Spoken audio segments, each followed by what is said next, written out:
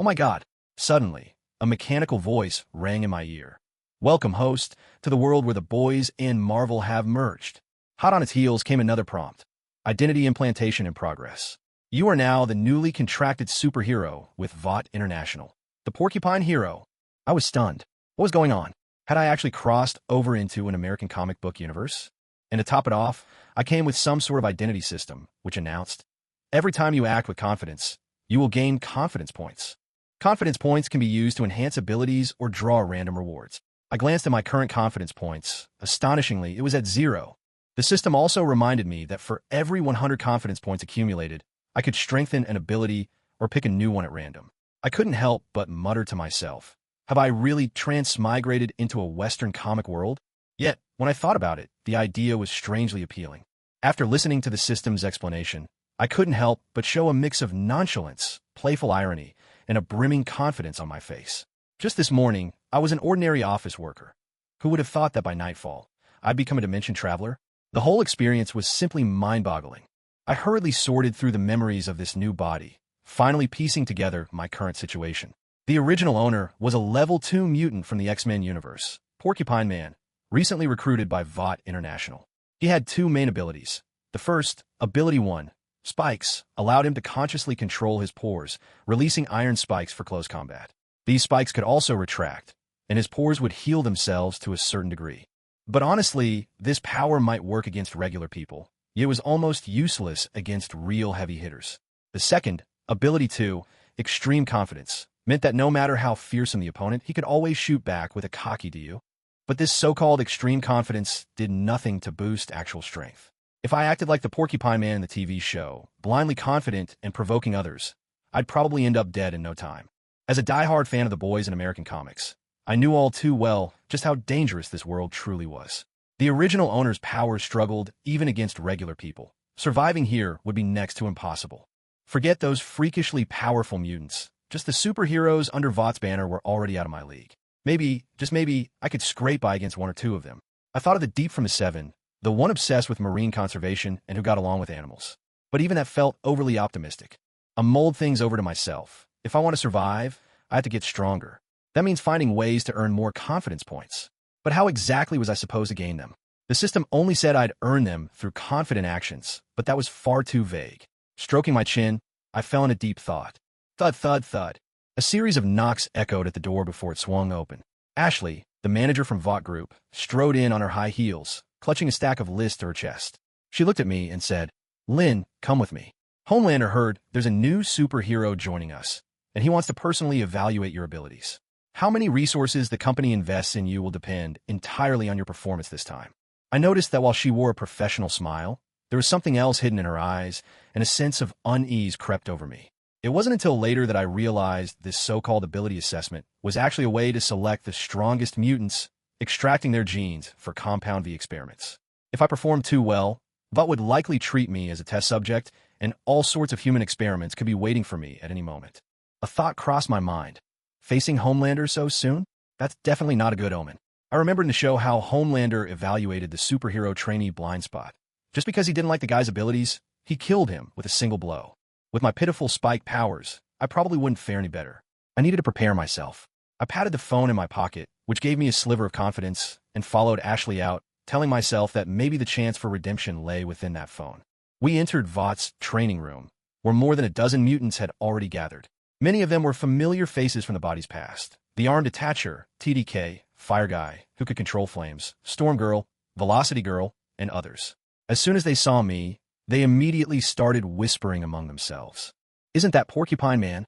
Careful what you say, or he'll lose it. With those pathetic spikes, I could snap them with one hand. How did someone like him even make it into VOT as a superhero?" Hearing their chatter, Ashley's brow furrowed slightly. She was probably wondering the same thing. After all, I used to lead the mutant organization, so by rights, I shouldn't be this weak. She turned to me and asked, "Lynn, do you know these people? Or do you have any grudges with them?" At VOT, every signed superhero is considered a product of the company, and products aren't supposed to clash. Conflict would hurt company profits. And since she was personally responsible for signing me, my performance would also affect her evaluations. I shrugged and explained, "Some of them used to work under me. I was their boss before. Now the organization's gone. I've lost my authority, so of course some people aren't happy about it. In truth, except for the armed attacher, who was always joking around, my relationships with the others were much more complicated. Storm Girl and Velocity Girl had been my subordinates, but just a few days ago, I sold them out of Vought.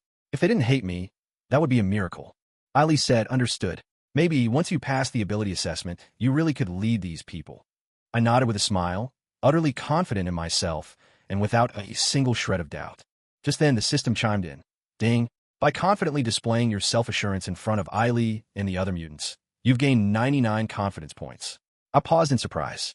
99 points already? I'm just 1 point away from unlocking skill enhancement or selecting a new ability.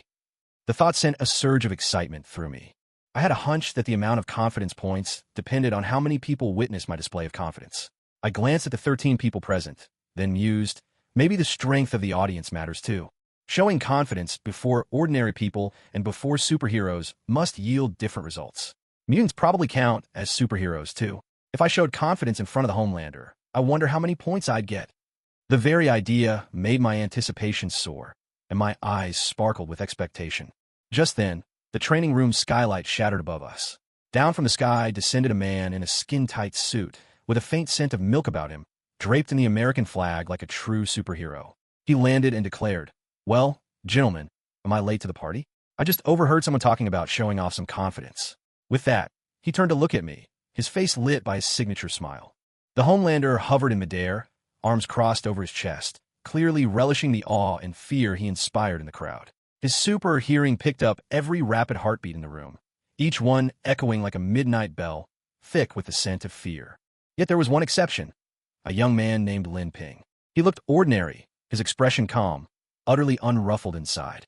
The Homelander studied Lin Ping with his X-ray vision, only to find that Lin Ping's heartbeat remained perfectly steady, showing not a trace of fear or anxiety. Beneath his skin, there was a faint glimmer of metallic spikes, evidence of his mutant ability, but nothing else remarkable. He looked so ordinary. How can he be so confident? The Homelander couldn't make sense of it. The other mutants turned their gaze to Lin Ping as well, their eyes tinged with sympathy. Talk about bad luck, getting the Homelander's attention as soon as you arrive. Looks like Mr. Confidence is about to have a rough time. I bet the moment he faces the Homelander, he'll turn into a scared little lamb. Ashley also realized that it was Lin Ping's words just now that had drawn the Homelander's attention. The moment she saw that familiar, insincere smile on the Homelander's face, her heart tightened. As the public relations manager for Vought International, she knew all too well that whenever the Homelander wore this particular smile, it usually meant he was already entertaining thoughts of aggression. But this was a public occasion, with many mutants present for the test. If a confrontation broke out now, it would inevitably cause chaos and disrupt the company's overall plans. Homelander, this is... In an effort to defuse the tension, Ashley tried to step in and introduce Lin Ping. I'd like to hear it from the gentleman himself. Ma'am, please don't make me ask twice, all right? The Homelander raised a hand to stop Ashley, his face gentle with a pleasant smile, but his eyes were fixed sharply on Lin Ping. As a virtually omnipotent superhero, the Homelander detested seeing any emotion other than obedience in others. In his eyes, Lin Ping's words just now were nothing short of a provocation. Lin, I'm not sure what you just said, but you'd better apologize to the Homelander now. Ashley, nervous and whispering, quietly reminded Lin Ping as she passed by him. By now, the Homelander was already fired up, in no mood to listen to any advice. If Ashley persisted in trying to reason with him, it would not only be useless, but might even make things worse. It's fine. Lin Ping gave a soft chuckle, stepped out from the ranks of mutants, and walked forward, stopping about 10 meters away from the Homelander. Facing the Homelander's overwhelming presence, he activated the spikes on his body, gave his head a slight shake, and with a stubborn glint in his eye, raised his eyebrows and said, "Doyo." At the same time, he subtly adjusted the phone in his pocket, making sure its camera was aimed right at the Homelander. System prompt. By standing confident and unyielding before the Homelander and the assembled mutants, you have gained 201 confidence points, as well as a random skill enhancement. Current confidence, 300 points. Your spike skill has leveled up, now providing a brief ability suppression effect, cannot be applied repeatedly to the same target in a short period. The scene fell into absolute silence. One could almost hear a pin drop. Ashley was dumbstruck. Every mutant present was stunned. Even the Homelander was taken aback. Those two words, "doyo," seemed to echo in everyone's mind like a spell. Very soon, everyone realized what Lin Ping had just said, and one by one, they turned to stare at him in disbelief. Is he serious? That's Homelander, the top-ranked member of the Seven. How's he dare act like this? This is just outrageous. The mutants who came to the test with Lin Ping, the man with the severed arm, the fire guy, and others were left at a loss. They couldn't figure out if Lin Ping was genuinely confident or if he simply had no idea who he was dealing with. One thing was certain. Lin Ping was in serious trouble now.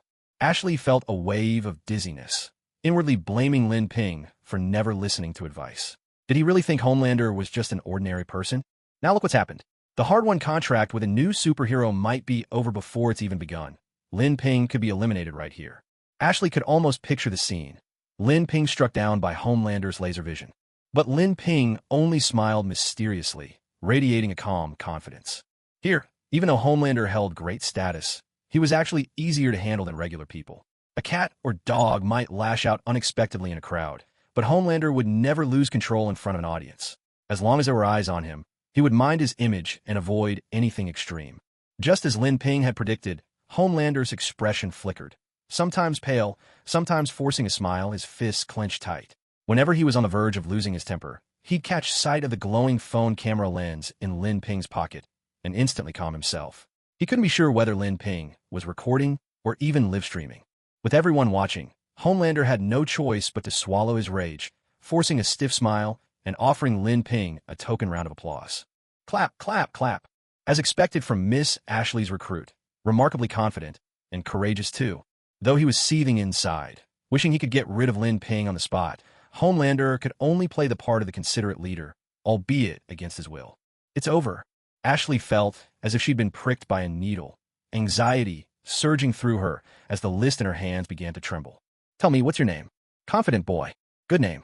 At that, Homelander paused for a moment, momentarily losing his composure, but quickly regained his calm. He knew full well that Lin Ping was still nowhere near the level of Soldier Boy. Did everyone see that? The confidence and courage this gentleman has just displayed are qualities that even many superheroes struggle to possess. I hope all of you will take Lin as your example. What we just did was only a simple test. The result has left me very satisfied. Therefore, even before the full assessment of abilities, I have decided to appoint Lin as the captain of the mutant squad. From this moment on, you will all be under his command. Homelander gradually regained his composure. With his left hand clasped behind his back and his right hand gesturing toward Lin Ping, a few words were enough to place Lin Ping in direct opposition to the other mutants. Wait, is this for real? Not only did Lin Ping not get put in his place, he actually became the captain? What's gotten into Homelander today?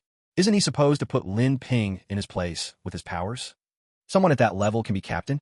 The mutants all looked stunned, unable to fathom Homelander's intentions. While Lin Ping's boldness had caught them off guard, none of them were willing to accept someone like him as their leader. Except for the man with the severed arm, everyone present believed themselves to be stronger than Lin Ping. Yet in front of Homelander, all they could do was swallow their dissatisfaction. At worst, we'll just ignore any orders Lin Ping gives. Does he really think he can command us? Soon enough, everyone had already made up their minds. Impressive. I finally understand why he's able to lead the mutants. Just his confidence alone has the aura of an Omega-level mutant. But precisely because of that, he's made an enemy of Homelander. Things are about to get very difficult for him. At this point, Ashley had no idea what to say. With her limited education, all she could do was offer her heartfelt admiration. Impressive. Go for it, confident boy. Homelander smiled as he patted Lin Ping on the shoulder. A cold glint flashed in his eyes, and with barely a movement, he silently crushed Lin Ping's scapula with superhuman strength. Don't let me catch you, you cunning little hedgehog. Your cameras and spikes won't protect you. I'll tear you to pieces. Homelander leaned in, his voice a venomous whisper in Lin Ping's ear, then turned away, his face once again breaking into a smile. All right, warm-up's over. Now, the real assessment begins. It's time for you to show us what you can do. The mutants began to limber up, eager for a chance to earn a place at Vought. Only Lin Ping, clutching his injured shoulder in silence, stared at his system panel, clenched his fist, and began allocating his attribute points. There were 13 mutants in the training room. The first to step forward was the man known as Broken Arm, a young man with a scruffy beard. He walked into the open space, swaying from side to side. To everyone's astonishment, both of his arms detached from his shoulders and floated in midair, performing a variety of boxing moves. But that was all. He couldn't even make a fist, let alone handle a gun or do anything remotely useful. Everyone in the room was dumbstruck. Can someone tell me where you found this cripple? Homelander felt he was being made a fool of and stared at Ashley in utter disbelief. As a leader of the Seven, Was he really expected to waste his time on someone so useless? Well, let me explain. Ashley was flustered. She'd had no idea this man's ability was so peculiar. Damn it. Already in a foul mood because of Lin Ping, Homelander's expression turned stormy. In a flash, he was by Broken Arm's side, snapping his fingers one by one. My hands! Broken Arm writhed on the floor in agony. Homelander looked down at him with utter contempt. Help me. Broken Arm crawled towards Homelander's cape, desperate for mercy. Vought doesn't take in trash. The next instant, laser beams shot from Homelander's eyes. The acrid smell of burnt flesh filled the air as everyone instinctively pinched their noses. The pleas for mercy were cut short. Ashley and the other mutants stared, pupils contracting in fear, all deeply shaken by Homelander's unpredictable, terrifying nature. Lin Ping gazed at the pits in the training ground, left by the Homelander's footsteps, and for the first time, he truly understood the overwhelming strength of the Homelander. In such a short time, he realized he was utterly incapable of standing against him. The Homelander took a deep breath, striving to regain his composure, and tried his best to offer the crowd a friendly smile.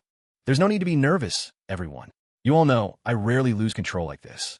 It's just, I simply feel it's a waste to spend time on people like him. You don't mind, do you? He spread his hands, explaining with as light a tone as he could muster. Of course not. It's fine, really. Even the guy who lost his arm didn't complain. Worried the Homelander might lose his temper and accidentally harm others with his laser eyes, Ashley hurried to smooth things over. Yes, exactly. If the person involved isn't upset, how could the rest of us be? You did the right thing. I never liked him anyway. Though the sight of a fellow mutant dying before their eyes left Pyro, Storm, and the others somewhat uneasy, they wisely chose not to protest. The Homelander seemed a little surprised. Mouth slightly agape, he stared at the assembled mutants, as if savoring the intoxicating taste of power. The assessment continued. Next up was Pyro. With the maimed man's fate still fresh in his mind, Pyro unleashed his full power the moment he stepped forward. He flicked his tiny lighter, and as soon as his fire-enhancing ability kicked in, a gigantic dragon of flame roared to life in the training hall, waves of heat surging outwards. Then it was Flyman, Storm, Velocity, and Acidman's turn. Pyro, Flame Enhancement, rated C. Flyman, Wing Flight, rated F. Velocity, Short-Range Teleportation and Super Agility, rated B. Storm, Wind Manipulation, rated A. Ashley carefully recorded each person's ability assessment. Very soon, everyone's powers have been tested, everyone except Lin Ping. All eyes turned to him. Your turn, confident boy. Let's see if your strength matches your confidence. The Homelander folded his arms, watching Lin Ping with amused interest. He had already seen through Lin Ping's abilities. Nothing more than projecting spikes, hardly impressive. And now that Lin Ping's shoulder blades had been crushed by his hand, even if he once had potential, his power was now greatly diminished. As long as Lin Ping's performance fell short of Vought's minimum requirements, stripped of the protections of a superhero status, the Homelander could deal with him however he pleased. After all, the only thing holding him back was his lingering concern for Vought. Lin Ping walked calmly to the center of the arena, while murmurs broke out among those behind him. Just watch. Trying to show off in front of the Homelanders. He won't even know how he died. He'll end up like the man with the broken arm, taken out by laser eyes. That'll leave a spot open for Captain. At least we won't be taking orders from a useless nobody anymore. The likes of Fireman, Flyman, and the other mutants looked at Lin Ping with nothing but disdain. They were all well aware of how weak Lin Ping's powers were. Despite being so mediocre, he always acted with such confidence. People like him have neither the skill nor the humility, yet love to hog the spotlight. If it weren't for the fact they were all mutants, they would have taught Lin Ping a lesson long ago. We can begin now, Lin. Ashley waved to Lin Ping, her heart pounding with anxiety for him. Just showing off powers like this is pretty dull. How about we spice things up with a little competitive match? Why not go up against a few more opponents? What Ashley didn't expect was that Lin Ping wasn't nervous at all. On the contrary, he took the initiative to raise the stakes. System notification. You have boldly requested to face 10 opponents at once before the Homelanders and a group of mutants, greatly demonstrating your confidence. Confidence points plus 110. Upon hearing the system chime, a faint smile appeared on Lin Ping's lips. He was already getting used to his golden finger. Have you lost your mind? Ashley was stunned, thinking Lin Ping's proposal was sheer madness. What sane person would make such a request? The other mutants were struck speechless. Lin Ping's stubbornness was beyond their comprehension. No wonder they called him Porcupine. Prickly, explosive, never willing to back down. Fine then. Flyman, Fireman, you two go up and spar with him. I'm curious to see which will get barbecue porcupine, or porcupine pancake. The Homelander's interest was piqued. He called out the two weakest mutants by name. In his eyes, these two would be more than enough to handle Lin Ping. Flyman and Fireman positioned themselves on either side of Lin Ping, ready to close in from both flanks. Surely, things could begin now? Ashley thought to herself. But Lin Ping shook his head, which only served to irritate those around him. Are you in or out? Make up your mind. Are you planning to admit defeat and walk away, little porcupine? The Homelander folded his right hand behind his back, clenching his fist in secret. If Lin Ping surrendered now, it would mean he was giving up his chance to become a superhero. After that, there'd be nothing in their way if they wanted to deal with him. My point is, this still isn't challenging enough. It only gets interesting if they all come at me at once. A faint smile played at the corners of Lin Ping's mouth. At that moment, everyone's opinion of Lin Ping became unanimous. He's way too arrogant. I can't stand it. Someone needs to teach him a lesson. If I don't beat him up today, I'll change my surname. I've really had enough of this guy. Lin Ping's unshakable confidence finally pushed the mutants over the edge, uniting them against him. All right then, let's all go together. We have to make sure our Mr. Confidence learns his lesson. Even the Homeland hero found his curiosity piqued by Lin Ping. Despite his own serious injuries, Lin Ping was still so brazen. The Homeland hero wanted to see just how long Lin Ping could last. Vought International would never tolerate a wild card like this guy. The mutants spread out, forming a ragged encirclement around Lin Ping. The sky is my battlefield. I'll turn you into a smear on the ground. The Flyman beat his wings and soared into the air, glaring down at Lin Ping from above. Then, just like a hunting falcon, he swooped down, aiming to snatch Lin Ping up and drop him from the sky for a fatal fall. In an instant, a layer of sharp spikes covered Lin Ping's body. As the Flyman plunged down and reached out for him, Lin Ping struck back without hesitation, driving the spikes deep into the Flyman's arms. Damn it! The Flyman missed his target, wounded badly by the spikes. Blood streamed from his hands as he painfully beat his wings, retreating back into the air. The Homeland hero's eyes turned cold, a dangerous red light flickering in his gaze. He'd expected the Flyman to at least put up a fight, but hadn't thought he'd be so easily defeated. Fire! The Firestarter circled behind Lin Ping, launching a torrent of searing flames that engulfed him in a blazing inferno. The metal spikes on Lin Ping's body melted in the intense heat, only to rapidly regenerate. The air filled with the acrid stench of burning flesh. Gritting his teeth against the heat, Lin Ping wrenched a spike from his own body and hurled it with precision at the miniature lighter strapped to Firestarter's arm. Spikes, Grade B, possess ability suppression properties, can be used as thrown weapons. After 2 rounds of enhancement, the spikes could now be detached and thrown. As for their ability-suppressing effect, Lin Ping chose not to use that just yet. He was saving it as his trump card. The spike struck the lighter dead-on. As it hit the ground, it exploded with a sharp crack, instantly snuffing out the flames. Wait, the porcupine can do that? Firestarter stared in disbelief at the shattered remains of his lighter on the floor, looking at Lin Ping as if seeing him for the first time. After the flames faded, Lin Ping stood naked at the center of the arena, gasping for breath. His body was covered in burns, yet his face betrayed no sign of pain. Pain delay, Grade E. The current pain will take effect in 1 hour at triple intensity. Remarkable willpower. You've truly impressed me, confident boy. Homelander looked Lin Ping up and down, his eyes glinting with interest. This was the first time he had encountered someone so tenacious. If Lin Ping hadn't acted so aggressively at the start, Homelander might even have considered recruiting him. But you're not quite there yet. All of you, let's attack together. With great effort, Lin Ping lifted his head and beckoned to the remaining mutants, signaling for them to come at him all at once. His aim was to win their complete respect. Only by defeating them could he earn the right to command their allegiance. Wait a minute, I don't understand. Lin, do you really want to keep going? Your abilities have been made perfectly clear. There's no need to push yourself any further. Besides, you're suffering from at least 3rd-degree burns right now. You need immediate medical attention. This isn't the time to be stubborn. Ashley stepped forward, her gaze fixed on Lin Ping's severe burns, her face full of doubt. It wasn't so much his health she cared about, but the prospect of things spiraling out of control if Lin Ping lost. If 2 mutants died during a single superhero recruitment, it would be a disaster for her as Vought's manager. Even if word didn't get out, the internal repercussions within the company would be more than she could handle. I'm Fina. I can keep going. Lin Ping took note of the mutants eyeing him warily, Storm, Velocity, Acid Man, and others, and knew he had to seize this moment to establish his authority. Otherwise, it would be even harder to command their obedience in the future. After all, Once they joined Vought, there was no guarantee they'd ever meet again. Only by casting an indelible shadow over their hearts now could he ensure they'd fear him in any future encounter. As for his own injuries, Lin Ping could only hope that the confidence points he'd earned might grant him a healing ability. Noticing Lin Ping's wounds worsening by the second, Ashley finally made up her mind. She grabbed her radio and called for Vought's medical team. Medical team. Medical team. This is HR Manager Ashley.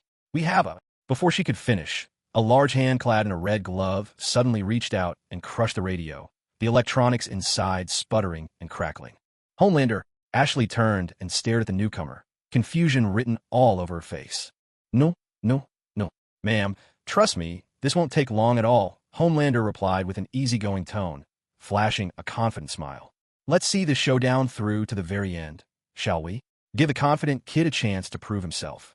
After all, superheroes aren't that fragile, wouldn't you agree? He extended his right index finger and gestured toward Ashley, a hint of smugness in his eyes. But Ashley tried to protest, only to be cut off by Homelander. No buts. You, and all of you, come at me together. Homelander turned to address the mutants present. And by the way, whoever holds out the longest gets a shot at joining the Seven. His words instantly ignited the crowd of mutants. Their eyes, now burning with excitement, turned toward Lin Ping. After all, joining Vought's famed Seven was every mutant's dream. Membership promised status, wealth, and fame, along with endless sponsorships and a completely transformed life. For most of the mutants here, who had spent their lives lurking in shadows, this was a rare shot at the spotlight. Now that the chance at making it was right in front of them, their fighting spirits soared, their hearts brimming with anticipation. So what are we waiting for? Let's knock this cocky kid out first. Look at him, he's already gasping for breath. He won't last much longer. Don't get careless. Target his wounds and see how long he keeps standing. Wants to be team leader? He should take a good look at himself first. One after another, the mutants chimed in, barely sparing Lin Ping a glance. To them, taking him down would be child's play. Lin Ping's abilities were well known to them.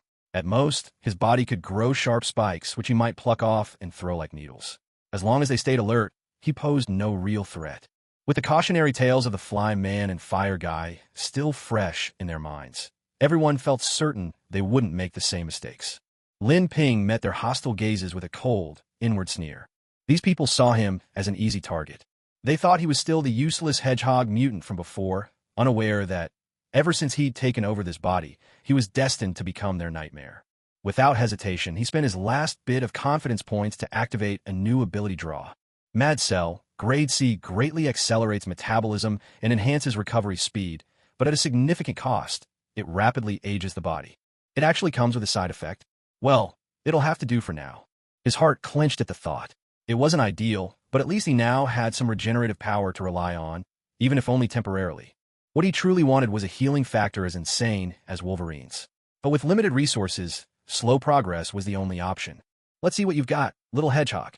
From the crowd, the acid spitter was the first to strike. With a guttural hiss, he unleashed a spray of corrosive acid at Lin Ping, a sight that made one's skin crawl. The other mutants recoiled in disgust, quickly stepping aside to avoid getting splashed. That's a revolting attack, someone muttered. Lin Ping dodged as best he could, braced for this exact move, though it still sickened him. The acid splattered onto a nearby metal rack, eating through it in seconds. The metal sizzled and warped with a shrill, grating sound. Maybe Vought could put him to use in their chemical division, joked Homelander. Ashley, standing nearby, forced a stiff smile. Neither your spikes nor your body can withstand my acid. Want to give it a try? Acid Spitter gloated, more acid pooling in his throat, ready for another assault. But in the next instant, his mouth was pinned shut by two iron spikes, locking his jaws closed. Seizing the moment, Lin Ping had pulled out two of his own spikes and thrown them with deadly precision, stopping the attack before it began. The acid, meant for Lin Ping, now had nowhere to go. It surged back down the mutant's throat, instantly burning through his own esophagus and stomach. It was clear he couldn't store such potent acid inside for long. Help me. My throat. The acid spitter's mouth opened and closed soundlessly, both hands clutching his burning throat. He couldn't speak, only beg for help with desperate, silent gestures. But everyone present understood his plea from the shape of his lips and his frantic movements. Still, no one moved. Even the strongest powers couldn't save someone so severely burned by his own acid, especially since he didn't have medical insurance. The other mutants merely watched with cold indifference. For them, one less rival was all the better. Besides, This fellow is already quite unbearable. Keeping him around would only make things worse for everyone. A perfect counterattack, Ashley. Don't you think this kid is a bit like me? He's fearless, brave, and clever, just like I am. Homelander boasted, turning to Ashley for affirmation, though in truth, he was simply praising himself. MHM, of course. He really does remind me of you. Ashley forced a smile and echoed his words, though she couldn't quite gauge Homelander's true intentions. No one could predict Homelander's mood swings. Nobody knew what he might do the next second. Oh, haha, you're as perceptive as ever. But I must remind you, Homelander, who had been laughing heartily, abruptly dropped his smile and pointed sternly at Ashley. I'm the most perfect superhero. I am the god of humanity. I am the very embodiment of perfection. So, damn it, no one can be like me. No one can replace me. Not even a little. Because I am perfection itself. Vought is under my protection. Do you understand? Though Homelander didn't raise his voice, Ashley felt a wave of fear wash over her and could only nod repeatedly.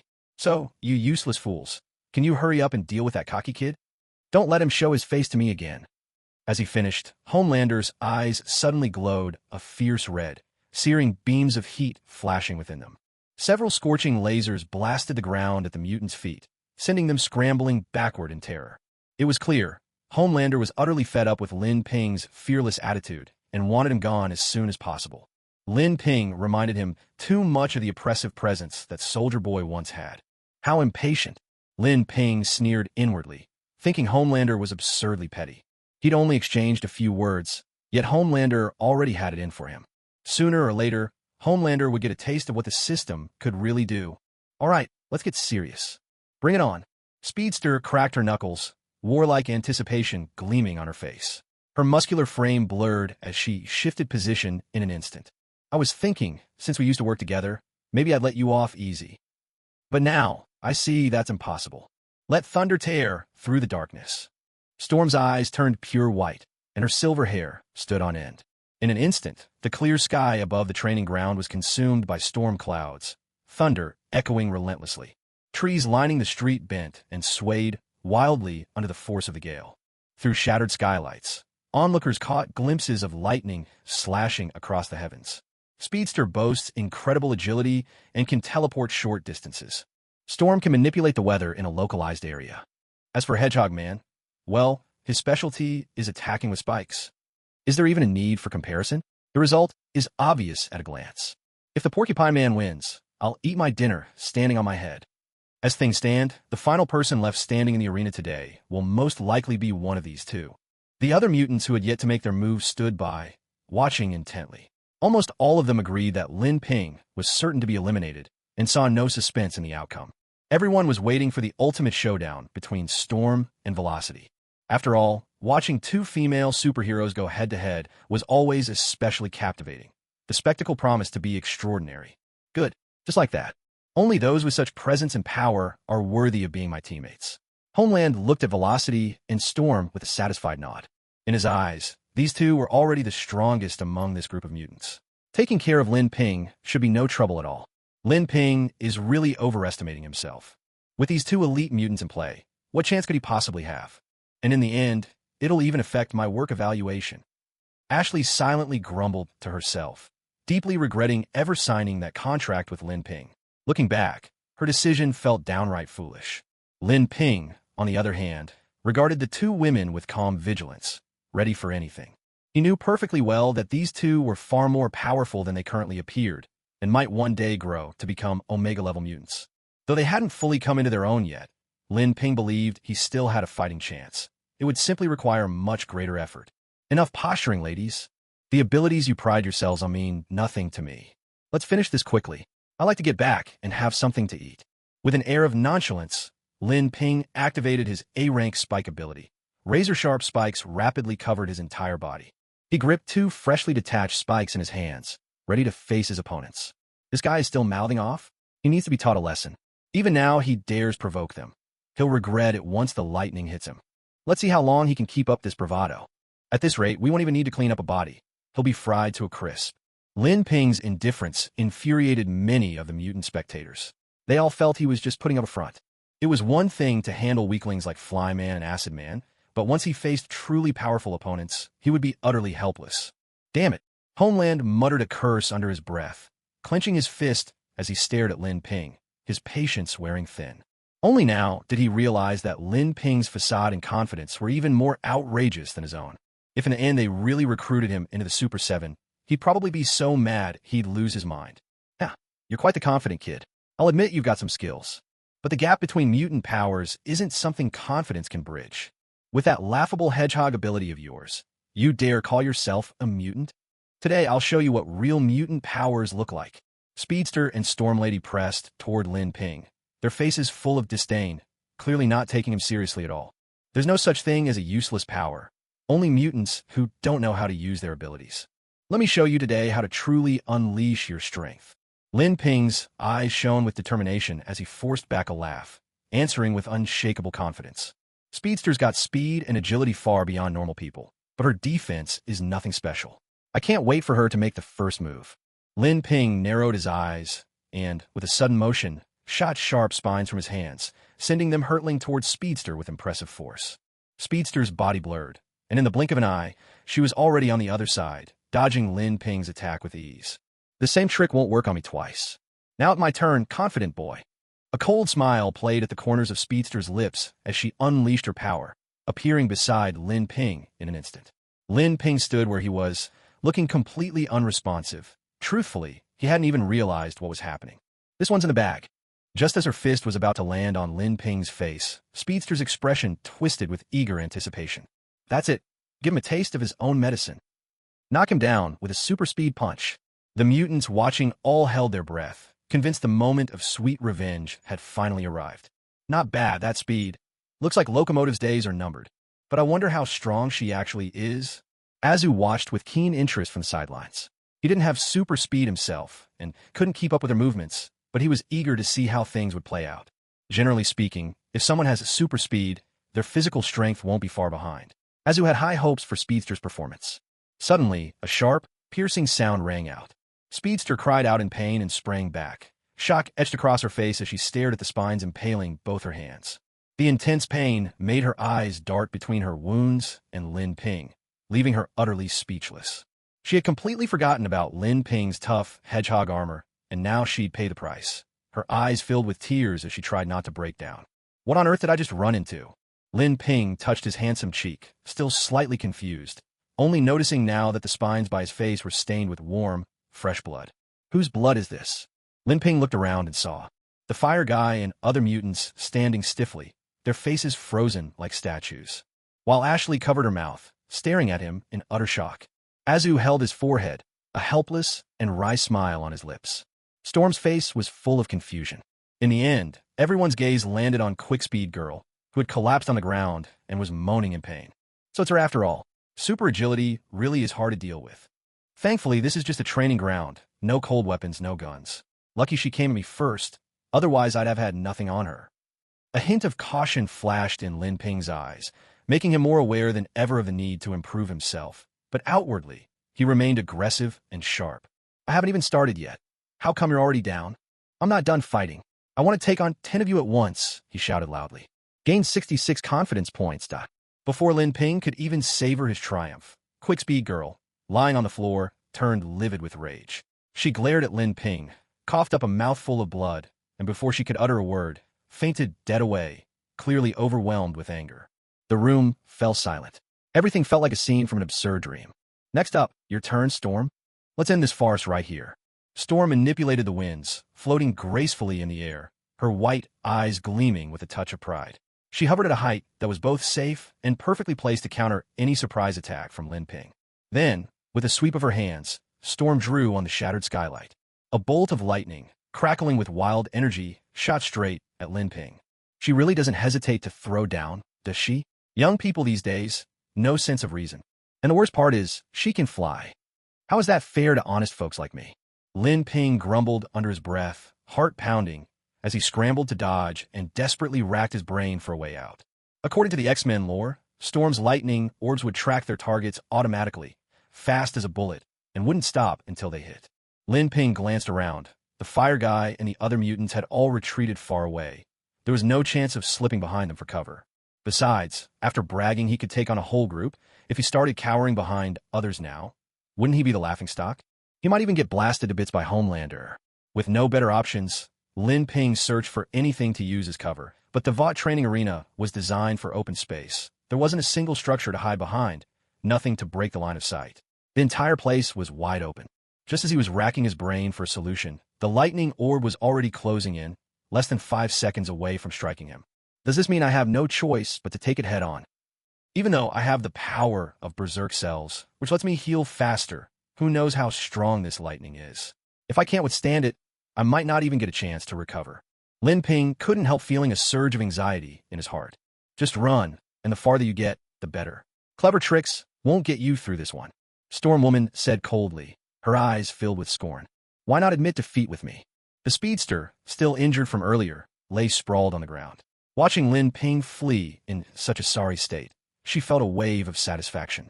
Her chest heaved with every breath, but she still managed to throw out a taunt.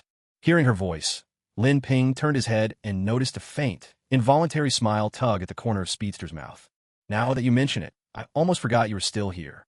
Come on, let me help you up.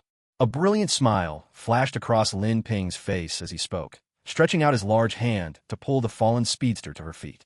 Get away from me. Don't touch me. Though Speedster couldn't quite figure out Lin Ping's intentions, her instinct screamed that nothing good would come of it. Despite her injured hands, she should have been able to activate her super agility and easily avoid Lin Ping's reach. Has your super agility stopped working?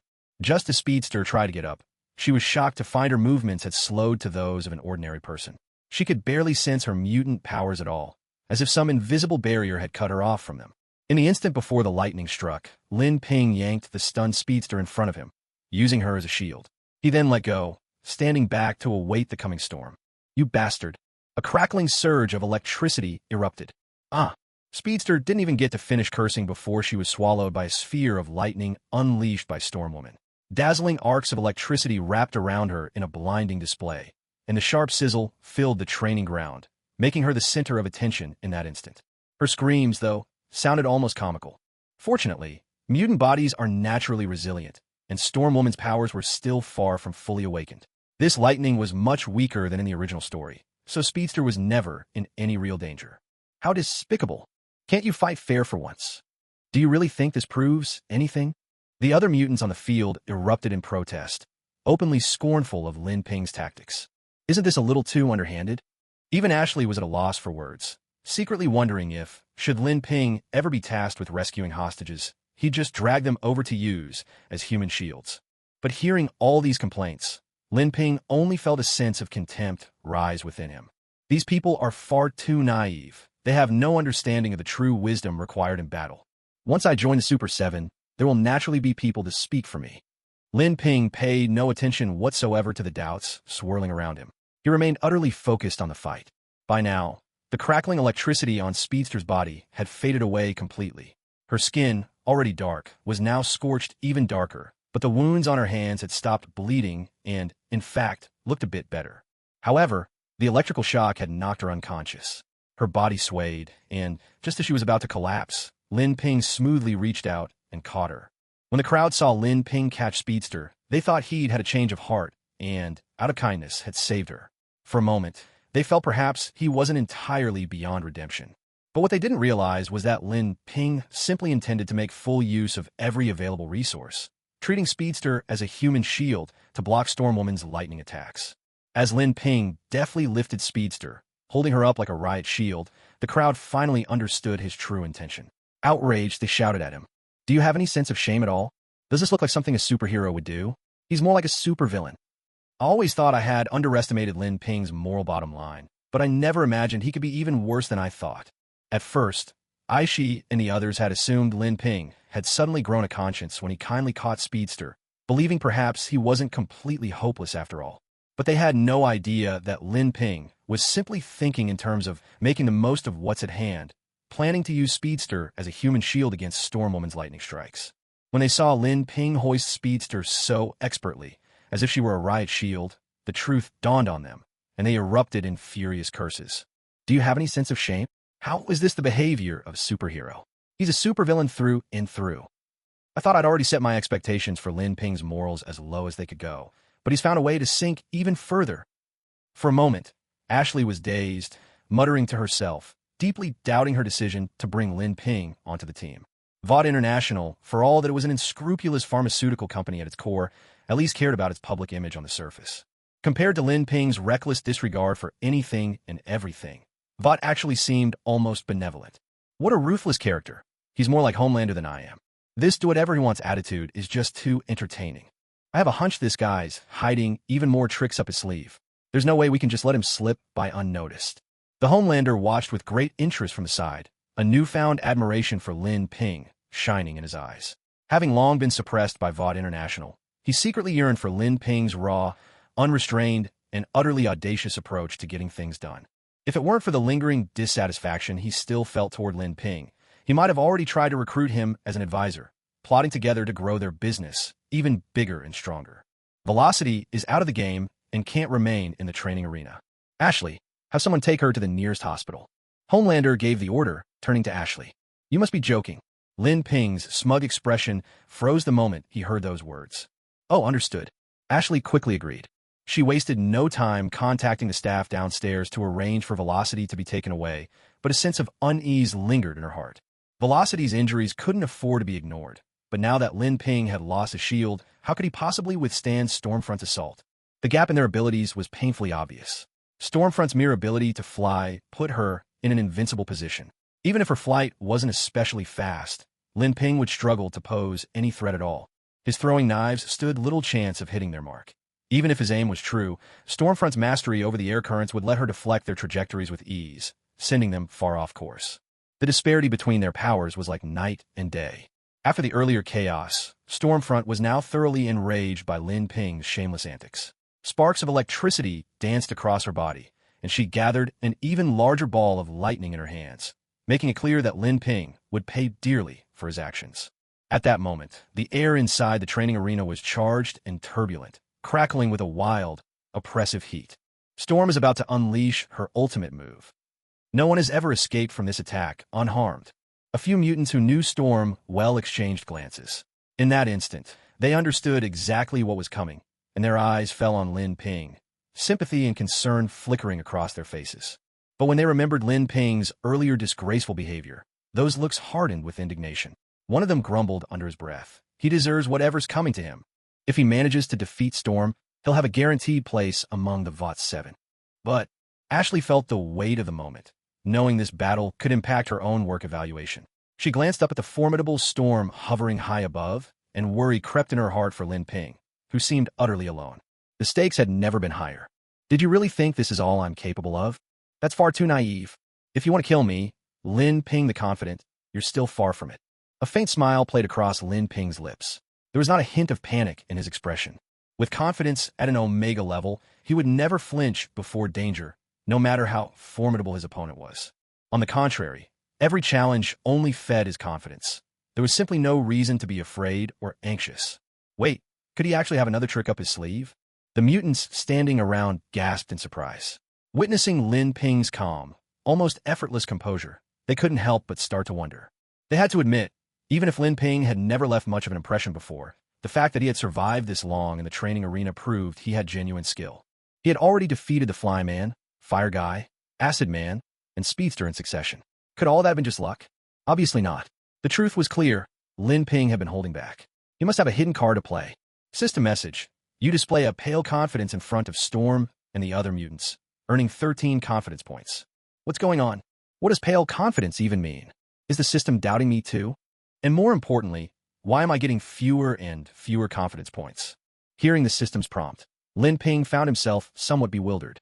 The confidence points he'd collected from the last 2 rounds added up to only 79, barely enough for a single spin on a lottery, let alone anything more.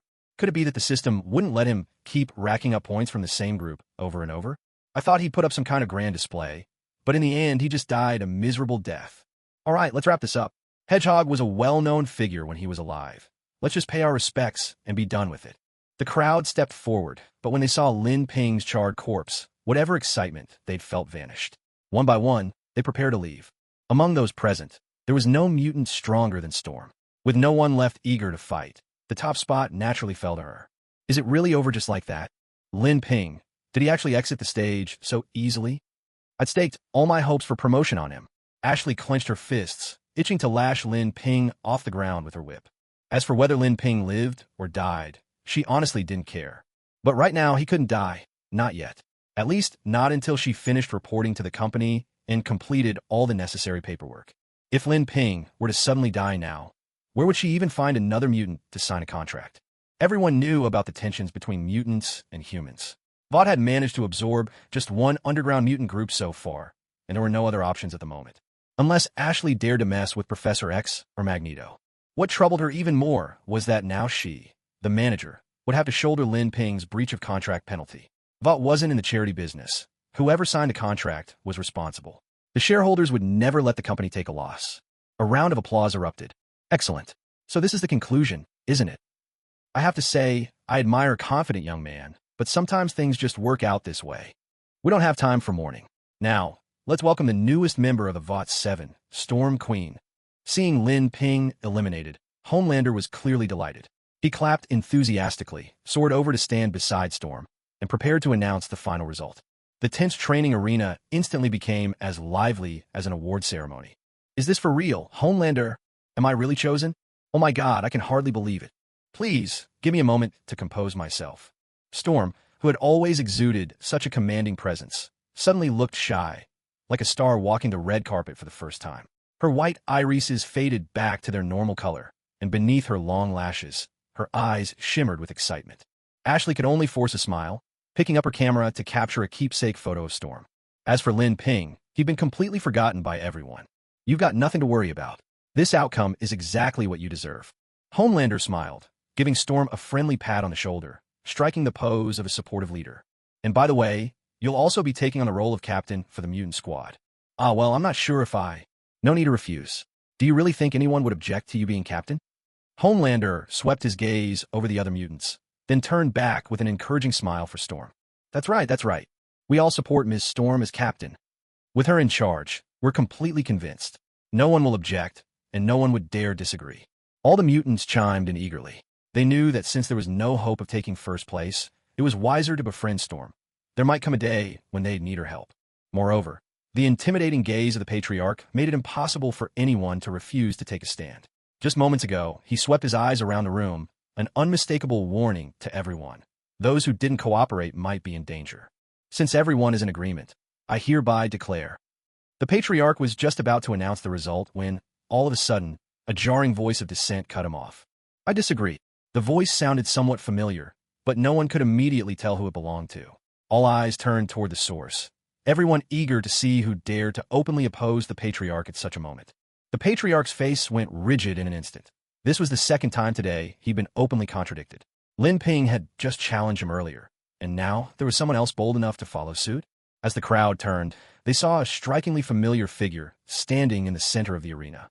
Oh, it's Lin Ping. My God, it's Lin Ping. A mutant nodded in recognition, then his eyes widened in shock.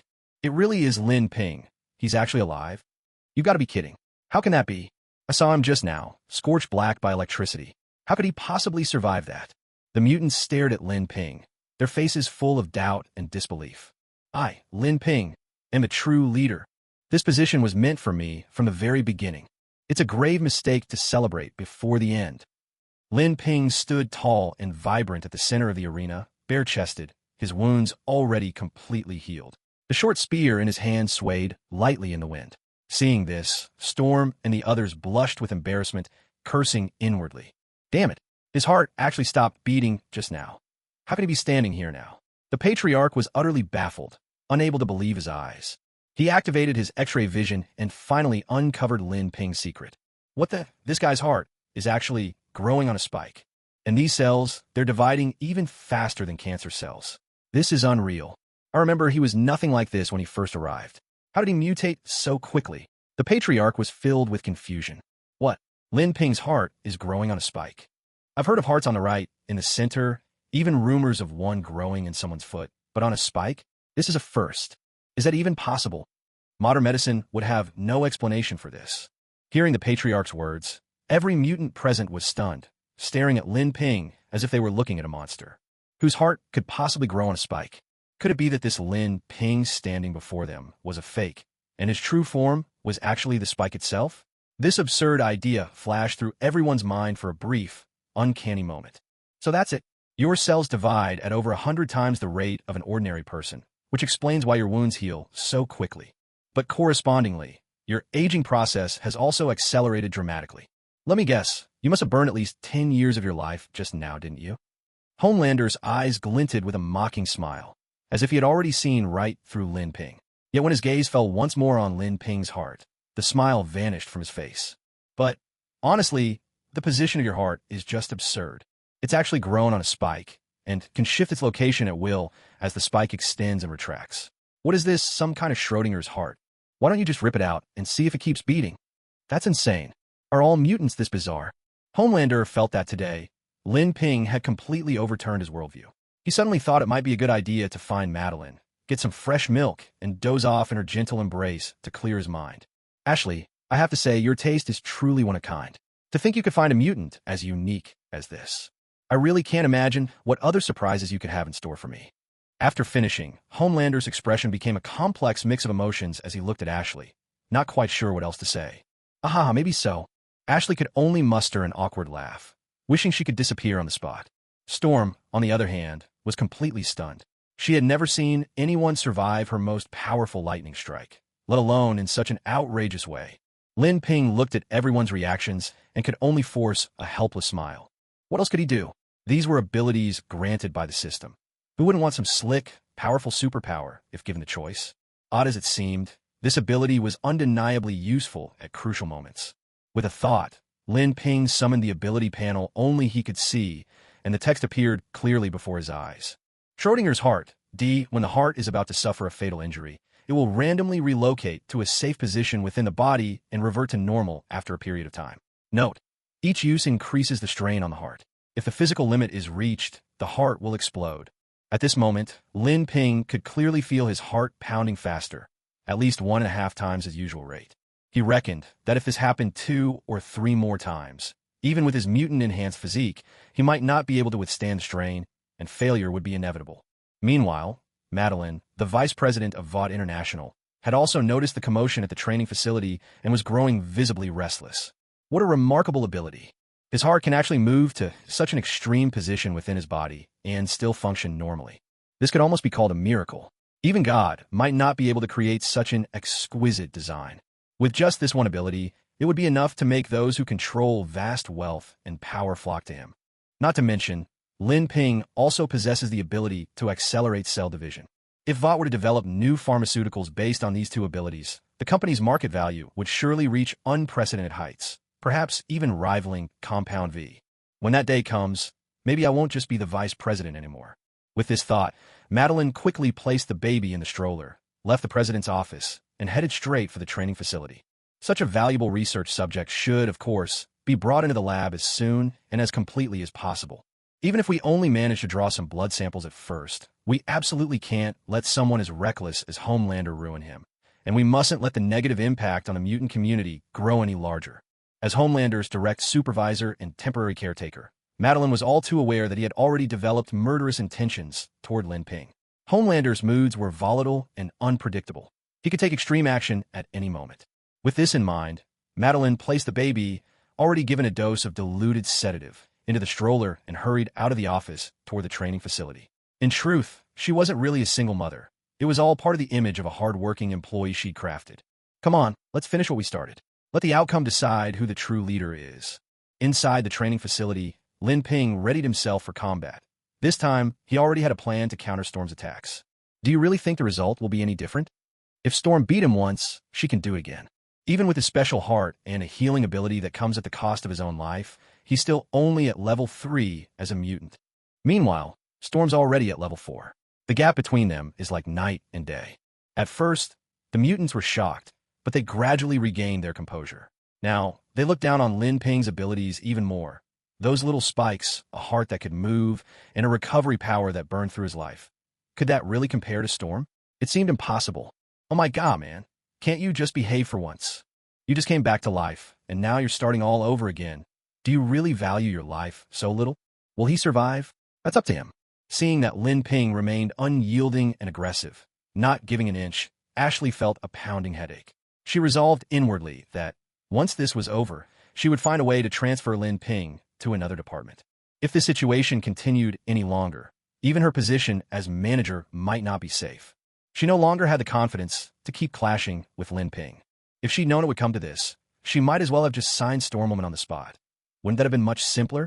In the end, it was because she'd been overwhelmed by Lin Ping's aura as a mutant leader and his extraordinary self-confidence. Otherwise, she never would have made such a decision. Stormwoman looked up at the Homelander, seeking his opinion. If the confident kid is still able to fight, and he insists on continuing, then let him. To avoid wasting everyone's time, we'll limit the match to 10 minutes. If Lin Ping can't render Stormwoman unable to fight within that time, he'll be considered defeated. At that point, the captain's position will automatically transfer to Stormwoman. Homelander's expression darkened as he laid out several new rules, all unfavorable to Lin Ping. His personal bias was plain to see. The mutants present immediately understood. Lin Ping's actions just now had left the leader of the Super 7 deeply embarrassed. Now, Homelander clearly wanted Lin Ping to realize that crossing the boss would earn him trouble. Targeting me? I'm the last person afraid of being targeted. A level 4 mutant? Is that supposed to be impressive? Even if a level 5 mutant stood before me, I wouldn't bat an eye. Lin Ping stood his ground without the slightest hint of retreat, his words sharp as knives. He showed not the least concern for Homelander or the other mutants' hostility. As long as he could gather enough confidence points, he'd make them regret it, sooner or later. System prompt. You have asserted your confidence in front of Homelander and the other mutants, gaining 1 confidence point. Current reward claimed. Please wait for cooldown or find a new opportunity to display confidence. In his mind, Lin Ping flipped the system the finger. Massive lightning storm. Stormwoman unleashed her power once more. Her eyes turned a pale white, hair standing on end, feet hovering above the ground, as her hands summoned the charged particles from the sky. Her presence was like that of a thunder god descending. This time, she was determined to utterly defeat Lin Ping, giving him no chance to recover. To maximize her power, she even allowed her abilities to push her body beyond its normal limits. Inside the training arena, the storm raged with wild abandon. The winds were so fierce that everyone struggled just to remain standing. So, this is the power of a level 4 mutant? Lin Ping gritted his teeth, bracing himself against the gale. The wind battered him relentlessly, forcing him back step by step until he was nearly pressed against the wall behind him. He had no choice but to extend his body spikes, driving them deep into the arena wall to anchor himself. But doing so meant he couldn't approach Stormwoman for the time being. The others fared even worse, barely able to stay on their feet. Mutants with weaker abilities, like firemen, could only hold tightly onto the nearby training equipment just to barely stay upright. As for Ashley, she was simply lifted by Homelander as if she were a small animal, which was the only reason she wasn't swept away by the fierce wind. However, this furious gale didn't last long. Storm's main focus was still on gathering lightning. Manipulating the winds was merely her prelude. She had no intention of relying on wind alone to pose a significant threat to Lin Ping. Just as the thunderstorm was about to strike, Lin Ping had a sudden idea. He discreetly pulled out a few sharp spikes from his body, preparing for the imminent danger. Let the thunder descend. It was as if everyone could hear Storm's furious cry echoing in the depths of their hearts. She commanded the massive cloud of lightning overhead, unleashing an unstoppable force that swept toward Lin Ping. In the instant the lightning struck, the entire training ground was lit up by a blinding flash, turning night into day. Lin Ping was instantly engulfed in the electric blaze, currents arcing wildly around him, a sight that inspired awe and dread.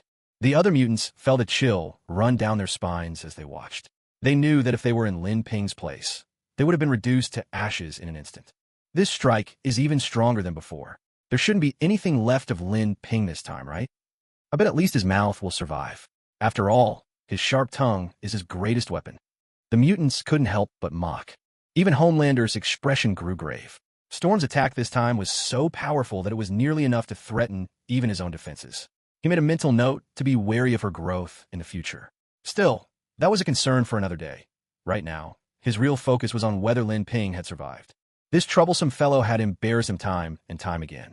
If Lin Ping wasn't dead yet, Homelander would have every excuse to approach under the pretense of checking his injuries and finish the job. Even if others noticed, no one could accuse him, not Vought nor the other mutants. With electricity still crackling across the scene, Homelander couldn't use his X-ray vision to check on Lin Ping's condition. He could only wait, biding his time. Soon, the currents in the arena began to fade, and Lin Ping's figure gradually emerged from the dissipating light. That felt amazing. Lin Ping appeared before everyone, a look of utter satisfaction on his face, as if he hadn't had enough. Storm's lightning hadn't hurt him at all. On the contrary, it felt like a unique electric therapy session, energizing every cell in his body. He looked a little wild with his hair puffed up like a cartoon explosion, but otherwise, he was completely unscathed, not a scratch on him. All thanks to the iron spikes he had just removed from himself. How is this possible? That lightning was so powerful, yet Lin Ping came out without a scratch. And he even looks like he enjoyed it? This is absolutely impossible. Lin Ping is only a level 2 mutant. How could he possibly emerge unscathed from Storm's attack when she's a level 4 mutant? A level 4 mutant is already just a step below the god tier. Even though Storm hasn't fully awakened her powers yet, Lin Ping is still only level 2. There's simply no way he could defeat her. This can't be real. It must be a trick. Lin Ping must have cheated. Yes, Lin Ping definitely cheated. The crowd of mutants couldn't accept that Lin Ping had survived Storm's assault, and accusations of cheating erupted all around. If you can't do it yourself, you just assume no one else can. How narrow-minded. Standing to the side, Ashley felt genuine pride in Lin Ping's performance, and nothing but contempt for the doubters who hadn't made the cut. She didn't care what technique Lin Ping had used to win. As long as he could defeat Storm and make it into the Super 7, it would prove her judgment right, and her position as a manager at VOT would be all the more secure. Lin Ping did not cheat. There's no such thing as cheating in a VOT assessment.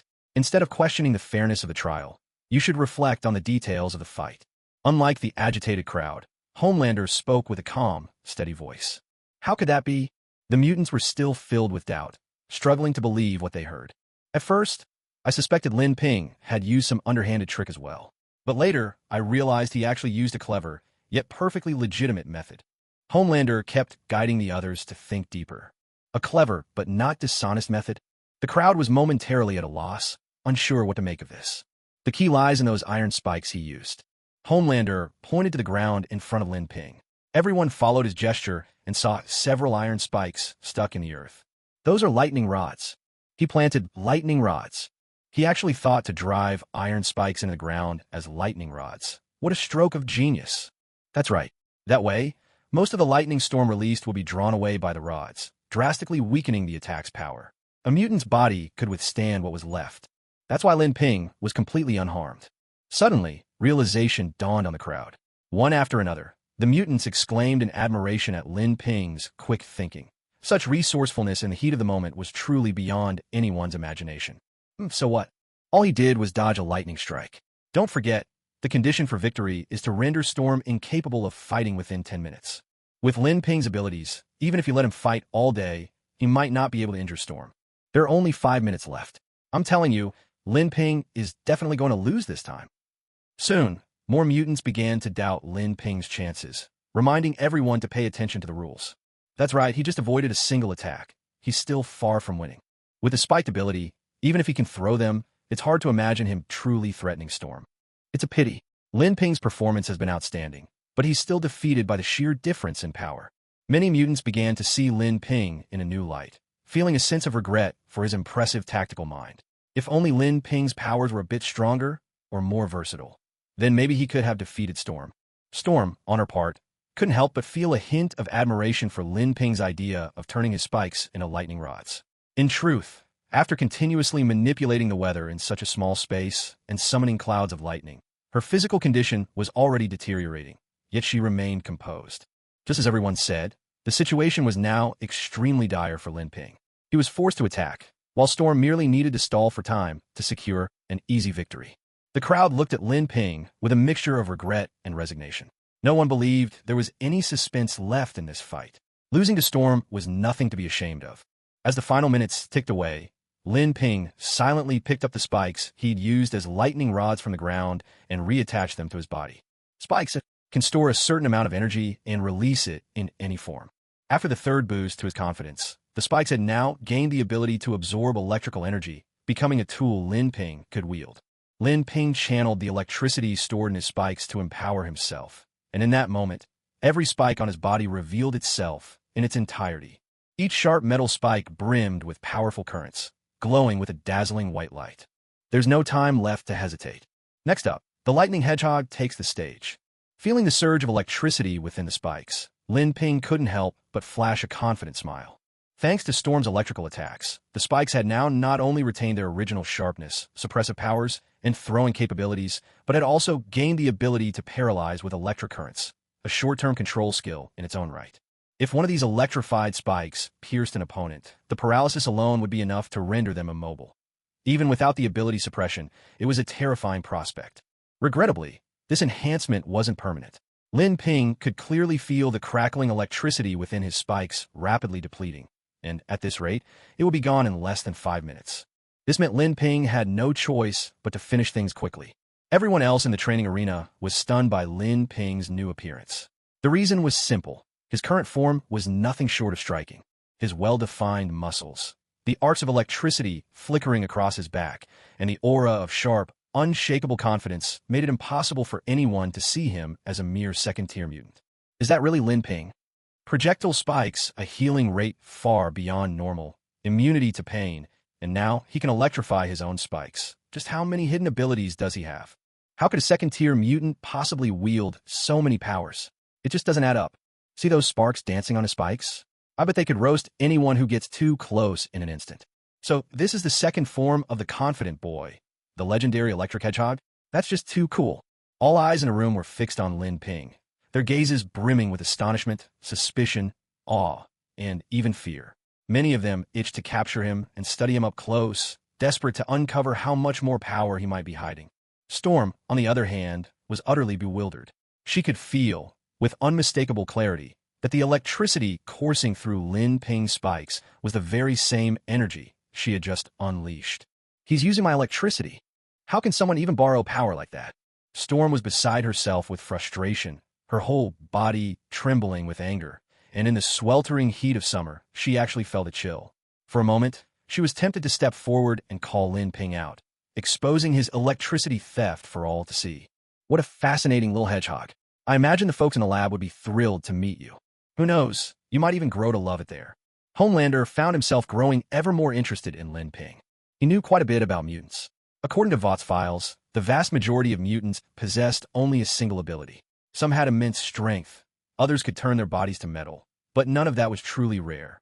Lin Ping, however, was clearly something else. So far, he had demonstrated at least 3 distinct powers, and perhaps even more lurking beneath the surface. This was completely at odds with the records on file.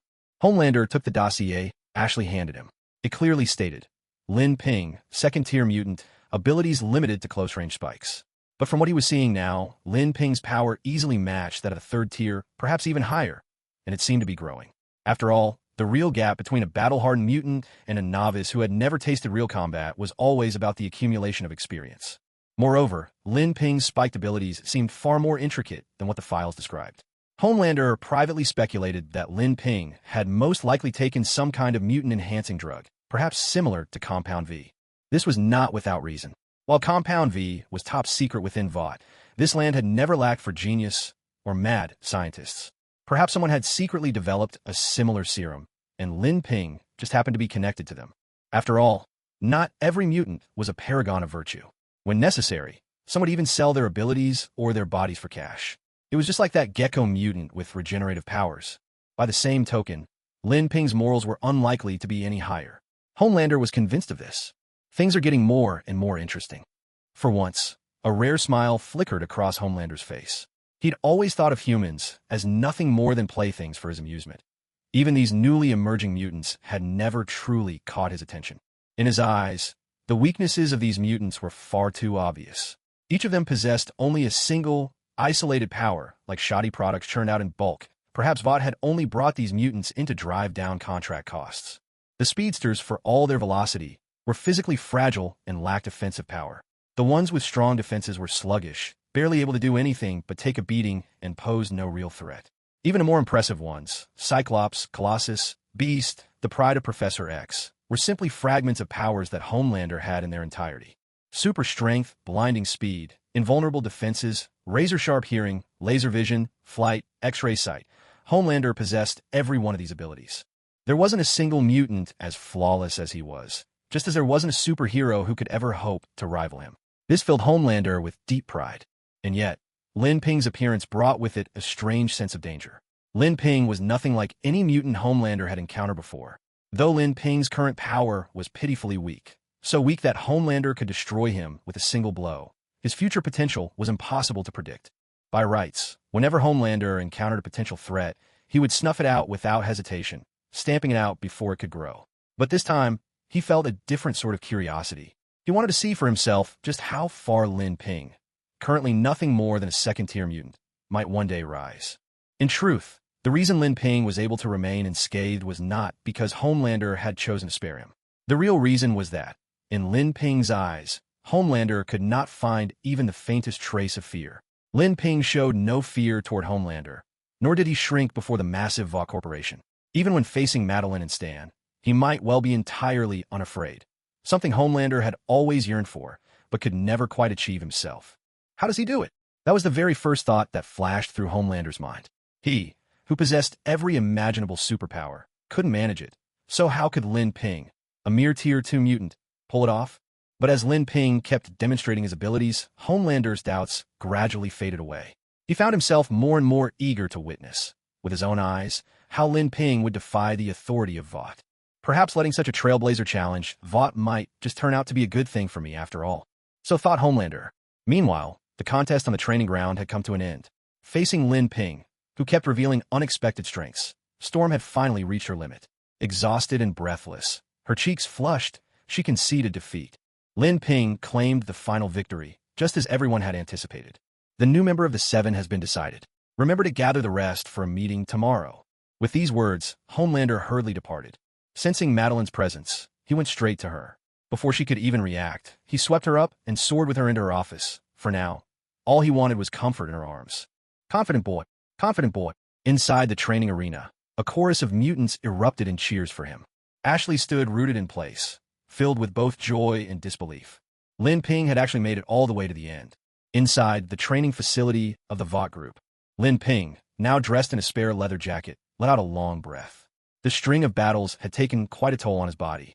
Though the frenzy cells could speed up the healing of surface wounds, there was no escaping the exhaustion of the mind. Even the confidence of an Omega level couldn't keep someone perpetually on edge. Lin, you were incredible. Not only did you make it into the Super 7, but you also held onto your position as captain of the mutant squad. No wonder you used to lead the mutants. I knew I wasn't wrong about you. With no Homelander in sight, Ashley launched into enthusiastic praise, having completely forgotten her earlier regrets about signing Lin Ping. Her flattery now was a far cry from her previous hesitation. You certainly have a sharp eye, and luck on your side. Lin Ping only gave a non-committal reply. Although he wasn't entirely sure how his predecessor had gotten in with Ashley, it was clear that she had remarkable luck indeed. By bringing him in a Vought group, Ashley had secured a new member of the Super 7, a significant achievement she could proudly add to her career highlights. This would greatly strengthen Ashley's position within Vought, possibly even become her ticket to a promotion. After all, Lin Ping's strength was not set in stone. As his confidence grew, so too would his powers, in both number and potency. Homelander has already given the word. Tomorrow, I'll take you to the Vought group conference room to meet the other heroes. We'll also update your contract. The old one doesn't reflect your current value anymore, Ashley said, glancing at tomorrow's schedule with genuine enthusiasm. Oh, what's the salary? Lin Ping asked with keen interest. Even with superpowers, at heart he was still something of a shut-in, and the prospect of a paycheck excited him. At the very least, he thought, $1 million a year should be the baseline, right? After all, he'd heard that even dishwashers at a fancy restaurant in America could make $2,000 a month, about $3,000, so he couldn't settle for less. You'll get a Class C contract, just like A-Train. Don't think of a Class C contract as something bad. While Class B and A contracts pay more, they also require a longer period of service. Most superheroes actually prefer to avoid those. $5 million per year over a 5-year contract. During that time, you'll be expected to fulfill all of Vought's needs, which could include things like clinical trials. There's really no need to worry. All the other superheroes are on similar contracts, and there's never been a complaint. Of course, if you're uneasy, you can always consult a professional lawyer, as long as you respect the confidentiality agreements. Vought's reputation in the industry is second to none. Eileen's face wore the perfect, formulaic smile, showing no concern that Lin Ping might refuse. Vought International had plenty of ways to make superheroes fall in line. Besides, according to the 3-year contract Lin Ping signed earlier, breaking the agreement would mean paying a hefty penalty. Having done basic research into Lin Ping's circumstances, Eileen was confident he couldn't possibly afford such a sum. even if he was a mutant with a variety of abilities. $5 million, that's no small amount. And 5 years isn't entirely unacceptable. But to serve every whim of the company, even including human experimentation, don't you think that's a bit much? As far as I know, VOT is a legitimate corporation, yet this contract feels more like something you'd see in an illegal mercenary outfit. What do you think, Ms. Eiley? Lin Ping's question carried a pointed undertone. He knew all too well that VOT was far from the law-abiding company it pretended to be.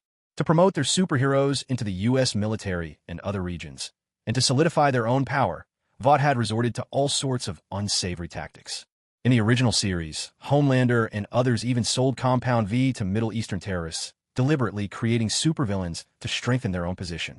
That's why Lin Ping was deeply wary of VOT, and particularly cautious, even repulsed, by the idea of clinical trials on humans. Ahem, if you're dissatisfied with the salary, I can help negotiate. But as for the rest of the contract, I have no authority to alter it.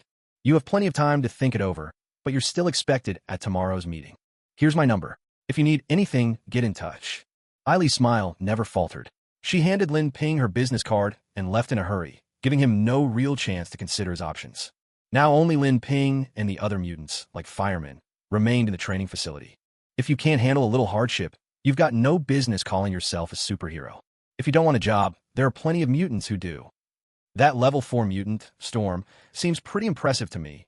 Great power, friendly appearance, and the fact that she's a black woman will do wonders for public relations. If Homelander hadn't spoken up for you, you wouldn't even be a sure bet for the 7. Hearing Lin Ping's complaints about the contract, Speedster, who had just woken up after a quick patch-up, felt a bit disgruntled. The average mutant would be overjoyed to become a contracted superhero with VOT, but Lin Ping seemed to do nothing but nitpick, always wary and anxious. Truly, a small-town mutant, plenty of power, but hopelessly old-fashioned in his thinking. As if VOT would really cut everyone up for research. Do they really think such a huge corporation would covet Lin Ping's petty gains? Exactly. He just got lucky this time. That's all. Who knows how long he'll even keep that captain's seat. First the Super 7, now captain of the mutant squad. Does he think he can split himself in two? Another mutant, with wings like an insect, chimed in immediately. A bunch of short-sighted fools. Just wait until VOT has you all in their grasp. You'll regret it then. Lin Ping sneered inwardly, not sparing them a glance. Without a word, he strode out of the training room and left the VOT building. As he walked along a path in the park, Lin Ping clenched his fists, his face contorted in pain. Low, anguished groans escaped his lips. That delayed pain effect was finally kicking in. A triple dose of burning agony and electric paralysis crashed through his body, blurring his consciousness. You wanted to look cool. Now you'd better bear the pain yourself, he muttered. In the end, Lin Ping collapsed onto a nearby bench, shivering uncontrollably, too weak even to call an ambulance. At moments like this, even Omega-level confidence was useless. All he could do was endure the triple pain, not knowing how long it would last. The system had never specified whether the delayed pain would match the original duration. It was very likely it would. Thinking back to how he shattered the fire source the instant fireman attacked, Lin Ping felt a flicker of reassurance. With Storm's electric assault added in, the whole ordeal shouldn't have lasted more than a minute. But that single minute stretched out endlessly. Eventually, Lin Ping blacked out from the pain, slumped on the bench. A long while later, a girl walked by, noticed his trembling body, and brought him to Jersey City First People's Hospital. He vaguely remembered that his rescuer wore a yellow battle suit. At Jersey City First People's Hospital, Lin Ping lay back on his hospital bed, savoring the moment as he watched a commercial for the Invisible Man's movie on TV, wondering if that guy was still alive. His grasp on the timeline wasn't precise enough yet, and after yesterday's agony, even recalling the plot of The Boys made his head throb harder. He could barely remember how he ended up in the hospital. The staff said it was a girl in sunglasses and a baseball cap who brought him in. Lin Ping couldn't be bothered to figure out who she was. None of the women he knew fit that description, though he did know plenty of girls from the red light district. Bed 66, your condition is stable now. You'll be discharged this afternoon, but remember to come back regularly for checkups. Your case is a bit unusual. Here's your medical bill. If you have insurance, you can submit it to your provider. His attending physician, a striking blonde with glamorous waves, flashed him a charming smile as she tore a sheet from her notepad and handed Lin Ping the bill. Oh, thank you. You really are a kind-hearted beauty. Just seeing you has brightened my whole day. Let me take a look at the bill, shall I? What the hell? $20,000. I've never met anyone as shamelessly greedy as you.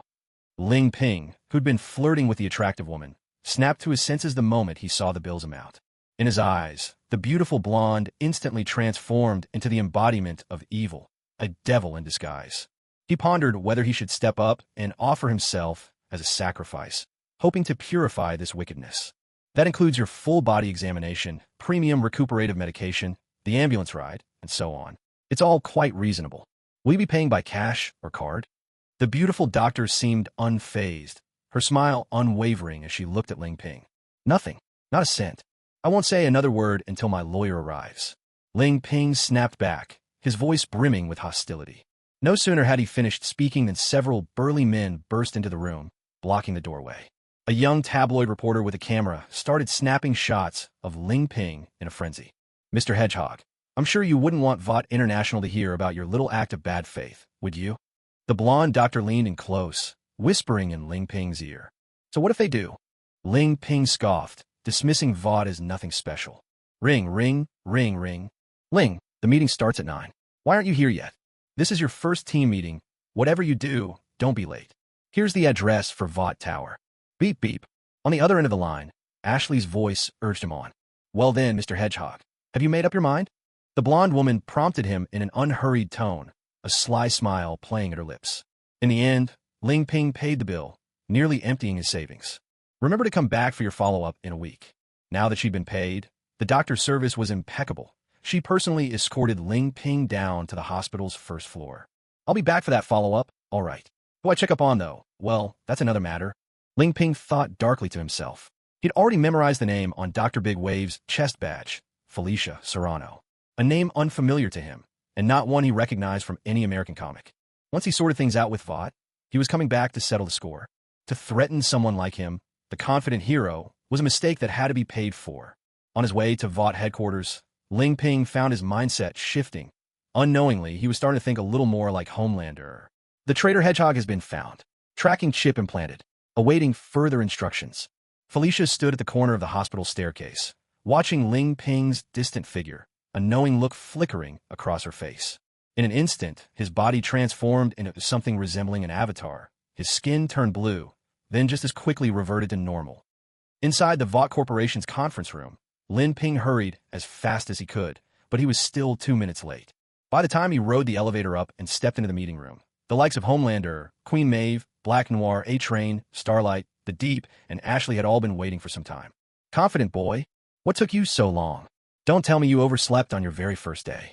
Homelander stood before the floor-to-ceiling windows, hands clasped behind his back, his gaze fixed intently on Ling Ping. Though he had his own expectations for Ling Ping, it didn't mean he would endlessly tolerate every misstep. Being late for your very first meeting with the Seven, even just 2 minutes, was hard to interpret as anything but a deliberate show of arrogance, a power play to leave an impression on everyone. Ling Ping said nothing. Instead, he quietly handed a medical bill from Jersey Hospital over to Ashley, who was standing nearby. There's an urgent matter. Does this count as a work injury? Can VOT reimburse it? Ignoring Homelander's questions, Ling Ping lowered his voice and directed his inquiry to Ashley. This was no small thing for him. The cost of living in America was no joke, and $20,000 was practically all he had to his name. And VOT's contract paid an annual salary.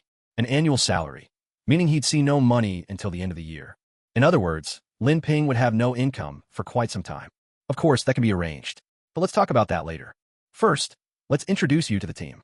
Ashley shot an uneasy glance at Homelander, suddenly feeling a little out of her depth. Ling Ping had walked in and ignored Homelander's questions, reporting instead to her. Would Homelander think she was trying to overshadow him? Would this spark his displeasure? Ling Ping really was something else.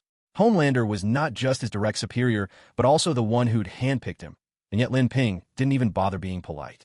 That sort of attitude wouldn't win him many friends at VOT. Quite the opposite, in fact.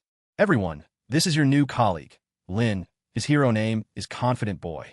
Ashley led Ling Ping to his seat and introduced him to each of the superheroes present. At the same time, she handed out copies of Ling Ping's resume to everyone. Valfa, this guy's a mutant. Aren't mutants all freakish monsters? How did he even get into VOT? Superheroes aren't jobs for deformed mutants. A-Train adjusted his glasses, gave Ling Ping a quick once-over, then stared at Ashley in disbelief. Ling Ping didn't get angry. He just scoffed inwardly.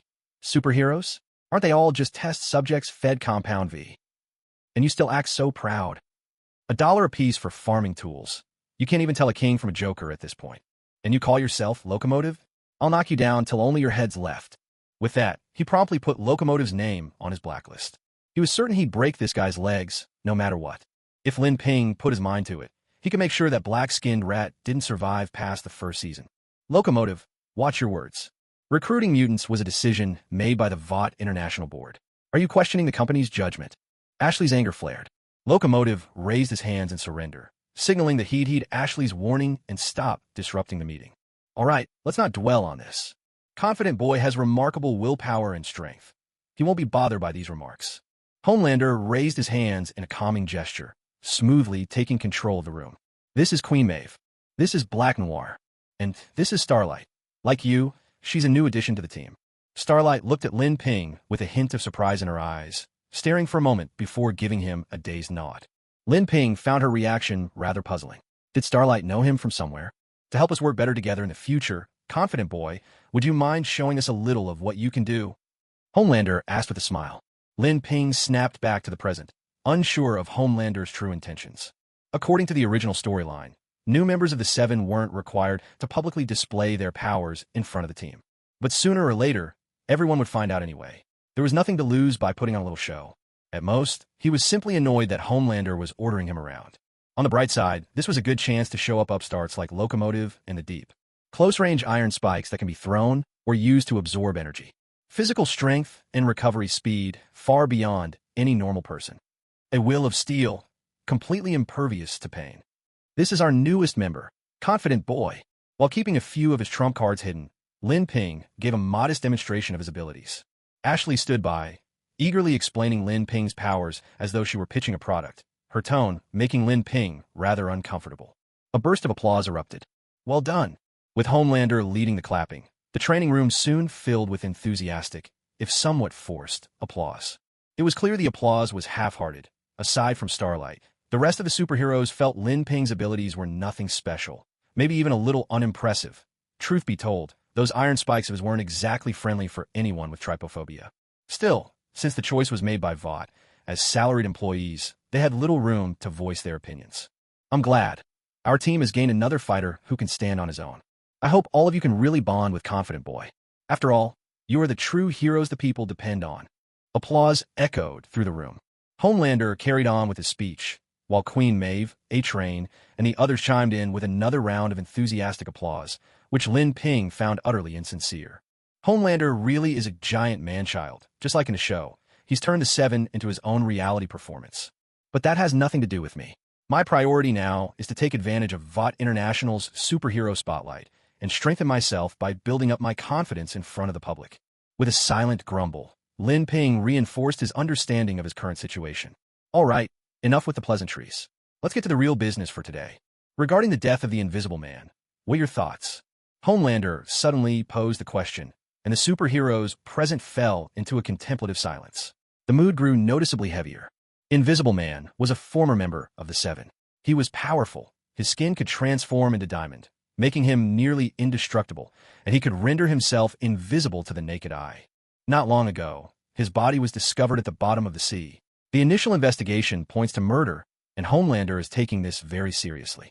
Worried that Lin Ping might be unfamiliar with the Invisible Man, Ashley quietly filled him in on the details. We have to find the killer and bring them to justice. As the team's newest member, Starlight was eager to do her part.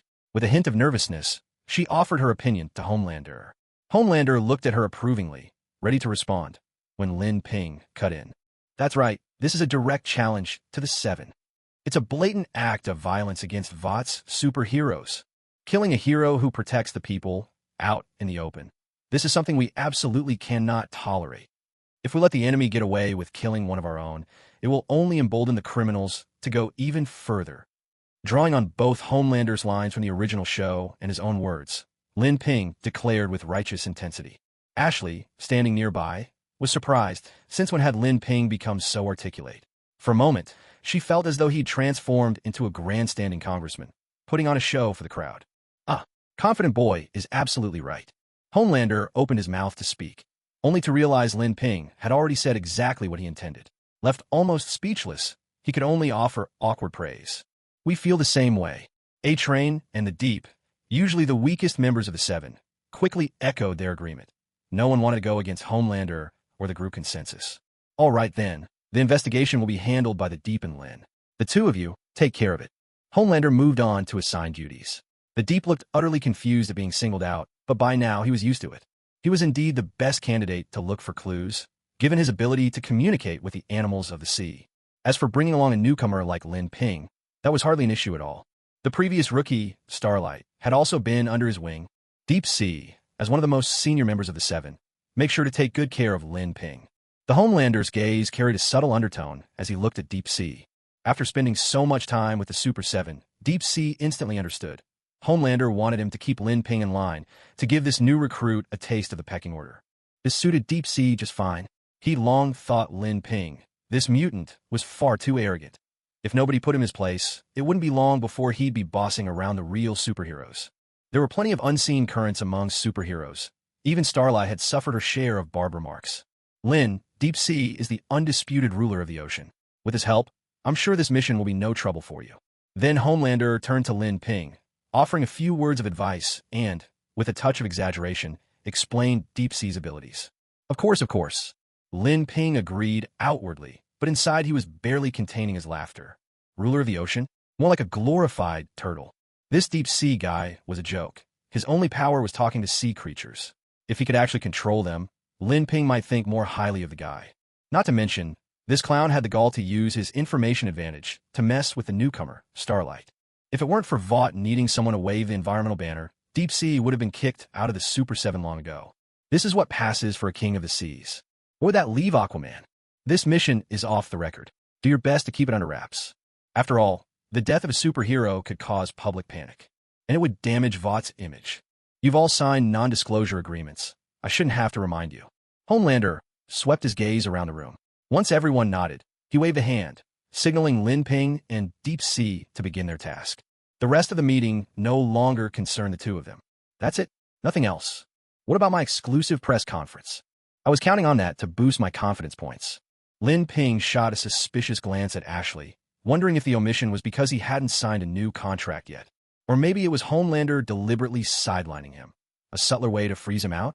His mind spun with conspiracy theories as he walked out of the conference room with Deep Sea, heading to the shore where the Invisible Man's remains had been found, searching for clues. Inside the conference room, with Lin Ping gone, the remaining superheroes wasted no time starting their own conversation. I really don't get it.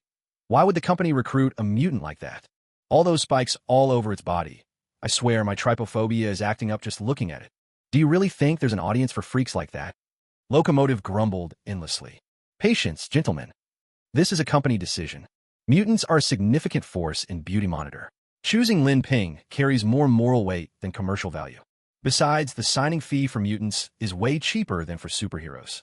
Locomotive, if I recall correctly, your signing bonus wasn't less than $28 million, right? Homelander wasn't at all surprised.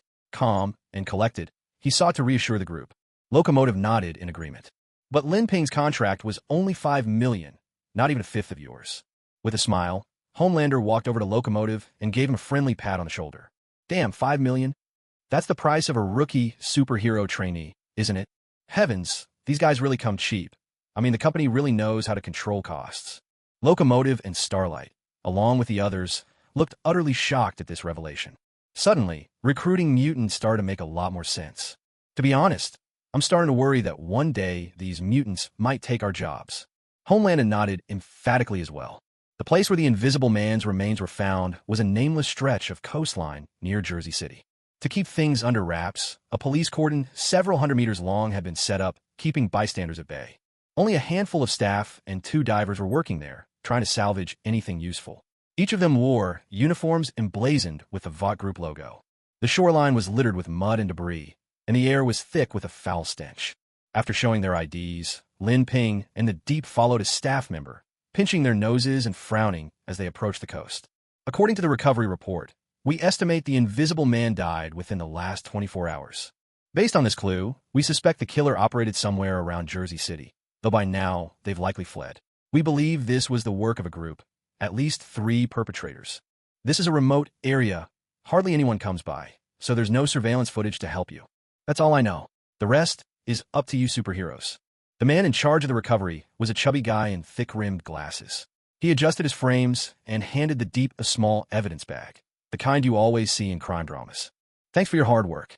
Without you, we wouldn't even be able to get started. You're the real heroes here.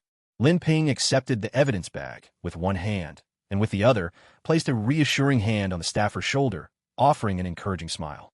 That fake demeanor was exactly the same as the Homelander's. Why do I suddenly feel like I'm looking at a Homelander? Off to the side, Deep Sea unconsciously touched his nose, a wave of emotion washing over him. And who might this be? The plump supervisor looked bewildered. Lin Ping was a new face, and he had assumed Lin Ping was just Deep Sea's sidekick.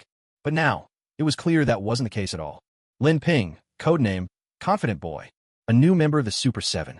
He's out here with me on this mission, getting familiar with the ins and outs of fighting crime.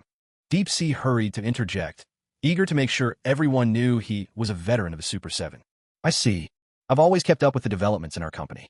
Did Confident Boy already have his welcome party? Don't all new superheroes get a big public welcome, like what they did for Starlight Goddess?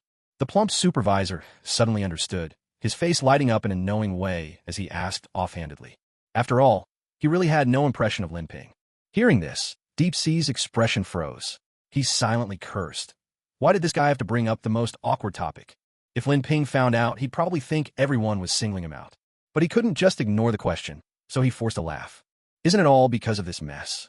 One of the Super 7 was killed, and it caused a huge stir in the company. Homelander is furious. Unless we get to the bottom of this, there's no way to reassure the company or the citizens. So the welcome party had to be postponed until things settle down. Confident Boy understands the bigger picture. He wouldn't fuss over something like this, right, Lin? Deep Sea acted as if he and Lin Ping were old friends. So that's how it is. Truly worthy of being called superheroes. With heroes like you watching over beautiful city, I can rest easy. No doubt better days are ahead. The plump supervisor, not quite grasping the whole situation, was moved almost to tears. Lin Ping, on the other hand, just scoffed to himself. If the Homelanders were their saviors, then the so-called better days were probably still far off. He had to admit, Vought's propaganda really worked wonders, leaving the ordinary people of beautiful city completely dazzled and awestruck.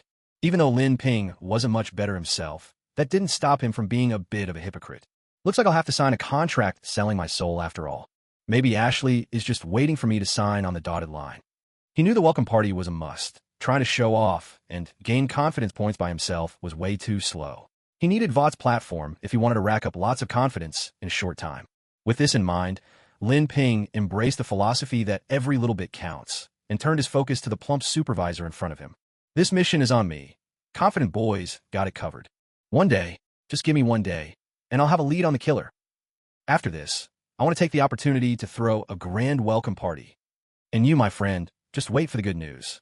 Lin Ping stood tall, reciting these lines, words that struck him as a little over the top, with a resonant voice that echoed through the room. He spoke so loudly that the dozen or so staff members present couldn't help but turn and stare. Ding! You have displayed confidence in front of Deep Sea and a group of nobodies. You gained 14 confidence points. Current confidence, 104 points. As soon as Lin Ping finished speaking, the system notification sounded as usual, but the confidence points trickled in as slowly as always. That's it, only this much. Having grown used to raking in large amounts of confidence, Lin Ping couldn't help but curl his lip, feeling even more contempt for Deep Sea, a man not even worth 14 points. I get the logic, but why are you yelling so loud? Deep Sea and the chubby supervisor, who had been chatting, were startled and stared at Lin Ping in bewilderment, unable to figure out what he was up to. Is that where the nickname Confidence Hero comes from? The chubby supervisor wondered, then, worried that Lin Ping might act out, quickly found an excuse and slipped away. The other staff members looked equally annoyed, quietly putting distance between themselves and Lin Ping. They gave him no chance for a second round of declarations or displays of confidence. That left Deep Sea, who now gazed at Lin Ping with a complicated, hard-to-describe expression. Lin, do you really have to do this? I mean, there's really no need to be so stiff and flamboyant. Maybe after this mission, you could get some media training for public speaking. Homelander had just told Deep Sea to put Lin Ping in his place, but it turned out Lin Ping's outburst startled everyone instead. Deep Sea felt his pride take a hit, so he tried to remind Lin Ping, attempting to use some corporate PR language about maintaining Vought's superhero image to intimidate him. But Lin Ping was no naive rookie like Starlight. He didn't even bother to reply. Instead, he busied himself with the bag of stolen goods in his hands. With the audience gone, His desire to perform evaporated. Deep Sea alone simply couldn't give Lin Ping the confidence boost he needed. In other words, Deep Sea's meager value just didn't cut it for him. As for the whole story behind the Invisible Man's death, Lin Ping, who knew the plot inside and out, couldn't have been more clear. Checking the scene now was just a formality. He had no intention of actually helping Homelander or Vought. After all, he was planning to use the protagonist group to draw the fire of Vought's superheroes. Of course, if the protagonist got in his way, Lin Ping wouldn't hesitate to take them out. What are you looking at?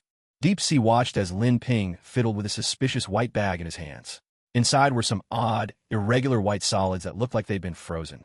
Curiosity got the better of him, and he asked.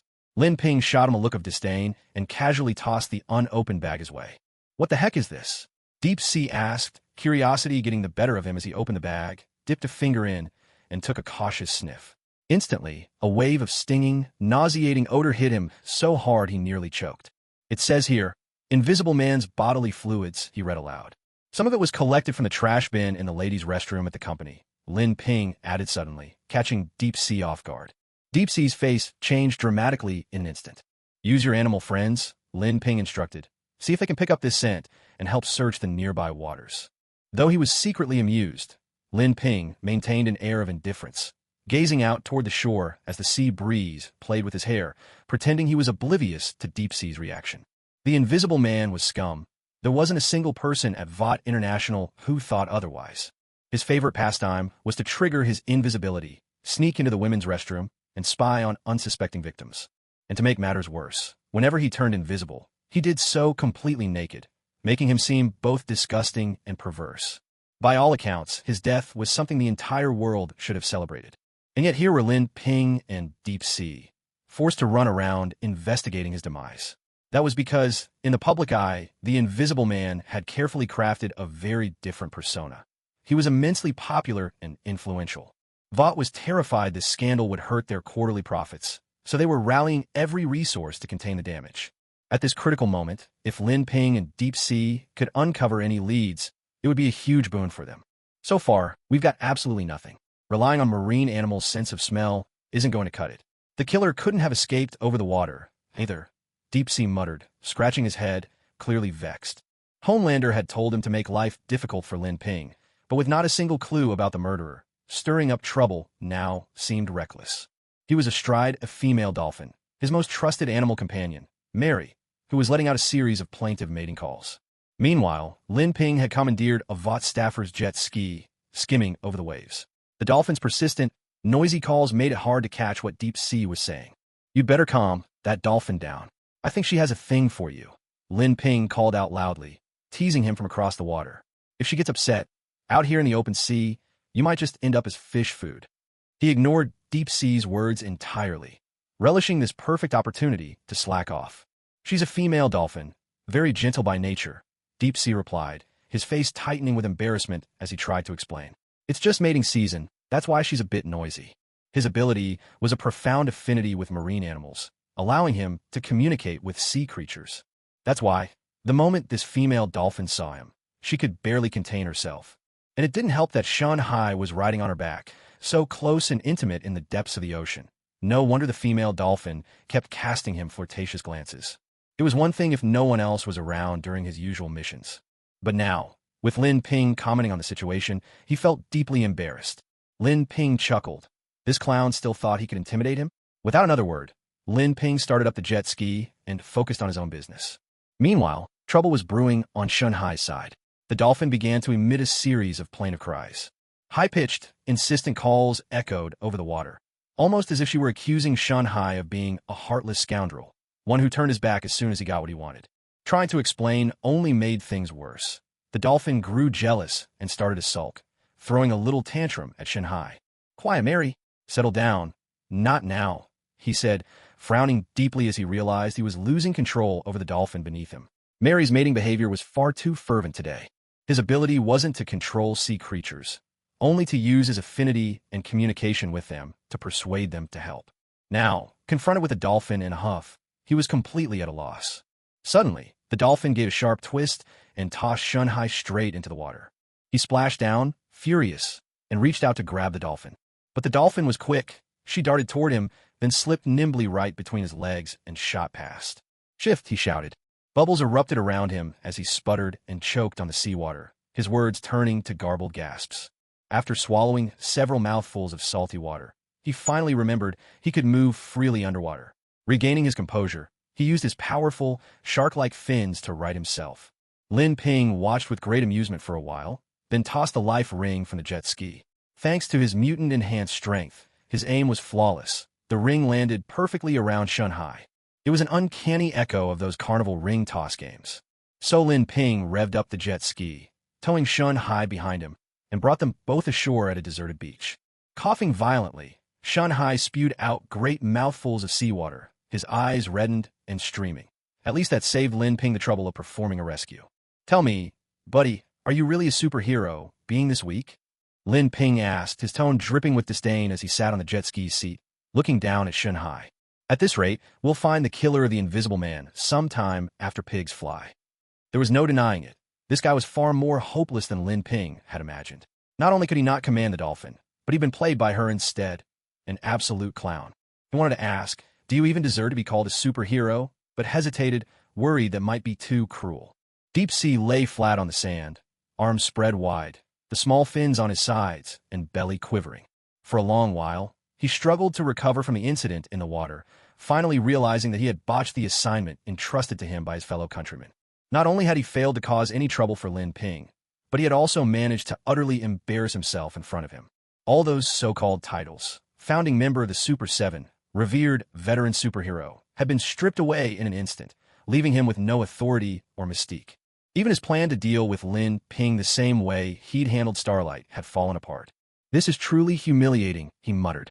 Frustration simmered within Deep Sea, and the more he brooded, the more he shifted the blame onto Lin Ping. After all, wasn't Mary's outburst triggered by one of Lin Ping's jokes? If Lin Ping hadn't teased him, he wouldn't have felt compelled to explain himself, which in turn had ruffled Mary, the female dolphin's, feathers. And now, not only was he left in a sorry state, but Mary had also stormed off in a huff and disappeared without a trace. In Deep Sea's mind, Lin Ping bore a significant share of the blame for all this. Mary wasn't just any ordinary female dolphin. She was his closest companion, far more than a mere animal could ever be. So Deep Sea convinced himself that Lin Ping was also responsible for the rift in his relationship with Mary.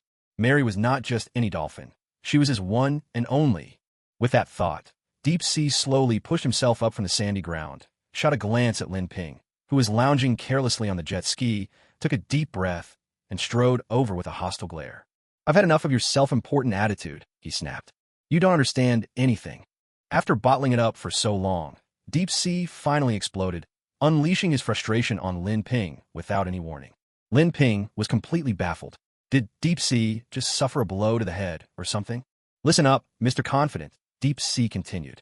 I don't care if you call yourself the Confident Hero or the Porcupine Knight or whatever. Once you step into VOD International, you're just a rookie at the bottom of the ladder. And me? I'm the number 2 of the 7, master of the ocean, the uncrowned king of the sea, Deep Sea. I am, without question, your superior. In my presence, you'd better show some respect, or I can make sure you don't last a day of VOD. Now, I want you to apologize for that joke you made, right now. For once, Deep Sea mustered up the courage to issue a threat to Lin Ping. Moments like this were rare. After all, in VOD International, there wasn't a single superhero Deep Sea could actually beat. The last time he tried to threaten someone, it was the clueless newcomer, Starlight. But now Starlight had seen through his bluster and stripped away his so-called mentor status, leaving him the lowest-ranking member of the 7. Dealing with a newcomer like Lin Ping, he was only about 70 or 80% sure of himself. But if he didn't make a stand, how could he preserve any dignity as a senior member? Only by getting a firm grip on Lin Ping, this mutant, and currying favor with Homelander, could he have any hope of throwing his weight around. You think you're worthy? Lin Ping let out a cold, dismissive laugh. Second in command of the 7? Did the Locomotive Knight give you that title? You're nothing but a mascot, yet you really think you're somebody, shouting and making a scene?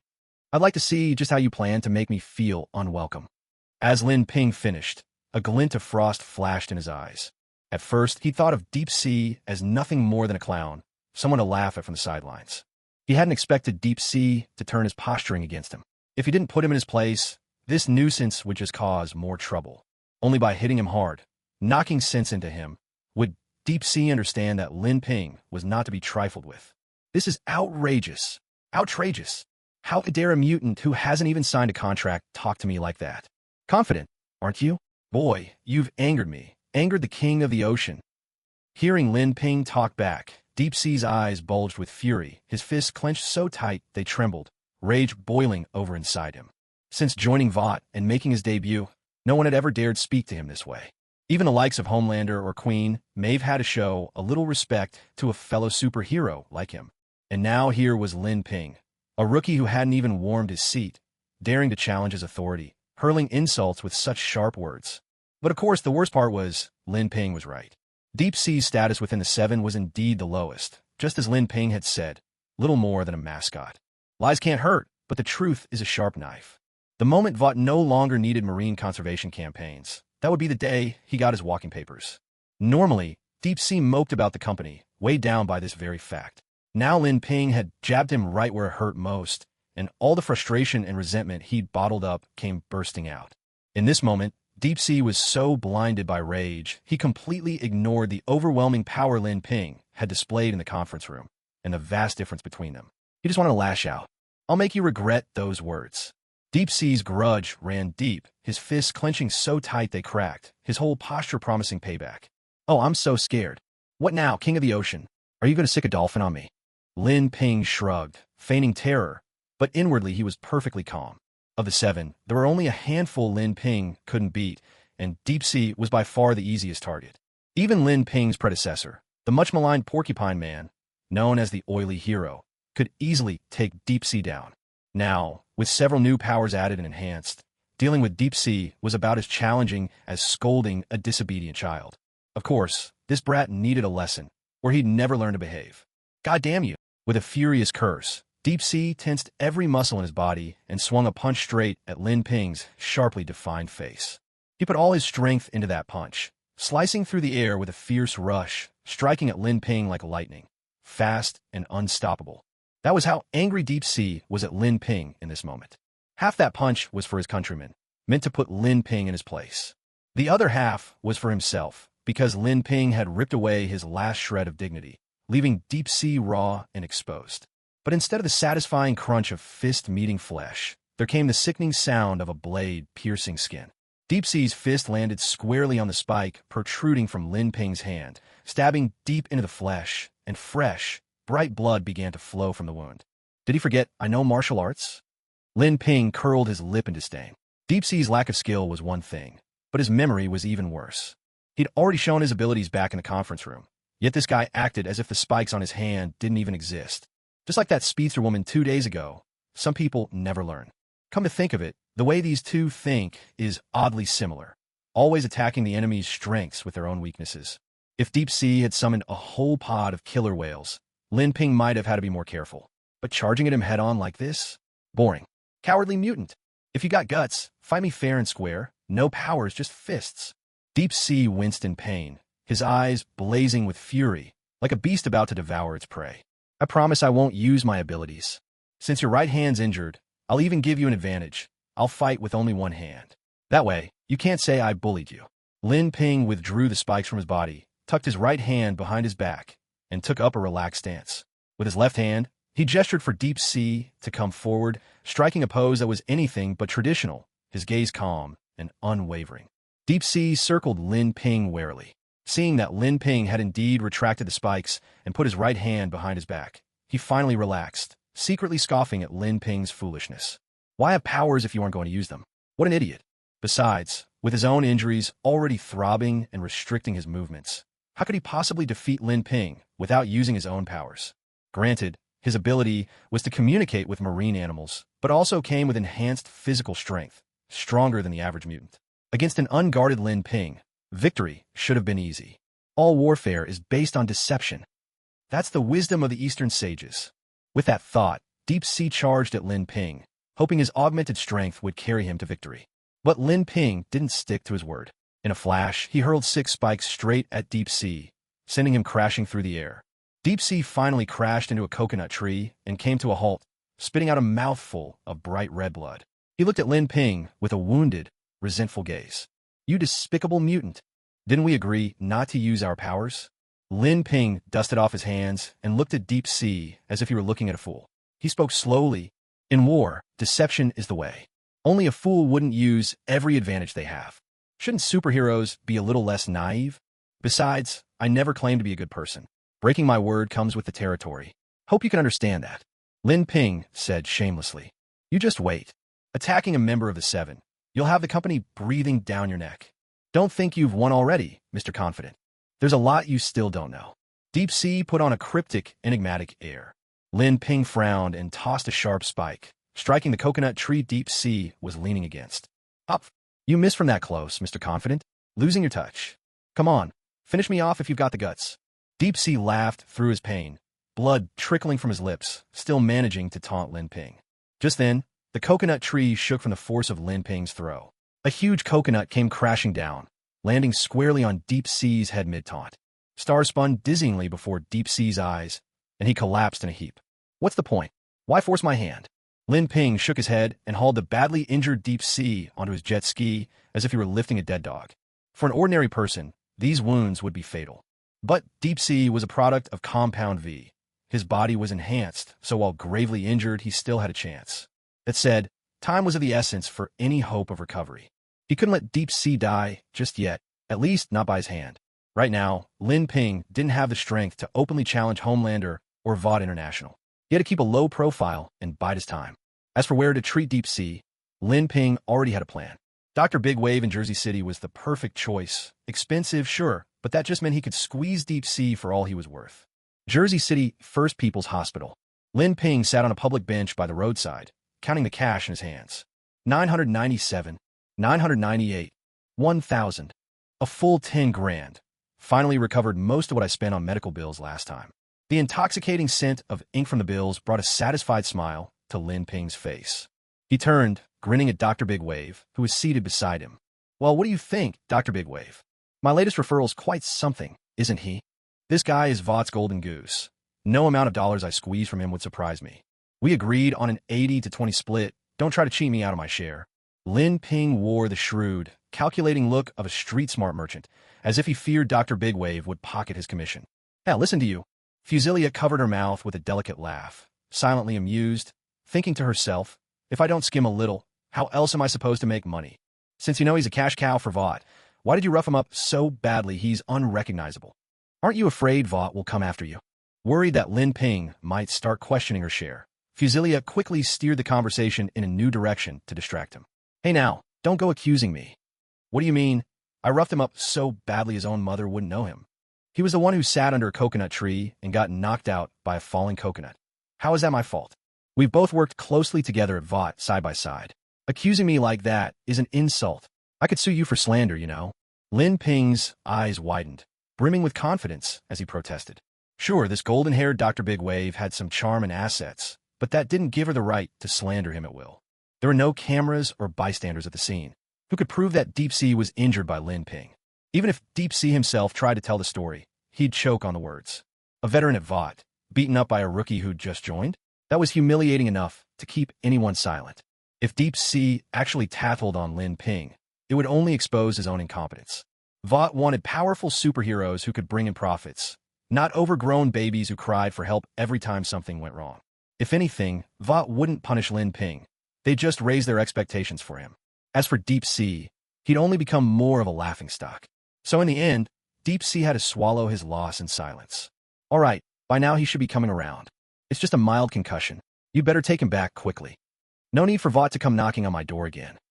Fusilia pursed her lips, grabbed her purse, and sashayed back toward the inpatient building. Whether Lin Ping had injured Deep Sea or not didn't matter. As long as the money came in, she was happy. Honestly, she wished Lin Ping would rough up a few more and bring them all over. $100,000 per head, 10 of them, that's $1 million. $1 million. $1 million. A lifetime's worth of spending money. Watching Fusilia's graceful figure sway away, Lin Ping curled his lip in disdain. Like water at a rolling boil, ready to bubble over. That vixen, sooner or later, she'll get what's coming to her. With a shake of his head, Lin Ping stood and headed back to the ward where Deep Sea was being treated. Just in time to run into Deep Sea as he was leaving the hospital. Once a fairly handsome man, Shunhai now sat with a massive bandage wrapped around his head, both hands bundled in gauze, looking very much like a freshly made Egyptian mummy. MMM. The moment Shenhai caught sight of Lin Ping, the exhaustion on his face vanished, replaced by sheer terror. He struggled desperately, trying to turn away. He still remembered all too vividly the fear Lin Ping had instilled in him. Seeing Lin Ping instantly brought back memories of that heavy coconut crashing down on his skull. Don't get so worked up, brother Shenhai. Getting you to the hospital was my duty. No need to be so distant. What? Do you think I'm going to eat you? Lin Ping let out a light chuckle and quickly stepped in front of Shenhai, blocking his path. With his injuries, Shenhai didn't stand a chance of keeping up with Lin Ping's speed. So, it was you who brought me to this shady hospital. Shenhai's voice trembled with horror and disbelief, his eyes empty, his whole body shaking. Damn, doctor charged me $100,000. $100,000. That's a whole $100,000, gone in a single day. Shenhai screamed inwardly, on the verge of tears. All he could feel was cold fury and helplessness. He wished he could wring Lin Ping's neck on the spot. Just a few minor injuries, a bit of bandaging, and they demanded $100,000? What kind of heartless place was this? Hey, buddy, take it easy. Money's nothing compared to your life. And I'm not unreasonable. I know paying for this medical bill must be a stretch for you. How about this? For the sake of our acquaintance, I'll give you a discount on my gratitude fee. Just $8,000 will do. After all, it wasn't easy getting you to the hospital. Lin Ping patted Shenhai's shoulder, his tone grave, as if this decision really pained him. A gratitude fee? You're giving me a discount. Shenhai repeated the words, hardly able to trust his own ears. Of course there's a discount. Look at the state you're in. How could I bear to charge full price? No need to get so worked up. Just toss me $7,000 or $8,000, a token of appreciation, and we'll call it square. Lin Ping waved his hand dismissively, playing the part of a loyal brother, always there if you need him. How can anyone be so shameless? Shenhai was stunned by the sheer audacity of Lin Ping's request. It was bad enough to be beaten half to death, but then to be hauled all the way to a crooked hospital in the next city just to rack up an even bigger bill. And now, Lin Ping was openly demanding a gratitude fee. I'd like to thank your ancestors. That's what I'd like to do, Shenhai thought, fighting the urge to shout curses. What's this? You can't even manage a little pocket change. Is our deep camaraderie worth so little to you? Lin Ping narrowed his eyes, shooting back a question of his own. Shenhai thought, we only met today, what camaraderie? Since when does camaraderie come with a price tag? You call this camaraderie? And yet you still beat me up like this? But now, the situation was clearly not in my favor. Lin Ping wore an aggressive expression, and I knew I couldn't say what I really wanted. No problem at all. Of course there's no problem. It's just $8,000, right? I'll transfer it right now. Thanks to you, Hedgehog, I get to spend so much today, losing money and inviting trouble all at once. With a forced smile plastered on his face, Deep Sea pulled out his phone and transferred $8,000 to Lin Ping's account, the gesture as empty as his laughter. Micropay received $8,000. That's more like it. I'm not unreasonable, you know. Are you heading back to the office? If you want, we can share a ride. Lin Ping's mood visibly brightened as he saw the fresh sum in his account. The earlier provocations from Deep Sea were all but forgiven. He even started making small talk. No need. I'll go back on my own. Deep Sea, as if facing a mortal foe, hurried out of the hospital, barely pausing for breath. Why get back to Homelander? What clue should I mention? Just toss out something. She or the butcher, whatever. That'll be good enough for the assignment. Lin Ping watched Deep Sea leave, a smile playing on his lips as he mulled things over. He then walked to the curb, flagged down a car, and sped off with a rhythmic clatter as the rideshare drove away. So you've already cozied up to the superhero Deep Sea, have you? This hedgehog really does know how to show his spines. Fusilio watched Lin Ping depart, her lips curled in a knowing smile. Her fingers danced quickly over her phone, sending off a few messages before she swayed her hips and disappeared down the corridor. At dusk, under the glow of a street lamp, Deep Sea stalked down the road toward Vought Tower, rage carved into every line of his face, muttering curses all the while. Damn that confident hero. I'm the second in command of the Seven, master of the open seas, an uncrowned king. And he's just a newly recruited mutant, not even a true superhero. How dare he treat me like this? How dare he? As Deep Sea recalled the humiliation Lin Ping had put him through that day, anger surged within him. His jaw clenched, eyes burning with fury. Damn it, He accidentally jarred his wound again and let out a few pain cries. Being schooled by Lin Ping was embarrassing enough, but that wasn't the worst of it. He had failed both tasks that Homelander had assigned, putting Lin Ping in his place and investigating the murder of Translucent. Thanks to today's chaos, he'd accomplished nothing. Now, With injuries all over, facing Homelander was his biggest concern.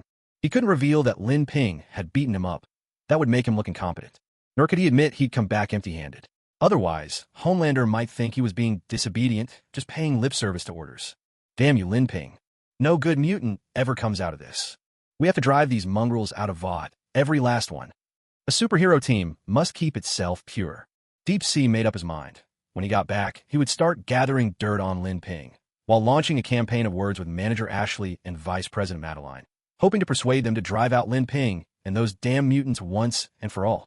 Without realizing it, Deep Sea had already reached the security checkpoint of the Vought Hall, where a crowd of people bustled about. As one of the top companies in beautiful Surveillance City, the Vought Group operated around the clock with staff working in shifts, so seeing this many people was perfectly normal. With a bandage wrapped around his head and a hand clamped over a gauze pad, Deep Sea made for quite a striking figure. Before long, curious glances from Vought employees began to follow him, their eyes lingering a moment too long. Feeling like a monkey in a zoo, Deep Sea's discomfort grew under their stares. He had no choice but to raise his bandaged hand to cover his face, trying to shield himself from prying eyes. His pace quickened, desperate to escape this spotlight. "Hey, sir, please cooperate with our security procedures." A black baton was suddenly thrust in front of him, tapping at the security gate to the side. It turned out one of the security guards had noticed Deep Sea's furtive behavior and, finding it suspicious, decided to stop him. Damn it, how could these fools not recognize me as Deep Sea, a member of Vought's illustrious Seven? And now they were stopping me, treating me like some ordinary nobody and demanding I submit to a pointless security check. Idiots, every last one of them. If I really wanted to cause trouble, would I need a weapon? Deep Sea cursed inwardly, but had no choice but to cooperate, stepping in front of the security gate. Though he resented the guards for not knowing who he was, he also felt a sliver of relief. At least his reputation hadn't taken a hit. After confirming he wasn't carrying anything dangerous, Deep Sea moved on to the facial recognition checkpoint to clock in. With his head swathed in bandages and exhaustion etched in his eyes, Deep Sea approached the scanner. Suddenly, a sharp, urgent alarm blared through the entire first-floor lobby. Beep. Warning. Non-living entity detected. Hostile action. Warning. Hostile action by non-living entity detected. Deep Sea stared in disbelief. What did they mean? Hostile action by a non-living entity? Was the scanner malfunctioning? Hands up, or I'll blow your head off. Security guards all around, shaken at first by the alarm, quickly drew their guns and trained them on Deep Sea. Everyone looked ready for battle, though a smug satisfaction flickered in their eyes. They had always thought there was something off about Deep Sea, and now, finally, there was a problem. This could be their ticket to a promotion. Before Deep Sea could react, several guards pounced, pinning him to the floor with swift efficiency. A couple of burly men pressed their knees into his back. Damn it, I can't breathe. His face was mashed up against the dirty, well-trodden floor, and he cried out in protest. His lips pursed in indignation. Although he was a superhero, his physical strength was nowhere near that of Homelander or Queen Maeve. He was only slightly stronger than the top human athletes.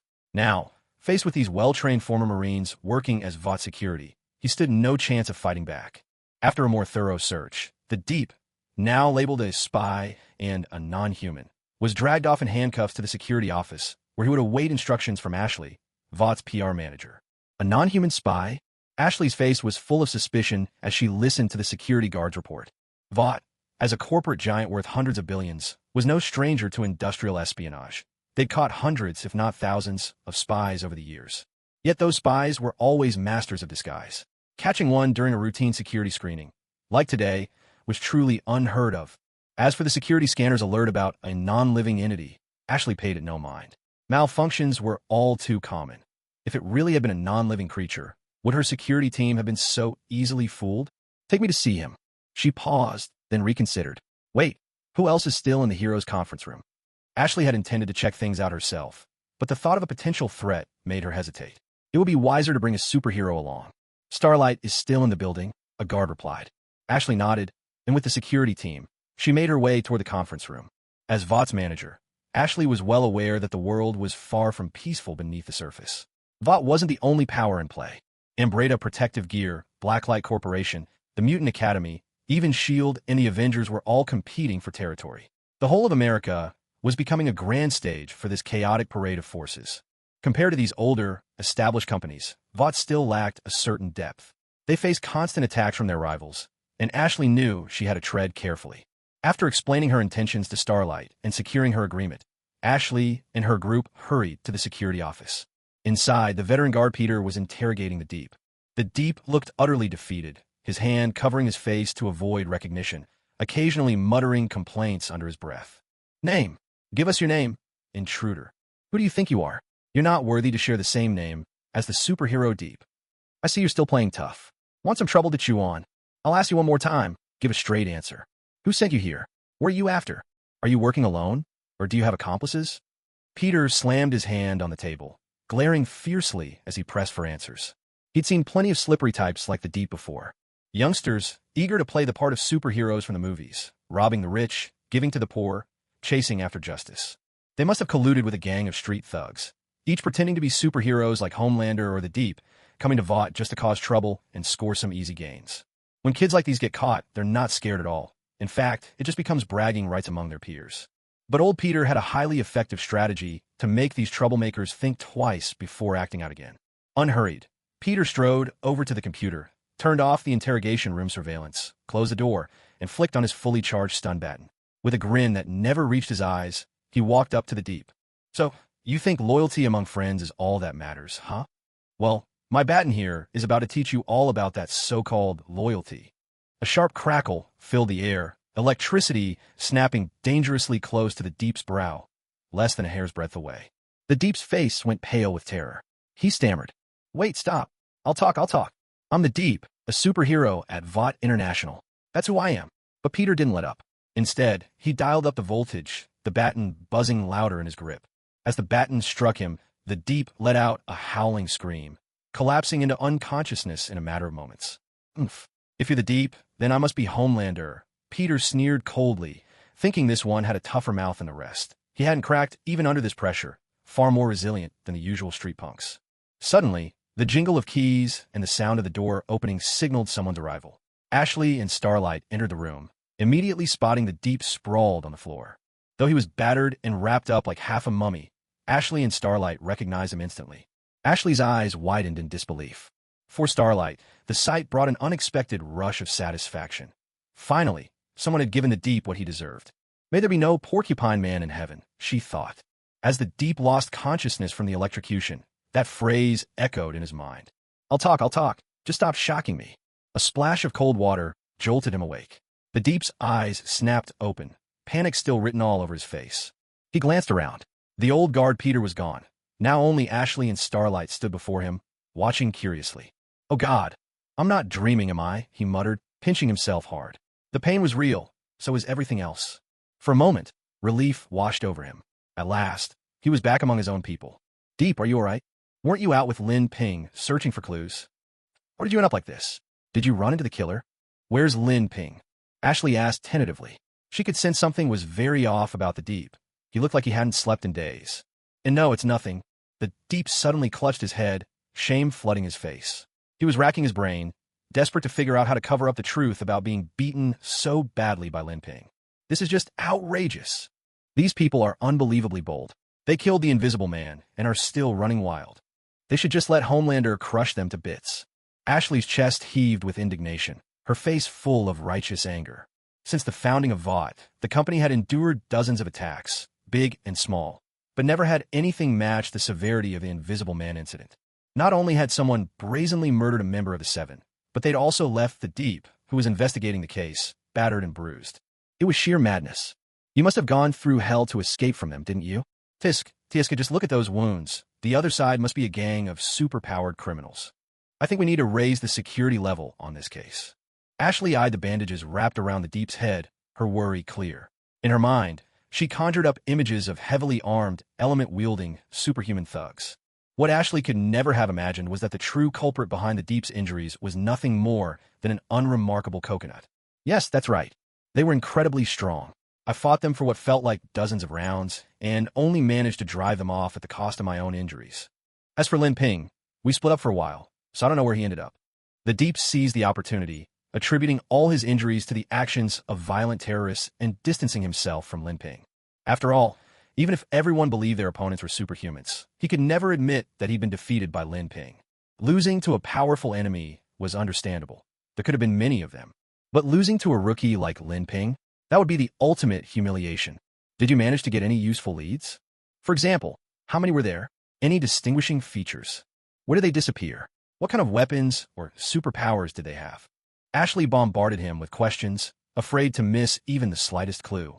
If they could uncover even a single thread, Vought's formidable intelligence network could follow it, narrowing down the suspect's movements step by step. Then, they'd send in Homelander and Queen Maeve to bring the whole lot to justice in one fell swoop. Well, the sky was dark, and everything happened so fast. I can't remember the details too clearly. All I recall is there was a big guy with a face full of beard, looking every bit the villain. The Deep lied with perfect seriousness. A bushy beard. Plenty of people in the criminal underworld sported beards, and supercriminals were no exception. Looking vicious? Well, they were criminals after all. How could they not look vicious? His description was vague and conveniently flexible, so even if they did catch the real killer someday, he'd never have to worry about being proven wrong. Understood. I'll have someone from the IT department work up a composite sketch of the suspect later. Maybe it'll help us track down the killer. What I'm more concerned about right now is Lin Ping's situation. Even you have a hard time dealing with these supercriminals, let alone someone like Lin Ping, who's just a rookie. If he runs into them, he'll be in real danger, no doubt about it. Ashley spoke with a hint of worry. Vought has already lost the Invisible Man as a superhero. If Lin Ping were to be killed as well, it would deal a devastating blow to the morale of the Seven. The Deep tugged at the corner of his mouth, feeling a mix of resentment and disbelief. You're worried about that kid? He's the reason I'm in this mess. Supercriminals? We didn't even catch a glimpse of one. He might be in danger. He's the real danger. I just can't understand why the company insists on hiring mutants. Who knows, maybe one of them is a mole for the supercriminals. The Deep thought bitterly. Look on the bright side. Maybe Lin Ping hasn't been attacked at all. In fact, he might even stumble upon some unexpected clues, Ashley added, trying to console herself. She had personally chosen Lin Ping from among many mutants, and he'd stood out after a rigorous selection process. He shouldn't be that incapable. All he did today was beat me up. What clues could he possibly find? If he finds any clues, I'll eat my hat, upside down. The Deep sneered inwardly. He was all too familiar with Lin Ping's movements today, having accompanied him the whole time, just circling along the coastline. What could he possibly find there? Even if Lin Ping were the reincarnation of Sherlock Holmes, it wouldn't help. Starlight, meanwhile, stayed silent, watching the Deep's every move with keen eyes. Her instincts told her that the Deep was lying, just like he had tried to deceive her the other day. If the Deep really had gotten into a fight with some criminals, Starlight would never believe it. After spending some time at Vought, Starlight was no longer the naive newcomer she once was. Most of Vought's superheroes' crime-fighting activities were nothing but stage performances, scenes shot on elaborate studio sets. If a real emergency ever happened, everyone except Homelander and Queen Maeve would be at a total loss. As for the Deep, who relied on bluff and bravado, he'd probably be the first one out the door. Then there were his injuries. The bump on his head seemed suspicious enough, but that wasn't all. Both of his hands were wrapped in gauze at spots that clearly looked like wounds from some sharp object. Would someone capable of killing the Invisible Man really not have a gun? Why would they bother with knives or daggers to fight hand-to-hand with the Deep? Even a metal rod would have made more sense. Rather than believing his wounds were caused by supercriminals, Starlight was much more inclined to think the Deep had hurt himself. Thinking about the fact that Lin Ping, who possesses a spiky ability, was still missing, Starlight couldn't help but speculate that Deep Sea's injuries were probably related to Lin Ping. Perhaps Deep Sea had tried to pull the same senior superhero tricks on Lin Ping that he tried with her, only to be given a harsh lesson in return. At this thought, a surge of satisfaction welled up in Starlight's heart. A scumbag like Deep Sea had finally met his match and received the punishment he deserved. You should get some rest. I'll try to get in touch with Lin Ping again. Tomorrow, in the Heroes Conference Room, I'll give a special report and summary on this incident. After giving Deep Sea a few final instructions, Ashley signaled the guards to remove his handcuffs. She then left, heavy-hearted, with Starlight in tow. Bremen Video Store. While Deep Sea was being arrested by Vought's security team, Lin Ping wasn't idle either. Intent on making contact with the main cast, he'd come to Bremen Video, where Huey worked, hoping to pick up some information. This was originally the site of the first confrontation between Huey, Butcher, and the Invisible Man. The wall that Butcher's car had smashed through, along with the tangle of scattered media equipment, had all been restored to their former state. Now, it looked as though nothing had ever happened. But it wasn't Huey manning the store today. Instead, a middle-aged man stood behind the counter, likely the owner. It made sense. After such chaos, Huey was probably holed up somewhere with Frenchie, Butcher, and the others, living in constant anxiety. "Sir, is there anything I can recommend for you today?" We have the latest line of products endorsed by the superhero A-Train. Great quality, great prices. With the practiced enthusiasm of a retail worker, the video store owner pitched his wares to Lin Ping. "Oh, I'm just browsing," Lin Ping replied, pretending to inspect a few videotapes as he quietly rehearsed his next words. The store owner simply spread his hands, indicating Lin Ping was free to look around. It was just an ordinary video store, its merchandise no more advanced than what Lin Ping remembered from a decade ago in his previous life. Nothing here caught his interest. If Lin Ping were back home in China rather than trapped in this Western comic world, he might have had a shot at becoming a literary pirate. But alas, I was here a while ago. I remember a young guy who recommended a product to me. Lin Ping began, pausing near a large speaker and fiddling with a mini camera as he probed for information. I was tempted at the time, but decided to think it over a bit more. "So, has that young man left the job?" "You mean Huey?" The owner's expression soured the moment Lin Ping mentioned the name. "Humph. Don't get me started. I should have fired him long ago." "What happened? Was he caught with sticky fingers?" Lin Ping's eyes lit up with interest. He immediately adopted a listening posture, eager to glean more useful information from the shop owner. From his research into the original series, Lin Ping knew that this video store owner was hardly a good person. Every time Hugh asked for a raise, the man would always stall and refuse. In his previous life, standing on the side of the working class, Lin Ping had instinctively lumped this shop owner in with the notorious exploiters of the modern age. Now, however, he realized he could use the owner's dissatisfaction with Hugh to dig for more information. "Oh, it's not that serious. The electronics here aren't particularly valuable. Just average household goods, nothing that'd fetch much. And besides, there are electronics everywhere around here. Who'd risk jail time just to steal a few chunks of scrap metal?" The video store owner shook his head, dismissing Lin Ping's speculation. "That young man actually did a pretty decent job here. But who knows what kind of trouble he's gotten into out there. A few days ago, I came back to the shop and found an entire wall smashed in. The place was a complete mess. Shelves overturned, merchandise scattered everywhere. It looked just like we'd been robbed. I want to get to the bottom of what happened, but wouldn't you know it, Hugh kept calling and calling, but no one ever picked up. That kid, he gets into trouble and then just vanishes."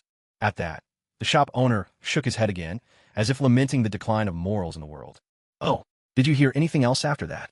Did you go to his home to look for him?" Lin Ping pressed further. He knew the narrative well. Hugh still had a rather ridiculous father, who, later in the story, would gain a high-frequency mobility power from Compound V, almost like phasing through matter, making him nearly as formidable as Homelander himself.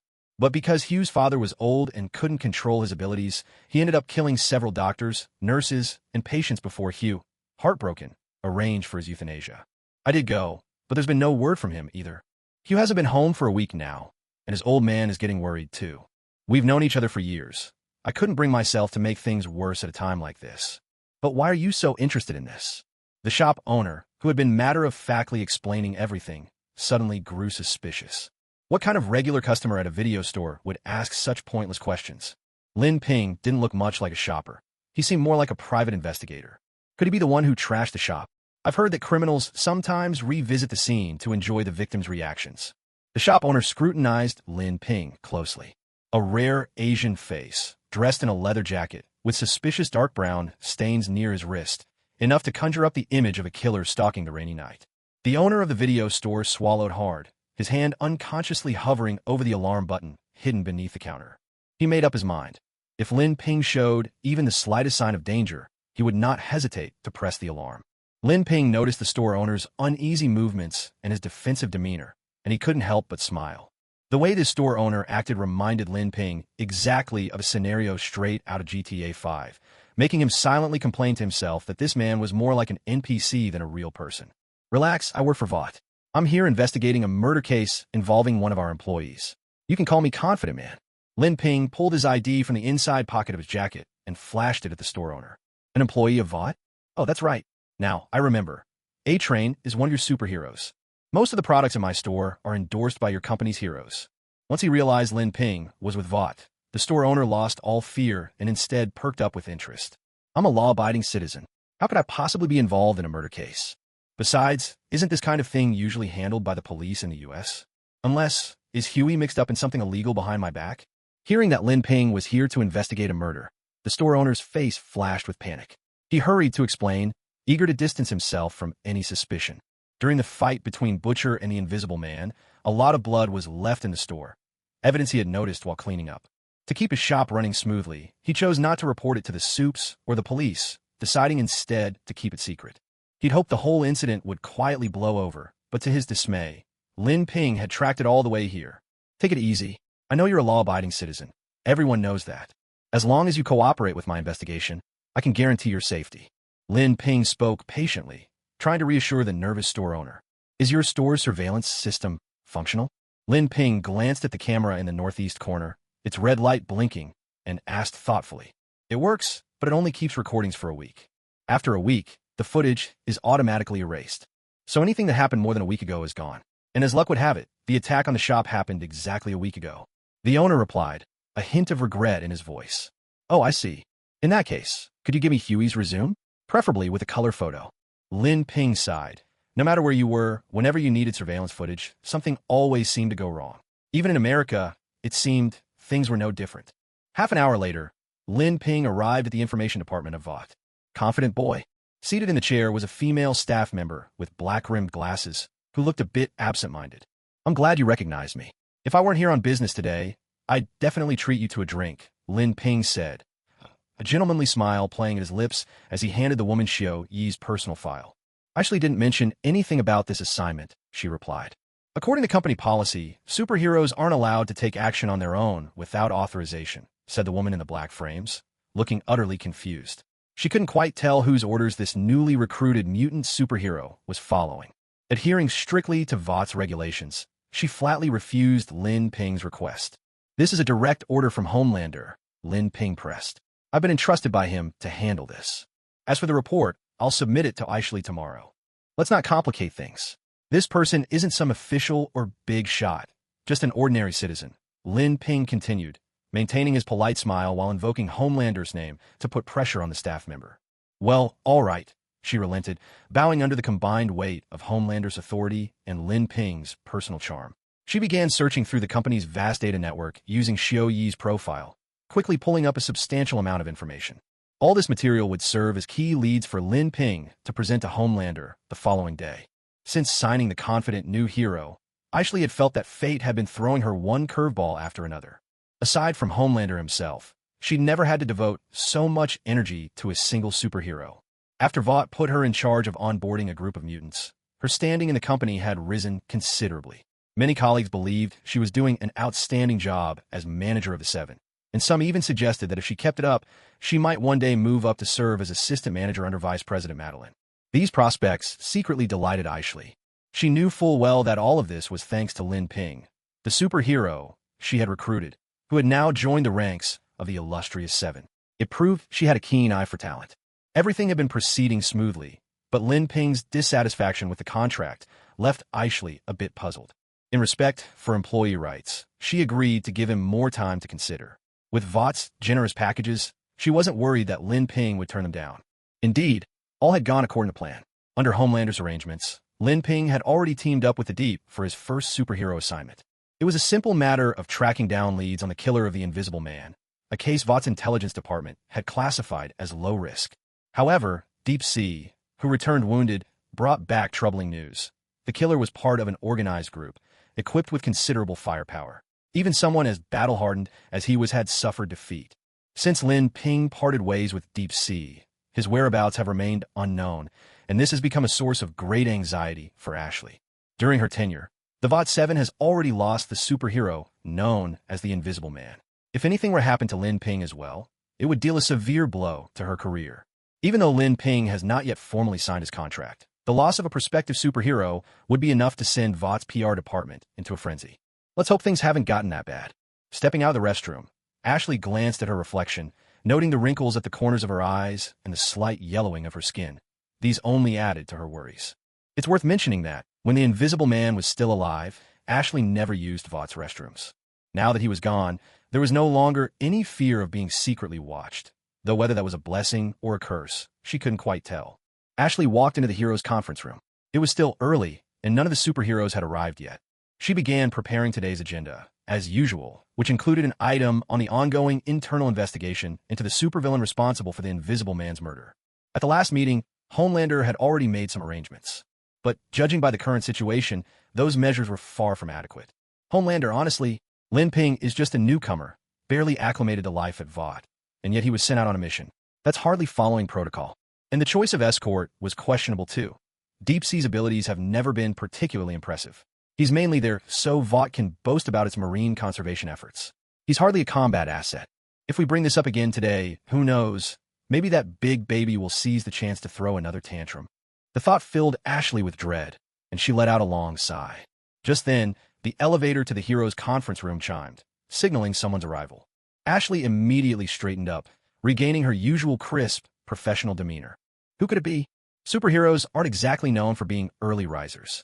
Ashley's eyes were fixed on the elevator doors, silently guessing who might step through. The newcomer wore a familiar leather jacket, coupled with a rakish, confident charm. It was unmistakably the boy wonder himself, Lin Ping. "You're all right," Ashley blurted out in astonishment. "Vought? Should I not be?" Lin Ping replied, bewildered, his arms full of documents. He had no idea what Ashley was getting at. "I meant, those supervillains who killed the Invisible Man, they didn't hurt you, did they? Yesterday, Deep Sea came back covered in injuries and said he clashed with them, so I was worried about what might have happened to you." Realizing her words sounded ominous, Ashley quickly tried to rephrase herself. "What supervillain are you talking about?" Lin Ping was still confused. Since when did Xiao Yi, the Butcher, and the others qualify as supervillains? Weren't they supposed to get their superpowers in later seasons? Could it be that the storyline had gone off the rails? Lin Ping pondered in secret. But soon, he realized what was really going on. It wasn't that the plot had collapsed. It was that Deep Sea, in order to cover up the fact that he'd been thoroughly beaten by Lin, was making up excuses about being injured during a battle with a supervillain. Not only would this save his dignity, but it would also let him craft the image of a fearless warrior battling supervillains. Just the kind of story Vought International loved to spin. Vought might even use Deep Sea's fabricated exploits to launch a publicity blitz, especially now that the Invisible Man had met his end. It would be the perfect moment to squeeze another pile of gold coins out of the clueless masses. Knowing Vought's usual tricks, Lin Ping had no doubt about any of this. Can't let Deep Sea get away with this so easily, he thought. Lin Ping tucked the documents under his seat, waiting for the right moment to bring them out. Then, he told Ashley everything that had happened yesterday, including how he'd given Deep Sea a thorough thrashing. So, everything Deep Sea claimed to have gone through yesterday was just a story he made up? The real story is that he fell into the water while flirting with a dolphin, got angry when things went south, came looking for trouble with you, and ended up getting his just desserts. As Lin Ping recounted the events, Ashley's expression shifted from skepticism to shock, and finally to a mix of exasperation and amusement. She was furious that Deep Sea would dare to fabricate reports and twist the facts to mislead her in the intel department. But she couldn't help finding it funny, too. She'd worried that Deep Sea, the notorious workplace bully among superheroes, might give Lin Ping a hard time, never expecting Lin to turn the tables. The whole thing was absurd. Never mind the cuts on his hands. But are you telling me that bump on Deep Sea's head came from this, too? Don't tell me a coconut just happened to fall and hit him right on the head. Ashley tried to look stern. Deep Sea's head injury had led to a mild concussion, and if anything worse happened, Lin Ping might be held responsible. How could it not be? Lin Ping spread his hands wide, speaking with a perfectly innocent tone. All right then, did you manage to find any leads on the real killer? Please don't tell me you spent the whole day yesterday just busy teaching Deep Sea a lesson. Ashley rubbed her forehead and let out a weary sigh. Managing this group of superheroes was a real challenge. I'm not a half-baked hero like Deep Sea. Doing my job, has always been my top priority. Lin Ping's eyes twinkled with a hint of a smile, his tone mysterious but brimming with confidence. Meanwhile, on the other side, after failing to get anywhere with Lin Ping and coming up empty-handed on clues, Deep Sea went to see Homelander. It's all Lin Ping's fault. That damned mutant kept dragging me along the coastline, and now I've lost even the tiniest lead.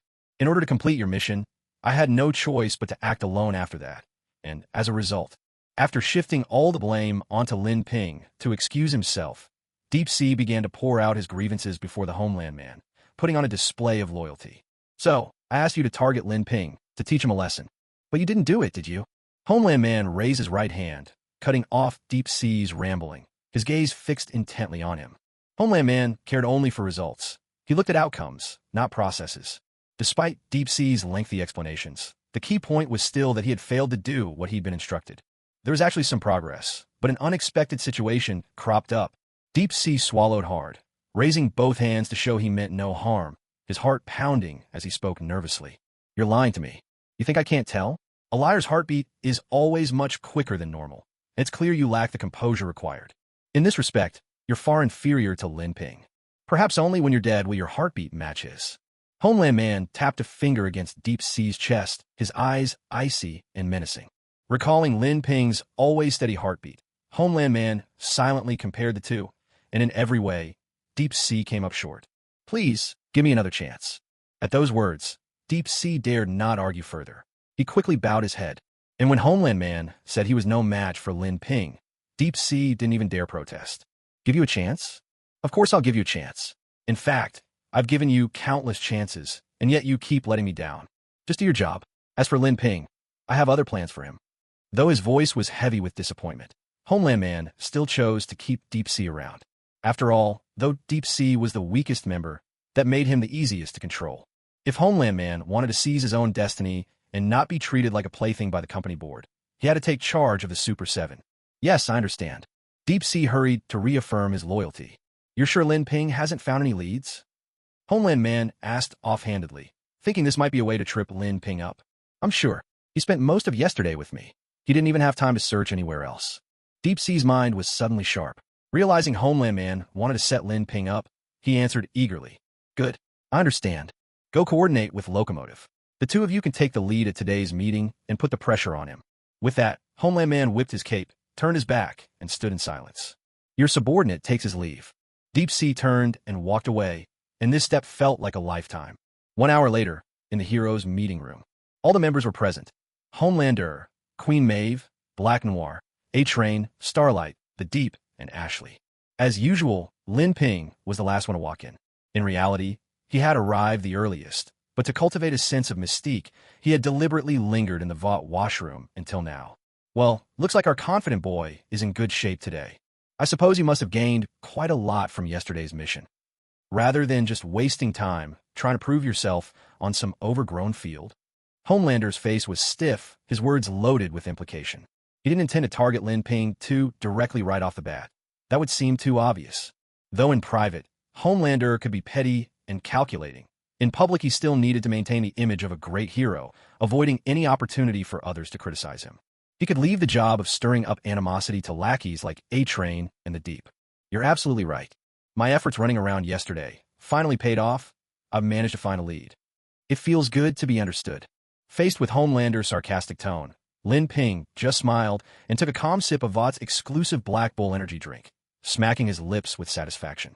Did this guy really find a clue? Or is he just putting on a show? Homelander exchanged glances with The Deep and A-Train, silently communicating their shared suspicion. According to Vought's recovery team, you requisitioned a jet ski yesterday morning and didn't return it until evening. By then, the fuel tank was nearly empty. Confident boy, would you care to give us a reasonable explanation for that? Should I take it that you treated this mission as a vacation getaway? Homelander continued, his tone steady, neither hurried nor slow. This kind of questioning wasn't against the rules. It was in line with Vought's procedures, even though most of the time, superheroes didn't have to go through this sort of scrutiny. Queen Maeve, Starlight, and the others glanced over, sensing that the mood today was different. It wasn't as relaxed as before. Instead, the air was tense with hostility. I did use the jet ski to look for clues. At the time, The Deep was acting with me. I thought he would have filled you in. Lin Ping spread his hands, looking innocent. Ahem, I was there, but to be honest, I wasn't entirely clear on Lin Ping's intentions. The Deep's expression grew a bit awkward. He was worried Lin Ping might bring up his own embarrassing mishap, but he couldn't stop him now. All he could do was hope that Vought's employee code of conduct would keep Lin Ping in check. Because the Invisible Man's body was found recovered at the shoreline. I wanted to follow the coastline in hopes of finding some useful clues. Unlike those born with the ability to move freely in the ocean depths, I had no choice but to rely on the salvage crew's jet ski. This is just part of my job. If I have to pay for it out of my own pocket, well, I have nothing more to say. Lin Ping replied patiently, waiting for the Homelander to press the issue further. That won't be necessary. You may continue your account. It would be best if you could walk me through yesterday's workflow, highlighting the key steps. This will help me keep accurate records. Eileen interjected at just the right moment, jotting notes and sketches on her iPad. Next, Deep Sea and I continued our patrol until we reached a sandbar. Deep Sea's dolphin girlfriend, Mary, got into an argument with him over their relationship. Things ended badly between them, and Deep Sea ended up falling into the water. All I heard was, "Hey, Mary, now's not the time," and then Deep Sea went straight into the water. He lost his temper over it and picked a fight with me, which brought our patrol to an abrupt halt. At the mention of Deep Sea's breakup with his dolphin companion, Queen Maeve, Eiley, and the others could barely contain their laughter. Deep Sea's unusual talents and peculiar tastes were no secret among the superheroes. Usually, it went unmentioned. People didn't understand, but they respected it. But now that Lin Ping had brought it up so bluntly, everyone struggled to suppress their amusement. These details are irrelevant to the mission. You can skip them. What we want to know is whether you found any useful leads while working alone. Ideally, something that could point us directly to a suspect. Deep Sea's face flushed red. He blurted out, desperate to stop Lin Ping from revealing any more, especially the humiliating fact that he'd been defeated and disciplined by Lin Ping. And then, this so-called veteran superhero, Mr. Deep Sea, for reasons unknown, decided to take his anger out on me. He ignored my warnings and attacked me without hesitation. But he underestimated my abilities and ended up battered and bruised. Lin Ping showed no concern for Deep Sea's reputation, stating the facts in his firm, resonant voice. This is a blatant lie. No one's really going to believe this, are they? Deep Sea looked pale as he struggled to defend himself. The expressions on the other superheroes' faces turned truly fascinating. Workplace bullying among superheroes was nothing unusual. Usually, the stronger heroes bullied the weaker ones. Of all the superheroes present, only a select few, those as powerful as Schwanza or the Homelander, had escaped this fate. But to see someone like Deep Sea, who lacked strength yet still pretended to be a big shot, made everyone present look at him with utter disdain. Especially after being exploited by the shallow rules, Starlight, realizing that Deep Sea was nothing more than a glorified errand boy among the seven. Couldn't help but wish she could watch that scumbag suffer every single day. Now, hearing that Deep Sea had tried and failed to pull a fast one, suffering losses instead, she secretly cheered inside, feeling a surge of goodwill toward Lin Ping as well. I never would have thought that the stranger I saved in passing would one day become my colleague, she mused inwardly, glancing at Lin Ping in his improved yellow uniform. And someone with this much influence, too. All right, enough with the pointless chatter, Homelander announced, his tone abruptly turning serious. Confident boy, it's true that Deep Sea lost his temper and attacked you over a personal grudge, and that was clearly his fault. But he's already been punished for it, and there are company rules waiting for him. That said, let's be honest, don't you bear some responsibility as well? The sudden accusation caught Lin Ping off guard, as Homelander turned to question him directly. Lin Ping slowly raised a hand, as if to pose a question. When I raise a question, Mark, it's not because I'm confused. It's because I think you're the one not making sense. What's gotten into Homelander today? He's talking like some flighty fairy, saying whatever pops into his head. Did I send the two of you out there just to get into a fight? Homelander scolded. And yet, you've come back with not a single clue about the killer. The supervillain who murdered our dear brother, Invisible Man, is still at large. And here you are, wasting time with infighting. Is that what a real superhero is supposed to do? With an air of bitter disappointment, Homelander looked at Lin Ping and Deep Sea as if he couldn't believe how useless they both were. Deep Sea, whether shamed by Homelander's words or just embarrassed at having lost to Lin Ping, hung his head. Lin Ping, on the other hand, just curled his lip in silent protest. He couldn't help but think, I always thought my own moral standards were pretty low, but these so-called superheroes clearly have even fewer scruples. They're on such friendly terms with a creep like Invisible Man. Unbelievable. Since this is your first mission, it's understandable if you're having trouble adjusting, Homelander continued. But to come back empty-handed, that's hard to justify. As for joining the VOT 7, I think we'd better put that on hold for now. You haven't signed the contract yet, so there's no rush. We'll see how you perform going forward.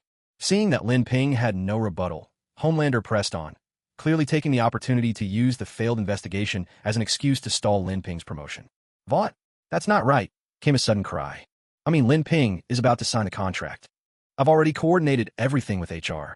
Before Lin Ping could say anything, Ashley jumped in, exclaiming in protest. Realizing she was speaking to Homelander, Ashley immediately softened her tone, worried she might provoke his unpredictable temper and end up on the wrong side of his laser eyes. But Lin Ping was her key asset for climbing the ranks at VOT, and they were so close to signing the contract. She hadn't expected Homelander to throw a wrench in things like this. This was about her own interests. She couldn't just sit back and watch. We're only talking about delaying Lin Ping's entry into the 7, not kicking him out, she argued. The doors of the VOT 7 are always open to him, whenever he wants to join. Homelander was clearly displeased at Ashley's interruption, but he kept his composure, remaining patient and unhurried. But Ashley looked troubled, wanting to push a little further. No VOTs. Are you questioning me, ma'am? Homelander fixed her with a steely gaze, the threat unmistakable. No, nothing like that. Under his oppressive aura, Ashley's voice shrank to a whisper, and she dared not say another word on Lin Ping's behalf. All right, ladies and gentlemen, if there are no further objections regarding Confident Boy's situation, then this meeting is adjourned. I'm sure, with Confident Boy's abilities, we'll be seeing him again soon. Isn't that right? A faint smile played on Homelander's lips as he downed a glass of Vought's signature East Cohen energy drink, looking quite satisfied. Yes, exactly. Kick those damn mutants out of here. A-Train flashed a wide grin, his white teeth standing out sharply against his skin, his thoughts roaring with excitement. Just because they've got a bit of power, they think they can act like Vought doesn't matter? Well, now he has to crawl out of here, tail between his legs. Confident Boy, do you still feel so confident now? The Deep was even more delighted, wholeheartedly approving of Homelander's way of handling things. The pain from the wound Lin Ping had given him seemed to vanish in that moment, replaced by the thrill of sweet revenge. Isn't this just bullying? To be kicked out after failing only the first mission? I've never seen rules this harsh before. Is Confident Boy really going to be expelled from the Seven? Starlight frowned quietly. Although she hadn't interacted much with Lin Ping, she had a good impression of him. Lin Ping had incidentally put the Deep in his place, and for a goody two-shoes like Starlight, that meant a lot. She'd hoped that once he officially joined, they might get to know each other better, but now, for a moment, the looks aimed at Lin Ping in the hero's conference room were a tangle of emotions: smugness, regret, frustration, helplessness. Do you want me to show you the door? Is the Confident Boy really that high and mighty? Locomotive ran a greasy hand over his matted dreadlocks, tilted his sunglasses up, and showed off to Lin Ping. Cut it out, Locomotive. Lin Ping is still our teammate, after all. Sure, he's left the Vought 7 for now, but that doesn't mean he won't come back. Don't take it to heart, Lin. That's just how Locomotive is. Try not to mind him too much. Deep Sea, who previously wore a look of deep resentment, suddenly swapped it for a generous, magnanimous air, pretending to stick up for Lin Ping. He seemed to have completely forgotten the sorry state he was in when Lin Ping beat him to a pulp. Homelander, meanwhile, watched the scene with a half-smile, as if to say, the higher the fence, the higher the thief climbs. Who says I don't have a single lead? Why do I get the feeling you, two, can't wait for me to leave? Lin Ping didn't spare Locomotive and Deep Sea a glance, dismissing them with a sneer and a rhetorical question. Locomotive and Deep Sea were both left speechless by Lin Ping's retort, as if they'd just swallowed a rock. Confident Boy, we're all colleagues here. Was that really necessary? Are you still putting on a show at this point? I know exactly what you did yesterday, riding around on a commandeered jet ski, gawking at the coastline like some country bumpkin who's never seen the world. There's no way you found any decent leads. Deep Sea gave a cold laugh. He didn't believe for a second that Lin Ping actually had anything substantial. The truth was, he'd spent most of yesterday with Lin Ping, only splitting up for a few hours in the evening. Even crossing Jersey City in that time would have been impossible. How could Lin Ping have found any clues? Unless he was clairvoyant. He was convinced Lin Ping was just bluffing, desperate after hearing he might be kicked out of the Seven, and now scrambling to invent some imaginary evidence. Well then, Confident Boy, why don't you show us? Let's see what kind of useful lead you've got. Just don't try to pass off some escort card from Jersey's red light district as a clue. Locomotive joined in, grinning as if he was enjoying the show. Like Deep Sea, he couldn't believe that Lin Ping, a total rookie, would actually strike gold on his first assignment. After all, most of their so-called hero work was filmed in a studio. Real action was a rare thing. Even if it were them on this job, they wouldn't dare claim to have found something useful in just a day. And Lin Ping, a mutant newbie with zero real training? Not a chance. If you really can provide some solid leads, Homelander said with a smile, quietly sizing Lin Ping up, I wouldn't mind taking back what I just said. I might even apologize. He was also worried that Lin Ping might uncover some clues. The killer of the Invisible Man was not exactly a professional, so it was quite possible that some obvious evidence had been left behind. For this reason, Homelander stayed vigilant and made a point of specifying that he wanted concrete evidence. If all Lin Ping had were vague, inconclusive leads, then his earlier words would still hold sway, and his own authority would remain unchallenged. Oh, then I suppose I should thank you. I've already prepared the materials.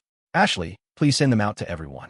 Lin Ping smiled faintly, silently thinking that he had been waiting for this moment. He handed the prepared documents to Ashley, ensuring that everyone in the conference room received a copy. As everyone took the materials Lin Ping had provided and glanced over them, a collective gasp filled the room. Locomotive and Starlight were especially taken aback, their eyes widening in shock. An employee at a record store? Locomotive's tone was laced with surprise. unable to make sense of what he was seeing. His memory was notoriously poor. He couldn't even recall that he had once run down Huey's girlfriend in the street, all while chewing on Robin's teeth. How could he possibly be involved in this case?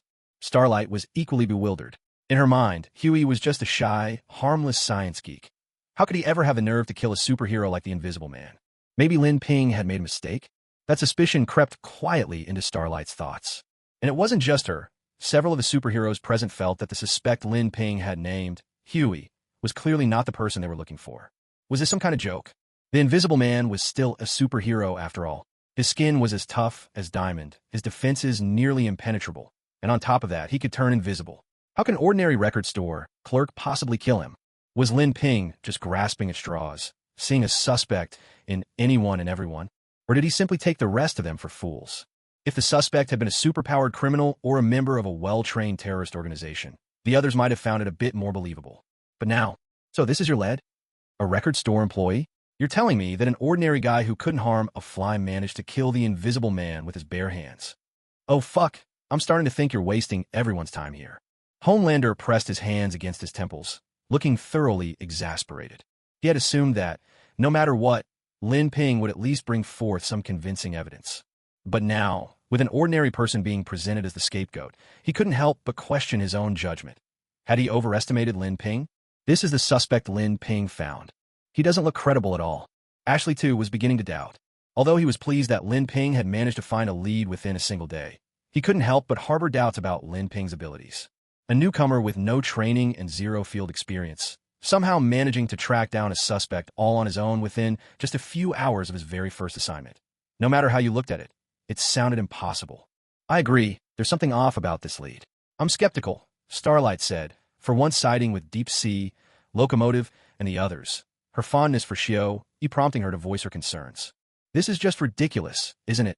Setting aside whether this Xiao even had the ability to kill the Invisible Man, can anyone tell me what his motive would be? Why would an ordinary guy risk becoming a fugitive, just to take out a superhero he has absolutely no connection to? It makes no sense at all. Confident boy, if you don't want to leave the 7, you don't have to make things up like this, do you? Don't you think it's laughable? With a scowl, Locomotive tossed the files onto the table and propped his feet up, leaning back as he addressed Lin Ping with open contempt. Shi Yui, a record store clerk? Lin Ping really had some imagination. The Invisible Man could stand there and let someone rake him with a Gatling gun and still come out unscathed.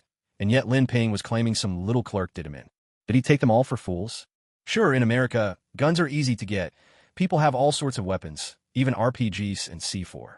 But what kind of firepower could a record store clerk possibly lay his hands on? At most, he might have an assault rifle. That'd be little more than a tickle for the Invisible Man, let alone enough to kill him. Motive. You should be the one answering that. Lin Ping gave a sly smile as he replied to Locomotive's challenge. Are you kidding me, man? Locomotive's face was a picture of confusion.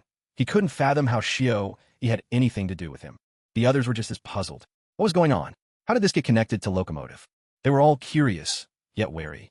Curious as to how Locomotive could possibly be the motive behind a supervillain's crime. Wary that Lin Ping might just be slinging accusations, trying to drag everyone down with him and muddy the waters. Please, direct your attention to the screen, Lin Ping said, already prepared as he calmly started up the projector in the conference room. There, on full display, was a photo of Locomotive and Xiao taken during the signing of a non-disclosure agreement. The location was unmistakable, the Vought Corporation building. Clearly, Locomotive did have some connection to Xiao. All eyes immediately turned to Locomotive, making him shiver despite himself. Oh shit, he blurted. Now I remember. I totally forgot about that. Locomotive slapped his thigh, turned away, and wore an expression of utter exasperation. Lin Ping's face showed a hint of pride as he calmly drank a glass of water. He was getting a little thirsty after saying so much. Now, it was time to hear the Locomotive's defense. Sensing that everyone's attention was still fixed on him, Locomotive finally, albeit reluctantly, began to recount the entire incident. It was that PR incident. I ran over and killed a pedestrian on the street. That was Huey's girlfriend. I didn't mean for it to happen, but I was going too fast at the time. I simply couldn't stop, Locomotive muttered, trying to justify himself. In truth, the main reason was that he'd taken Compound V that day, which sent his strength and speed spiraling out of control. That was how he'd lost control and hit Robin. Naturally, he didn't dare admit any of this, since Compound V was an officially banned substance. If Vought ever found out, he could be kicked out on the spot. But I'm afraid there's more to it, isn't there? After you killed Huey's girlfriend, your attitude was terrible. You even tried to twist the facts, claiming she was standing in the middle of the road and that you just happened to run into her. But the truth is, at that moment, Huey's girlfriend was standing on the curb, kissing Huey. And when you signed the NDA with Huey, he asked you for a sincere apology. Yet all you gave him was a perfunctory, half-hearted response. Am I right, Mr. Locomotive? Lin Ping smiled gently, planting both hands on the table to make himself appear more imposing. Damn it, hell's bells. He's like some all-seeing eye. How does he even know this much? Locomotive was startled. He felt as if Lin Ping was watching his every move. Otherwise, how could Lin Ping know exactly how he'd handled things from start to finish? So that's how it is. Starlight suddenly seemed to understand. No wonder things always fell off whenever Huey and Locomotive were in the same room. Now, when she looked at Locomotive, her gaze became colder. Clearly, he was every bit as bad as the Deep. Wait, I know about this. Even if Huey's girlfriend was, well, killed by Locomotive, didn't he already sign an NDA with the company and walk away with a hefty compensation package? Ashley interrupted, clearly well aware of Locomotive's case as Vought's PR manager. When it came to superheroes harming civilians, there weren't just hundreds, there were thousands of cases. When the report landed on her desk, Ashley had only glanced at it briefly. As soon as she saw the victim's family had signed, she signed off and filed it away. Who would have thought it would come back around like this? Hearing Ashley's words, Starlight suddenly felt sick to her stomach. Was this how Vought's superheroes treated human life? They kill someone, pay a penalty, and call it done? Did this happen to Huey, too?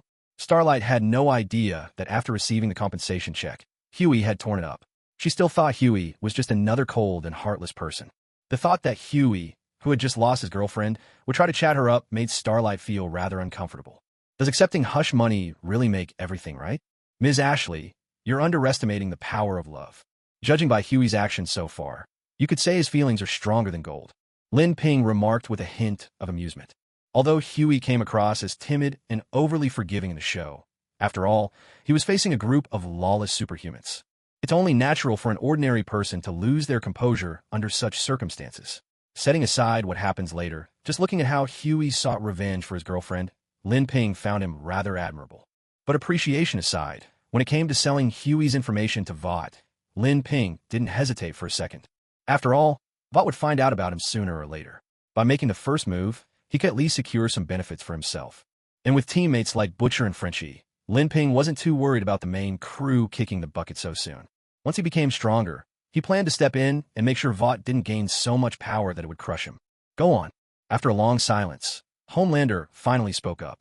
Watching Lin Ping, who sat there utterly at ease and eloquent, he realized he had underestimated him. Lin Ping really has potential, though he's a bit of a wild card. He hadn't expected this unremarkable mutant newcomer to find not just any lead, but a genuinely useful one, all within just 24 hours. It was truly astonishing. You really are a bloody genius. Homelander couldn't help but feel he'd found himself a hidden gem. After spending his days surrounded by oddballs like the Deep and A-Train, his sanity was hanging by a thread. Little did he know, Lin Ping was simply following the plot as he remembered it, shooting arrows after painting the target. Aside from Huey's file, everything else he'd shared was merely a retelling of the original storyline. There hadn't been a single bit of personal deduction involved from start to finish. The next part of the story is pretty straightforward. This young man, named Huey, after A-Train killed the girlfriend he'd waited years to find, and then showed nothing but shameless indifference, planted the seed of revenge against superheroes deep in his heart. And the Invisible Man just happened to be the first to pay the price. Lin Ping paused, carefully choosing his words to avoid revealing too much information he shouldn't have known. A little foresight makes you a prophet, but knowing too much makes you a freak. And if he got caught and studied, that would be a real problem. I do have a question. Does Huey's hatred for A-Train really extend to the Invisible Man? Since it was A-Train who accidentally killed Huey's girlfriend, shouldn't he be plotting revenge against A-Train? Why would he target the Invisible Man, who has nothing to do with his life? With all due respect, although the Invisible Man's personal conduct is questionable, he's never been involved in any incidents of harming bystanders. After all, this old pervert who's always holed up in the women's restroom hardly interacts with anyone. Starlight raised her hand, voicing her confusion. In truth, she didn't believe harmless Huey could be the murderer. She was hoping to stump Lin Ping for her own reassurance. That's a good question. Let's think about it. Under what circumstances would Huey kill the Invisible Man? It couldn't have been a random act of violence that just happened to involve the Invisible Man, right? Lin Ping chuckled softly, then grew serious, his voice steady. It must be that the Invisible Man had something on Huey. Maybe he uncovered Huey's animosity towards superheroes. Maybe he discovered Huey's intent to attack A-Train. Or more likely, the Invisible Man caught Huey in the act inside the women's restroom. Maybe he found surveillance gear or wiretaps. As he reached this point, Lin Ping's tone became certain, as though he'd witnessed it himself. Yet no one present found fault with his logic. On the contrary, they all felt Lin Ping's reasoning was entirely plausible. Unbelievable. Someone spoke up, echoing the sentiment of the group. You said all this, but isn't it all just speculation? Do you have any real evidence at all? You're treating your own guesswork as fact. Do you think you're some legendary detective? The police in America wouldn't even file a case against Huey based on this. The Deep was astonished by how quickly Lin Ping had pieced together so many clues. But he couldn't bear to see Lin Ping remain so smug, and couldn't help but retort. The other superheroes in the conference room, including Homelander, nodded in agreement. The Deep wasn't wrong. Everything Lin Ping had said was personal conjecture, with not a shred of solid evidence to support it. When did VOT's superheroes ever need evidence to act? All it takes for us to arrest someone is a suspicion. Once suspicion arises, the crime is as good as confirmed. A sly smile curled at Lin Ping's lips as he looked around the room. That's right, we're superheroes. Since when do we need evidence to get things done? Huey's just a nobody in America. Bring him to VOT headquarters, rough him up a bit, and he'll spill everything. It was only then that the Deep realized his glaring mistake. This wasn't a police station in America. Here, to make an arrest, you only needed a suspect. As long as they weren't a top executive or high-ranking official, you could detain them at will. What Lin Ping had just said was, quite obviously, simply the way most of the superheroes present usually conducted themselves. Even Deep Sea himself was no exception. This was something everyone knew, but never spoke of openly. Now, with Lin Ping laying it bare for all to see, it left them feeling a bit uncomfortable. Ahem, what are you talking about, Lin Ping? We, the Seven of VOT, are law-abiding citizens. How can we possibly do anything that goes against the spirit of American justice and the rule of law? Ashley cleared her throat, trying to steer Lin Ping back on track and away from such dangerous topics. In theory, they couldn't behave the way Lin Ping described, but in reality, such things could be said in private. But if Congress or the Bureau of Security overheard, who could imagine the trouble that might cause? This idea of doing as one pleased was actually very much to his taste. For a moment, everyone present began to understand. So all of Lin Ping's so-called leads were just his own wild speculations? Once they realized this, their enthusiasm cooled. Relying solely on brute force as superheroes might solve problems, but it was hardly a refined approach. Move too boldly, and you might even leave yourself open to being used as leverage by rival companies. Homelander, on the other hand, looked at Lin Ping with a glimmer of approval, as if to say, what a true outlaw. To catch someone without hard evidence, on mere suspicion alone. Now, that was his kind of justice. Ahem, I get it, Lin Ping said. But if you need evidence, well, I do have a little something. With a casual cough, Lin Ping's words instantly drew everyone's attention again. No way, are you serious? We were just talking, and you actually have something? The people in the Hero conference room were taken aback. They'd already thought Lin Ping was impressive for painting such a vivid picture of what happened to the Invisible Man using only speculation. But to find out he actually had evidence? Once again, they'd underestimated Lin Ping. Roll the VCR. Lin Ping took a sip of East Cohen's special drink, grabbed the projector remote, and displayed footage from the security cameras around Bryman's video store, where Huey worked, as well as a series of on-site photos for everyone to see. Ashley glanced at Lin Ping, her eyes full of questions. She wasn't the only one. All the superheroes in the room were wondering the same thing. Why were they suddenly watching a video store advertisement? Did Lin Ping have some kind of sponsorship deal with the shop? This is where Huey works, and it's also where I believe the initial confrontation between the Invisible Man and Huey took place. Lin Ping answered the question on everyone's mind, as if explaining a puzzle. And this counts as evidence. You're saying that just a few photos are enough to prove there was a conflict here between Huey and the Invisible Man? Who do you think you are, Sherlock Holmes? Locomotive scoffed, more convinced than ever that Lin Ping was making something out of nothing, conjuring up stories from thin air. Our resident boy wonder sure has quite the imagination, he added sarcastically. That's really fascinating. Shanghai, worried that Lin Ping might actually uncover some clue and thereby expose his own incompetence, quickly chimed in to show agreement. The underlying message was clear. He didn't really believe Lin Ping's words either. Do you have any more detailed or more direct evidence? Ashley tried to probe further, and you couldn't blame them for not understanding. After all, unlike Lin Ping, None of them had seen the original story unfold, so it was hard for them to connect these events with the benefit of hindsight. In that case, take a look at these two photos.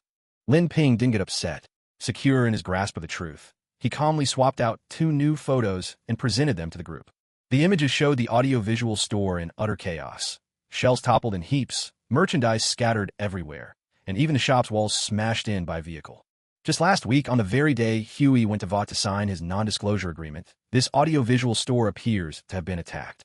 The Jersey City police arrived at the scene 5 minutes after receiving a call from concerned citizen. What's odd is that not a single electronic item was stolen, so we can rule out theft as a motive. Even stranger, the store owner didn't find out about the incident right away. It was days later before he even noticed. I spoke with him last night, and according to him, the attack happened during Huey's shift. And right after that, as expected, Huey disappeared. So, after laying all this out, do any of you still think I'm making things up? Lin Ping straightened up, spreading his hands in a gesture of indifference, as if he honestly didn't care what they thought. Around the table, the heroes exchanged glances, the room falling into a moment of loaded silence. Each of them was digesting everything Lin Ping had just said. A burst of applause rang out. Brilliant deduction. Such meticulous logic. I admit I underestimated you, Mr. Confident. I take back what I said earlier in the meeting. Welcome to the Vought 7. It was Homelander who finally broke the silence, leading the applause for Lin Ping. With that gesture, he truly accepted Lin Ping as a member of the Vought 7.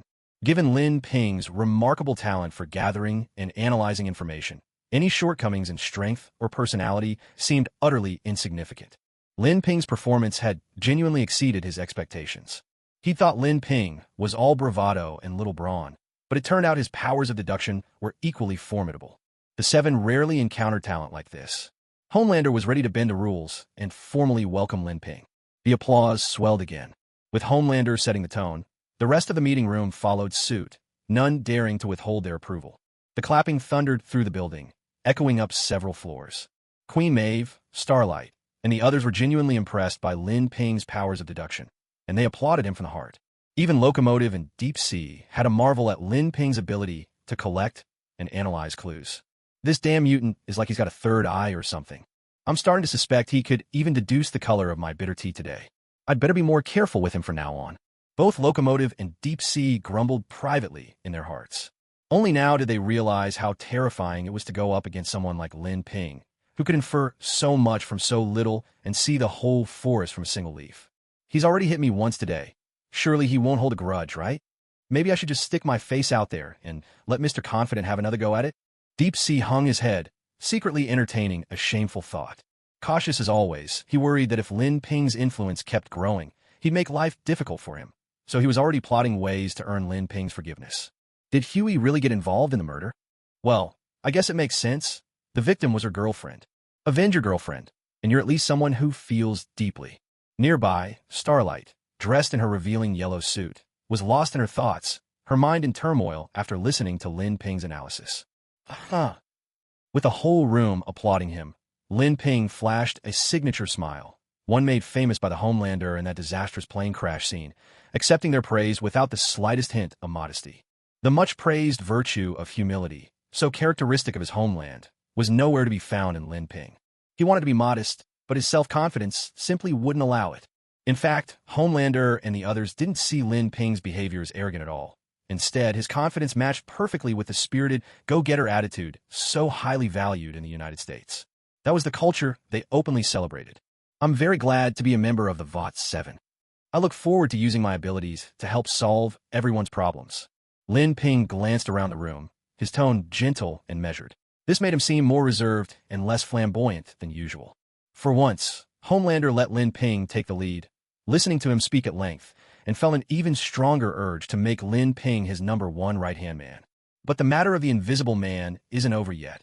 Based on what we know, the video store clerk Huey alone couldn't have managed to kill the Invisible Man and escape undetected by the company's search.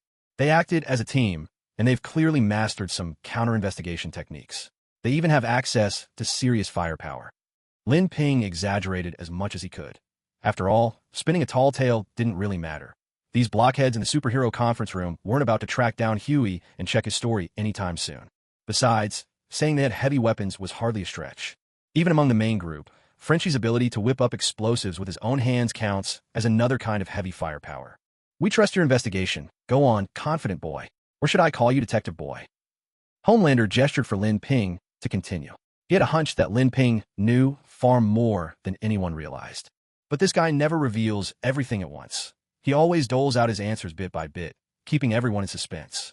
I prefer Confident Boy as a title. It really lets people feel my spirited enthusiasm. As for the Huey crew, let's call them that for now, they showed a level of professionalism in plotting against the invisible man that you rarely see in ordinary criminals. That suggests there could be a former soldier among them, or perhaps an ex-FBI agent, maybe even a former Marine. There are at least 3 of them. Huey is the face, making open contact with Vought. Another handles the weapons and grunt work, and a third person is in charge of command and maneuvering. Today, Vought faces the greatest threat in its history. These people are more skilled and dangerous than anyone we've encountered before. I have every reason to suspect this is a terror campaign motivated purely by revenge against superheroes. With the limited clues at hand, that's as far as my reasoning can go for now. Adjusting to a more comfortable position in his swivel chair, Lin Ping went on. To avoid sounding too outlandish and alarming everyone, he held something back on purpose. He deliberately understated the number of people in Huey's crew and misidentified their backgrounds, steering the Vought intelligence team down the wrong investigative path. That way, the main group would have a little more time to survive, and that was in his own best interest as well. As for Huey, whose identity was at risk, Lin Ping had already arranged a warning. He'd left a clear message at Huey's home. Leave now. They've found you. The warning was scrawled right on Huey's bedroom door. Of course, Lin Ping couldn't guarantee that Huey's dad wouldn't spot the message first. There were too many factors to control. He couldn't cover everything. All he could do was hope Huey's father overlooked it, and that Huey himself would find it in time. Ashley put together everything Lin Ping said today. Get into the work report. I'm sure Vice President Madeline will be very interested in this. As Lin Ping finished speaking, Homelander instructed Ashley to record every word faithfully. Ashley's face was tight with anxiety, her trembling hands scribbling furiously on her tablet. Making mistakes she barely had time to correct. She could only manage a rough summary. Lin Ping was speaking too quickly, with too much information. She simply couldn't keep up. Maybe, after the meeting, I could ask Lin Ping to fill in the blanks, Ashley thought to herself. And as for you, confident boy, you're the real superhero here. Ha! Come on, give me a hug, man. You're not going to poke me with those spikes of yours, are you? Homelander stood up, the beautiful national flag draped over his shoulders, his muscular physique exuding raw power. And in that moment, his signature smile was on full display. Of course not, why would I? Lin Ping laughed as he moved in for the hug, doing his best to suppress the urge to extend his spikes. Why do these two feel like they were cast from the same mold? An odd thought flashed through the minds of everyone in the hero's meeting room. Perhaps even Lin Ping himself didn't realize how much his smile resembled Homelander's, almost like a carbon copy. Ding! You spoke confidently in front of the Vought 7 and Ashley, fully displaying your self-assurance. Gained 296 confidence points. Current confidence points, 400. The long-missed system notification chimed. Seeing the increase in his confidence points, Lin Ping smiled to himself with satisfaction. That's the Vought 7 for you. So generous with confidence points. But relying solely on impressing superheroes to rack up confidence points was a bit too unpredictable. After all, the Vought 7 didn't hold meetings every day, and not all the members showed up each time. It wouldn't do for Lin Ping to cling to the other superheroes every day just to farm confidence points. That would be beneath his dignity. The best approach was still the tried-and-true method of public appearances and press conferences, allowing him to gain the most confidence points from as many people as possible in the shortest time. Riding the momentum from this meeting, Lin Ping signed his hero contract with Ashley on the spot, his rank jumping from Class C to Class A. His annual salary soared from $5 million to $40 million, placing him in the same league as Queen Maeve. Preparations for Lin Ping's hero meet and greet were also underway and would soon be held alongside the Grass Festival. Good fortune seemed to be coming from all directions. Spent 300 confidence points, drawing random abilities. Acquired ability, telekinesis, Class B, can manipulate objects within line of sight up to 3 times your own body weight.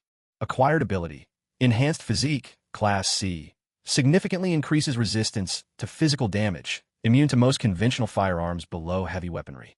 Acquired ability, psychic bomb, Class B. By making physical contact, you can plant a non-physical psychic bomb in targets with lower mental strength than your own, triggering it at will. Warning: number of abilities has reached the physical capacity limit.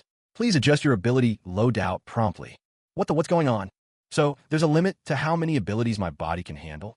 Outside the VOT sampling room, Lin Ping was startled. The joy of acquiring new, powerful abilities instantly dampened.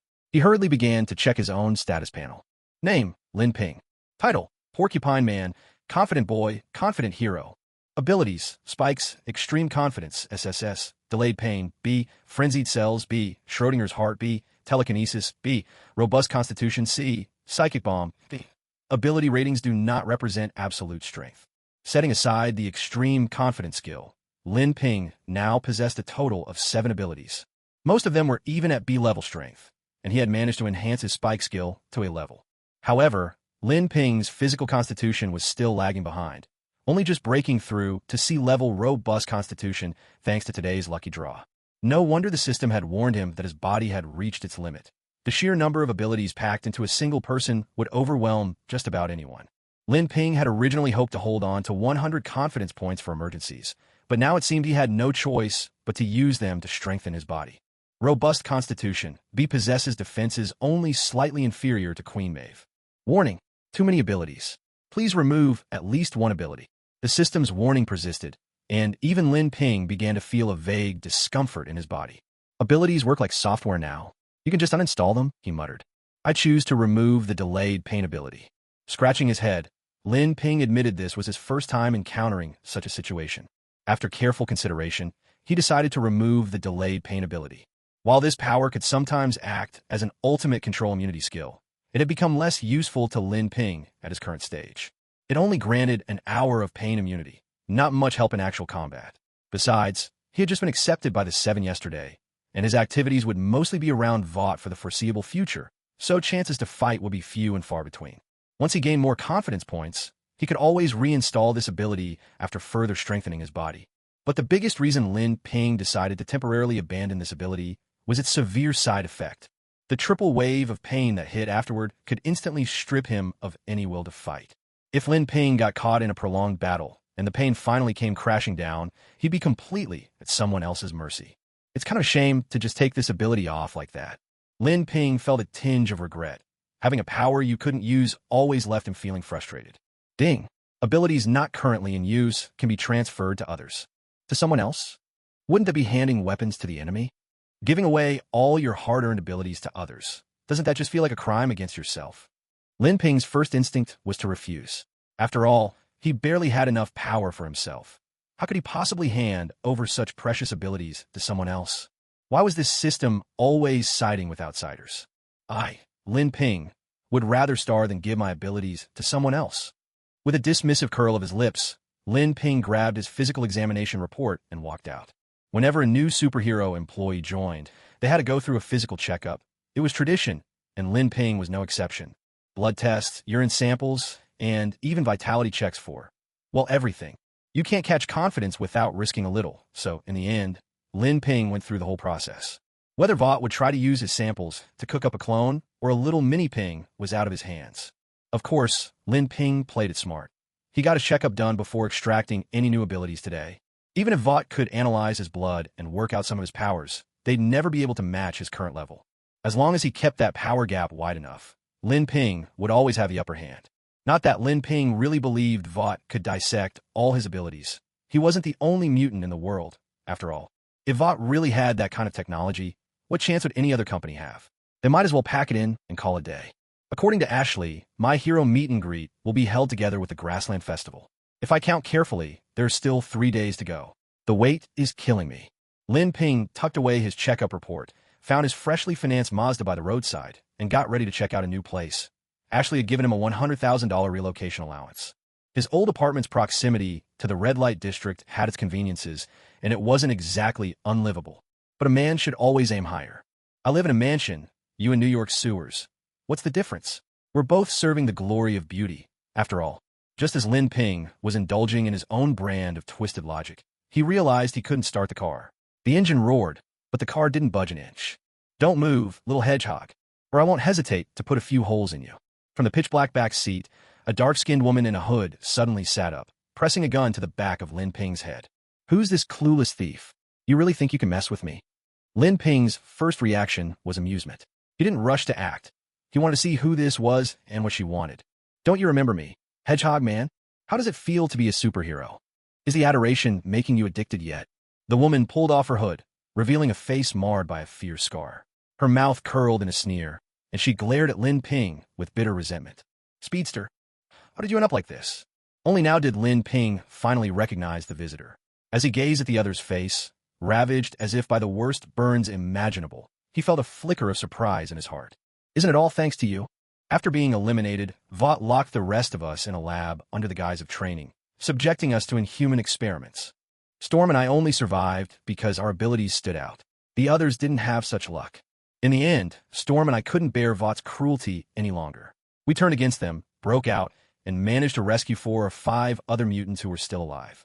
All of this, I owe it to you, rising by betraying your own kind.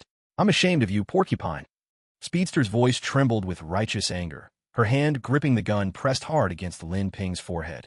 So you're here to kill me? Unfazed, Lin Ping lit a cigarette and exhaled a stream of smoke.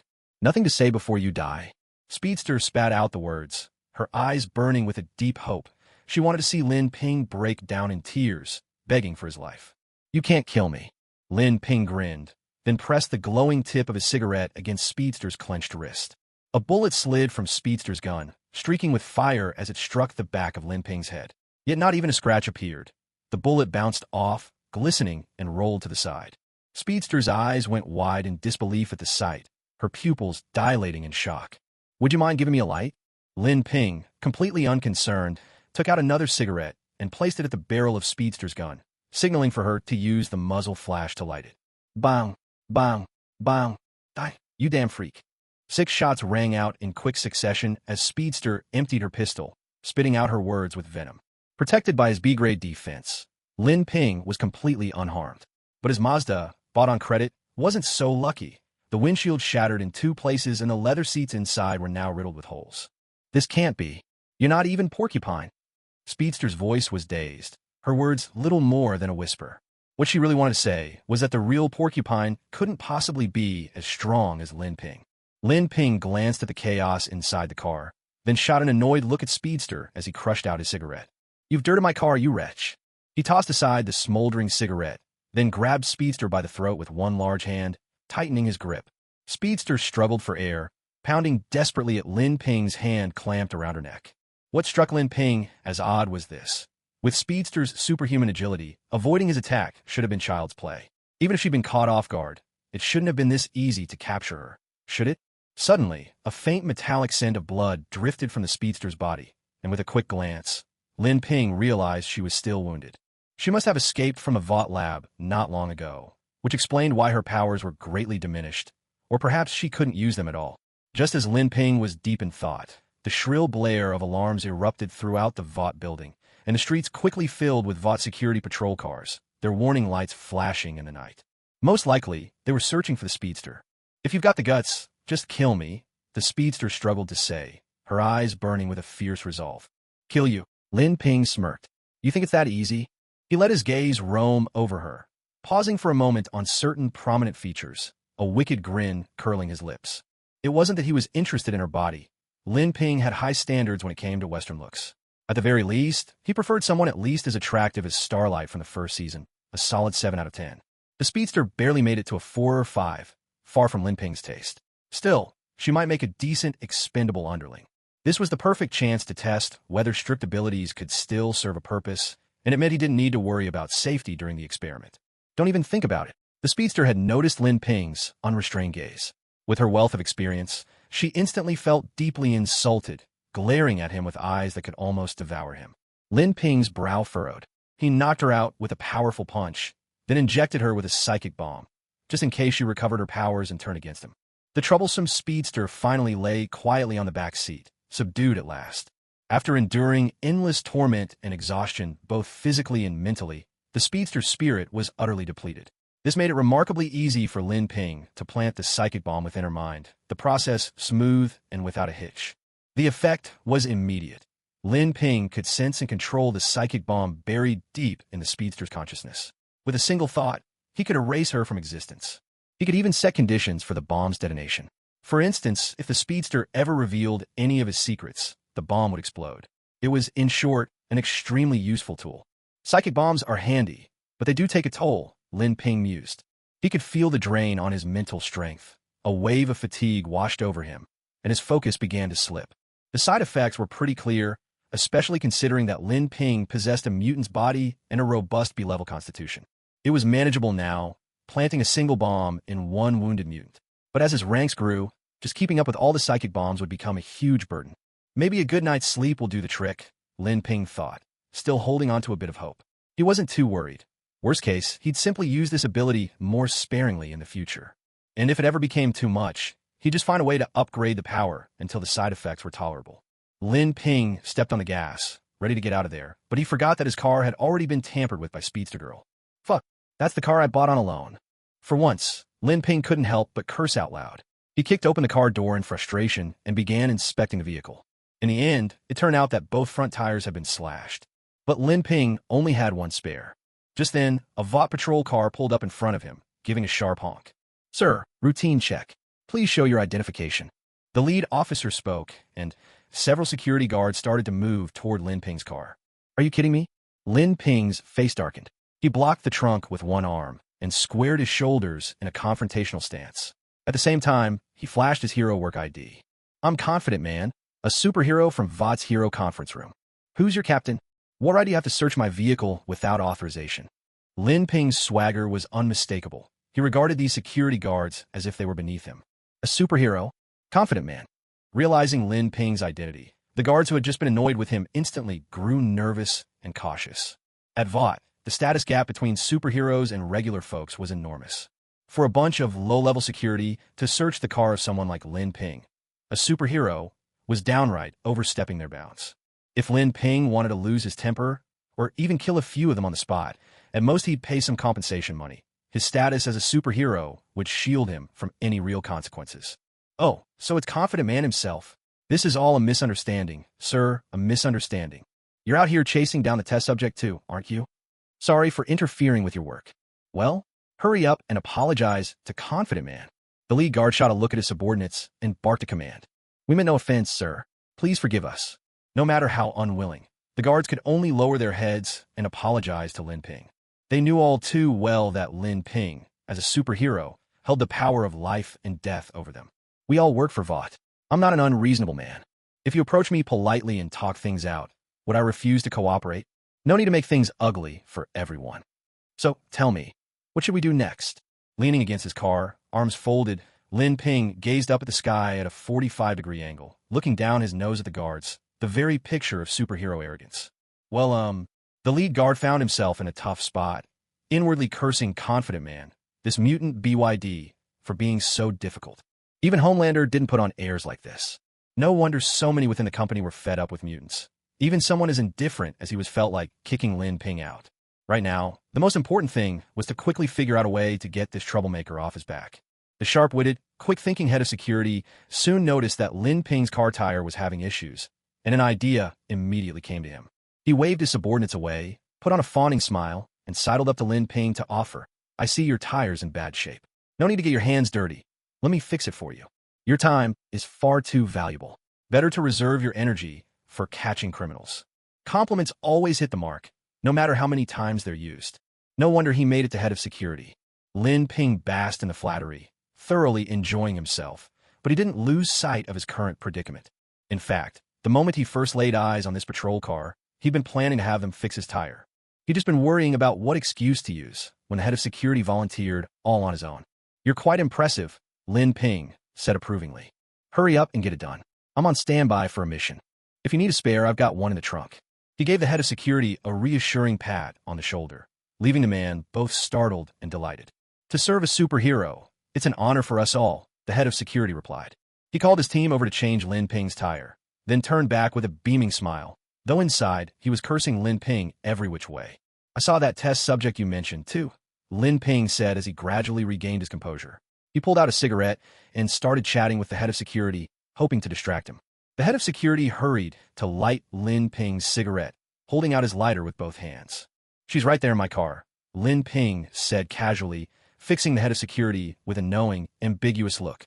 "Wait, you're joking, right?" The head of security wiped the sweat from his brow, completely lost as to what Lin Ping was getting at. You don't believe me? Lin Ping simply opened a car door.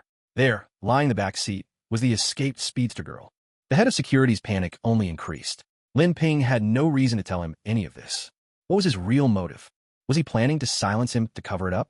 Thinking back to Lin Ping's odd refusal to allow a car search earlier, and remembering that both he and the test subject were mutants, the head of security suddenly seemed to realize something. His legs went weak with fear, and he was ready to bolt at any moment. I'm the one who caught the test subject. I'll just go ahead and take the credit, Lin Ping continued, his words finally allowing the head of security, whose heart had been in his throat, to breathe a sigh of relief. Yes, of course. It's your achievement, after all. The tire's all set.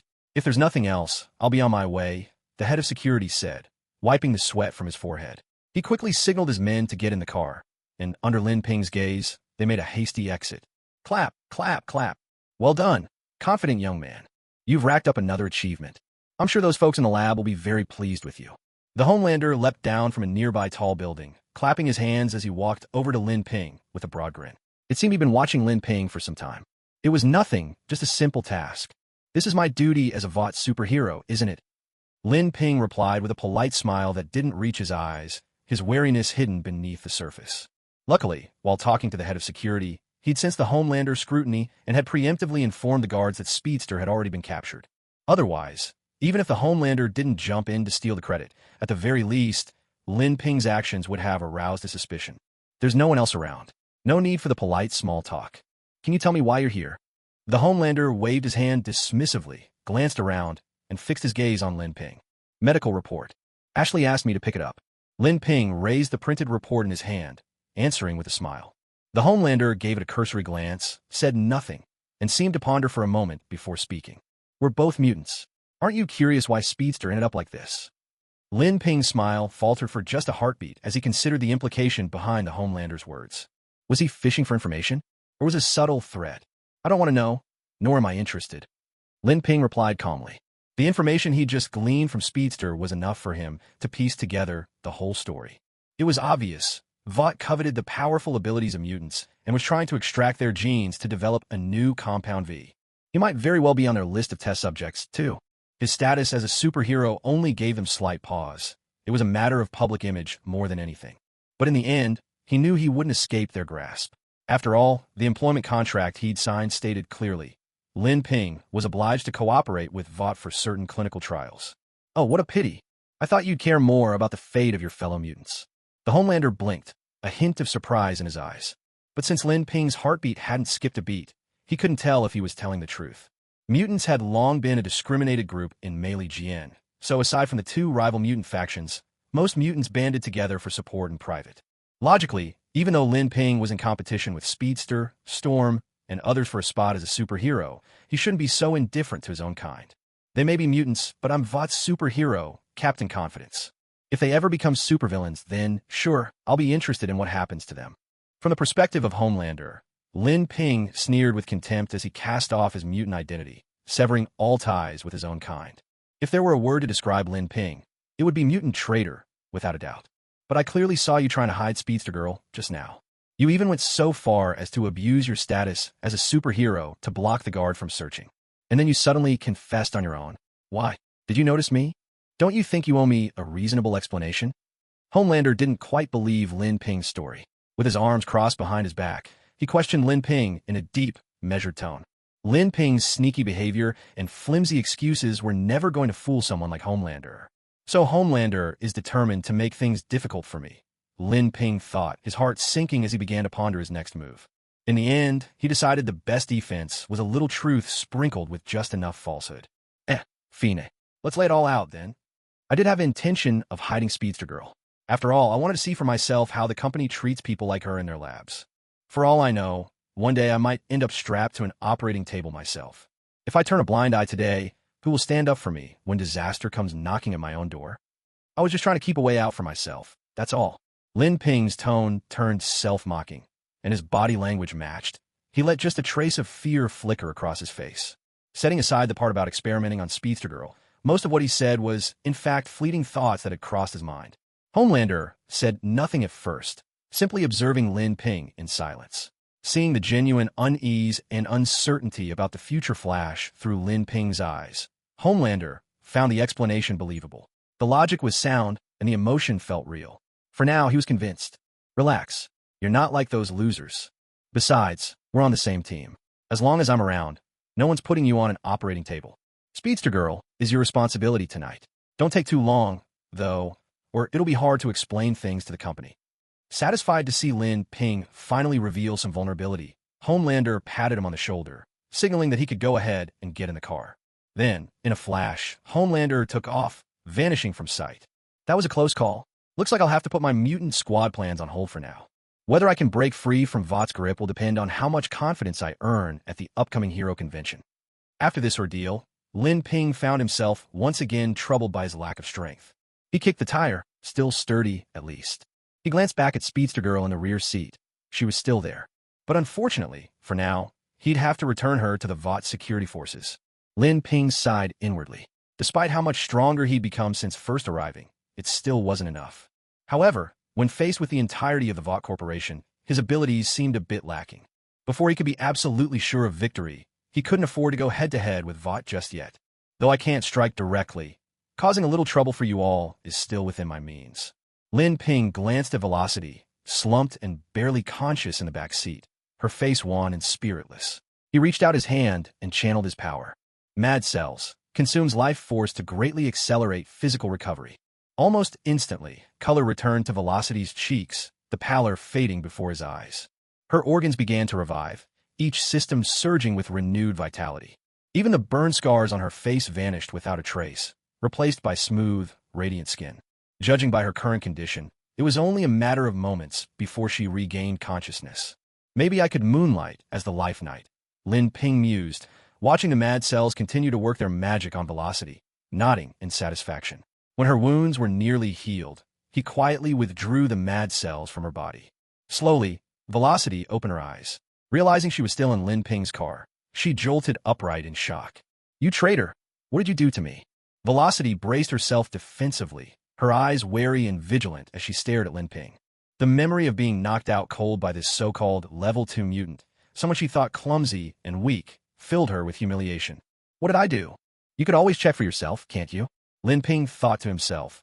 This woman really isn't the brightest. If he'd wanted to harm her, it would have been all too easy. My injuries, they're gone. And my face. Only now did Velocity realize that all the wounds she'd suffered during her escape had miraculously healed. Even the scars on her face had disappeared without a trace. How is this possible? If this wasn't some kind of miracle, then it had to be the doing of the traitor before her. "Was it you?" Velocity asked, her suspicion softening a little, though she remained on guard. But curiosity gnawed at her. Wasn't Porcupine Man supposed to have nothing but spikes? Since when did he come with top-tier healing powers? If not me, then who? Don't go spreading this around. Now get out. Lin Ping pulled the car up in front of Vought security headquarters and reminded her curtly. Only then did Velocity realize that Lin Ping had delivered her right to the squad searching for him, the Vought security division. Stunned, Velocity couldn't comprehend why Lin Ping would heal her only to toss her into the lion's den. In this world, we don't always get to choose our path. For the sake of all mutants, you'll just have to put up with this a little while longer. I'll go contact and protect Storm. Lin Ping sighed quietly, making it clear that he would continue to bide his time, determined to one day bring down Vought and rescue his oppressed mutant brethren. Meanwhile, Velocity Girl was left disheveled in the wind. Her attempt at escape ended in failure, barely stirring a ripple. Within just a few days, Vought had returned to its usual, orderly routine. Lin Ping, too, had settled down in a familiar place, the Brahmin video store. He chose this spot simply because it was affordable and conveniently close to Vought's headquarters. Due to the incident with the Invisible Man, this shop had come under heavy scrutiny from Vought. They frequently sent law enforcement officers, who were in their pocket, for inspections. The owner was quite helpless about it all. Ultimately, under Lin Ping's persistent persuasion, he agreed to hand over the shop for the symbolic price of $10,000. Thus, Brahmin Video Store was officially renamed Black Row Video, and Lin Ping became its new owner. When signing the contract, Ashley not only provided a relocation allowance on behalf of the company, but also generously granted him 3 days off to move in. The store's TV was playing the daily news, mostly filled with flashy superhero commercials. But today there was something different. We bring you somber news. The superhero Invisible Man has been attacked by criminals and has left us forever.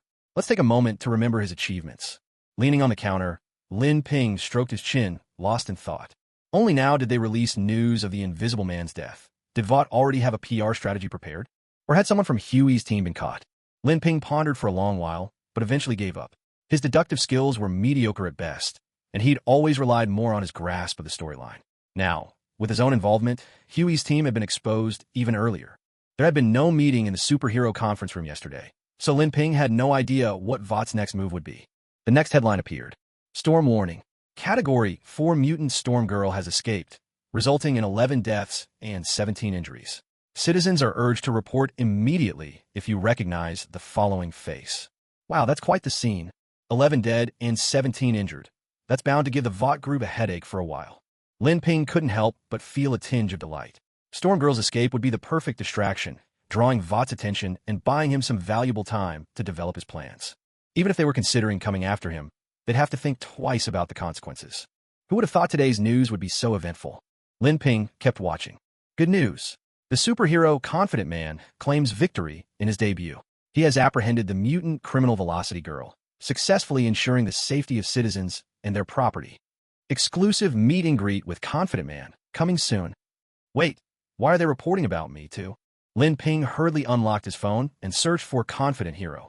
What caught his eye was a feature post from Vought Corporation's official website. Vought Group sure knows how to play their cards, he muttered. The more Lin Ping read, the darker his expression became. The post was full of embellishments, describing in vivid detail how Lin Ping apprehended Speedster Girl. It praised him for not allowing his own mutant identity to cloud his judgment, hailing him with phrases like putting justice above kinship and seeing the light and abandoning darkness, an endless stream of flattery. In a nutshell, Lin Ping, himself a mutant, had defeated the evil mutant Speedster Girl. Of course, this was the story in the public eye. As for how the mutants themselves would see it, Lin Ping had no idea. Most likely, they would see him as a lackey of the capitalists, a pawn of Vought Group, an enemy to be reviled. The intention behind Vought's maneuver was blatantly clear. They wanted to force Lin Ping to sever ties with the mutant community. In doing so, faced with rejection and hostility from his own kind, an isolated Lin Ping would have no choice but to depend on Vought, binding him ever more tightly to their cause. What a cunning scheme. Well, let's see who has the last laugh, Lin Ping said coldly, a grim smile on his lips as his fists clenched unconsciously. In Earth's orbit, on asteroid M, Storm opened her eyes, slowly waking from unconsciousness. The first thing she saw was a striking man wearing a helmet. Through the gaps in the helmet, she could glimpse a shadow of gloom between his brows. It was the world-weary look unique to those who had suffered deep wounds. A faint but unmistakable aura of danger radiated from him. Though she had never met this man before, Storm instinctively felt the kinship that comes from sharing the same mutant blood. With difficulty, Storm sat up and surveyed her unfamiliar surroundings, her voice cautious as she spoke. Humans haven't changed a bit. They're still out for mutants' blood. The helmeted man remained silent, his gaze fixed on Storm's wanted poster. He spoke, seemingly to himself. He is our leader, Magneto. My name is Wanda. Welcome to the Brotherhood of Mutants. A woman clad in crimson, her skin pale as snow, stepped forward and handed Storm a glass of water. Magneto. The Brotherhood of Mutants? None of these names meant anything to Storm. Faced with Wanda's friendly gesture, Storm instinctively recoiled. Though she could sense that Wanda, like herself, was a mutant, her experience with Vought had taught her a bitter lesson. Even your own kind can't always be trusted. The escape from Vought's laboratory, led by Storm and Speedster Girl, both level 4 mutants, had seemed to be going perfectly. But not everyone among the mutants shared their aims. Someone had betrayed them, selling out information to Vought. In the end, only 4 or 5 mutants managed to escape. The rest, Speedster Girl included, were captured and dragged back. All things considered, Storm's carefully planned operation had ended in utter failure. Damn that traitor. One day, I will see you struck down by the wrath of the heavens. As she recalled her fellow mutants who had been sacrificed at Vought's hands, Storm's hatred for Lin Ping grew even deeper. If Lin Ping hadn't led them to Vought in the first place, perhaps everyone would still be alive and well. How could things have ended up like this?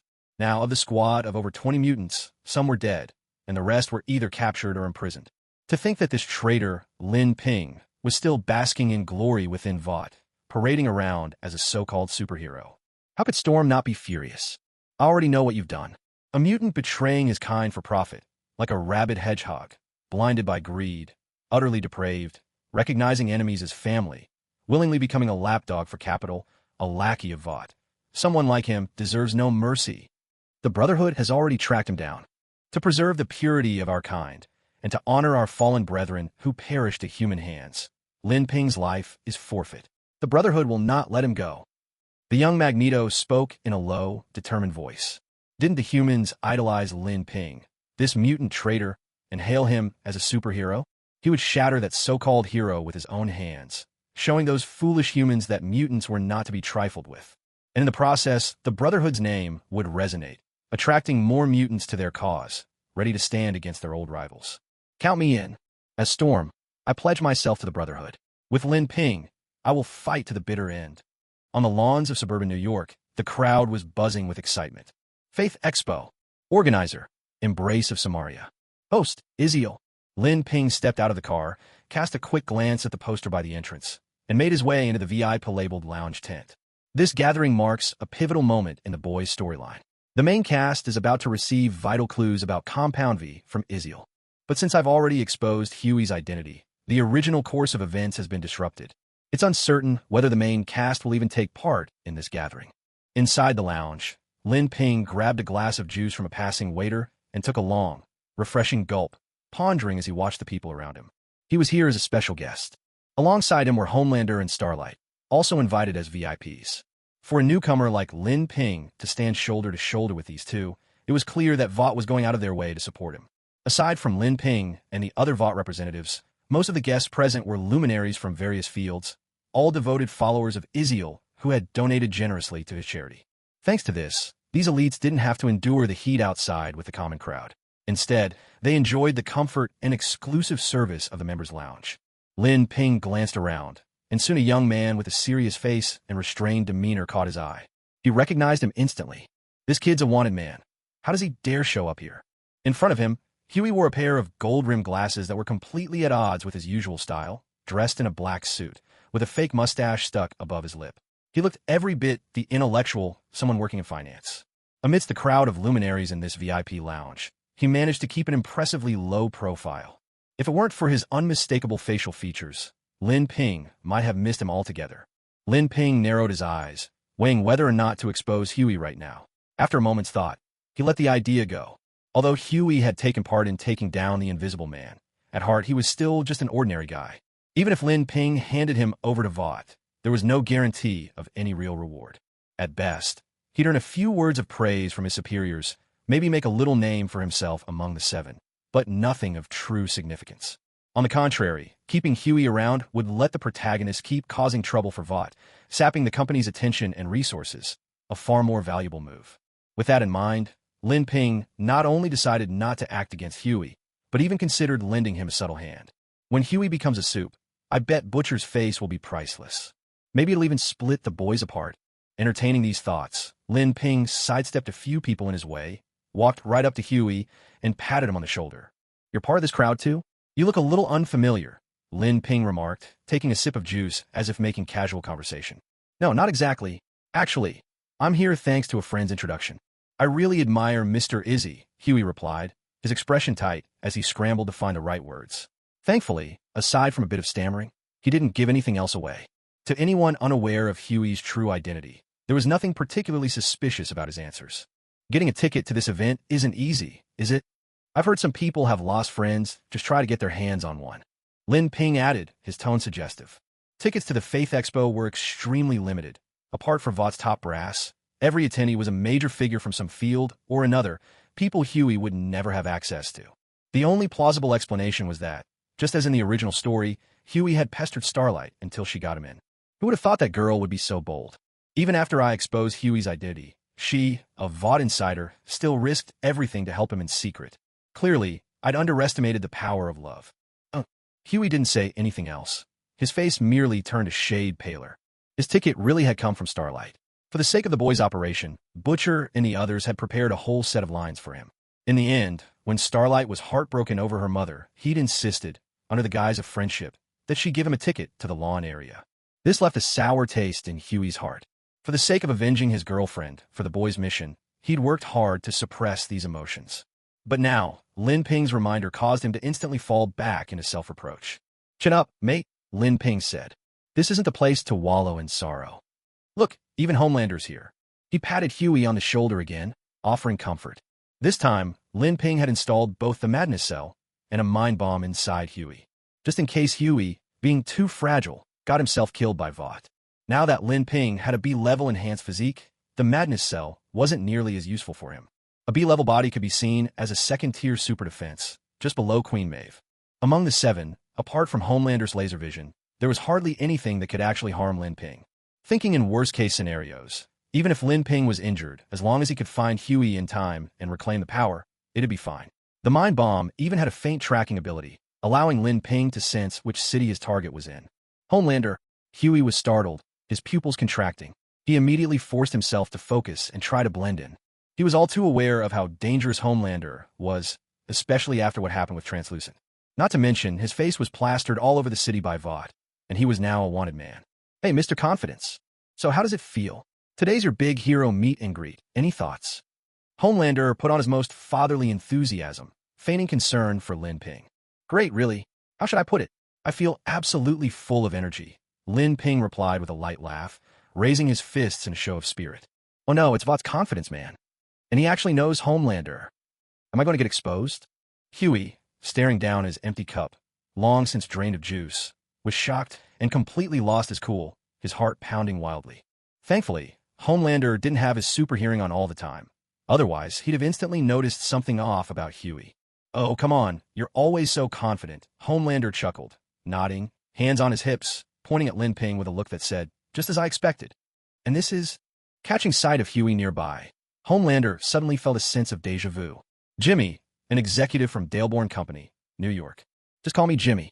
Hearing the Homelander call out to him, Huey hurriedly recited the cover identity he'd prepared in advance.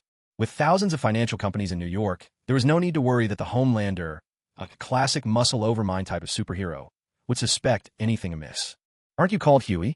The Homelander pulled out his phone, and a wanted poster with Huey's photo filled the screen. The atmosphere immediately grew tense. Huey froze for a few seconds, forcing himself to answer awkwardly. I'm not sure what you mean. I've never even heard that name before. My name's Jimmy. I work for Dalebon Corporation in New York. Here's my business card. With trembling hands, Huey handed over the card Butcher had prepared for him. No. I'm quite certain you're Huey. Look, isn't this your photo? You just have a bit more facial hair and glasses now than you did here. Smiling, the Homelander brushed aside the business card Huey offered and instead held out his phone, displaying the wanted poster for Huey to see. The moment Huey saw his own wanted poster, his body went rigid, words caught in his throat. Not long ago, you tried to kill one of my teammates, and now you have the nerve to show up here so brazenly? The Homelander looked Huey up and down, puzzled that an utterly powerless ordinary man could summon this much nerve. What's more, he couldn't fathom how a penniless video store clerk had managed to get a ticket to the Faith Expo. His cover blown, any further explanations felt pointless. Huey's mind went blank. His heart pounded wildly, and memories flashed through his head like a frantic slideshow. Are you plotting another terrorist attack this time? And why are you here alone? Where are your accomplices? The Homelander scanned the area, but saw no other reckless strangers like Huey. It seemed his companions weren't present. Let's get this over with. Huey shut his eyes, surrendering himself without another struggle. In front of the Homelander, the most powerful superhero Vought had to offer, there was simply no hope of escape. He thought about how he'd come this far for Robin, to avenge her death, and how he'd even managed to kill a soup himself. In that moment, Huey felt no regret. Instead, a strange sense of pride welled up in him. He was sacrificing himself, not just for revenge, but for humanity's fight against the iron grip of superheroes. How should I deal with him? The Homelander weighed his options. Killing Huey right here wasn't ideal. It wasn't that he lacked the power to do it. But with so many people around, taking action in public would tarnish his superhero image, and Vought would never allow it. On the other hand, Huey was just an ordinary man, so frail that you could crush him with one hand. To bother dealing with such a nobody, Homelander really saw no point, especially since he still needed Huey to help uncover the whereabouts of the other criminals responsible for Translucent's murder. Maybe I remembered wrong. You're right, you aren't Huey. See? Your clothes are nothing like the ones in the photo. But I have to say, I find you quite likable. If you don't mind, why not come by my office after the expo? We can have a chat. Homelander pretended to ponder for a moment, and then, as if struck by sudden realization, he delivered his invitation. His tone sounded like an honest suggestion, but Huey knew he had no real choice in the matter. Listening to Homelander's words, Huey stood there, face grim, unsure of what to do next. Lin Ping watched the scene unfold with great interest, curious to see if Huey's protagonist's luck would still hold up. The only help Lin Ping could offer Huey was his self-healing ability, Madness Cell. His other powers were far too important to give up. As for going toe-to-toe with Homelander to help Huey escape, well, that was absolutely out of the question, unless Lin Ping suddenly lost his mind. In other words, barring any unexpected twists, Huey's capture was pretty much a foregone conclusion. Suddenly, a burst of applause erupted from a corner of the VIP lounge. The host of the Faith Expo, Izzer, who was also the founder of the Samaritan charity, stepped onto a half-meter-high stage accompanied by several attendants, greeting the gathering. And now, we come to the glorious purification ceremony. Only those of exalted status among the faithful are worthy of purification. For this special occasion, we have invited the illustrious Homelander to personally perform the purification. Let's give him a warm round of applause. Izzer, a pallid-looking white man, now stood on stage, microphone in hand, gesturing to Homelander, who was right beside Lin Ping. Another wave of applause swept through the audience, as everyone's eyes turned toward Homelander and Lin Ping's group. Greetings, my devoted believers. Homelander was perfectly at ease in such settings. Wearing a broad smile, he strode onto the stage and waved to the crowd. So that's Homelander? Wow, he's even more handsome in person. The guy next to him, in the Vought superhero suit, is he a superhero, too? He looks Asian. Maybe for the sake of diversity? I have to admit, by Chinese standards, that guy is seriously good-looking. Never heard of this superhero before. Must be a newcomer. I'll have to look him up later. The crowd buzzed with gossip.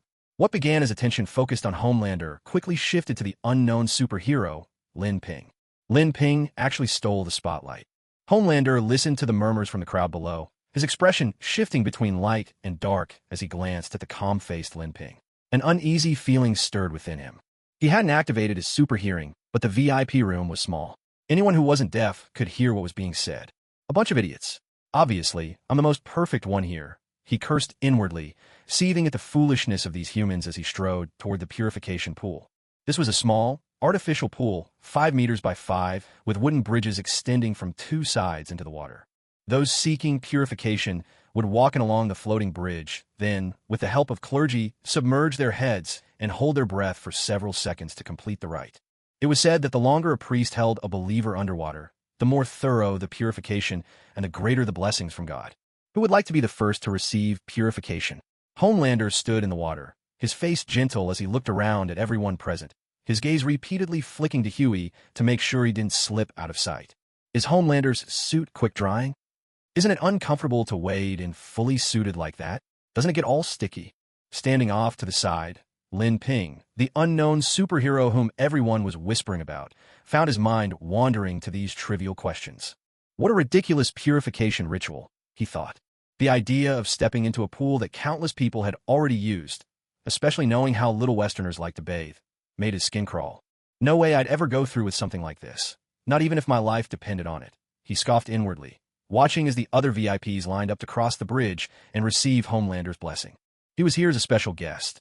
Surely, hopefully, that meant he wouldn't have to participate. But when he sensed Homelander's occasional, probing glances, Lin Ping felt a sudden pang of anxiety. One by one, most of the guests completed their purifications. When Homelander saw Huey hesitating, he called out loudly, drawing everyone's attention. Anyone bold enough to challenge the 7, Homelander thought, deserved a thorough cleansing. Huey's face was stiff, his eyes vacant as he stepped into the pool. He glanced briefly at Homelander, then shut his eyes and silently waited. With a smile in his eyes, Homelander pressed his gloved hand down on Huey's head, forcing him under. The water bubbled up immediately. 1 second, 2 seconds, 3 seconds. Then a minute passed, and Homelander still hadn't let go. Under the water, Huey was clearly in trouble, thrashing desperately, but in Homelander's grip, his struggles barely caused a ripple. Why is this purification taking so long? Is something wrong? He's been under forever. I've never seen it go on this long. Do you think it's dangerous? Watching Huey's frantic movements beneath the surface, people in the crowd began to whisper nervously to one another. You really don't know, do you? The longer the purification lasts, the more it shows that this person is favored by God. The deeper the cleansing, the greater the blessings they receive. This young man named Jimmy is quite lucky to have his purification ceremony conducted by a Homelander for such a long time. A deeply enraptured middle-aged guest, wearing a knowing look, began to explain. So that's how it is. I suppose we simply lack that kind of fortune. After this explanation, no one questioned the Homelander's actions any further. nor did they worry for Huey's safety anymore. Instead, a hidden jealousy crept into their hearts. Why hadn't their own purification lasted as long, and why had they not received such abundant blessings? Clearly, Izzy and Vought International's influence had thoroughly warped their thinking. Sensing that things were getting out of hand, Izzy couldn't help but quietly remind the Homelander to rein it in, lest he overdo it in front of the public. Your soul has been purified now. The Homelander had never intended to kill Huey. Satisfied with his display, he pulled Huey up and out of the pool. Gasping for breath, Huey drew in great gulps of fresh air, reeling from the ordeal. For the first time, he felt just how close he'd come to death. Had it not been for the intervention of a mysterious force, he would have drowned right then and there. Who's helping me? Confusion flickered in Huey's eyes as he surveyed the strangers all around, suspicion rising in his heart. While he'd been underwater, an invisible barrier had separated him from the water, opening the tiniest channel through which he could breathe. This was anything but normal. Some superhuman, hidden in the shadows, must have used their powers to save him. Off you go, kid. Come talk to me later, and don't even think about running. Noticing that Huey hadn't been pushed to his limit, the Homelander felt a little dissatisfied. He spoke in a flat tone, urging Huey to climb out. Huey had no choice but to set aside his doubts for the moment. He walked up onto the floating walkway, drying himself off with the towel provided, all the while turning over his predicament in his mind. Word of his capture had already reached Butcher and the team via his earpiece.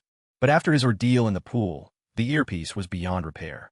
Huey now had no way to contact anyone.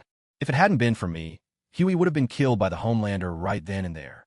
Standing quietly at the edge of the walkway, Lin Ping watched the scene unfold, thoughts churning beneath his calm exterior. At the critical moment, he'd used telekinesis to craft a psychic barrier, separating Huey from the water and saving his life.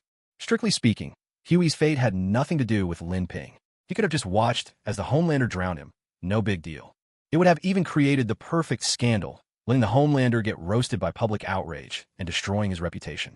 But for now, Lin Ping still wanted to keep the main cast together, buying himself more time to take control of Vought International. So he had no choice but to take action.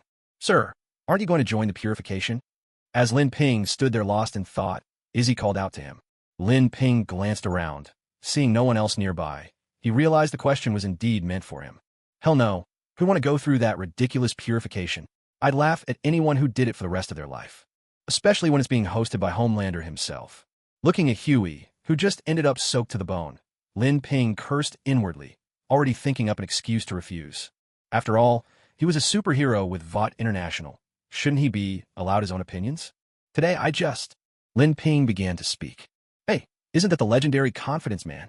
Clearly, our Confidence Man is still a bit reserved. He's not quite mingling with his fans yet. How about we give him a little encouragement with a round of applause? Homelander cut him off, stirring up the crowd with a showman's flair, eager to see the spectacle grow. Confidence Man? The new guy from Vought, the latest member of the Seven, the one who caught that mutant criminal, speedster girl? Oh my god, I can't believe he's actually here.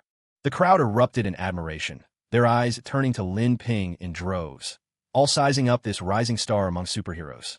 A wave of applause rose from the VIP lounge, warm and enthusiastic, filling the space with its energy. A new superhero star undergoing purification. This will really help Vought win the support of the church and its followers. For some reason, Lin Ping could almost hear Ashley's familiar nagging in his ear. Now, with Homelander pushing him forward, Lin Ping had no choice but to go through with it, unless he was ready to give up earning confidence points as a superhero. So be it then. With his head held high and shoulders squared, Lin Ping strode confidently into the pool, calm and composed. Homelander stood before him, all smiles, wearing the look of a good brother ready to take care of him. At last, Lin Ping and the pool became intimately acquainted. This pool had purified countless people before, absorbing more than its share of, well, sweat. Luckily, Lin Ping had wrapped himself in a telekinetic shield, finally allowing him to relax.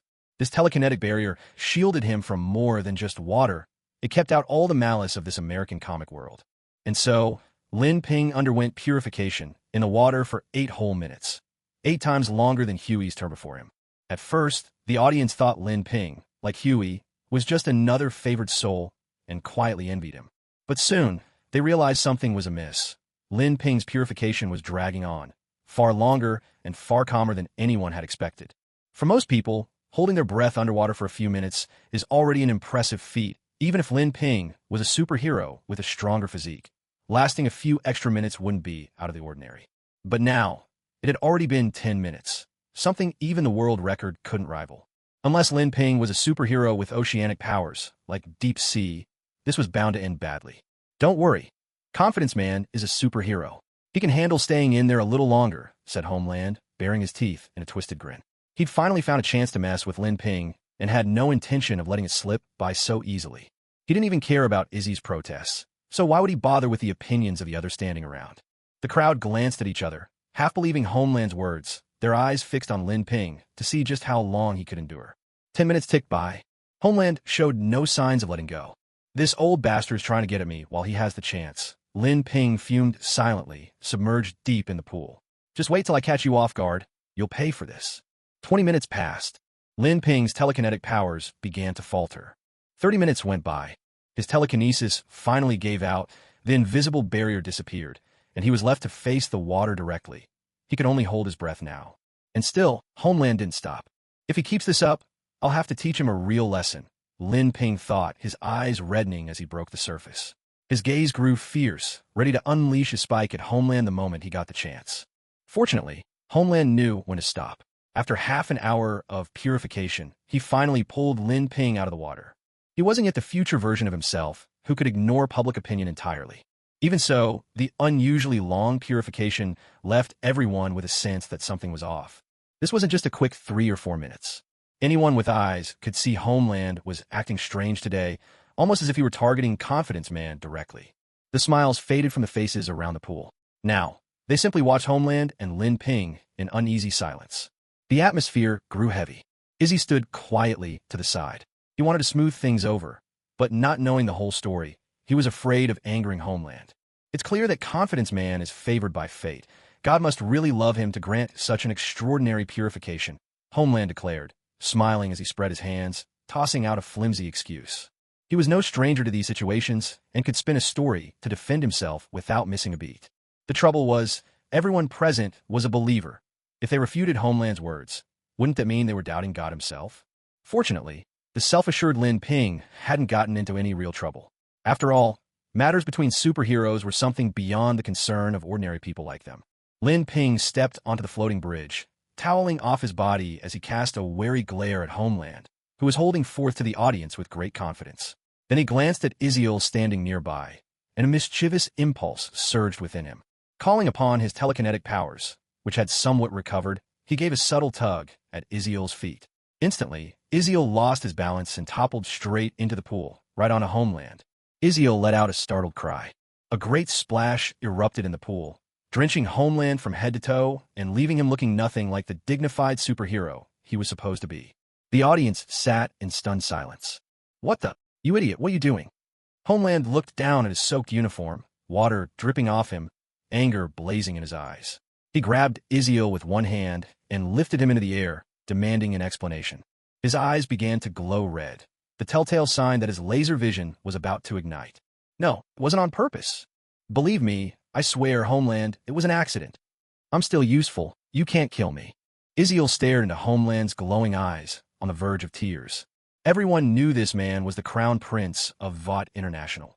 People usually scrambled to please him, never daring to provoke him, let alone intentionally cause trouble. But now, it was like mud had fallen right into his lap.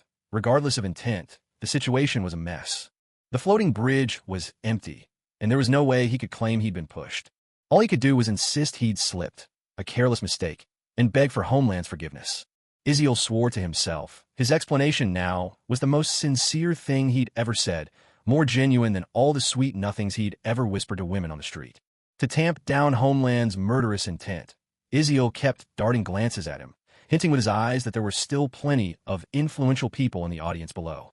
If Homeland did anything drastic, unless he killed every witness, it would take less than a day for the news of a superhero brawl at the Faith Expo to spread across the entire country. You'd better pray this never happens again. Homeland glanced at the crowd, weighing the consequences of unleashing his anger. The red glow faded from his eyes, and his reason returned. No need to be nervous. It was just a little joke. A token of friendship between Iziel and me. And now it's time for photos. Who want a picture with Homeland, your friendly neighborhood superhero? Homeland released his grip on Iziel, muttered a cold warning under his breath, then turned to the audience with a dazzling smile, quickly working to calm the crowd. The guests below were bewildered, but under the guidance of Vought's staff, they were soon swept up by Homeland's charm, and the incident was swiftly glossed over. It was as if nothing had happened at all. Isiel stood to the side, shaken but alive, repeatedly wiping the cold sweat from his face with a towel handed over by his assistant. He had truly felt as if he were going to die just now. If Homelander hadn't stopped, he would have been meeting his maker for sure. Damn that Homelander, a giant spoil brat from Vought, and he really thinks he's some kind of hero. Just wait. Sooner or later, your day will come. The memory of being publicly humiliated, hoisted into the air by Homelander in front of so many followers, filled Isiel with burning shame and anger. And these weren't just ordinary believers, either. They held important positions and resources across society. It had taken Isiel great effort to win them over, deep-pocketed suckers who donated generously to his charity. Now, having lost face in front of them, he knew they'd start doubting both his abilities and their trust in him. Whether he could even keep in touch with them going forward was now uncertain. No wonder he was furious. After all, he'd served Vought and that man loyally for years. If not with merit, then at least with hard work. And all it took was one slip and a fall into the water for Homelander to develop murderous intent toward him. Truly, that man was heartless. What a pity. Isiel let out a sigh. These days, he and Vought were in the same boat. They would rise or fall together. Even if he wanted to go against Homelander, there was nothing he could do. After all, what use was his rubberman ability? It was barely worth anything. Forget it. I'll just head back to Paradise Club and find a couple of escorts to cheer myself up.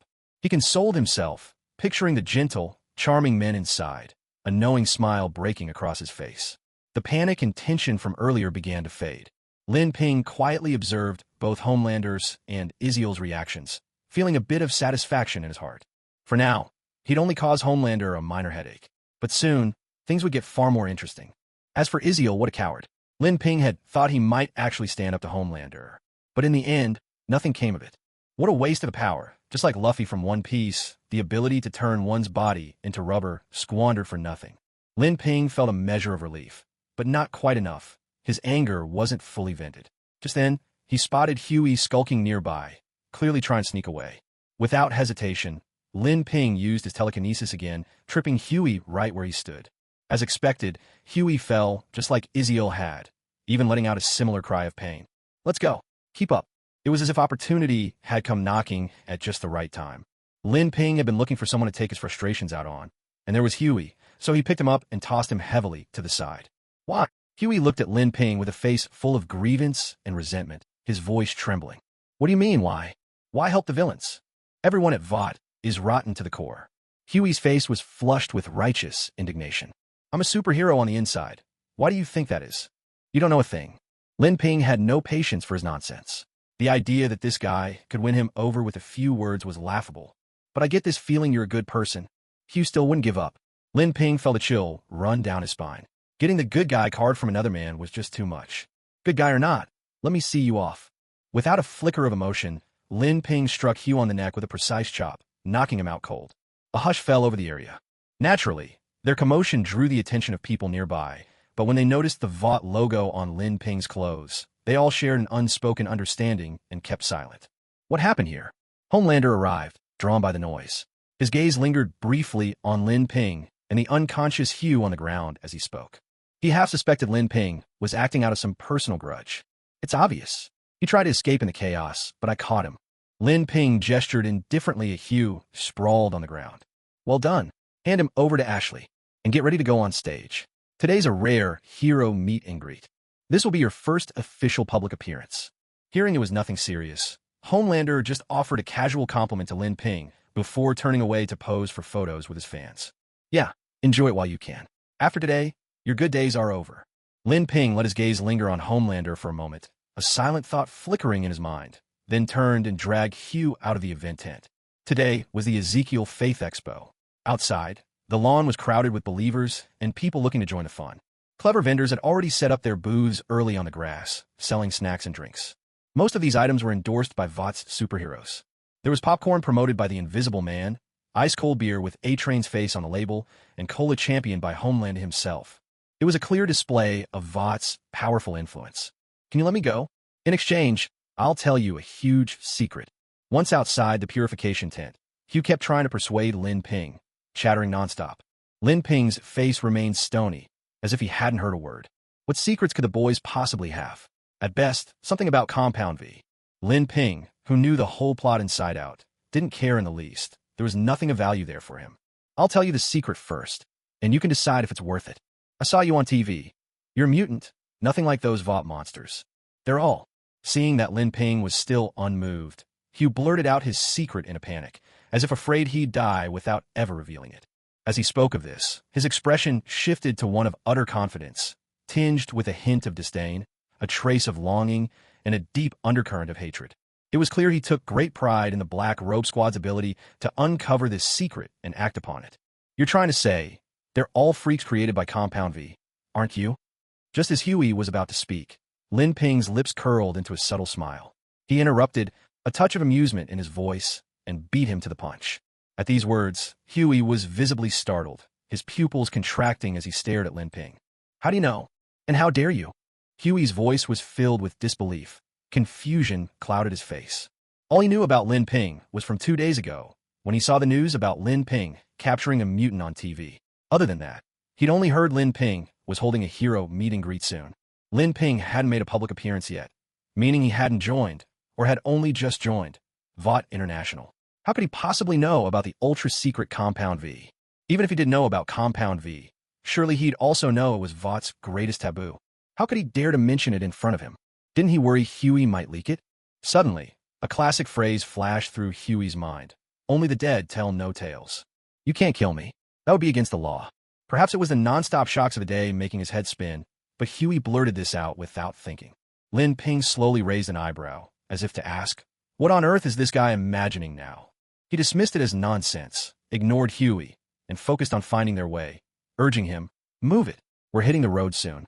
At those words, it felt to Huey as though the sky itself was collapsing. Lin Ping wasn't sure if hitting the road in English implied murder or not. But clearly, Huey had misunderstood. Homelander is your boss, right? Desperate, Huey recalled what Homelander had instructed him earlier, forcing himself to sound calm. Lin Ping didn't respond.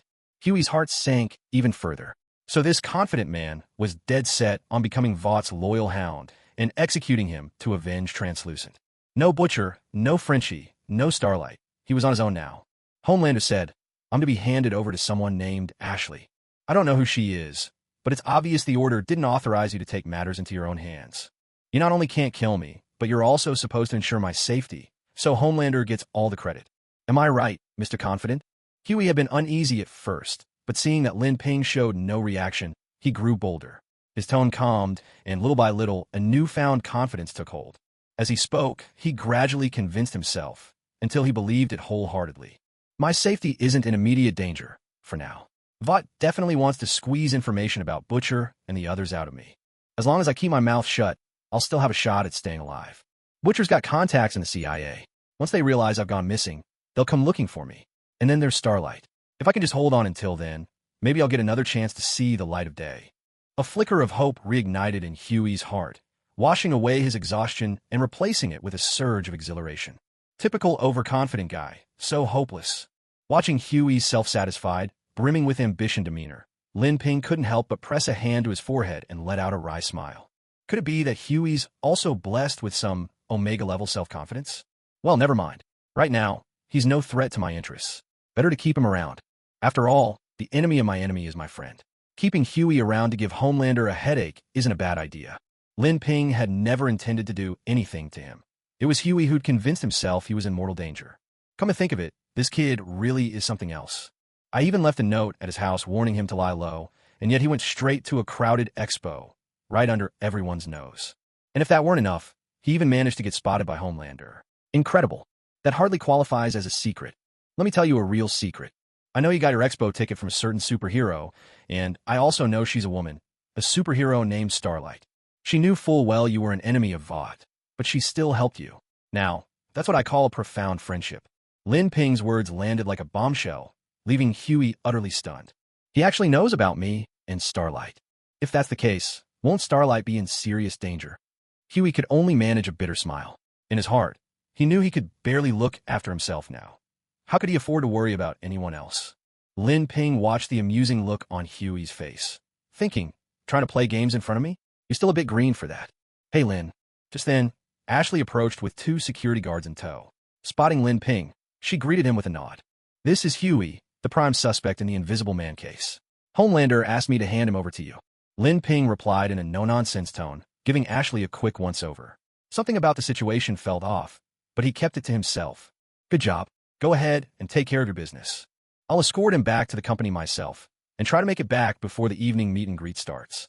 Without so much as a word of praise, Ashley handed Huey over to the 2 security guards behind her. Lin Ping glanced at them. Both unfamiliar faces, their expressions stern. They looked like they were from out of town, but he didn't dwell on it. After all, he'd only just started at VOT and hadn't met many of the security staff yet. After handing Huey over, Lin Ping checked the time. There was still an hour and a half before the meeting would begin. Before the meeting, there would be a solo performance by Izzle, usually a long-winded bout of confession and empty platitudes that Lin Ping had no interest in whatsoever. He decided to skip the performance entirely and instead spend an hour enjoying his dinner. After Ashley took Huey away, she didn't return to VOT International, but instead stopped at a remote location. Huey was brought onto a luxurious RV, where a young man with a commanding presence was seated inside. "Good evening, my fellow countrymen. There's no need to worry about that traitor. You're safe now." The young man, wearing a helmet, greeted Huey with a smile. Huey was utterly confused. Seeing Huey still dazed, Magneto casually picked up a rod and struck Huey on the arm. Damn it! Huey's eyes widened. Was this guy insane? He just hit him out of nowhere. He tried to dodge, but the iron legs of the bench beneath him held him firmly in place. The rod landed on Huey's arm. Frightened, Huey squeezed his eyes shut, bracing for pain, but the expected agony never came. "What's going on?" Huey opened his eyes, bewildered. "This is your gift, child. You're a mutant. Your power is the ability to ignore pain." Magneto spoke in a measured tone. Mutants all share a unique aura that allows them to sense one another. Huey looked completely lost. He never imagined that the pain delay ability Lin Ping had casually bestowed upon him would lead Magneto to mistake him for one of his own kind. And thus, he suddenly found himself among the very superhumans Magneto despised the most. At Frenchie's safe house, under the dim light, Butcher, Mother's Milk, and Frenchie all wore heavy expressions. "This is my fault. I should have known Huey was wanted, but I still let him go on the mission." Butcher slammed his fist against the wall, his voice tinged with regret. "Don't say that. Huey getting caught is on all of us, really. We still have a chance, don't we?" For once, Mother's Milk and Frenchie weren't bickering. Instead, they tried to comfort Butcher. They all knew Huey was the best man for the job. He was the only one who knew the superhero Starlight, and only he could get a ticket to the Izzle Faith Expo through her. They'd thought Huey's disguise and the chaos of such a grand event would help him blend in, but to their surprise, Homelander had caught him outright. The moment Huey ran into Homelander, the boys already knew what fate awaited him. The communicator had failed the instant Huey hit the water, and with it, they lost all contact with him. Huey's capture, and the threat against Izzle with the videotape, meant their plan to obtain information about Compound V was now at a complete standstill. Back in the safe house, everyone wore an expression of defeat, their spirits crushed and despondent. Huey's capture had sent them a chilling signal. Vought had somehow uncovered the truth about the Invisible Man's death. For all they knew, the 3 of them might already be on the company's most wanted list. With that thought, Frenchie crept quietly from the basement up to the first floor, hugging the wall as he listened intently for any sounds. Satisfied that all was quiet, he slipped back down to the basement. "Where did things go wrong?" "We took care of the Invisible Man ourselves. In theory, nothing should have leaked. Unless Vought has some kind of all-seeing eye." Frenchie scratched restlessly at his patchy scalp, pacing the basement as he muttered to himself. "This isn't the time to be playing detective. If Vought wants to find us, it's just a matter of time before they do. What matters now is, what do we do about Huey? He may have just joined us, but he's one of our own. We can't just leave him to his fate, can we?" Mother's Milk spread his hands, looking from Butcher to Frenchie, his words cutting through the tension. Butcher said nothing, his brow deeply furrowed. "Maybe we could ask the Bureau for help. I know you've got some contacts there," Mother's Milk suggested, turning to Butcher. Yet even as he spoke, he realized how hollow that suggestion sounded. It was true that Butcher knew Susan, a high-ranking agent at the Bureau, and they went way back. But that was all in the past. During their previous mission against Lamplighter, a mistake by Frenchie had resulted in Susan's grandson being burned alive by the superpowered hero. Since then, Susan had cut off all contact with Butcher. Mother's Milk was well aware of this, and never missed a chance to needle Frenchie about it during their arguments. As expected, after Mother's Milk brought it up, Frenchie's face darkened and he fell silent. "Mother's Milk, fighting Supes isn't a game. Sacrifice comes with the territory. When Huey chose to join us, he had to know this day might come. Right now, we have two options. First, we could try to rescue Huey from the clutches of Vought, who have an army of soups at their disposal. But that's as close to impossible as it gets. The other option is to dig deeper into the Compound V trail, take out a few more soups, and avenge Huey that way. Personally, I favor the second plan. Butcher fixed Mother's Milk with a steady, weighted gaze, his tone heavy with meaning. After capturing the Invisible Man, he and Huey had tried contacting Susan, only to be predictably turned away. Now that Huey had been caught and Vought had evidence in hand, the company was riding high. Susan would never risk associating with them at a time like this. His reputation as the Butcher wasn't nearly enough to open every door, and Susan, still grieving her grandson's death, harbored deep resentment toward them all. If they tried to approach her now, it would only end with the door slammed in their faces. The Butcher's words made it clear just how dire their situation had become. They were fighting alone, with no reinforcements, and now they had lost another teammate. Their opponent was none other than Vought, a company capable of mass-producing superheroes. That sense of utter helplessness was enough to drive anyone mad. Damn it, fuck Vought. To hell with all those damn superheroes. Mother's Milk growled between clenched fists, his voice low with frustration. He had never felt so defeated. He couldn't lash out at Butcher or Frenchie, so this was the only way he could let off steam. Frenchie, meanwhile, said nothing as he quietly prepared food for Kimiko, lost in thought about whether it was time to call it quits. He knew he'd messed up with the lamplighter situation, but he'd already paid the price. As for Huey, all he could offer was a simple apology. The kid might be timid, but in the end, he had the guts to go after Translucent, and Frenchie had to admit that earned his respect. Still, risking his life for Huey was out of the question. He had someone waiting for him at home. He wondered, with a trace of worry, whether she'd accept Kimiko as well. The boys were on the verge of falling apart, living proof that when a tree falls, the monkeys scatter. Maybe I could. Butcher's gaze drifted to the vial of Compound V they'd taken from A-Train and Popclaw.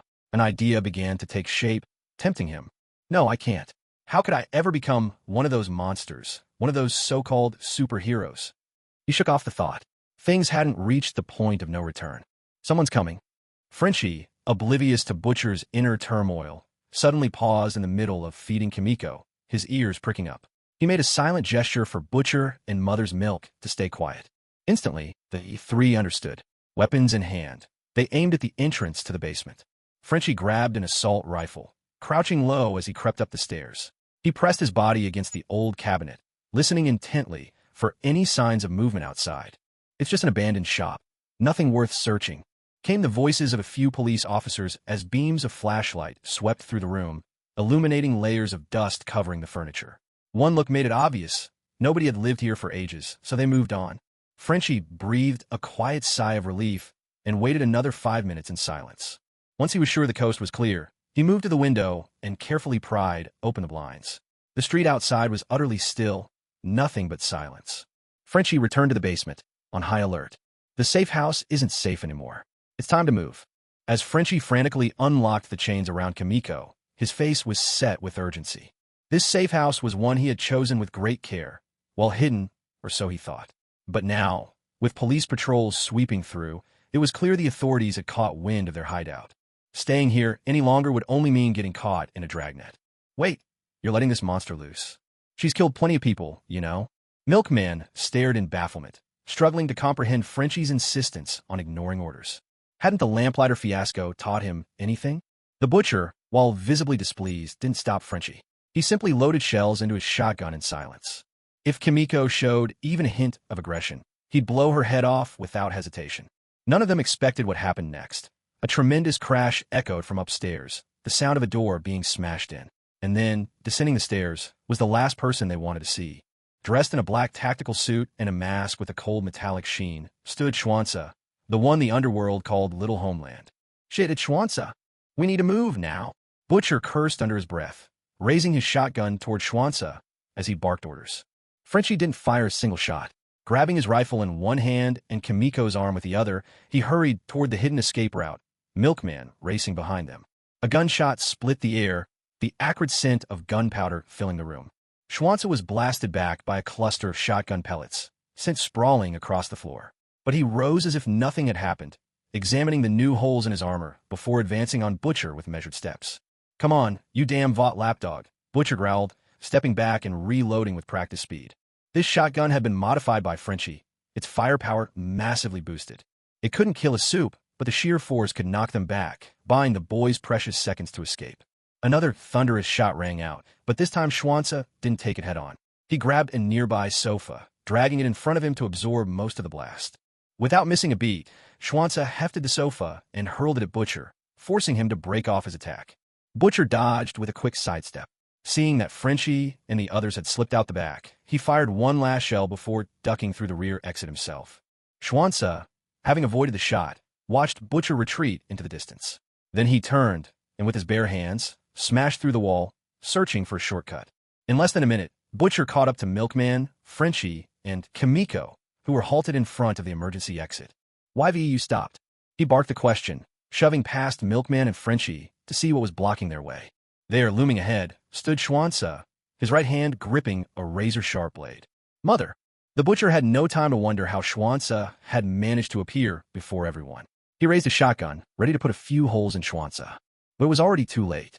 Beyond 7 steps, the gun is faster. Within 7 steps, the gun is still faster. Yet, the Butcher's shotgun was out of shells. The custom-made weapon could only hold 2 rounds at a time, both of which he had just spent on Schwanza. Facing Schwanza's wrist blade, the Butcher had no choice but to use the shotgun like a poker, blocking as best he could. The instant the blade clashed with the gun's barrel, everyone seemed to hear the echoing ring of steel. No one knew what material had gone into Frenchie's modified shotgun, but managed to withstand the blow from Schwanza's blade. Was this why even superheroes preferred close combat weapons? The Butcher couldn't spare a thought. Like a Jedi in a desperate duel, he wielded his shotgun as if it were a lightsaber, spinning it in a tight, impenetrable defense. Time and again, he managed to fend off Schwanza's relentless strikes. But no defense lasts forever. Eventually, Schwanza found an opening, slashing the Butcher's face with a single swift cut. Blood blurred the Butcher's vision, and with a powerful kick, Schwanza sent him sprawling to the ground. The staccato of gunfire erupted. Frenchie finally remembered to pull the trigger. Yet the bullets bounced off Schwanza's body like toy marbles, ricocheting away the moment they made contact, not even leaving a mark on his suit. Weapons that worked wonders against ordinary foes were useless in the hands of someone like Schwanza, a true superhuman. Under the hail of Frenchie's erratic gunfire, Schwanza walked forward, unhurried and unstoppable, step by step. His wrist blade was raised high, a cold glint flashing across his black metal mask. Just as it seemed Frenchie was about to meet his doom, a dark blur hurtled onto Schwanza, wild as a beast, biting and clawing with desperate fury. "No, Kimiko."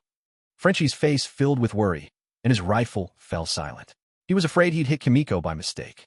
He had never been so afraid for anyone before, not even for his tough, no-nonsense girlfriend back home. Kimiko, who could tear apart ordinary men, could not break through Schwanza's defenses. Schwanza drew his blade and slashed down across Kimiko's spine, then drove it through her heart. With a slow, deliberate motion, he withdrew the blade. Kimiko's body stiffened, then collapsed to the ground. "Kimiko!" Frenchie's eyes went wide. He rushed to her side, heedless of danger, watching the life fade from her eyes, his heart breaking. Kimiko grasped Frenchie's hand, wanting to say something. Years in captivity had stolen her words, and all she managed were a few inarticulate sounds before her life slipped away. "She's dead. Kimiko is dead." Frenchie clung to her hand as it grew cold, drained of all hope. Schwanza compared the photo on his phone with Frankie, and after confirming the match, he raised his sleeve blade to Frankie's neck. The standard for completing the mission was to return with the target's head. This was far from the first time Schwanza had carried out such a task. The Butcher's eyes bulged with fury. He grabbed a nearby fire poker and swung it hard at Schwanza's shoulder. But Schwanza wasn't fazed in the slightest. With a swift twist of his elbow, he sent the Butcher reeling back 4 or 5 meters, only stopping when he crashed into the shelving behind him. Mr. Milk stood trembling at the side, too terrified to move an inch. With all obstacles cleared, Schwanza once again raised his sleeve blade toward Frankie. "Damn it, I can't do anything. So it really has to come to this, after all." The Black Robe squad he had painstakingly built was falling apart. Shuai had been captured, the others were fleeing in disarray, and now Frankie was about to die at Schwanza's hand, right in front of everyone.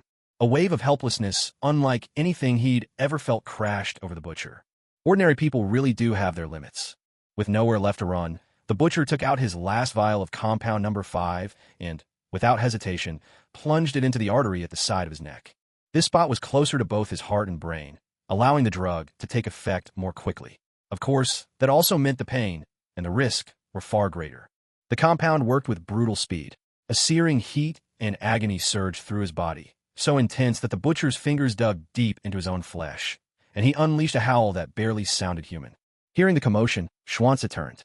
His gaze immediately landed on the dropped vial of compound number 5 at the butcher's feet, with a trace of blue liquid still inside. Compound number 5 could unlock the hidden potential of the human body.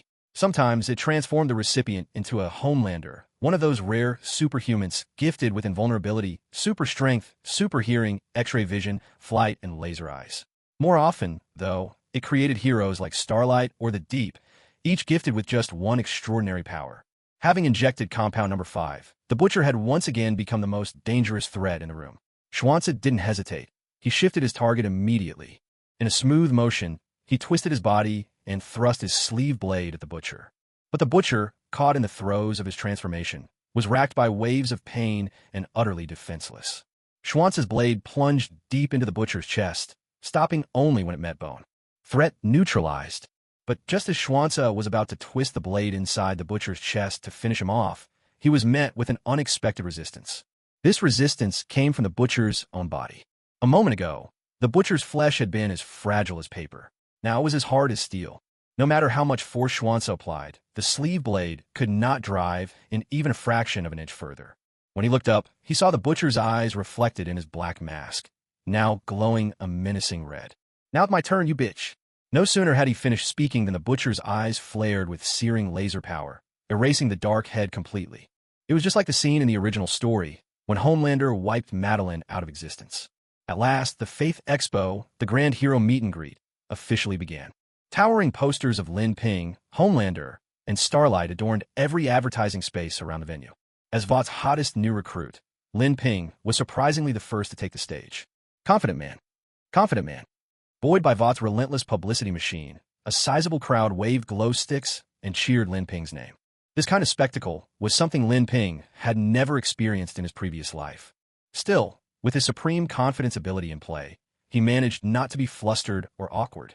What should I say? Should I sing the praises of Vought's glorious achievements? Step by step, Lin Ping ascended from the backstage stairs to the center of the stage. Once there, he found himself at a loss. He wasn't nervous, but he genuinely didn't know what to say. Today's Faith Expo involved the church, Vought, and the general public. Just buttering up the company, as he might have in his previous life, simply wouldn't cut it. He had to cover all the bases. Every angle needed his attention, and he had to do it well. A mutant is still a mutant. Even a situation like this is beyond him. How did he even get into Vought? Watching the live broadcast, A-Train had just killed his girlfriend, Popclaw, with his own hands. Drowning in grief, he now channeled all his anger on a Lin Ping. Typical rookie. Even if he's got some strength, when it comes to PR events like this, he just can't measure up. The Deep, also watching the broadcast, shook his head, clearly unimpressed with Lin Ping.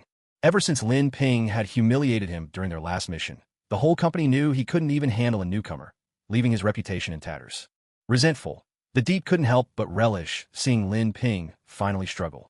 He could come up with 10 different speeches for an event like this in less than 15 minutes. This speaking order was arranged by Homelander. Looks like they didn't even give Lin Ping a script. Are they trying to teach him a lesson? Both A-Train and the Deep immediately thought of Homelander's involvement and felt a sense of camaraderie. As long as they worked together, they believed Lin Ping wouldn't last long at Vought. Just as Lin Ping was at a loss, Ashley gave him a timely reminder. Don't be nervous. Think about your predecessors. Look at how Homelander and the others do it. Watching from backstage, Ashley could see Lin Ping's hesitation and encouraged him through the earpiece. Her real intention was that, if Lin Ping truly had nothing to say, he could always talk about how Vought's veterans had taught and guided him.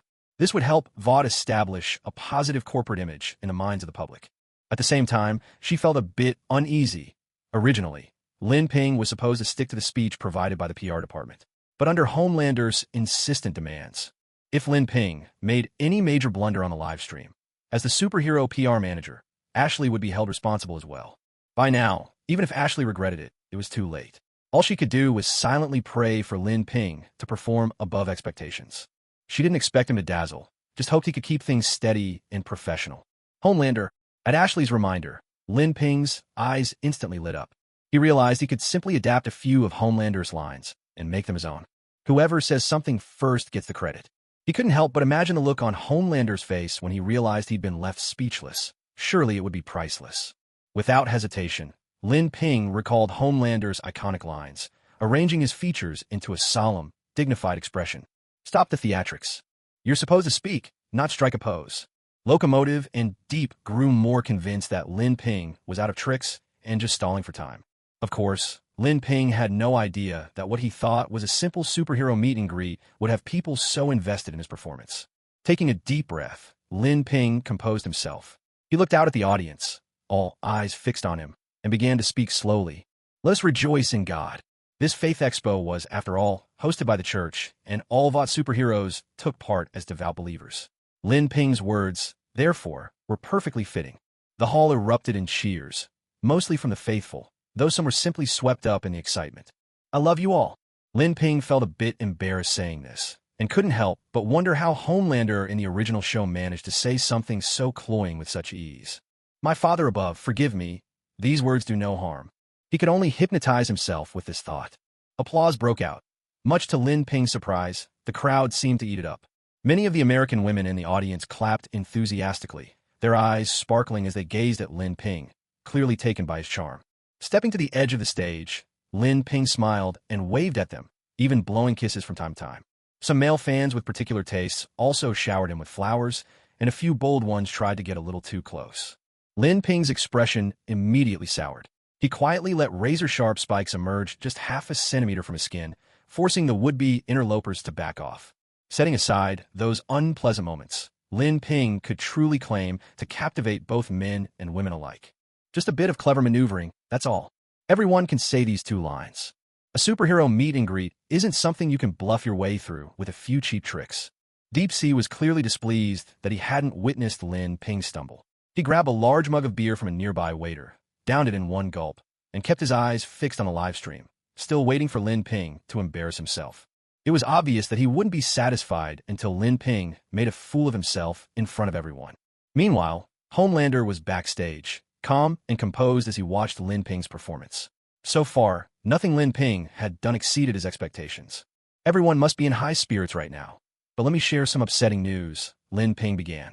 This week, there was a shocking attack. Flight 37 was hijacked by 3 terrorists, resulting in the tragic deaths of over 200 passengers. I didn't want to bring this up originally, but I have to, because I believe this was my fault. If I had joined Vought just a little bit sooner, I could have taken on that mission. I could have saved every single passenger on that plane. Lin Ping wore an expression of deep regret, as if blaming himself for being powerless in that moment. Give me a break. There's no way you could have saved them, someone scoffed. Hey buddy, can you even fly? You're saying you'd save every last passenger? Who are you trying to fool? As Lin Ping finished, Locomotive, who had just taken a swig of beer, burst out laughing, spraying his drink everywhere. He glanced at the live stream, unsure if he'd heard right, but sure enough, Lin Ping had said those words. His disdain for Lin Ping only deepened. After all, the passengers were gone. Lin Ping could claim anything without consequence. It's not as if there'd be another crash just to test his claims. Bro, when you said that, did you even manage not to laugh at yourself? Saving over 200 people from a crashing plane. All by yourself? Who do you think you are, Homelander? Even Homelander couldn't pull that off. The audience was skeptical. After all, Lin Ping was a newcomer to the superhero scene. He had no achievements or track record to back up his claims. Saying something like that now just sounded like empty boasting. Many began to see Lin Ping as nothing more than a con artist. Homelander, who had been closely following Lin Ping's every move, was startled at first. He'd intended to discuss the plane attack himself, but Lin Ping had approached it from a different angle, so it wouldn't get in the way of his own speech. But when Lin Ping declared he could have saved every passenger, Homelander felt a surge of both irritation and amusement. He himself hadn't managed to save those people. For Lin Ping to claim he had the ability, wasn't that just a subtle jab at him, suggesting he was less capable? Perhaps it was even meant as an outright criticism for not saving the passengers. For a weak little upstart to talk so big. Did he even know his own limits? You're courting disaster, Homelander sneered inwardly. He didn't believe for a second that anyone would trust Lin Ping's words. Who would believe that an untested rookie with no proven accomplishments could really do something so impossible? I had Lin Ping study how the Homelanders handle situations, but it never meant for him to air their dirty laundry. Backstage, Ashley was drenched in cold sweat, not daring to lift her head and meet the eyes of the Homelanders beside her. Feeling guilty, She could only issue stern commands to Lin Ping through the earpiece. Watch your words. Don't drag anyone else from the company into this. Now, change the subject immediately. Focus the discussion on our company's working environment. And another thing, Lin Ping had no patience for Ashley's constant nagging. He took out the earpiece and tossed it aside without a second thought. How dare he? Ashley, who was still in the middle of her instructions, was so furious she trembled, gripping her hands so tightly her nails dug deep into her palms. I know you all have doubts. You probably think I'm just making empty promises, don't you?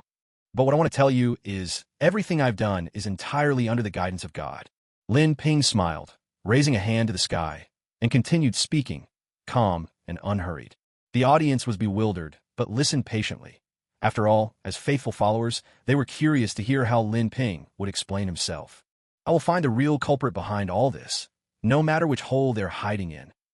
I'll drag them out and show them the true meaning of God's judgment. Lin Ping's voice grew louder, brimming with power and conviction. Suddenly, the crowd's gaze snapped toward him in utter shock. Lin Ping was rising into the air. Oh my God, another superhero who can fly. The audience gasped in astonishment, covering their mouths. Backstage, Ashley and the Homelander were struck speechless. Lin Ping, he can actually do this? Is he really some kind of freak? The Homelander, still reeling from the spectacle, barely noticed what Lin Ping was actually saying. Many of those words echoed thoughts he himself had harbored. Watching the live feed, Locomotive and Deep Sea were so stunned they forgot to keep drinking, eyes glued to the screen. When did Lin Ping learn to fly?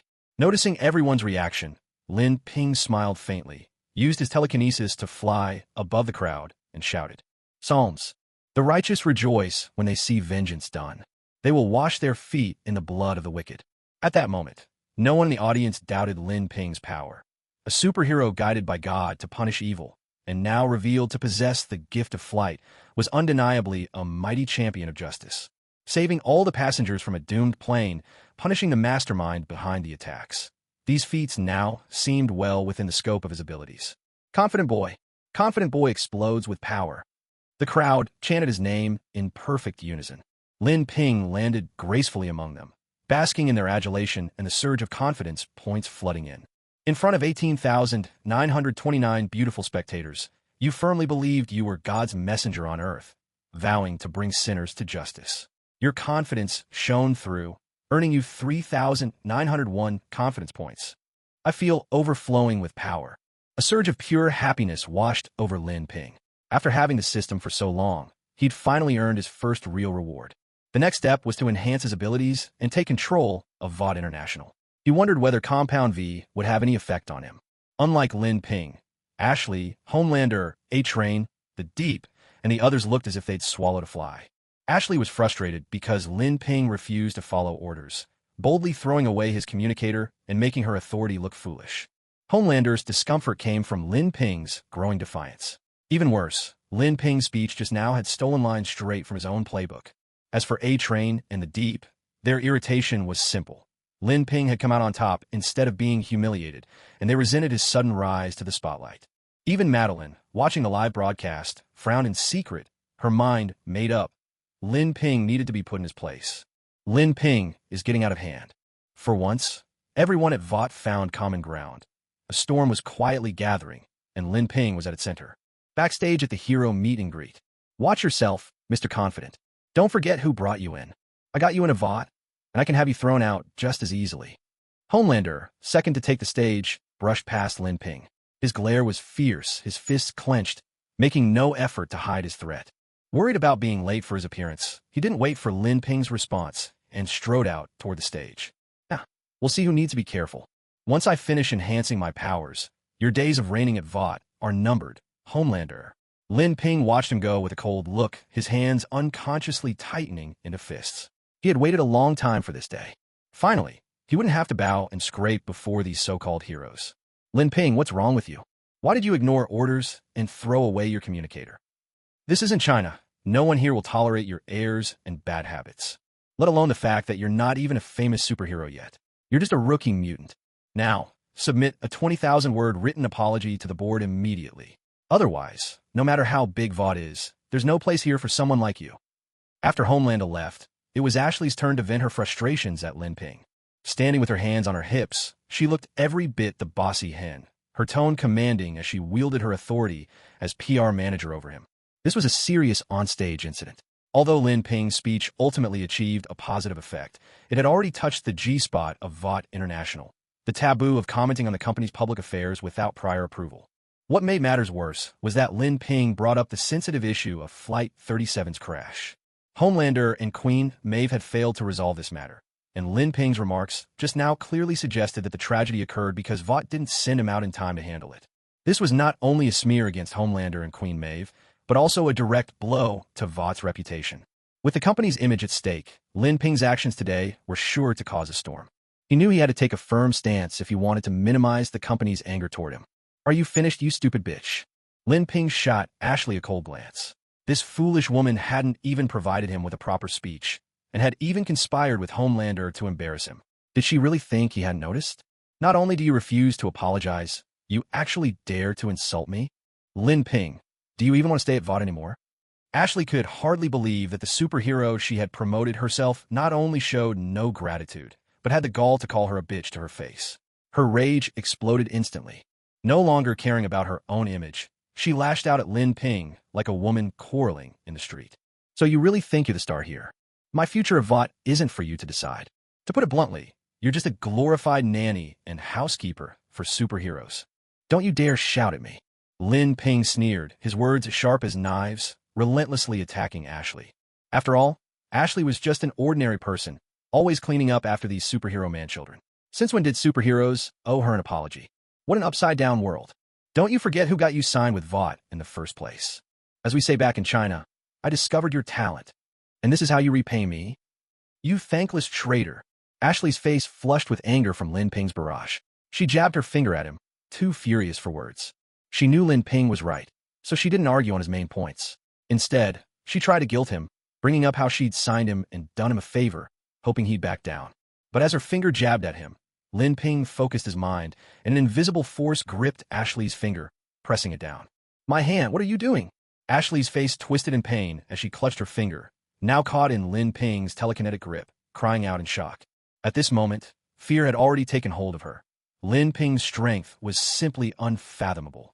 His temperament was nothing like that of a meek, easygoing man who could be pushed around. He was more like a menace, a brute. "Don't talk to me about gratitude or being given a chance. And don't you dare point those filthy fingers at me. It was just a job. Did you really think I couldn't see through your intentions? And as for the speech for this meeting, I noticed you never gave it to me. Don't tell me you weren't planning to embarrass me on purpose. Just do your job as the company mascot. But if you get on my nerves, you'd better watch your head." As he threatened her, Lin Ping manipulated his telekinesis, crushing a metal rack beside him into a ball and tossing it at Ashley's feet, making her jump out of her skin in terror. "I'm sorry. What do you want from me?"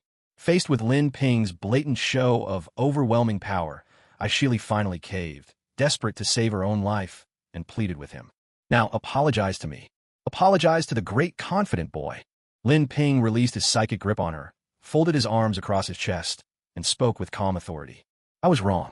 Please forgive me, great confident boy." Glancing nervously at the mangled metal rack, Ashley swallowed hard and obeyed, quietly planting the seeds of both fear and resentment toward Lin Ping in her heart.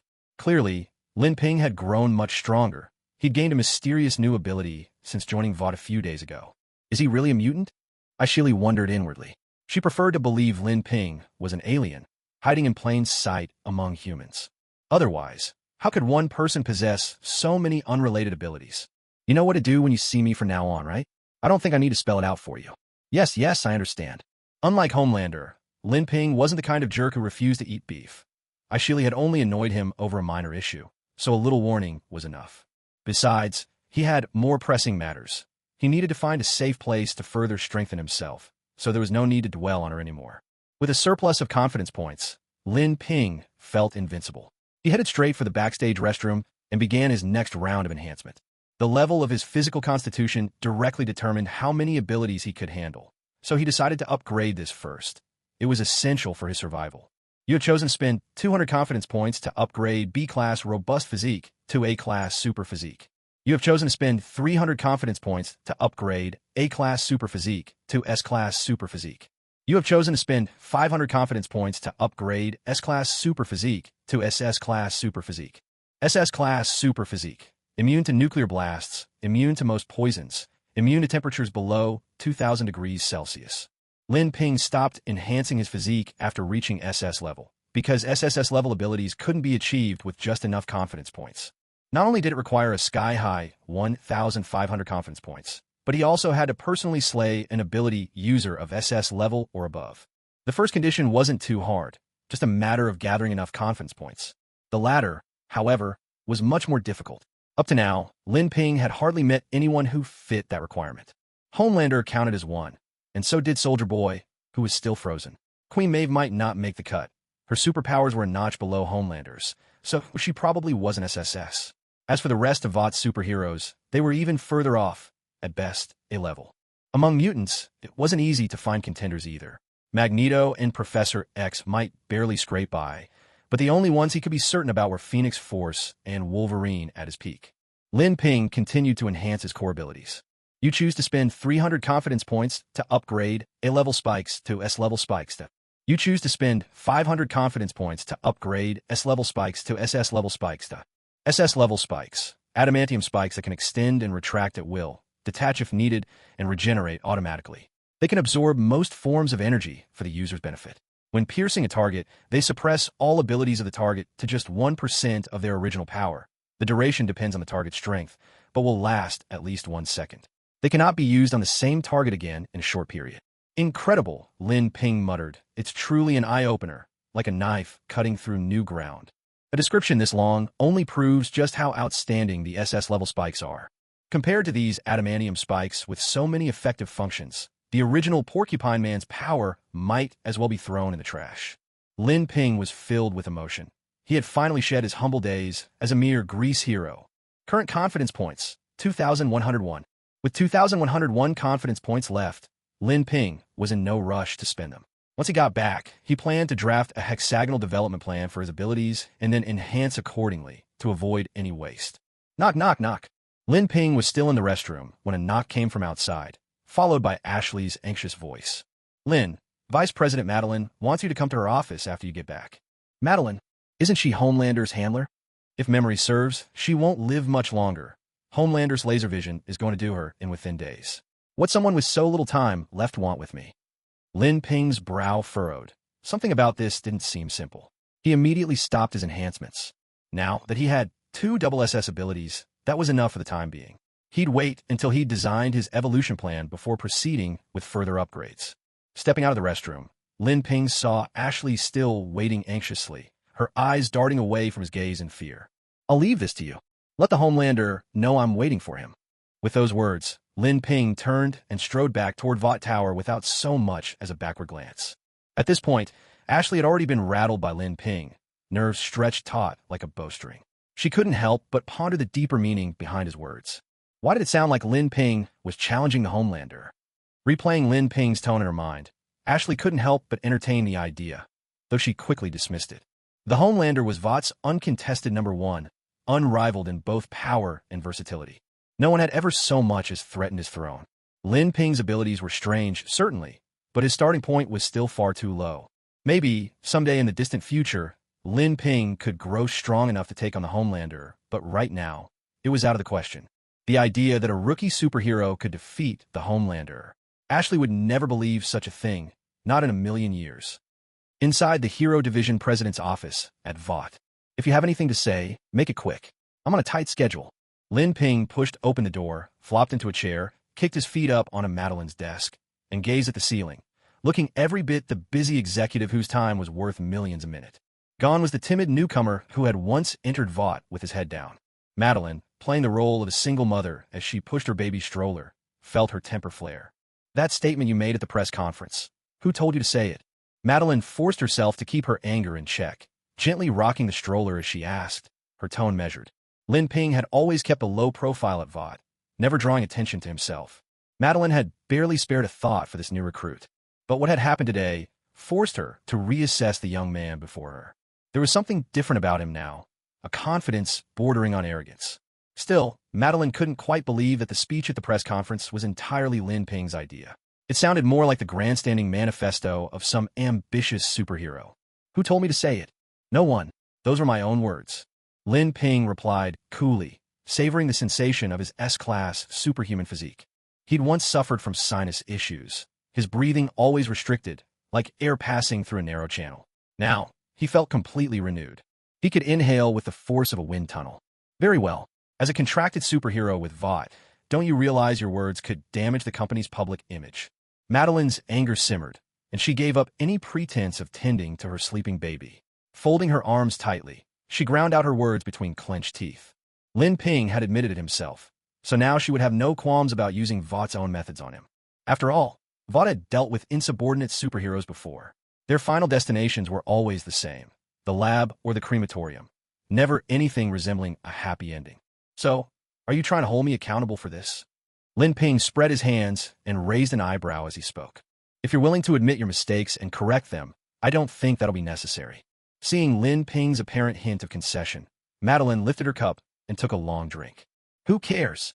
Seeing Madeline's air of superiority, Lin Ping felt a surge of irritation. With a casual flick of his hand, he knocked her cup to the floor. Tea splashed across the ground and stained Madeline's clothes. Madeline hadn't expected Lin Ping to be so rude and shot to her feet in anger. Lin Ping murmured quietly, "What a joke.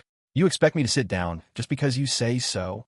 Madeline had been inwardly scoffing, but before she could react, a wave of terror crossed her face. She found herself suddenly and involuntarily sitting back down, as if some invisible force had pressed her into the chair. Perhaps my way of communicating is too blunt.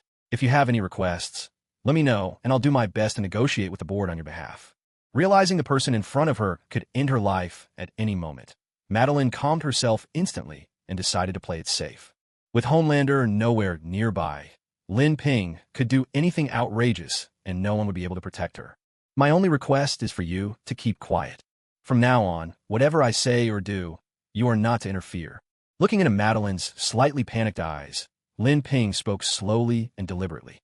Well, I suppose that's not impossible. Hearing Lin Ping's demand, Madeline's first reaction was to refuse. After all, what kind of order was this? A superhero not reporting his actions to the CEO? It would be chaos. But one look at Lin Ping's dangerous gaze, and she instantly changed her tone. Only now did she recall the peril she was in. She might as well agree for now, and later let Homelander and the board deal with Lin Ping. Lin Ping watched Madeline's expression and could easily guess what this old witch was scheming. I know you're agreeing with your mouth, but not with your heart. Still planning to tattle to Homelander, aren't you? Don't rush to deny it. Listen to his story first, and you'll behave yourself. He rose to his feet, sat down on Madeline's desk, and picked up the handgun she kept hidden in her drawer, idly turning it in his hands. As everyone knows, VOT isn't just a superhero company. It's a low-profile pharmaceutical firm. Lin Ping gave Madeline a look that said, "You know exactly what I'm talking about." A chill ran down Madeline's spine. While it wasn't exactly a secret among the company's higher-ups, there was no way a rookie superhero like Lin Ping should know about it. And if VOT really were just another pharmaceutical company, why would Lin Ping make a point of bringing it up? He wouldn't unless. Could he know about Compound V?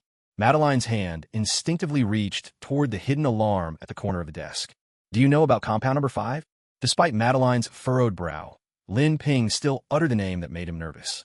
This was VOT's top secret. Almost instantly, Madeline pressed her hand down on the alarm. But the moment her fingers touched the button, she found, with a sense of hopelessness, that she couldn't move another inch. There were only 2 people in the office. There was no doubt who had done this. What's your real purpose in coming to VOT? Who sent you? Congress? The Bureau? Umbrella Protective Services? Or the Brotherhood of Mutants?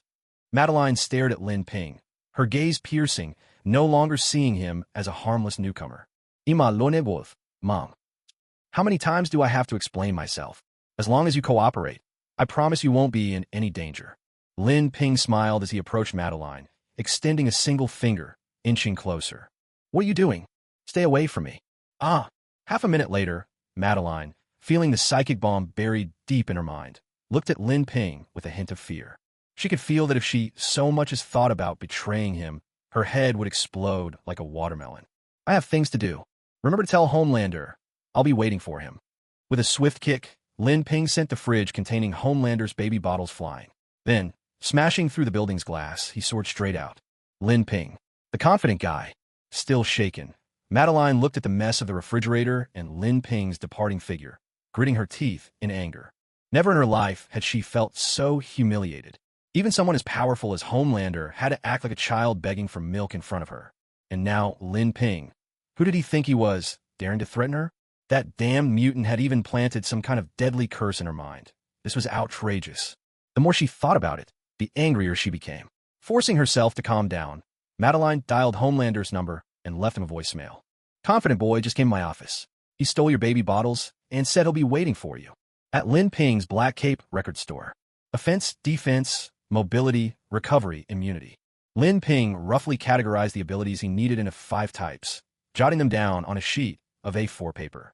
For offense, his only truly reliable power was the SS-class spikes. Telekinesis, because of its limitations, could only provide support. The psychic bomb was only effective against those with weak mental defenses and could be ignored for now. For the time being, he didn't need to strengthen his offensive capabilities. For defense, Lin Ping possesses the SS rank Super Physique, granting him superhuman resilience and regenerative power comparable to Soldier Boy. The downside is that it doesn't grant immunity to all toxins. The Schrodinger's heart makes up for this shortcoming, so for now, there's no urgent need for further enhancement in this area. As for mobility, he only has the B-rank telekinesis, which allows for short bursts of flight. This ability needs either to be strengthened or replaced with something more powerful of the same type. When it comes to recovery, the C-rank Mad Cells barely gets the job done, but requires upgrading to reduce the side effect of draining his life force. Ideally, it should be replaced with a superior regenerative ability. For resisting control, his SSS rank confidence renders Lin Ping immune to emotional manipulation. Pain delay offers some minor protection, but Lin Ping has already passed that Onishio E, so he needs to bolster this aspect as well. Mobility, recovery, and resistance to control. For now, let's focus on enhancing these 3 areas. It's a pity, though, the system's lottery is completely random, so there's no telling what I might get. Well, let's roll the dice. Lin Ping closed up shop, drew the curtains, hung up the close sign, and with eager anticipation, started the lottery draw. Ding! Your total confidence points spent have surpassed 1,000. Advanced lottery unlocked. Advanced lottery. Spend 500 confidence points for a random ability draw, with possible ability ranks ranging from A to SSS. Probability rates displayed. Standard lottery. Spend 100 confidence points for a random ability draw, with possible ability ranks ranging from F to A. Perhaps worried that Lin Ping would be reluctant to try the advanced lottery, the system thoughtfully pointed out the upper limits of the standard draw. This is a ripoff, an absolute ripoff. Staring at the tempting advanced lottery option, Lin Ping couldn't help but sigh in exasperation. One advanced draw costs as much as 5 standard draws, but is a single A-rank ability really better than 5 E or D-rank ones? Thinking back to his original body's lackluster C-rank power, the speechless abilities of the armless man, and mutants who managed to acquire 2 kinds of diabetes, Lin Ping already knew the answer. A single A-rank ability is indeed worth far more than several low-rank ones put together. It's easy to understand why. In the face of overwhelming strength, numbers simply don't matter. Just like the Phoenix Force would never care how many low-level mutants attack it. With only 2,101 confidence points left, it seemed impossible to hold on to them for long. Deducting 1,500 confidence points, you have acquired the A-rank ability Laser Eyes. After a brief charge, your eyes can unleash devastating laser beams. You have acquired the A-rank ability Regeneration. Your body's recovery speed has increased dramatically. As long as your heart remains intact, you can continuously heal. You have acquired the SS-level ability Plant Acceleration, which allows you to shorten the growth time of any plant within your field of vision by 100-fold. Looking at these new abilities, Lin Ping scratched his head helplessly. What could be worse, he supposed? He had finally obtained the self-healing ability he'd always dreamed of, a recovery power just a notch below Deadpool's immortality, but still top tier after enhancement. As for mobility, he'd have to make do by boosting his telekinesis. Immunity to mind control would have to wait a little longer. But it was this SS-level acceleration ability that left Lin Ping both amused and exasperated. Was he supposed to become a druid now? He really couldn't see much use for this support skill, unless he wanted to become a farmer. He spent his remaining 600 confidence points to upgrade telekinesis to A level and self-healing to S level, then leisurely walked out of the video store. A-level telekinesis. You can manipulate objects within a 100-meter radius, up to a total weight of 3 tons. S-level self-healing. Your recovery rate is 100 times that of an ordinary person. As long as your heart isn't fatally damaged, you can recover from almost anything. Next, Lin Ping planned to create his own superhero account on Twitter, giving himself another channel for earning confidence points. But before he could act, a black dot streaked across the sky, cutting his plans short. So you really are here. Homelander descended from the sky, eyes glinting with hostility as he stared at Lin Ping. Who taught you what to say at the hero meet and greet? Especially that poem. Homelander's gaze bore into Lin Ping, suspicion already swirling in his mind. Did Lin Ping somehow possess mind-reading abilities? After all, those 2 lines of verse were exactly what Homelander himself had planned to say at the event. He'd kept the speech entirely to himself, never written it down or shared it with anyone, not even in a memo. Yet Lin Ping had beaten him to it. The coincidence was simply too much, and Homelander couldn't help but suspect a connection, even though Lin Ping had never shown any such ability. Could it be that you and I are somehow in sync? Lin Ping smiled mischievously, showing not the slightest hint of guilt for stealing Homelander's thunder. On the contrary, he found the situation rather amusing. Don't mess with me. Do you believe I could turn you into a pile of ash with my laser eyes in just 1 second? Seeing Lin Ping's cheeky grin, Homelander felt a wave of inexplicable annoyance. He swept his cape aside, raised a finger in warning, and threatened Lin Ping. Didn't Madeline tell you? Lin Ping ignored Homelander's provocation and threw out a question unexpectedly. Tell me what? Homelander replied warily. Lin Ping pointed to the bulging phone at Homelander's waist. With a skeptical glance, Homelander tapped the phone screen. The first item that popped up was a voicemail from Madeline. The confident boy came to my office.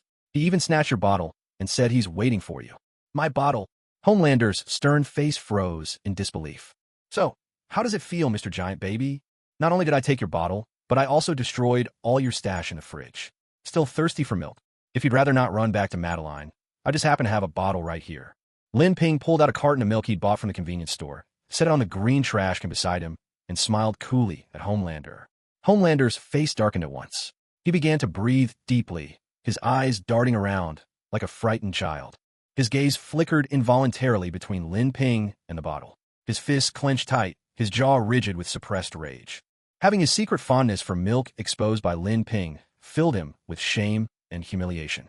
In the end, Homelander couldn't hold back the anger burning inside him.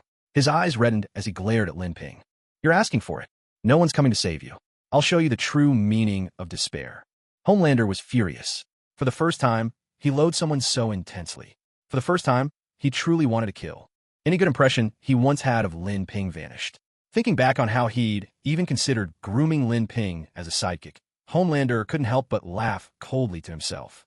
Such soft-heartedness. He'd never let himself fall for it again. Come on, beat me. Any way you think you can. Lin Ping stood with his hands behind his back, pride in his posture. Fine. Very well. Maybe I've been too merciful. You've all forgotten what happens when you cross me. Seeing Lin Ping's cocky demeanor, Homelander let out a furious, twisted laugh. Then he rose into the air, his eyes blazing red, unleashing a searing torrent of laser energy toward Lin Ping. A violent crackle filled the air as the lasers collided with Lin Ping's body. But instead of the expected carnage, the laser beams were absorbed entirely by the spikes within Lin Ping's body, transformed and stored as energy.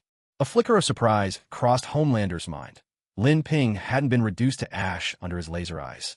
This was far from what he'd anticipated. He saw it clearly.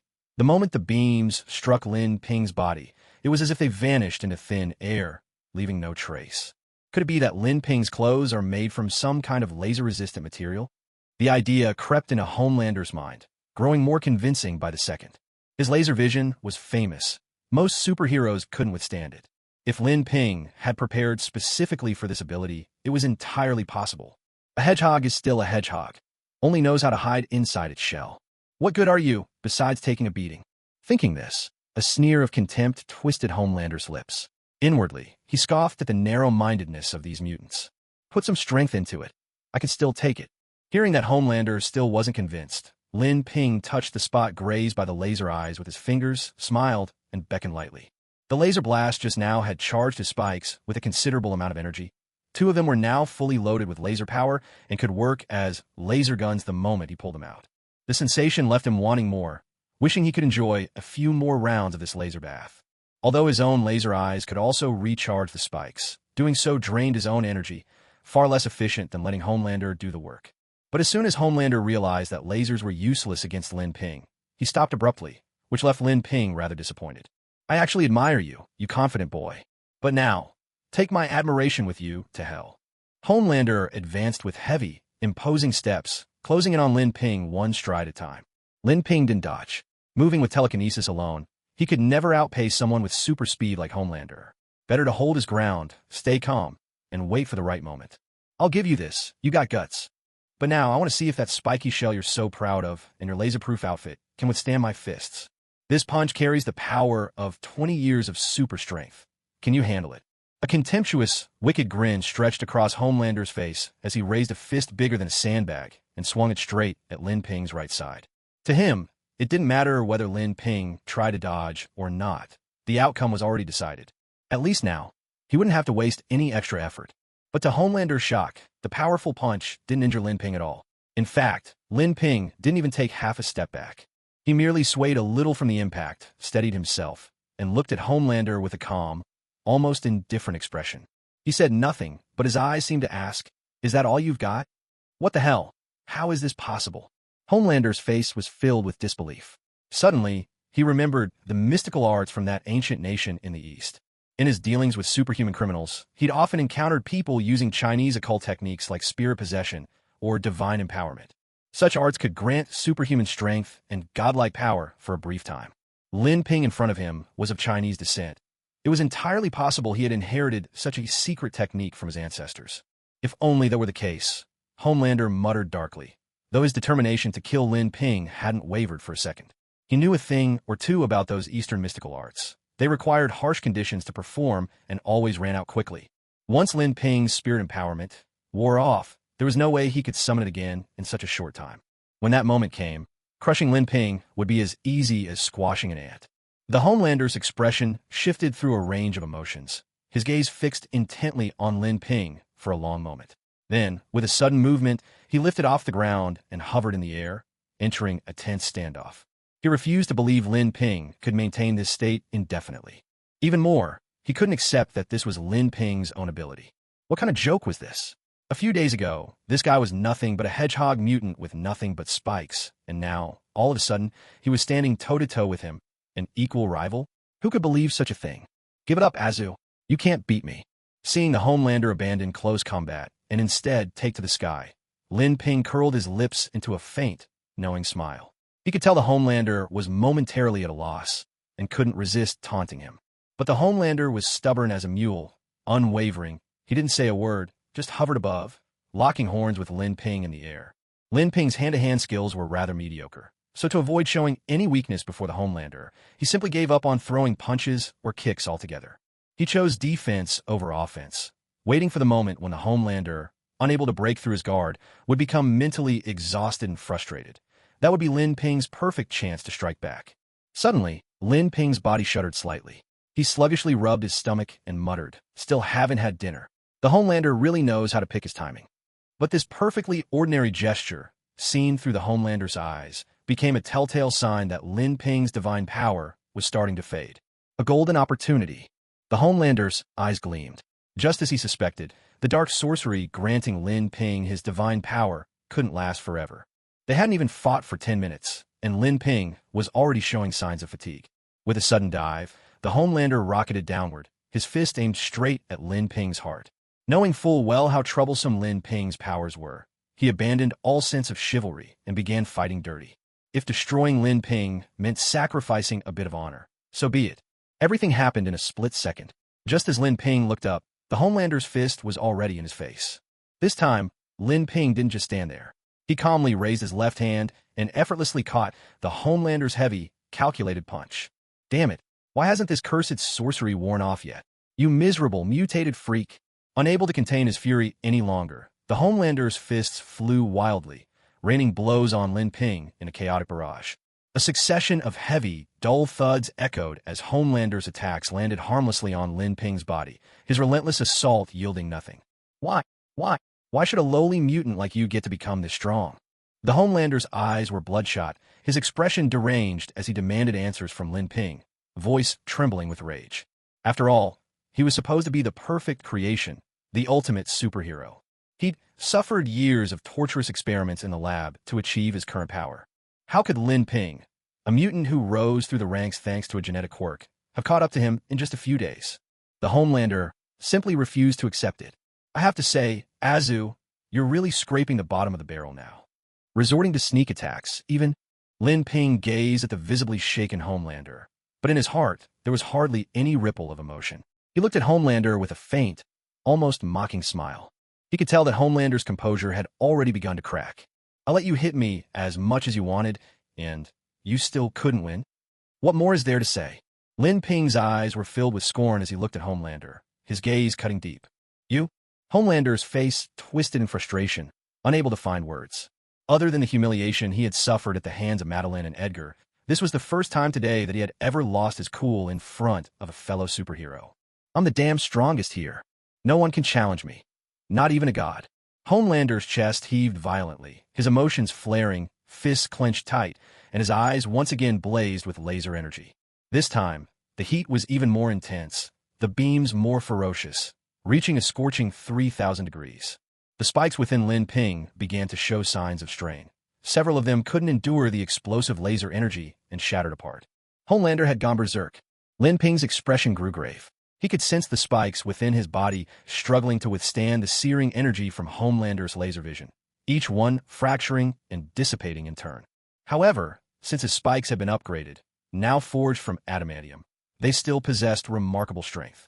Though some were breaking, the rate was manageable. To prevent any shards from being left inside his body and causing trouble, Lin Ping was forced to actively push the spikes out through his skin. Rows of gleaming silver adamantium spikes braced themselves against the onslaught of Homelander's lasers, covering Lin Ping's body in a striking display that instantly drew Homelander's attention. "What kind of metal is that? It can actually withstand my laser vision?" Staring at the uniform adamantium spikes, Homelander was deeply shaken, growing ever more suspicious that Lin Ping's origins were anything but simple. He could see clearly now, Lin Ping's spikes had undergone some kind of enhancement. They were no longer the laughable iron spikes from before. Not only did Lin Ping's spikes now look vastly superior, but their strength had multiplied many times over. They could resist his laser beams and even seem to absorb some of the energy. Such abilities didn't seem like something a mere mutant could possess. It felt more like the handiwork of a powerful organization's meticulous investment. This only deepened Homelander's suspicion that Lin Ping was an undercover agent sent by another superpowered faction. "If I don't eliminate Lin Ping today, he'll become a deadly threat to me in the future. He knows too much about Vought and my secrets. I have to make sure those secrets disappear with him, forever." A cold gleam flashed in Homelander's eyes as he ramped up the intensity of his laser vision. What had been a beam as thick as a finger suddenly swelled to the width of a wrist, its destructive power soaring to new heights. The strength of Homelander's laser vision depended entirely on the energy he'd built up. The longer he gathered it, the more devastating its force. If it weren't for the energy he'd built up over the recent days, combined with the fuel of his anger, the Homelander would never have been able to unleash an attack of such intensity. A hedgehog is still a hedgehog. No matter how tough your shell is, you still can't pack a punch, can you? The Homelander stared coldly at Lin Ping, who hadn't fought back once from start to finish, a mocking smile flickering in his heart. No matter how strong your defense, there will always come a day when it's breached. If you have no way to strike back, you're nothing more than a convenient punching bag. The Homelander's emotions had steadied by now. He understood that Lin Ping's impenetrable defense was only possible because of the powerful forces backing him up. When it came down to it, Lin Ping's defense might be unmatched, but he posed no real threat to him. Recalling how Lin Ping had earlier pushed him to the brink, nearly shattering his composure, the Homelander quietly made a mental note to guard against such lapses in the future. "All right, I've had enough fun. Now it's my turn." Lin Ping dusted off his hands, and 16 adamantium spikes, gleaming with a crimson light, shot out from his body. The tips quivered, all pointing hungrily at the Homelander. He had no intention of standing there and taking hits forever. It was time for the Homelander to get a taste of his own medicine. "Ridiculous. Do you really think those spikes can hurt me?" The Homelander stopped firing his laser vision, spread his arms wide, and laughed with abandon. He had utter faith in his own defenses. His body could withstand a nuclear blast. How could Lin Ping hope to break through? He knew Lin Ping could hurl those spikes with his mind. He'd seen him use that ability to defeat the Flyman during his first power test. Now, having been enhanced with mysterious metals, those spikes no doubt posed a greater threat than ever. But the Homelander simply didn't care. At a range of less than 10 meters, how much force could those spikes possibly have? Even if he just stood there and let Lin Ping take his best shot, he doubted his defense would be breached. So, with pride in his heart and scorn for Lin Ping written across his face, the Homelander faced the adamantium spikes head-on, not even bothering to dodge. With a quiet incantation from Lin Ping, the 16 adamantium spikes launched themselves, one after another, at the Homelander. He, 2. Was curious. Could his adamantium spikes truly pierce the Homelander's defense? If they could, that would be a huge win. Once the spikes broke through, he could unleash his power-suppressing effect. No matter how strong the Homelander was, he'd be forced to swallow his defeat right here. Though the Homelander appeared unguarded, inside, he was on high alert. If he sensed that Lin Ping's spikes could actually harm him, he'd trigger his super speed to dodge the remaining 15, making sure he wouldn't be caught off guard. Clang, clang, clang. The telekinetically driven spikes finally struck the Homelander. Just as expected, the adamantium failed to penetrate his defense. Not only did it fail to break through, even his suit remained unscathed. Ha ha ha. Oh, confident boy, is that really the best you can do? It seems I overestimated you. You can't even make me take a single step back. Maybe I shouldn't call you Confident Man. Turtle Man would suit you better. Ha ha. Homelander clutched his waist, laughing uproariously, a laugh filled with scorn at Lin Ping's attack, but also a way to ease his own tension. Did it fail? As expected, the spikes just aren't strong enough yet. If I could reach SSS level, maybe then it would work. Seeing the final result, Lin Ping wasn't surprised. This was only an experiment. He had never expected a win in one blow. Now it was clear that relying on the suppressive effect of the spike's power wouldn't work against Homelander. If you got any other tricks, show me. Let's see what makes you so confident. Homelander had recovered from his earlier embarrassment, his arrogance restored. He looked down at Lin Ping with a lofty sneer. He was convinced that Lin Ping had exhausted all his options, and that mere defense wouldn't last long against himself and VOD International. If Lin Ping were to beg for mercy, the ever-magnanimous Homelander might consider leaving him a whole corpse, or so he pretended. A nuisance like this, someone who dared insult him, had to be utterly destroyed, dissected in the lab, and used up completely, not a scrap left behind. Look behind you, countrymen. Lin Ping's expression remained calm as he pointed a finger at Homelander's back. There wasn't a trace of panic on his face. Instead, he looked as if he was enjoying the show. Look behind me. Confident boy, are you really trying to play a kid trick like that? You actually think I'll fall for it? Homelander nearly laughed himself to tears. Had Lin Ping been struck stupid by his own taunts? Did he really think such a childish ploy, distracting him and then sneaking in an attack, would work? Oh well, I'll give you this chance. Just so you can give up completely. Perhaps finding it too boring to finish Lin Ping off so easily, Homelander played along and turned around. But the scene that greeted him wiped the smile right off his face. 16 spikes, glowing red, hovered behind him, aiming at him from every direction. The energy they radiated was all too familiar. It was the unmistakable aura of laser beams. These spikes, which couldn't even pierce his body, could actually fire lasers. Under Lin Ping's control, all 16 adamantium spikes erupted at once, unleashing searing laser energy that engulfed Homelander completely. Though each laser beam was only as thick as a finger, there were so many of them that their combined force was overwhelming. In fact, if Homelander hadn't stopped his attacks so soon, Lin Ping could have built up even more laser energy. How is this possible? It seems I overestimated you. You can't even make me take a single step back. Maybe I shouldn't call you the confident hero. Turtle Hero would suit you better. Ha ha ha. Homelander doubled over with laughter, clutching his waist, not only ridiculing Lin Ping's attack, but also trying to ease his own tension. Was that a failure? As expected, the spikes just don't have enough power. If only I could break through to SSS level, that might be enough. Seeing the result, Lin Ping wasn't surprised. This was just an experiment. He never expected a win in one strike. Now, it was clear, relying on the suppressive effect of his spikes wouldn't work against Homelander. If you have any other tricks, go ahead and use them. Let me see where your so-called confidence comes from. Homelander had lost all trace of embarrassment. He stood tall and arrogant once more, looking down on Lin Ping. He was convinced Lin Ping had run out of options. Mere defense would never withstand him, or Vought, for long. And if Lin Ping begged for mercy, the magnanimous Homelander would consider letting him die with an intact body. As if anyone who dared offend him deserved utter destruction. Every piece of Lin Ping would be packed off to the lab to be used up, leaving nothing behind. Look behind you, countrymen. Lin Ping remained calm, casually pointing behind Homelander. Not a hint of panic. If anything, he looked like he was enjoying the spectacle. Look behind me. Confident boy, are you seriously trying that old trick on me? You think I'd fall for a child's game? Homelander almost burst out laughing. Had Lin Ping been so rattled by his taunts that he'd gone stupid? Did he really think a cheap distraction could let him sneak in an attack? Oh well, I'll give you this chance. Just so you can give up your hopes completely. Perhaps dispatching Lin Ping so easily felt too bland, too boring. Homelander played along and turned around. What he saw, however, wiped the smile clean off his face.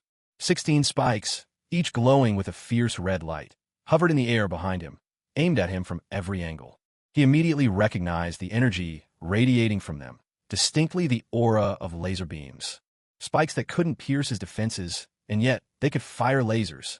Under Lin Ping's control, all 16 adamantium spikes unleashed searing laser blasts at once, engulfing Homelander in a torrent of energy.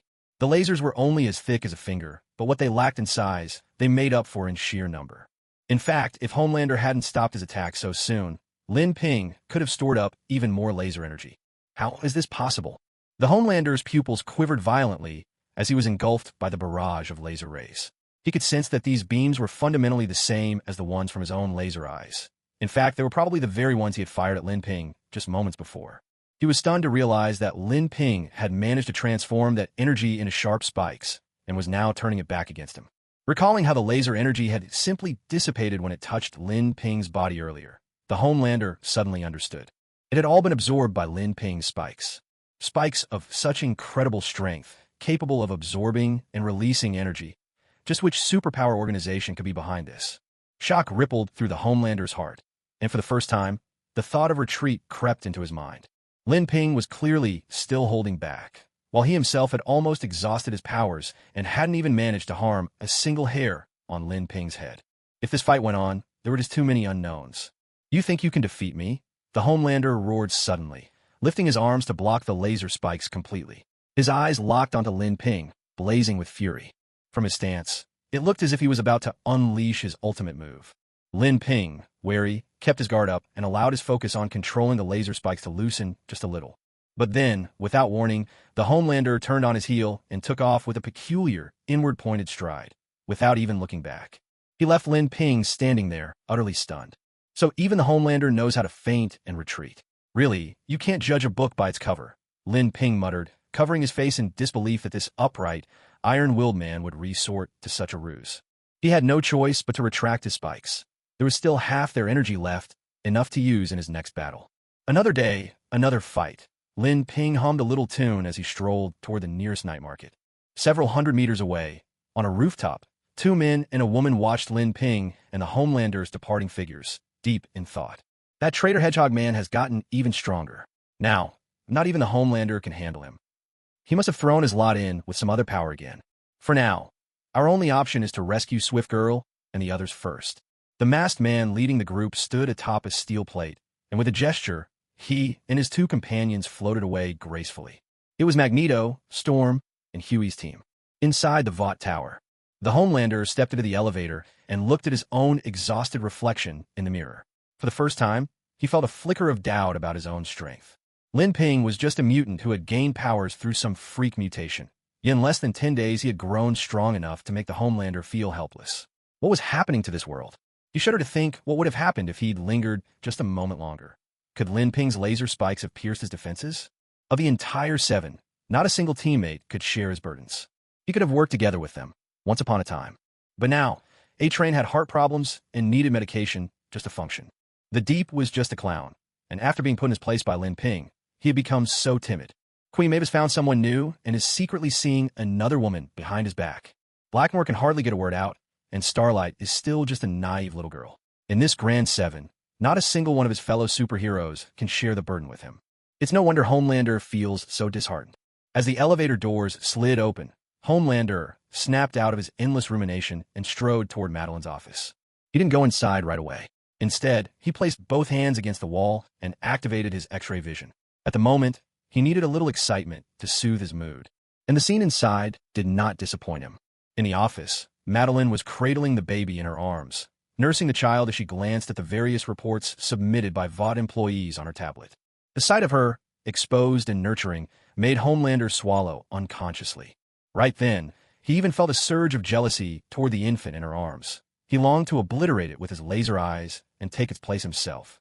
Suddenly, Madeline's gaze shifted toward where Homelander was standing. Wouldn't it be better to just come in? In that instant, Homelander felt like a mischievous child caught red-handed. He meekly opened the office door and stepped inside. How did you know I was there? Homelander rubbed his nose, a bit embarrassed at being caught. There are cameras all over the company. Don't do that again. If another employee sees you, it could affect your image. With a helpless gesture, Madeline pointed to a surveillance monitor in the corner of her office, making it clear his actions had all been recorded. But from a look on her face, she clearly wasn't bothered by his spying. If anything, she seemed quite used to it. Rather than getting angry with him, she even seemed to care about his reputation. Come on now, the little one will be asleep soon. Madeline understood exactly why Homelander had come, so she promptly placed the baby in the stroller, patted her thigh, and signaled for him to lie down. Homelander's eyes lingered on the gentle curve of her body, his expression turning childlike and dazed. Without a word, he walked over. His actions spoke for themselves. Gradually, the contented look of a child crept onto his face.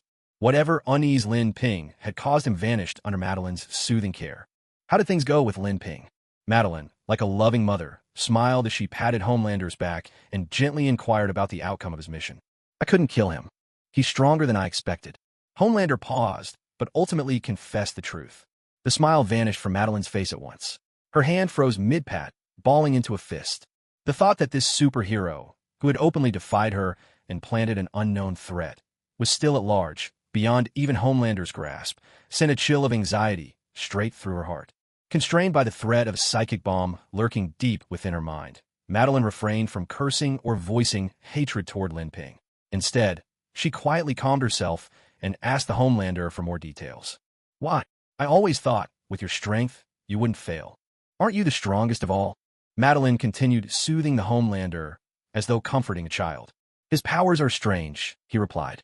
The iron spikes he wielded had been somehow enhanced. Not only were they much stronger, but they could also absorb and release energy. My laser vision was useless against him. Instead, he absorbed it and used it against me. I suspect he's an infiltrator planted in Vought by some unknown force. Feeling wronged, the Homelander recounted everything he'd seen and experienced to Madeline in painstaking detail.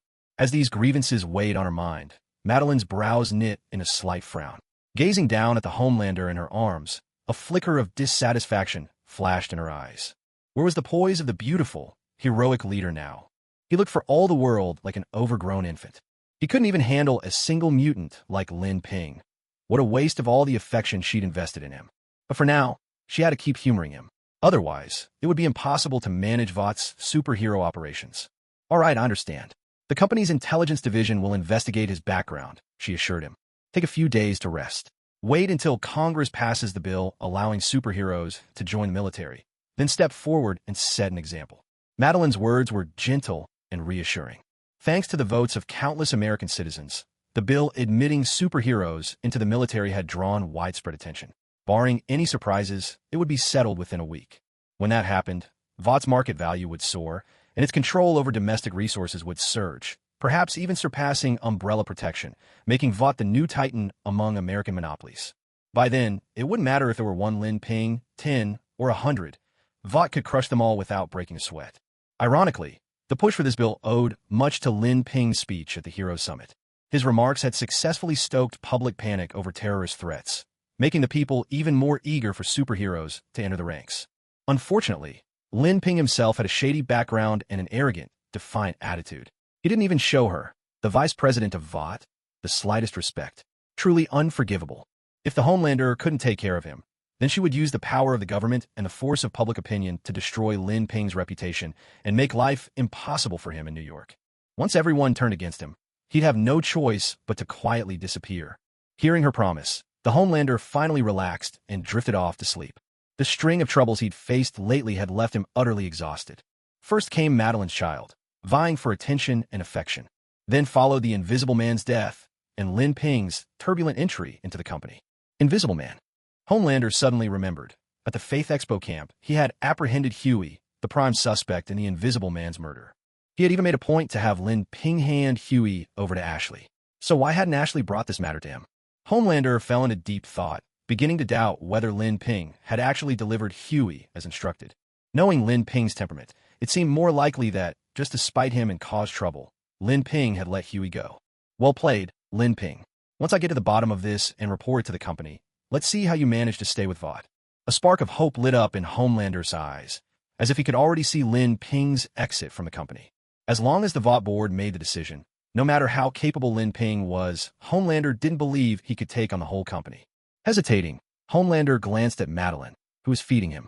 He wanted to go to Ashley for confirmation immediately, but couldn't bring himself to leave this sweet comfort. The sky's already dark. Better to wait until tomorrow. In the end, Homelander decided to follow his desires and continued to lose himself in Madeline's gentle embrace. At the same time, this gave him a sense of triumph over Lin Ping.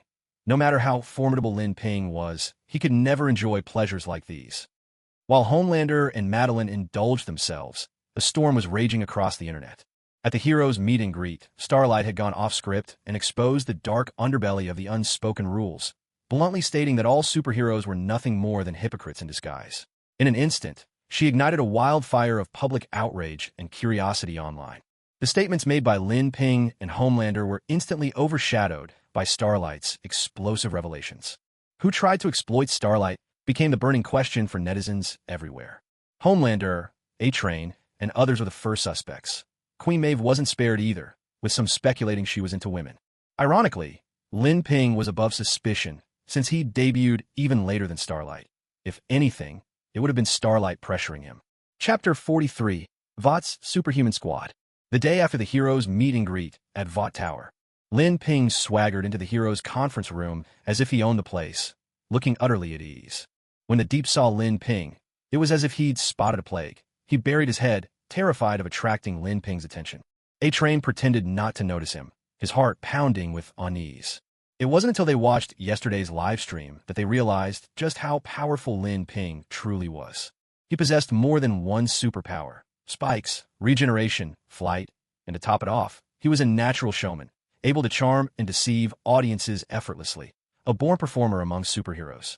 This left both of them intimidated, with no desire to challenge him. Any previous prejudice they'd held against Lin Ping was now buried beneath the weight of his remarkable abilities. Homelander's not here. Lin Ping lounged lazily, feet propped together on the conference table, radiating the air of a thoroughly spoiled playboy. Queen Maeve frowned at the sight, unable to understand why Lin Ping, usually so low-key within the team, was being so brazen today. Wasn't he afraid of Homelander? No one in the conference room responded to Lin Ping's question, leaving him a bit bored. Not only was Homelander absent, but Starlight was missing as well. After Starlight's explosive appearance at the online hero meet and greet yesterday, she hadn't shown up since. She was probably still nursing her wounds, lost in sorrow. Now that the story had changed and Huey was no longer there to comfort her, no one could say where Starlight had gone. Of course, Lin Ping didn't care about that in the slightest. No matter how beautiful Starlight was, to him, she was just a pretty face, nothing more than a decorative vase. Lin Ping's mind was set on the vast sea of stars that was the entire world of American comics. He had no intention of stopping for any woman. Nearby, A-Train and the Deep were visibly annoyed by Lin Ping, but, intimidated by his strength, neither dared to speak up. Instead, they silently prayed that Homelander would show up soon and put Lin Ping in his place, just to remind him that these veteran superheroes weren't to be trifled with. At that moment, the elevator doors slid open and Ashley walked in with Homelander at her side. Ashley maintained a respectful distance, trailing just a step behind Homelander to show deference to his status. Confident boy, can you give me a reasonable explanation regarding the suspect, Huey? Homelander's tone was sharp. From what I know, Ashley doesn't seem to have received the criminal Huey from you. If you think I'm singling you out, perhaps you'd like to hear Ashley's perspective. After a whole night of comfort from Madeline, Homelander had regained his usual vigor. Now, the moment he entered, he pounced on Lin Ping with these pointed questions. Yes, I was at the camp from afternoon until evening yesterday, Ashley said loudly, clutching the USB drive containing surveillance footage that proved her alibi. Except during the hero meet and greet in the evening, I never saw him.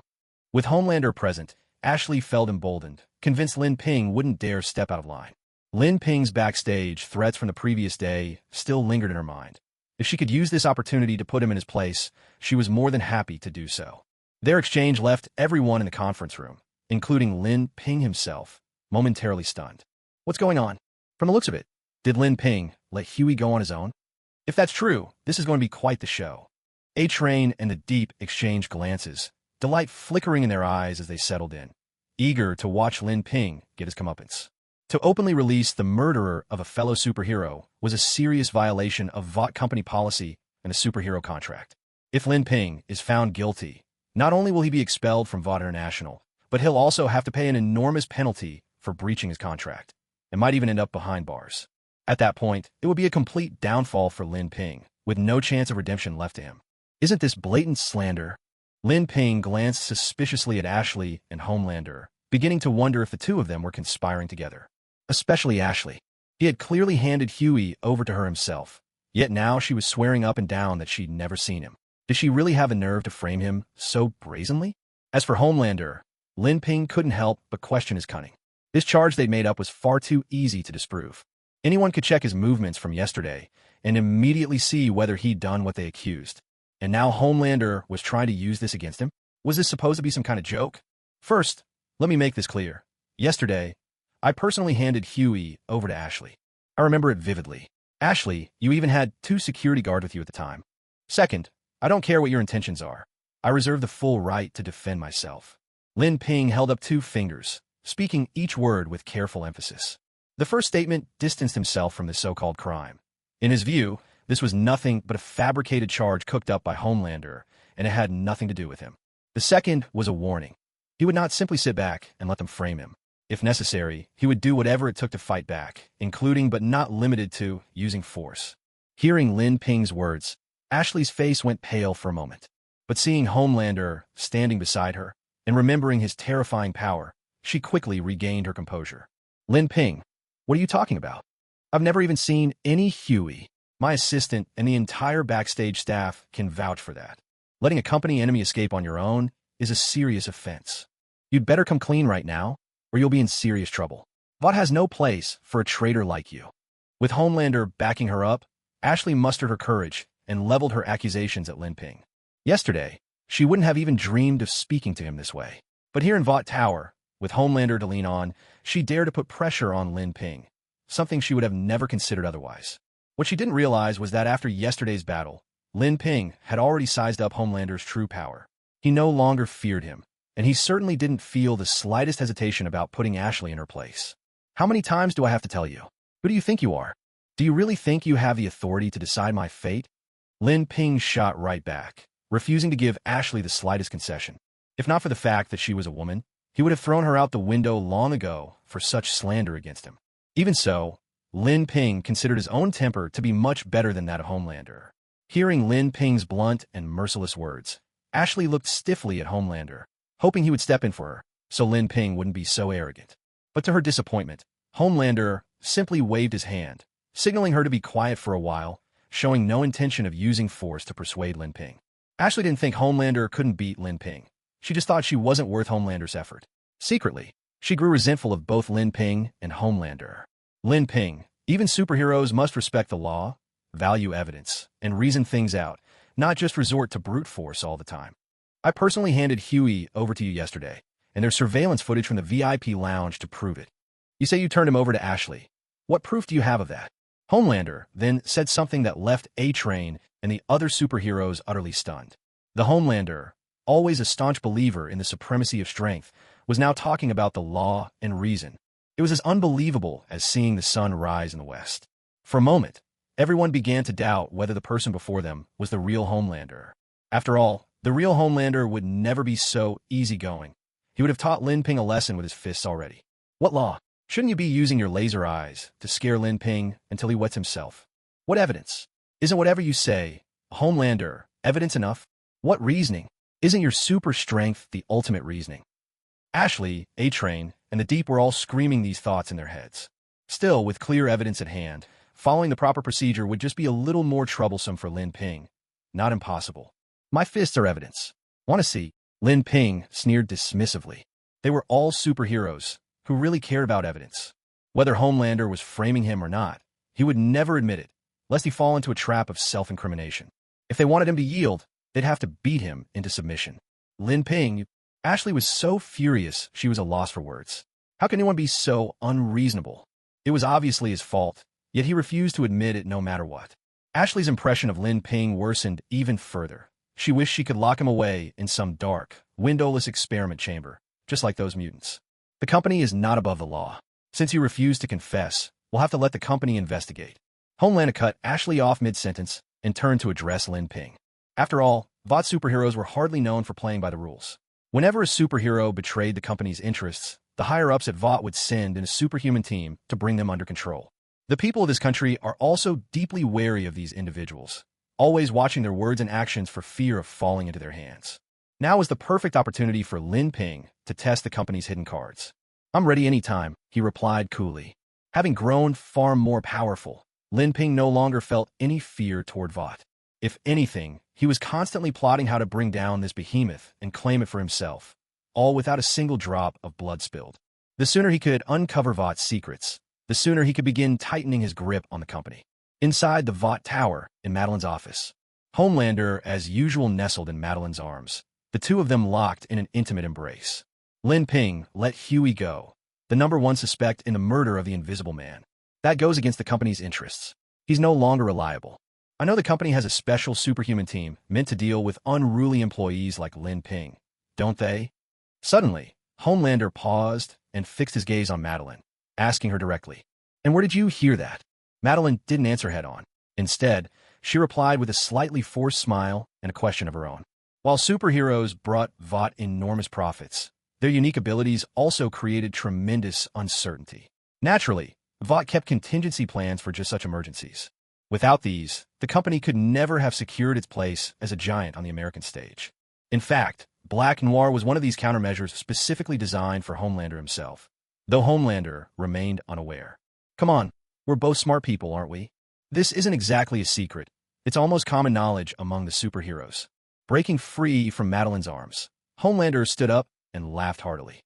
As Vought's most powerful superhero, he cared more than anyone about the company's secret weapons, and he knew full well that Vought had developed a termination plan for every single superhero. Now, he intended to use Lin Ping to test just how effective those plans really were. "I propose we keep Lin Ping under close watch. His identity and powers aren't as simple as they seem. There's every chance he's a core mutant sent by a rival force to sabotage us. All his previous behavior was just him hiding his true strength. Now that he's stopped minding his actions, he must have achieved some goal." After a night's reflection, Homelander had picked out many suspicious details in Lin Ping's behavior. Before and after the hero meet and greet, Lin Ping had been like a different person. He'd always been brash and confident, but at least before, he hadn't openly defied Vought. Now, Lin Ping was practically strutting around with his tail in the air, arrogant, reckless, acting as though no one else mattered. He must have accomplished whatever he set out to do at Vought, and now he didn't even bother keeping up appearances. If your chain of evidence is solid, then just follow the proper procedures. You're the leader of the 7 at Vought. You have the authority to apply to the board for the detention and investigation of any superhero team member. Madeline didn't show much interest, adopting the air of someone simply handling business. In truth, she wholeheartedly agreed with Homelander's proposal. But because of the mental constraints Lin Ping had placed on her, she couldn't express any words or actions that might harm him. Whenever Madeline felt any surge of hatred toward Lin Ping, a sharp, splitting pain would stab through her mind, as if her head were about to explode. So, even as she searched desperately for a way to solve her own predicament, she had to be extremely careful not to form any opinions or make any comments about Lin Ping at all. "That's all I needed to hear from you. Let's see how Lin Ping manages to slip out of my grasp this time." Homelander clenched his fists, his face twisted with utter loathing for Lin Ping. Their last confrontation at the Black Robe video store had left Homelander deeply shaken. He was desperate to see Lin Ping locked away in a lab, suffering the same treatment he'd endured as a child. This whole process is going to take at least 2 or 3 days before we see any real progress. We have more urgent matters to deal with right now. Madeline quickly poured cold water on Homelander's excitement. Punishing a superhero was never a simple matter. She then handed Homelander the tablet sitting on the table. Displayed on the screen were the outcries of justice flooding the internet over Starlight's ordeal with the casting couch. "We want to know which bastard slipped that to Starlight. Was it Homelander? Was it A-Train? Or was it the Deep? Vought, say something. You owe us a real explanation. My illusions about superheroes are shattered. Turns out they're just a bunch of hypocrites. There's nothing new under the sun. When you spot one cockroach, you know there are more hiding. Speaking up for Starlight is the least we can do. Silence isn't beauty." This incident has had a massive impact. Vought's market value has dropped by $2 billion. And the approval ratings of all our superheroes have fallen by 1 to 5 percentage points. Madeline continued, laying out the gravity of the situation in detail. Homelander hadn't realized just how serious things had gotten until he heard that his own approval rating had dropped. Then it all clicked into place. Damn it, what a bunch of idiots. And that wretched Starlight. I knew she'd be nothing but trouble. That bitch is every bit as detestable as Lin Ping. Homelander exploded with rage. With nowhere to vent, he hurled Madeline's tablet to the floor, shattering it into pieces. At a time when he needed to focus on dealing with Lin Ping, the mess with Starlight was a drain on his precious time and energy, an infuriating distraction. As for the matter of Starlight being subjected to minor rules, Homelander didn't care at all. In his eyes, it was perfectly normal and perfectly reasonable. After all, at his core, Homelander was someone who believed in the supremacy of strength and loved doing things his own way. You're the leader of the superheroes. Right now, you need to hold a press conference and offer an explanation about this incident. The PR department has already prepared the talking points. Vought needs to stand with Starlight, make it clear we had no knowledge of the matter, and promise to launch a thorough investigation. Madeline's next words only deepened Homelander's frustration. Once again, it was up to him to clean up the mess caused by the superhero team. When would he finally be free from everyone's orders, able to do whatever he wanted? With a rebellious heart, Homelander said nothing. He simply stared at Madeline in silence. Unless you're willing to give up your position as the leader of the superheroes. Madeline understood exactly what was on Homelander's mind and showed no sign of backing down. She didn't believe Homelander would defy her. After all, he needed something from her breast milk. If Lin Ping were here instead, she wouldn't dare to threaten him like this, because Lin Ping couldn't be manipulated. If he wanted to act, he'd act. I understand. In the end, Homelander compromised, his face betraying his unwillingness. But the determination to rebel only sank deeper in his heart. Soon after, Homelander and Queen Maeve arrived together at the Vought press conference. On behalf of Vought, I want to state that we were completely unaware of what happened to Starlight. We will conduct a thorough investigation and ensure justice for her. At the same time, I personally apologize. As the leader of the superheroes, I failed to look after and manage my team, which led to Starlight's misfortune. Vought has already set up a dedicated task force, and we will get to the bottom of what happened to Starlight. At the press conference, Homelander read from his prepared statement, appearing deeply pained and remorseful. We don't want to hear empty words and platitudes. Who's the bastard responsible? You still haven't revealed the culprit's identity. Is Vought trying to cover it up? Am I supposed to believe this is just bullying among superheroes? One question after another battered Homelander, making his head throb. Some people even shouted recklessly, "Step down, Homelander! We want to hear from Starlight herself. You Vought lackey, you're no better than them. Has Starlight been locked away by you people? Don't tell me the all-powerful Homelander can't even answer that." They were openly cursing Homelander, showing him no mercy at all. "These damn fools," he muttered. Homelander's face turned ashen, as if he wished nothing more than to unleash his laser vision and annihilate every last one of these ordinary people. He even began to fantasize about his eyes glowing red, unleashing a massacre upon the crowd. Suddenly, an egg smacked right on a Homelander's face, egg yolk running down his features. Then, a barrage of vegetables rained down alongside the eggs from above, forcing Homelander into a hasty, embarrassing retreat. In the end, he had no choice but to grab Queen Maeve and take to the skies, fleeing the scene. Meanwhile, Lin Ping sat comfortably in his own music and video store, savoring every moment of Homelander's humiliating escape under the barrage of eggs and vegetables. And Vought claims to be a big corporation. What a joke. They don't have a shred of experience, he muttered. Why not just say it was a temp hero who did it, fire him, and be done with it? Lin Ping shook his head as he closed up shop for the night. At this hour, the Deep was probably holed up in some bar, glued to the internet, consumed by dread and uncertainty. It was the perfect time to strike, to seize control over the Deep. This, after all, was Lin Ping's first step in taking over Vought, starting from the bottom up. But things didn't unfold quite as Lin Ping had imagined. In the end, he still ran into the deep inside Vought Tower. I can explain everything. The Deep pleaded desperately. No, you can't do this to me. I've bled for Vought. I brought glory to Vought. I demand to see Madeline. Downstairs at the Vought building, the Deep clutched a box of his personal belongings, choking back sobs as he shouted at the top of his lungs. In that moment, he felt as if countless snowflakes were swirling in the cold wind above him. Just moments before, Madeline had handed down his latest work assignment. He'd been selected for a month-long, paid vacation out of town. He was to stay away until the scandal blew over. But the Deep knew all too well that this was simply Vought's way of cutting ties and protecting itself.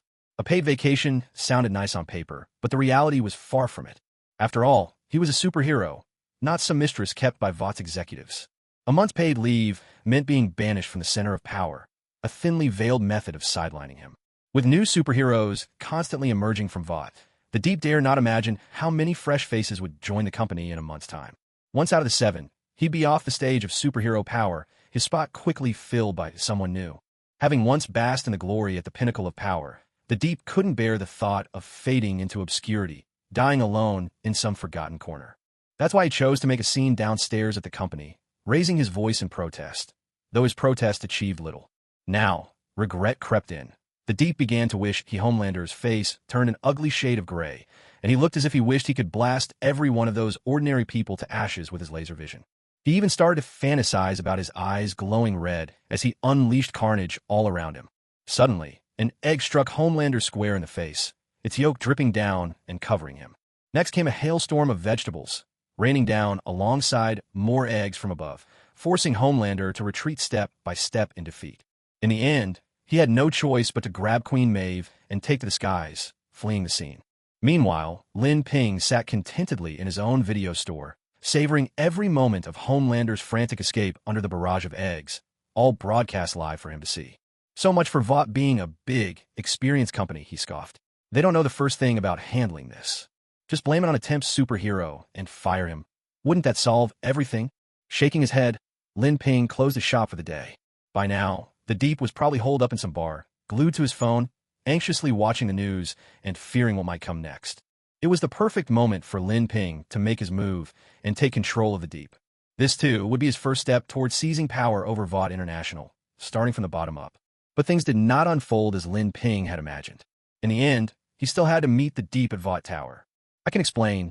Please, let me explain. The Deep pleaded desperately. No, you can't do this to me. I bled for Vought. I brought glory to Vought. I demand to see Madeline. Down in front of Vought Tower, the Deep stood clutching a cardboard box filled with his personal belongings, his voice choked with emotion as he shouted his protest. At that moment, it felt as if countless snowflakes were swirling around him, whipped by a bitter wind. Just moments before, Madeline had delivered his latest assignment. He was being sent away, 1 month of paid leave in another city, to lay low until the scandal blew over. But the Deep knew all too well this was just Vought's way of protecting itself, a move to distance the company from him. Paid leave sounded great on paper, but the reality was far from it. He was a superhero, not some executive's kept mistress. A month on paid leave meant being exiled from the center of power, a thinly veiled way of being put on ice. With new superheroes joining Vought all the time, the Deep didn't even dare imagine how many fresh faces would appear in just a month. If he left the Seven, he would be gone from the stage where all superhero power was played out, and he'd be replaced in the blink of an eye. Having basked in the limelight at the pinnacle of power, the Deep could not accept the thought of growing old and forgotten in some unknown corner of the world. That was why he'd chosen to stage his protest in front of the company building, even though his demonstration achieved nothing at all. For the first time, the Deep felt a twinge of regret for having tried to take advantage of Starlight.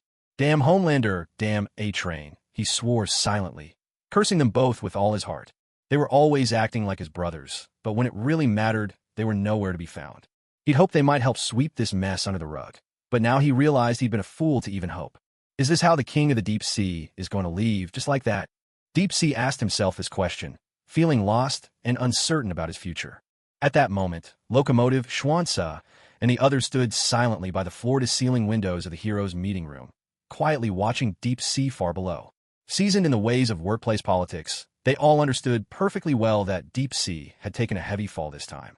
As the old saying goes, when a wall collapses, everyone gives it a push. When a drum splits, everyone takes a swing. Now that Deep Sea had lost his power, none of them would stoop so low as to kick him while he was down, but they knew better than to draw too close. Best to keep their distance. After all, they didn't want to get caught up in the fallout and suffer misfortune for someone else's mistake. Lin Ping watched the scene unfold with a hint of amusement in his eyes. With Deep Sea abandoned by all, backed into a corner with nowhere to go, Lin Ping knew it was the perfect time to make his move and seize control. A moment later, just as Deep Sea's spirits hit rock bottom and he was about to leave, a figure appeared before him. I knew the organization wouldn't give up on me so easily. Hope flared up in Deep Sea's heart. He thought his earlier words had moved Madeline, that she'd had a change of heart and was willing to give him another chance. But when he saw Lin Ping standing there, he froze. Well, isn't this the master of the great ocean, the uncrowned king of the seas, second in command of the Super Seven, Deep Sea himself? It's only been a few days, and you're already looking so down and out? A sly, mocking smile played at Lin Ping's lips, his tone dripping with wicked charm, much like the classic villains who taunt the hero in those Dragon King novels. What do you want? If you want to laugh, go ahead. I won't be sticking around here much longer anyway. The glimmer of hope in Deep Sea's eyes faded. Once he realized he truly had to leave Vought, he couldn't help but give in to resignation. He couldn't even muster the energy to trade barbs with Lin Ping. "I'm here to recruit." Lin Ping's voice suddenly turned mysterious as he leaned in and spoke quietly. Strictly speaking, it wasn't really recruiting, because recruiting implies both sides agree and the employer provides a decent package. Lin Ping, on the other hand, clearly intended to get him for free. Things like salaries, allowances, or even basic insurance. Lin Ping had never even considered them. There would be none of that. Recruit who? Not to knock you while you're down, but you've only ever relied on Vought to put food on your table. Now you think you're in a position to recruit others? I just lost my job, man. Don't mess with me. Deep Sea thought Lin Ping was just joking and replied irritably. Don't be ridiculous. Haven't you heard the story? Even a carp from Jinling isn't meant to stay in shallows. When the wind and clouds gather, it becomes a dragon. This little pond of Vought could never hope to contain a true dragon like me. I serve the Heaven and Earth Society. I'm inviting you to join. Lin Ping gave a dismissive laugh, clearly unimpressed by Deep Sea's claim that Vought had been feeding him all this time. Without a care for their cultural differences, he launched into a persuasive pitch. Heaven and Earth Society? I've heard of that. Isn't that the group that wanted to overthrow the Qing and restore the Ming? Deep Sea scratched his head, his voice hesitant and uncertain. Lin Ping hadn't expected that Deep Sea not only had quite an impressive educational background, but also knew something about the Tiandahui in China. It's different now. I'm the new leader of the Tiandahui. Think of it as holding a status similar to a founding member of the nation. Joining us now makes you an elder, my right-hand man. Lin Ping waved his hand, not bothering to explain too much about the Tiandahui's ideals. What do I get out of this? Deep Sea paid little attention to Lin Ping's explanation and cut straight to the chase. Being called elder or right-hand man sounded far too vague to him. Compared to those empty titles, he cared much more about what tangible benefits he could actually gain. Anything, power, wealth, status, whatever you desire. Of course, that's on the condition that you obey my orders. Lin Ping spread his hands, painting grand promises for Deep Sea. Sorry, not interested. Deep Sea thought Lin Ping seemed unreliable and refused without hesitation. After all, he was still a superhero with Vought International, even if he was currently half sidelined. At the very least, he still enjoyed paid leave and other perks. There was always a chance to return to the spotlight. He wasn't desperate enough to join some fly-by-night group with no guarantees, no benefits, and no future. What Lin Ping had just described sounded exactly like some sketchy street gang, giving Deep Sea every reason to doubt its legitimacy. I'm not asking you. I'm telling you. Lin Ping stepped in front of Deep Sea, his gaze icy cold. Hey, confident guy. Sometimes it's wise to leave room for the future. Who knows when our paths might cross again? I'm already down and out as it is. Haven't I suffered enough? Can't you just let me go? Please, I'm begging you. Deep Sea hadn't expected Lin Ping to be so persistent. It was clear he wouldn't let him off so easily. In the past, with his youthful arrogance, he might have lashed out in anger and fought Lin Ping then and there. But now, feeling utterly defeated, he swallowed his pride and pleaded, looking every bit the beaten man. No, when I, Lin Ping, give my word, it's final. My promise is as solid as iron. Very well. Let me show you the true power of the Tiandahui's Grand Master. Without another word, Lin Ping drew an adamantium spike from his body and plunged it toward Deep Sea. A howl of agony burst from Deep Sea as Lin Ping tore a gaping wound in his abdomen, blood pouring out uncontrollably. You're ruthless. I'm already like this, and you still go through with it. Do you have any shred of humanity left? Why? Why can't you just let me go? Blood dripped from Deep Sea's lips, and he seemed to fall apart completely. Lin Ping's face remained expressionless, as calm as ever. Despair overwhelmed Deep Sea. To him, Lin Ping now seemed a complete madman. He should never have crossed this guy. Suddenly, Deep Sea coughed up blood, collapsing heavily to the ground. He looked down at the bleeding wound on his stomach, feeling his life slowly slipping away. Perhaps it was the excessive blood loss. Deep Sea's face had grown deathly pale. In these final moments, a rare calm settled over his heart as memories from the past surged through his mind like a flickering lantern carousel. If I can die now, while I still hold onto my superhero status, so be it. At least the world might remember me. With that open-minded acceptance, Deep Sea closed his eyes, ready to embrace death. A minute passed, then another. Deep Sea realized he was still lying exactly where he'd fallen. Apart from a slight tickling sensation in his stomach, he felt nothing else. What's going on? Why am I still alive? Baffled, Deep Sea opened his eyes. He pulled up his shirt and discovered that the wound on his stomach had vanished, leaving behind only the faintest of scars. If not for the dark red bloodstains still smeared across his clothes and the floor, Deep Sea might have believed he'd never been injured at all. Unconvinced, he examined his arm, where the wounds from Compound V experiment number 5 had once been. Now, even those were fully healed. My God, this is unbelievable. All my injuries healed in an instant. Even the hidden damage lingering from 20 years ago, the kind that only time could mend, is gone. This is nothing short of a miracle. Deep Sea stared at his own hands, his face filled with utter disbelief. With a regenerative power like this, even Homeland and Madeline will see me in a new light. Maybe, just maybe, it'll even change their minds about me. A spark returned to Deep Sea's eyes, and his body brimmed with newfound energy. So excited was he that he didn't even stop to wonder how he'd suddenly acquired such an ability. He rushed out, eager to find Madeline. But Lin Ping, the unwelcome visitor, blocked his path once again. Confident boy, I don't have time to argue with you right now. Since we're colleagues, I'll pretend I didn't notice your little attack on me just now. I need to talk to Madeline about something important, so you'd better not get in my way. I'm not as easy to mess with as I was before. Deep Sea frowned, flexing his arm to show off his muscles, his tone turning hard. Now that he possessed this healing power, he had no intention of giving up. He was determined to prove his worth to Madeline and to Vought. With that, his confidence soared. He even dared to stand up to Lin Ping. Well, look at you. Your wounds heal, and suddenly you're talking tough. But do you really think this power is yours? Lin Ping's tone was tinged with sarcasm. Deep Sea's expression faltered. For the first time, he realized something was off. It was true that Compound V could unlock superpowers, but his abilities had been set since childhood. How could he possibly awaken any new powers out of the blue? He recalled what Lin Ping had said earlier, that he would show him the might of the Grandmaster of the Tiandahui. At first, he thought this so-called might refer to Lin Ping's power to kill him, but now it seemed to be the ability to heal wounds. I should have realized it sooner. Shenhai's expression darkened, and his tone grew somber. The power to grant others something akin to resurrection from the dead. This is truly amazing. Suddenly, Shenhai's mood soared, his eyes blazing with a near-maniacal fervor as he looked at Lin Ping, filled with a burning desire for such power. Among the Super Seven, he was the weakest, the least useful, and held the lowest status. And at the root of it all was his ability, which amounted to nothing more than befriending schools of fish. Just look at the other members of the Vought Seven, whose powers weren't far superior to his. Not to mention Homelander's near omniscience, Queen Maeve, A-Train, and Black Noir all left him in the dust. Even the newcomer Starlight, Shenhai had to rely on his seniority to keep her in check, only to end up as a pariah, driven out of Vought. He was, without a doubt, the most miserable of the seven. With his abilities fixed, Shenhai had long since given up hope for any change in his fate. But today, Lin Ping's arrival was like a ray of hope breaking through the darkness.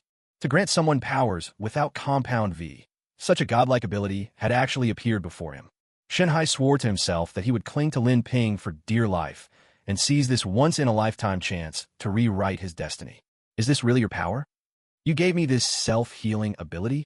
Shenhai asked cautiously, still wanting to hear Lin Ping confirm it with his own lips. Of course. As long as you behave flight, invisibility, ice and fire manipulation, super speed, immense strength, I can consider giving you any of these. Lin Ping painted grand promises with a leisurely air. At present, he barely had 10 abilities to his name, not even enough for himself, but that didn't stop him from boasting to Shenhai. It was as if, by following him, Shenhai would gain countless powers and become an invincible superhero. Or rather, sir, why did you choose me? Shenhai, now utterly convinced, addressed Lin Ping with the utmost respect. He couldn't understand why, with his mediocre abilities and no prior relationship with Lin Ping. If anything, there was bad blood between them. He would be invited to join the Tiandahui. There's no such thing as a free lunch, Shenhai thought. It was best to get things clear. Why? Lin Ping struck a contemplative pose. Did superheroes ever need a reason to act? Racking his brains, as Shenhai gazed at him expectantly, Lin Ping slowly uttered a response that nearly made Shenhai cough up blood. He dislikes recruiting followers. The atmosphere instantly became a bit awkward. Even though Shenhai had come seeking the possibility of gaining new abilities, Lin Ping's bluntness in laying out a subordinate relationship left him rather at a loss. After all, everyone cares about saving face. Being called a lackey sounds demeaning, while subordinate sounds much more respectable. Speaking of subordinates, Shenhai suddenly became curious about the benefits Lin Ping might offer him. Usually, when organizations recruit people, they provide quite a generous allowance. Given Lin Ping's impressive background, he ought to be pretty lavish, right? All right, I'll join. How should I address you then? Shenhai made up his mind quickly and spoke to Lin Ping with newfound respect. If this was the price for defying fate, then so be it. Being called a lackey was a small price to pay. After all, it doesn't really matter who you serve, does it? Just call me Lord Du. Lin Ping smacked his lips together thoughtfully before announcing a name that left Shenhai utterly bewildered. Watching Shenhai's confusion, Lin Ping couldn't help but smile inwardly. At least he hadn't forgotten his humble beginnings. He was staying true to himself. What's our next step? Shenhai took the lead, clearing the way for Lin Ping as he asked, already falling into the role of loyal follower. Ahem, there's no rush for the next step. First, pay your membership fee, $1,000, please. Lin Ping cleared his throat, placed a hand on Shenhai's shoulder, and quietly withdrew his healing powers. Ever frugal, he never missed a chance to collect what was owed. Unwillingly, Shenhai handed over a check for $1,000 to Lin Ping. He hadn't even seen the benefits yet, and he was already $1,000 poorer. Who knows what other charges Lin Ping might come up with in the future? Lin Ping seemed not to notice, and after verifying the authenticity of the check, he led Shenhai to his own black robe video store. For now, this will be the headquarters of my Tiandahui. All our actions, big and small, will be discussed here from now on. Lin Ping pulled up the shop's rolling shutter and introduced the place to Shenhai. Shenhai glanced over the slightly dusty furnishings inside and couldn't help but twitch his lips. This was nothing like he had imagined. There wasn't even a proper meeting room. It looked as unreliable as could be. For such a renowned organization, their operations were astonishingly humble. It was impossible to figure them out. But he was already on board. There was no turning back now. Shenhai could only nod, planning to take things one step at a time. Take a seat, anywhere you like. Lin Ping used telekinesis to open the windows for some fresh air, then casually summoned 2 chairs and placed them at the entrance. This display both startled and impressed Shenhai, so the rumors about Lin Ping's telekinesis were true. He couldn't help but trust Lin Ping a little more. Is there anything I need to do? Or what must I give in exchange for the ability? Shenhai sat down beside Lin Ping, unable to hide his eagerness as he asked. He had already made up his mind. Even if Lin Ping asked him to commit murder or arson, he would do it without a moment's hesitation. Take it slow, there's no rush. This is the first thing we need to accomplish. Lin Ping handed Shenhai a printed A4 sheet, his expression tinged with mystery, clearly having plotted something already. He had been preparing this plan for quite some time, just waiting for Shenhai's cooperation. Eager for new powers, Shenhai swiftly scanned the contents of the A4 paper, but his face immediately darkened. You want me to be executed in public, and you want me to put on a show for the crowd, acting out some grand performance of eradicating evil. Shenhai shot back, his face twisted with displeasure. But what he was really thinking was, are you kidding me? Even Vought only put him on ice, giving him a paid leave at most. What right did Lin Ping have to demand a public apology to Starlight from him? He'd already suffered enough punishment. His superhero career was in ruins. If Lin Ping kept hounding him, wasn't that going too far? He'd rather starve to death than agree to Lin Ping's terms. Once it's done, you'll receive an unknown ability, Lin Ping replied calmly, laying out his conditions. He knew perfectly well that there was nothing in this world that couldn't be done. Shenhai's resistance was simply because the benefit wasn't tempting enough yet. I'll think about it, Shenhai said, his face still clouded, torn between options. Trading his reputation for a superpower, this was not an easy decision. I'll do it. But let's be clear, you have to guarantee my safety. I can't even imagine what those crazed fans might do to me. And another thing, the promised reward can't be shortchanged. Not even a little. Shenhai made up his mind quickly. For a shot at changing his fate, he was willing to bet his reputation this once. Still feeling uneasy, he repeatedly emphasized the need for proper compensation, and Lin Ping agreed to every demand. This was Lin Ping being remarkably generous, because, if he wanted, he could have simply used force to control Shenhai and then exposed him to the public. But for now, Shenhai was his subordinate, and he'd need him to work hard in the future, so it was better to show him some respect. Soon, netizens closely following the Starlight incident noticed that a user named Confident Boy had posted a message on Twitter, claiming he would personally deal with the scum who sullied Starlight. At first, no one paid the message much attention. After all, in the wake of the Starlight incident, plenty of people had declared, in righteous fury, that they would hunt the culprit to the ends of the earth. Most people assumed this post was just another person jumping on a bandwagon. As for the similarity between his username and Confident Hero, everyone thought it was just because he was a fan of Confident Hero. However, some sharp-eyed netizens noticed that this user, Confidence Boy, actually had the official superhero certification from Vought International. In other words, The owner of this message was none other than the superhero Confidence Boy himself. It seemed that Confidence Boy had just launched his Twitter account. Not only was this his first post, it was also his only one. His public show of support for Starlight won him a lot of admiration online. Many people felt he was a man of integrity, and he quickly gained a following. With a simple tap, countless users followed him, and what happened next was completely unexpected. Confidence Boy posted again. He claimed he had already caught the culprit behind the Starlight incident and would hold a public execution tonight at New York City Park. He urged everyone to stay tuned. The internet erupted in a frenzy. No one in the beautiful city expected that, while Vought remained silent, one of their own, Lin Ping, a superhero under the Vought banner, would dare step forward. Not only did he take action, he had actually captured the true mastermind. Such efficiency was simply irresistible. Wasn't it amazing? Of course, not everyone saw it so positively. Some took a more cynical view of Lin Ping, accusing him of chasing clout, stirring up drama, and exploiting Starlight's misfortune for his own gain. They believed that no superhero could be trusted and vowed to go to New York City Park themselves to unmask Lin Ping's real motives. Confidence Boy to deliver justice to the Starlight incident's true culprit? This topic instantly became the hottest talk among the city's residents, fueling dinner table conversations and once again pushing Vought International into the eye of the storm, engulfed by a tidal wave of doubt. The official Vought Twitter account was soon flooded with angry comments.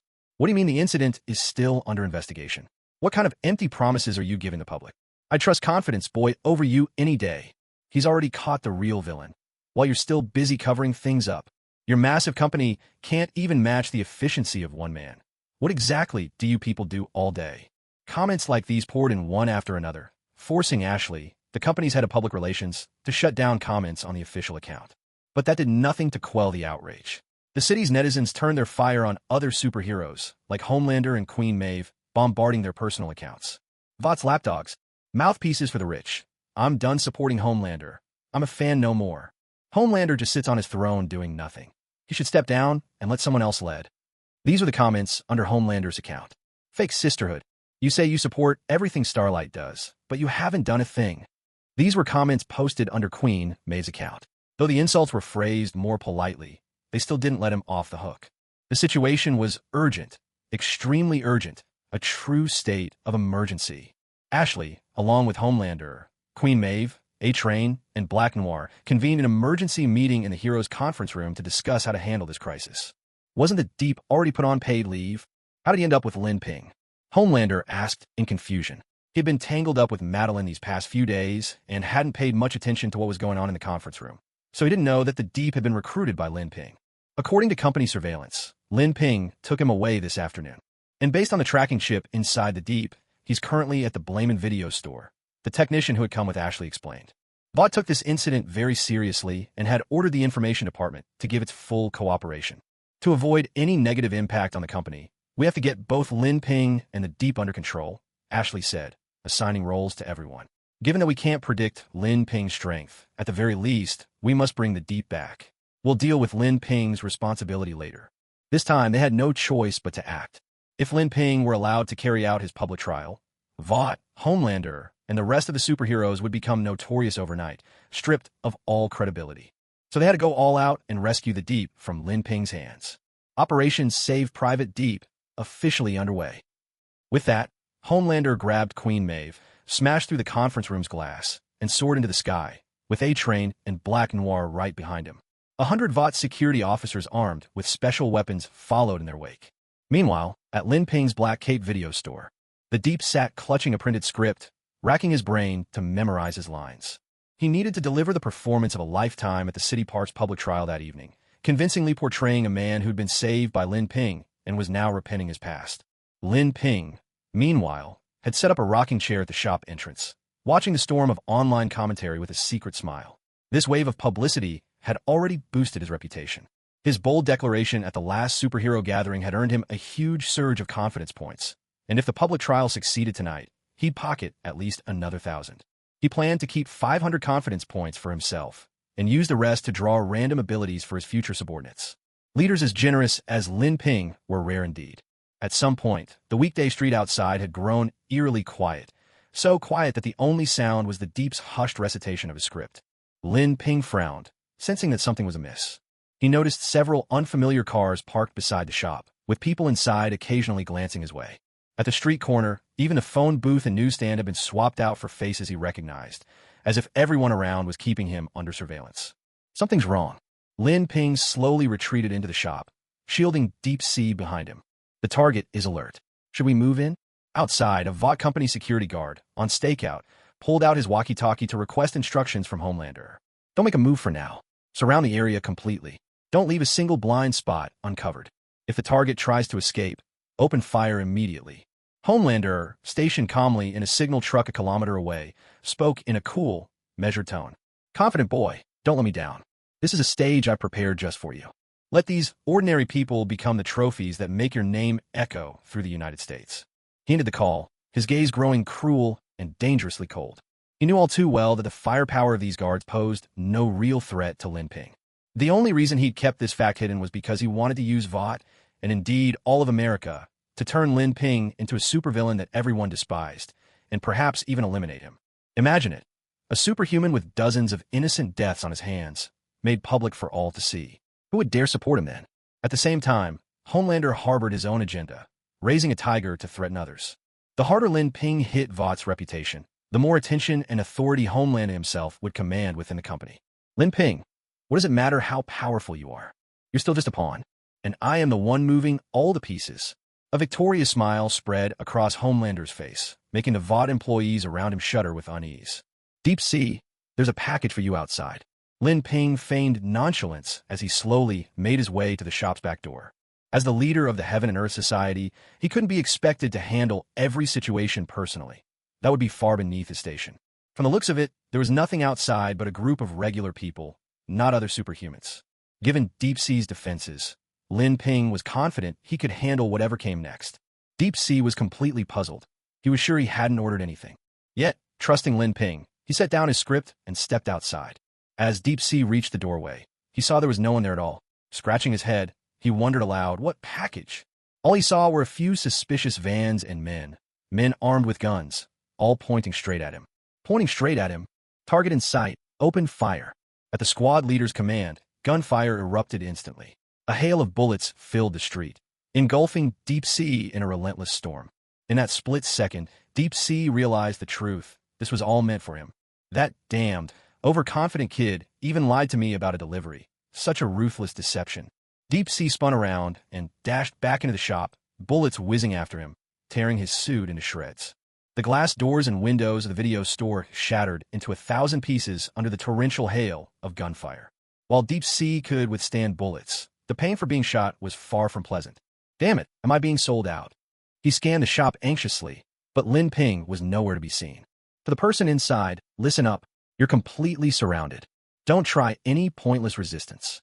The Vought security chief's voice boomed outside through a vehicle loudspeaker. The narrow street was packed so tightly with Vought agents that there wasn't even room to breathe. Deep Sea crouched beneath the windowsill, sneaking a glance outside. There were so many people, some had even climbed onto the eaves.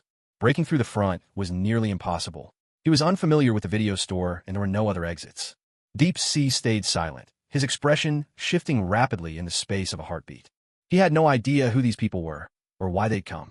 The wisest move was to remain calm and keep listening to their demands. Deep Sea, I know you're in there. Whether you teamed up with Lin Ping willingly or not, I hope you step out now. If you come out now, you're still one of Vaught's superheroes, and we'll still be brothers. But if you insist on following Lin Ping down this path, no one will be able to save you. Locomotive's voice echoed from outside. Wary of Lin Ping, Locomotive didn't dare charge in recklessly. Instead, he tried to sway Deep Sea with words. After all, the real target of this operation was to sabotage Lin Ping's public trial at the city park. If they could capture Deep Sea, it would count as a victory. As for Lin Ping, whoever wanted to fight him could do so. Locomotive had no intention of getting caught in that mess. Hearing Locomotive's words, Deep Sea's eyes lit up. So this was all aimed at Lin Ping, not at him. He was about to stand up, but then hesitation crept in. After all the effort he'd made to get close to Lin Ping, all he had to do was swallow his pride, and he'd gain a new superpower, a fortune about to fall right into his lap. Was all that about to slip away? Now Lin Ping was nowhere to be found. Maybe he'd even abandoned him. Deep Sea was suddenly caught between a rock and a hard place. He couldn't fathom how Lin Ping had provoked such a massive response from Vought. If he openly distanced himself from Lin Ping, He'd lose his one chance to rewrite his fate and remain a low-tier superhero who could only swim with the fishes. If he fought to the bitter end, he feared Lin Ping might not be able to stand up to Vought after all. Though Lin Ping felt strong, he wasn't invincible. Deep Sea didn't believe that Lin Ping could stand up against a behemoth like Vought International. The company wouldn't even need to lift a finger themselves. Just a simple gesture from Homelander or Queen Maeve would be enough to erase Lin Ping from existence. What's more, judging by Lin Ping's last-minute flight and his act of ditching everyone to save himself, even if Deep Sea chose to follow him, it likely wouldn't end well. Odds were, he'd just end up as cannon fodder. At this point, the pros and cons were painfully clear. Was there really anything left to consider? A steely resolve flashed through Deep Sea's heart, his eyes sharpening as he made his choice. Crouching low, he began dragging shop shelves to barricade the entrance, desperately trying to buy them some time. With his actions, he made his final decision clear. He was going to follow Lin Ping to the bitter end. Better to risk it all for a shot at something real than to spend my whole life cowering. Even if I fail, what's the worst that could happen? He couldn't help but mock himself as he heaved the shelves into place. He was done living like a sewer rat, skulking around with the bottom feeders day in, day out. He was finished being just a walking mascot. He was ready to defy fate and take control. He wanted to be a man like Homelander, standing center stage, basking in the spotlight, adored by all. Confident kid, I'll go crazy with you this once. Don't let me down. Deep Sea gritted his teeth, pouring every last ounce of strength into holding on. Outside, the Vought security team keeping watch had clearly noticed Deep Sea's actions. The once-clear shop entrance was soon buried beneath a pile of assorted goods, making it impossible for anyone to see what was happening inside. Sir, it looks like they're planning to dig in and resist, the head of Vought security reported to Homelander. Then attack. Kill them all, no exceptions. If Deep Sea doesn't know his place, then he's not worth keeping around. If necessary, use the halothane grenades too. A cold glint flashed through Homelander's eyes as he gave the order without a second thought. Deep Sea had never been of much value to Vought anyway. His death wouldn't stir even a hint of regret. On the contrary, they could pin Deep Sea's death on Lin Ping. The thought made Homelander break into a smile. The weight of a superhuman is a far cry from that of 100 ordinary people. If Deep Sea were to die at Lin Ping's hands, Homelander was certain Lin Ping's name would become infamous all across America. From then on, Lin Ping would spend the rest of his life hiding in the shadows, always on the run. Orders from Homelander. Life or death. It doesn't matter. The target's a superhuman. Deploy the halothane grenades first. The head of Vought security relayed the orders to his team without hesitation. They were all Vought-bred mercenaries. Deep Sea's identity meant nothing to them, and they wouldn't hesitate or hold back just because he used to be one of their own. A heavily armed squad of Vought security guards split into 5 smaller teams, advancing toward the deep with riot shields raised. The clutter at the entrance proved to be quite a headache for them. RPG. 2 guards hauled a rocket launcher down from the armored vehicle, shouting the warning. A rocket, trailing smoke at its tail, shot forward in a straight line. With a thunderous blast, it carved out a gaping hole in the wall of the video store, large enough for 2 people to pass through side by side. The Deep had been hiding just behind that very wall. When the rocket struck, he took the full brunt of the explosion, getting buried beneath chunks of brick and rubble. Fortunately, his defenses held up well enough that he emerged mostly unscathed. However, the explosion left his ears ringing so much so that he couldn't hear anything at all for a while. They're coming. They're here. The Deep muttered under his breath, feeling the tremors in the ground. Clenching his fists, he prayed silently. Confident boy, don't let me down now. Hurry, move. The Vought security chief barked orders as 2 squads of mercenaries surged forward, one after another. Suddenly, the chief felt a hand tap him on the shoulder and heard an unfamiliar voice. He turned and saw a young man with striking brows and clear eyes. Who are you? What are you doing here? Stay out of our way. The chief had never seen Lin Ping before. He only knew that today's mission was to catch someone called Confident Dismissal. Who am I? Aren't you looking for me? A sly smile played at the corner of Lin Ping's mouth as he responded with a hint of mischief. In that instant, the chief realized that Lin Ping matched the description of their target. Target identified. Confident hero, right beside me. Open fire. The chief shouted his order into the radio with grim determination. Instantly, the mercenaries, who had been advancing on the Deep, wheeled around and opened fire on Lin Ping. A barrage of gunfire erupted, bullets weaving into a deadly chain, all focused on Lin Ping. Every minute, 1,000 rounds slashed past his face. The street filled with the acrid smoke of gunpowder as the Vought mercenaries emptied an entire magazine before easing up. Lin Ping stood in the midst of spent shells, completely unharmed, though the stench of gunpowder stung his nose. Turn-based game, now it's my move. With the wary and fearful eyes of the Vought mercenaries upon him, 6 silver-white spikes, glowing faintly red, drifted up behind Lin Ping from who knows where. What's that? Some new kind of drone? I don't remember any drones being part of this operation.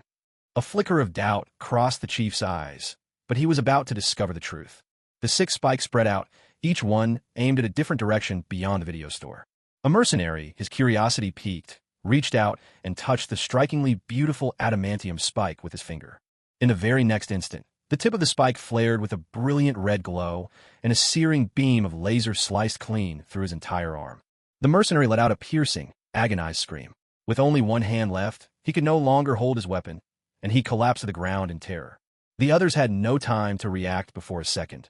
A third, one after another, more and more unfortunate souls met the same fate. Lin Ping's 6 adamantium spikes spun in a circle through the air, relentlessly reaping the lives of the mercenaries. Whether flesh or firearms, nothing could withstand the onslaught of those 6 crimson beams. Some of the surviving mercenaries found themselves grotesquely fused with their weapons. Half their bodies melded together in a nightmarish tableau. The anguished cries of Vought guards and mercenaries rang out again and again along the street. Ironically, the head guard whom Lin Ping had questioned earlier survived, spared by his quick wits. Damn Vought company, damn soups. They really thought I could handle someone like this? What were they thinking? A damn superhero. Half a minute later, all attacks against Lin Ping had ceased. Nearly 100 Vought guards lay dead. As for Locomotive, he had escaped thanks to his speed, slipping through Lin Ping's grasp. Of course, it was also that Lin Ping found no real point in catching Locomotive. Otherwise, a simple telekinetic thought would have rendered him helpless. Dead or alive? If you're not dead, get out here. Lin Ping shouted into the battered and devastated video store. Inside, there was only silence. Could he really be dead?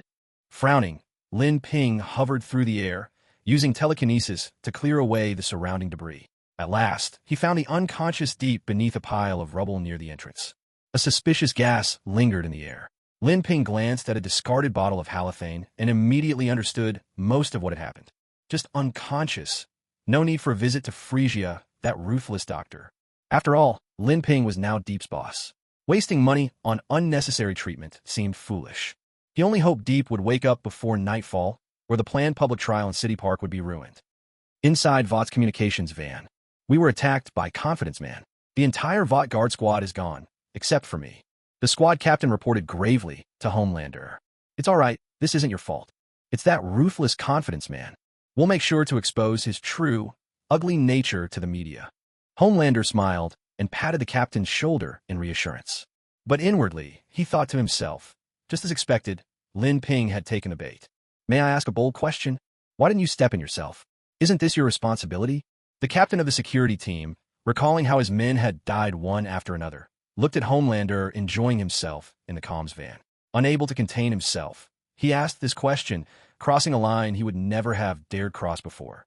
It's simple, because your deaths are valuable to me. Homelander didn't bother hiding the truth. He smiled as he gave his answer. He had no fear of the captain leaking this secret. Dead men tell no tales, after all. The captain couldn't believe what he was hearing. The righteous, invincible Homelander, claiming that their deaths meant nothing more than some twisted value to him. Before he could even voice his outrage at Homelander's cold-bloodedness, the next instant, Homelander pressed his head in with both hands and tossed it into a trash can by the roadside. Heavy, ragged breaths echoed down a street adjacent to the Black Noir video store. A dark-skinned man was leaning against a wall, gasping for air. It was A-Train. His condition was obvious, an old illness returning, heart disease brought on by years of abusing Compound V. It was this very affliction that had forced him to flee the battle, sparing him from being impaled by Lin Ping's deadly laser spike. He was fast, but not exactly tough. In the original show, even Starlight could cripple him with a metal rod, let alone a laser blast. After a while, A-Train's body slowly recovered, the pounding in his chest and the ringing in his ears easing up. I wonder how much longer I can keep hiding this. Worry not at A-Train. Homelander already knew he wasn't as powerful as he used to be. If it hadn't been for Lin Ping's unexpected appearance, Homelander would probably have called him in for a chat long ago. Even now, once Lin Ping and the Deep were dealt with, he figured his days with the Seven were numbered. He understood all too well that his powers had faded. Trying to keep up his superhero career would only be asking for a sudden death. Even if Vought didn't fire him, he doubted he could hold out much longer. At least I got Popclaw. A-Train clenched the bone pendant at his neck, forcing himself to shake off the worries crowding his mind. Because of the butterfly effect Lin Ping had set off, A-Train had noticed Huey much earlier. When he discovered Popclaw being threatened by Huey's crew, he didn't blow up in anger as he might have before. Instead, he tried to understand. Their relationship ended up stronger for it, and Popclaw survived as a result. After resting for quite some time, A-Train finally remembered his original mission, to raid the video store and apprehend the Deep and Lin Ping. Only about 10 minutes had passed. If things were going as planned, the mercenary squad should be wrapping things up right now. There was still time for him to join in. As for the possibility of failure, it hadn't even crossed A-Train's mind. After all, with Homelander on the scene, even the combined strength of the remaining 6 members of the 7 might not be enough to take him on. Dealing with just Lin Ping and Deep Sea for this was like using a sledgehammer to crack a nut. As he walked down the street toward the Black Row video store, Locomotive was met with the shrill wail of police sirens. Only then did he realize the entire street was under lockdown, police tape stretched tightly along both sides of the road. Did you hear? At least 150 people died this time. The street is littered with body parts. It's just brutal. Come on, there must have been 500 dead. I saw it myself. There wasn't even room for a place to step. It was a total bloodbath. You're both wrong. It had to be at least 1,000. My nephew works at the nearby crematorium. He said they had so many corpses today, the furnaces couldn't keep up. They had to burn the bodies out in the open. These gang wars are completely out of control. They've even got RPGs now. A handful of gawkers stood nearby, each trying to top the other with their stories, speaking as if they'd witnessed the carnage firsthand. None of them seemed the least bit disturbed by the horror of it all. On the contrary, they were eager to use these stories as fuel for gossip, embellishing every detail for the benefit of the crowd. What a load of crap, Locomotive muttered, the corner of his mouth twitching as he listened in. He knew for a fact that Vought had only sent 100 people. The idea that the death toll had ballooned to 1,000 was pure fantasy. Rumors like these could get people killed. Still, even through the exaggerations, Locomotive caught a useful detail. Vought's people had suffered heavy losses, and they were teetering on the edge of total annihilation. Did the mission fail? That can't be. There's no way the Homelander couldn't handle Lin Ping and Deep Sea. I know exactly what those two are capable of. Locomotive frowned, sensing that something was off. He was about to activate his bullet speed powers to investigate, but the thought of his heart condition made him reconsider. Instead, he flashed his superhero credentials to the police chief barricading the crime scene and was granted entry. The video store was unrecognizable now, its walls reduced to rubble by rocket fire. Out front, a dozen unmarked troop carriers, along with their drivers, had been sliced clean in two by a laser. Countless black and red stains covered the ground, wordlessly telling the story of what had transpired here. It looked as if the area had already been cleaned up, but the air was still thick with the stench of blood, enough to make anyone's stomach churn. Locomotive stared at the vehicles, stunned by the neat, laser-cut edges. He couldn't help but let a curse slip. As a member of the Vought 7, he recognized those marks instantly. To his knowledge, there was only one person on the team who could make cuts like that. Homelander. But why? The expression on A-Train's face twisted in confusion, finding the whole situation utterly baffling. This was clearly an operation directed by Homelander, so why would he risk retribution from Vought by killing the guards to help Deep and Lin Ping escape? Could it be that there was some secret deal between him, Deep, and Lin Ping? A-Train wondered darkly, suspicion swirling in his mind. At the same time, he couldn't help feeling a wave of relief that he had gotten away unscathed. That heart attack really came at just the right moment. If it had struck even half an hour later, he wouldn't be standing here in one piece. No, I have to get to the bottom of this, he thought. I can't just let myself be used as someone else's pawn without knowing why. After a brief moment of deliberation, A-Train decided he needed to confront Homelander and demand a straight answer. With everyone watching and surrounded by Vought employees, Homelander wouldn't have any reason to kill him in broad daylight. Intent on concealing the true extent of his declining abilities, A-Train activated his bullet speed sprint when he was still 200 meters away from the comms van. As he sped past, the Vought employees on duty nearby only felt a sudden gust of wind ruffle their hair. A-Train flung open the door of the communications van, coming face to face with Homelander's shadowed, brooding expression. You're back. Where's Deep? Homelander's tone was indifferent. He knew A-Train was the least likely of the lot to die, which was precisely why he'd sent him out, to either rescue or dispose of Deep. Homelander had witnessed Lin Ping's powers firsthand. While formidable, they didn't seem to include high-speed movement or even flight. All Lin Ping could do was hover awkwardly in midair. But seeing A-Train return empty-handed, it was clear that rescuing Deep hadn't worked out. He could only hope A-Train had finished deep off on the spot. A-Train admitted the truth without hesitation. Homelander's expression soured. He scanned A-Train up and down, then, with a look of utter bewilderment, asked, "So, are you going to tell me what exactly you did out there? Don't tell me that with your $28 million salary, you contributed absolutely nothing." Homelander's gaze turned sharp, his voice laced with menace. A-Train could only remain silent. There was no way he could admit he'd bailed because of a heart attack. If he did, he'd be fired on the spot for health reasons. "Here's what you asked for, sir." Just then, an employee from PR handed a folder to Homelander, diffusing the tension between the two. Homelander's attention shifted immediately to the documents, ignoring A-Train as he pored over the contents, a wickedly satisfied smile spreading across his face. "Figures. Teammates are useless. When it comes down to it, I always have to rely on myself." Just as Homelander was basking in his own self-importance, his eyes caught sight of the silent, motionless A-Train standing nearby, and his mood soured. "Don't just stand there. Come over here and take a look at this." The patriotic hero, thinking his victory was already assured, simply wanted to find someone to share his joy with. He had no interest in pursuing the locomotive's mistakes any further, and instead waved him over, signaling for him to take a look at the documents in his hand. On the risk assessment of mutants, taking the Confident Boys massacre at the video store as a case study. The locomotive accepted the document and soon realized it was a short essay denouncing Lin Ping. The entire piece was in essence a long-winded tirade, hammering on about how dangerous and uncontrollable Lin Ping was. It called for everyone in Beautiful Watch to unite and drive Lin Ping, this mutant, out of the country, just as a mustachioed dictator once expelled the Jews. Within the essay, the patriotic hero exploited the long-standing tension between mutants and humans, condemning Lin Ping as the prime example of mutant recklessness, and declared that if no action was taken, Beautiful Watch would soon fall under the control of these deformed mutants. I don't really have anything to say about this. Personally, I think it's pretty good.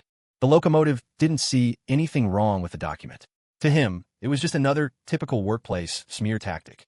Whether mutants truly posed such a threat was beside the point. What mattered was that people believed it. As a purebred Compound Number 5 hero, the locomotive's loyalties were clear. He couldn't wait for Lin Ping and the other mutants to be as far away as possible. Blind as a bat. Upon hearing the locomotive's lack of enthusiasm for his brilliant idea, the patriotic hero inwardly sneered at him with disdain. "I can't wait for the day when Lin Ping is utterly disgraced and everyone turns on him. Is there anything else you need?" Irritated now, the patriotic hero turned away, clearly eager to get rid of the locomotive. The locomotive sensed his displeasure. Remembering the suspicious laser-cut marks he'd found at the crime scene, he couldn't help but ask, "I found some traces at the scene that might concern you." He chose his words carefully, treading lightly. "Go on." The patriotic hero's eyes narrowed, signaling for him to continue. "Many of our company mercenaries' vehicles bore marks of laser cutting. The wounds were very similar to those caused by your laser vision. I'm worried this might attract unwanted attention for you." As he spoke, the locomotive watched the patriotic hero's expression with caution, trying to discern whether he had been personally involved. But as soon as the words left his mouth, the locomotive regretted it. If by any chance the patriotic hero had personally intervened because of some shady deal with Lin Ping, he, as someone now in the know, might not live to tell the tale. Nervously, he kept his eyes fixed on the patriotic hero. Fortunately, the latter just furrowed his brow in thought, showing no sign of the threatening malice the locomotive had feared. "Is that so?" The patriotic hero muttered to himself, and then suddenly remembered the trick Lin Ping had used against him last time. "I understand now. That damn mutant, actually." Homelander's face darkened, and he left his sentence unfinished. It was one thing for Lin Ping's spikes to absorb his laser energy and store it, but to think he could use it a second time? What kind of freak was he? If this continued, wouldn't he just end up as Lin Ping's personal power bank? No, there was also the risk of being set up as the scapegoat. After all, everyone in America knew that laser vision was his signature power. Once the incident at the video store came to light, people would only assume it was his doing. We have to expose Lin Ping's true nature and reveal his abilities to the public before this breaks. A sense of urgency flared in Homelander. He ordered the Vought staff beside him to launch an immediate media and PR offensive, determined to seize control of the narrative. A-Train pulled out his phone. The notifications flashing across the screen made his eyes widen. Then he gave a helpless, bitter laugh. "It's too late." "What did you say? What kind of defeatist nonsense is that? If you dare demoralize everyone again, I'll throw you out myself." Agitated beyond caring about his heroic image, Homelander snapped at A-Train, unable to contain his temper. "Look at this headline. It's clear Lin Ping has already taken the lead and locked down the online conversation. A-Train pointed at the New York Daily's front page alert on his phone. Shocking. A massacre beyond imagination. Suspicious laser cut marks at the crime scene. Mob war or corporate infighting. Vought may be swept into a media storm. Shocking. The man behind the video store massacre is actually him. These headlines were Lin Ping's carefully crafted weapons, each one handpicked, tailored, and polished to perfection. Within an hour of the afternoon's incident, the first reports were already out. The New York Daily's reporters were so quick and thorough that they didn't even bother taking Lin Ping's bribe. Blending China's uniquely sensationalist UC shock style with American headlines, these articles instantly captured the attention of American netizens when they hit the web. Homelander and Vought became the target of public outrage overnight. Even Lin Ping's upcoming live trial of the Deep, scheduled for that evening, saw its popularity skyrocket thanks to the controversy. People everywhere speculated about the connection between Vought's actions and Lin Ping's trial. The sharpest minds had already guessed the truth. Those killed in the video store massacre were likely Vought's own hitmen sent to deal with Lin Ping. Underneath these articles, the comment sections buzzed with activity. One photo, showing the getaway car marked by telltale laser-cut scars, drew the most attention. Captain Crash Lauda, front row, leaving my mark. These are clearly marks left by laser eyes. Do I even need to say who did this? Better not, or I'll be invited for tea by the authorities. I killed Bin Laden. If a killer's abilities are like Homelander's, his personality is like Homelander's, and his methods are also like Homelander's, then who do you think the killer is? Smirking. Twin Towers Unfallen. Stumbled into the comments by mistake. I have nothing to do with what's being said above. If Vought wants to arrest someone, go after them, not me. Give me power. Look at that cut. So smooth and so straight, just like, all right, I'll see myself out. Fuck. A bunch of idiots. They're just a herd of fools being led by the nose. The more Homelander scrolled, the angrier he got. His eyes reddened with fury, and finally, he lost control. His laser vision reduced Locomotive's phone to a heap of melted fragments. Locomotive stood frozen for a long moment, lost for words. Realizing Homelander was fuming, he wisely kept silent. He just swallowed his frustration. After all, it was only a phone, and his annual salary could easily buy him a new one. Brrring, brrring, brrring. Homelander's own phone erupted with a barrage of urgent calls. Ashley, Madeline, and the PR staff responsible for smearing Lin Ping were all trying to reach him. He answered Madeline's call first. What the hell are you doing? Get back to the office. Now. Accusation after accusation poured out of the phone. Homelander listened for less than 2 sentences before he hung up. Lin Ping, this isn't over. His glare was fierce and murderous. Lin Ping had outmaneuvered him yet again. New York City Park. The crowds and reporters waiting for Lin Ping's appearance had packed the place to overflowing. Even with the entire NYPD mobilized, they could barely maintain order. Authorities, worried about a possible stampede, pleaded with the crowd to disperse, but their words fell on deaf ears. We demand to see the criminal stand public trial. That's our right. You have no authority to stop us. Are you trying to take away our freedom? If you want to lose that badge, just try laying a hand on us. The impassioned onlookers had no interest in the police's appeals. Instead, their anger surged, and they challenged the officers with even greater ferocity. Tempers flared, and chaos threatened to erupt. The city officials, at their wits' end, could only back off, turning their frustration toward Vought. It was always Vought's soups causing trouble. If they couldn't control the Deep, the public might have let slide. If they just covered things up, maybe people would have looked the other way and let the storm pass.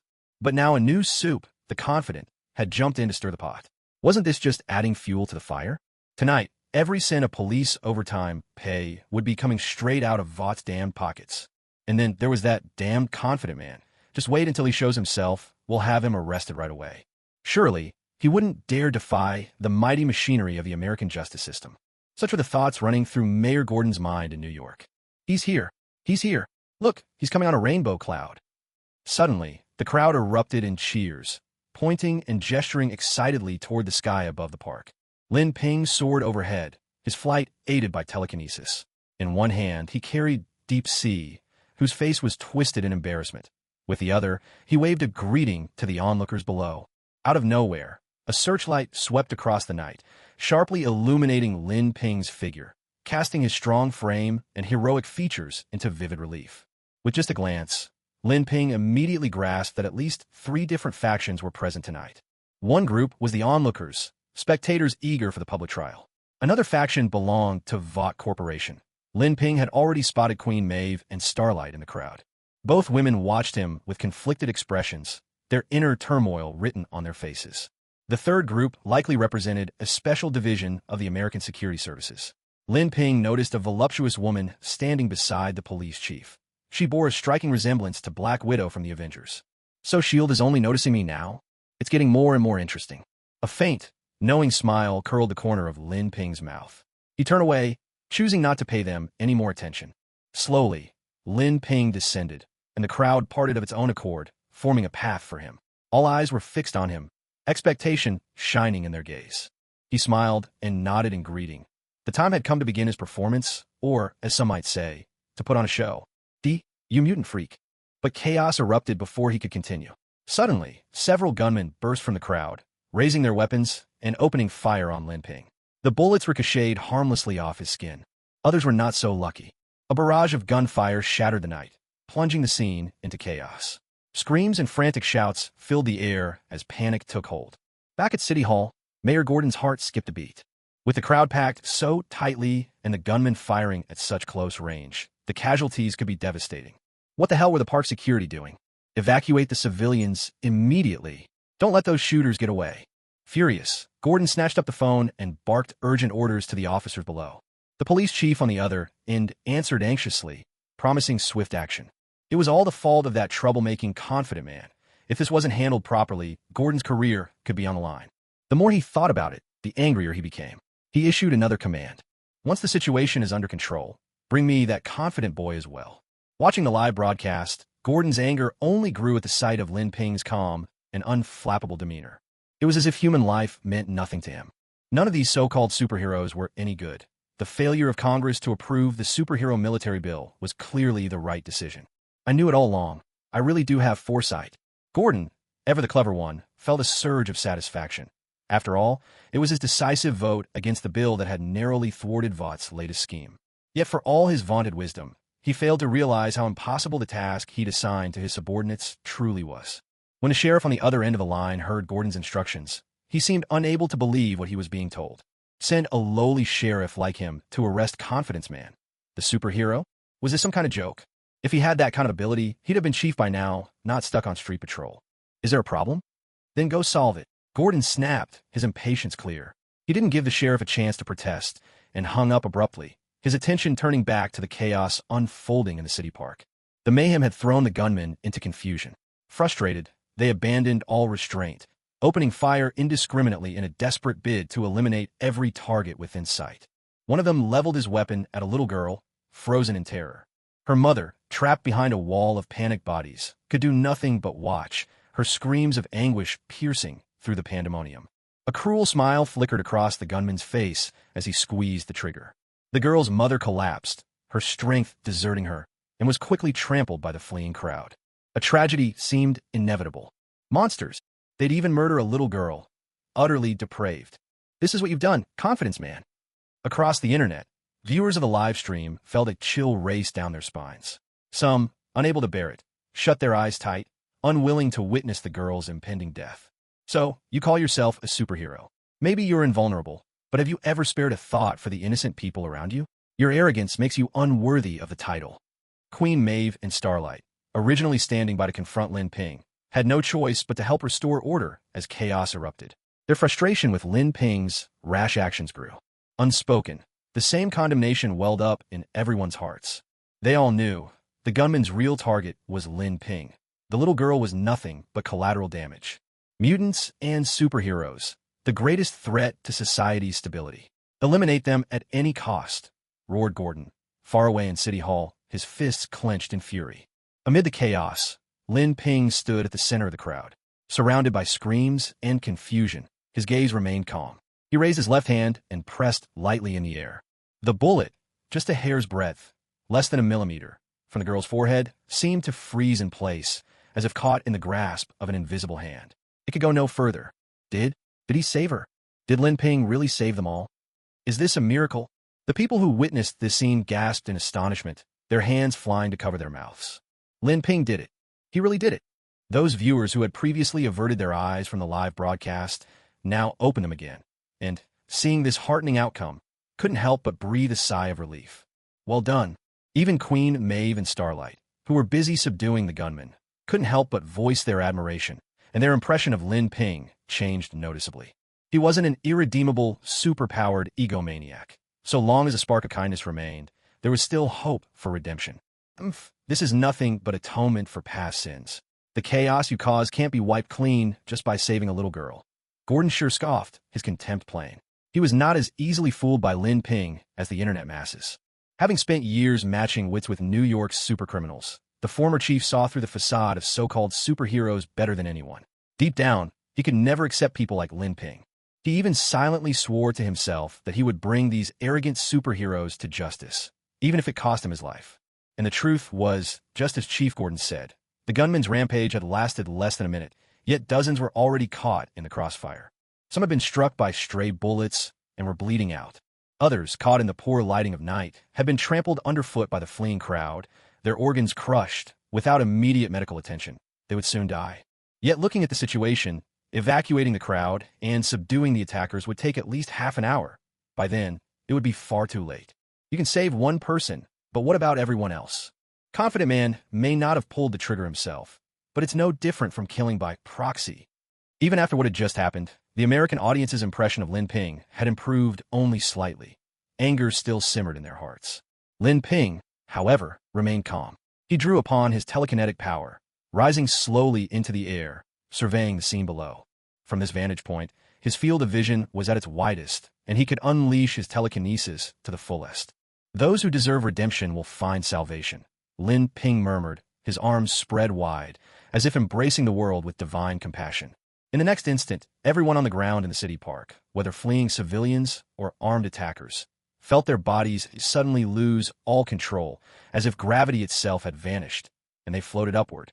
Now, nearly 1,000 people hung, suspended above the city park, an area as large as a football field, hovering in the air like a dream among the clouds. What kind of power is this? Queen Maeve and Starlight, whose bodies were far more resilient than ordinary people, remained unaffected on the ground, staring in stunned silence at the spectacle above. The expressions of the American viewers watching the live broadcast froze as well. It was clear to everyone that this was Lin Ping's doing from his place high in the sky. Could he truly be a messenger of God? At that moment, everyone felt as if Lin Ping was bathed in a radiant, holy light. The matter was far from over. Lin Ping swept his gaze over the crowd, picking out the armed thugs, and with a flick of his will, tore apart both their weapons and their bodies. The righteous rejoice when they see their enemies brought to justice, he intoned, to wash one's feet in the blood of the wicked. As he spoke, Lin Ping methodically purged the evildoers from among the crowd. At last, he returned everyone safely to the ground. Even those who had been trampled were gently placed back at his feet. The people, still reeling from the ordeal, glanced at Lin Ping with a mingled sense of awe and fear, their feelings complicated. When they noticed the dozen or so people who had been trampled, they could only offer silent sympathy. Surely these poor souls were beyond saving. Those who deserve redemption shall be saved, Lin Ping suddenly declared. He strode over to one of the injured, whose clothing was stamped with many muddy footprints, and slowly extended his right hand. The surrounding citizens and online viewers were stunned. What was Lin Ping planning to do? Was he about to save someone? No one had ever heard of a superhero with the power to heal others. With internal organs damaged and no immediate surgery, survival was nearly impossible. Could he really have a way out of this desperate situation? Lin Ping's gaze sharpened as he quickly assessed the injured. Most bore no wounds on the surface. The real damage was likely inside, to their vital organs. Ordinary healing abilities would be useless here. If he transferred his SS-level regeneration to them, he could easily cure their injuries. But that carried risk. Regeneration was one of Lin Ping's most vital abilities. If anything went wrong and he couldn't retrieve it, he'd be in real trouble. His own life mattered most. After a moment's thought, Lin Ping made his decision. So long as it didn't threaten his own interests, he didn't mind helping others. But his regenerative power was the foundation of his survival. He could never risk that. Without betraying any emotion, Lin Ping channeled a C-level, frenzied cell into the first trampled victim. Though only C-level, frenzied cell was more than enough to heal their internal injuries. As for the side effect, shortened lifespan, Lin Ping dismissed it with a shrug. Without intervention, death was immediate. With his help, at worst, life would simply be a little shorter. Any reasonable person would know which choice to make. Before their eyes, the once dying victim's breathing steadied, and color returned to their pallid cheeks at a speed visible to all. The first person treated even opened their eyes, coughing weakly as they looked around in bewilderment. They're alive. Alive. He really brought them back. Excitement rippled through the crowd. No one had expected Lin Ping to have such an ability. And then came the second, the third. Lin Ping followed the same method, reviving everyone who had been trampled in the chaos. This is the hand of God. It must be the hand of God. Only the hand of God could possess such miraculous, life-restoring power to save the world. This is nothing short of a miracle. It's unbelievable. A superhero with immense strength, and a healer as well. The crowd at Beautiful Watch was in an uproar. For the first time, Beautiful Watch had witnessed a superhero with sacred healing powers. And what's more, the healing had been demonstrated before everyone's eyes. This was even more astonishing than anything any previous superhero had accomplished. Even someone as powerful as the Homelander had never mastered the power to heal. When people were hurt, even he was helpless. But now, with Lin Ping, everything was different. Watching the crowd cheer, Lin Ping managed a weak smile, his posture betraying exhaustion. It is thanks to the divine power granted by God that these people were saved, he said quietly. Now, please allow me to rest for a moment. With that, Lin Ping sat cross-legged on the ground, sweat pouring down his face. He truly looked as if the rescue had drained every bit of strength from his body. It seems Confidence Man's healing ability comes at a great cost to him. He's willing to wear himself out to save innocent people. We really misjudged him, treating a true hero with suspicion. I take back everything I said. He's nothing like the others. He's a good man, and I feel ashamed. Seeing Lin Ping so utterly spent, viewers of the Beautiful Watch livestream began to feel remorseful. The dozen or so people who had been personally healed by Lin Ping were now, in awe of him, completely devoted, his most loyal supporters. And after all, what happened today wasn't entirely Lin Ping's fault. He had spoken up for Starlight and countless women, seeking justice with a public trial. His intentions were good. The real blame lay with those who had caused the disturbance. One by one, the online crowd shifted their stance, rallying around Lin Ping of their own accord. I declare that from this day forth, Confidence Man Lin Ping is my one and only idol. Drawn in by his looks, loyal to his character, Lin Ping is the superhero we should all aspire to follow. I'm raising the banner for Lin Ping. Naturally, Lin Ping was unaware of this shift in public opinion. Of course, even if he had known, he wouldn't have cared. Strength was what he always pursued. If it meant breaking with the entire world to become the strongest, he would not hesitate for a second. After about 15 minutes, Lin Ping had recovered enough. Under the admiring eyes of the crowd, he slowly stood up and declared, "The city's public trial for Deep Sea, who violated Starlight, begins now." The entire place erupted in a cacophony of shock and excitement. Is that the Deep from the Seven, Vought's superhero team? I can't believe it's him. I should have seen this coming.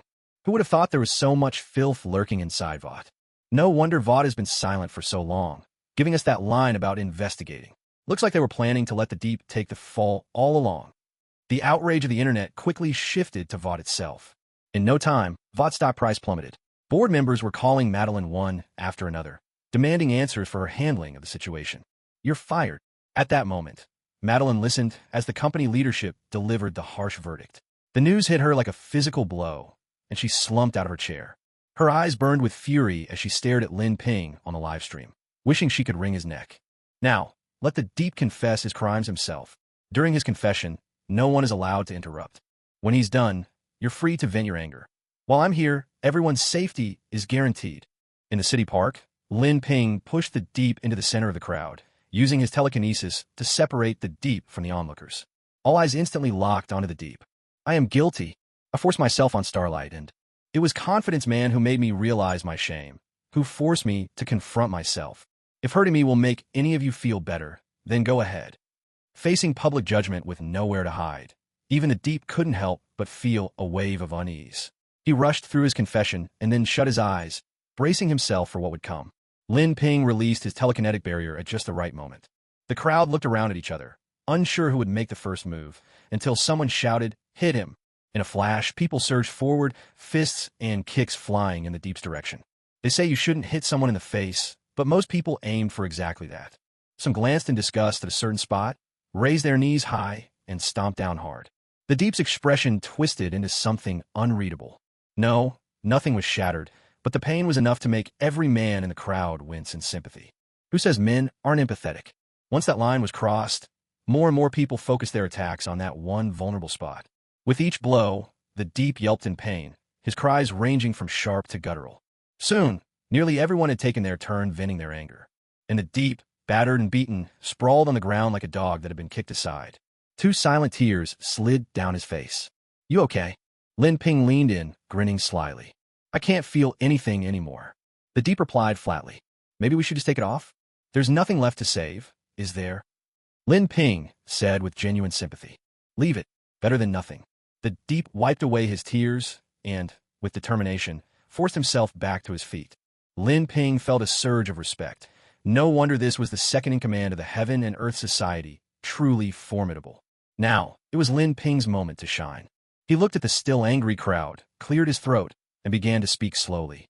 "Ladies and gentlemen, I truly admire what you've done today, because you did not shrink away simply because the target of your justice was a superhero, nor did you show undue leniency because of his special social status. Instead, you bravely stood up and fought back with your own hands.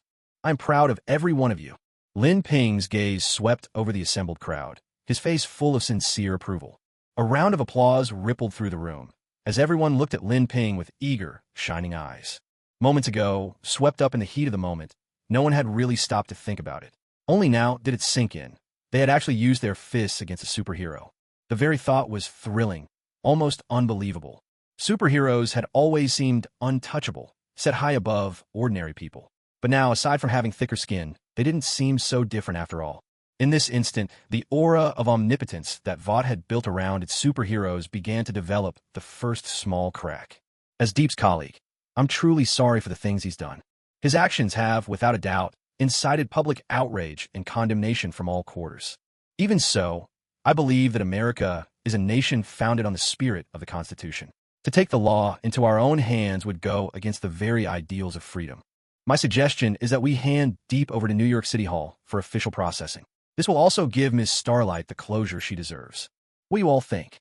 Lin Ping pressed his hands gently in the air, speaking with calm authority. Although Deep's crimes were disgusting, they weren't deserving of death. Not just in America, even in China, at most he would face a decade or 2 behind bars. Besides, Deep was now his subordinate, so Lin Ping had to ensure things were handled well. To Lin Ping, the New York City jail was like the vault in District 13 from Jackie Chan's Adventures. He could come and go as he pleased. At worst, once Deep was inside, he could always find a way to get him out again. Everyone knew that prisons were full of talent, and Lin Ping was already thinking about recruiting a few more to strengthen his own ranks. After Lin Ping finished speaking, the crowd exchanged glances and murmured among themselves. Considering that Lin Ping had single-handedly subdued Deep, and they just delivered a righteous beating that left the superhero unable to walk, handing him over to the authorities seemed only fair. You caught him, and you just saved us. However you want to handle is fine by us. Yes, we trust your judgment. Let him spend his next life behind bars. Having just been saved by Lin Ping, no one wanted to embarrass their new hero by disagreeing. This fresh-faced superhero had certainly made quite the impression. Since his debut, he's never been involved in any scandals. On the contrary, he's always busying himself with matters that concern the people. First, he upheld justice by turning in the speedster girl, even though she was family. Now, he's standing up for Starlight, speaking out against injustice on her behalf. No one could really come up with a reason to refuse him. Hearing the crowd's response, Lin Ping glanced at Shanhai. Let's go to the prison and put up with it for a while. Honestly, this is already the best possible outcome. What? No one said anything about me going to jail before. Shanhai's eyes flew wide open. What was this? Lin Ping said one thing and did another. Was he even human? Well, you never asked, did you? Lin Ping gestured towards the hundreds of citizens present. Look at how worked up everyone is. Do you really think you can avoid jail in this situation? Shanhai hesitated, recalling how just moments ago, these people had come at him with fists and kicks, all aiming for vital spots. This? What do you mean this? Lin Ping cut him off. It's not like you have to stay there forever. I can always bail you out if need be. And if that doesn't work, I could always break you out myself. Lin Ping stated this with absolute confidence. He meant it. After all, Shanhai was his very first follower.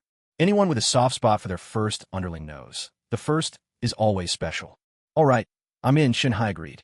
Now, about the power you promised me, what's the deal? Go to jail? So what? Why should he be afraid? Gritting his teeth, Shanhai steeled himself. He'd come this far. Might as well go all the way. If he was willing to sell everything, dignity included, to change his fate, what was a little hardship now? Lin Ping frowned. He hadn't even started his speech to show off his confidence, so he hadn't gained any confidence points yet. Without those, he couldn't draw a new ability for Shinhai. He realized he'd miscalculated. He should have put on a show and racked up some confidence before dealing with Shinhai. But now that he'd already made the promise, there was no turning back. He could only hand over an ability he already possessed. As luck would have it, his C-grade rampant cells had been replaced by the superior SS-grade regeneration. He could give the old one to Shinhai. As for the side effects, Lin Ping felt sure Shinhai could handle them. To wear the crown, one must bear its weight. If you want great power, you have to pay a price. That's just the way it is. Lin Ping pressed a finger to Shinhai's forehead, adopting a solemn, almost ceremonial air as he transferred the rampant cells ability. I grant you tremendous regenerative power. With your physique, as long as your brain or heart isn't destroyed, any bodily injury will heal in record time. But this power comes at a cost. It'll eat away at your life force. You need to be mentally prepared for that. Remember, trust in Doya Hero, and you shall live forever. Lin Ping's tone took on the cadence of a cult leader as he laid out both the benefits and the risks to Shinhai. After all, he still had use for Deep Sea for a while. If he didn't make things clear and the guy just died outright, wouldn't that be a waste? If he didn't even know where Deep Sea had died, he wouldn't be able to recover his abilities. So this is my new power? This feels amazing. Deep Sea could feel the injuries from being beaten by the crowd slowly healing. Even the numbness below the waist was fading away. Unbreakable 5 treasures. What's this ability called? Deep Sea exclaimed, suddenly feeling as if all his efforts had finally been rewarded. Following Lin Ping carried risks, sure, but the benefits were real. He delivered on his promises. Compared to Vought, who would discard you once you were no longer useful, Lin Ping was the boss every low-level superhero dreamed of. Thank you, boss.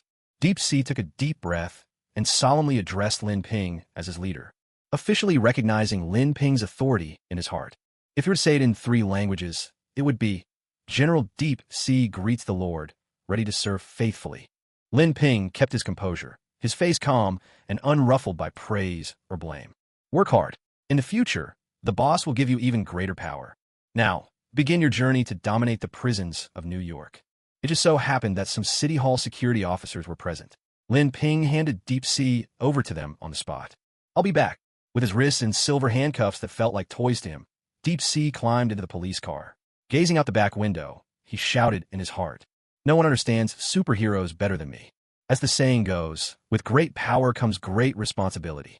I, Confidence Man, pledge to shoulder the duty of maintaining order in New York City, taking the fight against crime as my mission. All evil will be brought to justice. Deep Sea's capture added weight to Lin Ping's speech. Combined with his earlier heroics and the display of his god hand, the entire audience was utterly convinced. Confidence Man forever. With great power comes great responsibility. Confidence Man's conviction is truly something else.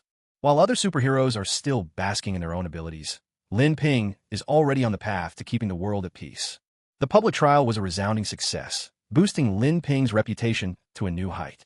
His popularity now rivaled that of Schwanza and Queen Maeve, though he still had some way to go before catching up to Homelander. System notification. You displayed overwhelming confidence in maintaining peace and fighting crime before 24,987 spectators, earning 1,688 confidence points. Current confidence points, 1,688. At last, a satisfied smile appeared on Lin Ping's face. All his hard work had been for this moment. The city's public trial had come to an end. Just as everyone was happily dispersing, a sudden change occurred. In this city park, where greenery covers as much as 60% of the land, a sudden, raging fire broke out, utterly out of place and shocking. Towering waves of heat and flames seized the attention of everyone present. "Run! Get out of here!" someone shouted. The crowd erupted into a frenzy once more. Fortunately, thanks to the previous attack, people reacted quickly this time, and there were no stampedes or casualties. Everyone retreated to the nearest plaza, a space paved with concrete and stone, devoid of anything flammable. There was no chance the fire would spread that far. Standing among the many tourists, Lin Ping felt a surge of vigilance. Which faction scheme was this now? Did they actually intend to burn him alive? The idea was almost laughable. Suddenly, a sobbing voice interrupted Lin Ping's thoughts. "It's gone just like that, it's all gone." That redwood grove had survived for centuries. One of them was a 1,000-year-old giant redwood. And now it's destroyed in an instant. Amid the tourists, an elderly man with a scholarly air dropped to his knees, gazing at the redwood grove being devoured by flames, his face etched with despair. His name was John, a botany professor at a nearby university. Others might not have understood the value of that grove, but he knew it all too well. Playboy Tony Stark once spent $1 million to import redwood from overseas to craft the most expensive furniture. And even then, the wood was only 100 years old. The redwood grove before them had at least 200 trees of that age, and among them stood a colossal redwood that had weathered 1,000 years, a treasure not only for New York City, but for all of America. Measured in economic worth or cultural and historical significance, its loss was beyond calculation. Not to mention the devastation this fire would wreak on the local ecosystem. For New York to ever restore a redwood grove of this scale would be next to impossible. Soon, the park's fire engine arrived with sirens wailing. Oh my God! The fire chief stepped down from the truck, stunned by the inferno before him. The entire redwood grove was ablaze, the spectacle rivaling the legendary battle where Liu Sun set fire to Liu Bei's encampments for 30 miles. But due to the park's constraints, he'd only brought a small fire engine. It was barely adequate for minor blazes. Against such a disaster, it was like trying to douse a bonfire with a cup of water. Even if he emptied the entire truck's supply onto the flames, it wouldn't make a dent. This is New York City Park. We're facing a severe fire emergency, requesting immediate backup. Requesting backup. After radioing for assistance, the fire chief could do nothing but watch helplessly as the fire spread, unable to take any effective action. Once a blaze grew this large, the situation became extraordinarily complex. Fluctuations in temperature and pressure caused the wind to shift unpredictably over the fire. To fight the fire now would be to risk being overtaken by a sudden surge of flames at any moment. He couldn't gamble with his own life or the lives of his crew. But old John couldn't care less about any of that. Help! Fire! Somebody help! Aren't you a firefighter? Why aren't you doing anything to put out the fire? No one knew where old John found the strength, but he grabbed the fire chief by the collar, eyes wide with accusation. The fire's too big. We have to wait for backup, the chief replied. With a blaze this massive, to put it bluntly, even when backup arrives, we'll just have to wait until everything that can burn is already gone. A firefighter from the park brigade, unable to stand by any longer, stepped in to smooth things over. With a fire like this, even a superhero would be powerless. The eyes of the crowd flickered, glancing at Lin Ping, some openly, others furtively. They all acknowledged Lin Ping's strength and his remarkable ability to save lives. Yet in the face of a wildfire of this magnitude, even he was helpless. Lin Ping took in the reactions around him, but felt little in his heart. After all, these redwoods in New York weren't his redwoods. If they burned, so be it. Wasn't it enough that people survived? Luckily, no one asked for his help, because honestly, Lin Ping wouldn't know what to do about such a fire. He couldn't swallow flames, or breathe out water, nor did he have the power to move mountains or fill the sea. This kind of wildfire would stump even Homelanders or Soldier Boy. He was just an ordinary person with a bit of talent, not some omnipotent god. Suddenly, with a thunderous crash, the ancient giant redwood, standing for a millennium, at last toppled to the ground. When old John saw this, the light in his eyes vanished. He fainted dead away, his grip on the fire chief's collar falling limp. Among the crowd, even some of the more stoic souls broke down in tears, mourning the loss of yet another precious marvel in their beautiful nation. New York's sorrow, the redwood's lament. After the public hearing, a few reporters remained on the scene, live streaming the inferno to the entire web. Oh my God, that was a giant redwood. That ancient tree's been standing since the founding of America, and now it's gone, just like that. This isn't just America's loss. It's a loss for all humanity. I swear I can hear the redwoods crying. The raging fire in New York City Park quickly became the focus of online attention everywhere. Countless people prayed, hoping for a superhero to soar in on clouds of rainbow light and extinguish the flames. But with the fall of the giant redwood, hope died in every heart. No superhero would appear. There would be no survivors among the redwood grove. Didn't Confident Man say that with great power comes great responsibility? If his telekinesis is so strong, why isn't he helping put out the fire? Even airlifting in some water would be something. Doctor, hero, what's the difference? In the end, he's just as much a hypocrite as the rest. Very quickly, spurred on by forces unknown, a wave of criticism against Lin Ping began to surge online. Superheroes aren't gods. It's easy for you to say, but how do you expect Confidence Man to put out such a massive blaze? Didn't you see the firefighters haven't even moved in yet? Even Confidence Man has to wait for the right moment to act. Some people with a firmer moral compass were dissatisfied with these remarks and began to speak up in support of Lin Ping. But their voices were too faint, barely making a ripple in the tide. Many who didn't know the full story were swept up in the frenzy, manipulated by paid trolls. After all, Lin Ping himself had just said, with great power comes great responsibility. But now, in the face of such a raging fire, if he did nothing, wasn't that a bit hard to justify?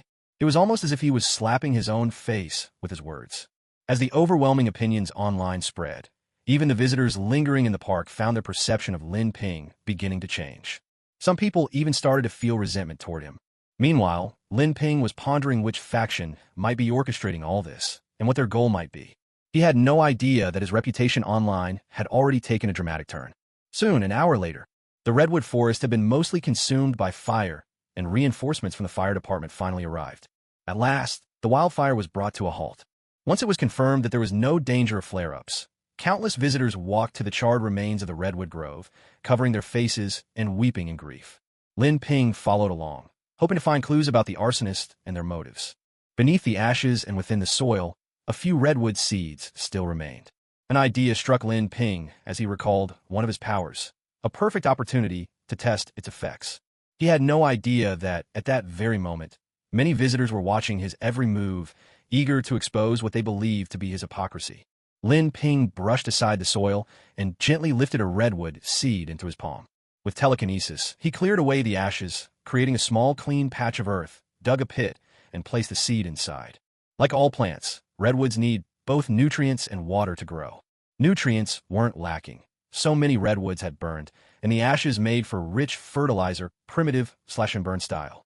But water was a different story, and it was a problem not so easily solved. Lin Ping had no choice but to take to the skies once more, scanning the area in search of a water source. Soon, he found one. The city park's artificial fountain was still running, its flowing water the perfect source for his needs. With a thought, Lin Ping directed a stream of water, as thick as his finger, to hover motionless in the air. Guided by his telekinetic power, the water floated across the sky and gently landed around the redwood seed, seeping into the soil. But to the onlookers, this scene carried a very different meaning. Only thinking to bring in water now? Isn't it a little too late for that? Now you're putting on a show. Where were you when it actually mattered? Some tourists recorded Lin Ping's baffling actions, pairing the footage with mocking captions. The fire's out, and now he remembers to save the day. That's our confident hero for you. And just look at that trickle of water. Hardly enough for a mouth rinse, let alone a rescue. Don't take on a job you can't handle. With great power comes great responsibility. Turns out that's just hot air. With the help of the water company and some unknown factions, more and more people began to agree with these sarcastic takes. It wasn't that everyone was out to get Lin Ping. It was just that his earlier feats had set the bar impossibly high. Now, when disaster struck, he stood by and did nothing, despite his bold claim that great power brings great responsibility. Naturally, people were disappointed. Lin Ping, however, was unfazed. He just finished covering up the redwood seeds, leaving a small slit visible to the naked eye. Now it was time to put his SS rank ability, Accelerate Growth, to the test. Crouching down, Lin Ping fixed his gaze on the seeds nestled in the soil and activated his power. Minute after minute ticked by, but the seeds beneath the earth showed no sign of change. Lin Ping's expression didn't waver. Unbothered, he repeated the process, planting several more seeds. Normally, redwood seeds take about 30 days to sprout. With Accelerate Growth, that time shrinks by 100-fold, less than 8 hours. No immediate results could be expected. It was night now. The earliest anyone would see progress would be tomorrow morning. He still didn't know why the arsonist wanted to burn down this redwood forest, but Lin Ping understood one thing. Whatever the enemy wanted, he would do the opposite. If they wanted the redwoods gone, he would make sure they survived. There was another reason, too. Lin Ping had a hunch that something in this forest would be of great benefit to him. As the saying goes, if you're going to do something, do it to the fullest. So, he would replant every redwood seed left in the charred forest, and let these ordinary people witness the true extent of his power. His eyes flashed with determination. Setting the seeds aside, he soared high into the air, sweeping his gaze over the entire scene. Step 1. Clear away the ash blanketing the forest floor. Lin Ping chose the quickest way, using telekinesis to draw water from the nearby river, shaping it in the air into a fearsome, coiling dragon. Not a Western-style lizard, but a true Chinese dragon. It's a dragon. Look, a dragon. I know that form. That's a Chinese dragon. In Chinese culture, dragons command the clouds and bring rain. But this is America. Could it be that this water dragon was summoned by the confident hero, Lin Ping? The appearance of the water dragon quickly caused a wave of shock among the park visitors. Anyone with a discerning eye could see that Lin Ping was the one behind this miraculous display. They stared at Lin Ping in utter disbelief, and even their earlier resentment faded somewhat in the face of his undeniable power. After all, that was a dragon. No matter where you are in the world, dragons are always seen as symbols of strength and mystery. And now, standing before them, the confident hero not only possessed formidable abilities and extraordinary medical skills, but he also had a water dragon as his companion. Lin Ping paid no mind to the crowd's astonishment. He was wholly focused on guiding the water dragon to absorb as much water as possible. He intended to use the swirling currents to lift all the ashes from the redwood forest up into the air. Once the redwood seeds had been scattered across the earth, he would let the ashes fall as fertilizer to nurture new growth. The spiraling water dragon swept over everyone's heads, sending a cool breeze through the crowd. Yet no one could quite figure out what Lin Ping was trying to do. Was he planning to use the water dragon to fight an enemy? But there were no adversaries in sight. Perhaps he meant to call down rain? Yet there were no storm clouds or rumbles of thunder overhead. It wasn't until the water dragon plunged from the clouds and danced gracefully through the sky, carrying black ashes in its wake, that people finally began to understand. He was clearing away the ashes left by the redwood forest fire. But then a new question arose. Why was Lin Ping so determined to remove all traces of these ashes? The redwood forest had already been lost forever in the blaze. The ashes were the last testament to its existence. Why couldn't Lin Ping just let them be? Did he intend to erase all evidence of the redwood forest from the world entirely? In an instant, the crowd's anger reignited. They were convinced that Lin Ping was in the wrong and felt the need to stop him. Some even began to whisper conspiracy theories, suspecting that the arsonist and Lin Ping were secretly connected, and that this was all an elaborate effort to destroy evidence and keep the New York authorities from finding any clues. Protecting the redwood legacy is everyone's duty. We've already lost the forest. Must we lose even the last traces of its existence? Confident hero, please stop. Spontaneously, people linked arms and formed a human barricade at the edge of the charred forest, shouting their slogans with determination. Remembering how Lin Ping had praised them during the public meeting, their resolve only strengthened. They were certain he would never harm them. Lin Ping, still deftly controlling the water dragon, was baffled by their actions. He didn't hesitate for a moment. He simply directed the water dragon to surge forward. If you want to block me, then so be it. If you're courting danger, you have only yourselves to blame. Wait, isn't this going too far? Noticing that Lin Ping showed no sign of stopping, the crowd stared in terror as the fierce water dragon bore down on them. In an instant, all their earlier bravado vanished. They scattered in panic, running for their lives. The final ashes of the redwood grove were ultimately washed away by Lin Ping's water jet, leaving nothing behind. But the price he paid was the crowd's confused and indignant stares. You're a vandal, a destroyer of our heritage. How could you erase the last trace of the redwood grove? Do you have any idea what it meant? And you call yourself a superhero? Listening to their outcries, Lin Ping couldn't help but find it all rather amusing. When he stood aside and did nothing, they accused him of being indifferent. But now, the moment he tried to take action, they were quick to point fingers and criticize. Did they really think he had infinite patience? This is God's will. Are you planning to blaspheme? Lin Ping's gaze turned cold as he invoked his title as God's messenger on earth. Hearing Lin Ping use the name of God as a shield once again, many people immediately dismissed him, though they didn't dare say anything outright. So you say it's God's will, and we're just supposed to believe you? What exactly does God want you to accomplish here? Someone gathered enough courage to ask. Lin Ping didn't answer. He just gave a mysterious smile. At sunrise, all will be revealed. At sunrise, all will be revealed. This so-called confidence hero really knows how to put on a show.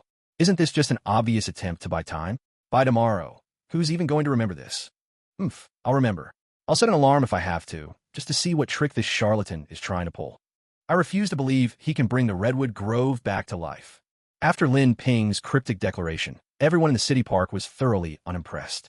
Some people, when they get serious, can be quite relentless. A few of them even started live streaming right there in the park. Dafin was one of them. He was a freelancer and a blogger with 200,000 real followers. Because he'd lost loved ones at the hands of superheroes, Dafin had always harbored deep resentment toward people like Lin Ping. Even though Lin Ping's public trial tonight had been fair enough, Dafin still suspected him of the worst intentions. He wanted to uncover the true face behind Lin Ping's mask. Now was the perfect opportunity.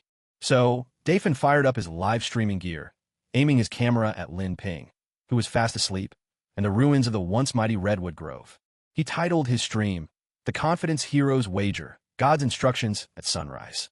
Having just presided over the deep sea trial, Lin Ping was now the hottest superhero on the American internet. As soon as people saw his name, curiosity drew them in. Everyone wanted to know what kind of wager Lin Ping had made. But to their disappointment, the star of the stream, Lin Ping, was sprawled out by the artificial fountain, sleeping soundly and even snoring softly. What's going on here? Weren't we promised a sunrise wager? I'm blind.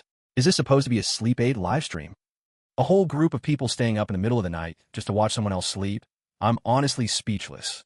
Seeing these comments, Dafin enthusiastically started explaining, hoping to prove she wasn't a fraud and to expose Lin Ping's hypocrisy. She tried to persuade everyone to stay and wait with her until sunrise, so they could witness the moment when Lin Ping's lies would be revealed. But when people realized they'd have to wait until sunrise for the outcome, many immediately lost interest and left. After all, not everyone has that kind of time. Most people still had to get up for work the next day, toiling away for their bosses. So, despite Dafin's earnest efforts to keep the audience, only a handful of viewers remained in the live stream. Ugh, guess I'll have to rely on my die-hard fans. Seeing that all her persuasion had been in vain, Dafin decisively sent out a red envelope in her fan group, instantly summoning a crowd of night owls. Tonight's stream, Confidence Man in Action. After sending the red envelope, Dafin dropped a single line in the group and then stopped paying attention. You could say she was really keeping her fans in suspense. The fans quickly flooded into the live stream and started spamming the chat. Confidence Man is finally doing better. He's actually being featured on Dafin's stream. I recognize that fountain. It's the iconic landmark in City Park, New York. Dafin's streaming from City Park today. City Park in New York? I've heard the Redwood Grove and the giant sequoias are famous there. Dafin, can you show us around? Fans from all across the country joined in. Those familiar with New York quickly realized Dafin was indeed in City Park. But then someone noticed something was off. Wait a second. Am I remembering this wrong? Isn't there supposed to be a 1,000-year-old giant sequoia, 20 meters tall, just northwest of this fountain? Could this not be City Park after all?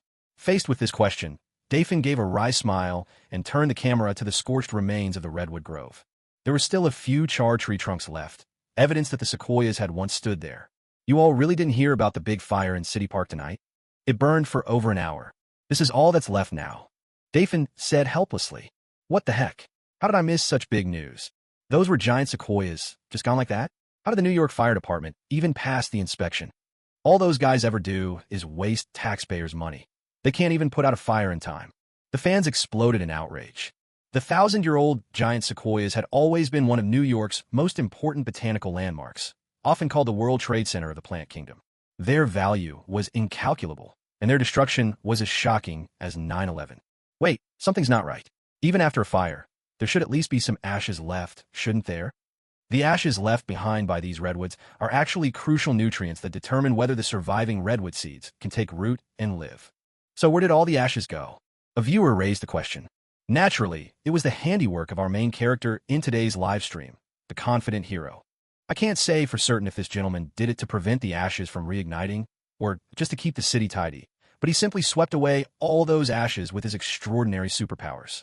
He even claimed it was a directive from God, telling us to wait until sunrise for the answer. Only the truly gullible would believe such nonsense. Who does he think he is, God himself? These self-important people do nothing but mess up the Redwood Grove. Are we really supposed to believe he'll bring the forest back to life? Dafin snorted and replied, this so-called defiant superhero, the confident hero, I doubt he even understands the basics of botany. That classic line about God's directive, I've heard him use that excuse more than once. If I recall correctly, the confident hero is under the Vought Corporation, right? Who's to say this isn't just Vought's doing? I say we all head over to their website and give them a piece of our mind. When there are more than 3 idle people together, inevitably someone will come up with a terrible idea. That's right. After all, we'll have to wait until sunrise for the result of this bet. We've got plenty of time. Wouldn't it be a shame not to go stir things up with the company? The viewers in the live stream quickly agreed, and together they flocked to Vought's Twitter account, ready to make their voices heard. But they soon discovered that Vought had already disabled comments on their account. Turns out, plenty of others had the same idea to bombard Vought during this period.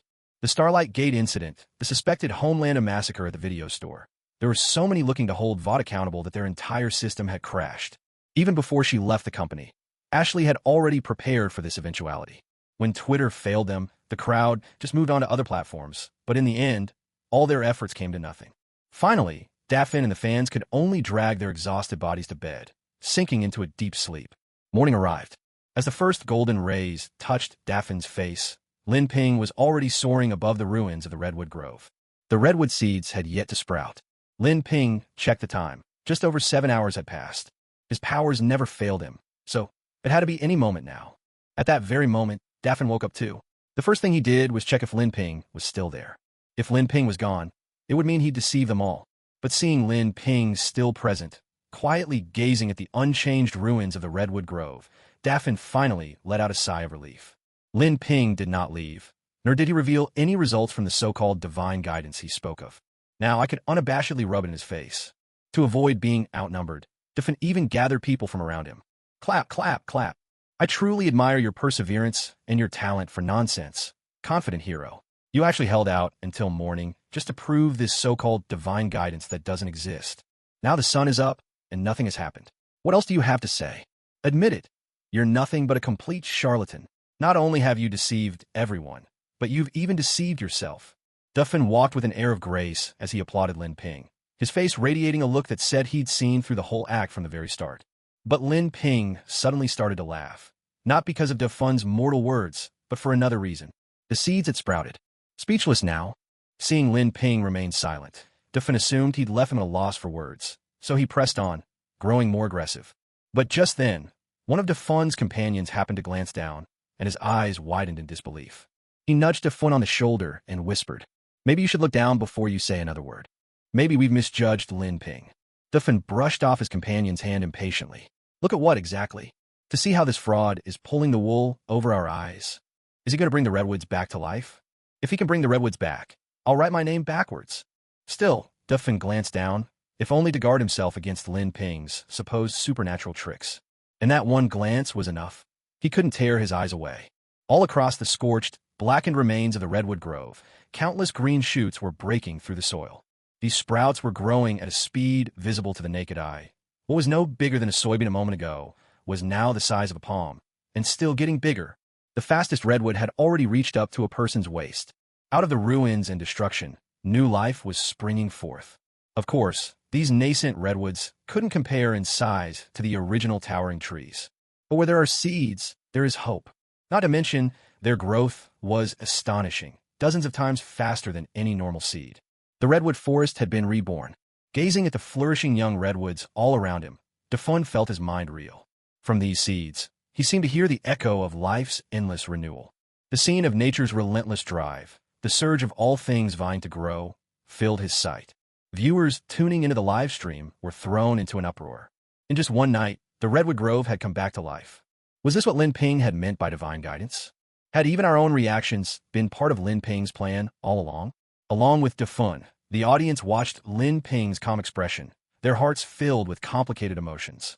The impact of the redwood forest's rebirth went far beyond this moment. For a while, every pair of eyes in the beautiful surveillance center turned towards New York and Lin Ping. The Redwood Grove in New York City Park held countless memories for many people. When Lin Ping used his accelerated growth ability to make the redwood seed sprout, many who weren't present at the scene were still mourning the destruction of the redwoods by fire.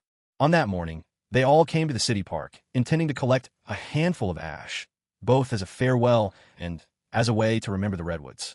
Yet when they arrived at the site of the old redwood grove, they were greeted by an astonishing sight. Beneath the charred black trunks of the old redwoods, countless young saplings, each as tall as a person, were thriving and reaching for the sky. A crowd had gathered nearby, snapping pictures on their phones in amazement. There was not a trace of ash to be found, not even the smallest black speck. What's going on here? Did the city park replant a whole batch of redwoods overnight? When did they ever get this efficient? Those who arrived later were utterly baffled. But soon, they realized their guess couldn't be right. There were simply too many young redwoods, covering nearly the entire original grove. Even if they emptied out every botanical garden, they couldn't have transplanted this many redwoods. What's more, the redwoods were growing at a rate visible to the naked eye, dozens of times faster than normal. With this kind of growth, could these be a new variety of redwood? I've never heard of anything like that. Their curiosity got the better of them, and they forgot all about mourning the old grove as they squeezed into the crowd, eager to find out what had happened. When they heard that these redwoods had sprouted overnight, they were struck speechless with shock. Normally, It takes at least 30 days for redwoods to germinate from seed, sometimes even 40. If what people were saying was true, and these had grown overnight, their growth rate was dozens, even hundreds of times faster than normal. Could it be the latest breakthrough from some company? This question inevitably surfaced in their minds. But those who had witnessed the redwoods sprouting firsthand only smiled at this suggestion. If only it were technology at work, one of them replied. But unfortunately, it's not. As they spoke, the person being questioned pointed to the city park's LED screen, where a giant poster of Lin Ping, the confident hero, was on display. This is all thanks to the great confident hero. I'm completely convinced now. I have no doubts left about his identity as a messenger of the gods. Powerful, able to fly, able to save lives, and can accelerate the growth of plants. Apart from abilities granted by the creator, I can't imagine who else could possess such powers. The one being questioned was a young man. At this moment, his eyes shone with admiration. His tone was passionate and fervent. He had clearly already become a devoted follower of Lin Ping. If anyone dared to speak ill of the confident hero in front of him right now, he would not hesitate to teach them a harsh lesson with his fists. The confident hero is by far the most extraordinary superhero I've ever seen. There's none of that craving for power or money you see in other heroes in his eyes. Only a pure sense of responsibility toward the people. If I had to choose between following him or the Homelander, I would, without a doubt, devote myself to the confident hero. The image froze on this moment. Inside the hero's conference room, Homelander crushed the remote in his hand in anger, his face dark as a thundercloud. Lin Ping, always Lin Ping. Why does this guy always have to go up against me? Then, Homelander turned his gaze toward Obsidian, standing off to the side. Your flames didn't seem to do the trick. Why couldn't you burn those damn sequoia seeds as well? Not only did it fail to damage Lin Ping's reputation, it's actually made him even more famous. Homelander clenched his fists unconsciously. In order to ruin Lin Ping's image, he had already ordered the information department to unleash a swarm of internet trolls to sway public opinion. But every single time, it never worked out as he'd hoped. Not only did it fail to cause Lin Ping trouble, it even helped him become more renowned. My fault. I didn't take that into account. When Homelander aimed his accusation at him, Obsidian paused for a moment, but his voice carried the unmistakable tone of Pyro. Ever since Obsidian died at the hands of Huey's crew, Vought had covered it up by having a mutant traitor assume Obsidian's identity. After all, Obsidian had always kept his body hidden behind a mask and suit. No one actually knew what he looked like. As for choosing Pyro, it was simply because he'd been instrumental in exposing mutants escaping from the lab and was branded a traitor to his kind. Given that Pyro had turned his back on mutants and suffered discrimination from humans for his identity, Vought had no reason to fear he'd betray them. Seeing Obsidian's cooperative attitude, Homelander's anger subsided a little. He paced the conference room twice, then turned and ordered, "Bring Ashley, Indiana. It's time we made a decision about Lin Ping's future." It had become clear that keeping Lin Ping in the company was a complete disaster. Before he even had a chance to show Vought who was boss, his own approval rating was already being overshadowed. More and more, Homelander felt that he'd made a foolish decision in the past. Shinsei was eager to get away from there, and quickly made his exit. Ashley had originally already been dismissed by Madeline. But after Madeline was fired, the seven of Vought were left leaderless. Homelander found Ashley easy to control, so he brought her back. Now, she was, in every sense, the team's official mascot. Soon, Ashley walked in with a beaming, eager face. "Thank you, Mr. Homelander. It's truly an honor to receive your recommendation and be able to continue working in this position. I promise I'll take care of all your scheduling and planning, and help you in even more support from fans." Ashley smiled as brightly as a chrysanthemum in full bloom. At that moment, she still believed that Homelander valued her abilities, and she couldn't wait to prove herself in front of everyone. But what she didn't know was that what Homelander hated most was having anyone else arrange his life. So her enthusiasm didn't earn her a single smile from Homelander. With a stony face, he fixed his gaze on her. Ashley immediately sensed the tension in the air, but she couldn't think of anything she'd said wrong. Forcing herself to stay calm, she asked, "Am I bothering you? Did I come in at a bad time? Maybe I should come back later." By the time she finished, her voice had dropped to a whisper. Only then did Homelander snort through his nose and speak slowly. "You need to understand that the only reason you still have this job isn't because you're particularly competent. It's because of me. I don't need you arranging things for me. From now on, I'll handle my own schedule. You're not to interfere. I'll say what I want. I'll do what I want. All you need to do is cooperate. Otherwise, I can replace you at any moment." Homelander looked at Ashley as if she were something he'd scraped off his shoe. "Huh? Understood. Ashley nodded rapidly, just like a nervous little chick pecking at grain. It was only now that she realized her true position, and just how ridiculous her earlier words had been. Satisfied that he'd made himself clear, Homelander turned to face the floor-to-ceiling windows, hands clasped behind his back, leaving Ashley staring at his silhouette. Now, remove Lin Ping's file from VOT's records. List the reason for dismissal as repeated failure to attend hero meetings. With Homelander's mix of threat and command, Ashley hurried straight to VOT's HR department to submit Lin Ping's termination. She knew full well that the reason was flimsy, but she had no choice. If she didn't carry out Homelander's orders, her own position could be snatched by someone else at any moment. Fire Homelander. The reason is repeated absences from hero meetings. The golden-haired woman at VOT's HR desk, her fingers poised over the computer, stared at Ashley's submitted resignation request with shock in her eyes, her voice laced with disbelief. After all, everyone knew Lin Ping was the hottest superhero at the moment, VOT's rising star, basking in the limelight. He was practically a shoo-in for the most popular superhero of the year award. Firing him now, wasn't that a joke? The woman glanced at Ashley in confusion, unaware that Lin Ping's fame had been built on defying VOT itself. You just need to submit the request. Approval or rejection is up to the board. Ashley didn't bother to offer any explanation, nor did she need to. Everything would proceed according to protocol. With a furrowed brow, the HR woman finally submitted the application. Watching the request successfully go through, Ashley finally let out a breath of relief. Task complete. A deep, commanding voice rang out, brooking no argument. Both Ashley and the HR woman turned to look. A refined man in a black suit was striding toward them, each step measured and graceful. President Edgar, the HR woman stammered in greeting. Edgar gave her a slight nod, then turned his gaze to Ashley's badge that read, Vice President of the Hero Conference Room. For a long moment, he said nothing. Ashley's heart pounded in her chest. Who could have predicted that the very first thing she'd do upon regaining her position would be to run into the company president? And worse, it was over a matter that completely flouted procedure. God only knew if Edgar would fire her again on the spot. Your position is Vice President of the Hero Conference Room? I don't recall the board ever making such an appointment. Perhaps I should ask security to escort you out, ma'am? Edgar spoke slowly, his gaze sharp and unwavering as he fixed it on Ashley.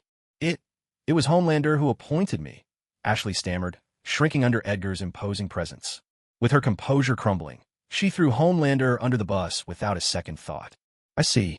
From now on, report every move the superheroes make directly to me, especially Homelander. As for your position, you may keep it for now. I've heard about you from Madeline. Your competence is acceptable. You answer only to me from this point forward. Hearing Homelander's name, Edgar seemed utterly unfazed, as if he'd anticipated it all along. He then issued his orders to Ashley in a calm, methodical manner.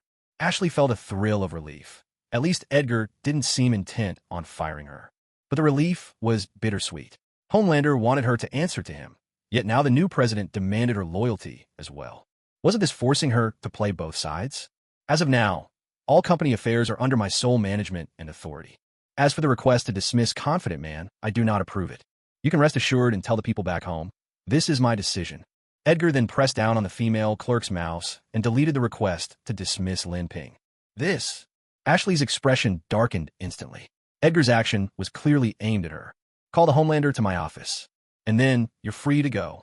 With anxiety churning in her heart, Ashley returned to the hero's conference room. How did it go? The Homelander, seated in a swivel chair with a cup of coffee in hand, looked up at Ashley. Now that Lin Ping wasn't here, surely nothing could go wrong, right? Unfortunately, he was right again. The new CEO, Edgar, has rejected the request to dismiss Lin Ping. Ashley forced herself to swallow, her voice barely above a whisper. The Homelander's face grew dark. He also said he wants to see you in his office, Ashley added, almost as an afterthought. This time, the Homelander crushed his cup in his hand. Scalding hot water and shards of porcelain sprayed across Ashley, drawing a startled scream from her lips. Clean this up by hand before I get back, the Homelander said coldly, staring at Ashley as she clutched her face and screamed. With a stony expression, he left the conference room without another glance. The strong lash out at the stronger, but the Homelander vented his anger on Ashley instead. Ashley dropped to her knees, eyes red, picking up the shattered remains. In her heart, a seed of hatred toward the Homelander was planted. A short while later, inside Edgar's executive office. When the Homelander stepped inside, Edgar was gazing at a portrait of a man on the wall. Do you know why I asked you here? Just as the Homelander was about to speak, Edgar seized the initiative, taking control of the situation. Faced with this question, the Homelander remained silent.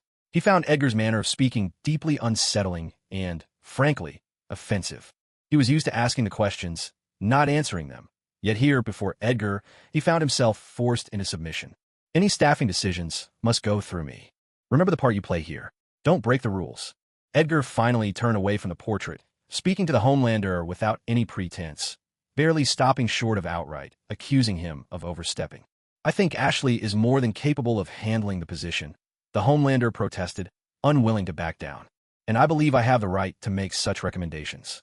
He considered himself the pillar of Vought, bringing the company immeasurable success. He was also the leader of the Seven, with both merit and hard work to his name. Surely, he deserves some say in personnel matters. Hearing the childish insistence in the Homelander's words, Edgar merely shook his head. You think? You believe? If everything went your way, do you really think this company could function?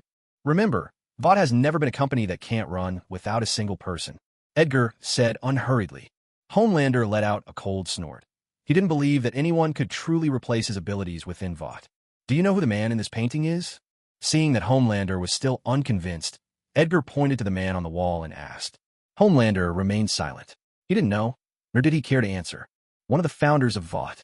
Maybe you're not aware, but Vought isn't just a company selling superheroes. It's a pharmaceutical company. We possess advanced technology. No one is irreplaceable. Edgar continued, and by the end, the thread in his words was unmistakable. Vought had more than enough superhumans like Homelander. Outwardly, Homelander kept his composure, but inside, he was seething with rage. Still, he forced himself to hold it in. You don't need to worry about Lin Ping. I have my own ways. Edgar picked up a cup of tea, a clear signal that the meeting was over.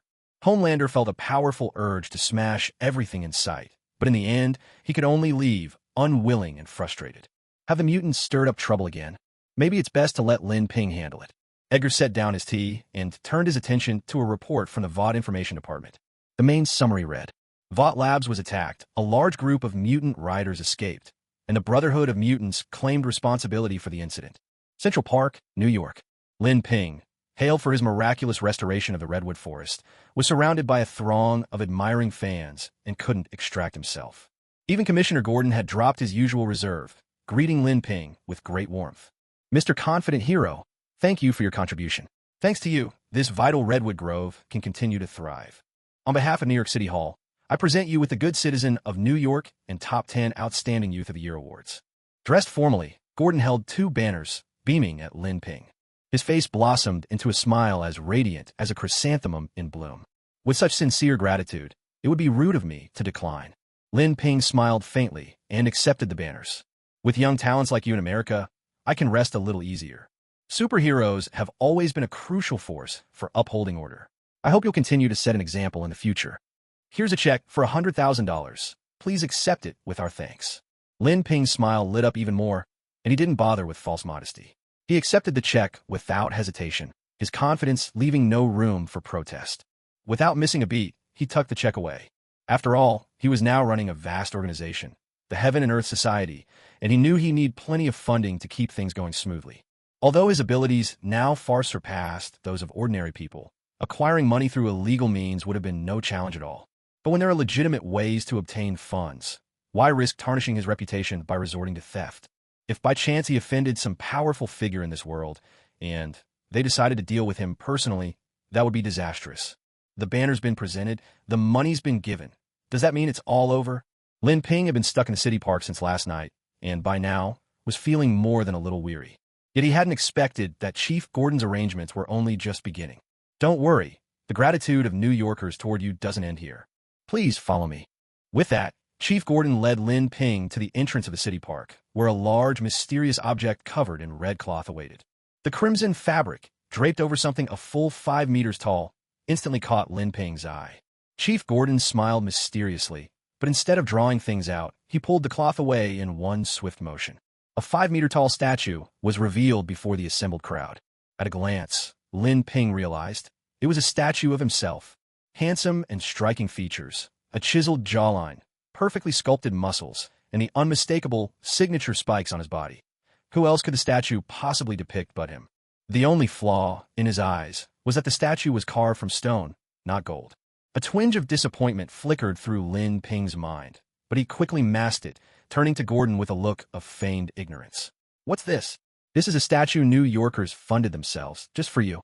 With support from both City Hall and the parks management, we've placed it here, in the most prominent spot in the city park, to commemorate your outstanding contributions to New York. I'm sure this statue will soon become a new landmark for the city. Chief Gordon seemed quite pleased with Lin Ping's reaction, gesturing animatedly as he introduced the monument. That's right, it's what you deserve, confidence man. You are New York's hero, our eternal hero. All around, the onlookers joined in, cheering and echoing Chief Gordon's words. Ah, isn't this just putting me on the spot? I'm just an ordinary person, really, except with maybe a tiny bit more ability than most. I'm not worthy of such honor, truly not. Lin Ping had already rehearsed his response, ready to deliver a humble speech. But a powerful emotion within him refused to let him speak modestly.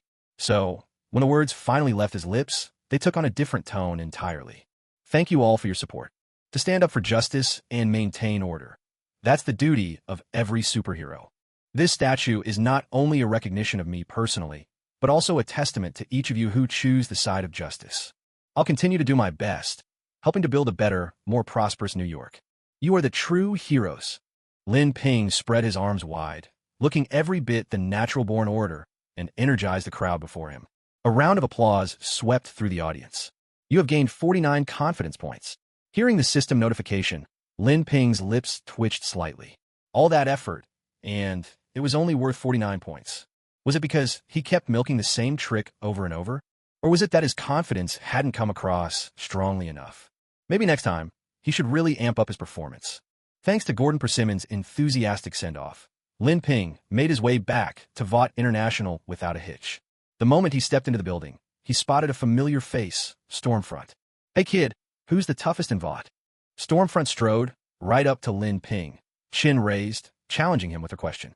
She'd only just come out of hiding and had no clue who Lin Ping really was. True to her usual bias, Stormfront assumed Lin Ping was just another worker at Vought. Of course it's the Deep. Or are you saying it's me? Lin Ping was amused by the thought, but simply spoke her name in an even tone. When he pronounced her name perfectly, Stormfront's eyes narrowed. How do you know me? Her hand drifted slowly behind her back. Are you a fan of mine? Come on, I knew it. What's your Twitter handle? Besides that, I could give you a digital autograph. Stormfront dug a pen out of her back pocket, ready to start scribbling on Lin Ping. No, don't do that, ma'am. I'm not your fan. In fact, you ought to call me senior. Lin Ping pushed Stormfront's hand away, politely but firmly refusing, and spoke with utmost seriousness. Stormfront eyed him suspiciously, scanning him from head to toe. After spending the whole night in the redwood forest, Lin Ping was covered in dust and mud. He hardly looked like a superhero, more like a bricklayer or gardener. All right, suit yourself. Stormfront shrugged carelessly and strode off toward the elevator leading to the hero conference room. It never occurred to her that Lin Ping could be a superhero. Sure, he was handsome, but he was Asian. As a war machine built in Germany, she cared a lot about race. If it weren't for her need to maintain a good public image, she wouldn't have spared Lin Ping a second glance. Good morning, confidence boy. The receptionists on the first floor lit up the moment they saw Lin Ping, their gazes fixed on him, voices a mix of flattery and playful teasing. If they could get close to this superhero, even just a little, it would be enough to change their lives. If they could somehow get hold of Lin Ping's DNA, they'd never have to worry again. In America, there are plenty of people who make a living this way, often sending beautiful women to cozy up to superhero targets. First, the umbrella would be preemptively punctured, and then the acquired superhero DNA would be used for research and experimentation. Originally, Homelander was the most sought-after target. However, not only was his physical resilience off the charts, but his unique sexual orientation rendered countless young women's attempts to seduce him completely ineffective. So, everyone's attention eventually shifted to Lin Ping, the rising star. Lin Ping, faced with these gestures of goodwill, showed no reaction at all, following closely behind Storm as they entered the elevator. Ever since he gained extraordinary abilities, he had lost all interest in such matters. Or perhaps, one could say his emotional threshold had been elevated by the system to an almost unreachable height. Unless the person before him was overwhelmingly attractive to him, he simply couldn't be moved. Upon entering the conference room, Storm, already seated, looked at Lin Ping in utter surprise. Is this kid really a superhero? Didn't they ask Vought who the best fighter was? Well, here he is now. A faint smile played at the corners of Lin Ping's mouth. Are you Homelander? But you don't look like him at all, and your suit is missing that iconic American flag cape. So, I can assume you're an imposter, aren't you? Storm spoke with complete certainty. She wasn't entirely unfamiliar with Vought. She knew there was a guy called Homelander in there whose abilities were formidable. And Homelander's trademarks were that face radiating a sense of justice, and his costume with the American flag cape. Of course I'm not Homelander. My name is Confident Boy, but you can call me Captain Lin. Your information is outdated, ma'am. Right now, the number one in the 7 is me. Homelander is history. If you want more details, I can only tell you this. I already put that guy in his place. These days, he doesn't dare face me head-on. Lin Ping sat confidently in Homelander's chair, arms crossed, looking utterly composed. Though he hadn't beaten Homelander outright, the fact that Homelander now avoided him spoke volumes. Not to mention, he now had nearly 2,000 confidence points in reserve. His self-assurance was stronger than ever. If they were to face off again and Homelander hadn't grown stronger, there was no way he'd get the upper hand this time. As for Storm, she was someone who knew how to read the room. As long as he demonstrated his strength, he'd have no trouble winning her over. He just needed to correct her habit of stealing the spotlight. All right. I still can't be sure of your strength yet. But your confidence and courage, I've seen those for myself. Stormfront watched as Lin Ping sat down with perfect composure in the seat marked with Homelander's name, forcing a smile while secretly wondering if she had just run into some deranged superhero. That was Homelander's spot, the top hero of Vought, and yet this unknown, brash newcomer had the audacity to just make himself at home. Who on earth was this cocky guy, really? Stormfront suddenly felt keenly aware of how out of the loop she was. She knew absolutely nothing about Lin Ping. It was then that Starlight, whom she hadn't seen in days, stepped out of the elevator and entered the conference room. Stormfront barely glanced up before refocusing on her livestream. She could tell at a glance that Starlight was a superhero, but her nature was to only bother with the strong. Aside from Homelander, she had no interest in chatting with anyone else. Starlight cast a curious glance at this unfamiliar face, then took her seat. Just as she was puzzling over who he might be, her gaze was drawn irresistibly to Lin Ping, sitting in Homelander's chair. Why are you in Homelander's seat? Maybe you made a mistake. Quick, before Homelander notices, sit somewhere else. Clasping her hands together, her bright, concerned eyes wide, Starlight lowered her voice, urging Lin Ping in a quiet whisper. Their relationship hadn't been close enough for this kind of concern before. But yesterday, when Lin Ping publicly brought the deep to justice in the city park, Starlight had been deeply moved. Not one of her fellow heroes had spoken up for her. Vought had urged her to keep quiet, to swallow her pride and retract her accusations for the sake of the company. Even her own mother, enticed by Vought's contract money, had turned a blind eye to her suffering. At her most helpless, it was Lin Ping who stepped forward. Not only did he see the deep punished as he deserved, but he also swept away the vicious rumors that accused her of seeking attention or exploiting her innocence.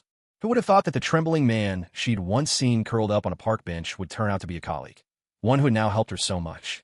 Starlight couldn't help but feel a budding fondness for Lin Ping. It wasn't the same kind of affection she had for Huey. With Huey, she felt a bond of equals, someone she could confide in. With Lin Ping, though, it was admiration and gratitude, almost awe. So seeing Lin Ping do something so blatant, so likely to provoke Homelander, made her instantly anxious. She didn't dare imagine what Homelander might do if he noticed. Stormfront, overhearing Starlight's nervous warning, couldn't hide her amusement. Even your own colleague doesn't trust you. So much for your bravado. Just wait until Homelander gets here. Let's see how you handle it then. No rush, Lin Ping replied with a calm smile. Starlight, you've been away for a while.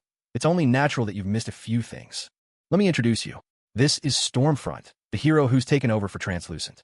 I think you two will have a lot to talk about. Stormfront, this is Starlight. She's got the power to shine bright. Unlike Starlight, who is tense and on edge, Lin Ping appeared completely at ease. In fact, he even took the liberty of introducing the two to each other in a friendly, familiar way, something usually reserved for Homelander. When Lin Ping first set foot in Vought, it was Homelander who had made the introductions. Storm gave a lukewarm smile in response, secretly amused by how convincingly Lin Ping played the part of a team leader. Anyone who didn't know better might actually believe he was in charge of the 7. Starlight, however, was growing more and more anxious. How could Lin Ping be thinking about introducing a new member at a time like this? Didn't he realize just how dangerous his actions were? He was barely settled into the 7 himself, still trying to find his footing. If he managed to offend Homelander now, who knew what the consequences would be? How can you? Starlight began, frowning and ready to say more when the elevator chimed. Please don't let it be Homelander, she prayed, her heart skipping a beat as she anxiously turned her head, trying to appear casual. Relief washed over her when she saw who it was, but almost instantly, Concern for Lin Ping crept back into her eyes. With the newcomer, Xuanci, present, she couldn't openly warn Lin Ping anymore. She'd said all she could. Now, it was up to Lin Ping to decide what to do next.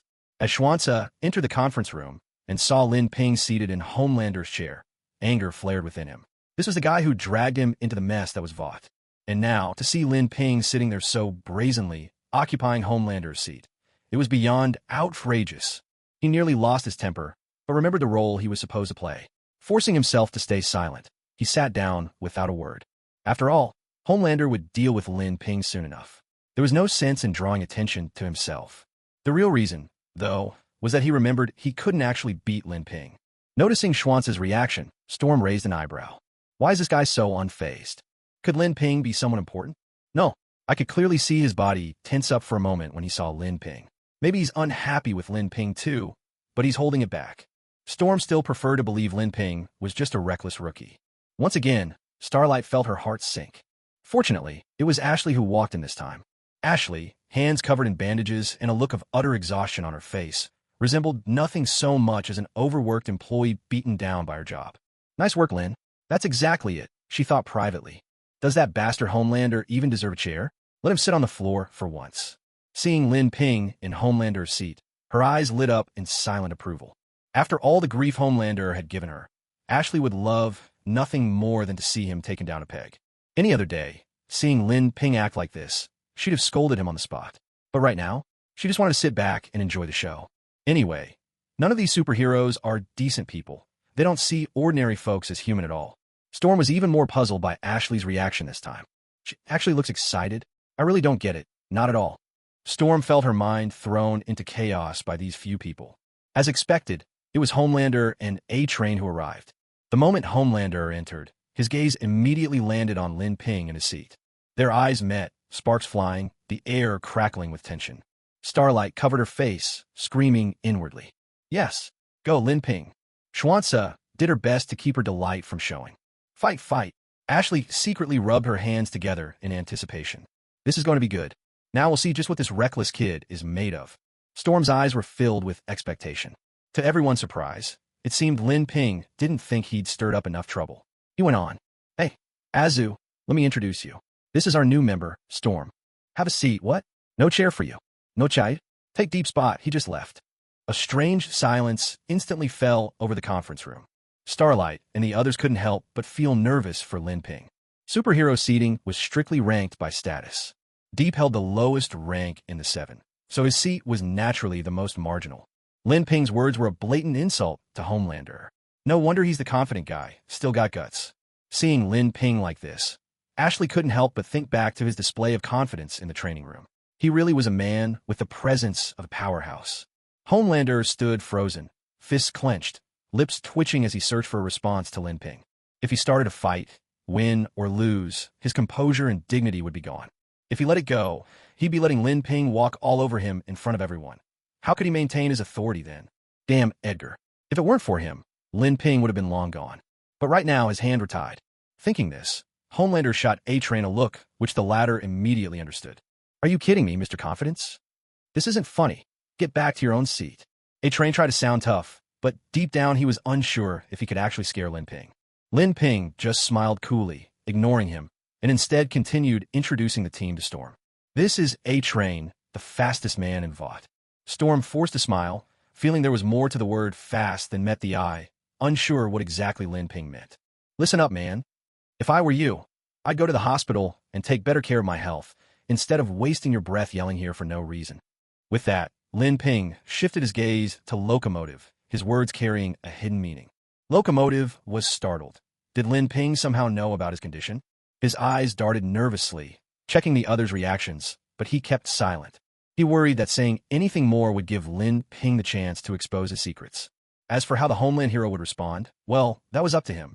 So the Homeland hero simply stood off to the side, caught between awkwardness and anger, his expression dark and unreadable. Why aren't you sitting down? Is there something wrong with my arrangements today? John. Lin Ping pressed his palms together and then opened them, looking at the Homeland hero with an innocent expression.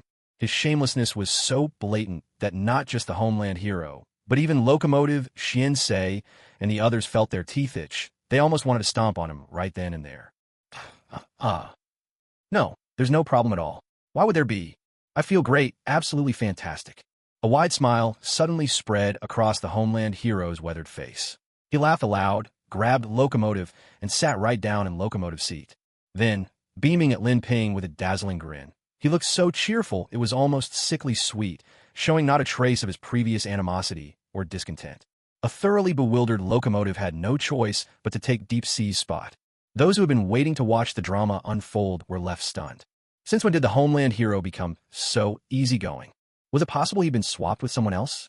Aishley and Xing Guang exchanged glances, each finding this hard to believe. Storm was so tense that she dug her nails into her palms.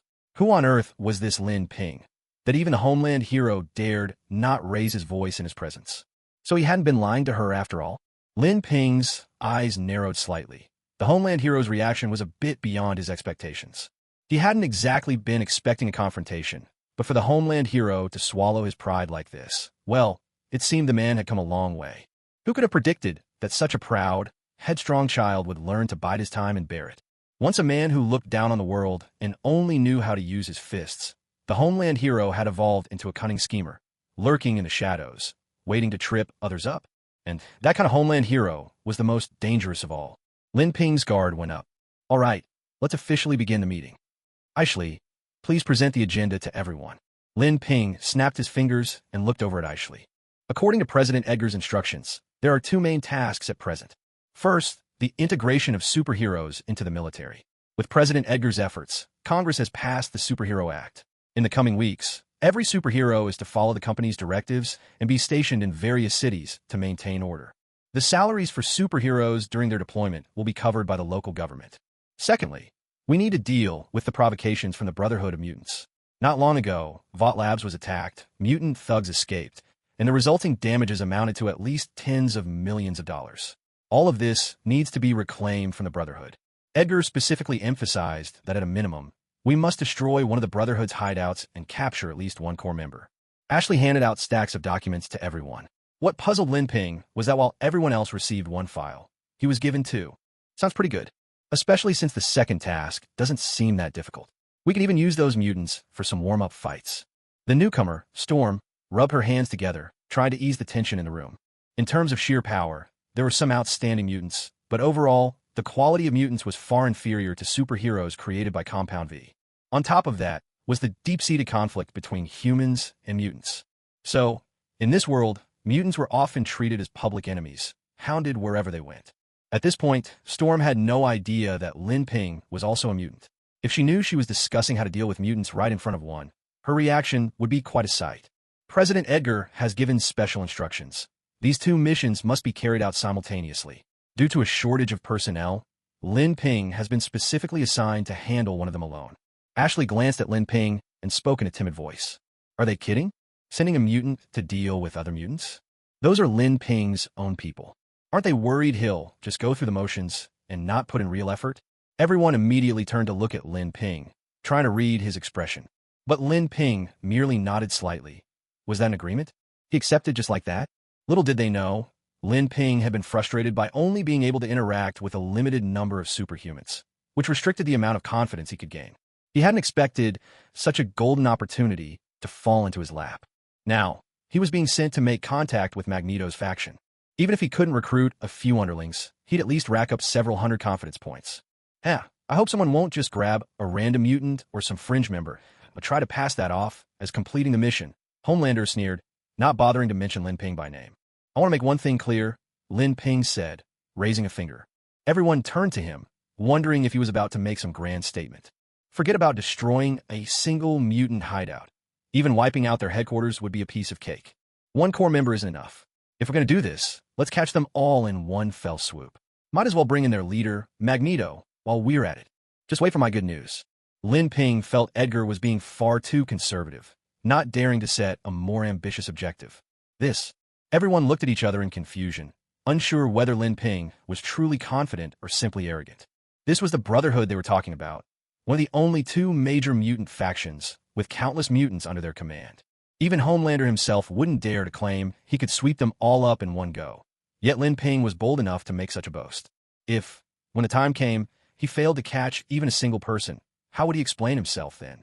Well then, good luck to you. Our ever-victorious, supremely confident boy. Storm's eyes shone with curiosity. She was eager to see just how formidable Lin Ping really was to declare such an ambitious goal. After the meeting dispersed, Lin Ping remained alone in the hero conference room, hands clasped behind his back, gazing thoughtfully out the floor-to-ceiling windows. It had already been a month since he arrived in this world and gained his golden finger. Now, though his power had grown considerably, his mindset remained largely unchanged. His original plan to take control of VOD International had barely advanced. He'd only managed to win over the Deep, who was still locked away in a New York prison. Maybe I should speed things up a little, he mused. Thinking back to Homelander's concessions during the meeting, Lin Ping narrowed his eyes, a new idea forming in his mind. Being summoned and dismissed by VOD at their whim was hardly sustainable. In the past, it was because he lacked the necessary strength, but now, with his wings fully grown, he no longer needed to bow to anyone. No sooner thought than acted. Lin Ping began considering the possibility of winning over the other superheroes. With his current power and reputation, bringing them under his control wouldn't be too difficult. First, there was A-Train. The heart condition caused by Compound V was incurable with modern medicine, and Lin Ping alone held the key to a remedy. On top of that, he also possessed leverage over A-Train thanks to the weakness of Queen Maeve, making A-Train the easiest to control. Next was Starlight. During the meeting, Lin Ping sensed a certain goodwill from her. Otherwise, she wouldn't have offered him repeated reminders. It seemed his public trial of the Deep had given her the wrong impression of his intentions. When it came to her, his approach would have to differ from the one he used with A-Train. There would be plenty of time for that in the future.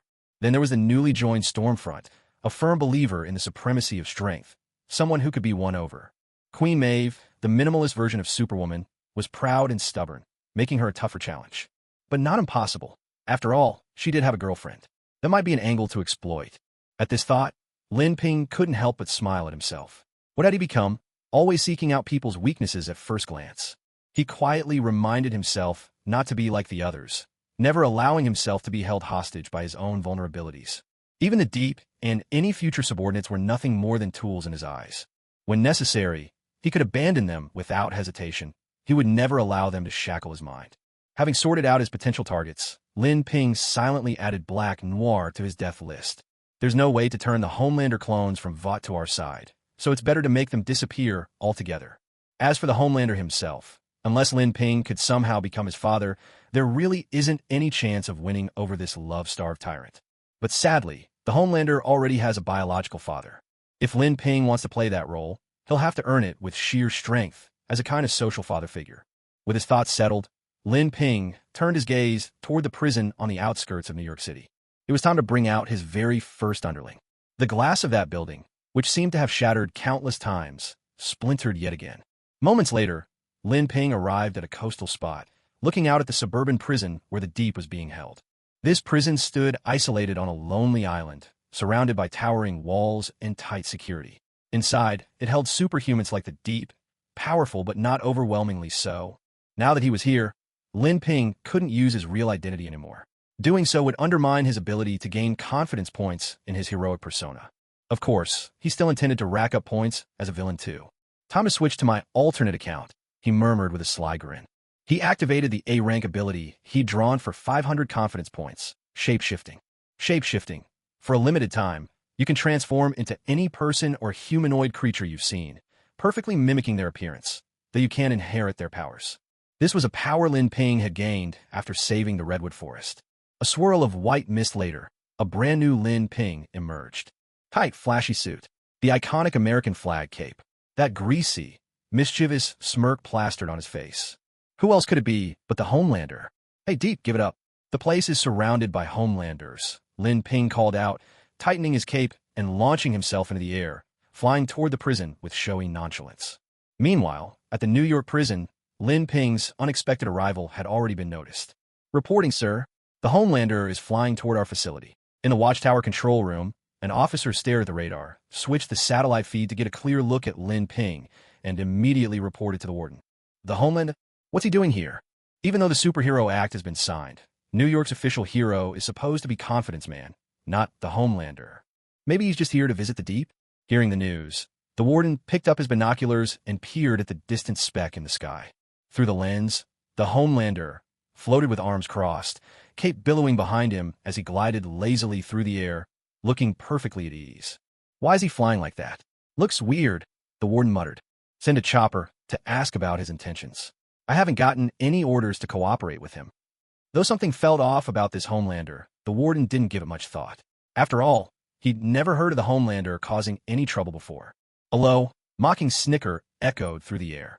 Two soldiers piloted a Nightingale helicopter, its rotors slicing through the air as they flew toward Lin Ping. Because they knew he was the nation's beloved superhero, Homeland, they hadn't even brought necessary heavy weapons like Gatling guns. Prison restricted area ahead. Homeland, please halt and state your purpose. One of the soldiers said, pressing the helicopter's intercom and amplifying his voice, staring intently at Lin Ping. This is great. It's really Homeland. He's the most powerful among all the superheroes. I like him a lot. Never thought I'd get to see him at the prison. Their voices dropped to a whisper as they spoke, faces serious but unable to hide their excitement. But what was he doing here today? Surely he wasn't after their prison, was he? You know I'm Homeland, and yet you tell me to stop? Don't you think that's a bit ridiculous? A smile played on Lin Ping's lips as he looked at the completely unarmed, defenseless helicopter. His eyes glowed red. A flash, twin beams of red laser shot from his eyes, piercing the helicopter's front windows and cutting through the two soldiers mid-conversation. Just a moment ago, they were cheering for Lin Ping. Now, in the next instant, they died at the hands of their idol. In a way, it was a fitting end.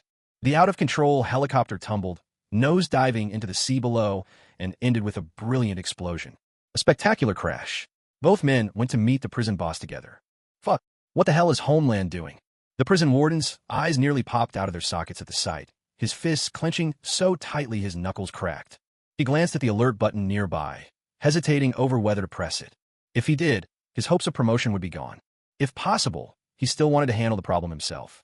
Maybe it was a misunderstanding. They could talk it out, couldn't they? But Lin Ping gave him no time to react.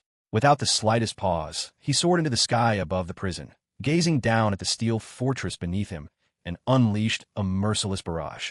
One glance, then another. Blazing laser beams tore into the prison's high walls, riddling them with gaping holes. Many of the prison guards, still completely stunned, met their end right then and there.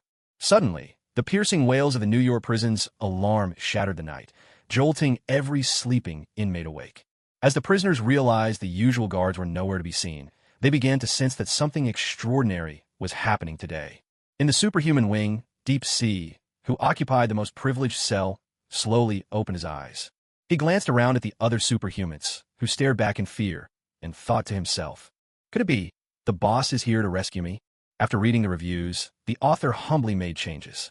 Starting from this chapter, the protagonist will no longer be suppressed and will finally unleash his power. If there are still shortcomings, I hope everyone will continue to give feedback. With Lin Ping's heat vision slicing through, the double-story prison was split cleanly in two. Chunks of concrete and stone exploded outward, scattering in all directions with sharp, cracking sounds. The surviving prison guard cats cowered inside the armory, too afraid to show themselves. Witnessing Lin Ping's astonishing destructive power, the warden was left completely dumbstruck. He snapped out of his stupor only to slam the emergency alarm without hesitation, relaying the situation straight to the New York Security Bureau. Seeing that the warden, his uniform so clearly different from the others, was busy calling for help, Lin Ping slowly floated down in front of him. He waited, unhurried and composed, until the warden had finished sending his report before calmly cutting off the call. No need to be nervous. Now, tell me, where is Deep Sea? Lin Ping placed his hands gently on the warden's shoulders, his voice soft and almost caring. He even brushed a bit of dust off the man's uniform, as if offering comfort. Are you insane? Are you one of those supers? This is the New York Penitentiary, not a set for Vought Studios. Actions like yours will land you in a military tribunal. Surrender now, before things spiral out of control. The warden's voice trembled, but despite his fear, he never forgot his duty. He shouted his warning at Lin Ping. How ungrateful. Lin Ping's expression turned icy cold. With a ruthless twist of his hands, the devoted warden's arms were dislocated and torn away. Robbed of both arms, the warden collapsed, clutching his head and sobbing in agony. They say every finger is linked to the heart, but this was more than fingers. He'd lost both entire arms. Well, are you ready to talk now? While using his telekinesis to keep the warden alive, preventing him from bleeding out before he could speak, Lin Ping fished a cigarette from the man's pocket. With almost friendly concern, He lit it for him using a burst of heat vision, a smoke to dull the pain. He's... The warden, cigarette forced between his lips, coughed up blood, barely able to whisper his words. He seemed on the verge of revealing something crucial. His voice was so faint that Lin Ping had to lean in close to catch it. Just as Lin Ping approached, the warden spat a jet of blood at him, fury blazing in his eyes. It shot forth with astonishing force, no less menacing than Lin Ping's own initial attack. The warden, it turned out, was a superhuman too. His power appeared to be manipulating his own blood as a weapon. The more blood he lost, the deadlier his strike. But the blood arrow froze just a centimeter from Lin Ping's face, unable to breach that final distance. Expressionless, Lin Ping seized control of the blood arrow, reversing its direction and driving it straight toward the warden's heart. He had already given the man his chance. The crimson spear embedded in his chest reflected the warden's face, twisted in disbelief. I knew it. You're not a super, you faker.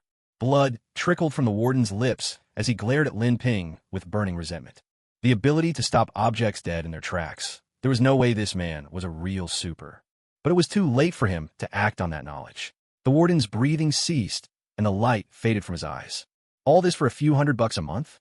Was it really worth it? Lin Ping's gaze was icy, and with a surge of heat vision, he incinerated the warden's corpse until nothing remained, ensuring there would be no loose ends. He then strode toward the cell block without hesitation. Since he didn't know where Deep Sea was, he decided it was best to release everyone. After all, it would make finding his target much easier. Boom! Boom! Boom! With each step past the cell, Lin Ping unleashed a burst of heat vision, destroying iron doors or shattering walls. As the supporting structures gave way, the entire prison soon began to tremble on the verge of collapse.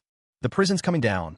A tide of inmates shoved and scrambled to escape, but the instant they caught sight of Lin Ping, blood-soaked from head to toe, every one of them involuntarily swallowed hard. The infamous protector of the nation, here to orchestrate a jailbreak. How much influence did he really have? Bathed in blood, Lin Ping flashed them a smile, one that looked chillingly like the grin of a demon. But before the prisoners could react, the entire prison building crashed down with a thunderous roar, burying all who hadn't made it out in a grave of stone and debris. A thick cloud of dust and rubble enveloped the entire prison yard. As the dust settled, Lin Ping sat atop the highest point of the ruined prison, resting his chin on his hand, his eyes calmly sweeping over the scene. Behind him, his blood-stained cloak fluttered in the wind like a restless, beating heart.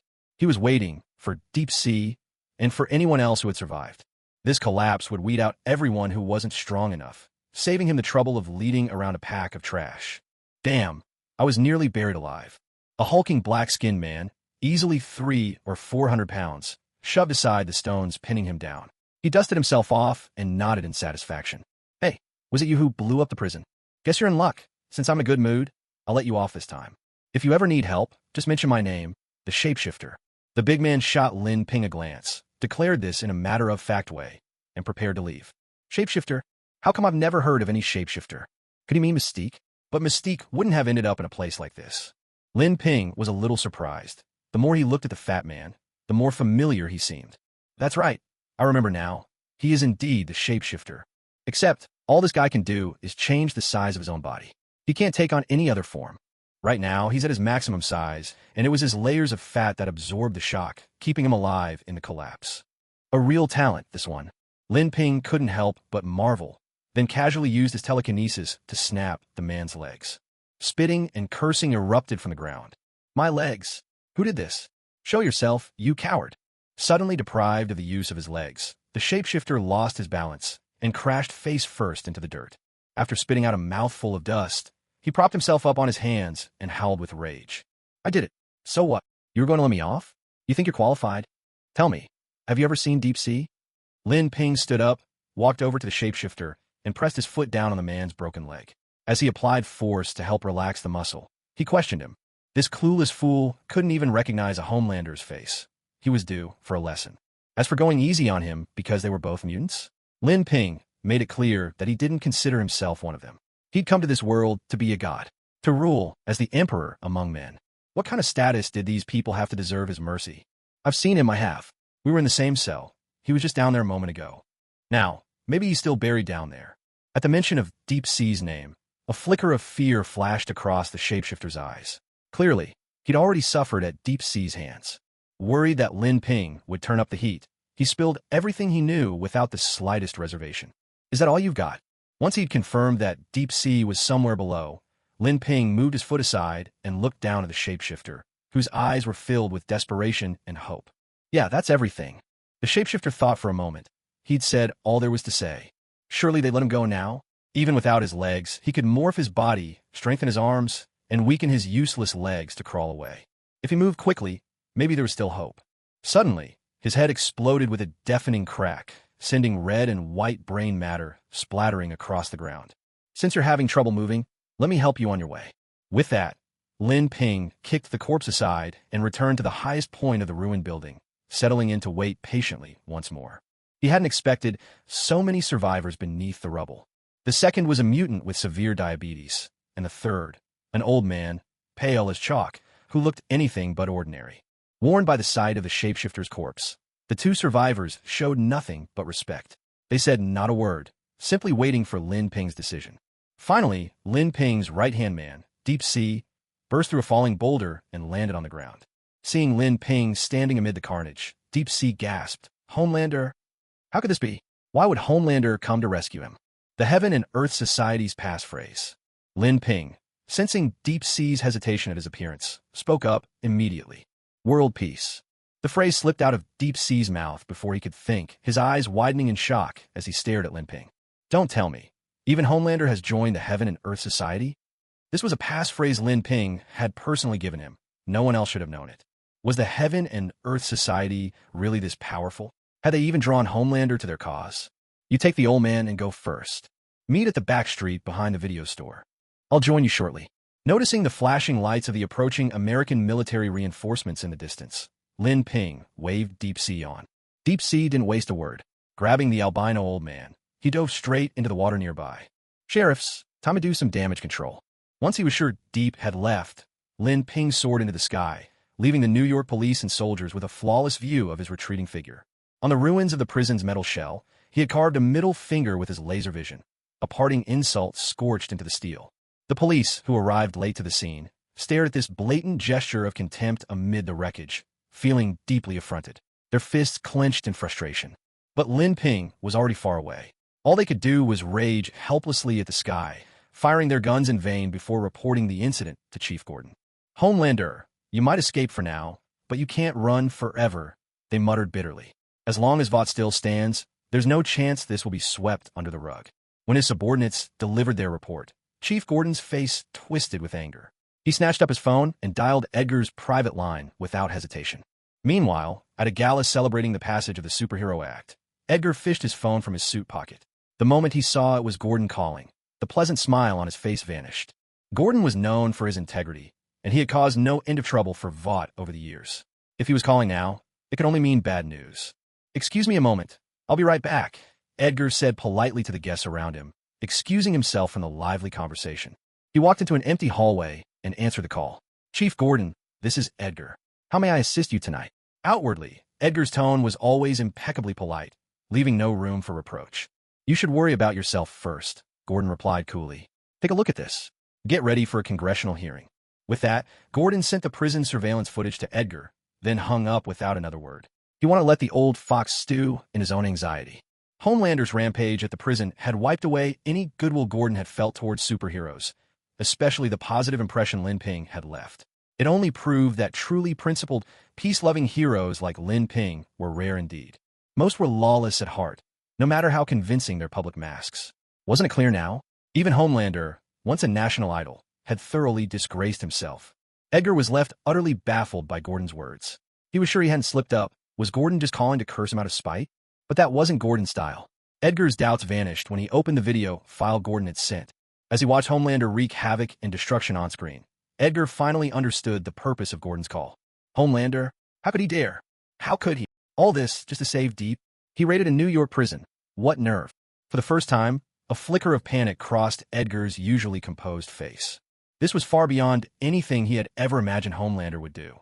Although he knew that, deep down, Homelander truly possessed a violent and cruel nature, with the constraints of his corporate and social status, Edgar believed he wouldn't cross such a line. Could it be that he had pushed Homelander too far? No matter. The most urgent task now was to quell this incident. He had spent hundreds of billions of dollars to get the Superhero Act passed. He couldn't let all of that go to waste because of this mess. Weighed down by his thoughts, Edgar drove back to his office, retrieved an old-fashioned satellite phone from his drawer, and dialed number 002. Before the call could connect, he hung up. Now, it all depended on whether the other party would take the initiative. Homelander, you'd better have a convincing explanation for me. As he dismantled the satellite phone in his hands, Edgar fixed his eyes on Homelander's location in the hero conference room, muttering to himself. A glint of brutality flashed in his eyes. Find out where Homelander is right now. Then get him back here, no matter where he is or what he's doing. If he can't make it back within half an hour, he can forget about sitting in that chair again. Edgar then summoned Ashley. But the chip implanted in Homelander was removed by him a long time ago. We can't track him anymore, Ashley said nervously. Originally, the tracking chip was meant to protect superheroes, but Homelander felt it was an invasion of his privacy. Convinced nothing in the world could harm him, he had taken it out himself. When did this happen? So, he's had rebellious intentions for a while now. Hearing Ashley's answer, Edgar stared at her in a daze, then muttered to himself after a long pause. That explained why Homelander had attacked the prison. He'd been plotting his own way out all along. Bring Black Noir here first. After thinking it over, Edgar added this order. Now that Homelander was determined to break free from control, it was time to deal with him once and for all. Ashley nodded repeatedly, clearly still unaware of Edgar's intentions. Watching Ashley disappear at the end of the hallway, Edgar expressionlessly dialed another number on his cell phone. Bring the latest research results to the company headquarters. After hanging up, Edgar sat down and tossed Homelander's action figure into the trash. If you won't keep your dignity, I'll make sure you do. His eyes were cold and dangerous. The line had been crossed, and there was no turning back. Half an hour later, Homelander's bedroom. A series of contented slurps filled the air. Homelander wore a look of utter satisfaction. Madeline, ever the doting mother, smiled fondly at him and gently patted his back. Suddenly, as if struck by a sudden realization, Madeline's face contorted in pain. She could no longer maintain her disguise. In an instant, she reverted to her true form, a scruffy, 200-pound man with a bristly beard. The only thing vaguely reminiscent of Madeline was the two unsightly mounds of flesh on his chest. He blinked open his eyes in confusion. The sight of the shapeshifter's real appearance hit like a wave of nausea, making him feel utterly sick to his stomach. Fuck. Change back now. Homelander struggled to his feet, turning his head away to avoid looking at the shapeshifter, gulping for air as he forced himself to erase the hideous image from his mind. I'm really sorry. I have to return to my original form for a while, or the pain is unbearable. Madeline stammered nervously, but the voice that came out was deep and gruff, unmistakably that of a man. Change back. Don't make me say it again. Homelander was nearly overwhelmed by disgust. He didn't care one bit about the shapeshifter's pain. He jabbed a finger forcefully, his tone brooking no argument. The message was clear. If the shapeshifter refused, he might not live to regret it. Fortunately, the shapeshifter's cooldown had ended, and he quickly morphed back into Madeline's form. There, come here, darling. Madeline's face was once again soft and indulgent, wearing that familiar look of doting affection. Homelander slowly turned his head back, the recent transformation clearly leaving a deep psychological scar. The more he thought about it, the worse the revulsion grew. Once he was sure the shapeshifter had returned to the comforting image of Madeline, Homelander, in a show of weakness, climbed back into her arms, suckling and clinging to her like a needy child. While the two indulged in their twisted intimacy, the phone's message alert chimed. A message from Noir, also known as Fireman. Edgar wants me to take you out. What happened? Homelander was jolted awake from his moment of comfort. Noir's message struck him like a bolt of lightning, right to the heart. Edgar wants to kill me. He tore himself from the shapeshifter's embrace, seized by a sudden, inexplicable panic. His heart raced as he paced the room, anxious and uncertain. He didn't doubt the message for a second. He himself had handpicked Fireman for the Seven. There was no reason for him to lie. He'd always suspected Noir was the company's contingency against him. Never imagined he'd be proven so right. Homelander's face darkened, his expression growing more and more grim. These arrogant fools. I've put up with them long enough. All this compromise, and all it's got me is more and more humiliation. Well, let's see how they plan to kill me. He clenched his jaw, already bracing himself for an all-or-nothing fight.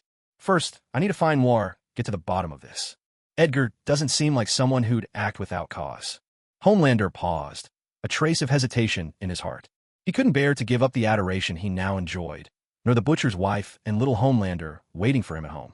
Once he completely turned against Vought, he would indeed be free. But their safety could no longer be guaranteed unless he stayed by their side every single day. What's wrong? Is something troubling you? You're the most powerful superhero. That look of vulnerability doesn't suit you.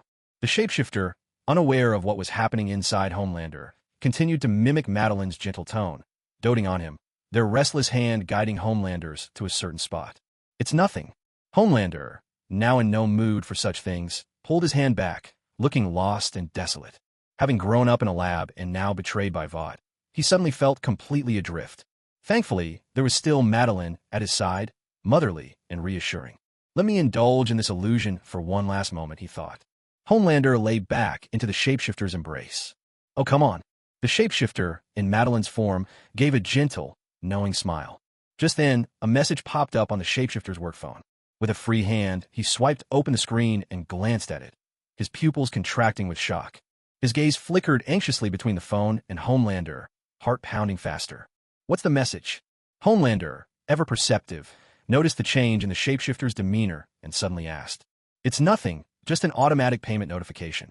The shapeshifter replied a little stiffly, quickly trying to delete the message. Homelander opened his eyes, seized the shapeshifter's right hand, and sat up. Holding onto the shapeshifter's hand, Homelander unlocked the iPhone. The screen displayed a message sent by Vought to all employees. Its contents, in summary, Homelander was suspected in a certain case, and all employees were to report to the company immediately if they saw him. This is your idea of nothing? Homelander was deeply disappointed. After all this time together, the shapeshifter still didn't realize he could detect lies by reading shifts in emotion and heart rate. He just suffered Vaught's betrayal. Now even the shapeshifter harbored secret intentions. In this wide world, there wasn't a single soul left he could trust.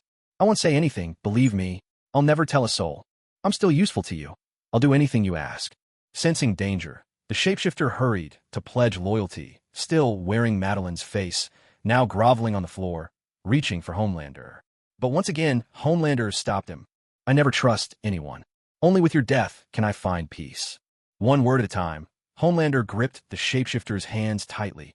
At this moment, all trust was gone. No, please.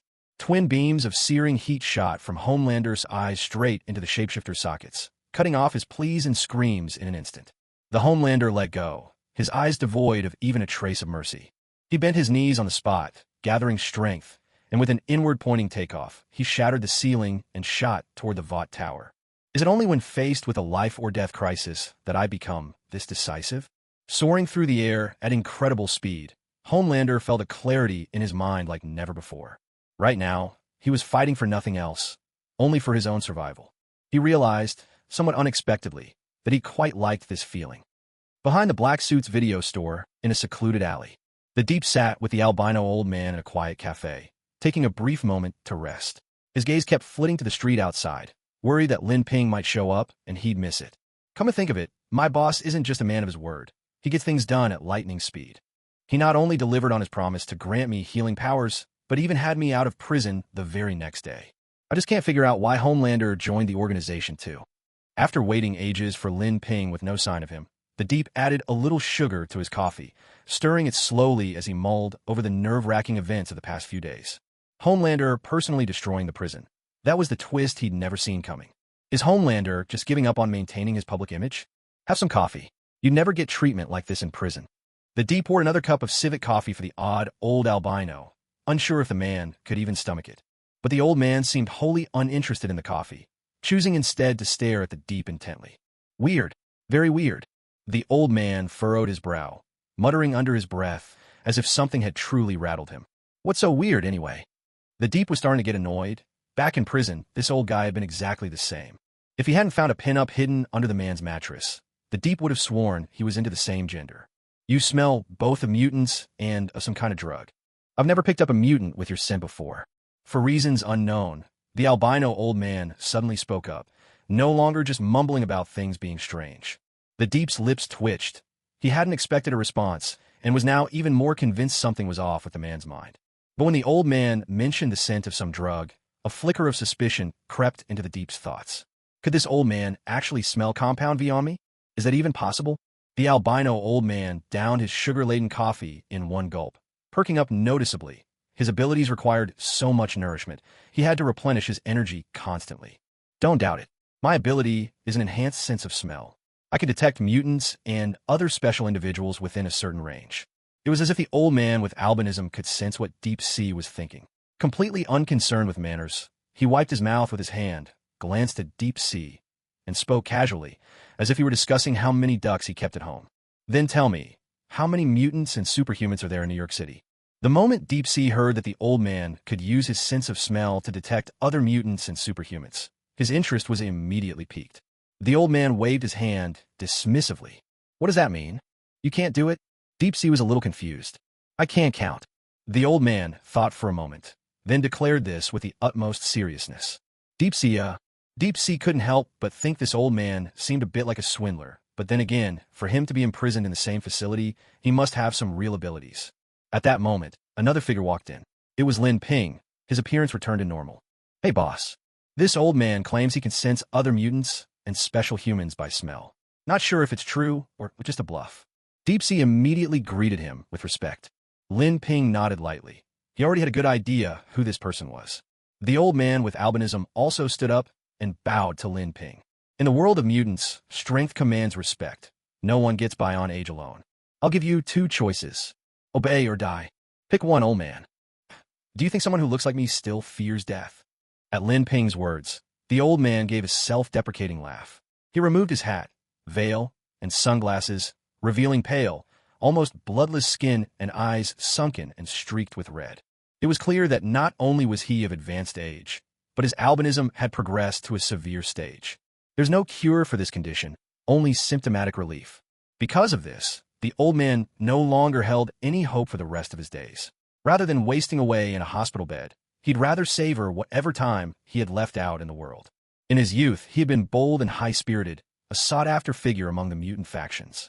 But now he was old. He had no desire to work for anyone anymore.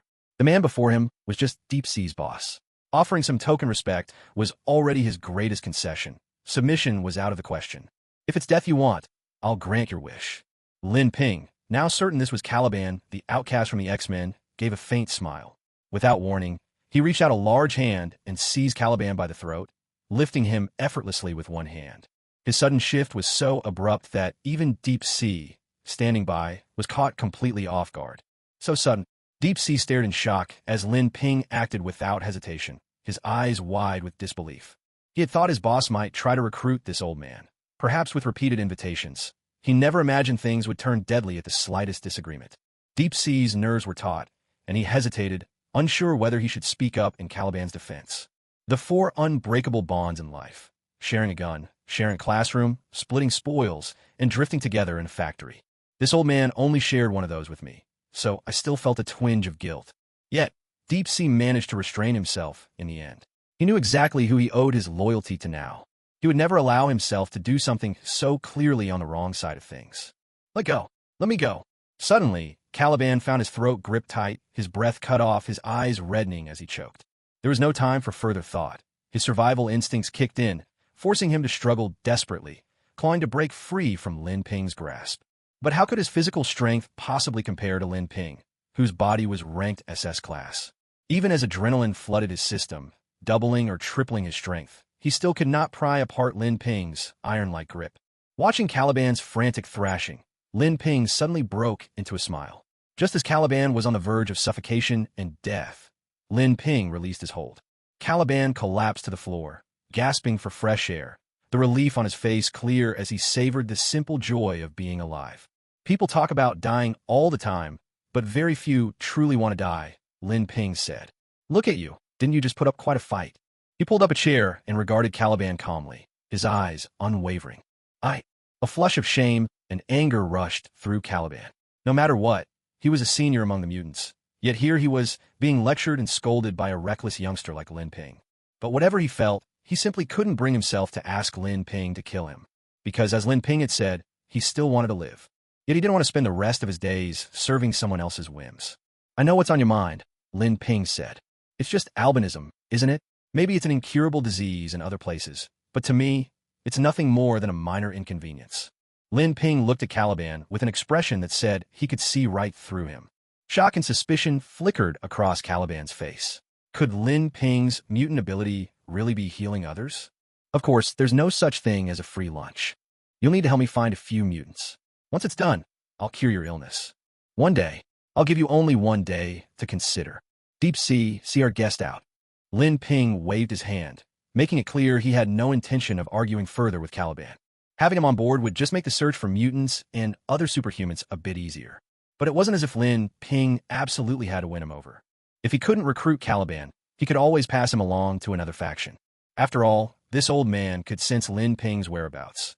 If he couldn't be used, then he must not be allowed to become a potential threat. The Deep Sea helped Caliban to his feet, assisted him in putting on his sun protection gear, and then led him to the door. Caliban hesitated, glancing back at every step, as if struggling with an inner dilemma. What a pity, Lin Ping murmured, palms pressed together as he sat at the dining table, his eyes sinking into deep thought. Only he knew exactly what it was he regretted. The moment he first touched Caliban, Lin Ping had tried to plant a psychic bomb in his mind. But Caliban's mental strength was unexpectedly formidable. The psychic bomb, which could only be injected into those with weaker minds, was completely unable to breach his defenses. So, I'm basically a high-strength, low-intelligence barbarian now. Lin Ping couldn't help but laugh wryly at himself. Confidence value 1,237 points. Glancing around and confirming there was no immediate danger, Lin Ping checked his remaining confidence points and started another round of skill draws. This time, he opted for the basic lottery. Although the abilities he could get weren't high tier, the sheer number of draws meant he could cast a wide net, increasing his chances of collecting abilities that might boost his mental power. You spent 100 confidence points on a draw and obtained an E-rank ability. Wolf Transformation can turn into any breed of wolf in the real world with a slight boost to sense of smell. Obtain B-rank ability, Arm Regeneration. If you lose an arm, a new one will immediately grow back. Arms only. Obtained E-rank ability, Fly Wings. A pair of fly wings will sprout from your back. Obtained F-rank ability, Self-Destruct. Sacrifice your life to cause a low-intensity explosion within a 10-meter radius. Power equivalent to a hand grenade. Obtained E-rank ability, Wall Phasing. Can phase into real-world walls, but cannot exit at will. Obtained B-rank ability, Leg Regeneration. If you lose a leg, a new one will immediately grow back. Legs only. Obtained D-rank ability, Enhanced Hearing. Hearing is twice as sharp as a normal person's. Obtained E-rank skill, Quality Sleep. Can now function with only 4 hours of sleep per day. Obtained B-rank skill, Telepathy. Immune to telepathic influence from those with lower-level abilities and can lightly affect others' consciousness, muddling their concepts or causing distraction. This skill subtly enhances the user's mental strength over time. Obtained A-rank ability, Diamond Form. Can transform your body into diamond. Finally, I've got Telepathy. 1 A-rank. 3 B ranks, 1 D rank, 1 F rank, and 4 E ranks. The drop rate was pretty good this time. Diamond Form and Telepathy are both extremely useful abilities. The former may not match my SS grade physique, but it's perfect for loyal subordinates, or can be combined with shape-shifting for some creative mischief. The latter greatly made up for his own shortcomings in mental strength, becoming the key focus for upgrades in the near future. Without hesitation, Lin Ping invested his remaining 200 points of confidence into upgrading Telepathy. Telepathy, Grade A, immune to the influence of any telepath below Grade A, able to exert a significant impact on others' consciousness, such as inducing illusions or hallucinations, the effect depending on the strength of their mental fortitude. Lin Ping was quietly delighted, masking his emotions as he equipped both Diamond Skin and Telepathy. Regeneration for lost arms and legs was also necessary. He'd take those as well. Enhanced Hearing and Quality Sleep weren't bad either. They would do for now. As for the remaining abilities, Wolf Transformation, Fly Wings, Self-Destruct, Wall Demolition, Lin Ping politely declined. He decided to leave those powers for his subordinates, giving them room to shine. Watching Deep Sea returning after bidding Caliban farewell, Lin Ping couldn't help but imagine how ridiculous he'd look with a pair of fly wings on his back.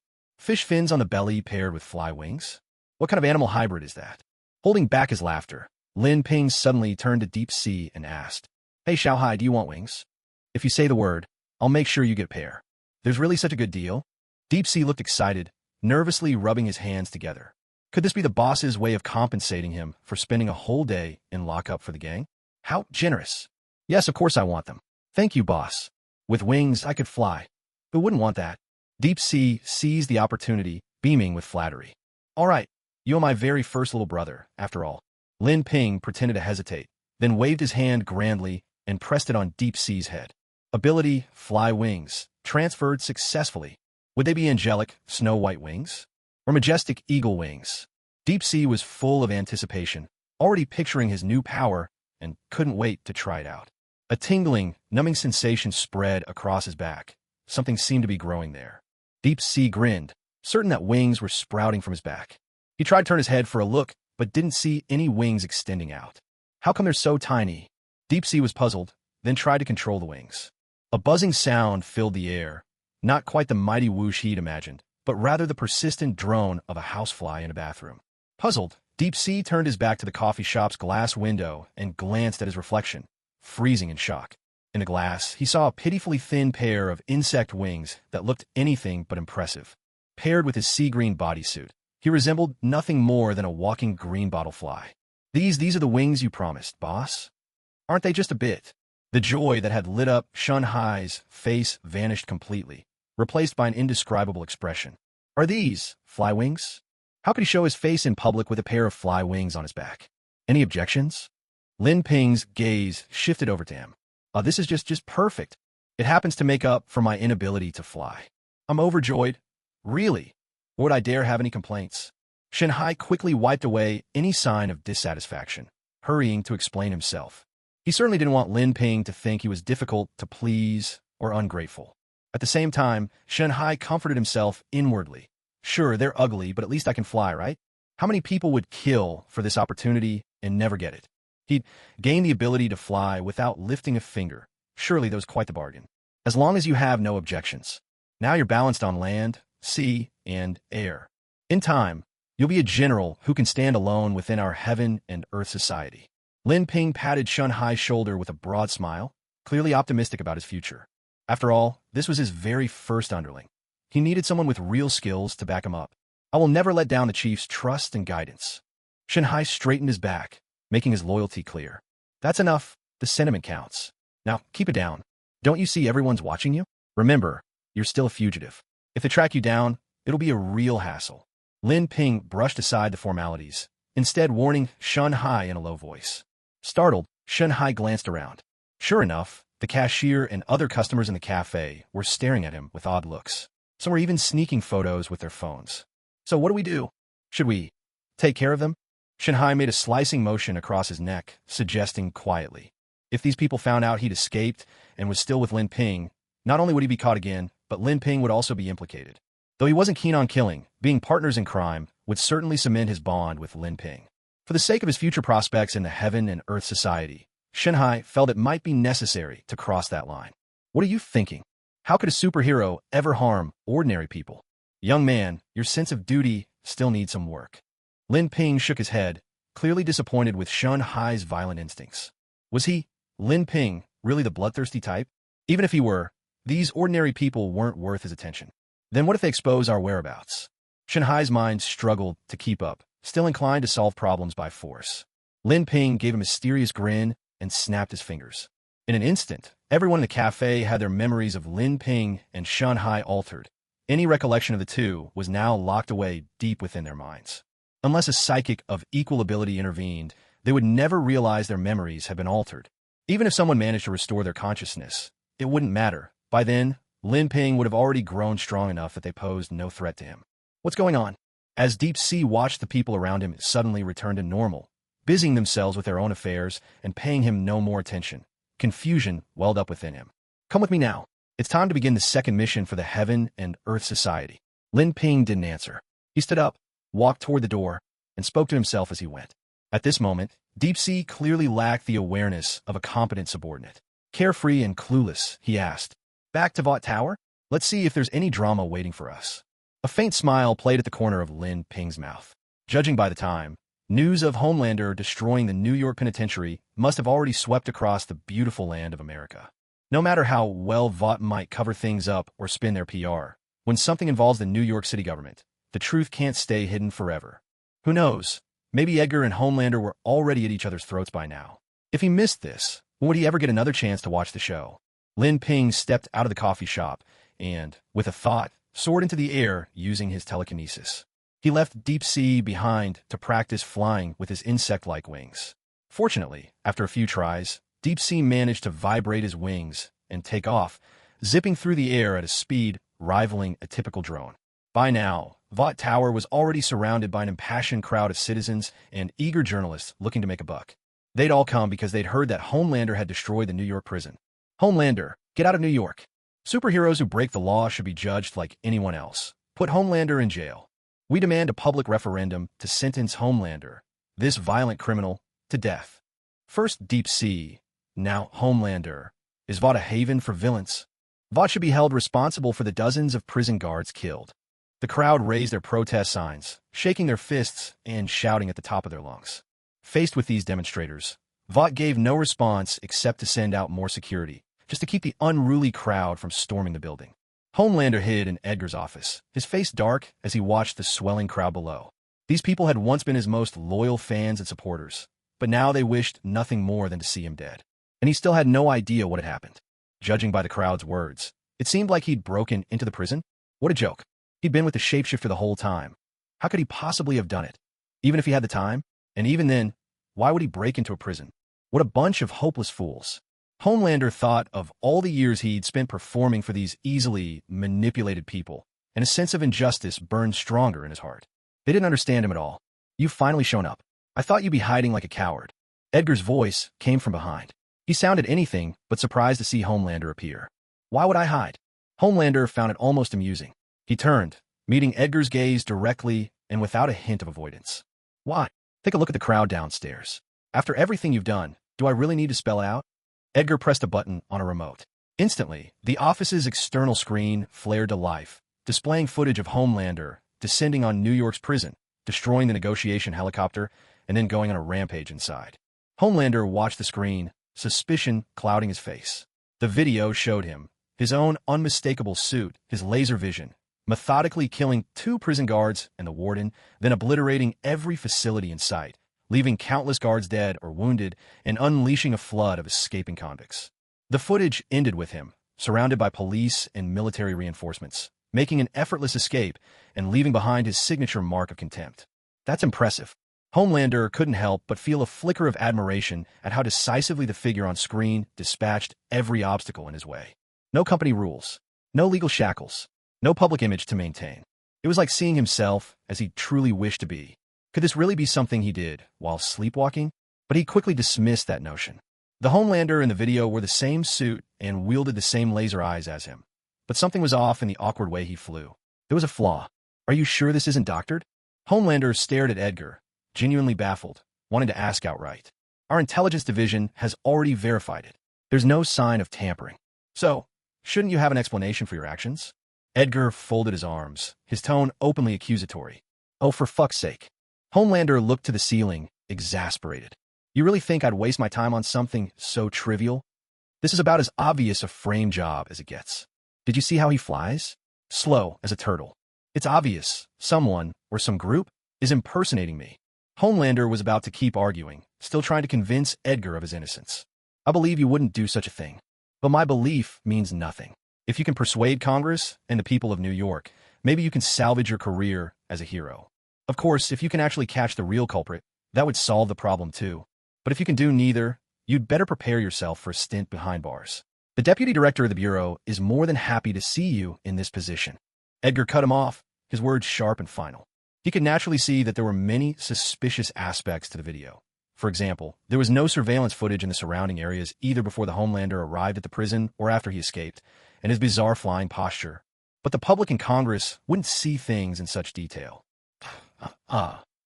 Homelander looked at Edgar's serious expression, apparently ready to turn him in to appease the public, and suddenly let out a few bursts of laughter. The fake in the recording looked so much like him that he began to suspect this was a trap set up by the company itself. After all, he was a creation of Vought. If anyone in the world had the ability to create a perfect clone of him, it would be Vought. As you wish, I'll go and convince these fools right now. Either way, it would just come down to a fight, wouldn't it? Homelander decided he'd had enough of playing games with these human toys. He went downstairs, not by the elevator, but by smashing straight through the floor-to-ceiling window of Edgar's office. Look, Homelander's coming out. He still dares to show his face? Doesn't this butcher feel the blood on his hands? Is he going to give us another one of his rousing speeches? No matter what he says this time, it's useless. We've all seen his brutal nature for what it is.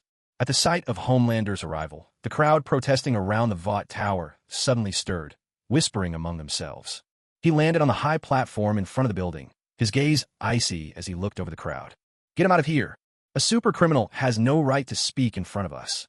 The crowd jeered and booed from below. "1 minute. Just give me 1 minute." Homelander held up a finger to the crowd, his face solemn. His request wasn't much, and the protesters were curious to hear what this criminal had to say. They quieted down, granting him the chance to speak. "I, Homelander, hereby declare, I absolutely do not acknowledge any of the accusations regarding the New York prison. There's an old saying in China, if you want to condemn someone, you can always find a charge. You want me in prison? To lock me up for life like any ordinary man? Well, let me tell you right here and now, there's no way that's happening. Am I the only superhero in all of America? Why are you idiots so determined to pin this on me? In New York, I'd like to see who dares to judge me." By the end, Homelander's expression was cold as ice, his eyes burning bright red. His laser vision was a threat hanging heavy in the air, ready to erupt at any moment. The entire crowd fell silent, not a whisper to be heard. Every protester who'd been calling for Homelander's head was now stunned into stillness. Not only did he refuse to admit any guilt, he was even barking back with more aggression. As they stared at Homelander's glowing red eyes, a flicker of fear ran through them. Would he really strike in front of everyone? Did he actually have a nerve? The crowd shouted, wavering between anger and fear. A protester, undeterred, hurled a beer can, endorsed by Locomotive, straight at Homelander. With perfect aim, the aluminum can struck him squarely on the forehead, producing a crisp clang as metal met flesh. It wasn't particularly harmful, but the insult stung deeply. Homelander stared at the can at his feet, fury welling up inside him as he fixed his gaze on the protester. He planted his hands on his hips, leaned forward, and his cape snapped behind him.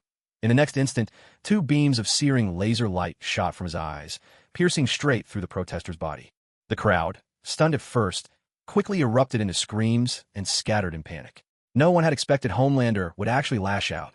The reason they dared to curse him to his face just moments before was entirely because he belonged to Vought International, and they believed he was still bound by human laws and a sense of moral restraint. But now, Homelander had had enough. He was flipping the table. People stood dumbstruck, realizing they had no power to reason with someone like him. No, no, no.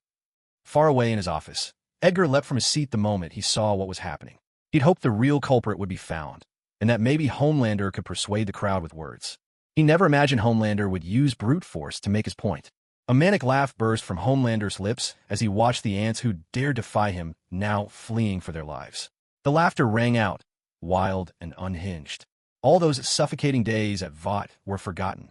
Here, among these people, he rediscovered his confidence. "No one can control me. Not even you, Edgar." Homelander grinned at the camera behind him and raised a contemptuous middle finger. It wasn't just for Edgar behind the lens.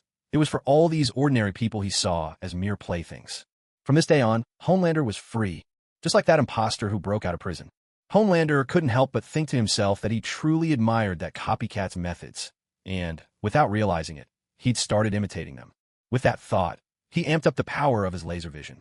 Scorching beams swept across Vought Plaza, slicing through the crowd without mercy. All that remained were scattered bodies and pools of blood. "Security? Where's security?" A surviving protester desperately tried to call for help from Vaught's guards. But the security staff he pinned his hopes on had already retreated inside the building, terrified that a rampaging Homelander might decide to take them out as well. Who were they kidding? If they could handle Homelander, would they really be working as security guards? Besides, Homelander was technically one of their own, a Vought man. Why would they side against him? Loyalty goes where the paycheck is.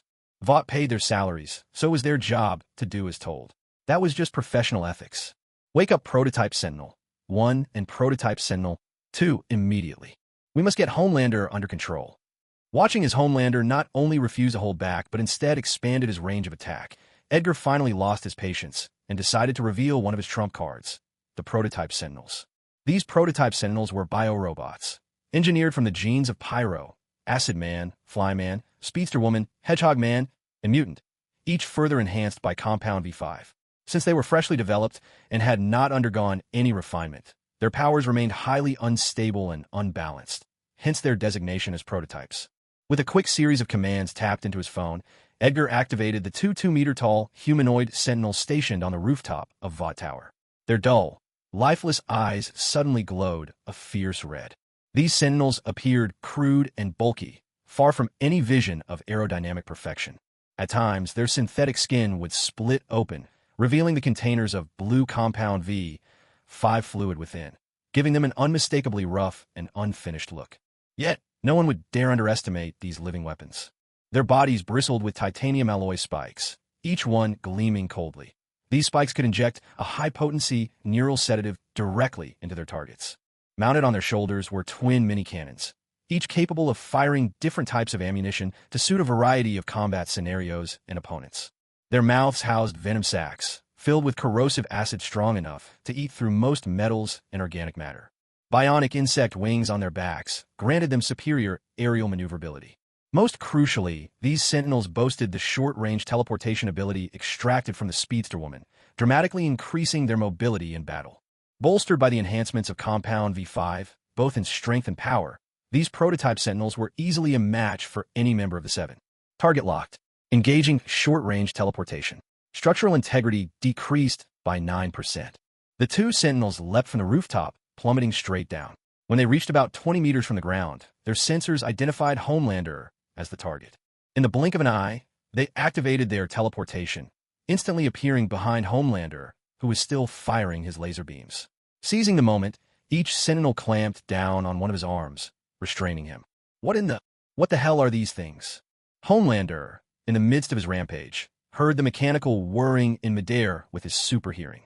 Before he could figure out what was coming, the sentinels had already seized him. His first, furious instinct was to pulverize these two interlopers into dust.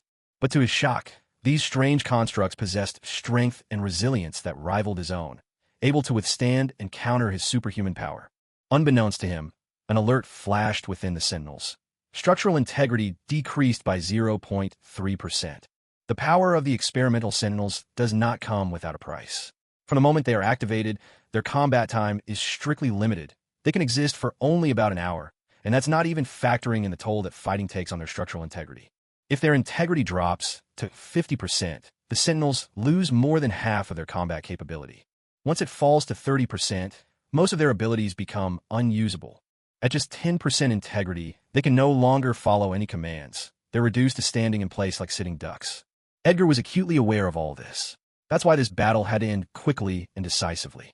The silver lining, however, was that these two experimental sentinels utterly overpowered the Homelander, pinning him down with overwhelming force.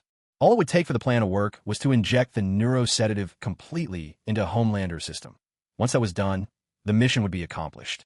But before that could happen, they had to break through his defenses, and the titanium alloy spikes clearly weren't enough. The two sentinels pinned Homelander to the ground, moving on to the next phase.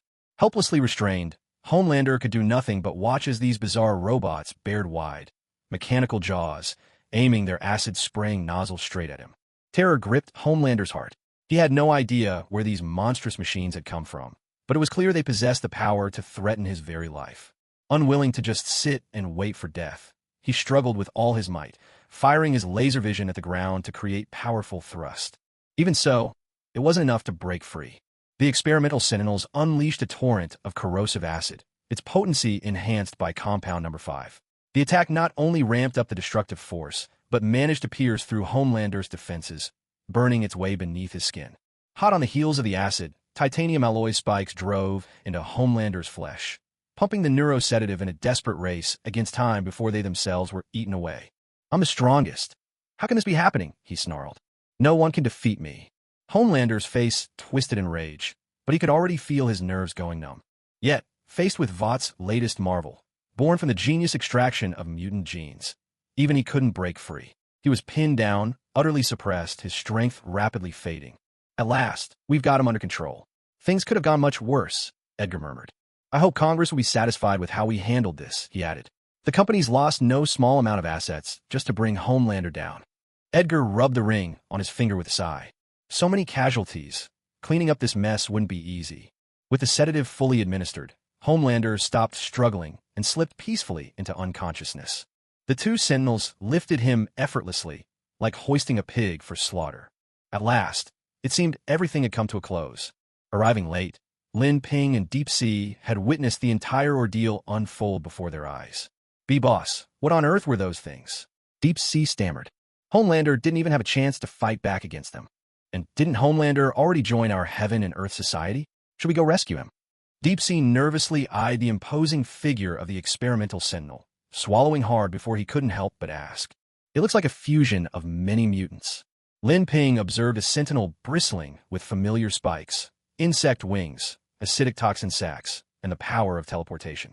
Instantly, he recalled both the mutants held in Vought's labs and his own previous medical examinations. Extracting abilities from mutants to create robots. Wasn't this just like the Sentinels? A spark of realization flashed in Lin Ping's eyes. Was this the direction the story was heading?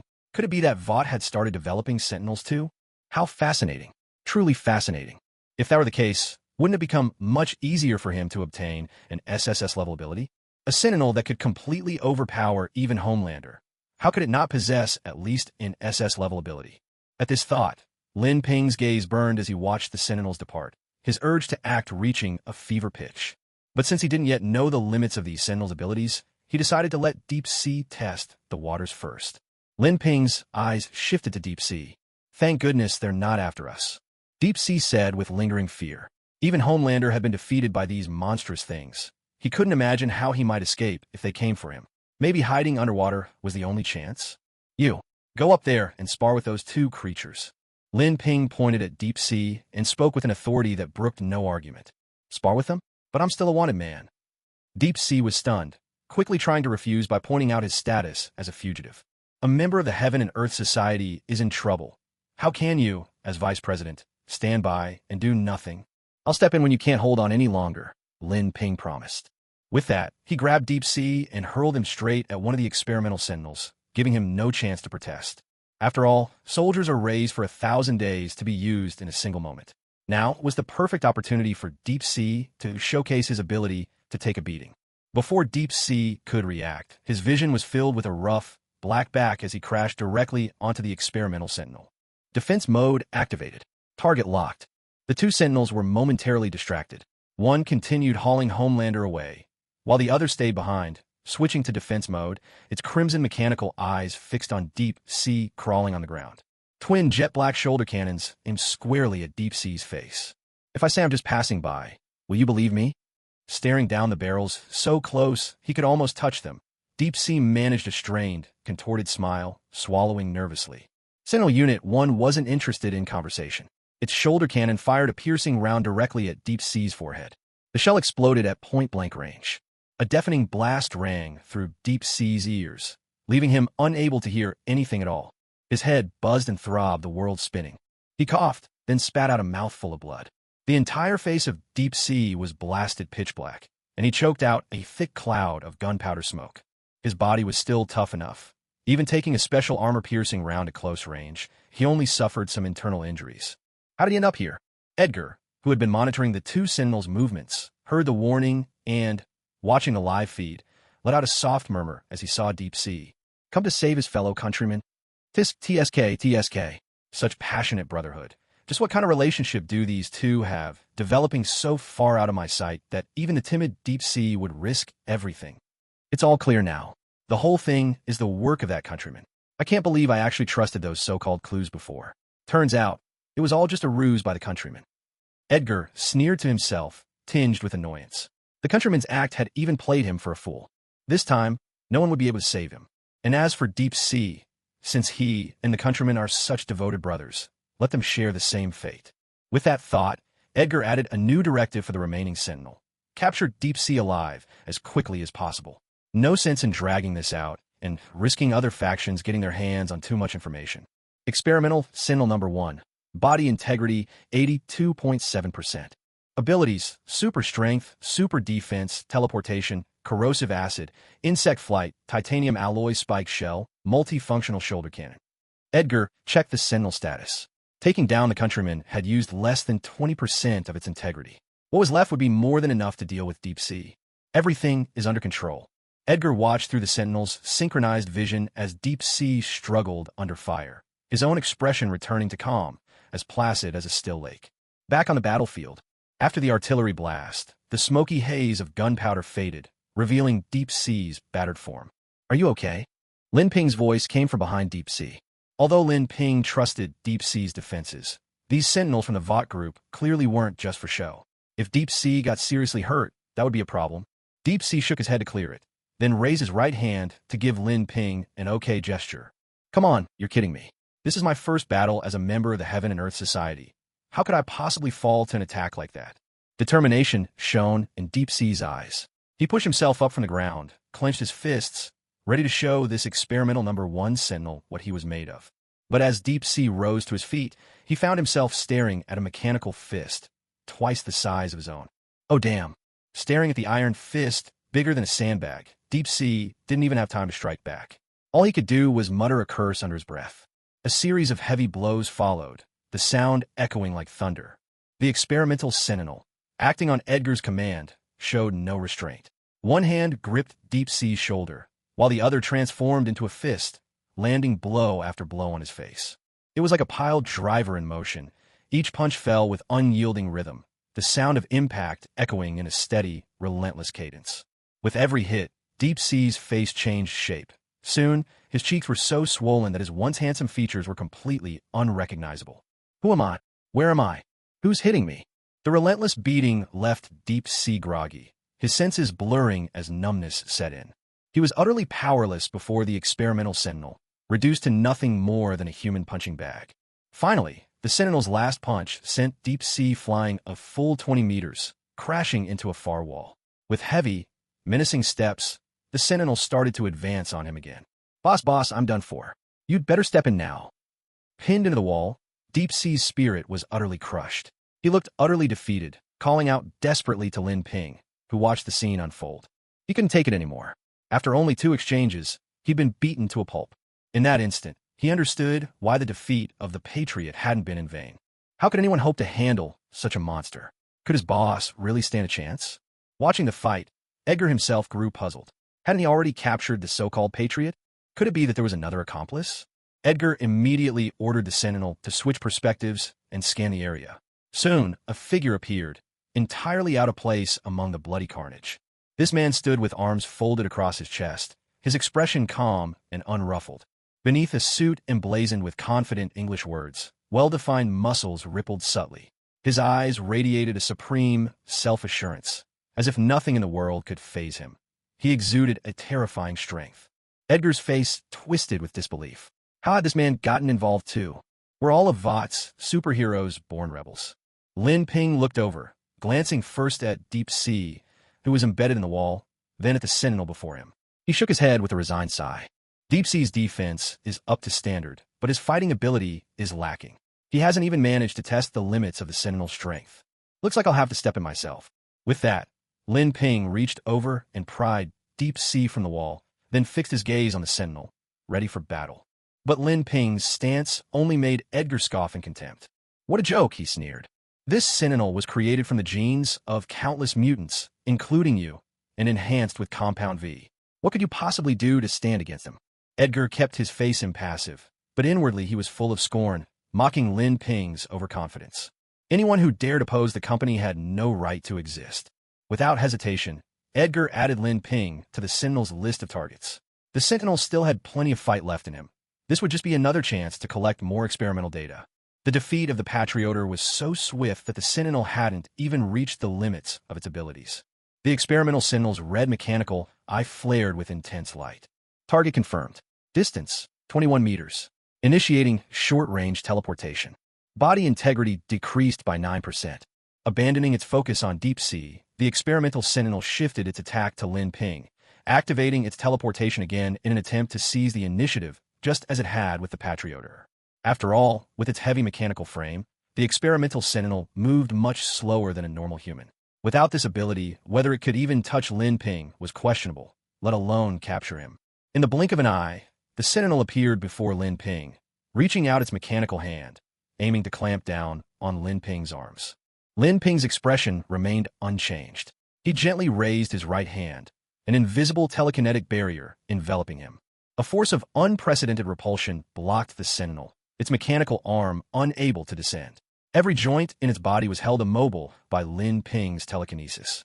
The crimson electronic eye of Sentinel #1 flickered with red light, caught in a state of confusion, its body frozen in an unnatural rigidity. There was nothing like telekinesis in its combat database.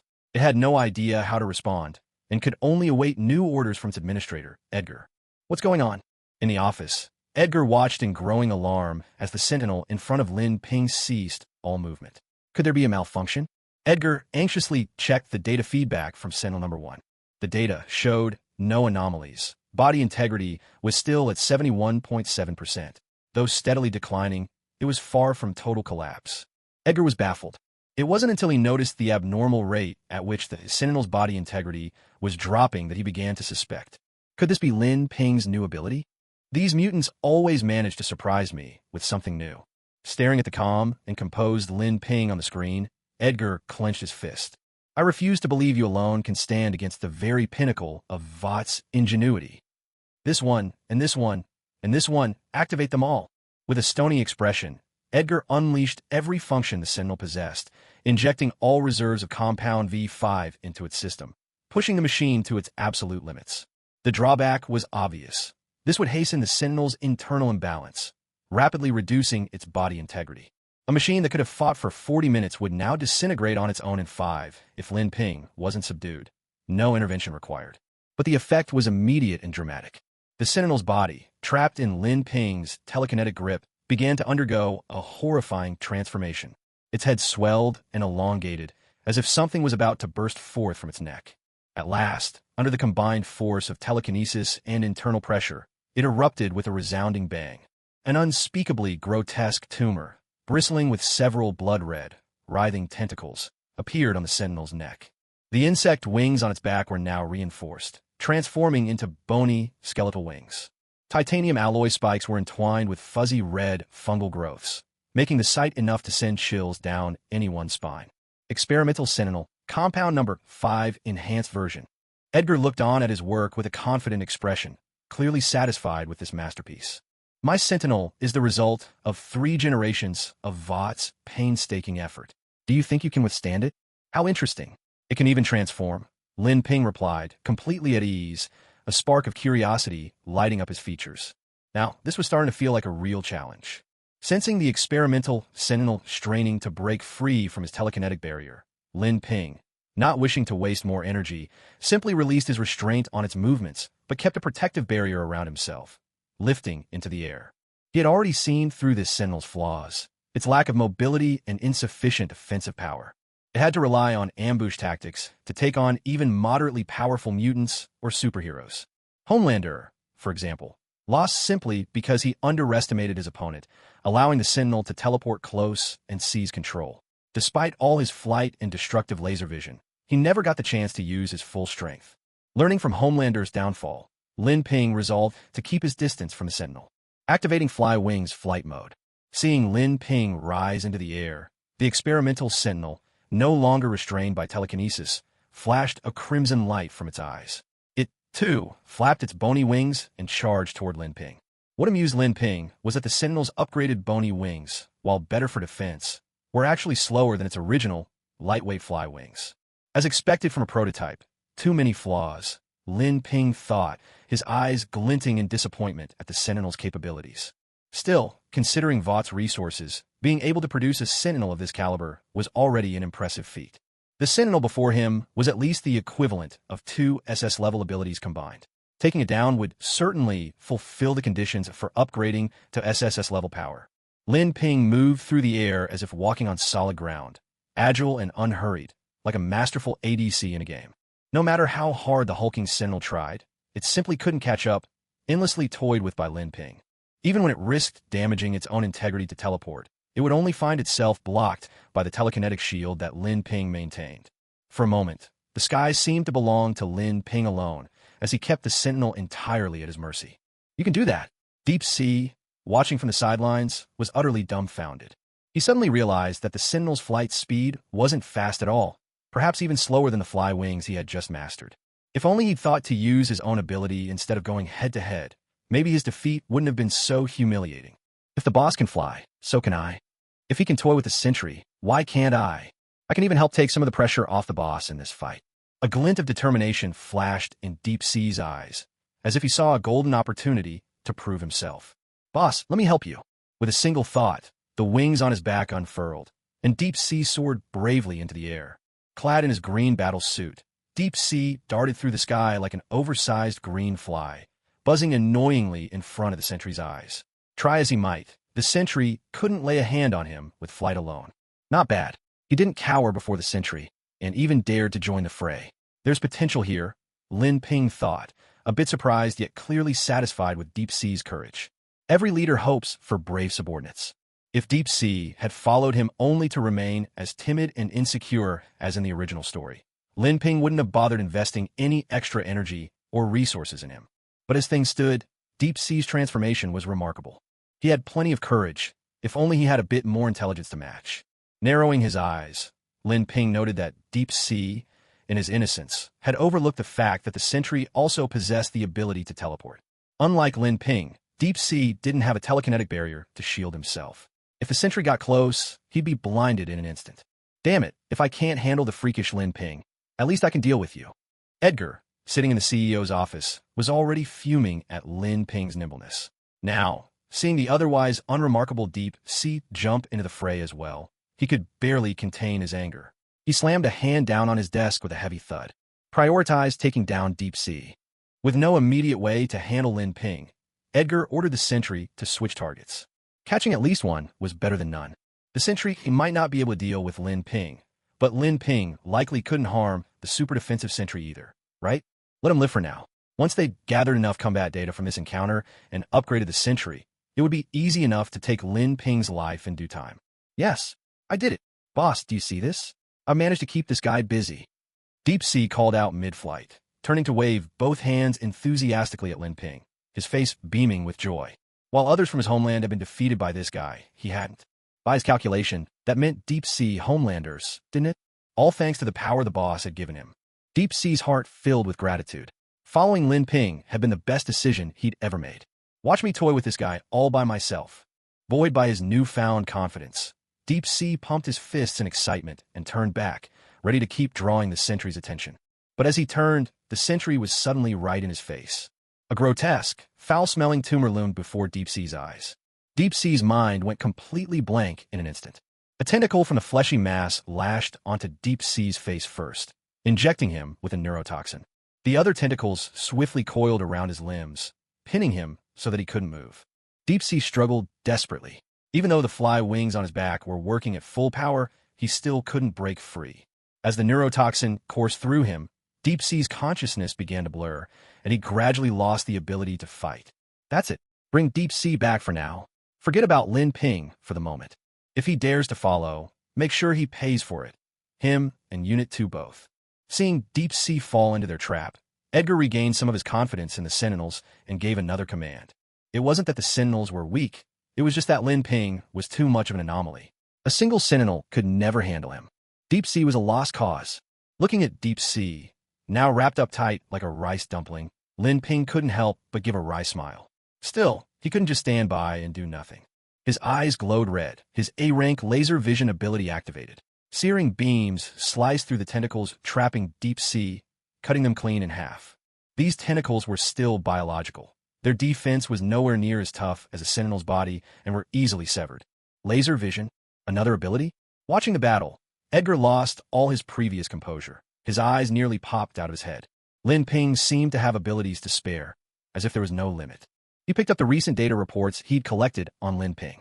Spikes, regeneration, telekinesis, healing, plant growth, and now laser vision. For a moment, Edgar couldn't tell who the real Sentinel was anymore. Setting Deep Sea down on the ground, Lin Ping's gaze shifted back to the Sentinel, now frozen and unresponsive without Edgar's orders. Boring.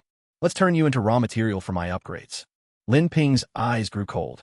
He braced himself with both hands. Hundreds of adamantium spikes detached from his body and split into two groups, swirling around him. Half transformed into razor-sharp swords, hovering in front of him. The other half, now glowing red after being charged by Lin Ping's laser vision, hovered at his sides. Clenching both fists, Lin Ping unleashed the full power of both kinds of spikes. Thud, thud, thud. Nearly 100 adamantium spikes ignored the Sentinel's superhuman defenses, piercing straight through its body and pinning it to the ground. Sizzle warning. Warning. Structural integrity down by 37.5%. Remaining 23.2%. A blaring alarm erupted from the Sentinel's control system. This can't be. Test Sentinels have physical durability on par with Maeve. How could a few spikes break through? What are those spikes made of? Edgar pressed his face to the battle feedback monitor, his expression one of utter disbelief. No one understood the strength of the Test Sentinels better than he did. As one of Vought's founding members, he knew the Sentinel project had been there since the company's inception. After decades of preparation, a significant portion of the profits earned from superheroes and Compound V had been poured into this project. To persuade the shareholders, Edgar had even stepped in personally, staking his own reputation to get the project approved. Edgar once believed that the Sentinel would become Vought's flagship product after Homelander. Now, Lin Ping had personally shattered that dream. But the fight was not over yet. Gazing at the Sentinel, pinned and restrained by adamantine spikes, Lin Ping pressed the attack. The charged spikes unleashed dazzling crimson beams onto the Sentinel, the intense heat steadily destroying both its mechanical shell and biological organs. The acidic gurgle in the Sentinel's mouth burst open, spraying corrosive acid everywhere, but when it landed on the adamantine spikes, it didn't leave so much as a scratch. Integrity at 0%. With the final whirring of machinery, the experimental Sentinel could no longer maintain its balance. It exploded violently, scattering mechanical parts and flesh in all directions. Lin Ping turned away with unhurried composure. Behind him, his telekinetic barrier shielded him from the Sentinel's wreckage. A real man never looks back at an explosion. SS-class creature killed. SSS ability upgrade unlocked ×1. As expected, you didn't let me down. Hearing the system prompt, Lin Ping's eyes lit up. Now, as soon as he gathered enough confidence points, he could upgrade both his spikes and regenerative abilities to SSS level. There's still another Sentinel left. Lin Ping then looked up toward Edgar's office at the top of Vought Tower and soared upward. Watching Lin Ping fly straight toward him on the surveillance feed, Edgar slumped in his chair, his eyes locked on Lin Ping's figure, the memory of that sweeping laser storm still fresh in his mind. Was this really something a human could fight against? Quick, get Soldier Boy! Lin Ping crashed through the exterior glass of Edgar's office and strode inside. Trailing behind him, the Deep wore a look of smug arrogance, swaggering like a small fry emboldened by a tiger's presence. So this is all Vought is, after all. Back then, to protect the company's reputation, they'd sacrificed him, freezing him out mercilessly. But now wasn't he back? And he'd come back through the office window of the company president, no less. Back when I needed you, you ignored me. Now that I've made it, you can't reach me.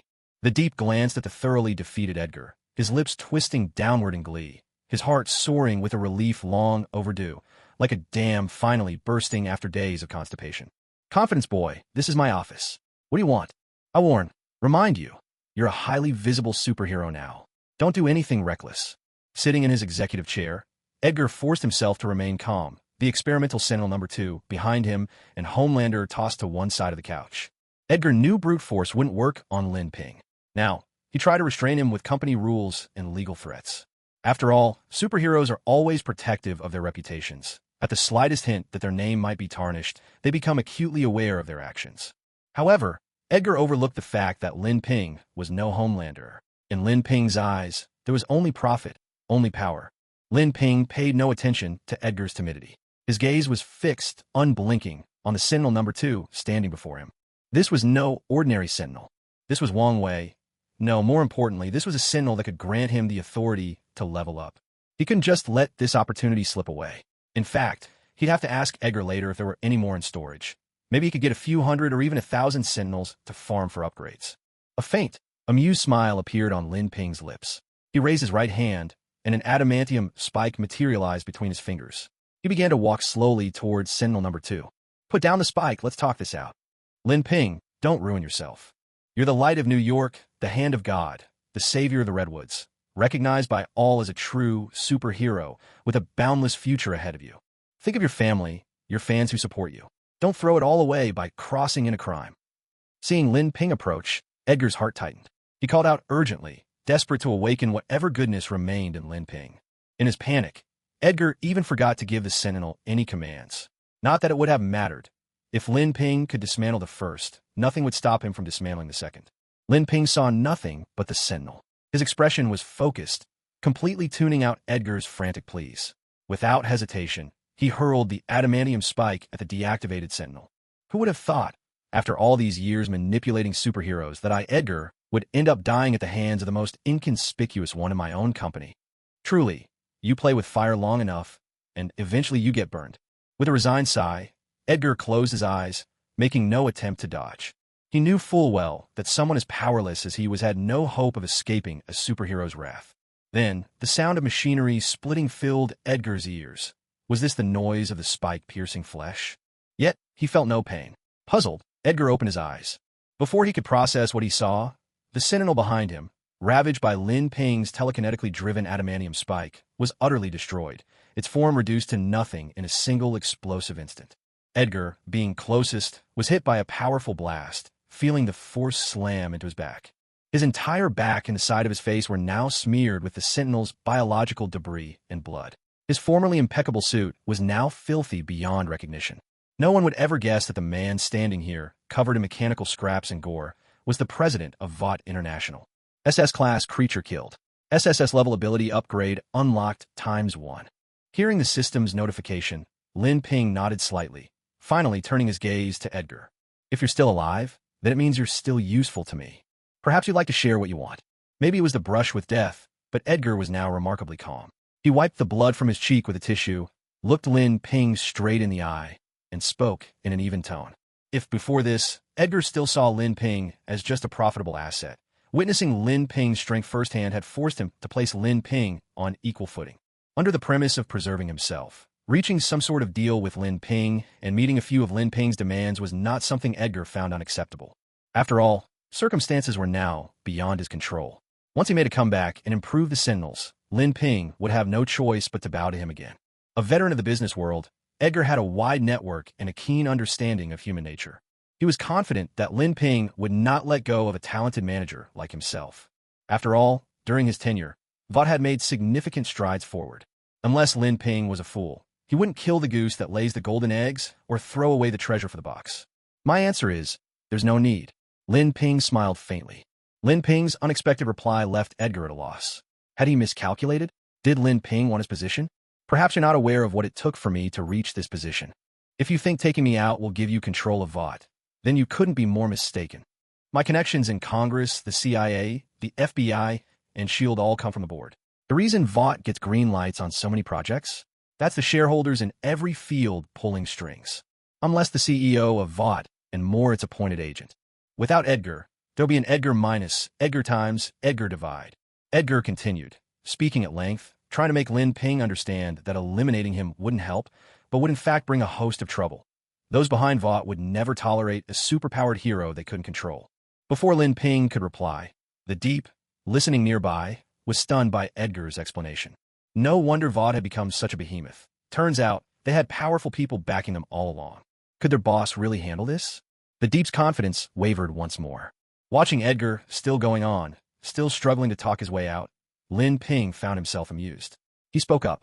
Mr. President, perhaps you don't know what it took for me, confident boy, to stand before you like this today. Why not use your imagination and take a guess? Edgar fell silent. Only now did he realize how little he truly knew about Lin Ping. According to his employment records, Lin Ping had originally been the leader of a shady underground mutant group without family or background, utterly unremarkable. But now, it seemed that Lin Ping was far from as simple as the files made him out to be. His joining Vought must have been premeditated. Yet Edgar still couldn't figure out which power could possibly provide Lin Ping with a steady and endless stream of enhancements.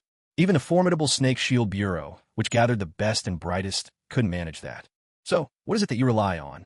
Edgar spoke slowly, already preparing himself for the possibility that Lin Ping came from an extraordinary background. At last, you've taken the bait. Lin Ping smiled, seizing this chance to put his confidence on full display, without a shred of hesitation. It's confidence. What is there left to doubt? I got to where I am today as confident boy, thanks to nothing but confidence. Lin Ping straightened up, spreading his arms to reveal the bold English word emblazoned on the front of his suit, his voice firm and resolute.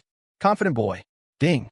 By openly declaring to Edgar and Deep Sea that everything you've achieved is thanks to your own confidence. You've demonstrated ample self-assurance and gained 24 confidence points. Clap, clap, clap. Deep Sea, ever the loyal henchman, broke into enthusiastic applause for Lin Ping. He had witnessed Lin Ping grow from a complete novice into the formidable boss he was now, and believed every word Lin Ping said. Boss is truly the boss. What an inspiring life. I need to follow his example. 10,000 push-ups every day from now on. Deep Sea made a silent resolution. Edgar, on the other hand, looked as though his face was carved from stone, clearly feeling that Lin Ping was simply toying with him. Which member of Vought's management didn't brim with confidence?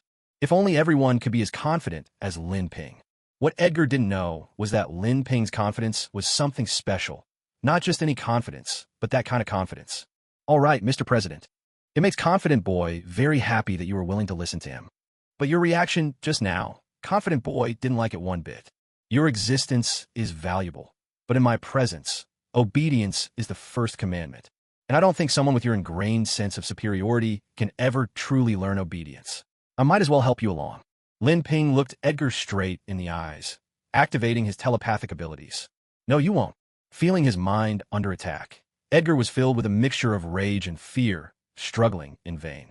But his struggles were destined to be futile. It took Lin Ping only 10 seconds to rewrite Edgar's consciousness. Because Edgar held such a high position and his thinking was so meticulous, Lin Ping had to take special care with the details to make sure the changes went unnoticed. He spent quite some time crafting the identities for himself and Edgar. In the end, he settled on 2 classic roles for the both of them. Butler Alfred at your service, sir. Edgar bowed respectfully, the very image of a devoted and loyal butler. In Edgar's eyes now, Lin Ping was the only son left behind by the old master, his one and only master. His real name wasn't even Edgar, it was Alfred Pennyworth. It was only because the young master had placed his soul into this shell of a body. It was Lin Ping who had brought him back from the dead, even granting him fragments of Edgar's memories. All right, I'll leave the affairs of the What Company in your hands. Keep everything as usual and report to me regularly, Lin Ping said, nodding in satisfaction at the effectiveness of his psychic abilities. Yes, young master, Edgar replied. He left the office in measured, orderly steps, entirely unaware of the strange biological residue clinging to his back. This chilling scene played out vividly before Shanhai's eyes. Just a moment ago, Edgar had been unyielding, ready to die rather than submit. In the next instant, he had become the loyal servant of the new master. What on earth had happened in between? Would I end up like Edgar too? Or has my own consciousness already been tampered with? A terrifying thought flashed through Shanhai's mind. And what about the wings on my back? Are they really just fly wings? The more he thought, the more chaotic his mind became. Suddenly, the world felt like a labyrinthine nesting doll. In the end, Shanhai simply fainted on the spot. Lin Ping watched as Shanhai collapsed without warning and, recalling that Shanhai had been bitten by the Sentinel's tentacle earlier, realized he might have been poisoned. Looking at the 2 sprawled figures, the unconscious Homelander on the sofa and Shanhai on the floor, Lin Ping could only rub his forehead in exasperation. What a headache, he muttered, cold and trembling. The moment he regained consciousness, Homelander jolted upright from the floor, panic-stricken as he scanned his surroundings. In his mind, the chaotic memories of his battle with the Sentinel at What Square became jumbled together with the sterile environment of Edgar's office. Is this Edgar's office? Where did he go? Narrowing his eyes, Homelander scrutinized the empty room, his guard up. He was certain now the mysterious humanoid earlier had been Edgar's doing. Only What Company possessed technology of that sort. Damn it. If he hadn't caught me just as I was unleashing my laser vision, Edgar never could have succeeded so easily, he growled, clenching his fists in frustration. The anger inside him had nowhere to go. He wished he could find Edgar right now and tear him to pieces. Not bad. You woke up in just an hour. Your constitution is up to standard, came Lin Ping's sudden, appraising voice from behind. Homelander's heart skipped a beat. He spun around and was momentarily stunned when he saw Lin Ping. Confident Boy, what are you doing here? And why are you sitting in Edgar's chair? Where is Edgar? Suspicion flared in Homelander's eyes. The moment he saw Lin Ping, his first thought was that Lin Ping must be in league with Edgar. Seeing him now, sitting on Edgar's chair without a hint of restraint, he immediately dismissed his earlier suspicions. Lin Ping merely smiled, saying nothing. Just then, footsteps echoed down the hallway outside, drawing closer until they stopped at the door. Homelander looked over warily. The person who entered left him utterly stunned. It was Edgar. Young master, I brought the sample you requested. At that moment, Edgar was holding a tray with compound number 5 in one hand, the other hand tucked behind his back. He respectfully took his place behind Lin Ping, bowing slightly to ask in a low voice. His humble demeanor was a far cry from the usual lofty air Edgar carried. Fuck. Homelander, who had been about to give Edgar a hard time, was so taken aback by this bizarre scene that he started doubting his own eyes. Was he dreaming? Had he lost his mind? Or had Edgar was actually serving a mutant? So, this is compound number 5? It really does look exquisite. Hearing Homelander's outburst, Lin Ping chuckled softly, turning the test tube containing compound number 5 over in his hand, playing with it. He paid no attention to the bewildered Homelander. There was no need. Edgar, the ever-present butler, would handle the explanation. Edgar set the tray aside, stood ramrod straight before Homelander, tightened his tie, and put on a frosty, unapproachable expression. Young Master Lin Ping is one of Vought's largest shareholders. I work for him. Edgar delivered this line in the calmest voice imaginable, yet it hit Homelander with the force of a thunderclap. A mutant, one of Vought's largest shareholders? Are you kidding me? Homelander thought this was the most ridiculous joke of the century. Just a month ago, Lin Ping had been eagerly demonstrating his abilities in front of him, hoping to earn a spot at Vought. And now you tell me he's one of the company's top shareholders? Was this some spoiled rich kid slumming it for fun, like in those brainless TV dramas? But looking at Lin Ping, sitting with such authority in Edgar's usual seat, it didn't seem like an act. Homelander's sharp mind kicked into gear, piecing together the sequence of events. Edgar had sent sentries to attack him. Yet Edgar served Lin Ping, which meant it was Lin Ping who had ordered the attack on him. I see. A light dawned in Homelander's mind. Now that he understood, things were much clearer. Although Lin Ping's abilities made him wary, the humiliation he'd just suffered demanded payback. Otherwise, he wouldn't be Homelander. A wicked smile spread across his face as his eyes began to glow red. Torrents of searing laser energy burst forth, aimed straight at Lin Ping. Anyone who dared offend him had to die. A sharp, crackling sound filled the room. Lin Ping, still seated, didn't move a muscle. He let the laser wash over him, not only completely unharmed, but almost as if he were enjoying it. With an S-rank physique, he was immune to Homelander's lasers at normal power. Not to mention, the Edmund spikes within Lin Ping's body were also absorbing the laser energy of the Homelander. No wonder Homelander is always so considerate, Lin Ping mused. He knows my battle just now used up a lot of energy, and now he's practically falling over himself to recharge my spikes. Lin Ping could feel the dozen or so spikes inside him brimming with laser power and nodded in satisfaction. But this wasn't the time for recharging. It was the perfect moment to subdue the Homelander. Raising his hand, Lin Ping used telekinesis to cut off the Homelander's laser vision, then met the furious Homelander's gaze head-on. He unleashed his telepathic abilities, beginning to alter the Homelander's memories and perceptions. Just like Superman, the Homelander's resistance to psychic manipulation was almost non-existent. His defenses against mental influence were paper-thin, which allowed Lin Ping's mind control to proceed smoothly. During this process, Lin Ping inevitably stirred up the Homelander's most painful childhood memories. No, please don't, the Homelander whimpered. He seemed trapped in the most agonizing memory of his youth, his face suddenly contorted with childlike terror. Lin Ping paid no heed and pressed on with a mental rewriting. As he'd said before, to truly tame the Homelander, you either have to be his biological father, which he already had, so Lin Ping couldn't fill that role, or you become his social father. And so, Lin Ping gave himself the identity of the Homelander's adoptive father. The adoptive father who secretly controlled everything behind the scenes at Vought. Yes, this role came with tremendous karmic weight, but Lin Ping was confident he could shoulder it. This modification took much longer than with Edgar, who was just an ordinary man, but after about a minute, the process was complete. Wake up, John. Lin Ping's voice exploded in the Homelander's ear. The Homelander startled like a frightened rabbit, his eyes snapping open. But when he saw Lin Ping, his eyes reddened, not with the telltale glow of his laser vision, but with the tears of a child who'd finally found comfort after being wronged. His lips trembled, and he stammered in disbelief, "Father." According to the memories Lin Ping had implanted, he had adopted John and raised him as his own son. To ensure John could live happily as a superhero, his adoptive father, Lin Ping, had even acquired shares in Vought to protect and nurture him. "That's right, it's me," Lin Ping replied softly. "I'm back, John. I've seen everything you've done. You did well. Don't worry. From now on, no one but me can ever give you orders again. I've already taught Edgar a lesson. From this day forward, your father is the one and only voice of authority at Vought. With you at my side, father and son working together, I have no doubt that we'll build Vought into something greater than ever before. Together, we'll make it shine anew." Lin Ping wore the benevolent smile of a loving father, gently patting Azu's shoulder as he painted a grand and boundless vision for the future. "I will, father." Receiving Lin Ping's affirmation, the patrioter looked just like a child who'd been encouraged and praised by his father, steeling himself inwardly with resolve to do even better, to prove himself. "I have faith in you." Lin Ping continued to exert his influence over the patrioter. At that moment, the two of them truly appeared as an affectionate father and devoted son. Boss. From the next room, Deep Sea had woken at some point and wandered over.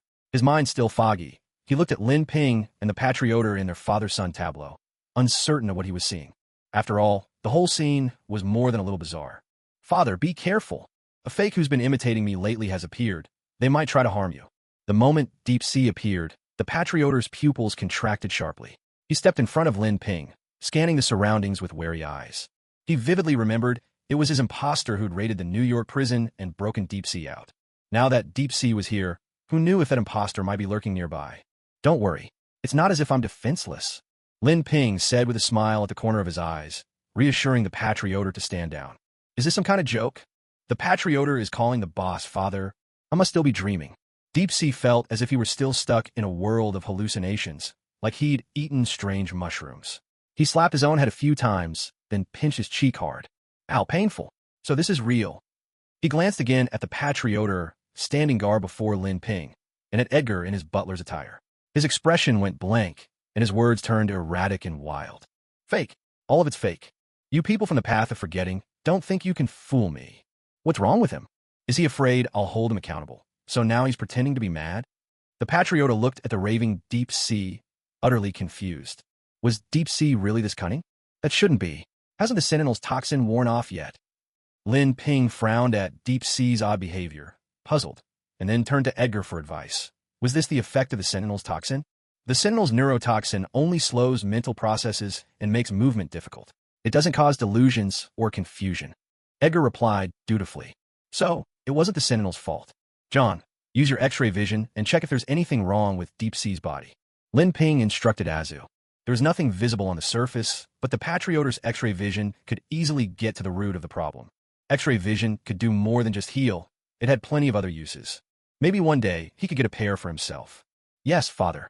The Homelander obediently stepped forward and activated his X-ray vision, scanning Deep Sea's body from top to bottom.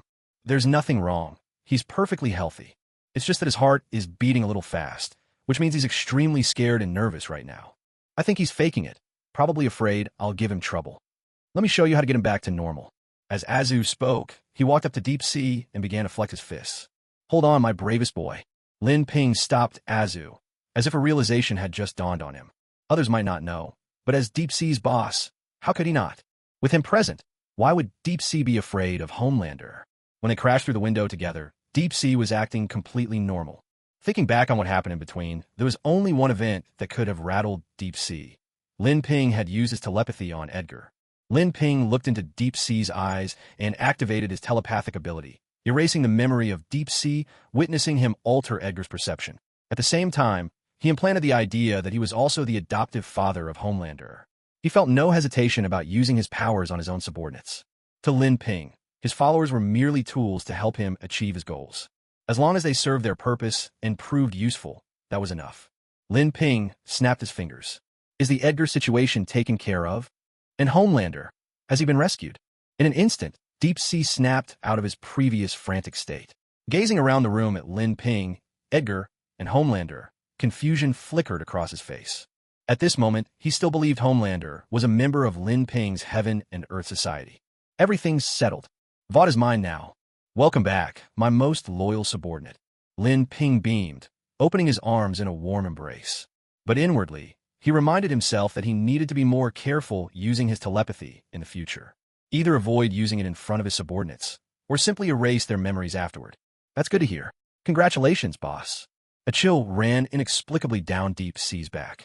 He couldn't shake the feeling that something was off about the boss today. The two exchanged a few pleasantries, leaving Homelander feeling a bit left out on the side. He couldn't understand how Deep Sea, a superhero with a criminal record, had managed to get so close to his father. So close, in fact, that he called him boss. Yet, out of respect for Lin Ping's authority, Homelander said nothing. He simply fixed Deep Sea with a steady gaze, planning to dig something out of him in private later. Lin Ping caught Homelander's subtle look and thought to himself, how could he have forgotten this? His own rescue of Deep Sea while disguised as Homelander was now common knowledge throughout the city.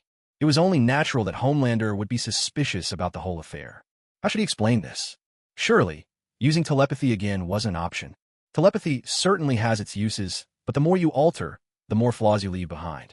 Situations like this are bound to happen again in the future. You can't just wipe your subordinates' minds and turn them into puppets with no will of their own, can you? Lin Ping didn't have the time or energy to control that many puppets. He shook his head and finally decided not to use his abilities to handle this matter. Telling a convincing lie? That was something Lin Ping excelled at. Zhu, there's no need for me to keep things from you any longer, he began. The Deep Sea, in truth, is one of my subordinates. It was I who arranged for him to enter the New York prison, so he could extract certain inmates who were important to me. As for that imposter, I don't know who he is. Perhaps he's a pawn of another faction. But don't worry, I'm already investigating. Lin Ping draped his arm over Homelander's shoulder, his tone both paternal and sincere. So that's how it is. Homelander gave Deep Sea a long, thoughtful look, without a trace of suspicion toward Lin Ping's words. At this moment, in Zhu's eyes, Lin Ping was the ultimate authority. Far from doubting him, Homelander even believed Deep Sea was deliberately placed at his side by his adoptive father to keep an eye on him. His father truly considered him important. It was just a pity that he'd landed in trouble again. Years of fame, destroyed in an instant. That was nothing compared to the pain of disappointing his father. Homelander's heart leapt with joy, then quickly sank. He couldn't forget the carnage of a few hours ago in Vought Plaza, mowing down protesters in a violent rampage. The internet was probably in an uproar by now. With things this bad, not even the president stepping in might save him, let alone his father. Father, I've let you down. I failed to control my emotions and my powers. I've brought you nothing but trouble. His eyes reddened as he bowed his head, looking every bit like a child confessing his mistakes, recounting to Lin Ping in detail the massacre he'd unleashed on the protesters. All the while, he cursed that imposter in his heart. It was all his fault that things had come to this. If not for his adoptive father Lin Ping stepping in, he'd probably be on the run by now. What Homelander didn't know was that the true culprit was standing right in front of him, being called father with every breath. What a strange feeling. Something just doesn't add up. Deep Sea watched the normally arrogant Homelander behave so meekly before Lin Ping, and couldn't shake the sense that something was off. But the altered memories and perceptions kept him from grasping what was wrong. If I can't figure it out, I won't bother thinking about it. Mary's still waiting for me at home. As soon as the boss gives the all-clear, I'll head back, and maybe pick up some snacks for Mary on the way. Fortunately, Deep Sea's mind was simple. He wouldn't dwell on such matters for long. Soon enough, he found himself missing his mate at home, Mary the female dolphin. Thanks to Lin Ping's butterfly effect, the female dolphin had not been struck and killed. On the contrary, she and Deep Sea were living together quite happily now, their days full of sweetness. Lin Ping cast a suspicious glance at the Homelander. Was it possible that even he could admit fault? To Lin Ping's recollection, he hadn't altered the Homelander's personality in any way. It didn't take Lin Ping long to realize that the Homelander's so-called remorse wasn't genuine. He simply understood that his superhero career was finished. After all, he'd slaughtered dozens of unarmed civilians in broad daylight. No amount of spin could cover that up. If this had happened somewhere remote, like Africa or another underdeveloped region, Vought might have been able to exert some influence and obscure the truth. But Homelander had gone on his rampage in the heart of New York City, right in front of Vaught's own headquarters. To put it bluntly, this was no different than committing murder in the White House itself. Where your interests lie determines your stance. If earlier Lin Ping had only wanted to watch the Homelander's downfall with a smirk, now he was seriously considering how to help him with damage control. After all, the Homelander, with his array of abilities, would remain Lin Ping's most powerful asset for a long time to come. Letting him vanish underground just because he was banned by the beautiful American government would be a terrible waste. Whether it was for the sake of his own quest for power, or simply because he bore the title of adoptive father, Lin Ping had to respond. Pacing around the room for a moment, Lin Ping quickly formulated a plan. Let go, son. Dad's here now. I'll take care of everything. For now, just get some sleep at the company. Maybe by tomorrow, this will all be resolved. Lin Ping patted the Homelander on the shoulder, fully aware of the little calculations going on in his mind. Still, as long as he remained loyal, Lin Ping was willing to look the other way. Of course, a mental failsafe was still necessary. Lin Ping had no intention of shouldering the karmic consequences of being an adoptive father. The Homelander nodded emphatically, feeling much more at ease. In his memory, whenever his adoptive father stepped in, there had never been a problem that couldn't be smoothed over. All right, you may go now. Lin Ping waved his hand. He had more important matters to attend to and needed the Homelander out of his office. Understood, father. I take my leave. The Homelander tiptoed out, careful with every step, and quietly closed the door behind him. Inwardly, He wondered what method his adoptive father would use to clear his name. After all, the murders had happened in public. Unless someone else could be found to take the fall. Deep sea you go as well. Wait for news at home.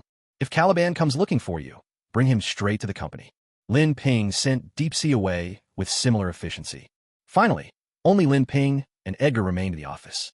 To avoid any chance of eavesdropping, Lin Ping communicated directly to Edgar with his mind. There are two things. The first thing, before 7 p.m. tonight, find a death row inmate and deliver him to me personally. The second thing, launch a public relations campaign to announce that the tragedy at Vought Plaza was perpetrated by an imposter posing as Homelander. At present, our company has already apprehended this imposter. Vought International will hold a press conference at 7 p.m. to respond to the incident. As for who would host the press conference, Lin Ping had no intention of letting anyone else take the spotlight. After all, this was a perfect opportunity to rack up confidence points. If he could earn 3,000 points and combine that with his 2 SSS level ability upgrade tokens, he could take both his spiking and regeneration abilities to the next level. I'll get right on it. With that, Edgar accepted the orders and left. The vast office was now left with only Lin Ping. Plans could never keep up with change. At first, he'd intended to control Vought International through the lower-tier superheroes like the Deep and Locomotive. But who could have predicted that now he'd seize control over both Edgar at the top and Homelander, Vought's ultimate weapon. Once the internal affairs at Vought are settled, it's time to pick up the pace. Lin Ping gazed at the map pinned to the wall of Edgar's office. To his surprise, it detailed the territorial divisions of the powerful American business empires. Stark Munitions, Umbrella Protection, Blacklight Corporation, and several other forces had carved up the majority of the nation's market share. Vought's influence was limited to Jersey City, New York City, and a handful of other developed states. The more remote states remained out of reach. As Lin Ping studied the map of America in detail, Edgar returned with 2 senior security guards, escorting a prisoner in a black hood, shackled hand and foot, into his presence. Sir, the condemned man you requested is here. He was sentenced by the New York courts just this morning, fresh as can be. Edgar spoke with deference. As a pharmaceutical powerhouse and superhero conglomerate, Vought naturally conducted some business that couldn't see the light of day. Smuggling, trafficking people for Compound V experiments. These were hardly rare occurrences. Lin Ping had expected Edgar to fetch a prisoner from Vought's own secret cells. He hadn't counted on Edgar's real reach. Sentenced in the morning, delivered by the afternoon. Had he underestimated Vought? Understood. Have those 2 step outside. Lin Ping, busy drafting his speech, raised an eyebrow and replied offhandedly. He had no particular requirements for the candidate. Alive, able to speak, that was enough. The speech itself was the priority. After all, this was about harvesting confidence points, so Lin Ping insisted on writing it himself, rather than handing it off to the PR department. Edgar said nothing more, simply gestured for the 2 guards to leave. How's the press conference coming along? Is the venue ready? Lin Ping put the finishing touches on his speech. The first thing, before 7 p.m. tonight, find a death row inmate and deliver him to me personally. The second thing, launch a public relations campaign, announcing that the massacre at Vought Plaza was carried out by an imposter of Homelander. Our company has already apprehended this impersonator. At 7 p.m. tonight, Vought will hold a press conference to respond to the incident. As for who would host the press conference, Lin Ping had no intention of letting anyone else take the spotlight. This was a golden opportunity to rack up confidence points. If he could gain 3,000 points of confidence, combined with his 2 SSS level ability upgrades, he could push his spiked attack and regenerative powers to a whole new level. I'll get right on it. With that, Edgar took his leave. The vast office was now left with only Lin Ping. Plans never keep up with changes. Originally, he had intended to take control of Vought from the ground up, starting with lower-tier superheroes like the Deep and Locomotive. But to his surprise, he now directly commanded top-level figures like Edgar and Vought's ultimate weapon, Homelander. Once I've settled Vought's internal affairs, it's time to pick up the pace. Lin Ping gazed at the map on Edgar's office wall. It was, unexpectedly, a layout of the power dynamics within the American commercial empire. Stark Munitions, Umbrella Protection, Blacklight Corporation, and several other forces had carved up most of the market. Vought's influence was limited to Jersey City, New York City, and a few developed states. As for the remote states, their reach fell short.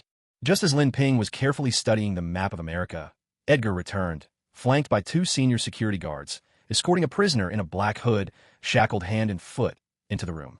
Young master, here's the death row inmate you requested. Sentenced by the New York court just this morning. Fresh off the bench, Edgar reported respectfully.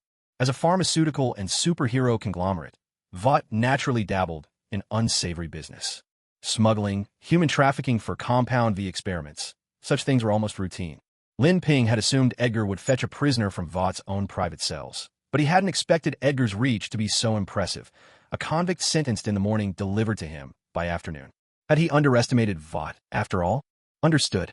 Have these two leave. Busy drafting his speech, Lin Ping arched an eyebrow and replied offhandedly. He didn't much care who the prisoner was, so long as he was alive and able to speak. What truly mattered was the speech itself. After all, this was his chance to gain confidence points. Lin Ping wouldn't leave something so crucial in the hands of the PR staff. Edgar didn't waste words, simply gesturing for the guards to withdraw. How's the press conference coming along? Is the venue set? With the final flourish of his speech, Lin Ping looked up and asked. Everything's ready. The location is New York City Plaza. But the attendees haven't been decided yet. What do you think?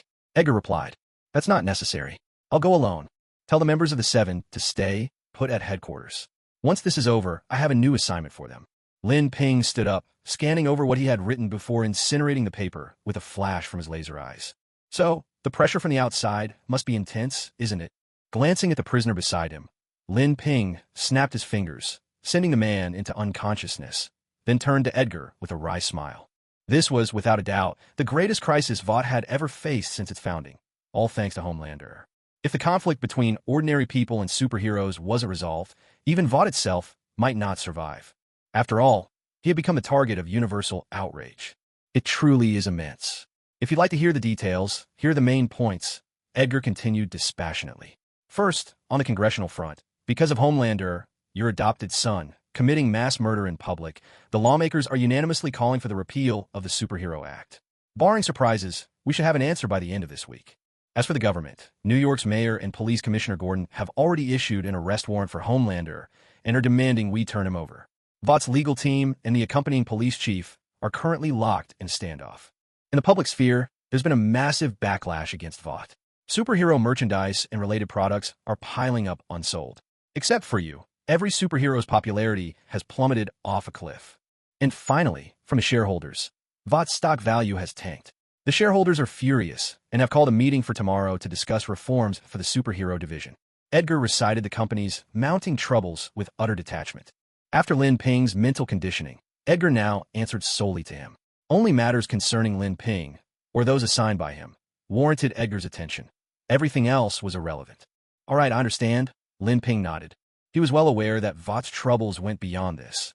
The boys, rival companies, mutant organizations, all of them were circling like sharks. Yet Lin Ping was confident. He would handle each challenge, one by one. I came, I saw, I conquered. Vought was just a pebble on his path. For Lin Ping, the future stretched as vast as the starry sea. There's still an hour left. Time to get our protagonist ready for the press conference. Glancing at his watch, Lin Ping used telepathy to ensure Edgar would lose consciousness within 5 minutes, just in case Edgar learned too much. Then Lin Ping removed the prisoner's hood, revealing an anonymous, ordinary white man. He transferred shape-shifting, laser vision, and psychic bomb abilities to the man, then began his mental manipulation. Your name is Clark. You are violent by nature. You are a mutant, gifted with the ability to transform into others and randomly imitate their powers.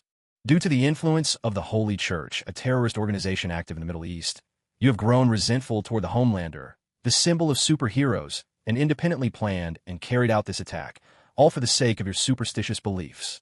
In no time, Lin Ping had crafted every detail of Clark's personality, his motives for the crime, and the step-by-step process of his actions.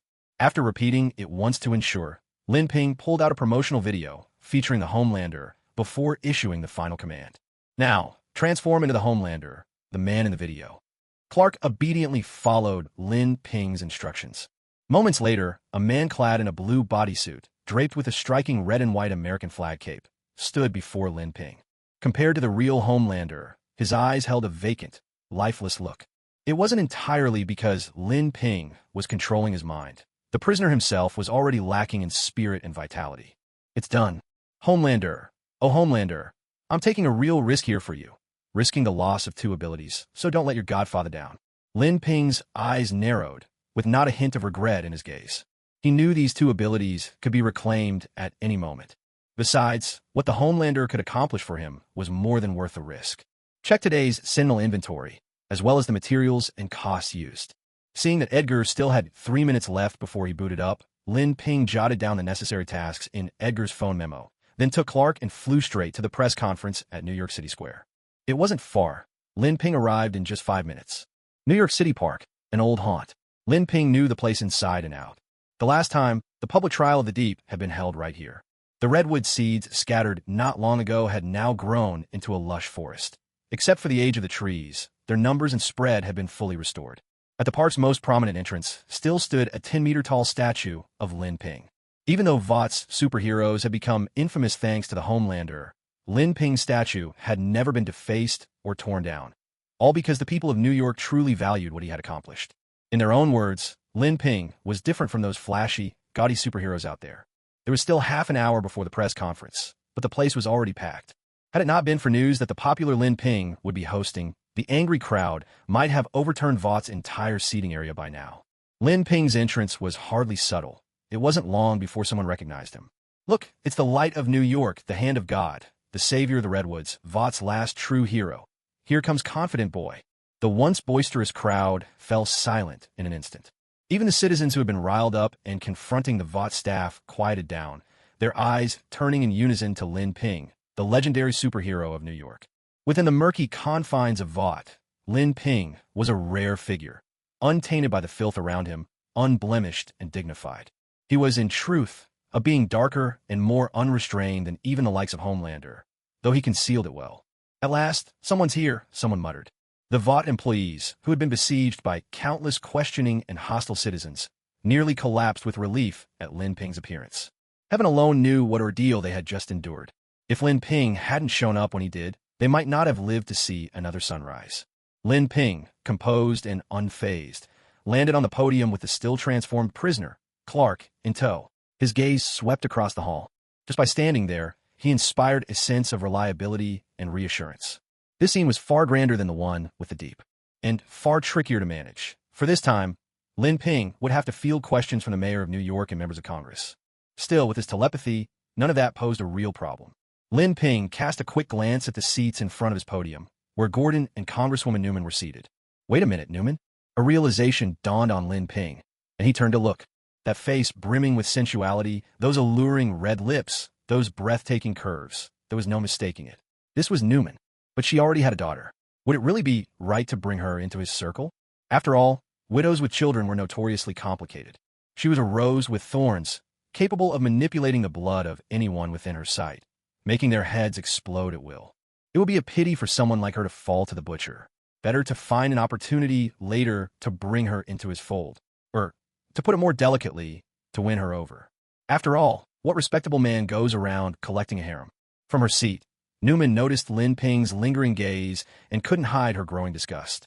Her eyes flashed with warning as she glared back. Another lecture, she thought. If you push me, I'll make sure both your heads go pop, she fumed inwardly. Fortunately, Lin Ping only gave her a couple of looks before turning his attention elsewhere. He was simply curious, not driven by any desperate hunger. He glanced at the clock. 7 o'clock sharp. It was time to begin.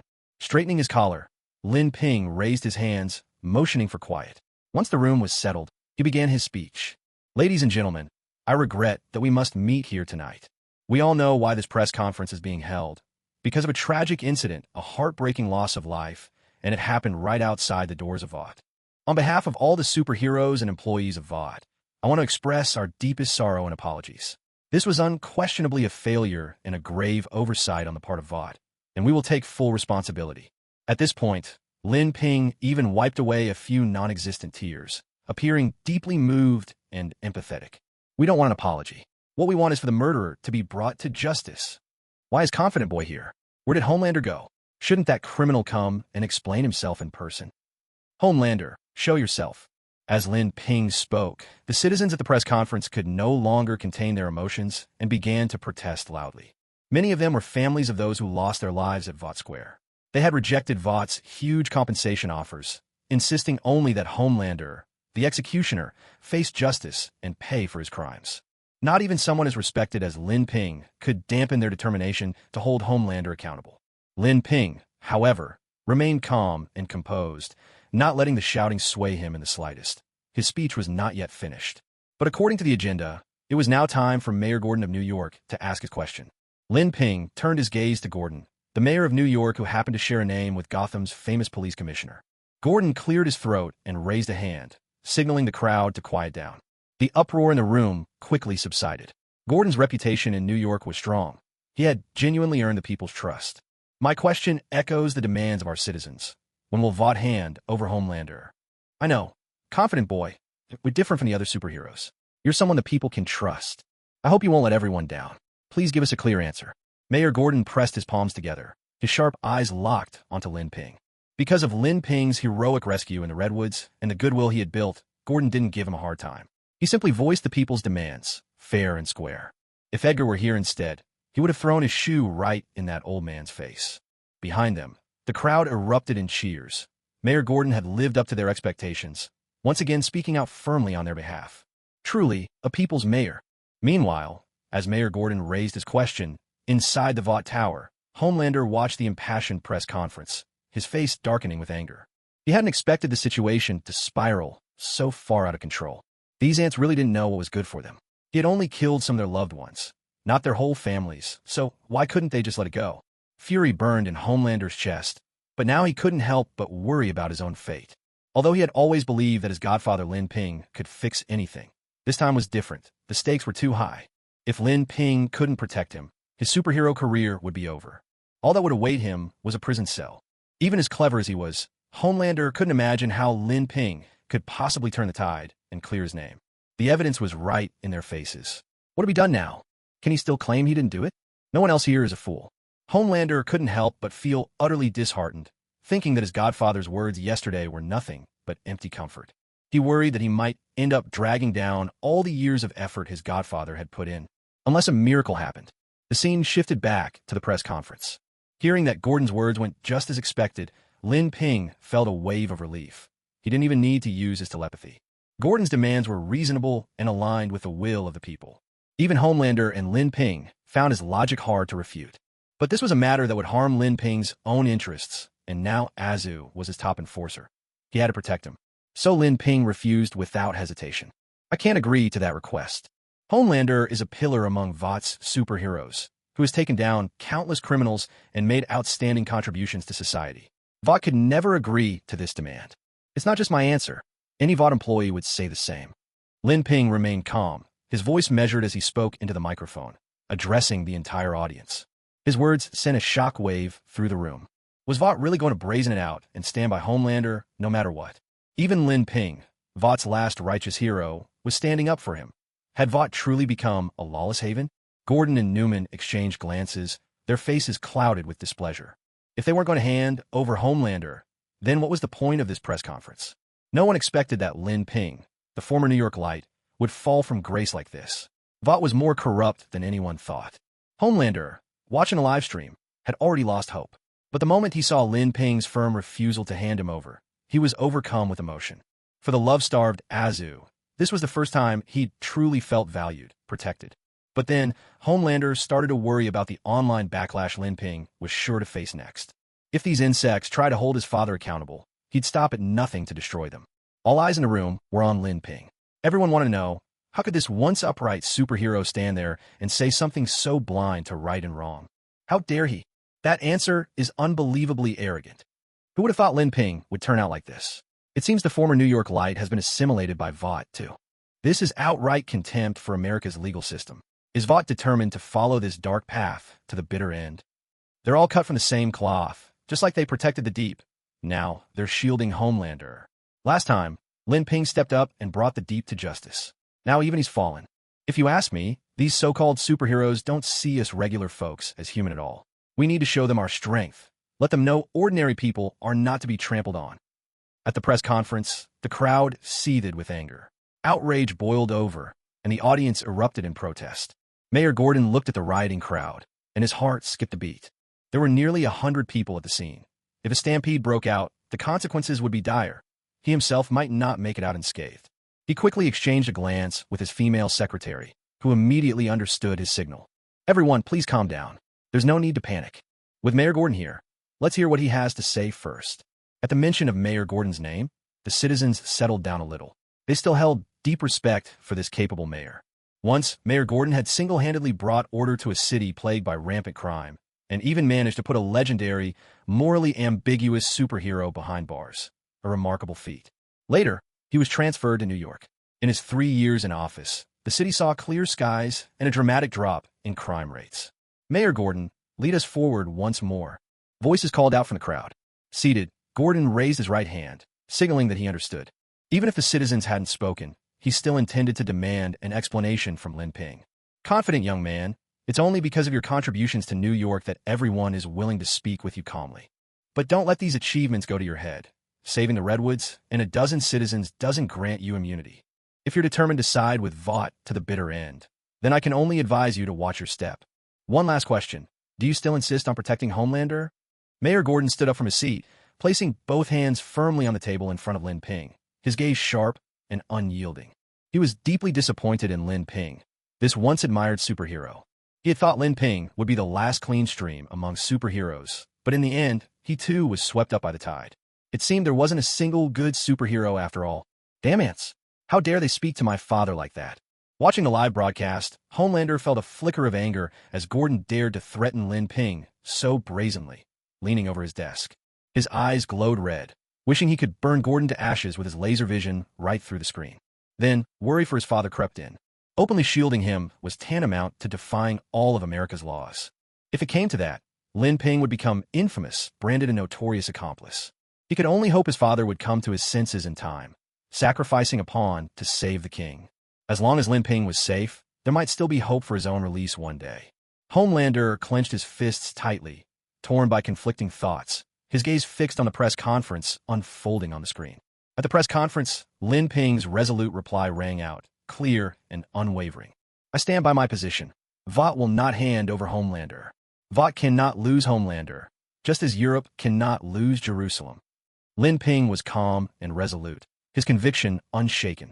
The people at the press conference gnashed their teeth in frustration at his words. Why? Did you know he broke the law? Newman looked at Lin Ping with a baffled expression. Generally speaking, people who are lustful tend to be extremely afraid of dying. Yet Lin Ping knew full well that getting involved with Homelander was like jumping into a pit of fire, and still he dove right in? It simply made no sense. After all, Lin Ping wasn't Homelander's father. Why should he meddle in all this? Congresswoman Newman, these two questions are actually one and the same. I must make it clear that Homelander, just like every employee at Vought, is an upstanding citizen who abides by the law. He has never committed any crime. The real perpetrator behind the tragedy outside Vought Tower is someone else.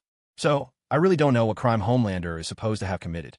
Lin Ping spread his hands, as if to say that Homelander hadn't broken any laws at all. Had Homelander broken the law? But sometimes, black can be called white, and white can be painted as black.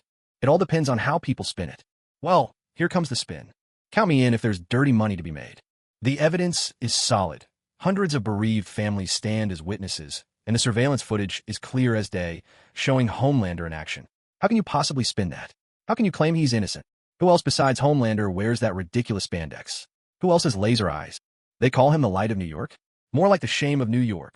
Seeing Lin Ping still hemming and hawing, refusing to admit Homelander's guilt, the people present could only sneer in anger. Even Homelander himself was puzzled. How could his adoptive father come up with such a feeble excuse? The real perpetrator is someone else? Why didn't he know about this? Unless they could find some imposter or someone able to mimic him. But the shapeshifter was already dead by his own hand. Where could they find another one? Even if Lin Ping managed to find another, the power of laser vision was his alone. Still, out of trust in his adoptive father's authority, Homelander watched on patiently. He'd already made up his mind. If these people kept pressing his father, he'd take Lin Ping and leave this place behind, start fresh somewhere else. With his abilities, he would never lack a place to shine. What a stubborn refusal to confess. Newman bit her red lip lightly, eyes full of contempt, struggling to suppress the urge to blow Lin Ping's head off. Hundreds of eyewitnesses, dozens of surveillance tapes and recordings, not to mention the many victims who'd been live streaming. The carnage unleashed by Homelander had been broadcast across all of America. Did Lin Ping really take everyone for fools? If he could actually convince her and get Homelander acquitted, she would have to believe that even a superhero could turn black into white. The law is about evidence, Mr. Confident. Just because you say Homelander is innocent doesn't make it so, and just because you claim the real killer is someone else doesn't make it true. Unless you can produce decisive evidence to clear your name, I have the authority to arrest you, the Homelander, and everyone at Vought on charges of treason. Newman spoke with a stern face, her tone full of threat. This was a golden opportunity to bring down Vought. If the Homelander ended up behind bars, it would deal a massive blow to the meteoric rise of the company. Given that he himself possessed superpowers, he certainly didn't want a giant like Vought overshadowing him. Of course I have the evidence. In fact, I brought the real culprit with me as soon as the press conference started. Hasn't anyone noticed? Lin Ping spread his hands, his gaze falling on Clark, who stood by his side with a blank, dazed expression. Only then did Gordon and Newman turn their attention to the stranger standing to Lin Ping's right, a man with a strange demeanor and a black cloth tied over his eyes. They had originally assumed he was Lin Ping's brother, perhaps a lover or a secretary, and since he seemed odd, they hadn't paid him much mind. But now Lin Ping was claiming this man was the perpetrator of the Vought Square massacre. He's got a blindfold over his eyes, looked like an oddball, so I didn't say anything. And now you're telling me he's the killer. With the way he looks, I'd believe you if you said he was dragged straight from a mental hospital. What does any of this have to do with the Homelander? Don't tell me you're about to say he put on a Homelander costume and went on a killing spree? The audience at the press conference and the viewers online were both exasperated and amused, secretly wondering if just anyone could call themselves a superhero these days. Was this really how brazenly the truth could be twisted? All right, I think it's time this farce came to an end. I see nothing of value has come out of this press conference. Confident boy, you've just wasted Vought's last chance. Go home and wait. The New York police and military will come knocking soon enough. And let me remind you, solving a crime needs evidence, but counterterrorism only needs a list of names. Mayor Gordon had lost all patience for Lin Ping's antics. He straightened his suit, stood up, and prepared to leave. Stubborn to the end.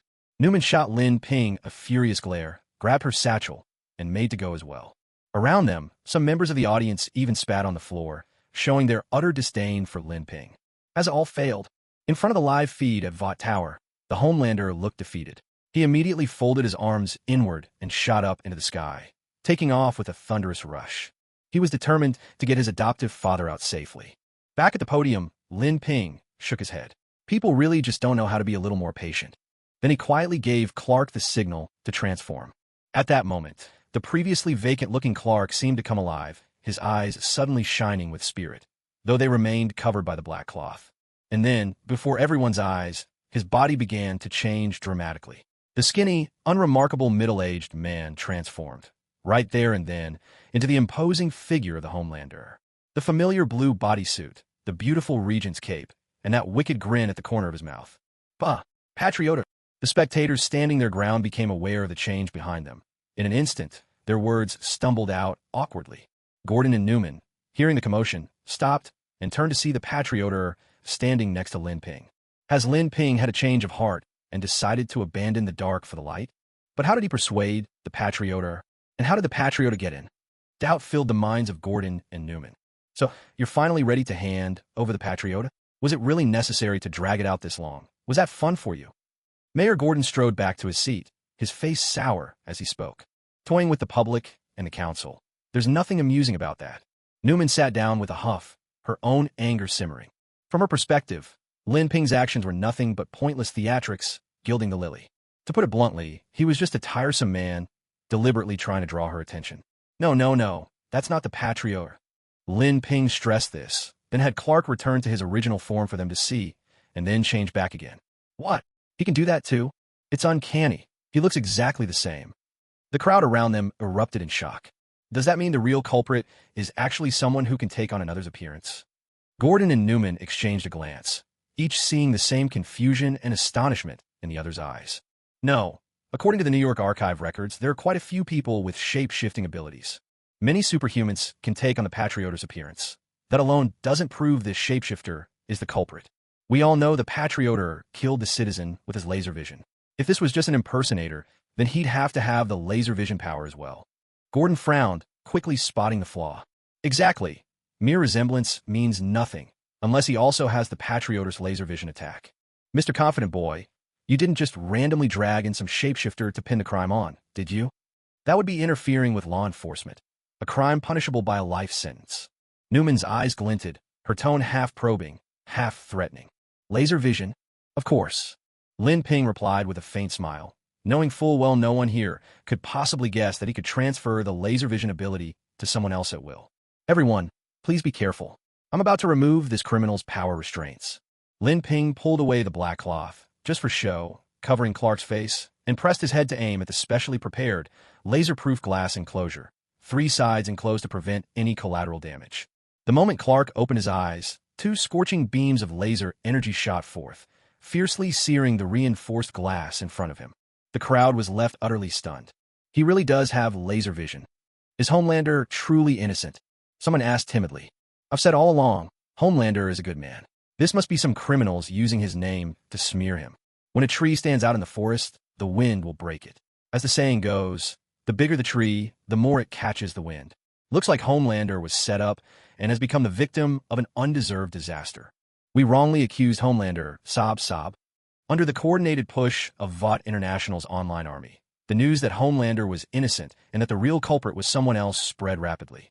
Is that really true? Gordon and Newman's faces both darkened. Gordon's gloom came from realizing his investigation had gone in the wrong direction. Newman, on the other hand, was certain Homelander was guilty, but now felt frustrated that there was no way to take down Vought. At this point, all we can do is take this man in for questioning. Gordon and Newman exchanged a look, each seeing the helplessness in the other's eyes. Now, please hand the suspect over to me. Gordon, accompanied by several highly skilled officers, walked up to Lin Ping and demanded custody of Clark.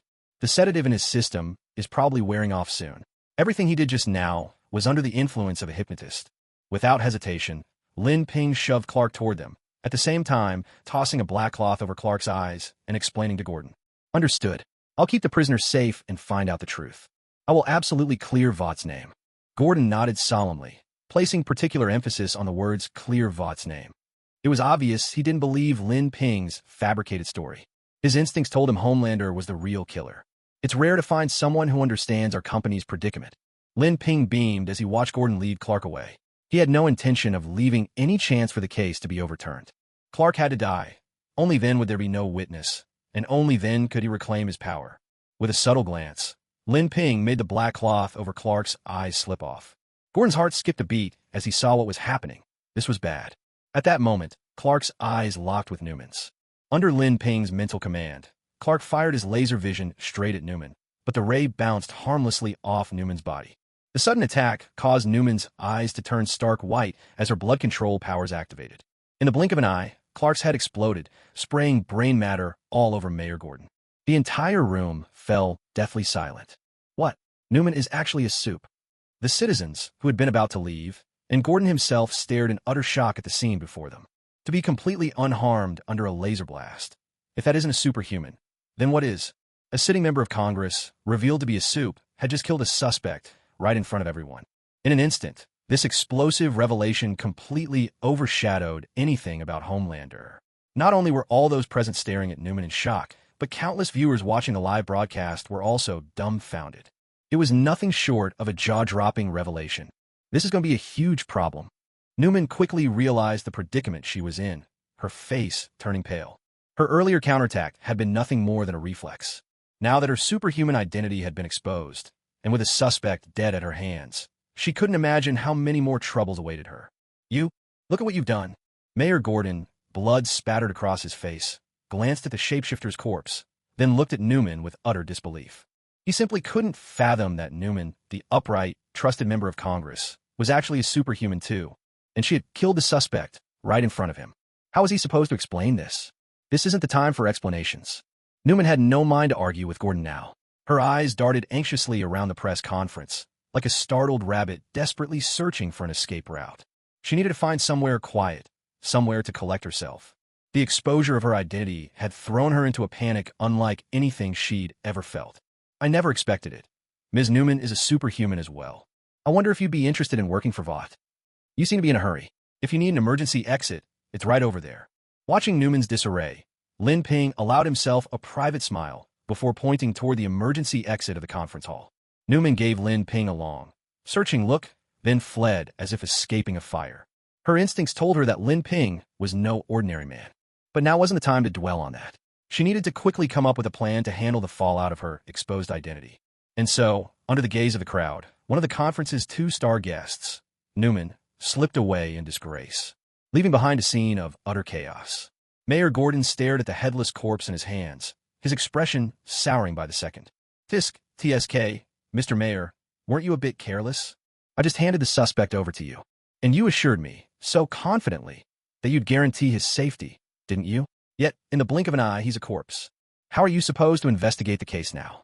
Lin Ping approached with a look of regret, resting one hand on Clark's corpse as he quietly recovered the laser eye and shape-shifting abilities.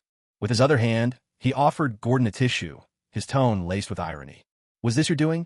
Gordon didn't need to think twice after hearing Lin Ping's taunting words. He knew Lin Ping had to be involved somehow. But the fact remained, the incident had happened while the suspect was in his custody. Newman was the one who'd acted, and Lin Ping, on the surface, had nothing to do with it. At most, Lin Ping's meddling must have been with the suspect himself. After all, the suspect had been sedated, yet he'd still managed to fire off a laser blast without warning. What were the chances of something like that happening by accident? It was very likely that when Lin Ping handed this man over, he never intended for him to survive long enough to fall into his own hands. Even if Newman hadn't acted, Lin Ping had other measures ready. What a sly and ruthless fellow he is, someone muttered. His superhero aura is downright deceiving. There isn't a trace of fear in his eyes. He's a lawless man through and through. He's far more dangerous than any superhero I've dealt with before. With these thoughts, Gordon narrowed his eyes, taking a fresh look at Lin Ping, as if meeting him for the first time. Mr. Mayor, as you said, the law is built on evidence, Lin Ping said. If you accuse an innocent man like me without any proof, I have every right to sue you for defamation. After withdrawing his powers, Lin Ping released his grip on Clark and, showing no sense of formality, patted Mayor Gordon on the shoulder. Leaning in close, he whispered into Gordon's ear, "If you're weak, just practice more." With a wicked smile tugging at his lips, Lin Ping raised his right hand and flicked his fingers, signaling to Gordon that he could leave. The imposter Homelander was dead. Everything that needed to be said had already been said. There was no point for Gordon to linger here any longer. Gordon glanced at the arrogant Lin Ping, then at the audience below with their mixed expressions. Swallowing his anger, he gathered up Clark's body and, trailed by a security detail, left the scene. A volley of camera shutters followed his exit, the surrounding reporters pouncing on the opportunity like cats on the scent of fish. Shocking twist in the Homelander case, the real culprit revealed. Congress in turmoil. Is Congressman Newman a superhuman? Twists and turns. The tangled fates of the fake Homelander, Newman, and Gordon. Within less than 10 minutes, the incident had already dominated the trending topics across every major social media platform in American. Countless people were desperate for more details.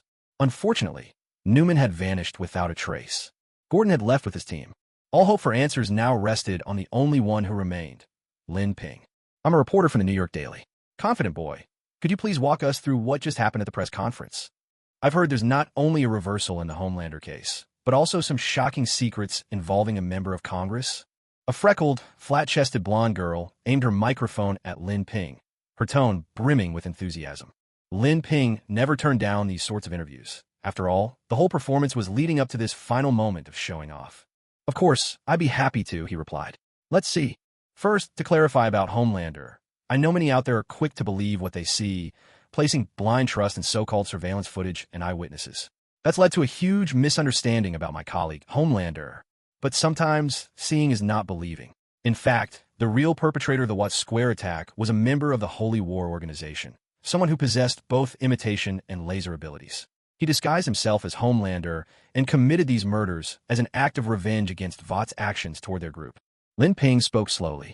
Oh my God, Holy War? You mean that illegal organization from the Middle East, the one made up of criminals with supernatural powers? He actually had the power to transform and shoot lasers from his eyes. That's truly terrifying. With such a cunning adversary, it's no wonder everyone was deceived. The female reporter exclaimed, her tone exaggerated.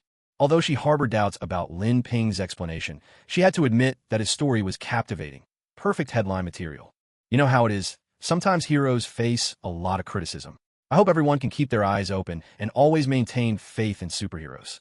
Don't let us, the ones protecting you, bleed and shed tears in vain. That would be truly heartbreaking. As Lin Ping spoke these words, his expression suddenly turned somber, as though weighed down by the pain of being misunderstood. Applause resounded.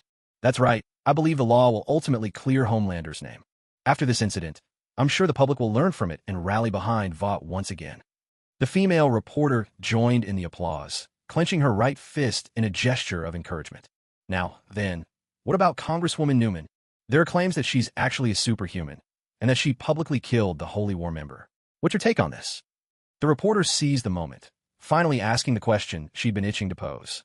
To be honest, I was quite shocked by Congresswoman Newman's actions today. Here's what happened. During Mayor Gordon's attempt to transfer the Holy War member, something went wrong. Perhaps the suspect's powers went haywire, or something else. No one expected him to unleash a sudden laser attack with his eyes. To protect the people present, Congresswoman Newman stepped forward and took the full brunt of the assault. To prevent further civilian casualties, she had no choice but to use her own abilities to eliminate him. In my opinion, this was commendable. Congresswoman Newman acted responsibly as a public servant, and she shouldn't be blamed for it. People shouldn't harbor prejudice against superheroes, nor assume that someone like Congresswoman Newman, who kept her powers hidden, had sinister motives. To live a peaceful, undisturbed life is everyone's right. It's a core principle of the American Constitution. That's how I see it. Lin Ping offered a modest smile, and his gentle words only made him more likable. So that's how it is. Congresswoman Newman really is a superhuman. She only revealed her identity and killed the prisoner to protect the citizens. What a remarkable woman. Congressman Newman was truly acting on behalf of justice, even if it wasn't strictly by the book. Newman is a real woman. The female reporter nodded, and countless viewers watching the live broadcast listened to Lin Ping's fabricated version of the truth, sighing with emotion. All right, do you have anything else to add? If not, that's all for today's interview. Would that be okay with you? Seeing that she had achieved her goal, the female reporter was ready to withdraw. If I may, let me say just 2 more words. Lin Ping snatched the microphone, thinking to himself, what a selfish woman, only caring about her own satisfaction. You may be done, but I'm just getting started. The Watt Square massacre remains a painful memory for every citizen of my legion. As a member of the superheroes, I, confident boy, hereby make a public declaration.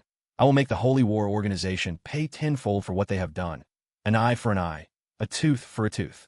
At the same time, every cent of the compensation for the victims and the living expenses for their families will be directly deposited into their accounts by Vought. In addition, I will personally contribute $10 million to establish the Holy War Victims Foundation, dedicated to helping every citizen of my legion harmed by terrorist organizations.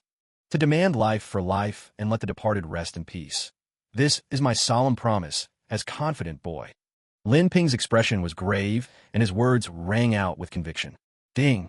In front of 938,023 viewers, you have sworn to demand life for life and let the departed rest in peace, demonstrating immense confidence. You have gained 9,494 confidence points. Total confidence points have surpassed 10,000. Ability synthesis and ability recovery functions are now unlocked. A pleasant system chime sounded in Lin Ping's mind, filling him with joy, but now was not the time to check his new system features. Because the passionate audience, deeply moved by his stirring speech, gathered around him, refusing to let him leave. Confident boy, you're the best. You haven't let the superheroes down. Damn that Holy War organization. I believe their end is near. To demand life for life. Let the departed rest in peace. Confident boy said it so well. Truly the most responsible superhero. Could you take a photo with us? Me too. The atmosphere flipped in an instant. Those who had thought Lin Ping had been corrupted by Vought's murky environment now switched sides, showering him with praise once more. It was clear the public had no firm loyalties. Whoever won, they supported. Homelander was acquitted. Vought remained the corporate giant, and nothing had really changed. Just as Lin Ping was being swarmed by enthusiastic fans, a dark spot appeared above the press conference. Homelander descended from the sky, landing with a crash that shattered the paving stones. It's Homelander. He's finally here. Should we apologize to him? After all, we did wrongly accuse him. People in the crowd whispered among themselves, their eyes darting away, not daring to meet Homelander's gaze. As I suspected, these people surrounding Father must have ill intentions toward him. Homelander's eyes swept over the crowd encircling Lin Ping, his face darkening as a sense of dread settled in his heart. Just as Homelander was about to unleash his laser vision and carve a bloody path to escape with his adoptive father, Lin Ping stopped him. The crowd parted on its own, making way for Homelander. What's going on? Seeing the spontaneous path open before him, Homelander was baffled. This didn't look like a confrontation. If anything, it felt more like a welcome. The people's eyes brimmed with guilt. What on earth had happened? Lin Ping pulled the stunned Homelander to his side and addressed the crowd. Ladies and gentlemen, as I said just now, Homelander is innocent. When the incident occurred, he was on the front lines, engaged in a perilous anti-terror mission. The mission was fraught with danger, not just from brutal enemies, but from harsh conditions and unending ambushes. Now, he's returned victorious, though utterly exhausted. Remember what I said before? Don't let our heroes bleed and weep. I think you all know what to do. With a flourish, Lin Ping spread his hands, gave Homelander a quick wink, and stepped aside, leaving the stage to him and the audience. Anti-terrorism? Danger? Homelander, who had rushed over straight from Vought's luxurious lounge, was completely lost. He had no idea what his adoptive father Lin Ping was talking about. In the next moment, the audience, eyes red and brimming with remorse, surged forward, surrounding him tightly. Homelander, we owe you an apology. It was all the work of those wicked terrorist organizations. They even disguised themselves as you to commit those crimes. We were wrong. Homelander, you'll always be New York's hero. Those anti-terror missions must have been deadly, right? Overwhelmed by the sudden outpouring of apologies and adulation, Homelander looked at his adoptive father in utter confusion. Were these people really not just Planet supporters? But Homelander quickly dismissed that suspicion. There were plenty of well-known journalists from major newspapers present, and their reactions were just as genuine. So, did I really not commit the crime? Or did Father somehow clear my name? With his sharp mind, Homelander quickly pieced together the truth. Catching Lin Ping's reassuring glance, a sense of relief washed over him, as if a great weight had been lifted from his shoulders. He didn't know what methods his father had used, but now it was time for him to perform. This performance would be a true test of his improvisational skills, since he had no idea what story Lin Ping had spun to exonerate him. He would have to choose his words with utmost care. Drawing from everyone's reactions and picking up on Lin Ping's subtle hints, Homelander quickly pieced together an explanation. Yes, that's right. When this terrible tragedy happened, I was actually... Just look at my battle suit, torn to shreds. You can imagine how dangerous it was for me. I have a complete alibi. Thank you for your trust. I will continue to shoulder the mission of keeping America safe. Pointing to the wounds on his body, marks actually left by the Sentinel, Homelander performed for the crowd, putting on a convincing show. Most of his suit's collar was ripped to tatters, and on his back were two shocking blood-encrusted wounds, the result of the experimental Sentinel's acid and alloy spikes. Seeing this evidence, people nodded to themselves, thinking, just as expected. If he'd really only been killing civilians, Homelander wouldn't have been hurt at all. These wounds had to be from fighting terrorists on the front lines. For a moment, the press conference was filled with laughter and camaraderie. Homelander was all smiles, blending effortlessly with the audience, with not a trace of brutality in sight. Father truly is omnipotent. He can't even handle something like this. It feels good to have Dad watching over me. I need to prove my own worth too. Basking in the crowd's adoration, Homelander glanced past the throng to where Lin Ping stood quietly watching him, and that thought surfaced in his heart. But soon enough, he was swept up again in the enthusiastic demands for selfies and group photos. Taking advantage of the distraction, Lin Ping slipped away and returned to Vought Tower. Young Master, all the documents you requested are right here. We currently have no experimental Sentinels in stock. The development of Sentinels 1 and 2 consumed a lot of funds and time. As for Sentinel 3, it's still at the raw materials stage. If we want to ramp up production, the company's current cash flow simply isn't enough to support it. Unless we can persuade the shareholders to increase their investment or pour all of last quarter's profits into the project. As soon as Lin Ping entered the office, Edgar, who had been waiting, presented him with a stack of company reports. The documents Lin Ping was most interested in detailed the production, transportation, and application of Compound V, Vought's cash flow, and several weapons programs, including the Sentinels. Then have them increase their investment, or just do as you suggested, put all of last quarter's profits into this. Production of the Sentinels cannot stop. Lin Ping, who had no head for business, spoke offhandedly. Then, as if remembering something, he added, "Don't worry about whether it's legal or not. If any shareholders object, have them come see me." He knew that a touch of his telepathy would be enough to change the mind of anyone who tried to stand in his way. I'm afraid that won't be so easy. I forgot to mention earlier, even though Homelander's been cleared, the company still hasn't recovered from the fallout. The audiovisual street massacre, the Deep Sea Thousand Rules case, and the Vought Plaza incident have all shaken shareholder confidence in the company's future. Many shareholders have already started selling off their stock. In order to avoid affecting your control, I took the liberty of buying back these shares myself. You now hold 66% of the company. With the company's current profits, making another prototype Sentinel would require at least 2 months of net earnings and 6 months of production time. Edgar continued, adding more details. Why is it that as soon as I take control of Vought, all these problems start popping up? So, in other words, the company's current operations can't support any major investments at all, right? The reality is even worse than that. We had to use a huge amount of company funds to buy back those shares. Now we can barely keep the company running. Because of ongoing investigations by Congress, the FBI, and S.H.I.E.L.D., we don't dare mass-produce Compound V anymore.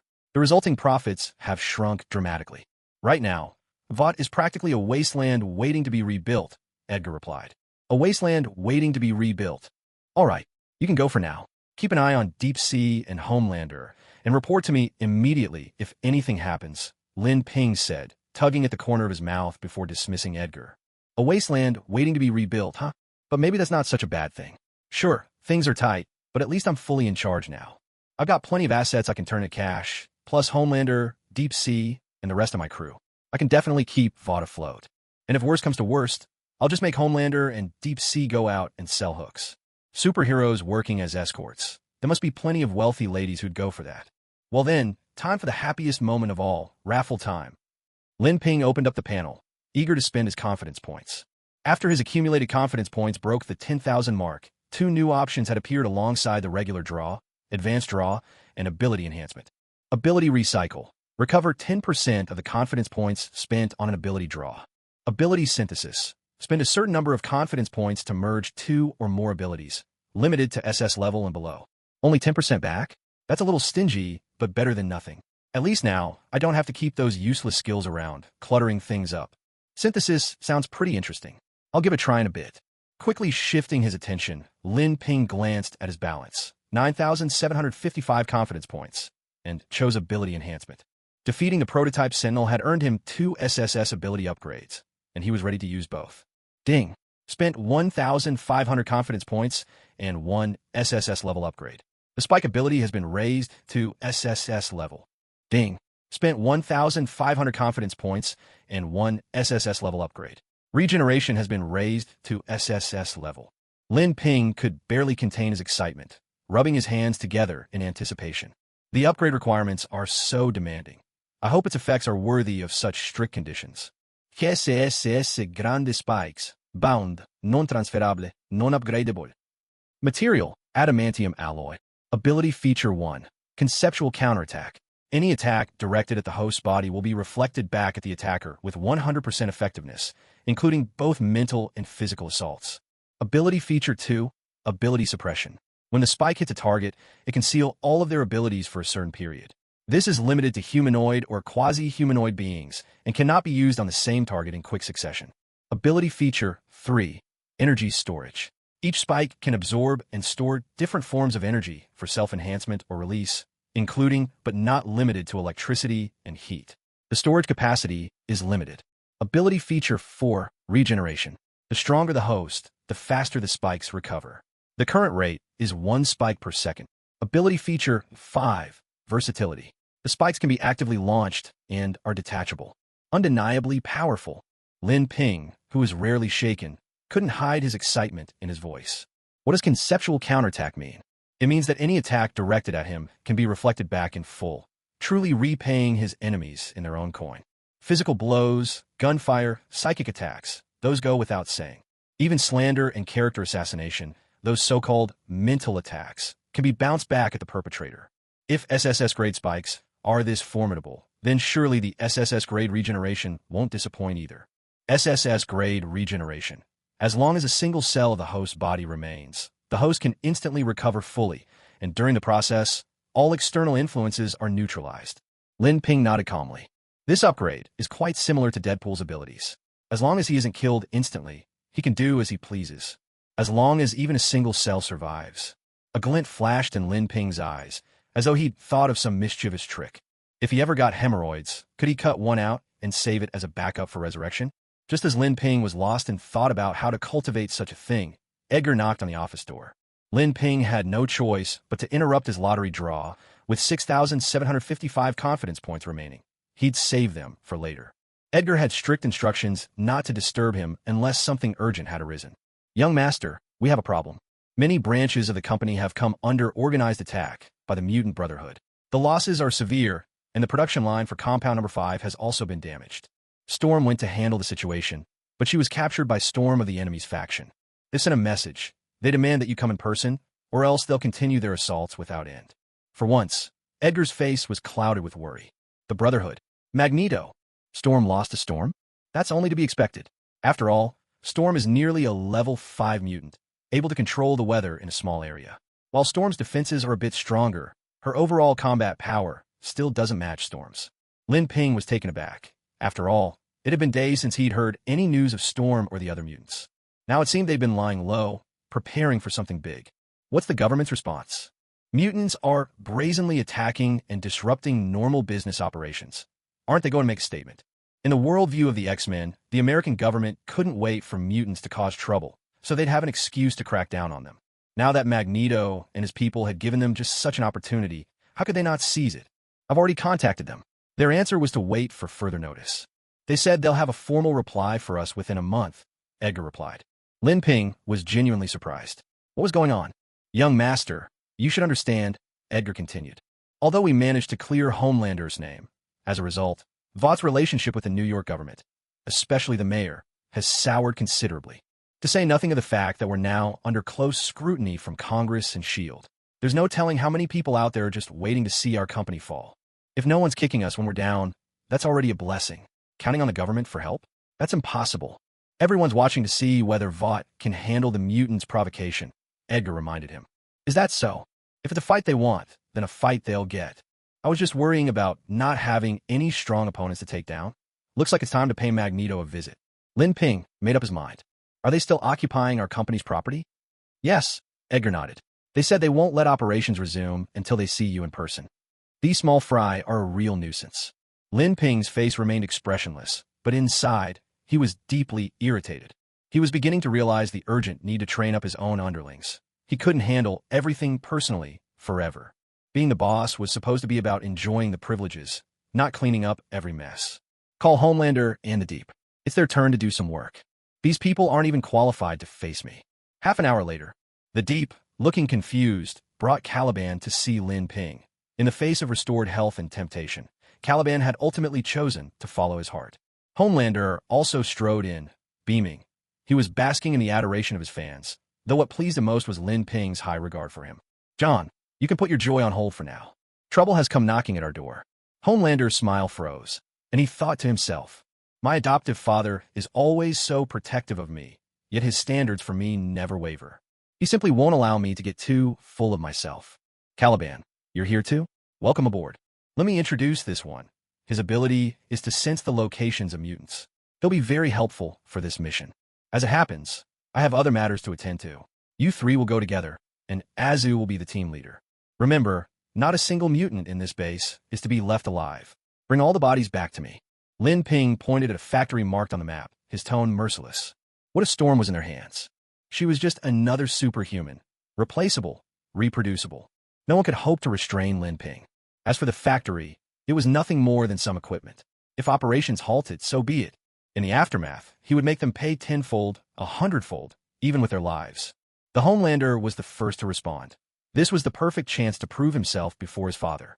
These mutants, so ignorant of their own limits, deserved a hard lesson.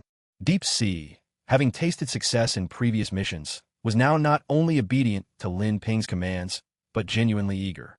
After all, Lin Ping truly rewarded those with ability. Only Caliban, the newest member, stared in shock.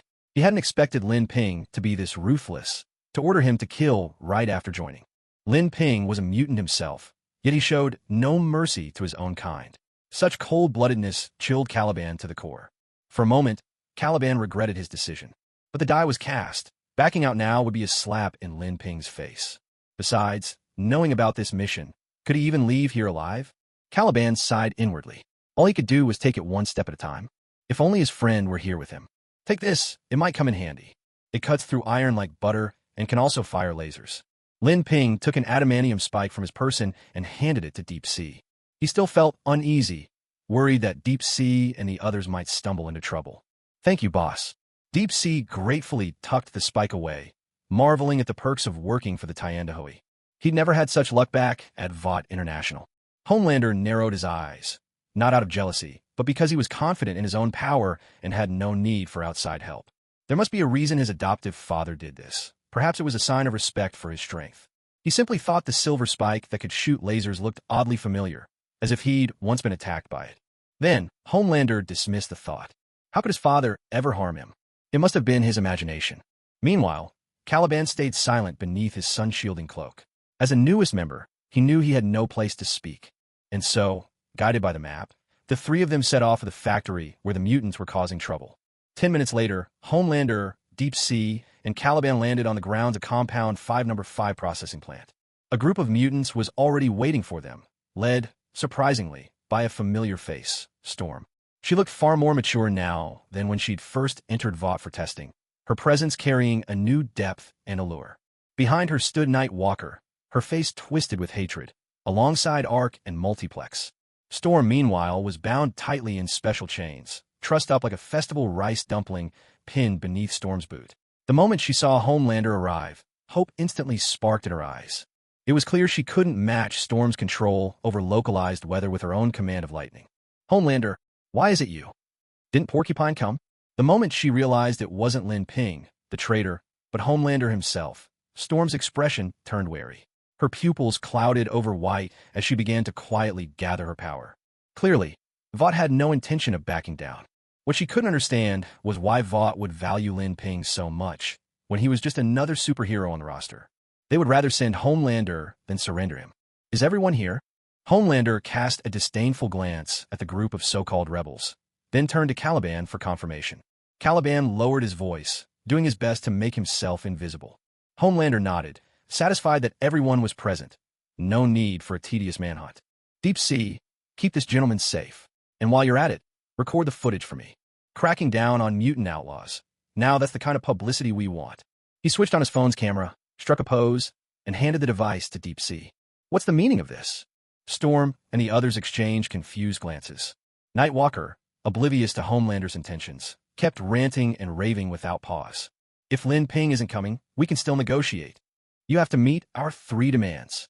First, Vought must issue a public apology to the Brotherhood, restore the reputation of all mutants, including myself, and pay $10 million in compensation for the deaths of Flyman and Acid Man.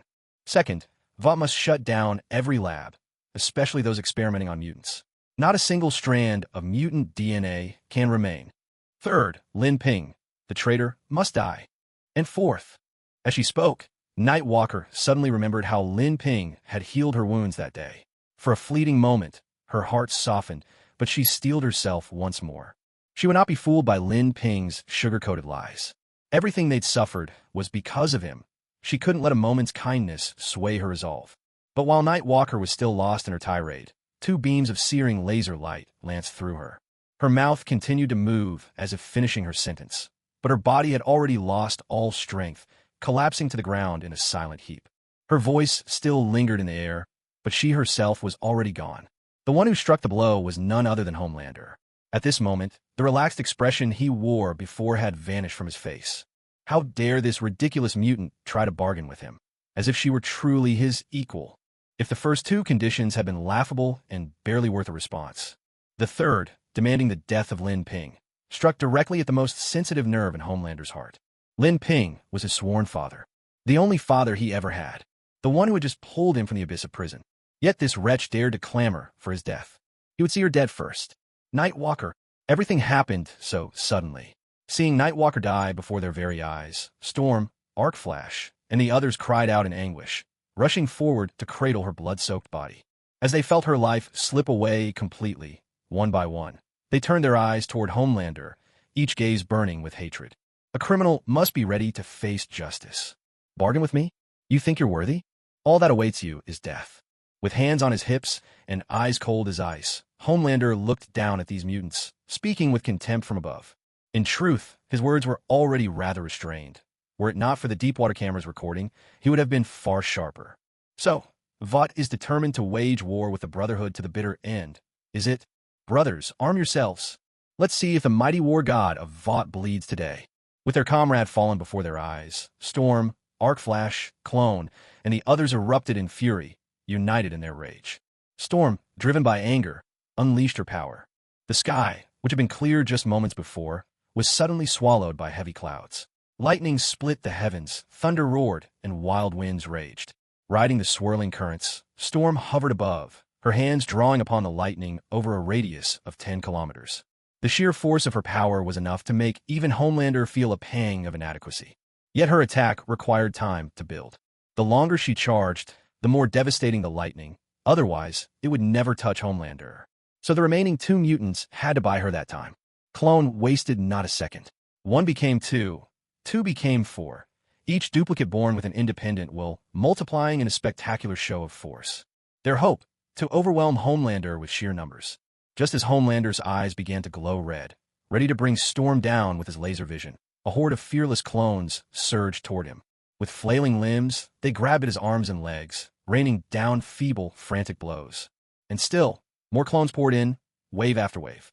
A ruthless glint flashed across Homelander's face. His laser vision flared, like a blade cleaving the world itself. The beams sliced through the countless clones, cutting them clean in 2, their bodies convulsing where they fell. The other split-off clones, seeing this scene, turned pale with fright. They stared at the original Clone Man in shock. Oh shit, you summoned us out just to fight that guy? Clone Man hadn't expected Homelander to be this formidable. He took care of so many clones in just a few moves. But right now, Storm was at the crucial moment of gathering her power. No matter what, he couldn't let Homelander interfere with her. Hey, listen up, guys. We have to hold him back. Anyway, as long as I'm alive, you'll all come back again, right? He glanced at Storm, still charging up, and tried to convince his clones to cooperate obediently. But when he turned around, all the clones had already dashed 10 meters away. They each had their own independent will. There was no way they'd volunteer for a suicide mission, even if they'd disappear automatically in a few hours. Let me handle this. Arclight, watching Clone Man's behavior, shook his head. He planted his feet, clapped his hands together, and dazzling shockwaves blasted from his palms, sweeping up dust and debris from the factory floor as they surged toward Homelander. Homelander's eyes were filled with swirling dust. His attack faltered, and he had to stop and steady himself. It just went to show, even laser eyes get irritated by sand. We did it. A flash of pride glimmered in Arclight's eyes as he increased the frequency of the shockwaves. But the next second, Homelander vanished from where he stood. His large hand seized Arclight's head, giving it a gentle twist. Just like uncorking a bottle, Homelander popped Arclight's head off with ease and held it in his hand. Arclight's eyes were still blinking, clearly unaware of what had just happened. Make sure to cut this part out in post-production. It's not suitable for kids. Holding the head, Homelander made a gesture toward the deep. The latter, clutching his phone, flashed him an OK sign. Nearby, Clone Man was petrified with fear. Was this even human? He was like a walking, talking beast. So Clone Man lost all courage and ran for it. He retreated under the cover of his many clones. These clones might not be much good in a fight, but if they didn't protect Clone Man, if he died, they'd all be finished. Homelander, looking at the sea of clones before him, was seized by a wave of inexplicable irritation. A casual sweep of his laser vision wiped out most of them, but still, a few dozen managed to escape. Whatever. Trash is trash. If they ran, they ran. Let's take care of this one first. Homelander's face was dark as iron. He knew there was no way he could carry out his adoptive father's order to leave no mutant alive. Now, all he could do was kill as many as he could. He looked up at Storm. The air was thick with turbulent, restless currents. At this moment, Storm had gathered her energy, and the deaths of her 2 comrades had completely ignited her fury. She was determined to make Homelander, this executioner, pay the price. You damned bastard. With a furious roar from Storm, the electric energy of the heavens and earth surged together, forming a raging storm cloud that engulfed Homelander. Homelander narrowed his eyes, refusing to dodge or evade, facing this overwhelming attack head-on. For a moment, the battlefield was swept by howling winds and blinding lightning. Darkness swallowed the sky. Homelander was enveloped in a blinding storm of electricity. How is this possible? Besides the boss, are there any other mutants who can unleash such a powerful attack? The Deep watched in shock as the scene unfolded. This female mutant could even control the weather itself. Just how strong could these people become? He had always thought the boss was invincible, but now someone even fiercer had appeared. Both he and Caliban could barely support themselves at this point, and they had to stop filming altogether. Damn mutants. The forgotten Storm muttered a curse under her breath as she watched, but even she had to admit that Storm's mastery over lightning far surpassed her own. Storm's white eyes were filled with caution as she gazed at Homelander, lost amidst the crackling lightning below. Ever since Magneto's training, her powers had grown tremendously, but her opponent was none other than Homelander, Voight's ace superhero. She couldn't believe he would be defeated so easily. Suddenly, mocking laughter echoed across the battlefield. The next moment, Homelander strode out of the lightning storm, completely unscathed. He looked at Storm with utter disdain. Such an attack didn't even tickle him. Storm clenched her fists. She had anticipated that her assault might not be effective, but witnessing firsthand how it had absolutely no effect left her with an inescapable sense of disappointment and fear. Nocturne, Arclight, and the Splitter had all fled the scene. Now she was the only one left. It seemed there wasn't a shred of hope left. The Deep and Storm, however, were not surprised in the least. Homelander's power was undeniable. Impressive as Storm's display was, she was still no match for Homelander. Now it's my turn. Homelander grinned viciously, his feet turning inward as he launched himself into the sky, charging straight towards Storm. Blazing laser beams erupted from his eyes, forcing Storm to dodge repeatedly, her movements gradually being boxed in. Controlling the air currents, Storm weaved desperately through the sky, narrowly avoiding Homelander's laser vision, her spirits sinking lower with every passing second. Mutants and superheroes were worlds apart in terms of physical endurance.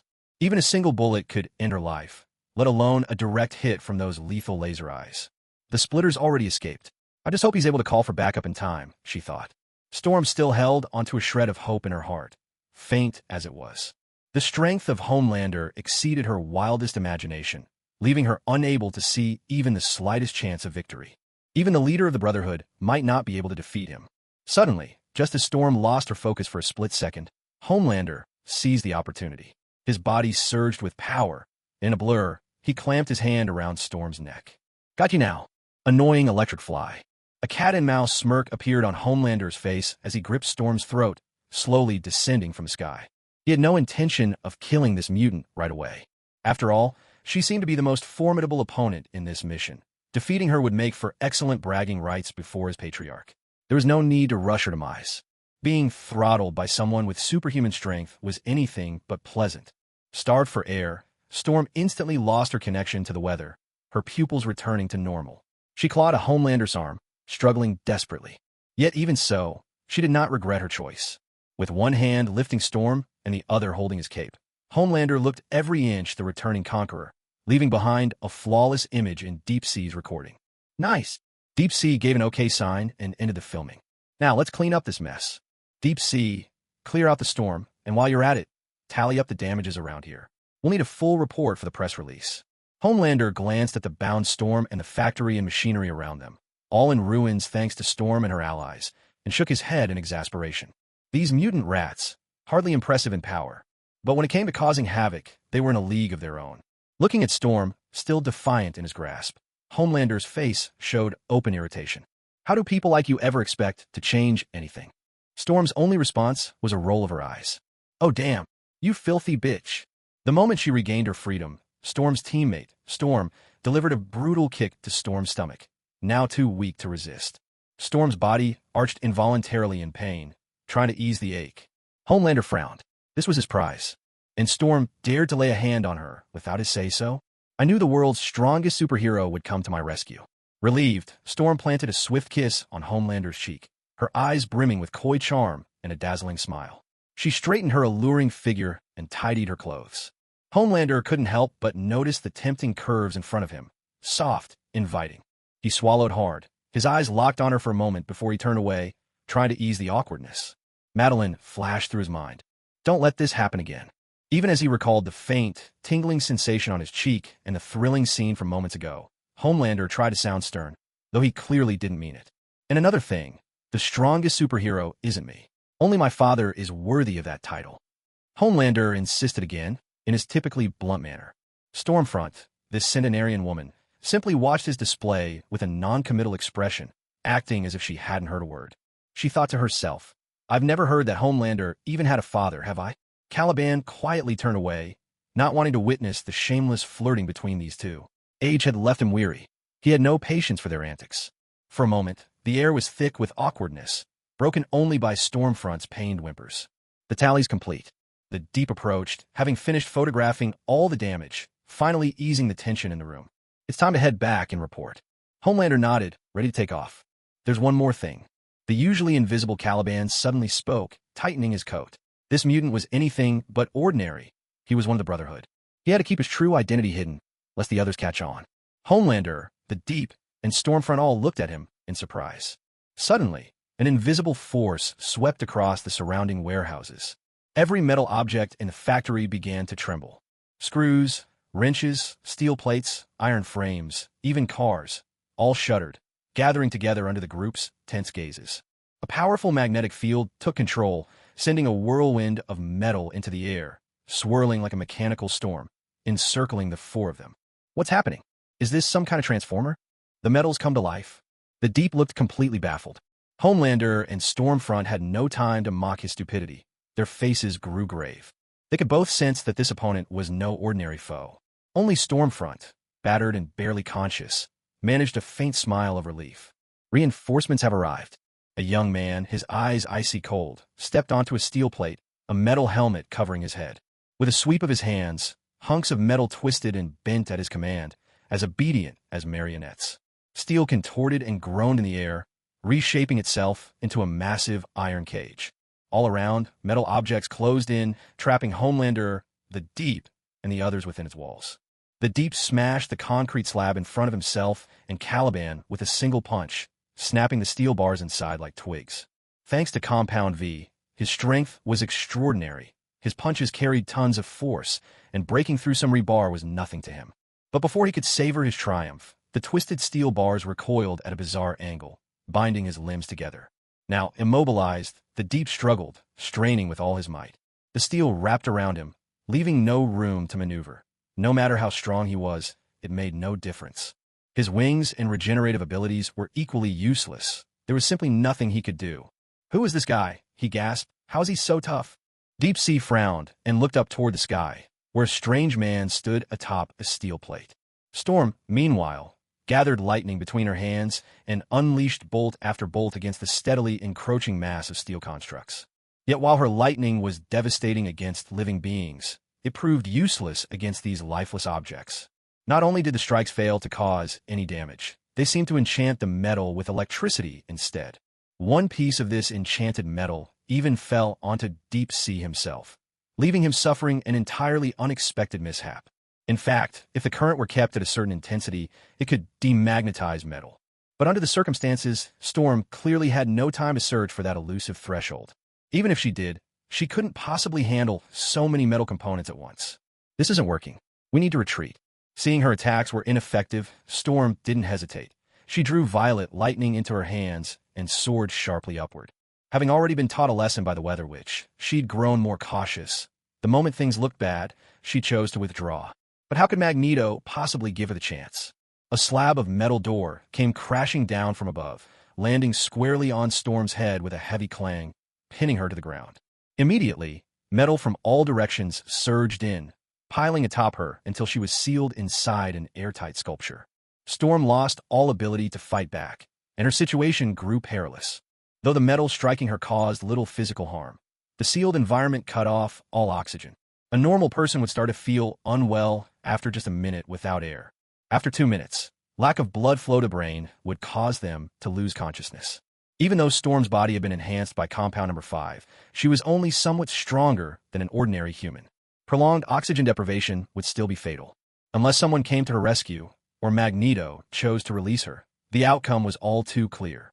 In contrast, Azu's predicament was somewhat better, though not exactly reassuring. Surrounded by whirling chunks of metal, Azu could easily knock them away. He could even call on Cyclops' laser vision to melt the metal, though the molten liquid clinging to his suit was far from pleasant. But he had no time to worry about that now. Magneto was focusing all his efforts on him, wrapping his body in layer upon layer of metal, inside and out, until not even a crack remained. Even if Cyclops managed to melt a piece or two, more would immediately fill the gap. He couldn't even use super speed to escape. Staring at the endless wall of steel before him, Azu felt stifled and frustrated. This mutant was incredibly cunning, refusing to fight him head-on and relying entirely on such underhanded tricks. What a scoundrel! And yet, he was powerless to do anything about it. He couldn't see the slightest hope of victory. Looking down at the three from above, Magneto manipulated steel bars to pull Storm away from Homelander's side, while simultaneously using metal to continually shrink their space for movement. Unlike Professor X, Magneto had no intention of showing mercy, especially since Homelander had already killed 2 of his mutant followers as soon as he arrived. Sparing them was out of the question. He had only intended to give Vought a warning, to force them to hand over Lin Ping, the traitor. Yet he hadn't expected such blatant arrogance.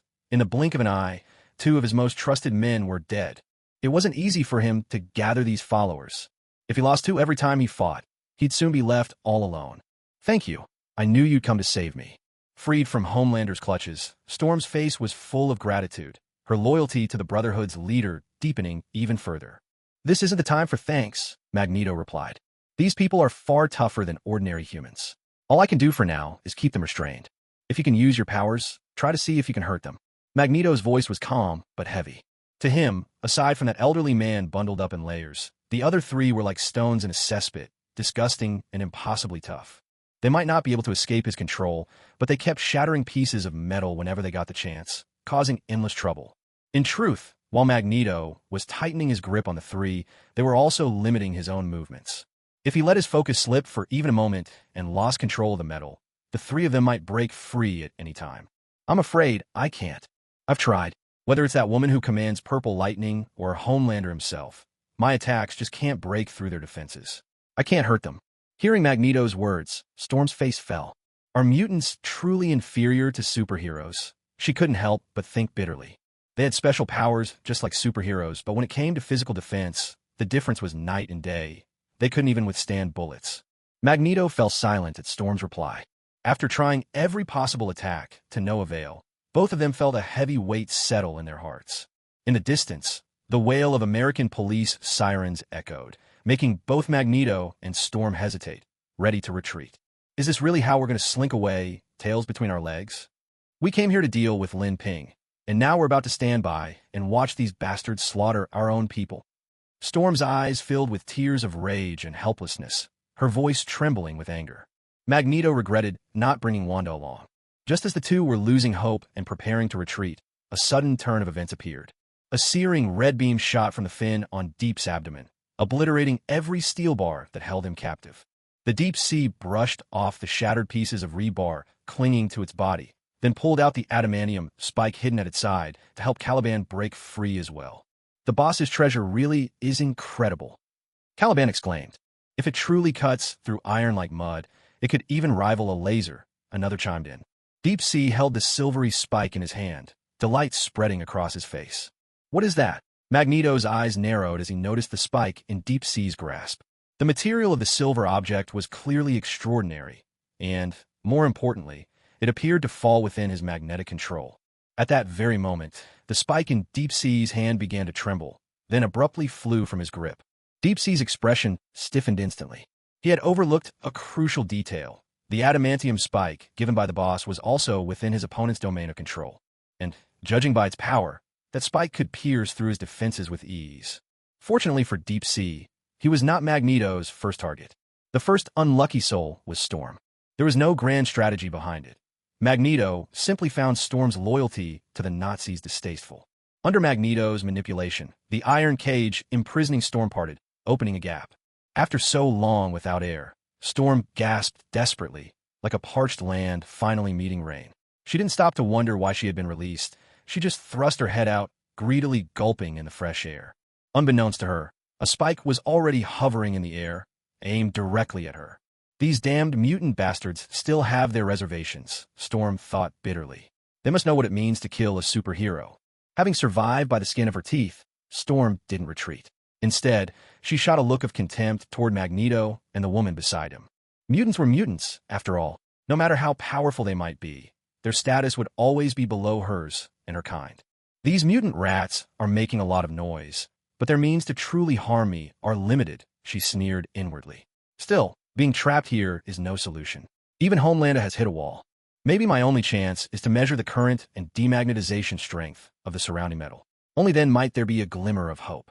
When I get out, none of these fragile mutants are going to escape. Storm vowed, purple lightning crackling in her hands as she glared at Magneto and his companion in the distance. Just then, a silvery spike shot through the air toward her. She glanced at the spike, barely 5 centimeters long, and let out a dismissive snort. My body can withstand missiles, and you think a sewing needle. Before she could finish her sentence, the silvery spike pierced straight through the defenses she so prided herself on, boring through her forehead and dragging out a small tuft of yellowish white matter. A ghastly hole blossomed between Storm's brows. Her brain was left a ruined mess. In an instant, Storm was dead beyond all hope of return. The Deep Sea's mind thundered with confusion. So much so that for a moment he forgot to shatter the steel-reinforced walls around him. Azul was equally taken aback. He had only just developed a hint of interest in Storm, and now she was already dead. Isn't this all a bit too fast? He hadn't even had a chance to act. No, that wasn't the point.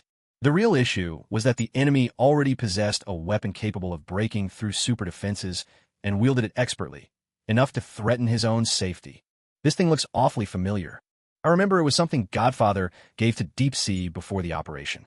Gazing at that silver-white spike, so familiar in his memory, Azul couldn't help but glance at Deep Sea, all while fending off Magneto's relentless assault.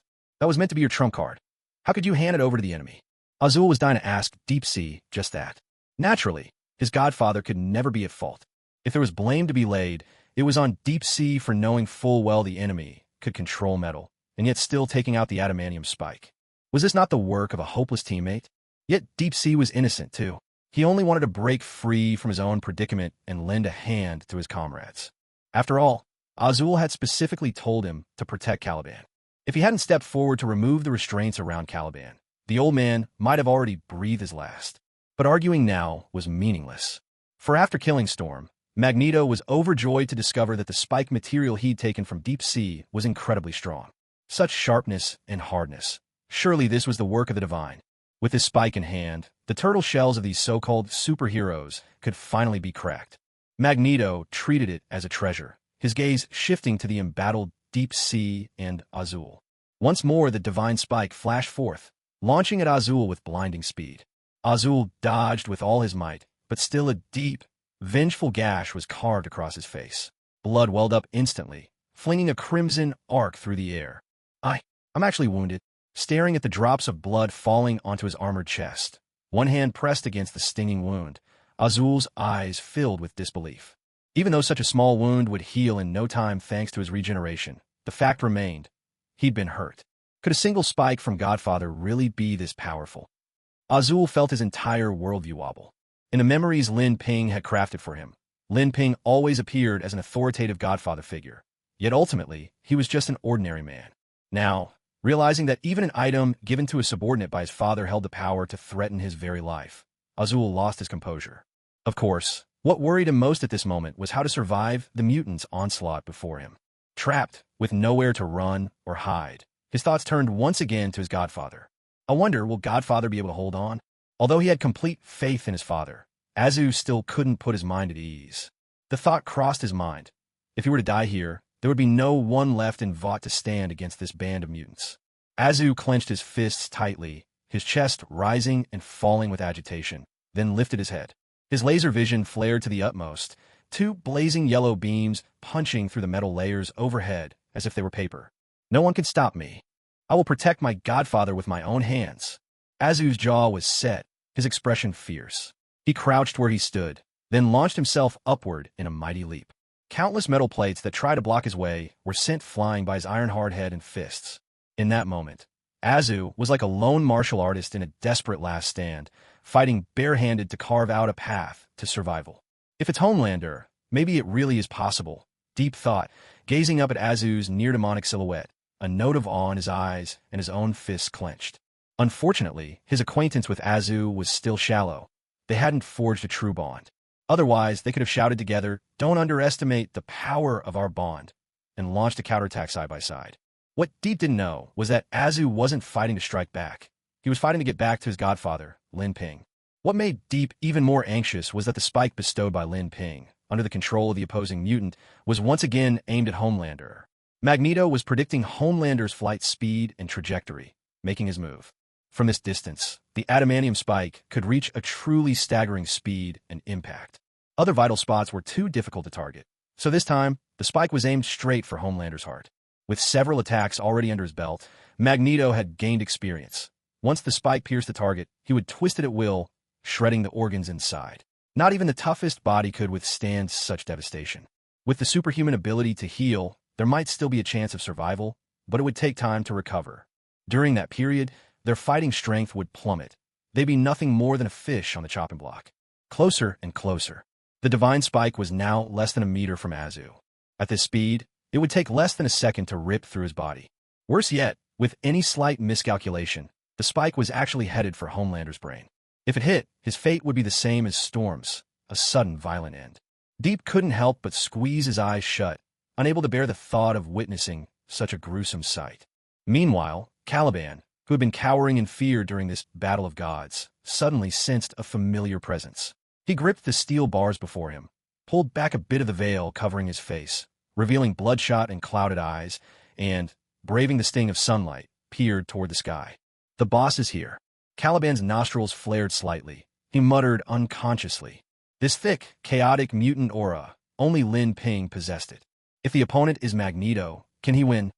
Caliban clenched his fists tightly, having never seen Lin Ping in action and unaware of his true abilities. 5 sharp spikes drifted down from the sky. A figure stood atop them. It was Lin Ping himself. While others soared magnificently on swords, Lin Ping's display was somewhat less impressive. He could only ride atop these spikes. Just as one pointed spike was about to graze the back of Azu's head, less than a hair's breadth away, Lin Ping made his move. His S-class telekinesis enveloped the spike, instantly neutralizing Magneto's magnetic control and reclaiming it under his own command. Azu cried out in delight at the sight of Lin Ping's intervention. Even Deep Sea felt a newfound sense of reassurance. For reasons he couldn't explain, whenever Deep Sea saw Lin Ping radiating such confidence, he felt that nothing in the world could truly challenge him. Meanwhile, Magneto and Storm's faces turned an ashen gray. This traitor can control metal too. Magneto was shaken to his core as he sensed his prized God Spike slipping from his grasp. Lin Ping's power seemed to change with the turn of day. At first, he hadn't even qualified as a level 2 mutant. Yet in the blink of an eye, he was already outclassing both Homelander and Storm. And now he'd revealed yet another ability, utterly unfathomable. But what disturbed Magneto most was that the God Spikes, which he'd once treasured beyond all else, Lin Ping had 5 of them. And worse still, Lin Ping was standing on them, treating these rare artifacts with complete disregard. What a total yokel. Such a shameful waste. Magneto could only beat his chest in frustration. If these God Spikes had fallen into his hands, his power would have soared to unimaginable heights. In the distance, the wailing of sirens grew ever closer. Magneto decided to take a gamble. At this point, he'd given up any hope of killing Homelander or Deep Sea. If he could snatch away even one of the God Spikes, it would be an unexpected windfall. That was now his sole objective. To seize a God Spike from Lin Ping, just one would suffice. And so, Magneto struck. He unleashed his signature, no-nonsense combo, ripping up steel and concrete to hurl at his foes. Summoning all his strength, he sent a slab of metal the size of a football field, a veritable floating metal island, hurtling straight at Lin Ping. Get out of the way, boss, Godfather. Both Deep Sea and Azu felt their hearts leap into their throats. This was no joke. A chunk of metal on that scale must weigh dozens of tons. Getting hit by it wouldn't just leave a bump on your head, it would leave a mound on your grave. Even with their superhuman defenses, taking a direct hit would be nothing short of catastrophic. Yet Lin Ping's reaction stood in stark contrast to their anxiety. Faced with this unwieldy, slow-moving attack, one that could be dodged with ease, Lin Ping didn't dodge at all. On the contrary, he seemed almost eager to meet it head-on, as if he was afraid Magneto might miss. He's lost it. The boss has gone mad. Is he just handing himself over? Deep Sea was speechless. For a moment, he even wondered if this person was really Lin Ping at all. No matter how mysteriously confident he was, surely he wouldn't seriously compete with a heap of gold nuggets, would he? Was he trying to see whose head was harder? Godfather, there must be a reason for this, Azu said, his face thoughtful. As he dealt with the pursuing metal parts, he kept a close eye on the battlefield. He's charging straight at them himself? Isn't that just plain stupid? Any normal person would try to dodge, wouldn't they? Or is he deliberately going against the grain? This is truly a path no one would have imagined. Even Magneto was baffled by Lin Ping's move. Since someone was practically delivering themselves to him, Magneto leisurely waited, fully expecting to see Lin Ping crash and burn. But soon enough, Magneto realized who the real fool was. With a heavy thud, Lin Ping smashed headlong into the metal plate. You could tell from the impact it was a solid head. A blood-curdling scream tore through the air. It was a sound full of despair, like someone having something precious cut away, anguished and sorrowful. Deep Sea couldn't help but close his eyes. He thought to himself, the boss is ruthless, ramming straight in like that. But he regrets it now, doesn't he? But wait, that scream didn't sound like the boss at all. In fact, it sounded more like it came from one of those mutant troublemakers. Deep Sea opened his eyes and was instantly dumbfounded. Lin Ping was floating in midair, arms crossed, looking calm and composed. Nothing like someone who'd just let out that scream. If the scream hadn't come from the boss, then who was it? Confusion clouded Deep Sea's gaze, until he caught sight of Magneto plummeting from the sky, clutching his head in agony. Could it be him? Deep Sea's eyes widened in disbelief. Storm, flying next to Magneto, was shocked when he suddenly screamed and fell, clutching his head. She quickly dove down to catch him. My head. It's about to explode. Go, we have to go. While that traitor Hedgehog Man's mind is muddled. We need to get out now. Magneto pressed one hand to his head, gripping Storm's arm with the other, urging her to leave at once. His skull felt like it was splitting open, as if he'd ridden a bike straight into a concrete wall. Magneto hadn't realized Lin Ping was behind this. He assumed a hidden telepath had broken through his psychic defense helmet and attacked his mind. Could it be Charles? Has his power grown stronger again? Is he colluding with that traitor and the human corporation? Magneto's fists clenched as suspicion gnawed at him. But there was no time to ponder. He just wanted to escape as fast as possible. Yes, sir, Storm responded, lifting Magneto's weakened arm onto her shoulder. The air currents around them surged as she soared away. Where do you think you're going? Deep Sea and Homelander shouted in unison, launching themselves into the air in pursuit. With Magneto's control gone, every steel barrier in their path became nothing more than a useless ornament. Neither of them understood exactly how the boss, their adoptive father, had managed it. But both knew, without a doubt, that this was the perfect moment to strike back. Twin scarlet beams shot out to block the way, instantly halting Storm in her tracks. As she turned, Homelander was already upon them, seizing both Storm and Magneto by the throat. The Deep arrived belatedly, his insect-like wings buzzing softly as he lingered on the sidelines, playing the bystander. Magneto and Storm both felt a wave of discomfort. Take a deep breath. The dizziness is normal. Homelander leaned in between the two of them, his voice quiet and calm.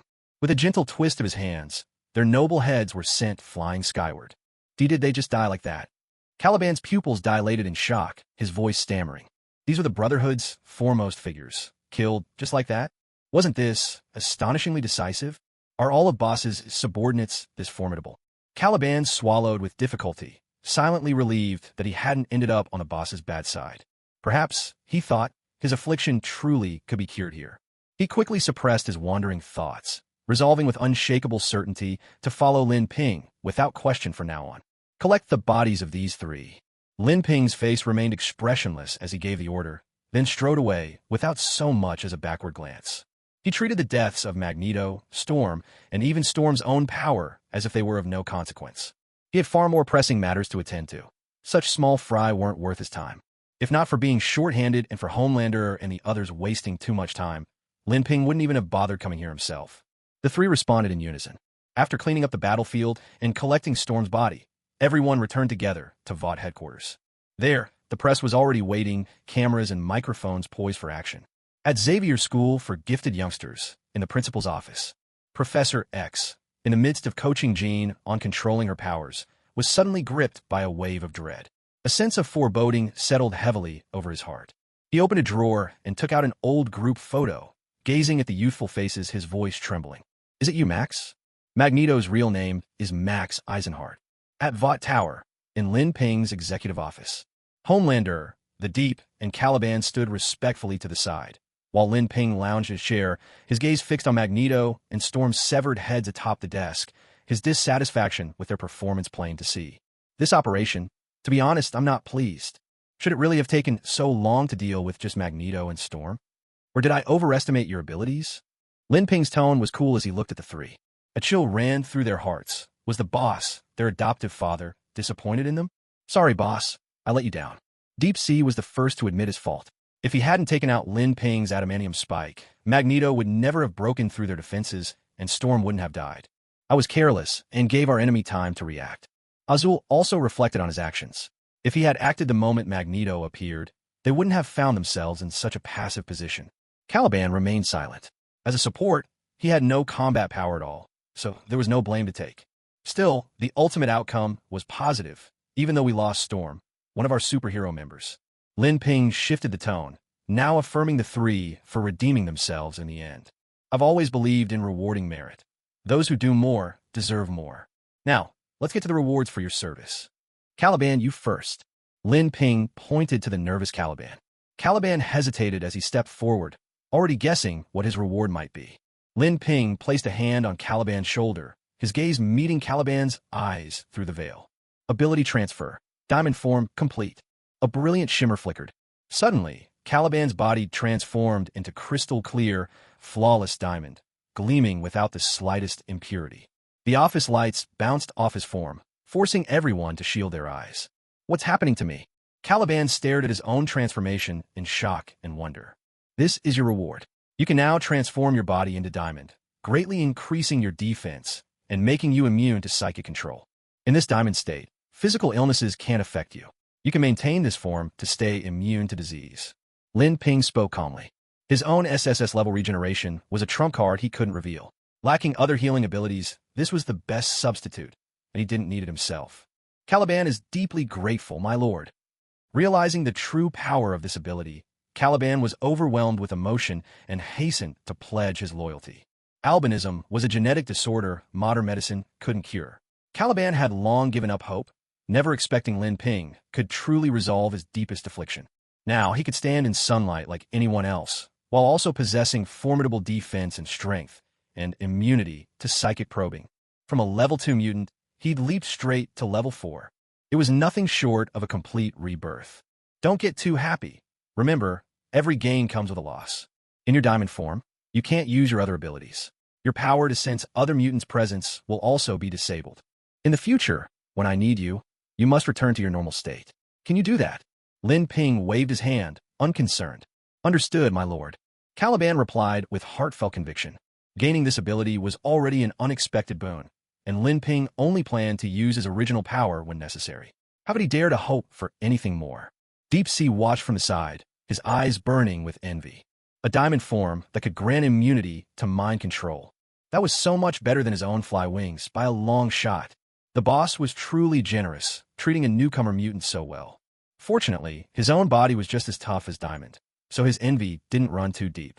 As for Asa, he didn't care much at all. In his eyes, he was already an all-powerful Superman. Aside from the immunity to mind control, none of these abilities were worth a second glance to him. Do well, and maybe the boss will swap out your ability next time. Lin Ping patted Caliban's diamond shoulder, while a peculiar thought flashed through his mind. Could he perhaps chip off a bit of diamond from Caliban and sell it? That wouldn't be a bad way to make some extra money. Next, Deep Sea. Lin Ping continued his roll call. Deep Sea was a little surprised. He hadn't done much this time, but he was still getting a reward. He hurried forward, hardly able to hide his delight. He just wondered what kind of reward the boss had in store for him. Lin Ping used the same trick as before, pressing his hand on Deep Sea's shoulder. He retrieved the B rank Mad Cells from Deep Sea, spent 500 confidence points to upgrade it to S rank, and then injected the enhanced ability back into Deep Sea. Supercells, the body cells, are transformed into highly active cells, greatly increasing recovery speed and adaptability. For example, in extremely cold environments, resistance to the cold is significantly boosted. However, this consumes a large amount of bodily energy. If energy is insufficient, the ability will not work. Lin Ping looked over the stats of this ability and couldn't help but click his tongue in admiration. Now upgraded to S rank, the supercells had far fewer side effects. No longer did they need to consume life force to heal injuries. Not only had the self-healing speed increased, but adaptability had also been enhanced. For a moment, Lin Ping was even a little tempted himself. But the ability still wasn't perfect. It only worked if there was enough energy in the body. Besides, he had already promised this power to Deep Sea. Taking it back now would seem awfully petty. How do you feel, boss? Deep Sea asked, curious, as he didn't sense any changes in his body. You're good to go. The ability I gave you before had the flaw of consuming your life force. I've removed that now, and at the same time, boosted your self-healing and recovery capabilities. Lin Ping let go and nodded.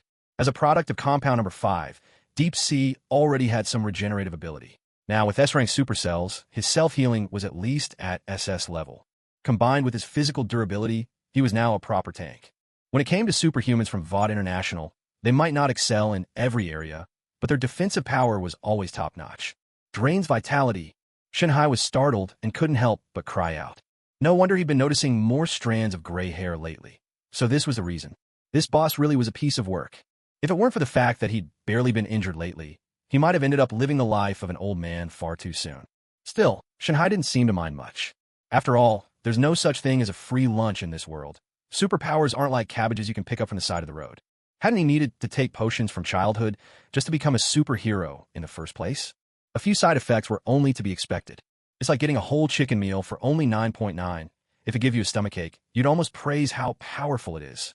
Shanhai comforted himself with these thoughts. Besides, the boss had already eliminated this flaw, so he really had nothing to complain about. Are there any other side effects? As if struck by a sudden thought, Shanhai asked.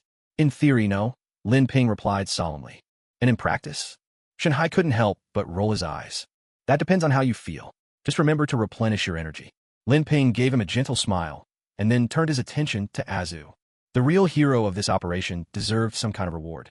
Azu's prideful nature, however, meant rewarding him openly might not be the best approach. Don't reward him in public. Do it in secret, Lin Ping pondered. And you, John, my bravest son, I'm not giving you any reward right now, because you haven't met my expectations yet. The world believes you're capable of anything. I want you to prove it to me and to them. Go now and deal with the Holy War Organization. Defend your honor. Lin Ping handed Azu a work tablet, its screen displaying information on the heads and core members of the Holy War Organization. Their movements, travel patterns, and other relevant details were all included. Several had gained enhanced powers from Vought's Compound 5, but they were still nothing more than small fry. Azu glanced at the tablet, quickly sizing up the task. This assignment wouldn't be difficult. To fully clear himself of suspicion and give the politicians and the public a clear answer, he needed to deal with the Holy War Organization personally. Only then would all doubts be put to rest. Go on. I'll prepare a celebration banquet for your return. Lin Ping patted Azu's shoulder, his gaze filled with affirmation and encouragement. No one was more suited to handle the Holy War Organization than Azu. It would clear his own name and fulfill the promise Lin Ping had made to the public. Azu nodded, turned, and was about to smash through the glass, but stopped after half a step. He remembered, this was his adoptive father's office.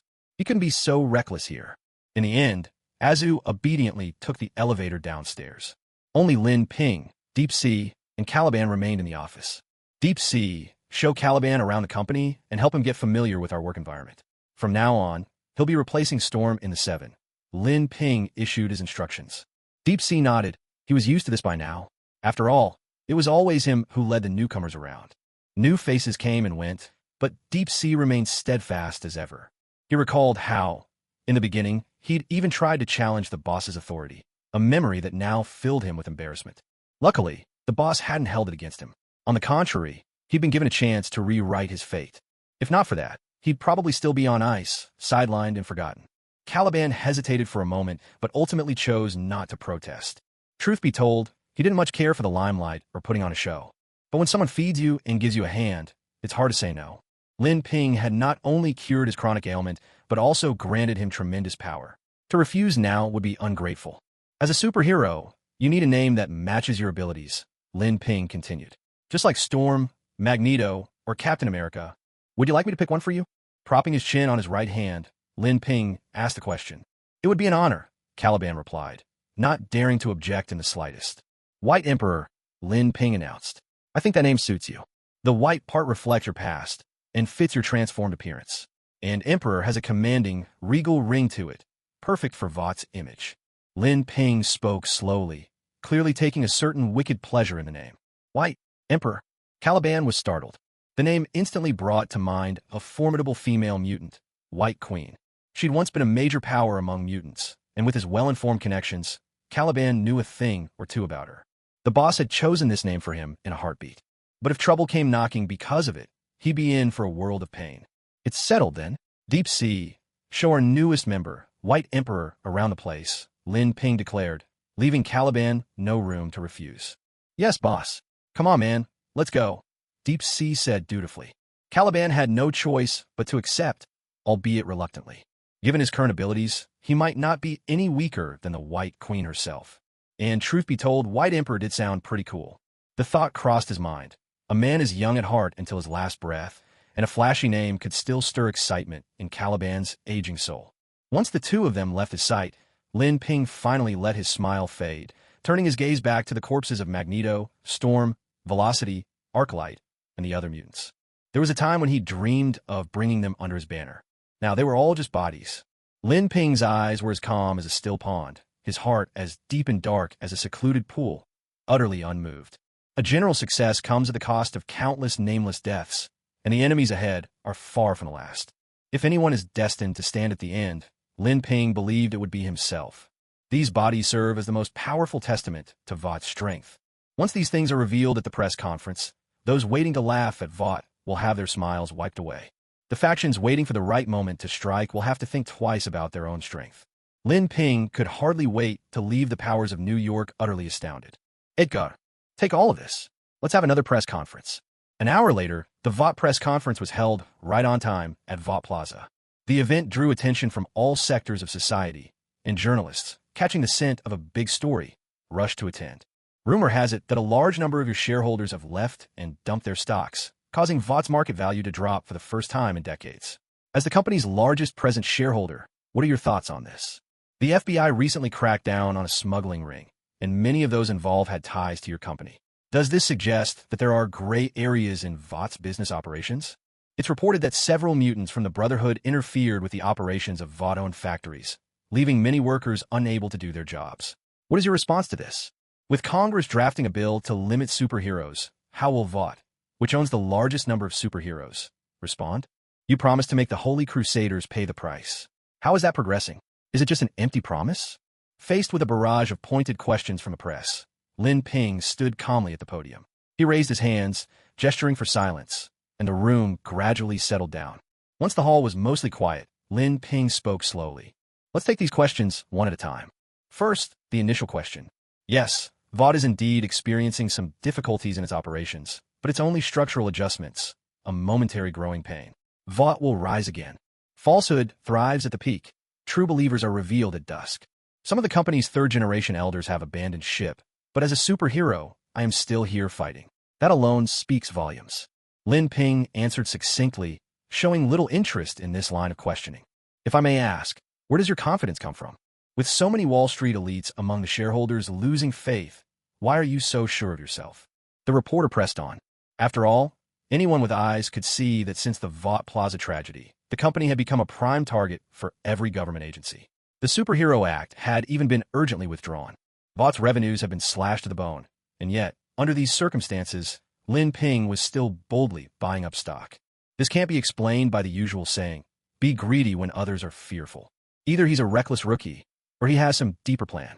Lin Ping smiled slightly, unfazed by the somewhat provocative question. In fact, it was the perfect opportunity to go with the flow and promote Vought's new flagship products. What's my nickname? Instead of answering directly, Lin Ping posed a question of his own. Confident boy. The reporter was momentarily at a loss, his answer uncertain.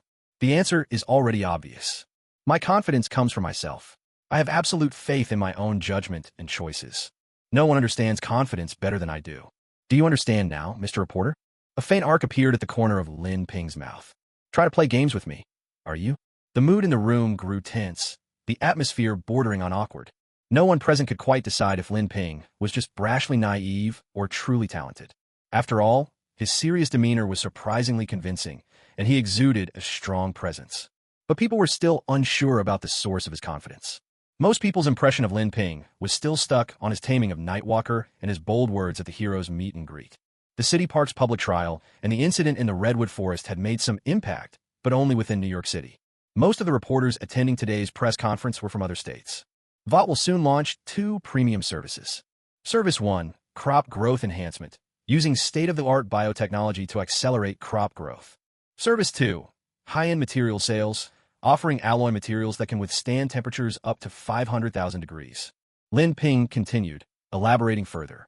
The crowd immediately erupted in jeers. Is a superhero company turning into an agricultural firm now? That's hilarious.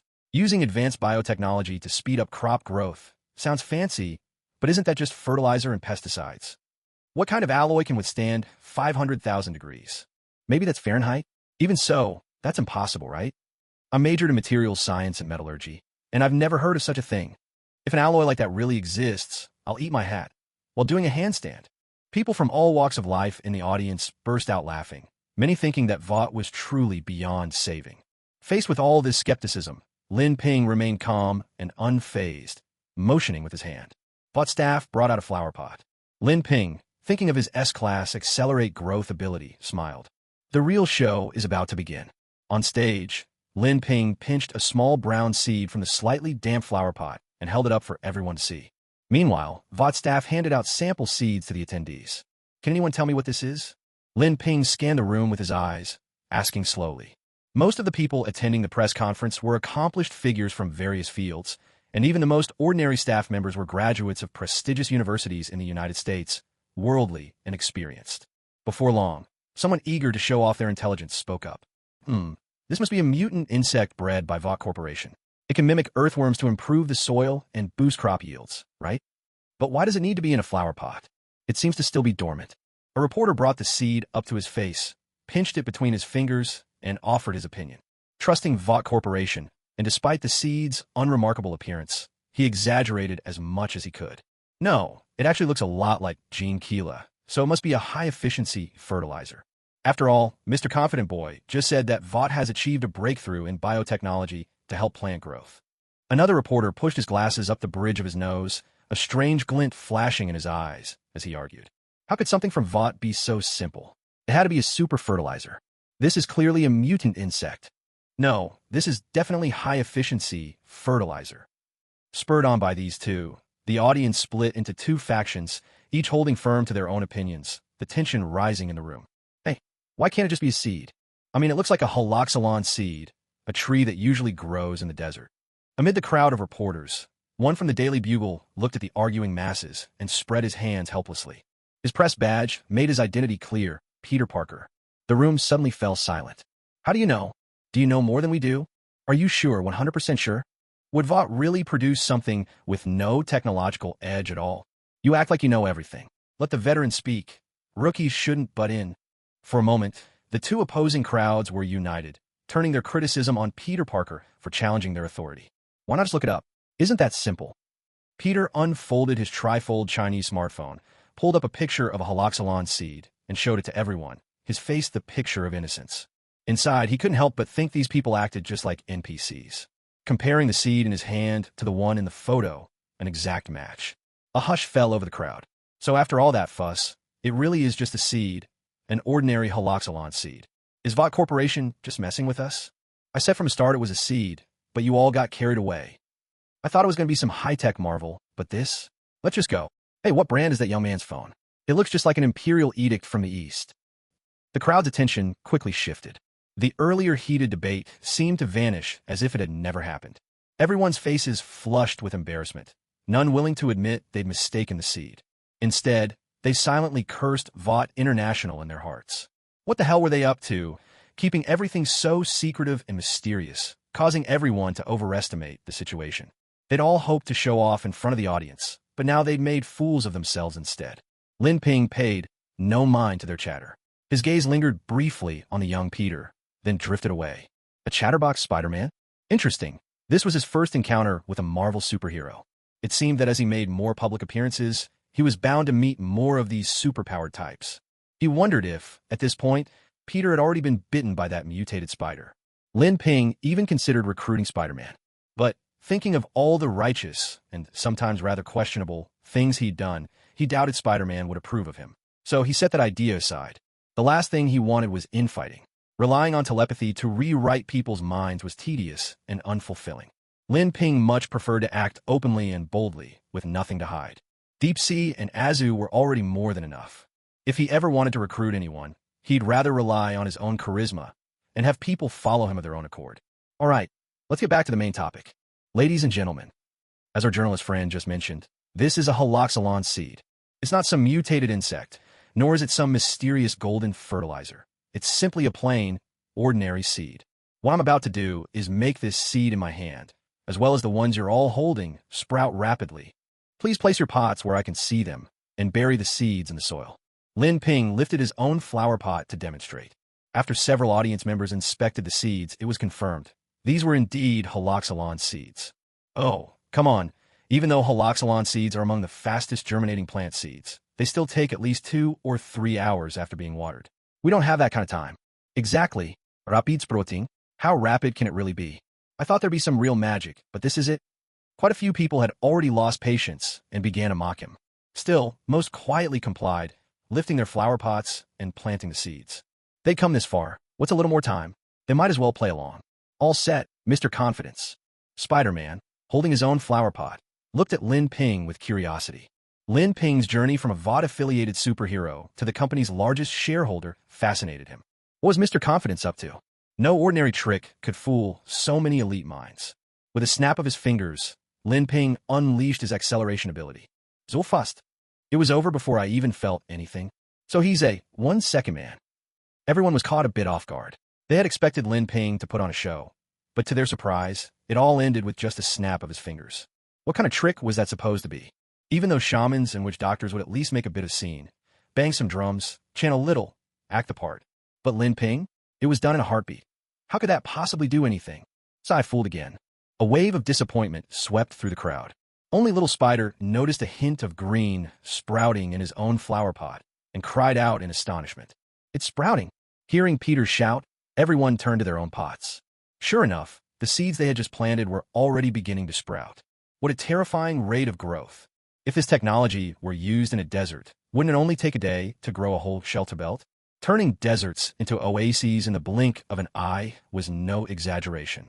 As everyone knows, even crops near the equator can only be harvested 3 times a year at best. But with Lin Ping, or rather, with VOD's technology, that limit would be shattered. It could be 300 harvests a year.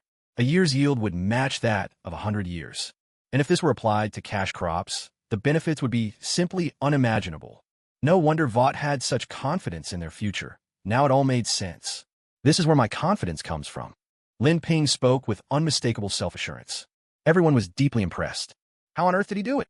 Is this VOD's latest biotech? I'm loving these results. Where can we buy this service? Can you use it for, say, chasing after someone too? The mood shifted instantly as the crowd bombarded Lin Ping with questions, eager to get more information. Lin Ping smiled but offered no answer and continued. But that's not today's topic. Please keep an eye on the VOD website for details. The question of how to buy this crop accelerating service left everyone burning with curiosity. Lin Ping had lit a fire and then just walked away, which was infuriating to say the least. But since today's launch event wasn't about this topic, it really wasn't the right time for a detour. So everyone had to suppress their curiosity and keep listening. Peter was just as intrigued and planned to interview Lin Ping after the event. If a regular interview didn't work out, well, he could always try as Spider-Man. I'll move on to the second question now. As for the rumor that VOD is involved in any gray market industries, let me just say, it's fake news. Next, Lin Ping, exuding the air of someone who's always in the know, waved his hand dismissively and didn't dwell on the subject. After all, it wasn't just that VOD dabbled in gray areas. The whole company had been built on the gray market from the very start. Illegal pharmaceuticals, injecting drugs into infants, smuggling, human experimentation. Of course, the public knows nothing about any of this. The press conference moved on to the third question. It was about the Brotherhood's alleged interference in VOD International's business operations. The moment the Brotherhood was mentioned, the entire audience held their breath in unison. Mutants have always been regarded as a beautiful yet dangerous force. They are numerous and possess a wide range of unpredictable abilities, making them exceptionally hard to control. Among them, the Brotherhood of Mutants is the most notorious and difficult group to deal with. Their leader, Magneto, has a fearsome reputation and has been responsible for countless incidents. If not for the mediation of Professor X and the government's oversight, mutants might have long been subjected to severe crackdowns.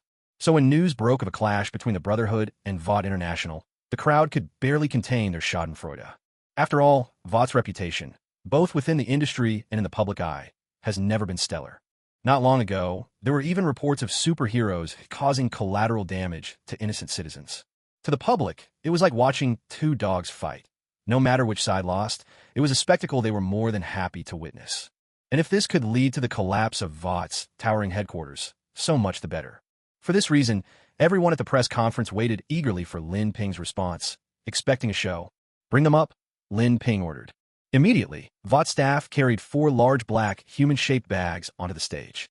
A foul stench wafted from the bags, causing uneasy speculation among the crowd. Are those inflatable dolls? Don't be ridiculous, man. VOD wouldn't joke around at a time like this. Can someone do something about that smell? Viewers watching the live stream couldn't smell what was happening, so their imaginations ran wild as they commented online. Lin Ping, his face expressionless, directed the staff with efficiency. Everyone present, including the reporters, craned their necks, straining to see what was inside. The 4 black bags were unzipped. For heads, Arclight, Nightshade, Storm, and Magneto. tumbled out onto the stage, bloodied and staring with eyes wide open, their final expressions burning with indignation. So it was heads, not dolls. Yeah, just human heads. Wait, human heads? The crowd was stunned. Instinctively, people rubbed their eyes, uncertain if they were seeing things. Lifeless heads, eyes frozen in fury, mutilated, bleeding bodies. Many were so shocked by the grisly sight that their legs buckled, and some dropped their phones as they tried to record. A few couldn't take it all, their stomachs heaving as they vomited on the spot. The live broadcast was cut off instantly by the authorities. Still, some footage slipped out, sparking an uproar across social media platforms. But that's another story. Judging by the reaction in the room alone, Lin Ping's actions had made their impact clear. Mr. Confidence, what are you trying to say by doing this? You brought 4 corpses out in front of the media? Who are they? Are you talking about the employees from Vought's factory who were killed by mutants? Is this your way of playing the victim? My advice is for you to stay rational and seek legal recourse. An experienced journalist, who had weathered many storms, wasn't in the least bit intimidated by this scene. With a look of distaste, he stepped back and, frowning, offered a suggestion to Lin Ping. As a reporter on the payroll of Umbrella Protective Covers, he never forgot his mission. He would seize any chance to put Vought on the spot. To his mind, these 4 people were nothing more than props put forward by Vought to milk sympathy.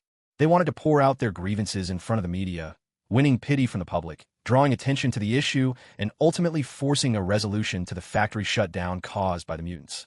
He'd seen more than his fair share of capitalist tricks. Trying to pull one over on him? Child's play. Not a bad idea, but as long as I'm here, it won't work. Thinking of the thick envelope of cash he'd received, the old journalist felt a surge of smugness. Unfamiliar with mutants, he failed to recognize the identities of Magneto and his group, which sent events down a rather interesting path.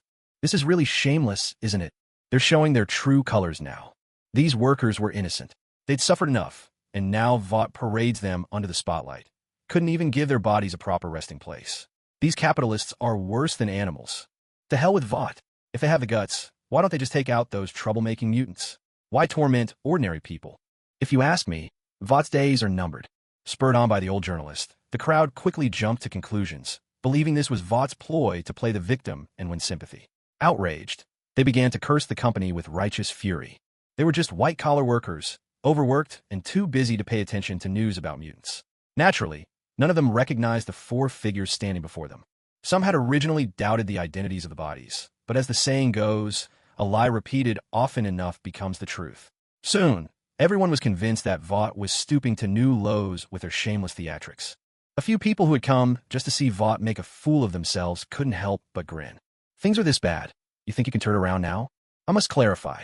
These 4 are not Vought employees. They are, in fact, the mutant terrorists responsible for disrupting our company's operations. Here is their information, along with photographs. Watching the outrage reach a fever pitch, Lin Ping smiled, cleared his throat, and spoke slowly. Behind him, a giant screen lit up, displaying the identities of the 4 individuals.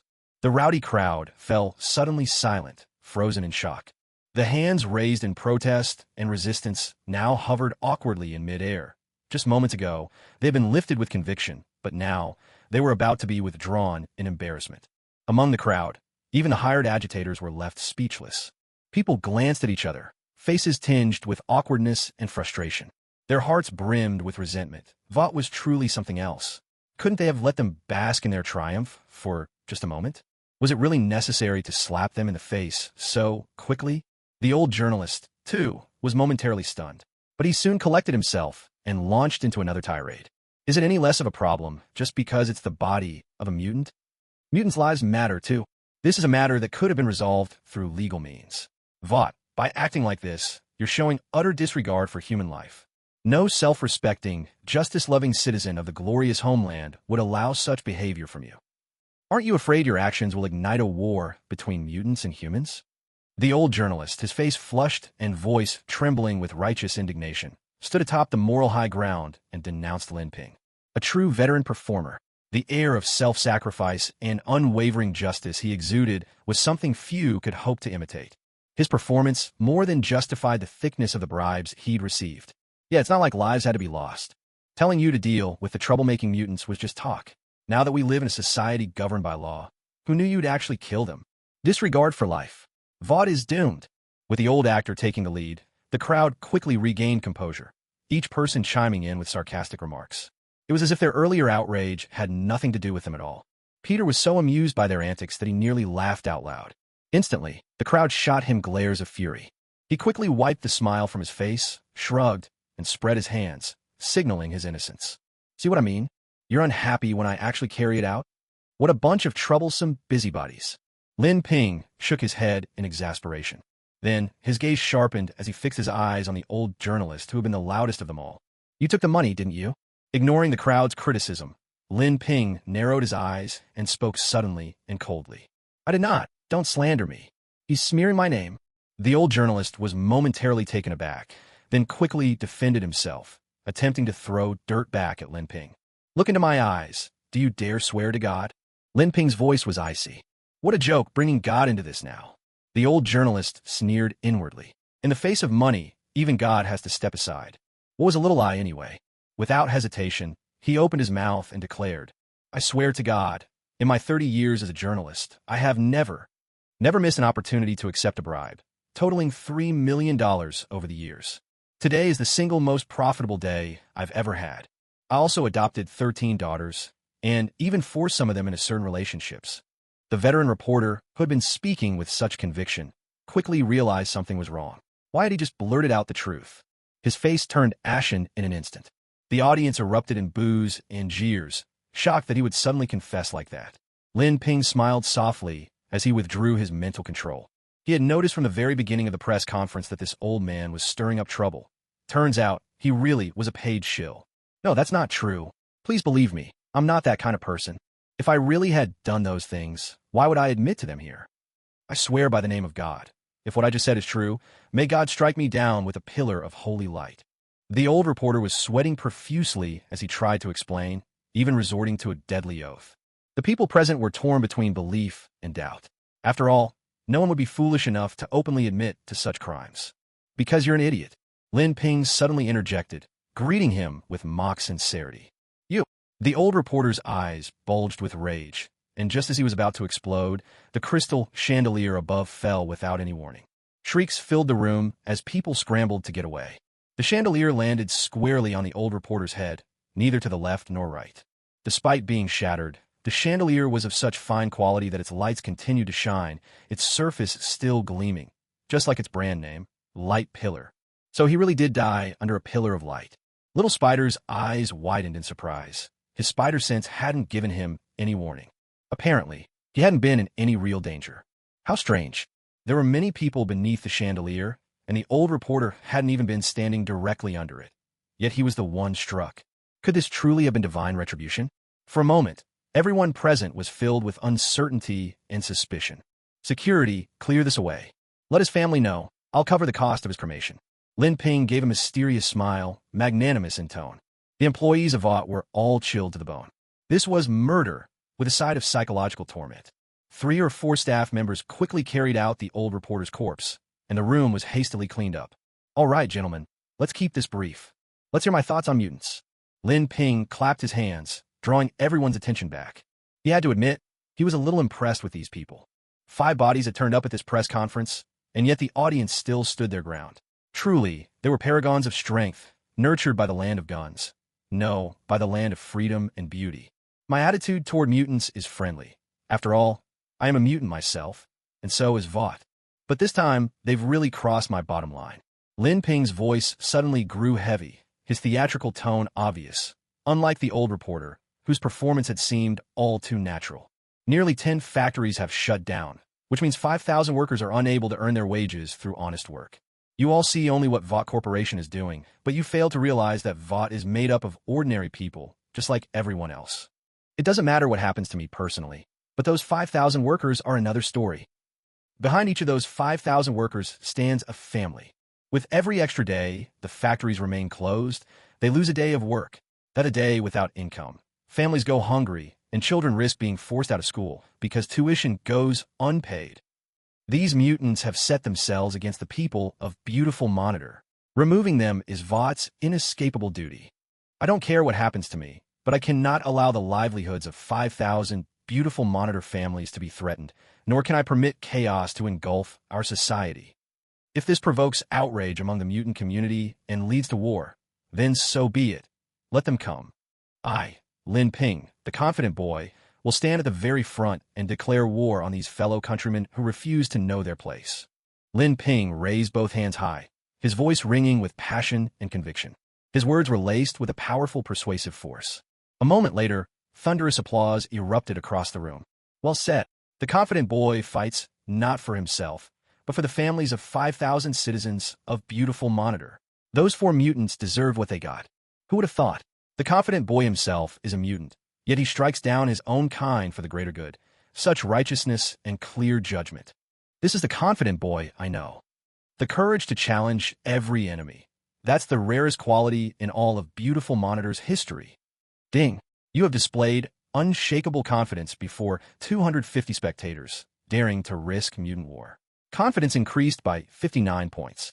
This concludes our press conference. If you're interested in Vought's latest products, please visit our official website. Satisfied that his goals were achieved, Lin Ping ended the speech without hesitation. As for the confidence points, it was better than nothing. He was certain that today's actions would set off a storm across every corner of society. But what was there to fear? Calm and composed, Lin Ping directed the crowd to depart, then gathered the bodies of Magneto and his 3 companions and swept into the Vought laboratory. Vought's press conference stunned the city. Cutting-edge biotechnology draws crowds of eager buyers to the company's headquarters.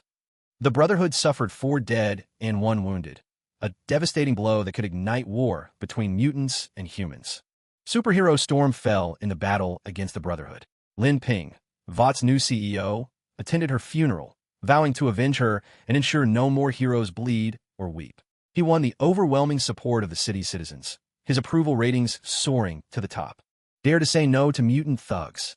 I will be the first to declare war on the enemies of the people of beautiful surveillance. This is my new personal manifesto as a confident young man. The Superhero Regulation Act has passed. Every superhero who operates publicly must register with the government to ensure transparency. What will become of Vought, the company that manages the largest number of superheroes? Several wealthy individuals in beautiful surveillance have declared bankruptcy, only to wake up claiming to have no recollection of it. It had only been a night since the press conference, yet the outside world was already in a frenzy of debate. And at the center of it all, Lin Ping, the one who set everything in motion, remained hidden away in his laboratory, shutting out all news from the outside world. We did it! A tremulous, excited voice echoed through the lab. A researcher in a white protective suit shouted with exhilaration. Lin Ping looked over intrigued. He remembered this man, a character from the Boys series, the head of the lab that trained Homelander from childhood, and who later met his end in a rather ironic accident. He had already retired, but with Vought now facing a serious talent shortage, Lin Ping decided it was time for the old hands to shine again, and had him return to duty with a single order. Let's call him Old John for now. President, come see this. The high-strength alloy you gave me has finally melted into a liquid. In other words, we can now dilute its strength by mixing in sand, allowing us to offer a highly weakened version of the product to the outside world. Old John gestured animatedly at the silvery liquid resting quietly behind a glass wall in the lab's apparatus. Excellent work. Money well spent. Lin Ping's tone was full of affirmation as he turned his gaze to the experimental setup. The adamantium spike that had been placed inside was now a pool of silvery white liquid, unrecognizable from its original form. Only Lin Ping truly understood just how difficult this achievement was. Adamantium is incredibly strong. It doesn't even begin to melt at temperatures as high as 500,000 degrees Celsius. That number, 500,000 degrees, might not be easy to grasp at first. A campfire can reach over 900 degrees Celsius. Lava from a volcano ranges from 700 to 1,200 degrees. A coke-fired blast furnace can hit 2,000 degrees. An oxyhydrogen flame can produce temperatures above 2,570 degrees. Acetylene burning in oxygen can reach 3,330 degrees, enough to melt any common metal. Dicyanoacetylene burning in oxygen hits the upper limit of chemical reaction temperatures at 4,990 degrees Celsius. Under normal pressure, it can melt all known substances. The cheapest hand arc welder easily reaches 6,000 degrees, instantly melting or even vaporizing steel. Plasma arc welding emits a focused flame of at least 28,000 degrees, hotter than lightning itself. Only at this point do we start talking about temperatures in the tens of thousands. In other words, the conventional heating methods we use in daily life stand absolutely no chance of affecting adamantium. The most well-known way to melt adamantium first revealed itself to the world between August 6th and 9th, 1945, above the skies of Nagasaki and Hiroshima. The core temperature of a nuclear bomb ranges from 1 to 5 million degrees Celsius, a temperature that the Japanese experience firsthand, and one that can easily melt adamantium. But naturally, Lin Ping and the Vought Corporation didn't rely on such a method. After all, America hasn't fallen so far as to let a private company toss nuclear bombs around at will. Instead, they use something else, the fully superconducting tokamak fusion experimental device, EAST. The operating principle is to inject a small amount of hydrogen isotope, deuterium or tritium, into the device's vacuum chamber, use a transformer-like mechanism to generate plasma, and then increase its density and temperature until it undergoes fusion. The reaction releases an enormous amount of energy. Achieving temperatures of 20 million degrees Celsius is a routine feat for this machine. Melting adamantium is hardly a challenge. But the cost is outrageous. Lin Ping glanced at the backend's consumption data, torn between laughter and exasperation. Not to mention the staggering electricity required to run it. Just to set up one of these fusion devices burns through funds by the tens of millions of dollars. Vought's meager steady income simply can't keep up. If Lin Ping didn't regularly humble himself to fundraise from America's wealthy elite, he wouldn't have been able to keep this operation afloat. But it's all worth it. Once this device is up and running, everything after is pure profit. With a long, relieved breath, Lin Ping collected himself. He knew that adamantium wasn't exactly a secret. According to the logic of American comics, the U.S. government had already mastered its synthesis during World War II. Some companies with close governmental ties even had access to the formula. So, in fact, other forces were capable of producing adamantium as well. But Lin Ping's advantage was crystal clear. He could produce unlimited quantities, restoring a whole spike every second. He could replenish his stock faster than he could sell it. Sort these materials into 3 grades. Grade 1 is pure adamantium. Grade 2 is secondary adamantium. And Grade 3 is adamantine alloy, Lin Ping instructed. Old John nodded and directed his assistants to keep moving the adamantium spike raw materials. How much can we produce in a day? Lin Ping pressed on. We can't really measure it by the day. It's per cycle. Each fusion experiment should be kept within 60 seconds for maximum safety. Any longer, and things get dangerous. The entire test chamber is about 90 cubic meters, but we have to reserve 90% of the space for the heating experiment, so each run yields less than 9 cubic meters. Old John gave a bitter laugh. How could he dare to talk about running it for days? With nuclear fusion experiments, even running it for an hour is nerve-wracking, let alone a whole day. If the new CEO hadn't offered him a $2 million annual salary, he would never have staked his twilight years on this gamble. All right, then let's divide the output by a 1, 3, and 5 ratio. The best batch stays within the company for our own superheroes, and we'll give them a favorable price. The second grade stuff, sell it to the American military and really make them pay through the nose. And the lowest grade, sell it to those freelance superheroes out there, and at the highest price.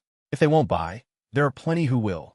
Lin Ping didn't mind his own lack of expertise. In fact, he even found the fusion run times annoyingly short. Yes, sir. The latest batch can be delivered to your office tonight.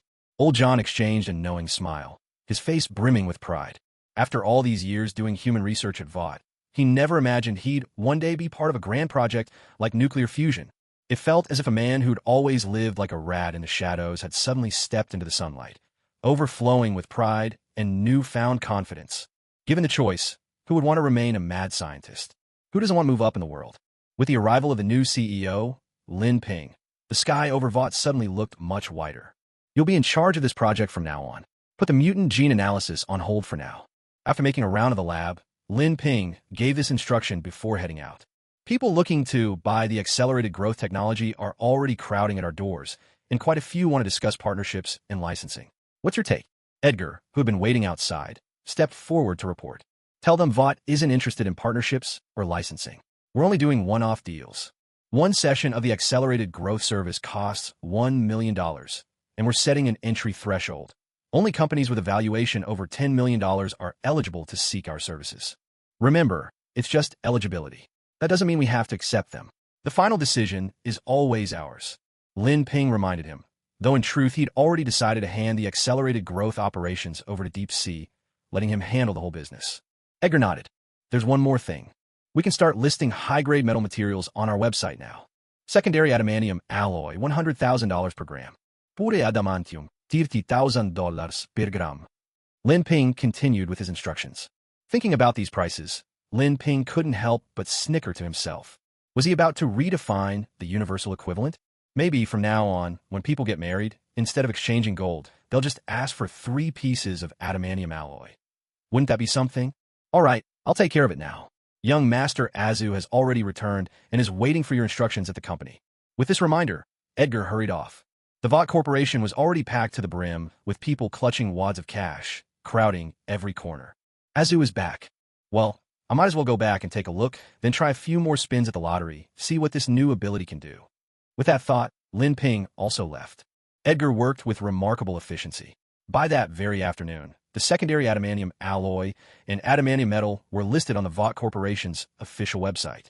$1 million for the accelerated growth service wasn't exactly cheap, but if you gritted your teeth, it was still within reach. After all, it offered a tangible improvement in growth speed. But the price of the metallic materials, $100,000 per gram, left everyone utterly stunned. Even the cheapest adamantium metal cost $30,000 per gram. What the hell are they selling here? Is it made of gold? $50 million for a single pound. An aircraft carrier isn't even worth that much. He could have just robbed us, but instead, he handed everyone a single gram of metal. Mark my words, whoever buys this is a total idiot. The internet was ablaze with complaints and ridicule. Yet Vought Corporation seemed completely unfazed, as if turning a deaf ear to all the insults. They didn't give these outcries a second thought. After all, these people weren't their real customers. Those who truly recognized the value of adamantium came knocking early, spending entire days in negotiations with Edgar. Outside, the jeers continued. No one was buying. And just then, that idiot showed up. Tony, having just received his quarterly dividend from Stark Industries, was wandering the street with a bored expression, a woman on his arm. A poster for Vought's latest product caught his eye. "Honey, look at that," the blonde woman in his arms pointed out. "Oh, only $100,000? Buy it, buy it." Tony glanced at the price on the poster with his usual nonchalance, not bothering to check the units. He cared only about the price tag, never the details. So when Vought's thoughtful delivery arrived at his door, Tony found himself peering through a magnifying glass at the tiny piece of secondary adamantium alloy nestled inside a transparent case.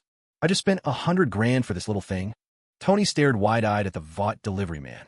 $100,000 was pocket change to him, but still, shouldn't you at least get a bang for your buck? What could you possibly do with a single gram? Trying to scam me? Let's see if I can sue you out of business. Fuming, Tony immediately placed another order, this time for 500 grams, totaling a cool $50 million. If Vought was really cheating consumers and setting unfair prices, that sum alone was enough to bankrupt Lin Ping. Soon enough, 500 grams of secondary adamantium alloy was delivered straight to Tony. "With this evidence in hand, I'll sue you into oblivion. Just watch me." Staring at the small amount of silvery white metal he had bought for $50 million, Tony was seething with rage. $50 million gone just like that. How many missiles would he have to sell to make that money back? The metal certainly looked impressive, gleaming with a fine luster, but no matter how good it looked, it couldn't possibly be worth that much. "Jarvis, get the company's legal department on the line. I want to teach Vought a lesson," Tony muttered, barely containing his anger as he addressed Jarvis. This Vought company was absolutely outrageous, utterly blinded by greed. If it weren't for considerations about the fallout, he'd have half a mind to blast them with a Sidewinder missile. "Of course, sir," Jarvis answered, looking at the small amount of silvery white metal he had bought for $50 million. Tony was seething with anger. $50 million gone just like that. How many missiles would he have to sell to make that back? Sure, this silvery metal looked impressive, but no matter how good it looked, it shouldn't be this expensive. "Jarvis, get the company's legal department on the line. I want to teach Vought a lesson," Tony said, barely containing his fury as he spoke to Jarvis. Vought was really out of line this time. Had they gone mad with greed? If it weren't for the potential fallout, he'd have been tempted to blow them up with a Sidewinder missile. "Understood, sir," Jarvis replied dutifully. Soon, Tony had made all the necessary arrangements. He then carried a case of subadamantium alloy pellets, adorned with gold leaf, into his grand villa. As always, Jarvis performed a scan, analyzing the material and confirming that there were no dangerous substances inside. "Jarvis, what are the odds of us winning this lawsuit?" Tony asked, flopping onto the sofa in frustration, boredom creeping into his voice. In his mind, this should have been a sure thing. You might not have a 90% chance, but 70 or 80% should be reasonable. After all, Vought was no small fry. Their size alone made things tricky. "None at all, sir," Jarvis's synthesized voice replied, shattering Tony's illusions. "Not even a slim chance." Tony shot up from the leather sofa, looking incredulous. "I spent all that money, Hired all those people. Are you telling me I can't even win a fraud case? Tony was baffled. This isn't about money, nor about manpower, Jarvis explained with meticulous precision. Based on the analysis conducted when you entered, these metals have a 95% compositional similarity to adamantium alloys in U.S. government records. Preliminary assessment, subadamantium alloy. While subadamantium isn't as powerful as adamantium itself, it's still one of the top metal materials known to humanity. It's also worth noting that both adamantium and subadamantium are extremely costly to synthesize. A price of $100,000 per gram is already extremely favorable. Jarvis laid out the facts from his database with absolute rigor, dashing Tony's last hopes. So, you're saying I should be grateful? $50 million, Stark Industries' entire quarterly dividend, just for 500 grams of metal, and I should be thanking them? Tony suddenly felt like a complete fool. Data doesn't lie. So, based on the numbers, you should actually be expressing your gratitude for closing this deal, Jarvis added, utterly unbothered by Tony's mood. I really want to see what kind of secondary adamantium alloy is worth such a fortune. If its quality doesn't match its price, I'm going to lose it. With a slap on the table, Tony grabbed the case filled with secondary adamantium alloy pellets and strode straight into the lab. He was determined to test the performance of weapons made from this metal. That night, the lights in Tony's laboratory burned bright until dawn. Since the amount of secondary adamantium alloy was too limited, Tony had no choice but to combine it with other high-strength alloys to forge a small, exquisite dagger. Might as well make it a birthday gift for Pepper, he mused. This one's made with my own hands. It's worth far more than $50 million. With that thought in mind, Tony immersed himself once more in the process of crafting the weapon. Before long, a brand new dagger emerged, a sleek black blade adorned with silver-white stripes. Tony held it in his hand, turning it over thoughtfully. To his surprise, the grip felt exceptional, light as a feather. Let's test its strength, he said to himself. His eyes swept across the lab before he casually grabbed a few steel plates, each 5 centimeters thick. He marked a target on them and, with a flick of his wrist, tossed the dagger. A resounding series of thuds echoed as the unassuming secondary adamantium alloy dagger sliced through every steel plate with effortless grace, embedding itself deep into the far wall. The blade tip had actually punched through into the next room. Isn't that a bit over the top? Stunned by the result, Tony hurried over to the wall, wide-eyed. If not for the dagger's handle stopping it, the blade might have cut straight through several more walls. Ah, Tony! Just as Tony was marveling at his new weapon's capabilities, a startled cry rang out from the room on the other side of the wall. Pepper's voice filled with alarm. Pepper! Tony's heart skipped a beat. Forgetting all about the secondary adamantium alloy weapon, he quickly shed his heavy protective suit and rushed out of the lab. Had his weapon test accidentally endangered Pepper? A dreadful suspicion gnawed at him. Stepping outside the lab, Tony found his girlfriend standing before the wall. The dagger's tip jutted out, piercing through a painting, its point less than a millimeter from her forehead. The moment she saw Tony, Pepper's legs gave out, and she collapsed to the floor, still shaken and pale. Seeing the blade protruding from the wall, Tony silently cursed his own carelessness. How could he have overlooked such a risk? He hurried over and gathered Pepper into his arms. It took half an hour of comforting her before she finally calmed down. So, you're testing your new weapon just now. Once she'd regained her composure, Pepper glanced at the menacing blade tip sticking out of the wall, her expression full of confusion. She knew all too well the strength of the lab walls. They could even withstand most missiles. And now, it had actually been pierced by a mere little dagger? This was utterly ridiculous. All right, I admit this is pretty hard to explain. Give me a moment, darling. Tony took a deep breath, then turned around and headed back to the lab to pull out the dagger made of secondary adamantium alloy. Take a look at this, sweetheart. Your birthday present, worth $50 million, plus 2.5 hours of my hard work. Tony reached for Pepper's hand, intending to place the weapon, something that truly counted as a work of art, into her palm. But she instinctively pulled away, still shaken by what had just happened. This thing is so sharp, and you're just handing it to me without any protection? What if I slip? Pepper gazed at the jet-black dagger adorned with silver-white stripes, her heart thoroughly captivated. After all, what woman doesn't love beautiful things? But this particular beauty had almost taken her life a moment ago. If safety wasn't guaranteed, she'd rather keep her distance. That's a fair point. Tony frowned. How could he let his woman face such a dilemma? At once, he put his 205-point IQ to work and consulted his AI butler, Jarvis. Jarvis, give me a solution. Tony draped his arm around Pepper's fragrant shoulders, leaving the tough question for Jarvis to solve. Certainly, sir. Jarvis is happy to assist. Based on my search of the internet and relevant databases, I have the following suggestions. 1. Advise Ms. Pepper to give up using this dangerous weapon. 2. Enhance Ms. Pepper's physique to the level of a top-tier superhuman. 3. Craft a scabbard with material of equal or greater strength. Stop. What are those first two suggestions? The third one's actually not bad. Tony was exasperated by the first two options. He hadn't even found a way to enhance himself into a superhuman, yet Jarvis was suggesting it for Pepper. Thank goodness for the third idea. It was at least practical. That would do nicely. Time was precious, and he still needed to squeeze in some quality time with Pepper. Based on the proportions of the blade, you'll need to purchase at least 100 grams of secondary adamantium alloy from Vought Industries. This means you'll spend an additional $10 million. Jarvis continued his report. $10 million. For a moment, Tony was at a loss for words. Not that he couldn't afford it. He just spent $50 million on the dagger itself. He'd originally thought he could sue Vought for false advertising and make a hefty profit. Now, he wasn't even going to recover his initial investment. And on top of that, he'd have to shell out another $10 million. A complete loss, both financially and otherwise. Darling, if it's really that expensive, maybe you should just keep it. After all, such a dangerous weapon really isn't suitable for a lady to carry around. The little firecracker in Tony's arms gazed into his eyes, understanding and gentle. Looking at Pepper, beautiful as a flower and so thoughtful, Tony suddenly felt a rush of heat in his head. Come on, it's just $10 million, right? So what if I give it to them? Well, has the great Tony Stark ever been short on cash? Jarvis, buy me another $50 million's worth.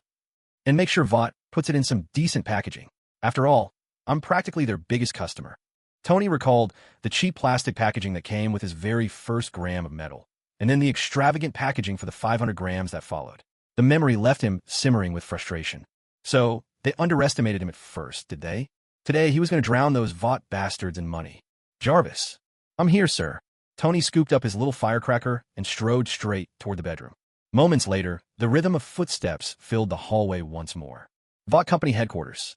Young master. The first big spender, our first client has appeared. They just placed an order worth $100 million and $100,000. Lin Ping had just returned from the lab to his office and hadn't even found his footing when Edgar burst in with the news. That fast. Lin Ping wiped his hands with a towel, curiosity lighting up his face as he looked at Edgar.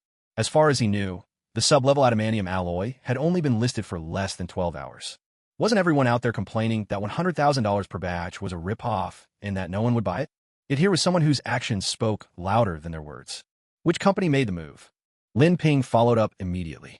A $100 million order was hardly something an individual could swallow. Most likely, some industry titan wanted to snap it up for research. It's Tony Stark, owner of Stark Industries. He's bought up 1/10 of our entire initial production of the sub-level adamantium alloy. Should we? Edgar dutifully asked.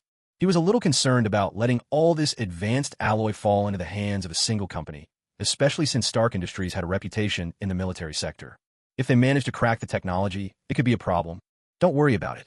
Let him buy as much as he wants. In fact, it'd be best if he took the whole lot. Lin Ping smiled faintly, unconcerned. Edgar didn't know the full picture. Even if Tony was handed the synthesis method for sub-level adamantium alloy, it'd still be less cost-effective than just buying it from Lin Ping directly.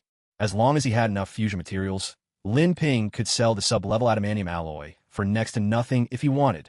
By the way, did that playboy make any special requests? Lin Ping asked in passing. After all, Tony was a famous figure in the Marvel Universe, and he was curious whether his personality matched the one from the movies, reckless and flamboyant.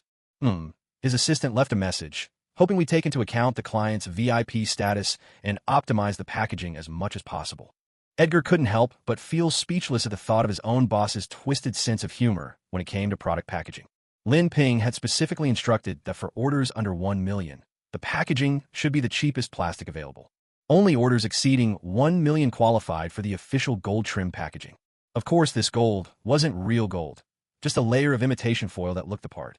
It certainly saved a considerable amount on costs. But who knew? If other companies found out, would they die of laughter?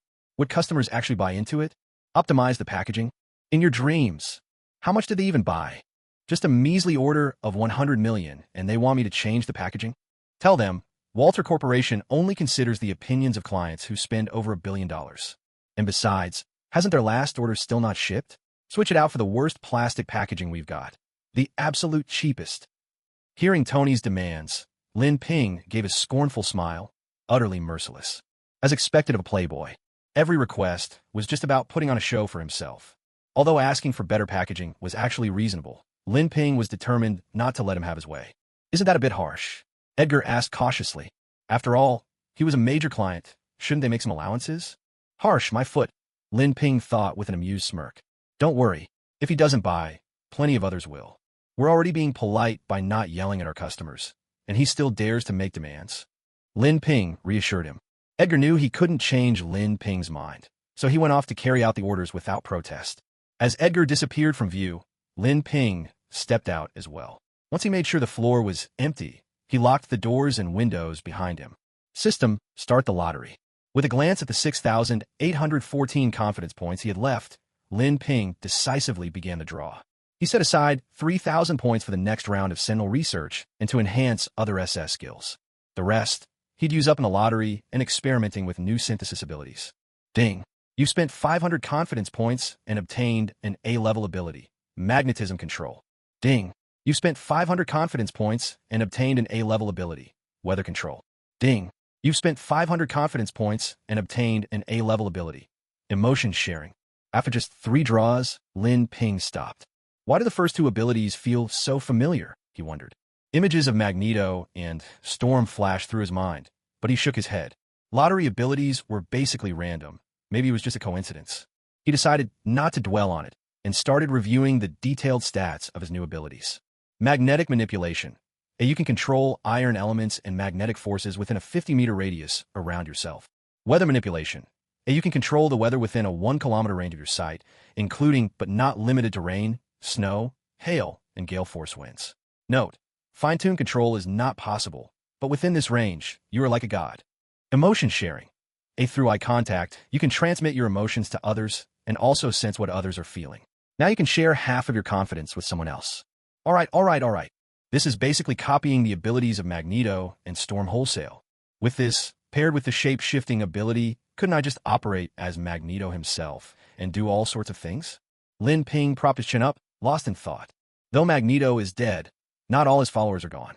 Mystique, Scarlet Witch, Pyro, Toad, Blink, Juggernaut, Domino, Beast, Vampire, White Queen, Rogue. All these mutants are still alive and well. Even though their powers aren't really a threat to him, leaving these unpredictable factors unchecked would definitely affect the stable operation of VOD International. It would be best to find an opportunity to deal with them. Besides, several among them are quite valuable. Take, for example, Scarlet Witch and Juggernaut. One wields chaos magic. The other possesses superhuman defense and strength. Defeating either of them could grant him an SSS level upgrade. After a moment's thought, Lin Ping finalized this plan, then turned his attention back to the third ability. Emotion Sharing? I can share my emotions with others, and even sense theirs. Honestly, it doesn't sound all that useful. Lin Ping couldn't help but look down on this ability. It didn't boost his strength, nor did it offer any tangible benefits. A textbook example of a useless skill. He'd let it sit for now. Recycling it would be a waste, considering it cost 500 confidence points to draw, and recycling would only return 50. Far too great a loss. Besides, it wasn't like he was short on confidence points at the moment. Taking advantage of the time, Lin Ping recycled Lycanthropy, Self-Destruct, and Phasing from his earlier draws, regaining 30 confidence points. After all, those 3 abilities were completely unrelated to each other. Even if he kept all their features, they'd be of no real use. Better to recycle them, out of sight and out of mind. On the other hand, the rest of his abilities might be worth trying to combine. Lin Ping checked his abilities panel. Name, Lin Ping. Title, Porcupine Man, Confident Boy, Confidence Hero. Abilities, Spikes, SSS, Extreme Confidence, SSS, Regeneration, SSS, Super Physique, SS, Laser Eyes, A, Schrodinger's Heart, B, Telekinesis, A, Psychic Bomb, B, Telepathy, A, Plant Acceleration, SS, Magnetic Manipulation, A, Weather Control, Emotional Link, A, Shape-Shifting, A. Ability ranks do not represent absolute strength. Aside from the 3 SSS level abilities, the rest all meet the basic conditions for synthesis. But according to the system's notification, there are even more subtle distinctions. Simply put, the more similar 2 abilities are, the less confidence is consumed when combining them. The greater the difference between 2 abilities, the more confidence it takes to merge them. At the same time, only abilities of the same rank can be fused. If one is S rank and the other is A rank, fusion isn't possible. Ding! Suitable abilities for fusion detected. Magnetic Manipulation, A, plus Weather Control, A plus telekinesis equals domain control. A. Gain mastery over everything within a 50-meter radius with a boost to personal strength. Requires 600 confidence points. Schrodinger's heart. B plus psychic bomb. B equals heart detonation. B. At the cost of self-destruction, annihilate the hearts of all living beings within 50 meters. Requires 50 confidence points. Telepathy. A plus emotional link. A equals psychic resonance. Accelerates the rate at which mental power can be strengthened. Requires 120 confidence points. Lin Ping was utterly shocked. So this is how synthesis works. It sounds absolutely formidable. But that last one, best to skip it. It's even less useful than the original abilities, a perfect example of negative optimization. Psychic resonance? Accelerate the rate of mental concentration? Now, that's a good one. I'll go with that. In the end, Lin Ping spent 720 confidence points to condense 5 abilities into 2, domain control and psychic resonance. Then, he used another 1,600 confidence points to upgrade both abilities to SS rank. Now, the descriptions for these 2 powers read. Domain control, SS gain mastery over everything within a 500-meter radius centered on yourself, gravity, magnetism, weather, and more. Psychic resonance, SS influence and alter the consciousness and even perceptions of others, sense and impact the minds of an entire city, and gradually enhance your own mental strength. With these 2 abilities, I'm practically unstoppable now.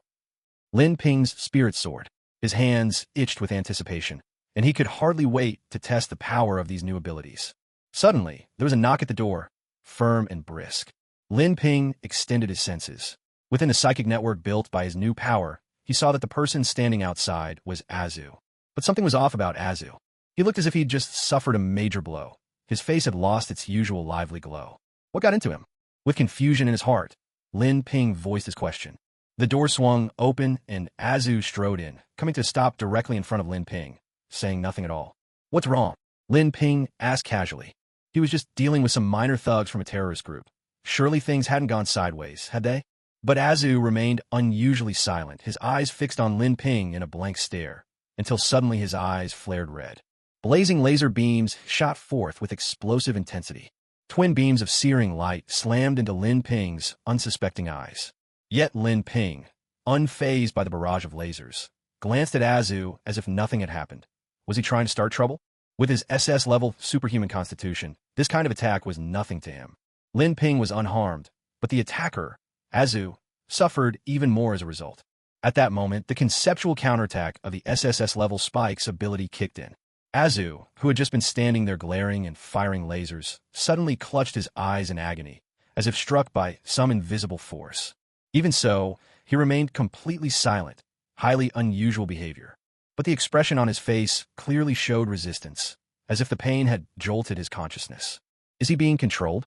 Lin Ping wondered to himself, extending his psychic senses to probe Azu's mind. Within Azu's mental landscape, he saw layers upon layers of psychic chains, and a familiar figure, Professor X. At last, we meet Porcupine Man. Miles away, Professor X sat in his wheelchair, communicating with Lin Ping across the distance, his calm face tinged with indignation. When he first heard the news of Magneto's death from the media, he could hardly believe it. But after watching Lin Ping's press conference and seeing his old friend's corpse, all hope vanished, and his heart was left in ashes. Although he and Max disagreed on ideology, they had always shared a deep mutual understanding. If not for those ideological differences, they might have become the closest of friends. Now, that friend had fallen at the hands of Vought, and so, inevitably, the seed of hatred was sown. Originally, he'd intended to directly control Lin Ping, the spokesperson for Vought. But it seemed Lin Ping possessed some kind of psychic protection, thwarting the attempt, so Professor X settled for targeting those close to him instead. Azu, who was on assignment in the Middle East, became the perfect candidate. Let me correct you. Porcupine Man is a thing of the past. Professor X, you can call me Confident Boy, or perhaps Mr. Confidence. Lin Ping, showing no surprise whatsoever, addressed the formidable mutant in Azu's mental realm, engaging him directly. That's irrelevant. What matters is you betrayed your mutant identity and killed Magneto. You know what I'm doing now. On the other end, Professor X ignored Lin Ping's correction, his words dripping with malice. Who cares? Lin Ping shrugged, wearing an expression that said, what can you do to me? Did this Professor X really think that by controlling Azu, he could threaten him? If I'm not mistaken, This guy you call the Homelander is Vought's most valuable asset. Just last week, you went to great lengths to clear his name and protect his reputation. Now imagine, if word got out that he's killed someone right at this critical moment, do you really think your Vought International could survive? Confronted by the slippery Lin Ping, even the usually good-natured Professor X began to lose his temper, resorting to bluffs and threats. Given his character, there was no way he'd actually control someone to hurt the innocent, which made his threats ring hollow, lacking any real menace. If you want to make a move, I'm ready anytime. And, just a friendly reminder, your dear friend's head was twisted off by the Homelander, one turn after another. Right before he died, he pleaded on your behalf, begging Vought not to trouble the X Academy. Especially not you. With a wicked smile, Lin Ping embellished the memory of the battle, painting a vivid picture that struck right at Professor X's sensitive nerves. Hearing Lin Ping's account, Professor X squeezed his eyes shut in pain. With his powerful mind, it was as if he could see his old friend's final moments. In that instant, a long-standing restraint in his heart shattered. The urge, the forbidden hunger, to kill surged to its peak. Professor X opened his eyes, no longer holding back, channeling his psychic power to its fullest as he unleashed a total assault on Azu's mind. He was determined to erase the Homelander's consciousness completely. Of course, he knew Lin Ping was deliberately provoking him. But through his control of the Homelander's mind, he'd confirmed that Magneto had indeed died at his hands. Since this man bore his old friend's blood, he would start with him. Such was Professor X's resolve. All at once, Azu's mental world was bombarded by Professor X's overwhelming psychic force. Under such a massive onslaught, it was almost certain that Azu, who had no resistance to magic, would see his consciousness utterly snuffed out, reduced to nothing more than an empty shell. But right then, an unexpected variable entered the scene. That variable was Lin Ping. Domain expansion, Lin Ping intoned calmly. A ripple of black energy unfurled from beneath Lin Ping's feet, spreading at the speed of light to engulf Azu and the entire Vought Tower. Over New York, a shadowy canopy could be seen enveloping the area around Vought International. The darkness stood in stark contrast to the sunlit city streets outside, as if the two worlds existed in separate realities. Meanwhile, the psychic force that Professor X had used to assault Azu dissipated in an instant. Lin Ping's domain repelled all perceivable entities, including the spiritual energy of others. The mental link that Professor X had painstakingly established with Azu snapped at that very moment. In another space entirely, Professor X felt his own psychic power forcibly expelled by an overwhelming force he could not resist. His expression changed drastically. He had encountered opponents with stronger psychic abilities before. But even then, he was never so powerless, never left without a single chance to fight back. This time, it felt as if a tiny boat tried to enter the vast ocean, only to be capsized in a heartbeat by a towering wave. Their powers simply existed on entirely different planes. Worse yet, the backlash left him reeling. Was it the Porcupine who did this? Or was it? A look of utter gloom clouded Professor X's face. Neither possibility boded well. If Lin Ping was the one who acted, it meant he wielded powers even more profound than his own, enough to resist or even expel his psychic control. If it was someone else, then Vought International and Lin Ping were not fighting alone. Their cause had the backing of other mysterious forces. Facing them alone would be a daunting task. Is there really no way to bring that man to justice? Hundreds of miles away, Professor X slammed his palm onto his wheelchair in frustration, a wave of discouragement washing over him. Feeling dejected, he wheeled himself out of the mind control chamber and into the halls of Xavier's Academy. Good afternoon, Professor. Jean, one of the newest students, spotted Professor X and greeted him with warmth and enthusiasm. She'd been settling in well, getting along with everyone, and even starting to feel at home. Looking at the young girl before him, Professor X seemed to consider something, but quickly dismissed the thought.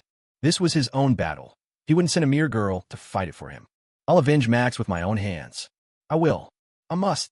He repeated the vow in his heart, as though trying to convince himself, though his gaze kept flickering toward Jean.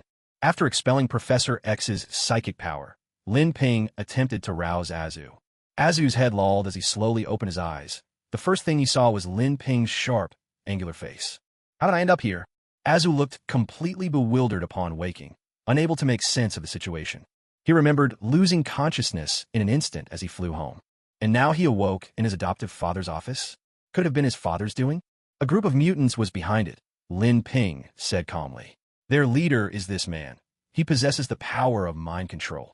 With that, Lin Ping projected the image of a bald man into Azu's mind. He then showed Azu the surveillance footage of himself being controlled, firing his laser eyes upon himself. Is that even possible? Azu's face darkened. The enemy's ability was simply too cunning. He had fallen under control without even the slightest reaction, and his opponent could make him use all his powers, even turn them against his adoptive father. Fortunately, his father's abilities were on par with his own. Otherwise, a catastrophe would have occurred. What should he do now? He had absolutely no defense at the mental level. Just as the saying goes, his magic resistance was 0. Faced with this kind of attack, he was utterly helpless. Azu's expression grew bleak, his pride deeply wounded. It was only now, in this moment, that he realized he wasn't invincible after all. Even with all his superpowers, to a mind controller, he was nothing more than a big, easily manipulated brute. Sensing Azu's dejection, Lin Ping frowned. With his SSS-level confidence, he couldn't stand seeing others lose theirs. Without hesitation, he used his power to share half of his confidence with Azu. In an instant, the once dispirited Azu straightened up, his defeated expression replaced by an air of unshakable arrogance. If that mutant dares to come again, he'll never leave this place alive, Azu declared to Lin Ping, brimming with confidence. He had no idea where this sudden confidence came from. After all, he still had no way to defend against mind control. But at this moment, Azu was sheer confidence incarnate. He even looked at Lin Ping, his once revered adoptive father, with newfound boldness. Lin Ping caught the brazen look in Azu's eyes and thought to himself, seems I gave him a little too much confidence. He promptly slapped Azu across the face. At the same time, he withdrew some of the positive emotion he'd bestowed. A crisp smack rang out. As the confidence drained from his heart, Azu seethed with anger but dared not protest. Get going. I'll handle the mutant myself, Lin Ping said coldly. Go check on Maeve and Starlight. So much is happening at the company, and neither of them has shown up. Do they even respect me as their CEO anymore? With that, Lin Ping lowered his hand, not sparing Azu a shred of kindness. Rubbing his stinging cheek, Azu walked out. In his heart, he reminded himself, his adoptive father was still the same as ever, just as familiar as that slap. Once Azu left, the office fell silent again. Lin Ping walked over to the floor-to-ceiling window and slowly dialed Newman's number. Being a superhero is no disgrace. True strength is knowing when to yield and when to stand tall, he said. I have a way to help you regain your influence. In return, you'll need to use your sway to help me with a few things. Lin Ping laid his terms out directly. On the other end, Newman was stewing over his exposed identity. Superheroes had always been shunned by the authorities in the American government. At this point, Newman had already been suspended from her position. If nothing unexpected happened, she would never return to her old post again. So why not take a gamble?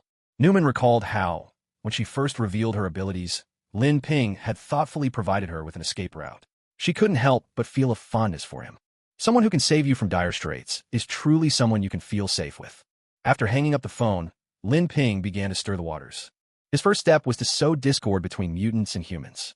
This would not only deal a blow to the X-Academy, but also ease tensions between superheroes and the general population. If this conflict reached its peak, it wasn't impossible for superheroes and humans to join forces and stand united. Charles, don't be anxious. Your turn will come soon. The White House of the United States. Ms. Newman, you're no longer a senator, are you? So what brings you here?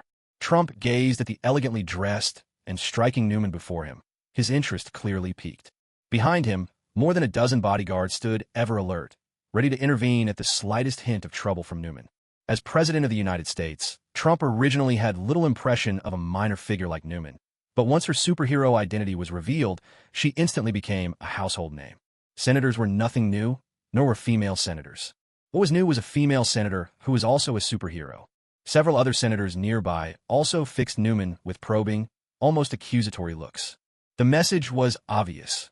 What was your purpose in hiding your superhuman identity as a senator?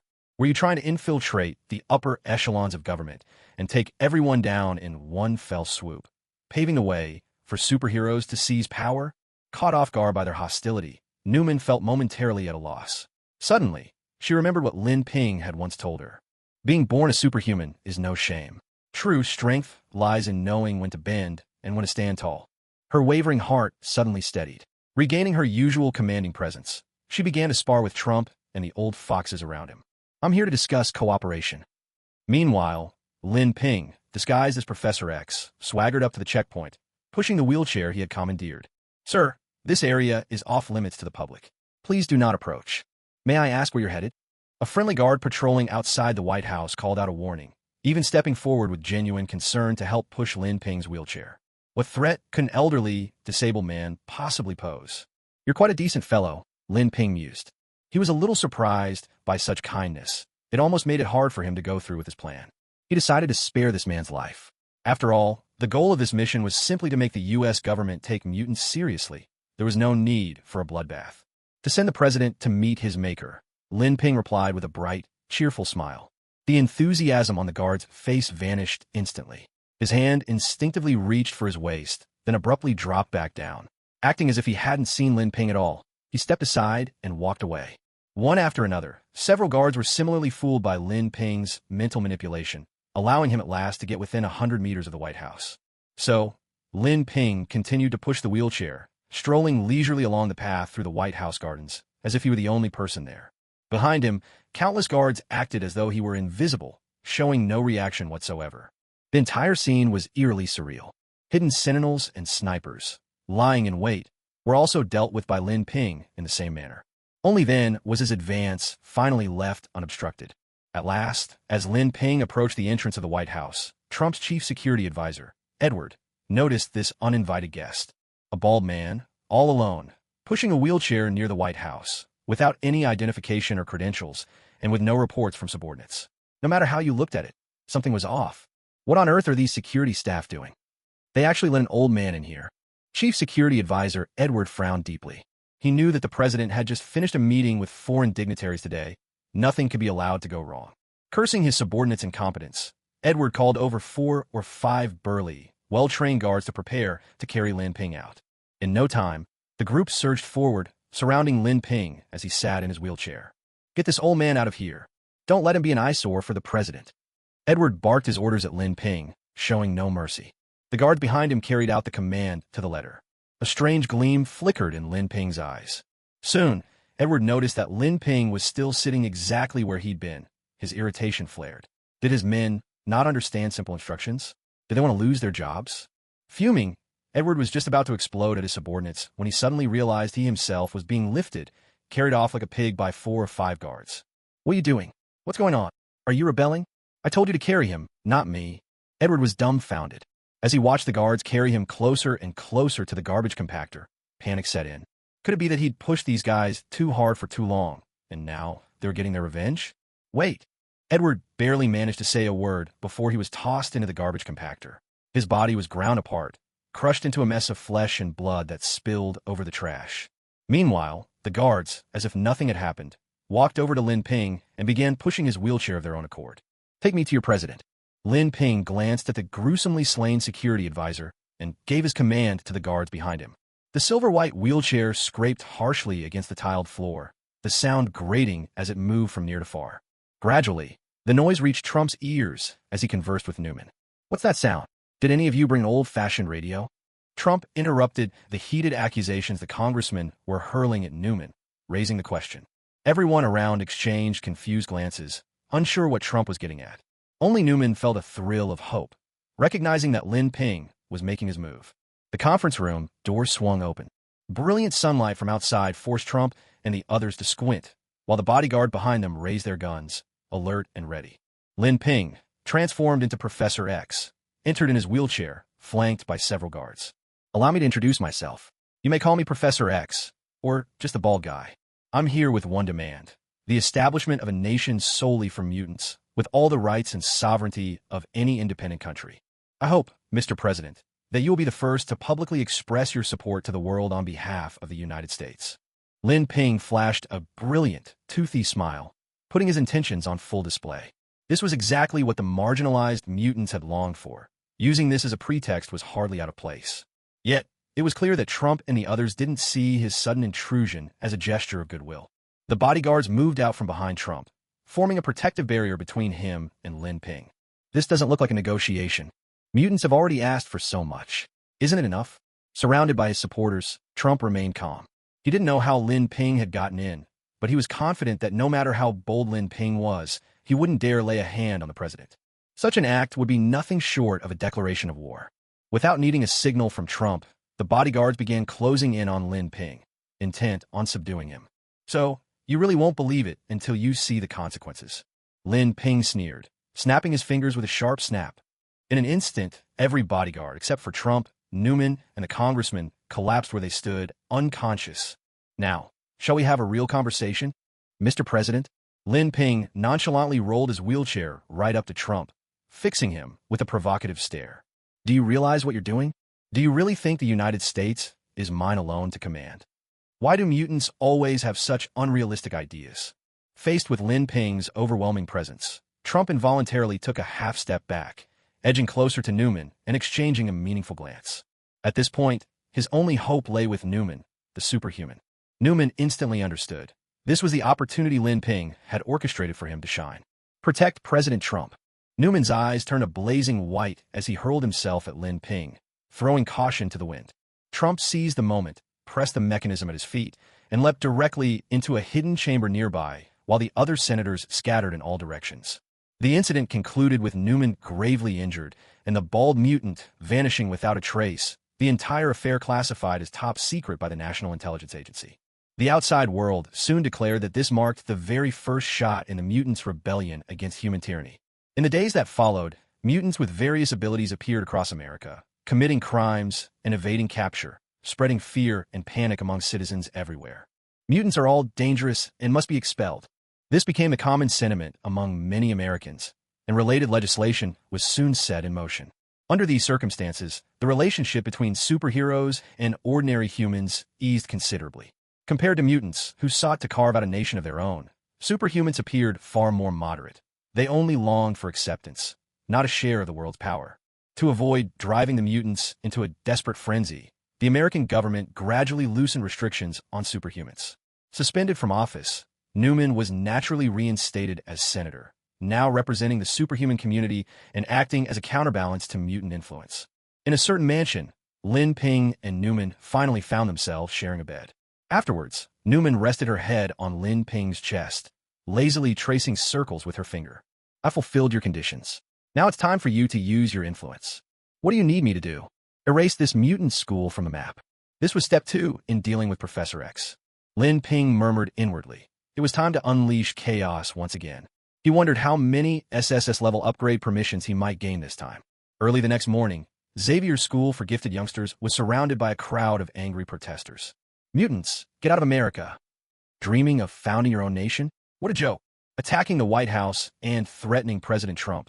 You're asking for death. Where's Charles? Tell him to come out. The crowd faced off against the mutant students, waving signs denouncing mutants, their faces flushed with outrage.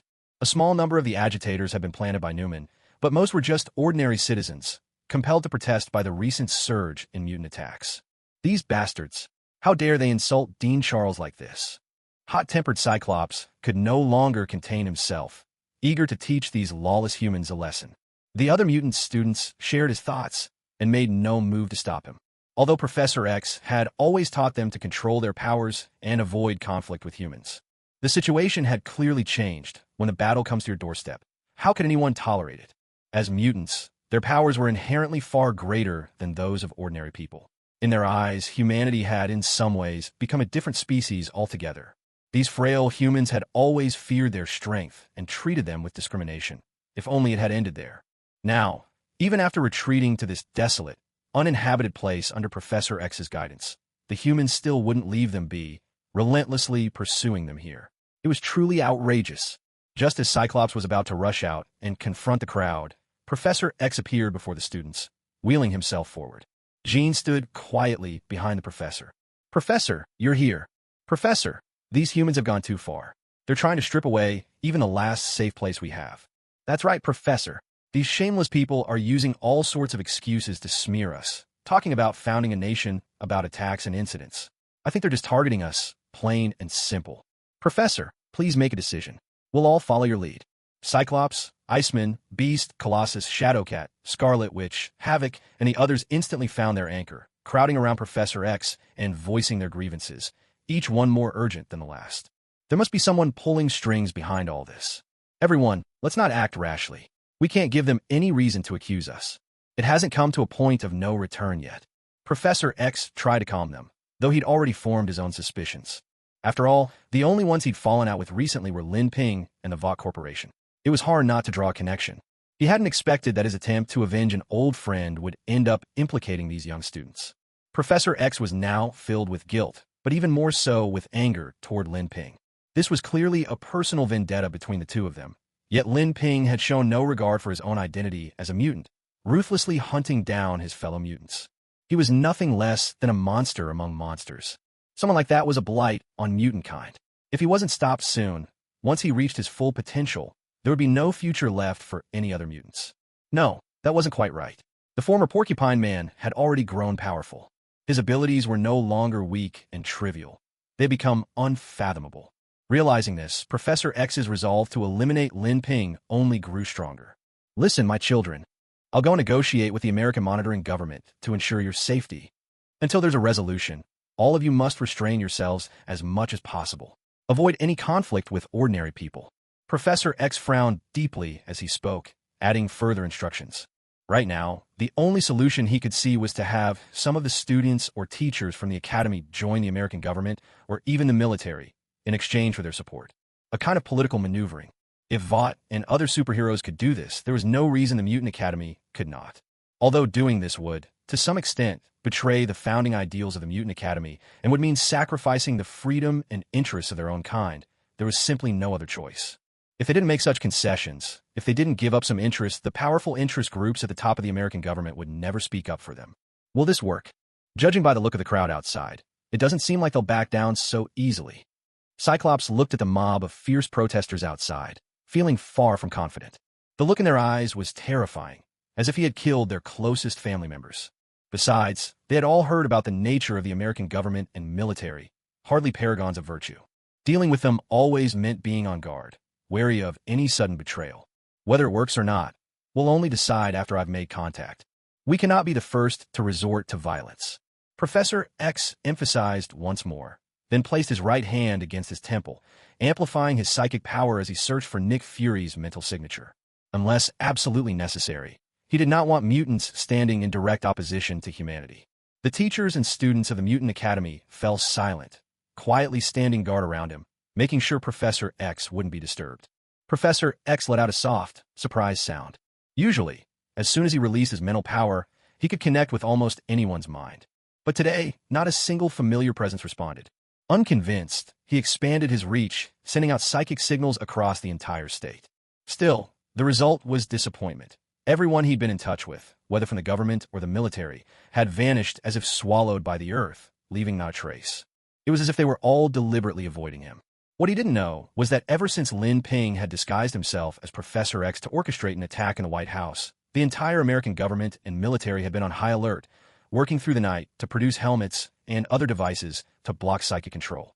Storming into the White House, threatening the president, slaughtering the guards. All these acts had trampled the dignity of the nation's leaders. Now, the officials were desperate to avoid him. None dared risk any association. How is it, Professor? What did those human leaders say?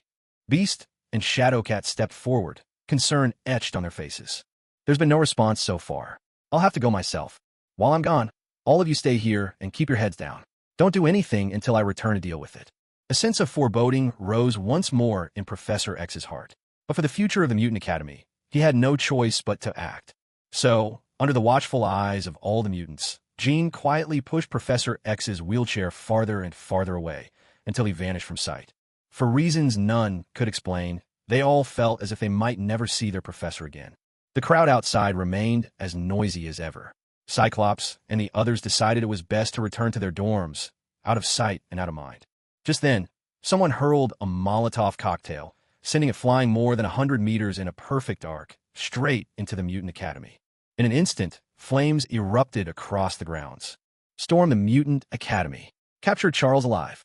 Glory to humankind. At some point, ordinary people had broken through the barrier. Armed with stools, fire axes, chainsaws, and other weapons, they surged forward. Cyclops and his companions all turned pale. This can't be. How did they break through the barrier? They're supposed to be just a bunch of regular people. And that Molotov cocktail was thrown over 100 meters. No normal person could have that kind of strength. Among us, only Jean and Beast in his transformed state could manage a throw like that. They're definitely more than just a group of protesting civilians. All eyes turn to Beast. With Professor X absent, only Beast, who taught at the academy, could command respect. Everyone waited for him to take charge. Follow the professor's instructions. For now, don't engage with them.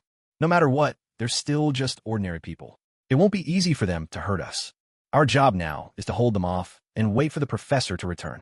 Beast adjusted his glasses, speaking calmly. In truth, he felt uncertain inside, but he couldn't show it in front of the others. Panic would only make things worse.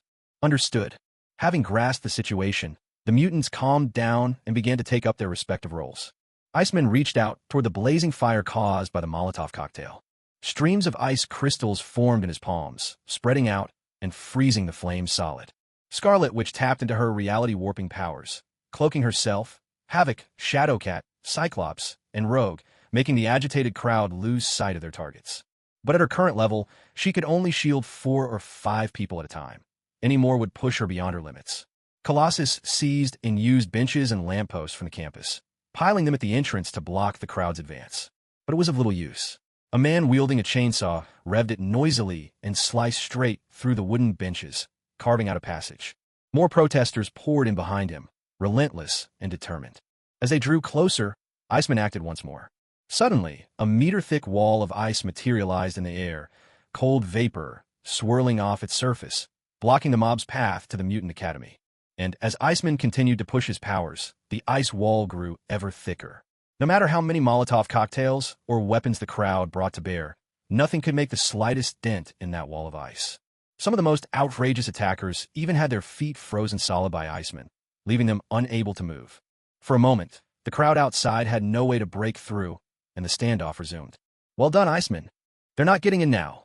Beast couldn't help but praise him as he looked at the thick ice wall and the crowd mere inches away on the other side.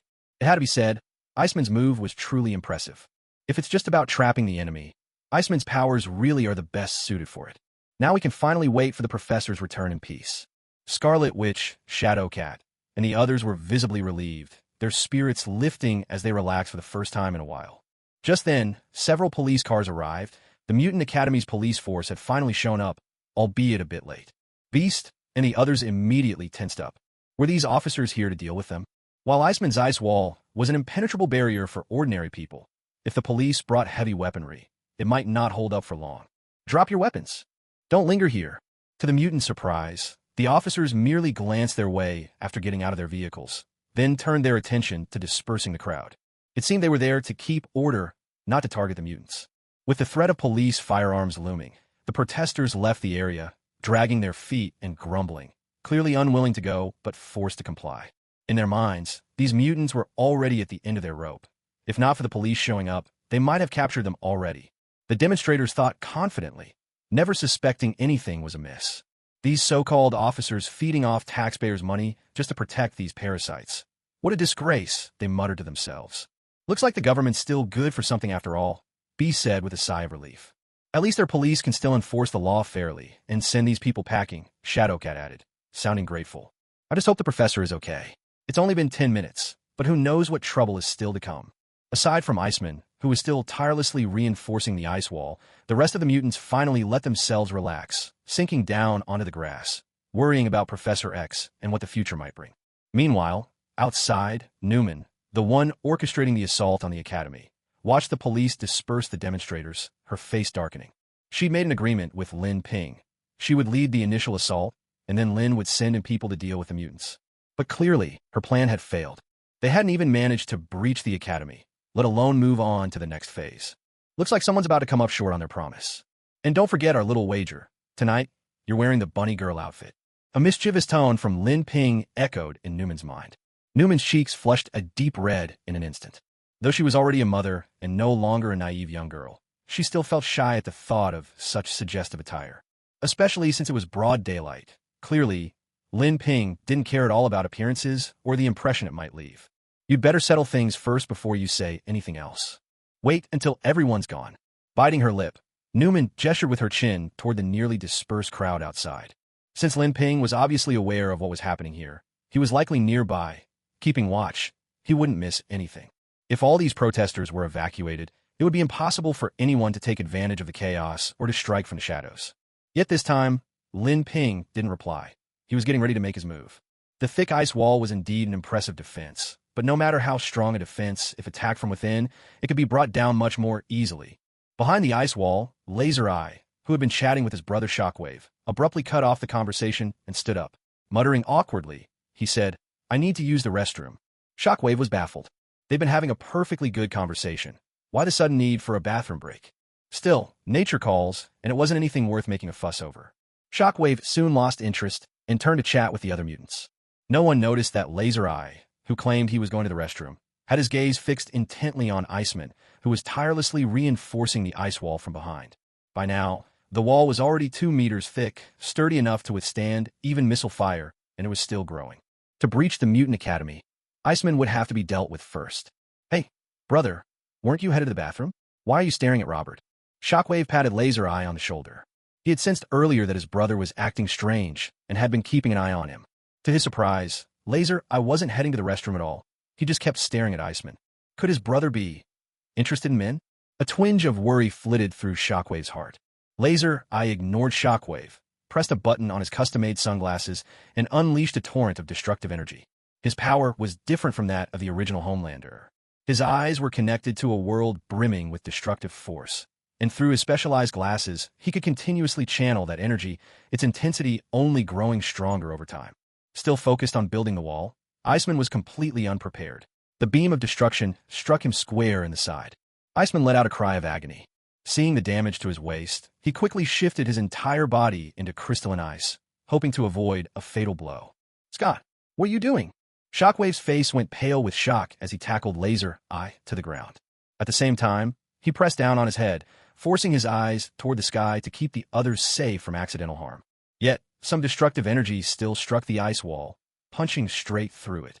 The wall could no longer hold. With a thunderous crash, it collapsed. Several police officers who were still evacuating the crowd were caught in the fallout, crushed beneath the falling blocks of ice. The surviving officers stared in stunned horror at their fallen colleagues, casting hostile glances at Beast and the others. This is a real mess now. The mutants who had just managed to restrain Cyclops felt their hearts sink. Time to fan the flames a little. Far above, Lin Ping hovered 100 meters away, the corners of his mouth curling up as he snapped his fingers. Behind him, Azu, Deep Sea, and Caliban instantly understood and strode in unison toward the Mutant Academy. Let these bastards clean up their own mess. Outside the academy, the captain of the American police force looked at the bodies of his fallen teammates, seething with anger. Most people already had little love for mutants. Now their reputation had hit rock bottom. No wonder so many called for their expulsion. A group of uncontrollable brutes. No one could ever feel safe around them. When they had finished gathering the bodies, the officers drove away. Meanwhile, the mutants were confronting Cyclops. "Scott, what the hell were you doing attacking Robert?" Iceman. "If I hadn't stepped in, you would have killed him. Do you realize that?" As his older brother, Havoc slapped Cyclops hard across the face, his expression grave. In fact, he did this to protect Cyclops. By stepping in himself, he could at least show some restraint. If Iceman or the others took action, things would spiral out of control. To attack a fellow mutant on purpose, there was no question, that was tantamount to betrayal. Iceman, Beast, Shadowcat, and the others kept a wary eye on the two brothers, ready for any sign of treachery. "Alex, what's going on?" Cyclops looked around in confusion at the crowd surrounding him. He had regained consciousness, but everything that happened while under Lin Ping's control was a complete blank. Everyone exchanged uncertain glances, unsure what Cyclops was really up to.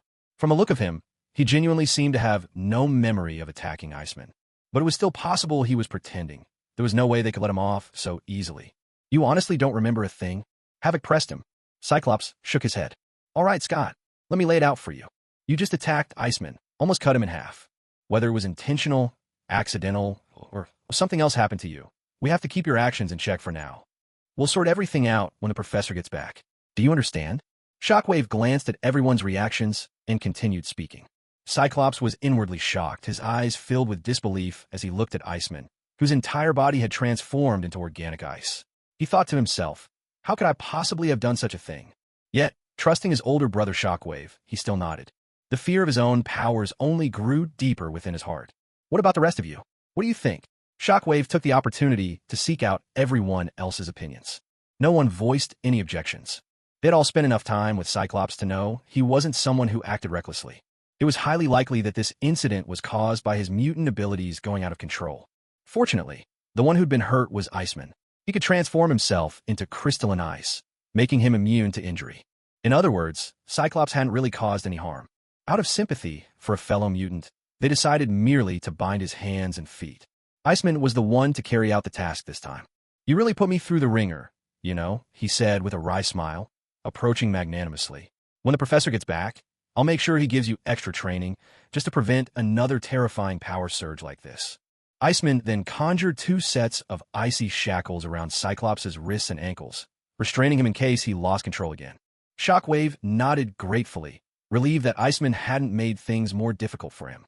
With Iceman's understanding, Cyclops' actions this time probably wouldn't lead to too much resentment from the others. The police left, and so did the crowd from the academy. Everyone looked around at the desolate, chaotic remains of the school grounds, feeling a sense of helplessness. Aside from Shockwave and Scarlet Witch, who stayed behind to watch over Cyclops, the rest of the group began cleaning up the academy on their own initiative. Colossus transformed into a 2-meter-tall, silvery gray giant, hefted the wreckage of a police car, and carried it alone to a junkyard 100 meters away, where he set it down. 3 sets of footsteps approached from behind.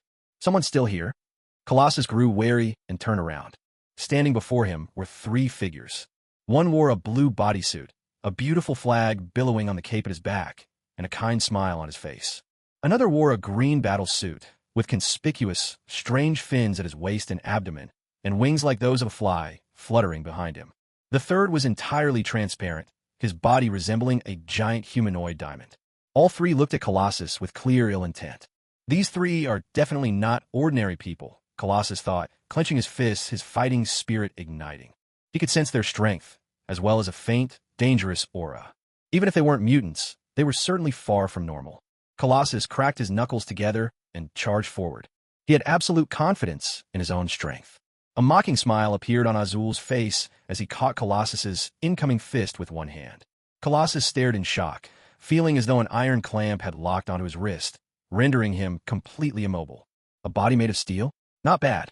You can sure take a beating," Azza remarked, ignoring Colossus's surprise as he looked him up and down. Colossus felt a little relieved at those words. He had always trusted in his own defenses. Even though his strength couldn't match this man's, he didn't think his life was in real danger. "Then let's try this," Azza went on, his tone shifting as a crimson glow flashed in his eyes. A searing laser beam shot out, boring straight through Colossus's eyes. Colossus's lifeless body was tossed aside by Azza as carelessly as if it were garbage. Deep Sea and Caliban showed no reaction whatsoever, clearly accustomed to such scenes. "Next," Azza said, stretching his limbs, feeling that this opponent had been disappointingly weak. "There's another mutant off on his own over here. The remaining 5 are still inside the academy. We can deal with them last," Caliban replied, shifting back from his diamond form and activating his scent tracking ability. Then, he transformed once again into his diamond skin state. "No need for all that trouble. Let's just storm in and take them all out at once," Azza said with a sweeping gesture. With the confidence boost Lin Ping had given him, he was more self-assured than ever. "Exactly. There's no reason to be so cautious," Deep Sea chimed in. "We need to have confidence in ourselves, White Emperor. Let's finish this quickly and give the boss a nice surprise." Deep Sea, too, was composed and calm. He had also received Lin Ping's confidence buff, and the timidity he'd felt before had vanished. "Whatever you say," Caliban replied, looking exasperated. Of the 3, he was the only one who hadn't received Lin Ping's confidence buff. In his diamond form, he was immune to all kinds of psychic influence, including confidence boosts. Dragging Colossus's corpse, Deep Sea recalled Lin Ping's instructions. Always clean up after a battle. Mutant bodies were excellent material for raising sentinels, not a resource to be wasted. The 3 continued onward toward the Mutant Academy. Once inside, before Beast, Iceman, or the others could appear, Deep Sea hurled Colossus's body onto the lawn from 50 meters away. It was plain to see that the earlier long-range Molotov cocktail attack had also been his handiwork. "Potter!" Beast and the other's eyes widened in shock at the sight of Colossus's corpse. How could he be dead in under 2 minutes? Even Professor X and Jean couldn't have done this, could they? "Gentlemen, good afternoon. I'm here to send you on your way," Azza announced, descending slowly from above, a wild smile playing at his lips. Buoyed by the confidence buff, he felt utterly invincible. Deep Sea and Caliban flanked the group from 2 sides, forming a deadly pincer. In an instant, apart from Cyclops, who was bound and unable to move, All the other mutants stood up, their eyes blazing with anger as they confronted the trio of Azu. At this moment, it didn't matter anymore whether their opponents were ordinary people or not. After all, Colossus was killed by these three. How could they not fight back and still call themselves human? The professor had always taught them to master their powers and not act rashly, but that didn't mean they should stand there and be beaten without resistance. Moreover, the fact that these three could kill Colossus proved they were far from ordinary. In other words, the mutants could now unleash their abilities without hesitation. Beast and Havoc, the two male mutants, exchanged glances and were the first to step forward. Beast, who usually appeared refined and scholarly, suddenly let out a primal, savage howl. His body swelled, transforming into a towering, blue-skinned creature over 2 meters tall. Muscles rippling with energy, he swung his massive fists, each as large as a sandbag, and charged at Azu. As a teacher at the Mutant Academy, he naturally chose to take on the strongest-looking opponent to ease the pressure on the students. Besides, the suit of the so-called Homelander was blue, and after his transformation, his skin was blue as well. How could he resist a showdown between blues? Normally, Beast was rarely the one to charge into battle. In reality, he was a highly educated researcher. Combat was only his side job.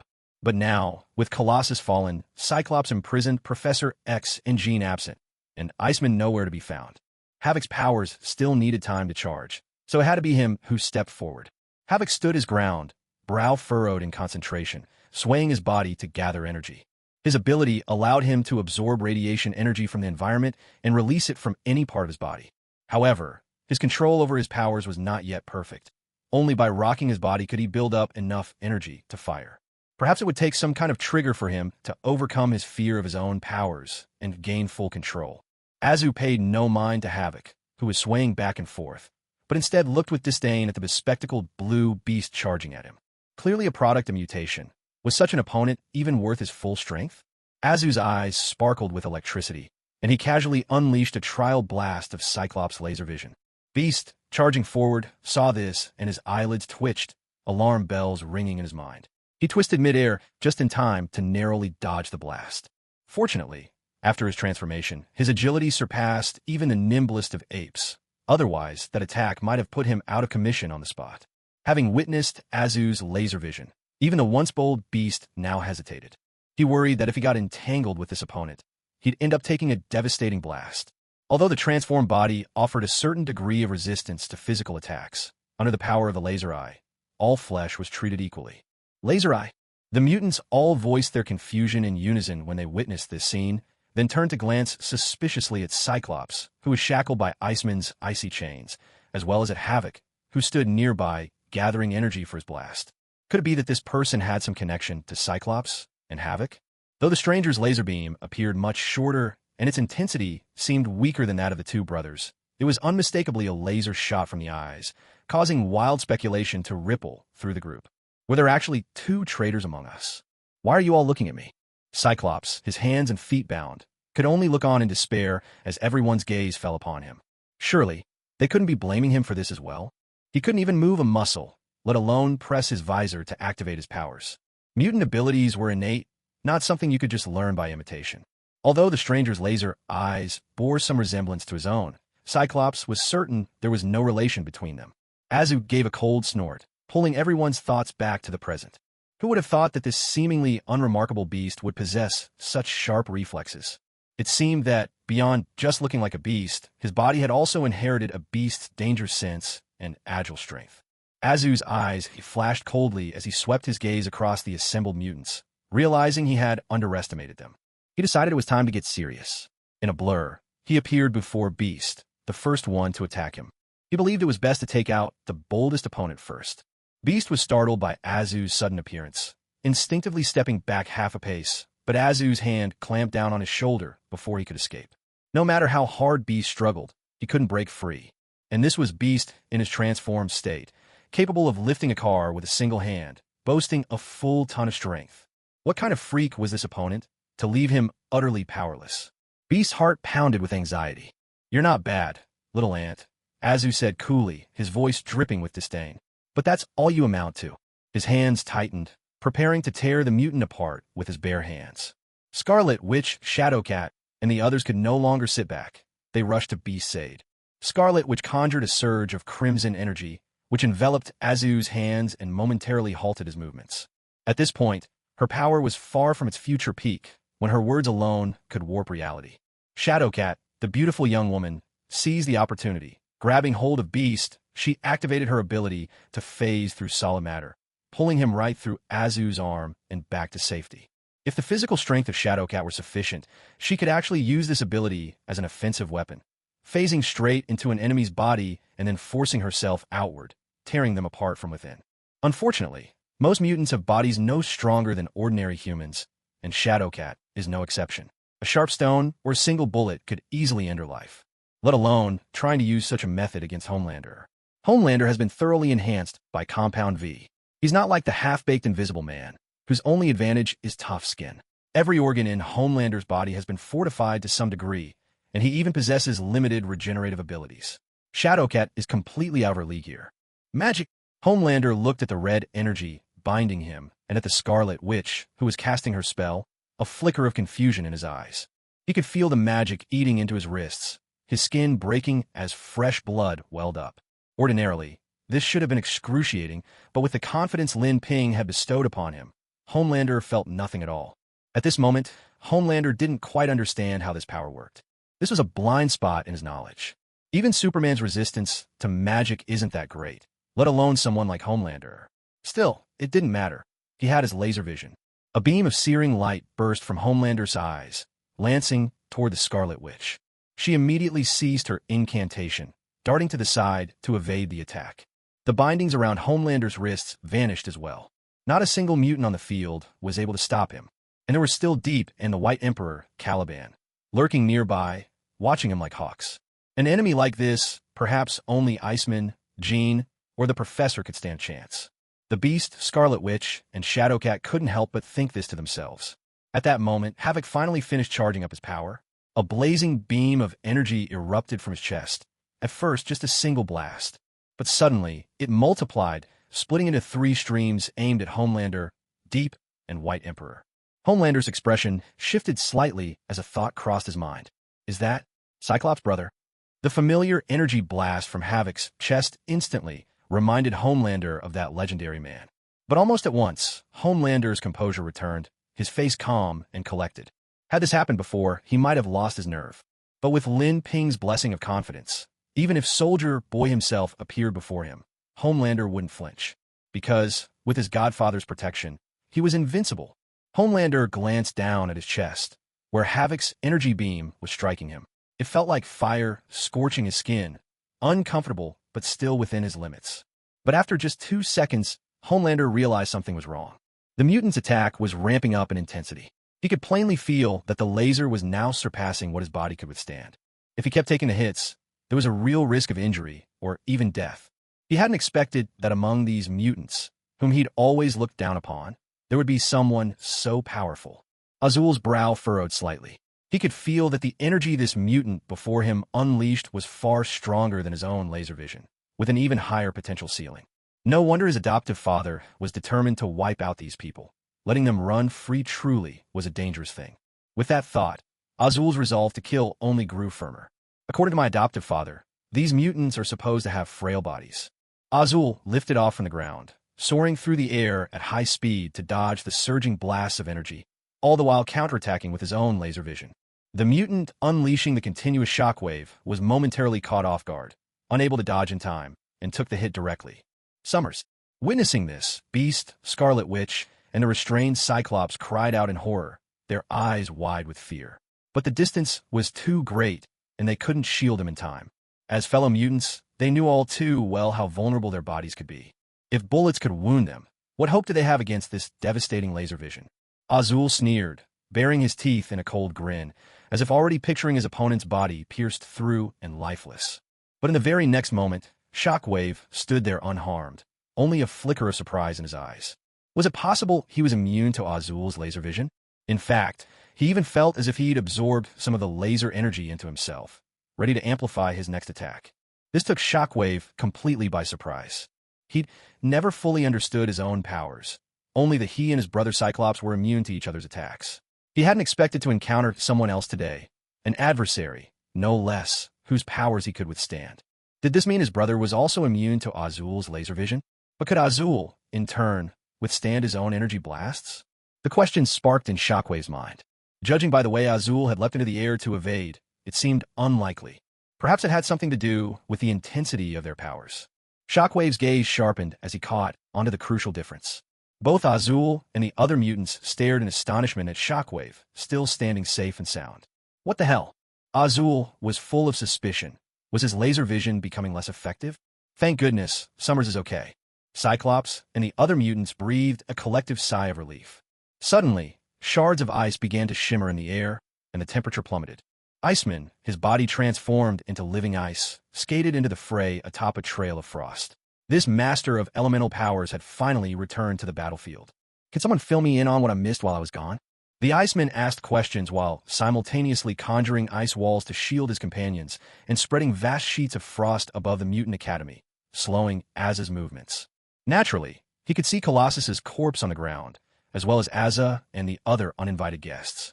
Beast, Scarlet Witch, and the others hurriedly explained everything that had happened before and after the battle. These mortals are truly annoying, Azza muttered. One after another, they just keep coming. What about my teammates? Feeling the resistance in flight as Iceman altered the environment, Azza grew increasingly irritated. Only now did he realize he had been fighting alone. Where had the Deep Sea and the White Emperor gone? He soon spotted Deep Sea, already crushed to the ground by the energy blast unleashed by Shockwave. Deep Sea's body had withered to a skeletal frame, his green combat suit hanging loosely, unable even to stay upright. Clearly, Deep Sea's feeble, insect-like wings were nowhere near agile enough to dodge attacks, as Azza could. This time, he'd taken the full force of Shockwave's assault. Even Azza had felt threatened under that attack, let alone Deep Sea. Yet Deep Sea's chest still rose and fell, showing he was not dead. I'm here. The now skinny Deep Sea lay sprawled on the ground, looking up at Azza's questioning gaze from the sky, and replied weakly. It wasn't that he was slacking off or playing dead. He simply had no strength left. Shockwave's energy attack had far exceeded what Deep Sea's body could endure. If not for the S-class supercells bestowed by Lin Ping, his original, frail compound number 5 would never have healed in time. He'd have been dead already. Yet even this recovery came at a cost, drawing on his body's own resources, fat and other energy reserves. Now, Deep Sea was completely drained, and even so, had barely survived Shockwave's onslaught, a testament to the sheer power of the attack. Still, Deep Sea had gained something from the ordeal. The adaptability granted by the supercells slowly transformed his body in response to Shockwave's assault.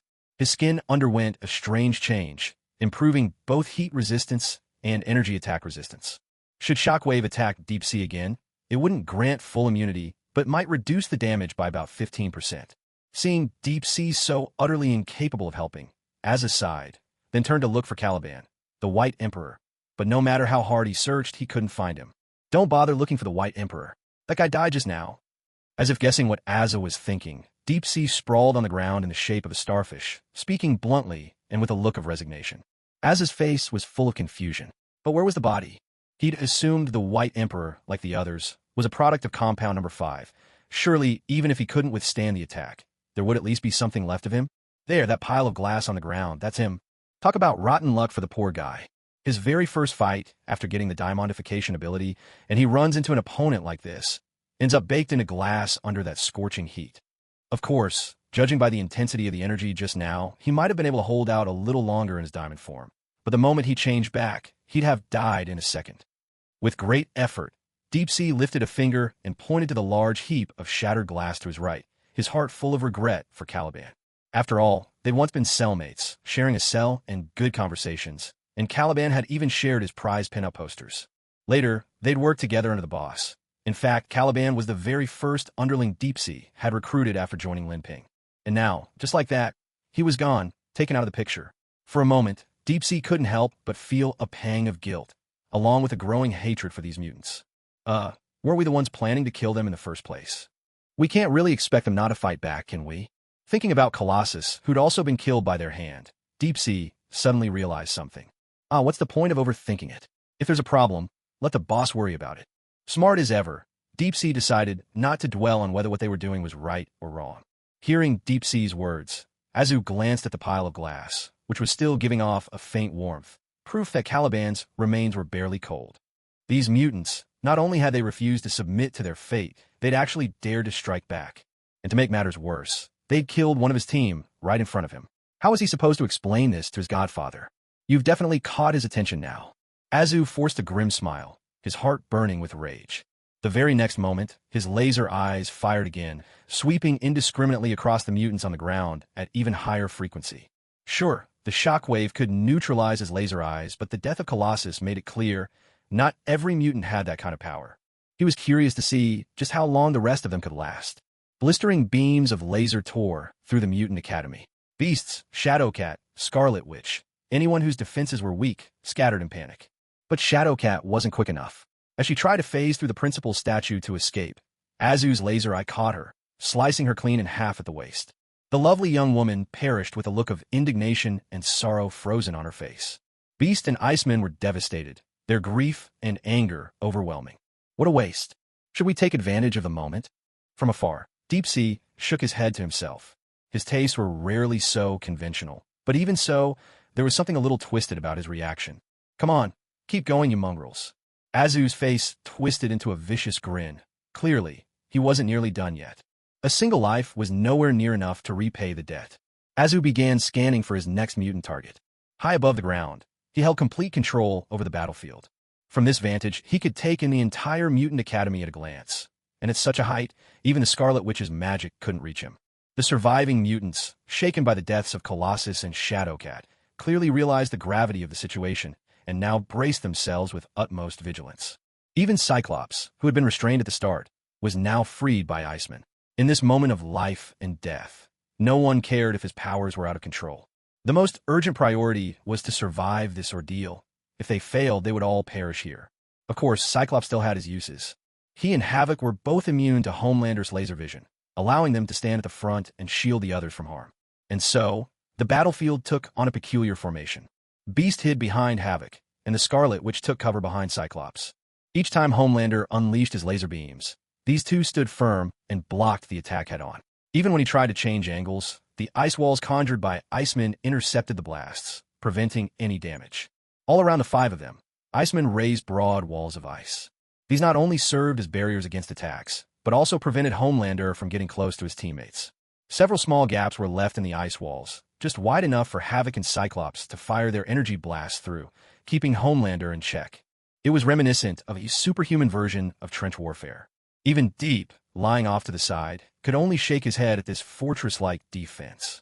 Meanwhile, Iceman, using his ability to turn his body into organic ice, kept conjuring frost with both hands, filling the air. No matter how carefully Homelander flew at high speed, he couldn't avoid accumulating layers of frost, which slowed his movements considerably. There were several close calls where he was nearly taken down by the combined energy attacks of Havoc and Cyclops. After prolonged use, and by absorbing the energy from their own blasts, the two mutants' attacks had reached a frightening intensity. A glancing blow would injure. A direct hit, even with Homelander's body reinforced by Compound V, could be fatal in the face of such cosmic power. Fuck, this is insane. For a moment, even Homelander was left reeling by the coordinated assault of the five mutants. Any one of these mutants alone would be no match for him. He could defeat them with ease. But together, their teamwork left him with no obvious weakness to exploit. Above all, the mutant who could turn his entire body into ice and conjure more from thin air was the most confounding. Homelander had already used his laser vision more than once to slice through Iceman's body, but made no difference. The mutant would simply reconstitute himself, using ice from the air to restore his form. Even if his body was shattered completely, he could somehow piece himself back together from the ice. He was, quite simply, indestructible, a cockroach that simply refused to die. Moreover, that little cockroach kept leaping right in front of his eyes, occasionally tossing a bit of icy chill into his gaze. Azu was endlessly annoyed, yet there was nothing he could do about it. My abilities seem a bit too limited and aren't enough anymore. In other words, I'm still not strong enough. Maybe I should ask my foster father to give me a boost? For the first time, Azu felt his own strength was inadequate, that he was powerless. In the past, he was proud and dismissive of everything, convinced he was the most perfect, the mightiest human there was. But after following Lin Ping on several missions lately, he had come face to face with his own shortcomings and realized there are always stronger people out there. The company's experimental sentinels, the Brotherhood's Magneto, and Professor X from the Mutant Academy had all given him a tough time. Especially those last two encounters. If it weren't for Lin Ping stepping in, he had no idea how he could have handled them on his own. So what now? Are we just going to retreat like this? Azu hesitated, glancing at the Deep Sea, who was still lying motionless on the ground. Honestly, Deep Sea was really something else, playing dead the whole time, not doing a thing. All these mutants seemed just as blind, assuming he was dead and leaving him alone. Instead, they all turned their attention elsewhere, fighting with renewed intensity right on top of him. If you put their performance into gaming stats, Azu would be 2/0/0, 100% participation, 100% damage, and 30% tanking. Deep Sea, on the other hand, 0/0/0, 0 participation, 0 damage, but 50% tanking. All he did was soak up hits, a classic freeloader. For a moment, Azu felt utterly exhausted, convinced his teammates were just too hopeless to carry. Thankfully, he had a foster father who could always back him up. Suddenly, ripples shimmered through the surrounding space, and Lin Ping's figure slowly emerged, his face calm and composed as he activated his domain. Another one? Beast and Iceman were startled. One look at Lin Ping's unusual entrance, and they knew this was a boss-level opponent. Father. A living, breathing person appeared out of thin air next to him. Azu jumped in fright. Then joy replaced his shock when he recognized who it was. It hadn't even been that long since they last met, and yet his foster father had already mastered teleportation? Was it that his foster father had always been hiding his true abilities, or was he just getting stronger way too fast? Azu couldn't help but wonder. Lin Ping nodded calmly. If he remembered the formula for the volume of a sphere correctly, the range of an S-rank domain mastery covered 3/4 times pi times 500 meters cubed. Within this range, Lin Ping could precisely manipulate most perceivable objects, including his own body.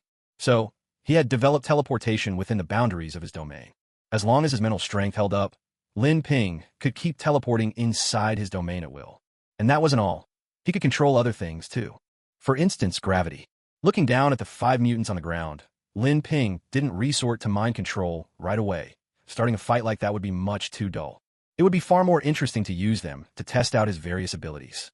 Lin Ping stretched out both hands, beginning to manipulate the gravity acting upon the mutants within his domain, on the Beast, Shockwave, and the others, gradually increasing the force from twice the norm, and higher still.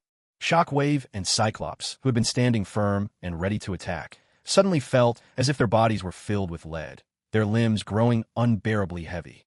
The weight only intensified, pressing down until it was hard for them to breathe. At last, the force grew so overwhelming that all 4 of their limbs were pinned to the ground, leaving them utterly powerless to resist. What?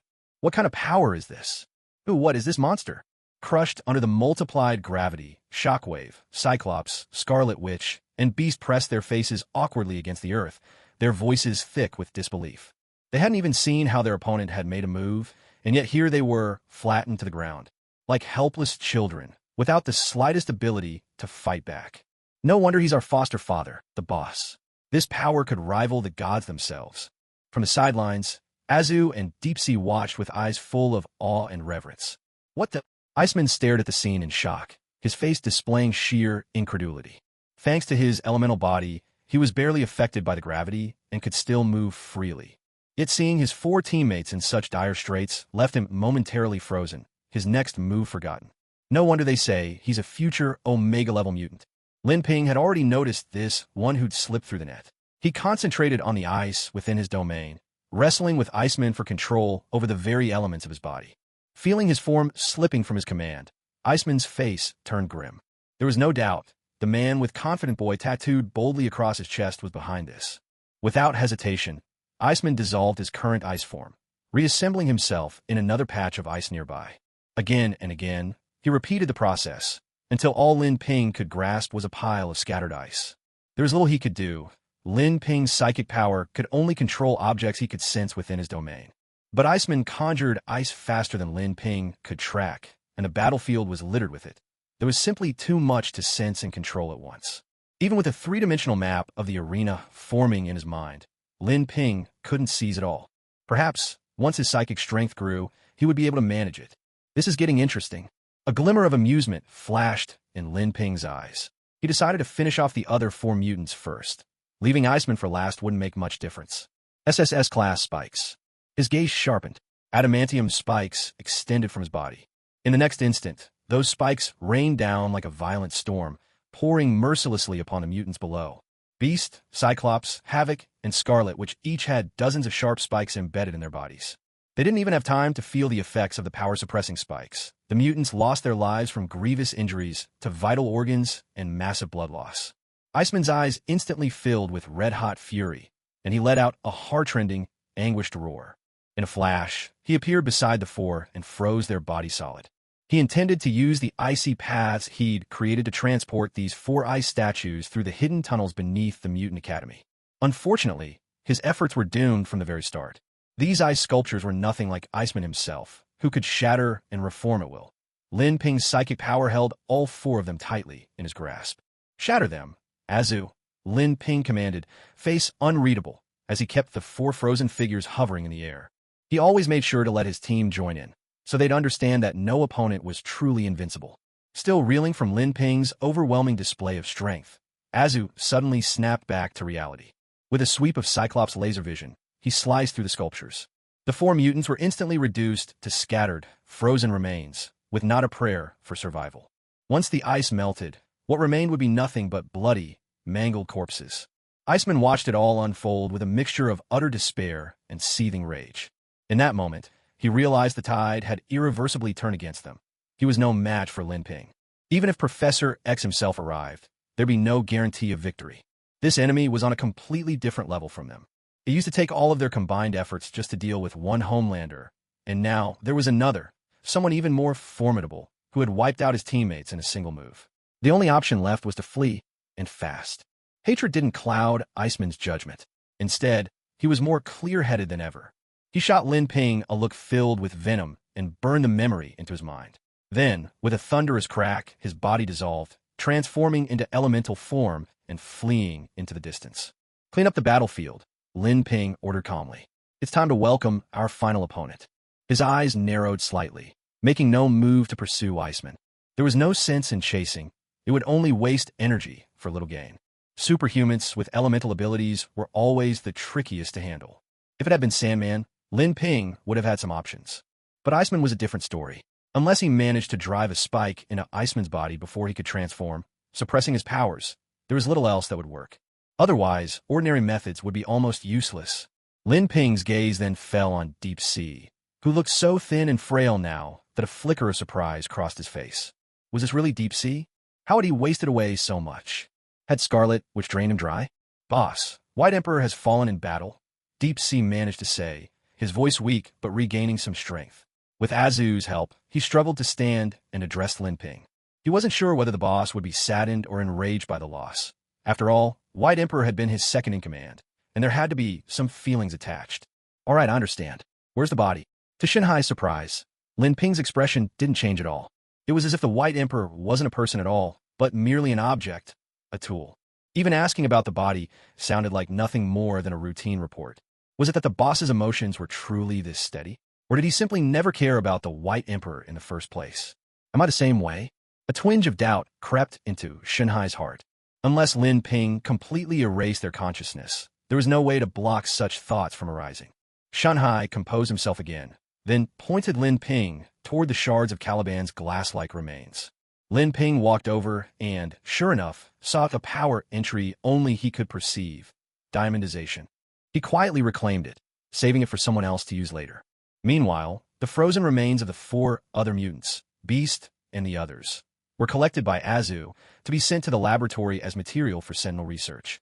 As for the remaining children at the Mutant Academy, Lin Ping had no intention of committing such an inhumane act as slaughtering them all. Instead, Vought's Superhuman Resources Department came to take them away. These kids were blank slates. Perhaps, in the future, they would become exactly the kind of people Vought needed. By now, it had been a full hour since Professor X had left the academy. He and the military liaison were having a most pleasant conversation, and the two sides had reached an agreement. The Mutant Academy would regularly provide students to cooperate with military operations, while the military would offer the academy protection. At long last, the mutants' predicament might be resolved. Professor X, overjoyed, returned, unable to resist sharing the good news with Jean along the way. Only then did he realize he'd been gone an hour. How were Beast and the others faring? Had they followed his advice and avoided conflict with civilians? He began to search for the psychic signals of those who'd stayed behind at the academy. But whether it was Beast or Scarlet Witch in the psychic realm, there was no trace of them. Utter silence. Something's wrong. Someone's invaded. The joy vanished from Professor X's face. What's happened, Professor? Jean, pushing his wheelchair from behind, asked in confusion. There's no time to explain. A cloud of worry settled over Professor X's face as he quickly turned back and made his request to the military liaison. Since our cooperation is established, I request that you immediately dispatch a unit to protect the Mutant Academy and respond to any potential threats. The request was perfectly reasonable, and the military liaison agreed without hesitation. He generously sent 2 helicopters armed with Vulcan miniguns and 10 active-duty Marine Corps members, enough to handle a small-scale firefight. Professor X shook his head, clearly dissatisfied with the level of support. After all, anyone who could attack the Mutant Academy was no ordinary foe. These soldiers were more than capable of dealing with conventional threats, but when it came to superhumans, they would be woefully outmatched. I need your most elite troops under your command. Professor X fixed his gaze on the military official in front of him, who wore a helmet designed to block psychic control. His tone was steady and brooked no refusal. You mean Black Watch? Yes, that's right. The military official's expression turned serious at once. This was the ace force of the bioweapons division, never deployed lightly. What kind of trouble have these mutants stirred up now? They actually want me to dispatch them? I know this request is rather presumptuous, but I'm willing to sign a supplementary treaty and join the think tank of Bell-Lemon to help counter Soviet Bear. Professor X continued to make concessions, his gaze burning as he looked at the official. He had no other options left now, forced to trade away his own value. To fight against Vought Corporation and the enemies lurking in the shadows, he was even willing to break his own principle of not getting involved in human conflicts. Deal. Bell-Lemon welcomes you aboard. The official was inwardly delighted, a smile spreading across his face as he extended a plump hand to shake with Professor X. Professor X's abilities and influence were well known to all. With Bell-Lemon bringing him into the fold, it was yet another path to achieving hegemony. Exchanging a single deployment of Black Watch for a rare and valuable ally. This was a transaction worth making. 20 Black Watch soldiers, 1 super soldier, 2 armed helicopters, and 2 thermobaric tank units. That's the very limit of what I can authorize. They'll be assembled within 10 minutes and will contact you directly. The heavy-set official produced a special communicator and handed it to Professor X. Professor X took it with a nod, understanding that the official's authority was also quite limited. If it weren't for his close relationship with the general, he probably wouldn't have managed even this much. Let's hope they can hold out for a while. With the communicator in hand, Professor X walked out and stood in the military district square with Jean, worry gnawing at his heart. Having witnessed Lin Ping's power from Vought, he doubted these forces alone could bring him down. Their only real function was to test Lin Ping's strength, and to give Professor X a chance to rescue any mutants who might still be alive. A deep, thunderous rumble filled the air. 2 massive brown tanks, each with 3 barrel cannons and a mounted machine gun, were gently set down by 4 transport helicopters. These tanks, upgraded M1A1 models, each loaded with a thermobaric shell powerful enough to level a corporate skyscraper. Next, 21 fully armed soldiers marched in perfect formation from the transport aircraft. The leader stood head and shoulders above the rest, muscle-bound and fierce, undoubtedly the legendary super soldier. Please specify your defensive positions and priority protection targets. Captain Randall produced a communicator, pointing to the map displayed on it. Through the psychic-resistant mask, his voice was all business. Behind him, the soldiers boarded their vehicles in an orderly fashion, waiting for the next command. Destination: Xavier's School for Gifted Youngsters. Objective: protect the mutants inside. Professor X gazed at these elite soldiers, a flicker of pity crossing his mind. He knew all too well, if they were to face Lin Ping, not a single one of these men would survive. Copy that. Move out. Randall didn't ask for more details. The military database held information on nearly every mutant, and Professor X was well aware of this. And so, with Jean and a contingent of soon-to-be cannon fodder provided by the military, Professor X made his way back toward the school, rolling down the highway without a hint of concealment. If it weren't for the police escort clearing the way, this parade would surely have caused a public uproar. As Professor X's figure retreated into the distance, the military commander, standing atop the platform, narrowed his eyes, issuing fresh orders to Randall. Once you've dealt with the trouble at the Mutant Academy, find an opportunity to eliminate Professor X and bring back any remaining young mutants from the school. If these 2 missions conflict, your top priority is to take down Professor X. Understood, Randall replied. Only then did the commander allow himself a sly smile. People don't come to ask for help unless they're desperate, and for someone as principled as Professor X to appear at their door, the Academy must be facing an existential crisis. This was the perfect chance to swallow the mutant school whole. Did people really believe mutants were an irreplaceable strategic resource? Their only value lay in providing mutant genes for military research, for use on the battlefield. In the past, there was concern that the Mutant Academy was too secluded, too well-protected, making it hard to strike. Who would have thought Professor X would deliver himself right into their hands? With the Brotherhood gone, there was no longer any need for balance. The mutant school would have to disappear as well. When the birds are gone, the bow is put away. When the cunning rabbit dies, the hound is cooked. The wisdom of China truly is inexhaustible, he thought with satisfaction. He pulled out a copy of The Art of War, reading it with great interest. The best horse faces the second best faces the worst, and the worst faces the best. Best 2 out of 3. Elsewhere, under the escort of the Black Watch Squad, Professor X gradually drew near the Mutant Academy. Along the way, they encountered police officers carrying bodies and wounded comrades. Professor X recognized them. They were the officers responsible for patrols in the neighborhoods near Xavier's school. So many officers dead? A sense of dread settled deeper in Professor X's heart. He wheeled himself forward and stopped before one of the officers to ask, "What happened here?" The officer recognized Professor X. He had no intention of speaking at first, but seeing the alert posture of the Black Watch soldiers, the hulking tanks, and the warning in his captain's eyes, he decided it was safer to comply. A mutant named Scott lost control of his powers and destroyed an ice wall created by another mutant.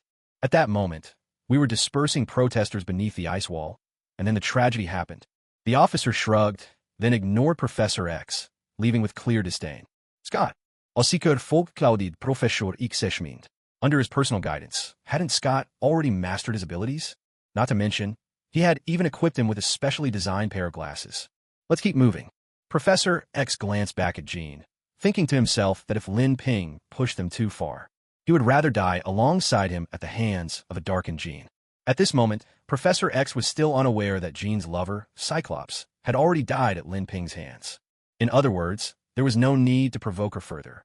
Once Jean discovered her boyfriend's death, her descent into darkness was inevitable. The world-ending power of the Phoenix was about to return. Inside the principal's office, Lin Ping, who was fiddling with a photo of Professor X and Magneto, shifted his gaze outside and spoke calmly. He possessed complete vision of everything within his domain. Professor X, Jean behind him, and the unidentified armed soldiers were all perfectly visible to Lin Ping. This is the last chance to show what I can do. I can't just coast by anymore. Deep Sea, who was wolfing down food to restore his energy, paused, swallowed the last piece of jam-filled chocolate, wiped his mouth, and prepared himself for action. Azu, too, clenched his fists, brimming with confidence. At last, he could personally deal with the one who had used mind control on him. Are we sure this is the place? This doesn't look like anywhere anyone could have survived. Captain Randall stepped into the Mutant Academy, surveying the ground ravaged by Cyclops, Shockwave, Azu, Lin Ping, and others, his uncertainty clear. Years of combat experience told him that no one should have survived such devastation. But orders were orders. They had to be carried out. At Randall's command, the soldiers behind him took up positions, using 2 thermobaric tanks and 2 armed helicopters to secure the area. Now, the Mutant Academy was riddled with craters and scattered ice, with the bodies of some civilians mixed in, making it look like a massive junkyard. We're still too late. Professor X looked at his life's work, now reduced to ruins, with a face full of sorrow. A school could be rebuilt, but without Beast and the young mutants he had sheltered, it would be nearly impossible to create such a sanctuary again. Captain Randall ignored Professor X's grief, focusing on the report from his men. Reporting, Captain, the thermal imaging shows no living beings in the area. Only inside the main building are there 3 life forms with extremely high energy signatures. Preliminary assessment, they're likely superhumans. A soldier jogged over to him with a detection kit in his arms, saluted smartly, and then made his report. Life intensity is the standard used by melee monitoring to classify the strength of super soldiers and superhumans. For artificial super soldiers like Randall, life intensity usually hovers around 100, and even then, their strength assessment is considered very low. Who exactly were those 3 people? How did they earn such a high rating? Could it be an instrument malfunction?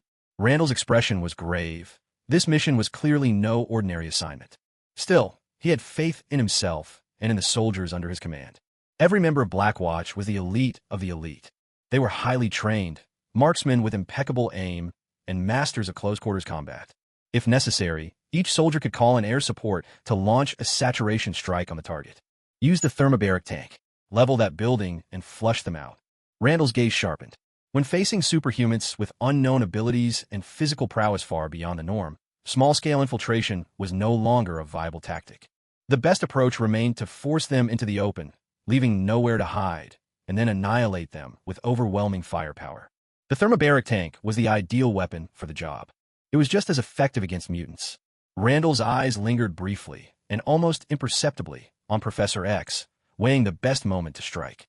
With the situation now changed, he realized there was no need for him or his men to make the first move. Professor X was already isolated and alone. His own team wore mind-shielding masks, making a child's play to deal with him. As for the girls standing behind Professor X, Jean, Randall dismissed her without a second thought. What threat could a little girl pose? The 3 barrels of the thermobaric tank aimed steadily at the building where Lin Ping and his companions were hiding. The next moment, shells erupted from the barrels, splitting the air with thunderous explosions. The thermobaric round struck the Academy's teaching block and detonated instantly. The resulting heat and pressure obliterated the entire building. Watching the Academy's teaching block, a symbol of the mutant school, collapse in ruins, Professor X's eyes flickered with a trace of sorrow, but he forced himself to remain composed. Now was not the time to dwell on such losses. As long as he defeated Lin Ping, with the military's backing, he could always rebuild a greater and grander mutant academy. After the barrage, the building had collapsed. Debris and dust drifted slowly to the ground. Report, Captain. No signs of life detected beneath the rubble. Did you really think it would be that easy? Keep searching. A sense of satisfaction flickered in Randall's heart, but he maintained a proper level of caution. Yet he couldn't help but feel a hint of disdain. Maybe he had overestimated them? After all, not even he, a super soldier, could withstand a thermobaric blast. It was only natural for those 3 to have perished under such firepower. Your caution is justified, Captain Randall. If I'm not mistaken, those 3 must be superheroes from Vought. Homelander is probably among them. His body can withstand missiles, after all. But honestly, the one we really need to worry about isn't him. It's his boss, Lin Ping. If he's here too, you'd better be ready to call for backup at any moment. And if it comes to it, you might even have to consider using a nuke, Professor X warned. He knew all too well that things wouldn't be that simple. Having crossed paths with Lin Ping before, he understood just how terrifying this former Porcupine man had become. Isn't that a bit of an exaggeration? Randall felt Professor X was being far too alarmist. Superhumans? Blackwatch had tangled with plenty of mutants and superheroes over the years, and they weren't anything special. With the serum enhancements, their super soldiers already possessed extraordinary physical strength, lifting up to a ton, with greatly improved agility and reflexes. By all accounts, they could rival most superheroes, and Blackwatch had nearly 1,000 such super soldiers. Not to mention the constant stream of military support from the armed forces. With that kind of firepower, they could handle not just ordinary superheroes, but could easily fight a mid-sized war if it came to it. Professor X shook his head, ignoring Randall, because at some point, Lin Ping and his 2 companions had silently appeared not far away. People rarely learn from advice, but a single harsh lesson is never forgotten. We've got a big one here, Lin Ping remarked, eyes gleaming with admiration as he looked at the 2 thermal barium tanks and the hovering attack helicopter. By now, his body was beyond the reach of any physical harm. Still, seeing those armored, ferocious tanks, he couldn't help but feel a surge of excitement. After all, what boy doesn't love planes and tanks? Of course, Lin Ping could do far more now. He could fight them. In the blink of an eye, he vanished from where he stood and reappeared before a tank whose barrel was still hot from recent fire. Channeling the power of his domain, he grabbed the barrel with his bare hands and bent it effortlessly, then swung the entire tank like a hammer, smashing it against a helicopter still circling above. The helicopter exploded in a fiery blast, its Blackwatch soldiers perishing instantly. Fighting purely on instinct, not bothering with any higher thought. Now that's exhilarating. Lin Ping clapped his hands, then let his gaze settle, not on Professor X and Randall, as one might expect, but on someone behind Professor X. Jean Grey, the vessel of the Phoenix Force. A powerhouse in her own right, she possessed not only superhuman strength and the ability to read and control minds, but could also manipulate objects, create force fields, fly, and even generate searing shockwaves by exciting molecules to the brink of explosion. Without a doubt, he was one of the most powerful mutants. So, how should one deal with such an opponent? Randall gave Lin Ping no time to ponder. In fact, he didn't even need to say a word. Black Watch's soldiers had already unleashed a hailstorm of firepower upon Lin Ping. Machine guns, assault rifles, grenade launchers, an endless barrage of bullets and shells rained down on him. The soldiers of Black Watch were marksmen of the highest caliber. Every single bullet was aimed directly at Lin Ping's head. Yet Lin Ping stood unmoving, making no attempt to dodge. He simply let the storm of bullets engulf him completely. Ting, ting, ting. Each bullet struck Lin Ping's skull with a crisp, ringing sound, as if ricocheting off polished steel. Even the grenades did little more than ruffle his leather jacket. There wasn't the slightest hint of injury. How is that possible? What kind of monster is this? Randall's eyes widened in disbelief. It was the first time he had ever seen a superhuman completely impervious to modern weaponry. Bullets seemed like nothing more than rubber toys before Lin Ping. Even the shells were nothing but oversized firecrackers, good for a bit of noise, but nothing more. Now you see how terrifying your opponent is. If you have any backup, now's the time to call it in. I'm afraid it'll be too late if you wait any longer. Professor X gazed at Lin Ping, who resembled a demon god among men, and sighed helplessly. His telepathic powers had no effect on Lin Ping, and with his body paralyzed from the waist down, he was utterly powerless. At this moment, there was nothing he could do about Lin Ping. All he had left was Jean, who carried the Phoenix Force, a single bargaining chip. Keep up the suppressive fire. Bring up the thermobaric tank and hit him with another round. Randall's face was grim. He had his pride. Calling for backup in less than a minute of fighting would be humiliating, wouldn't it? What he didn't know was that if he didn't call for help now, didn't bring in more cannon fodder, he'd be the one lying dead on the ground. Suddenly, the surrounding gunfire fell silent. Not only did Randall's order go unheeded, but all firing ceased completely. These bastards, are they defying orders?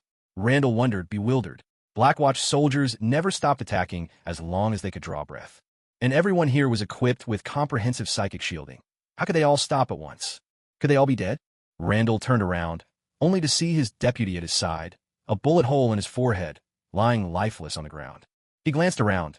The other soldiers were the same, shot either right between the eyes or through the back of the head. Judging by the bullet wounds, the ammunition matched the very rounds used by Blackwatch themselves. Is that it? Wiped out just like that. A Blackwatch squad, capable of quelling a town-wide riot, gone in an instant. Randall, for all his military toughness, simply couldn't accept what he was seeing. The roar of the tank engine caught Randall's attention. Another one.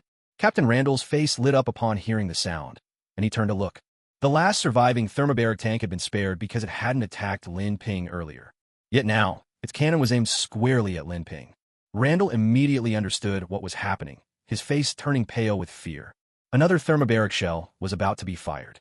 The lone surviving tank let out a thunderous roar. The deafening blast drowned out Randall's warning, heralding the tank's own demise. Just as Lin Ping was about to finish off the last of Randall's men. Behind Professor X, Jean was quicker to act. With a sickening crunch, she crushed Randall's head. Lin Ping, Azu, and Deep Sea all raised their eyebrows, unable to make sense of her move. Let's talk. Professor X slowly advanced, wheeling his chair forward.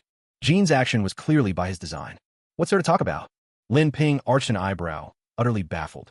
After all, together with Azu, he'd already taken down Colossus, Beast, Shadowcat, Havoc, Cyclops, and the others.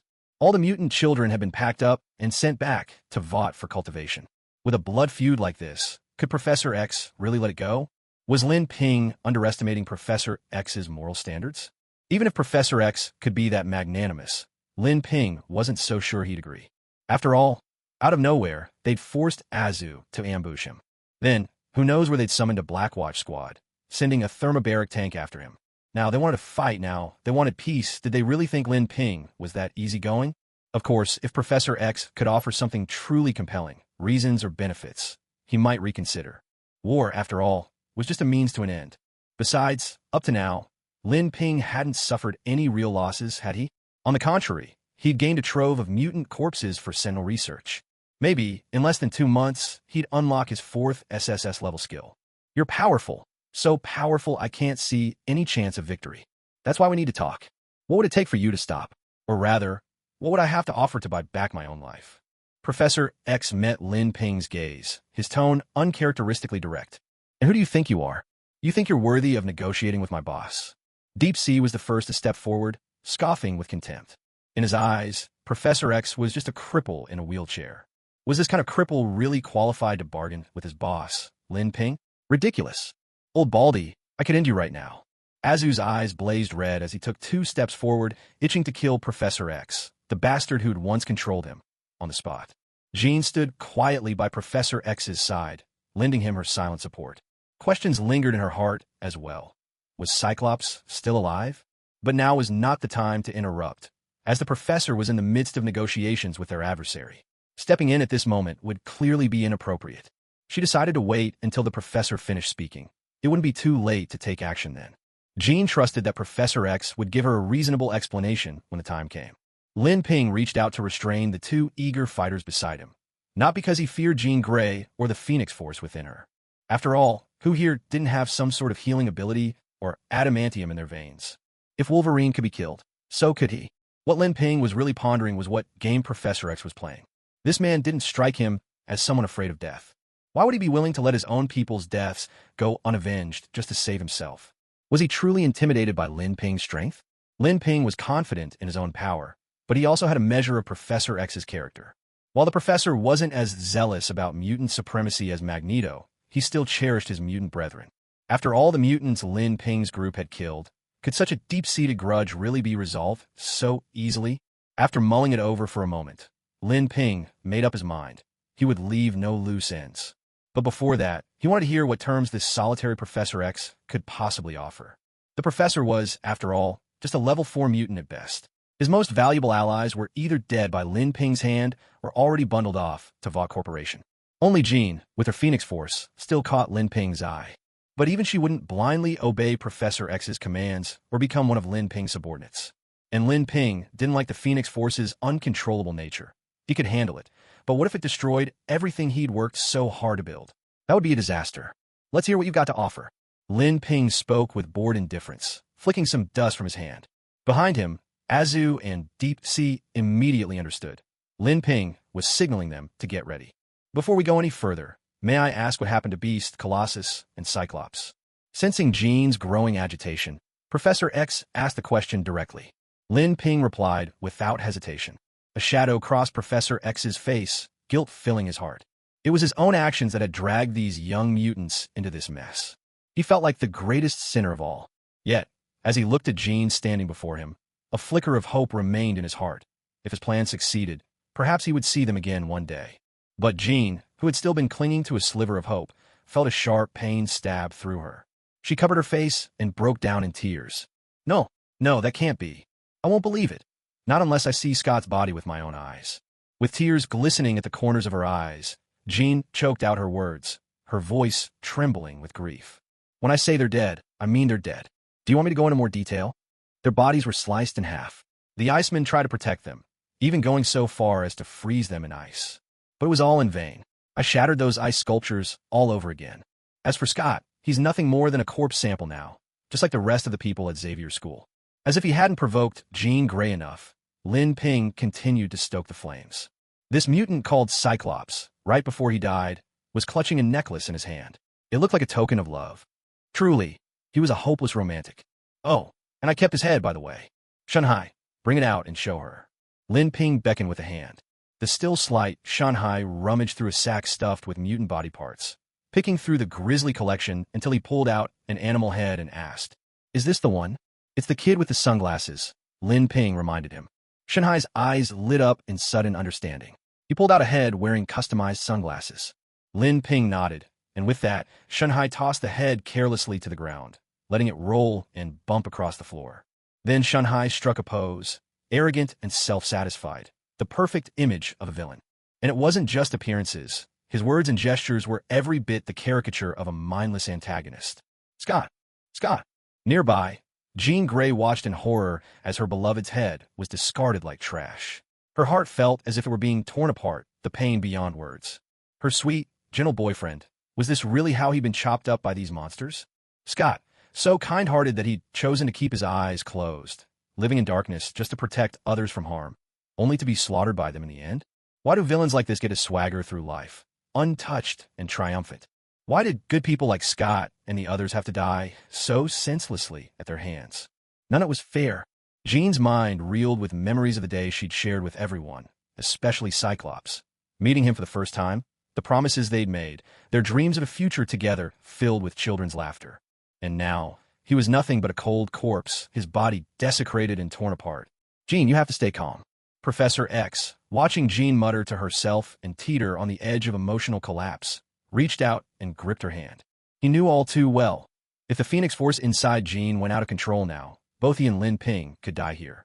If he could just negotiate peace with Lin Ping, he might still have a way to bring Scott and the others back.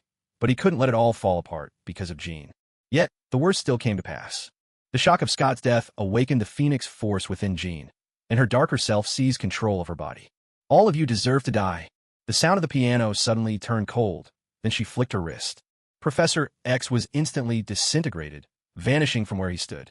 It was truly unpredictable. Professor X, a figure as renowned as Magneto, did not meet his end at Lin Ping's hands, but rather at the hands of Jean, whose Phoenix Force had spun out of control.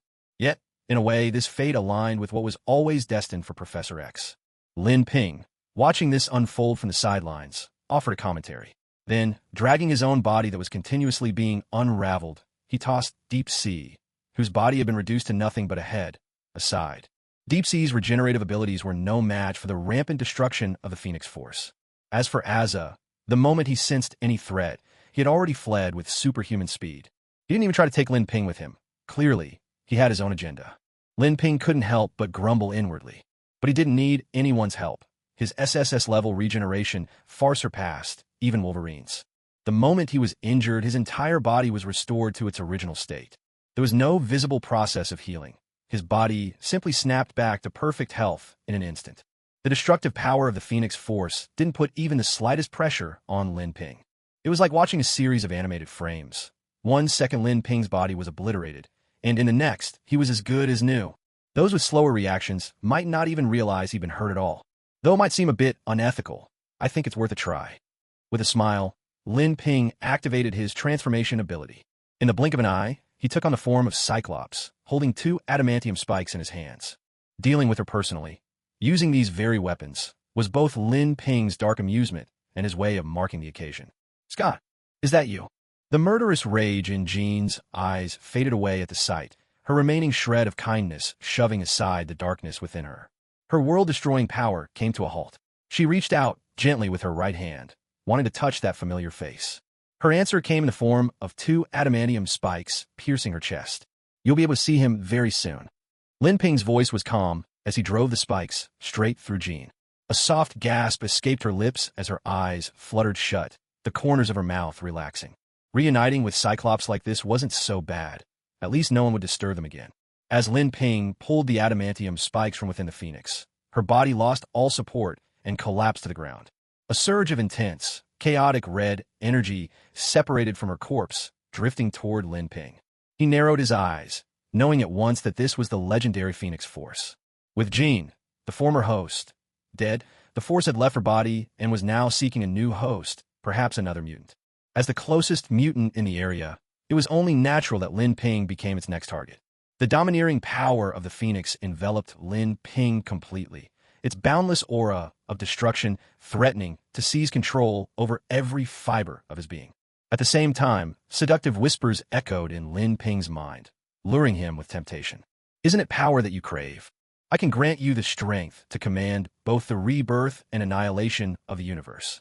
All you must do is surrender your resistance and accept my presence. The personified force of the Phoenix invaded Lin Ping's body, simultaneously battering at his mental defenses. Standing firm, Lin Ping closed his eyes, focusing every ounce of will on resisting the intrusion. Yet the mental defenses granted by his S-rank, mental control, proved utterly useless before the Phoenix's might, offering not even the slightest resistance. Easily, she penetrated into the deepest recesses of Lin Ping's consciousness, the place where human greatness and fragility coexist. Sensing victory within reach, the Phoenix quickened her pace, rushing to seize the last stronghold of Lin Ping's mind. Claiming this final territory would mean Lin Ping's body would no longer belong to him. As for the SSS-level counter damage from Lin Ping's psychic spikes, the Phoenix dismissed it as a trifling annoyance. Soon, she had conquered the majority of Lin Ping's mental domain. Only a single step remained before his spirit would be utterly erased. Just as the phoenix gathered her strength for a final assault on this last bastion, an unyielding wall of confidence suddenly stood in her way, rebounding her entire force. A mutant from such a primitive world as Blue Star can withstand my corruption? The personified phoenix was momentarily taken aback. But with victory so close, she refused to give up. Failure would mean having to search for another host, and without one, her power would slowly be absorbed by the universe itself. Determined, she continued her fierce onslaught within Lin Ping's mind. The phoenix's energy surged like a boundless sea, wave after thunderous wave crashing down. Yet Lin Ping's final mental barrier stood like a stubborn little boat, defying the raging storm, steadfast and unwavering amidst the tempest. Power? I will master it myself, Lin Ping declared inwardly. I need no one's handouts. As for you, return to where you came from. Get out now. With those words, Lin Ping snapped open his eyes, his gaze cold and resolute as he challenged the phoenix's force. Within him, Omega-level confidence blazed with radiant brilliance, unleashing an infinite surge of mental power that completely expelled the phoenix from his body. Cast out, the phoenix's force reeled in disbelief. How could this mutant possibly possess spiritual strength on par with her own? She hovered in the air for a moment, realizing that possessing Lin Ping's body was impossible. Without hesitation, she withdrew, choosing to seek another, more easily dominated mutant, a far more worthwhile endeavor than to waste effort on the unyielding Lin Ping. Lin Ping made no attempt to stop the departure of the Phoenix Force. Such power did not belong to him, and he disdained to possess it. Was he worried that it might possess another mutant and cause him trouble? Lin Ping simply thought, if he could kill the Phoenix host once, he could kill any future host just as easily. He would strike down every Phoenix host he met, until even the Phoenix Force itself would rather avoid crossing his path. A figure appeared beside Lin Ping at supersonic speed. "Father, are you all right?" Azul asked, a hint of anxiety in his voice. He had only returned after using his super hearing to confirm there were no more sounds of battle here. It was only now that he remembered, in his panic, he had abandoned Lin Ping and fled on his own. The thought made him uneasy, fearing his adoptive father might resent him for it. "It's fine. Where's Deep Sea?" Lin Ping showed no sign of blame. He was not an unreasonable man. With Azul's abilities, there was no way he could have stood against the Phoenix Force. Knowing when to run was the right choice. Otherwise, he might have ended up like Deep Sea. Frozen in place out of foolishness, most of his body instantly disintegrated. If Lin Ping hadn't reacted quickly, Deep Sea would already have wild grass growing 2 meters tall over his grave, especially with Lin Ping's plant acceleration abilities. "He's right here." Seeing Lin Ping bore him no ill will, Azul quickly produced a head from behind his back. Deep Sea's, unmistakably. "Boss, I'm here. Sorry to disappoint you." Deep Sea's tone was utterly dejected. Today had truly been a string of misfortunes for him. First, he'd been thrashed into a human toothpick by a mutant team. Then, while spectating and barely getting out a couple of tough-sounding lines, he was pulverized by the Phoenix host, torn to pieces. If Lin Ping hadn't intervened, he wouldn't even have his head left. Of course, even with only his head, he wasn't likely to last long. Compound number 5's effects weren't that miraculous, and even his S-Class supercells were stretched to their limits. If only he'd had the SSS-Class supercells, there might have been hope. That Deep Sea was even still conscious was a testament to his final ounce of vitality. Should I use it on Deep Sea? As a consummate egoist, Lin Ping eyed the SSS-Class ability upgrade token he'd just obtained by defeating the Phoenix host. This meant he'd have to spend 2,000 confidence points and an SSS-Class ability upgrade token. Was Deep Sea worth that much? Lin Ping looked Deep Sea up and down, as if weighing his value. The way Lin Ping stared at him sent a chill down Deep Sea's spine. Was the boss thinking of abandoning him, seeing the state he was in? He had only a little time left. Even if he did survive by some miracle, he'd likely be a cripple. At that thought, Deep Sea's remaining head drooped in despair, his heart sinking into utter hopelessness. Lin Ping finally made his decision, offering a faint, untroubled smile. Wasn't it just a bit of confidence value? He could always host a few more press conferences to earn it back. Wasn't it just an upgrade privilege? Once the Sentinels entered mass production, he could have as many as he wanted. Deep Sea was, after all, the very first member to ever follow him. Wasn't he worth at least this much? Besides, even if Deep Sea's abilities were enhanced, he still belonged to Lin Ping. He could reclaim those powers at any time and use them for himself. A man determined to become the master of the multiverse, Lin Ping assured himself that he possessed this kind of resolve. With a single thought, Lin Ping activated his domain control. Near Deep Sea's head, he conjured a frigid zone, chilling the air to minus 20 degrees Celsius, freezing deep-sea solid. Godfather this. Azu, standing nearby, was at a loss. He wanted to say that freezing deep-sea would hardly improve his odds of survival. But since it was Lin Ping's decision, he dared not interfere. He still remembered how he'd abandoned Lin Ping and fled to save himself. That guilt lingered in his heart. For now, it was best not to attract Lin Ping's attention. Lin Ping's actions, of course, were not without purpose. The reason was simple. If he were to reclaim the supercell, Deep-Sea would almost certainly die instantly. Freezing him, at least, preserved his bodily functions for a while longer. All he needed was a few seconds for the upgrade, and then he could return the power to Deep-Sea's body. Ding. You've spent 500 confidence points to upgrade the S-level supercell to SS level. Ding. You've spent 1,500 confidence points and an SSS level ability upgrade privilege to raise the SS level supercell to SSS level. Supercell, SSS. Attribute 1, Regeneration. As long as the head remains, the body can recover from any injury in a short time. Attribute 2, Supreme Adaptability. Please explore its full potential yourself. Well, as long as the head stays attached, it'll heal. This is practically tailor-made for Deep Sea. But just how supreme is this adaptability? Without overthinking it, Lin Ping immediately returned the supercell power to Deep Sea. As the ice melted, Deep Sea's body began to regenerate at a speed visible to the naked eye. First, his torso reformed, then his legs, his feet, and finally, his, vital parts. Thank goodness those could regenerate too. Otherwise, Deep Sea's prospect for love would have come to a tragic end. Am I alive again? Deep Sea opened his eyes after thawing out, discovering that his body was whole once more. Except for being stark naked, everything was exactly the same as when he'd first arrived. Even the battered, stick-thin state he'd been in after his battle with Laser Eyes and the others had been completely restored. The effect was nothing short of miraculous. This is... Azu, standing to the side, was left utterly speechless in shock. When had Deep Sea become this powerful? Only a single head left, and she could recover? Or was this actually the handiwork of my foster father? If so, he's far too partial. He's never treated me this well. Or is it simply because I never asked? Azu's eyes brimmed with jealousy. He made up his mind. Once he returned, he would definitely ask his foster father for a round of enhancements. At the very least, he couldn't let Deep Sea outshine him. If you work for me, just do what needs to be done, don't hold back. No matter what happens, I'll take responsibility for you. Lin Ping stood with his arms crossed, his gaze steady as he spoke. Thank you, boss. Deep Sea was overwhelmed with gratitude, almost prostrating himself in thanks. This power to bring people back from the brink of death, only their boss possessed it. Following a leader like this was, without a doubt, the wisest decision he'd ever made. Hadn't their boss just dealt with that overwhelmingly powerful, world-shattering mutant woman? Azu understands. Azu nodded repeatedly, feeling a weight lift from his heart. Take the corpse of the Phoenix woman as well.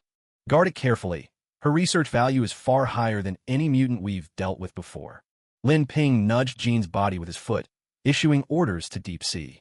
Still nervous, Deep Sea approached Jean's corpse with caution, as if expecting her to come back to life and disintegrate him on the spot.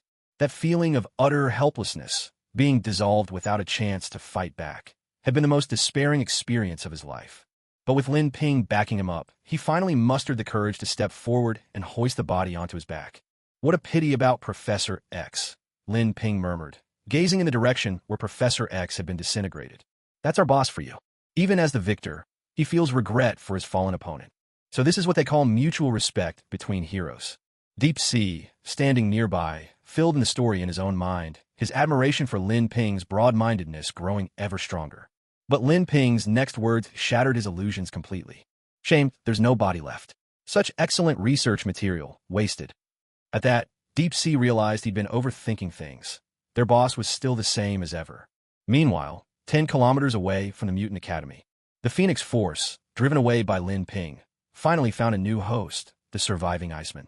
Once possessed by the Phoenix Force, Iceman's powers reached unprecedented heights. He let out a thunderous roar. The neighborhood where he hid was instantly frozen over, transformed into a winter wasteland.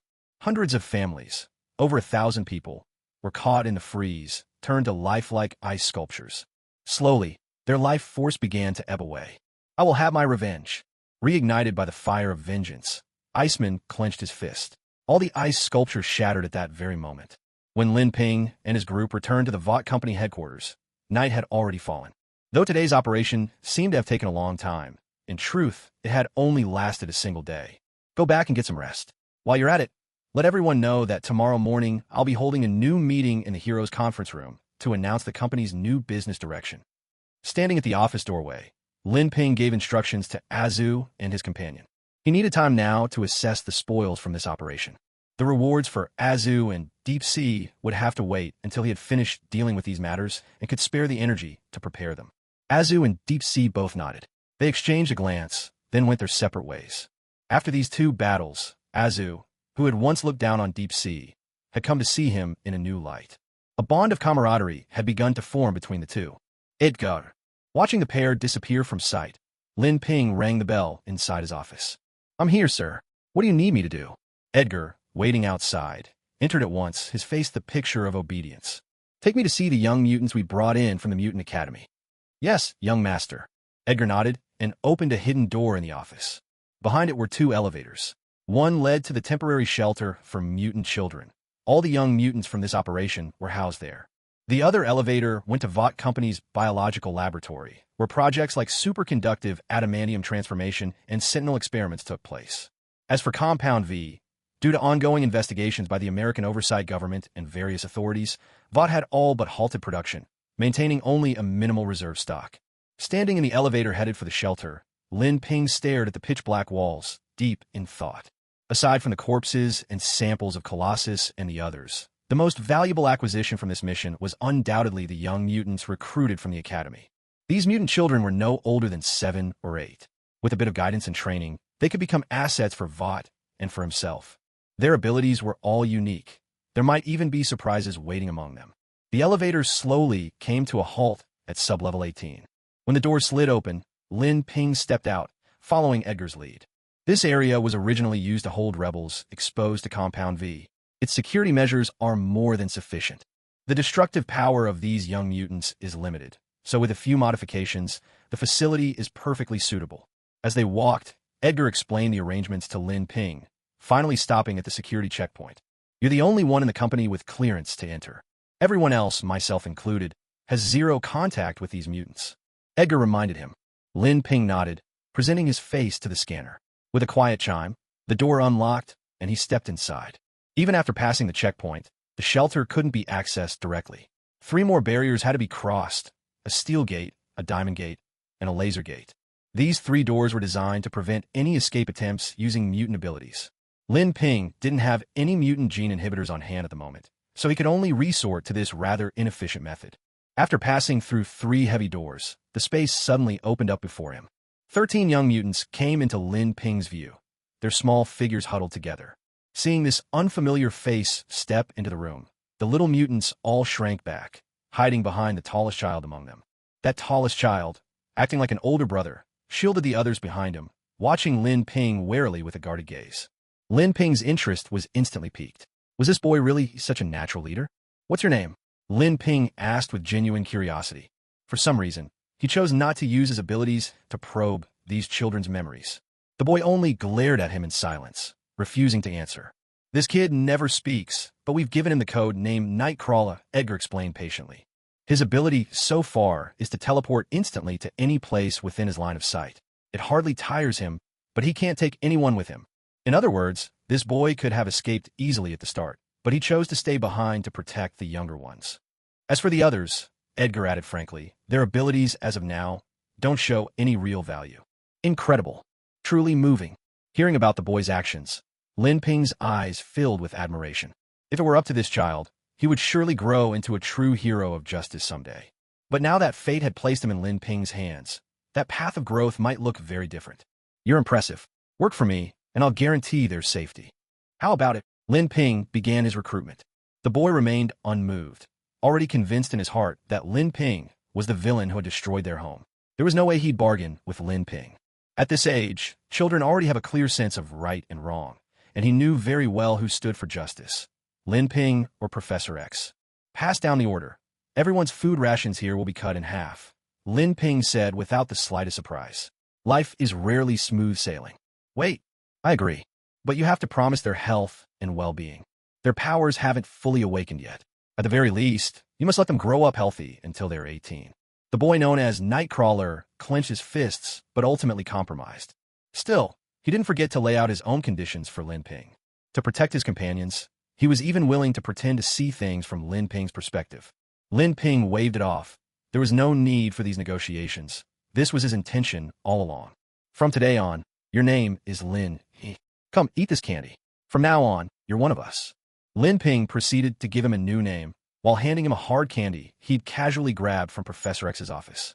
E sounds like move to remind Lin Ping that this subordinate's ability is teleportation, just in case he's surrounded by followers in the future and forgets everyone's individual powers. What a strange name.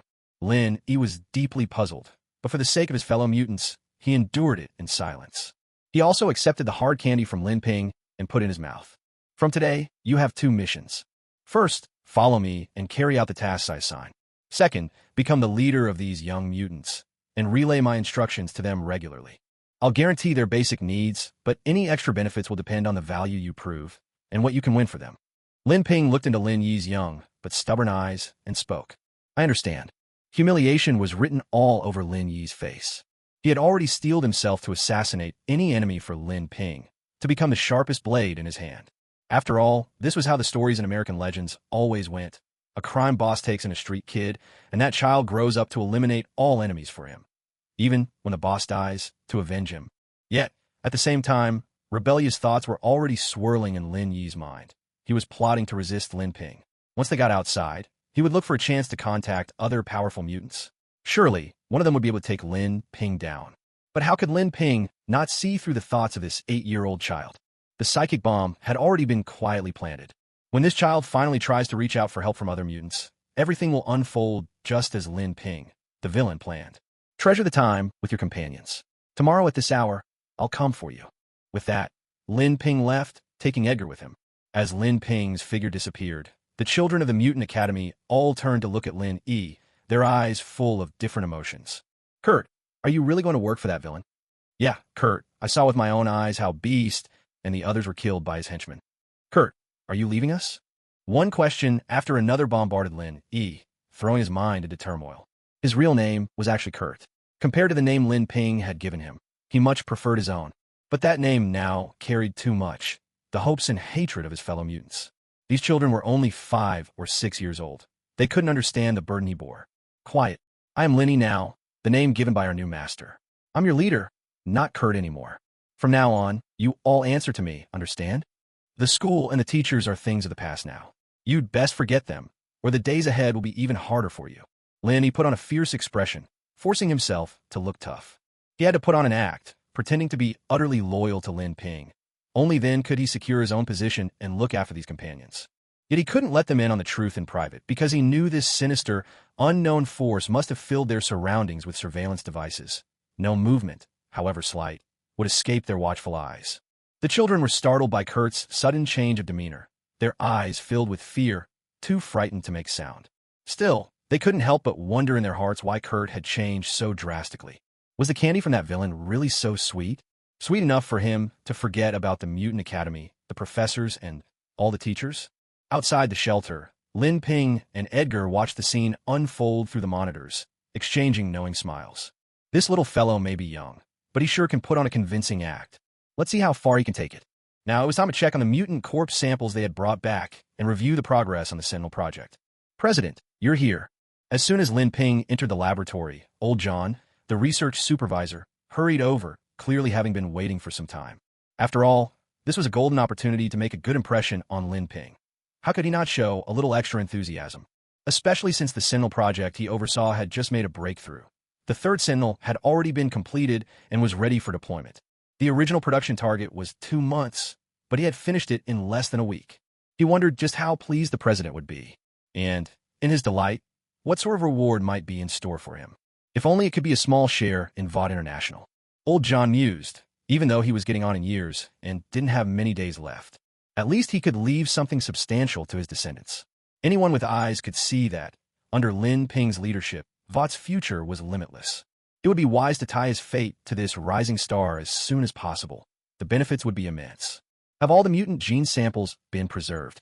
Lin Ping changed into a dust-proof coat and entered the lab, turning to old John with a question. We've prepared 20 backup samples just as you ordered and stored them in laboratories across Australia, Europa, and other regions. There's even a set secured at the Antarctic Research Station, Old John replied. On this point, he had gained a real appreciation for the new president's level of caution. Meticulous to the finest detail. Every task was given multiple layers of protection. Just like that old saying from China, don't put all your eggs in one basket. How is the Sentinel research coming along? With the data from the first two prototypes, the third one shouldn't take more than a month, right? Lin Ping nodded. A self-satisfied smile appeared on Old John's face. He'd been waiting for Lin Ping to bring up this very subject. A soft electronic chime sounded as Old John swiped his researcher's ID card at a nearby console, and a sealed laboratory opened, its blackout glass sliding away. The brand-new experimental Sentinel number 3 stood inside, awaiting activation. President, please. Old John bowed slightly, gesturing courteously for Lin Ping to proceed. Lin Ping stepped up to the glass and studied Sentinel number 3 inside.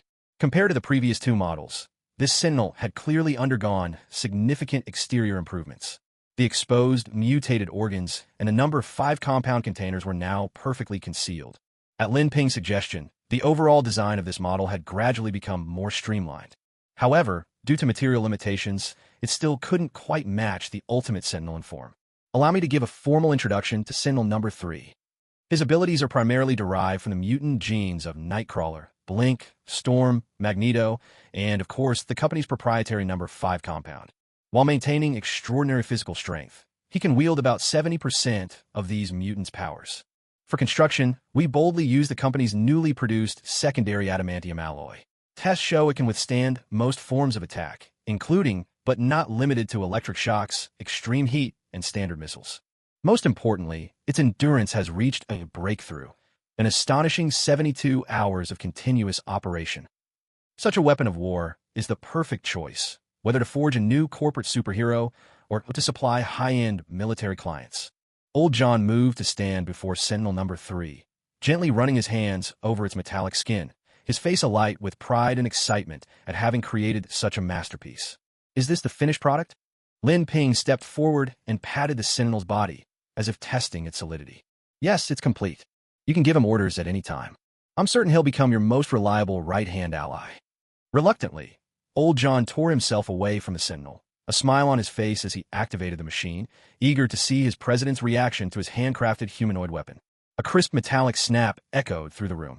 What was that sound? I could have sworn that wasn't the usual activation noise for a Sentinel. Following the sound, Old John turned and was stunned by the scene before him. President Lin Ping was standing beside the Sentinel, holding a slender, silver blade, and was dismantling the machine. The Sentinel's head was tossed aside. Its legs were removed.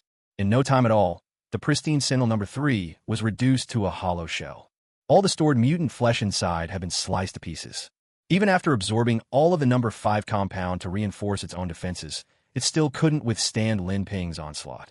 As for the secondary adamantium alloy covering the Sentinel's body, it was utterly useless against Lin Ping's adamantium spikes. In less than 5 minutes, the Sentinel number 3, a project that had cost millions of dollars to develop, was nothing more than scrap. Old John's heart ached as if it were bleeding. What kind of situation is this? After a whole week of sleepless, round-the-clock work, was the final result really just torn apart as scrap? Such an important humanoid weapon, just dismantled like that? Wasn't this supposed to be a groundbreaking product for the company? So what on earth is going on now? Old John stared at Lin Ping in utter confusion, struggling to understand. Could it be that the president wasn't in this for the money after all, and developed the Sentry just for the sake of taking it apart for fun? Ding! SSS-level ability upgrade permission times 1 obtained for defeating an SS-level creature. Prior reference was SSS, corrected here. Hearing the system notification, Lin Ping finally stopped dismantling, tossing the Sentry's mangled remains aside. President, what are you doing? Old John couldn't help but ask. Don't ask. Just keep the experiments going. Get the 4th Sentry built as soon as possible. Whatever funds or materials you need, just talk to Edgar. This project is now the company's top priority. Without another word, Lin Ping straightened his clothes, issued his orders, and left. Old John was left behind, gazing at the mountain of Sentry fragments scattered all over the lab, on the verge of tears. What sort of mess is this? Thankfully, other assistants would help him clean up the debris. After leaving the lab, Lin Ping checked his remaining confidence points, only 1,494 left. That wasn't enough to upgrade an SSS-level skill again. He'd have to find a way to earn more once Azu and the others finished their meeting tomorrow. At the same time, Lin Ping noticed a new category on his data panel: resistance. Ray resistance 15%. Immune to 15% of Ray energy attacks. Feedback from SSS level ability, Supercell. But wasn't Supercell given to Deep Sea? How'd he end up with the bonus too? Puzzled, Lin Ping wondered aloud. When a host grants an SSS level ability to someone else, the host shares the bonus effect as well. The system promptly explained. So that's how it works? No wonder I never noticed before.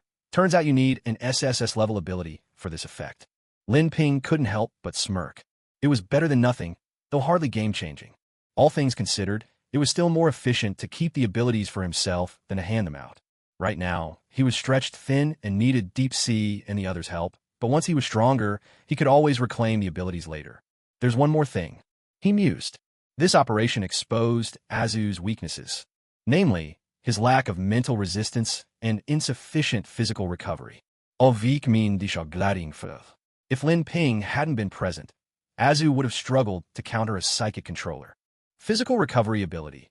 Azu's self-healing mainly comes from the regenerative factors provided by compound number 5. That's more than enough against ordinary people, but when facing a formidable opponent like Phoenix, it's simply not enough. I need to find a way to fix these two shortcomings for him. Otherwise, not only will Azu fail to become my ally, he'll end up as a burden instead. Lin Ping stroked his chin thoughtfully.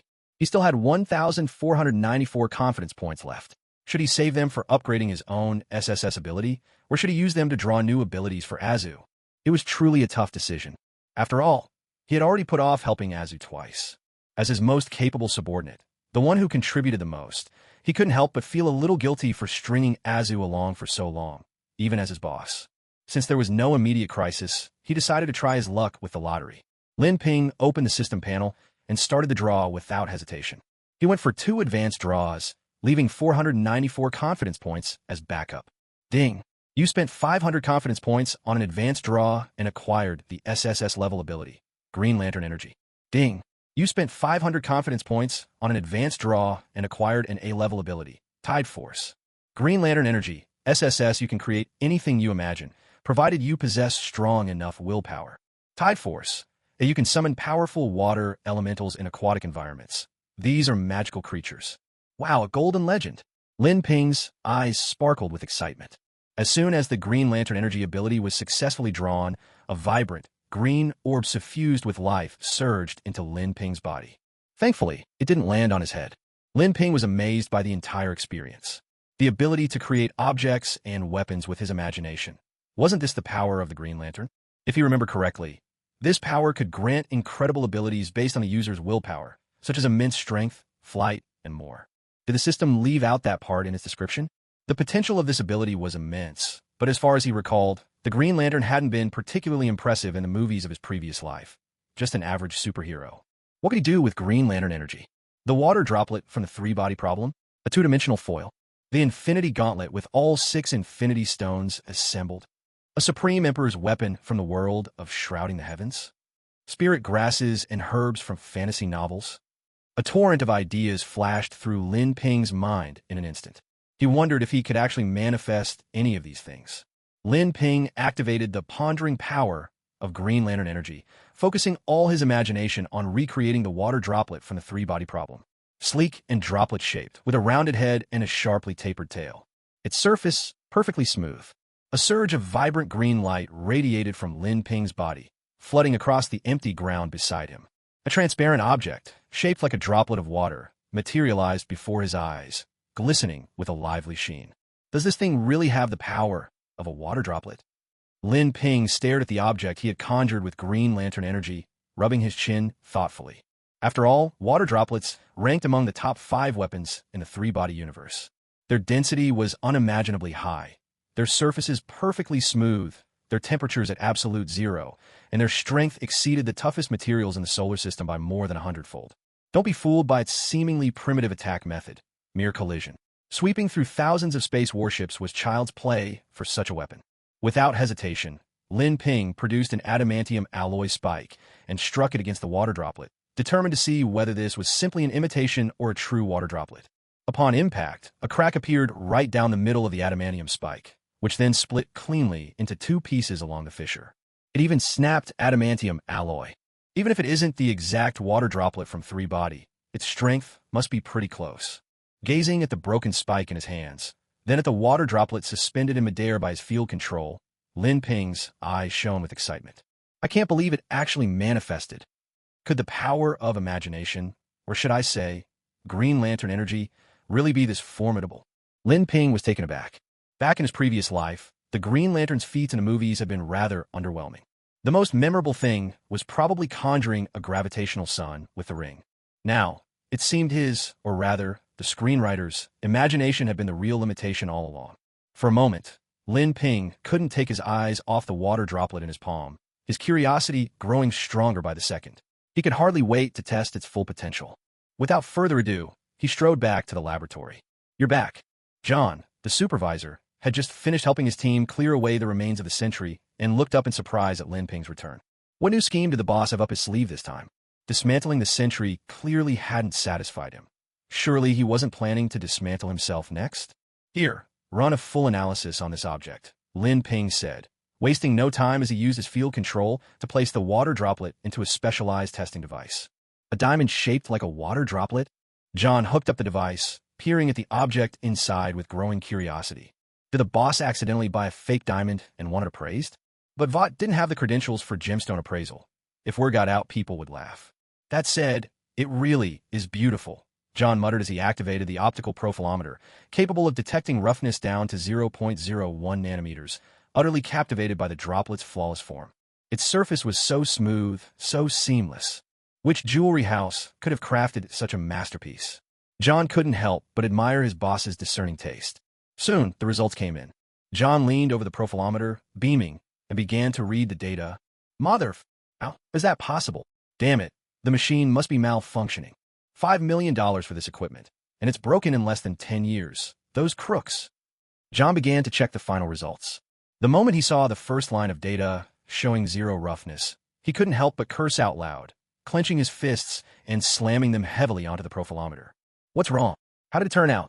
Lin Ping watched John, who was acting completely out of character, and immediately knew that the data on this drop-shaped sample was anything but ordinary. "I'm sorry, President. I lost my composure just now. It's just infuriating that the profilometer we spent $5 million on is already having problems.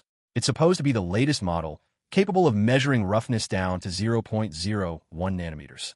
And now it can't even detect the roughness of this drop-shaped diamond you brought." John quickly realized he'd misspoken and rushed to explain himself, still convinced the optical profilometer was at fault. After all, this machine could observe even the surface of a single cell. How could it fail to measure the roughness of a diamond? If it wasn't a technical error, did that mean this diamond's smoothness had surpassed the limits of human observation? That's impossible for a natural diamond, and even synthetic ones. No company could achieve something like this. Lin Ping calmly took the test report from John and glanced through it. "Who told you this was a diamond? Look at its hardness data. It surpasses the strongest material known to humankind. Why not take your time and go through all the experimental data? That's not the habit a seasoned researcher should have." Lin Ping took the droplet out, letting it rest in his palm, turning it over with a playful air. He tossed the data sheet onto the floor in front of John. It's not a diamond. Is that really? The hardness is off the charts." John picked up the A4 sheet, prompted by Lin Ping's words, and began to read again. The more he read, the more astonished he became, until he was at a total loss for words. This wasn't something humanity could possess or even imagine. Calling it a creation of God wouldn't be an exaggeration. Where did the president get so many rare and priceless items? First, the limitless supply of finished adamantium. Now, this miraculous, divine droplet. Either one, on its own, was beyond anything an ordinary Asian could possibly produce. John narrowed his eyes. Unless the president was an alien, or perhaps a go-between for aliens, the legendary human collaborator. The thought sent a chill down John's spine. He glanced nervously at Lin Ping, suddenly worried that discovering this secret might get him eliminated. This is the 17th basement level. If someone were to die down here, the outside world would never know.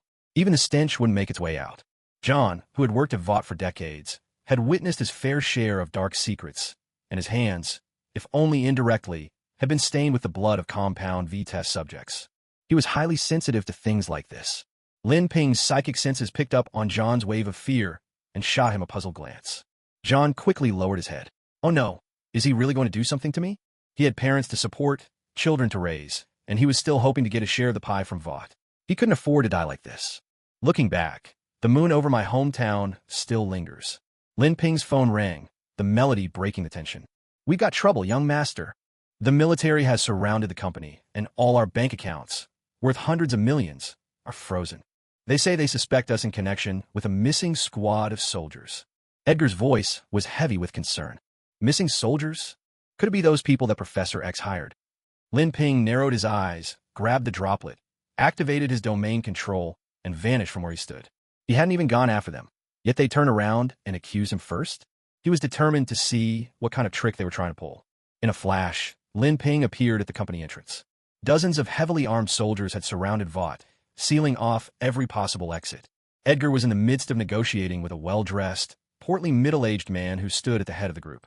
The man looked to be in his early 40s, his uniform adorned with a number of medals, a clear sign of his extraordinary status. But his wealth was also evident. His belt could hardly contain his belly. General Stryker, this is highly irregular, Edgar said. Our company has always complied with the law. We're one of New York's top taxpayers. To accuse us so rashly and freeze our assets without a shred of evidence could cause enormous reputational and financial damage to Vought. I believe I have the right to sue. Though Edgar's tone remained respectful, it was edged with steel. Go ahead. Let's see if the judge trusts you or me. If I'm not mistaken, you're not even the CEO of Vought anymore, are you? Get someone in charge out here to talk. The general was utterly unfazed, his gaze one of open contempt. Years of privilege had bred arrogance into his bones. He didn't see Edgar, the former CEO, as worth his attention at all. A businessman and a military man. The difference in status was vast. Did Edgar really think a New York court would side with him? Edgar's face turned grim. Clearly, the other side had no intention of playing fair. Stumped, he looked up just in time to see Lin Ping arrive and quickly regained his composure. As long as their own CEO was here, no problem was too big to solve. Right now, what he needed to worry about was not how to handle General Stryker's provocations, but how to clean up Stryker's remains afterward. Edgar stepped forward to greet Lin Ping, then proceeded to introduce the two men to each other. Sir, this is General Stryker, and this is Mr. Lin, the current president of Vought. With the introductions complete, Edgar quietly took his place behind Lin Ping. Now that the real decision-maker had arrived, there was no need for him to stall any longer. So, this is the top authority in your company. Stryker eyed the strikingly handsome young man before him with a hint of skepticism. How could such an ordinary-looking youngster have outmaneuvered all those old foxes to take control of such a vast corporation on his own? Withdraw your troops, Lin Ping demanded coldly, not sparing a glance for Stryker's reaction. If not for his desire to avoid turning his company into a blood-soaked battlefield, he would never have shown such restraint. You really are young. So impatient, Stryker said, his smile tight and insincere. This tone was even more arrogant than his own. But he had the army backing him up. What did this young man across from him have? Just then, an officer handed Stryker a folder. Stryker skimmed through it quickly, suppressing a surge of delight, then looked up at Lin Ping. I'm here for 3 things, he announced. First, Vought must take responsibility for the deaths of the Watchman Squad, admit to the crime, hand over the killer, and provide compensation. Second, Vought must immediately disband all superhero teams and departments. No superhero contracts are to remain. All existing agreements are null and void. Third, surrender all assets seized from the Mutant Academy. This includes bodies and any surviving mutant children. These are the property of the United States government and must not fall into anyone else's hands. Stryker declared these demands with an air of triumph. His visit wasn't just about settling accounts over the annihilation of the Watchman Squad. He was also acting on orders from above. The Superhero Regulation Act had already passed, and Vought's continued refusal to disband their superhero teams had long been a sore point for those in power. Now, they had chosen to make an example of the company. Originally, there were only 2 demands. The third had just been added. It was prompted by newly obtained footage from streets near the Mutant Academy, showing Vought employees, the Deep and Homelander, killing Colossus and transporting young mutant children. Stryker had decided, on the spot, to tack on another demand. A little something for his own benefit. After all, while mutants were universally reviled, their abilities were undeniably tempting. If he could get these surviving mutants under his control, they'd serve as powerful assets, useful both for his own ends and for research. It would greatly boost his influence within the military. Lin Ping fixed Stryker with a strange, almost amused look. Was this man completely delusional?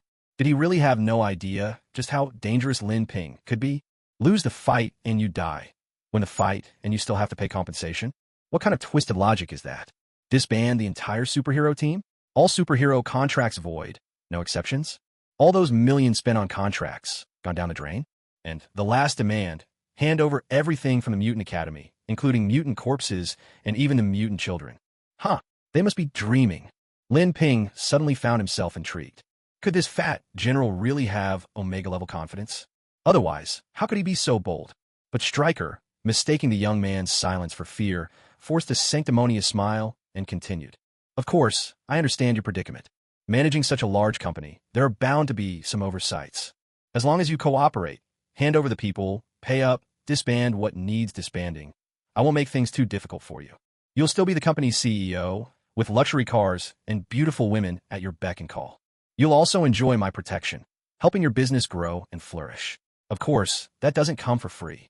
Stryker spread his short, pudgy arms, gesturing dramatically as he painted a vivid picture for Lin Ping. But if you don't cooperate, then I'll have to treat you to seaweed and egg drop soup, with neither seaweed nor egg. I know all about what you've done. Every move you make is crystal clear to me. All those overseas labs you built, they're all under my control. Think carefully about your next move. With that, Stryker's tone sharpened. He swept his gaze over the surrounding soldiers, making no effort to hide his threats. Lin Ping watched the performance with an expressionless face. Stryker was truly giving a masterclass in the arrogance of those who thought they had everything under control. Did he have any idea that he and his people were all superhumans, the kind who could invade a foreign country alone? He really thought a few soldiers and a handful of guns were enough to pull off this shakedown? How many battalions did he have? Could he even withstand a single blast of Cyclops' optic beam? To hell with you. Lin Ping could no longer tolerate Stryker's yapping at his ear. In the blink of an eye, he lashed out, kicking Stryker square in his flabby gut. Edgar was horrified. Attacking a U.S. military supervisor wasn't a minor offense. If the military got wind of this, it could spell the end of Vought altogether. Why couldn't his own CEO give him a moment to react? Stryker was caught off guard and toppled backward. It was only thanks to Lin Ping holding back that he wasn't killed outright by the kick. Of course, Stryker's thick layer of fat also helped absorb some of the blow. How dare you lay a hand on me? None of you will leave here alive. Not a single one. What are you idiots standing around for? Get over here and help me up. Stryker roared, cursing at the top of his lungs. Because his body was so prosperous, with short arms and legs, he couldn't even support himself to get up, flailing helplessly on his back like a turtle. A nearby soldier hurried over to help him up. Someone, take control of Vought for me. Don't let anyone escape. If anyone tries anything, shoot them on the spot. As long as this man refuses to cooperate, Vought won't be allowed to operate for a single day. Supported by two soldiers, Stryker struggled to his feet. Humiliated and still seething, he immediately ordered his men to seize Vought and take over everything. He still didn't want the situation to spiral out of control. After all, the other side wasn't easy to deal with either. Even a rabbit will bite when cornered. And these people had a whole army of superpowered heroes at their command. If they decided to fight to the death, trading life for life, it simply wasn't worth it. Orders from above were one thing, but his own life was his own responsibility. Stryker understood that distinction very well. That's why he insisted. As long as Lin Ping agreed to his terms, he'd be satisfied, even if he had been kicked by the other man. Lin Ping shook his head, immediately realizing that this so-called General Stryker before him was just a pampered, blustering coward. His earlier confidence had only come from a misjudgment of Lin Ping's strength and character. He held nothing that truly commanded respect. Lin Ping walked slowly up to Stryker, intending to let him leave with a shred of dignity. This would be the first time he tried this method of attack. Stryker would serve as the perfect test subject. What are you doing? Don't come any closer. Stryker's eyes were wary. This young man never played by the rules. Why couldn't they just sit down and talk things out? Why did it always have to come to blows and bloodshed? But how could he possibly escape Lin Ping? Lin Ping closed in on him. Adamantium spikes shot out from Lin Ping's body, stabbing firmly into Stryker. Take a deep breath. Feeling dizzy is normal. Lin Ping smiled gently. It was as if Stryker was already a corpse. Ow, ow. But Stryker screamed, very much alive and kicking. Lin Ping's expression darkened. He suddenly realized all his spikes had sunk into Stryker's fat, just layers of blubber, and hadn't hit a single vital organ. 72 spikes in his body, and he's still alive? Unbelievable. What a freak of nature. This is pointless. I'm done. He'd finally had a chance to test the original body's finishing move, and it hadn't even worked. How frustrating. Uninterested now, Lin Ping casually twisted Stryker's head off and kicked it away like a soccer ball. The ball traced a perfect arc through the air before landing with a sickening splatter, blood flying everywhere. Staring at Stryker's wide, unblinking eyes, the soldiers on scene were terrified. He killed General Stryker. The surrounding soldiers raised their guns, eyes blazing with fury, closing in on Lin Ping. These men were essentially Stryker's personal army. They had long basked in his favor and swaggered about under his protection. Now, seeing Stryker killed by Lin Ping, they didn't shrink back in fear. On the contrary, a viciousness was awakened in each of them, and they charged at Lin Ping, utterly unafraid of death. They had the reckless spirit of a Japanese suicide squad. With a sigh of impatience, Lin Ping snapped his fingers. Instantly, the barrels of their guns bent downward. Then, one by one, every soldier present collapsed under the ever-increasing force of gravity, their bodies compressed into grisly pancakes of flesh. Standing to the side, Edgar watched Lin Ping's supernatural methods with his scalp tingling in alarm. Mixed with anxiety as Edgar's thoughts raced. His own boss might have gotten his fill of excitement, but those men belonged to the American military oversight.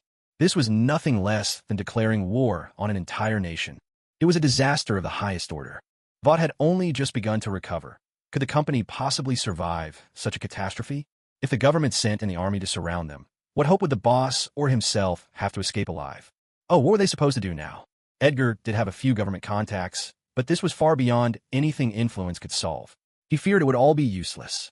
A deep worry gnawed at Edgar. Meanwhile, the employees crowded in the lobby to watch the spectacle, utterly stunned by Lin Ping's ruthlessness. That was the infamous General Stryker. He'd been slaughtered like a pig. Was this really okay? Wouldn't this be considered treason? Everyone exchanged uneasy glances, swallowed hard, and scattered in panic, hurrying off to submit their resignation letters before they got caught up in the military's inevitable retaliation. Everyone, stay right where you are, Lin Ping called out sharply. He couldn't stand to see people cowering at the sight of authority, as if they were mice facing a snake. He was determined to build a company where every person walked with confidence. He decided to start by changing their deeply ingrained fear. The crowd froze in place, stiff with regret. Their faces were ashen, and they cursed themselves for coming down to watch the chaos. One employee stood out, utterly petrified. He remained rooted to the spot, a look of stunned alarm on his face. Lin Ping had clearly noticed these employees. With a casual wave of his hand, he beckoned. As if pulled by invisible strings, the stunned employee walked right over to him. Tapping into his imagination, Lin Ping harnessed green energy to conjure up an RPG launcher, fully loaded, and strapped it to the employee's back. Gasps of shock rippled through the crowd. How on earth had Lin Ping produced such a massive weapon? Did he have it hidden down his pants or something? What's your name? Lin Ping asked, guiding the employee to hoist the RPG onto his shoulder and wrap his hand around the trigger. With a trembling voice, the young man replied, feeling the heavy weight of the weapon and looking acutely nervous. He was a fresh graduate, newly arrived at Vought, still in his internship period, utterly green and inexperienced. All right, George, Lin Ping said. Now, aim the scope right at that dead fat man on the floor. Yes, just like that. Excellent. And then gently squeeze this trigger. Lin Ping patiently guided Peggy, encouraging her every step of the way. Stryker was already dead, living up to his name in the most literal sense. The trigger was pulled. A rocket whooshed through the air, streaking toward the crowd. Cries of alarm erupted from the onlookers. Fortunately, Lin Ping reacted in time, redirecting the rocket's trajectory back toward Stryker. Otherwise, Peggy would have ended up with a legendary kill on her hands. The shell exploded with a deafening roar, reducing Stryker's headless corpse to a mangled pulp. Peggy, who was closest, found her face spattered with blood. A round of enthusiastic clapping echoed through the air. Incredible! Lin Ping took the RPG from Peggy's hands and tossed it aside into the crowd, joining in with exaggerated applause. But the employees behind him all wore ashen faces, their eyes brimming with sympathy for Peggy. First day on the job, and she'd already taken a life. Why aren't you clapping? Is something troubling you? Lin Ping didn't let them off the hook, raising an eyebrow as he turned to address them. A thunderous round of applause broke out at once. At this point, everyone just went along with whatever he said. Just wait, one day we'll report you. Did you all see that? When friends come, we serve fine wine. But if wolves show up, we bring out the RPG and blast them to pieces.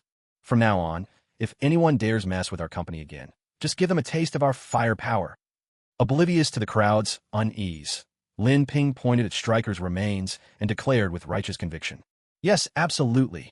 The crowd had grown numb, but none dared disrupt Lin Ping's performance. No one wanted to end up like Stryker. Why does time crawl so slowly at moments like this? Everyone was anxious, eyes darting constantly to the clock. Lin Ping looked them over, as if wanting to say something more, but in the end, he simply shook his head. They were just ordinary people. Forcing them to join his chariot served little purpose. Better to focus his efforts on Azu and the others. It would also spare him the burden of worrying about their safety. He waved them off. If you want to quit Vought, now's your chance. Edgar, take it from here.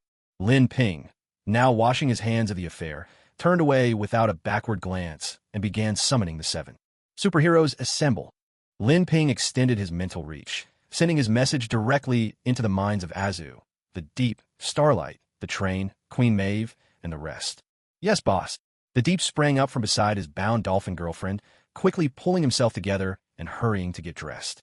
Though he enjoyed the sweetness of love, he never forgot that everything he had now was thanks to Lin Ping.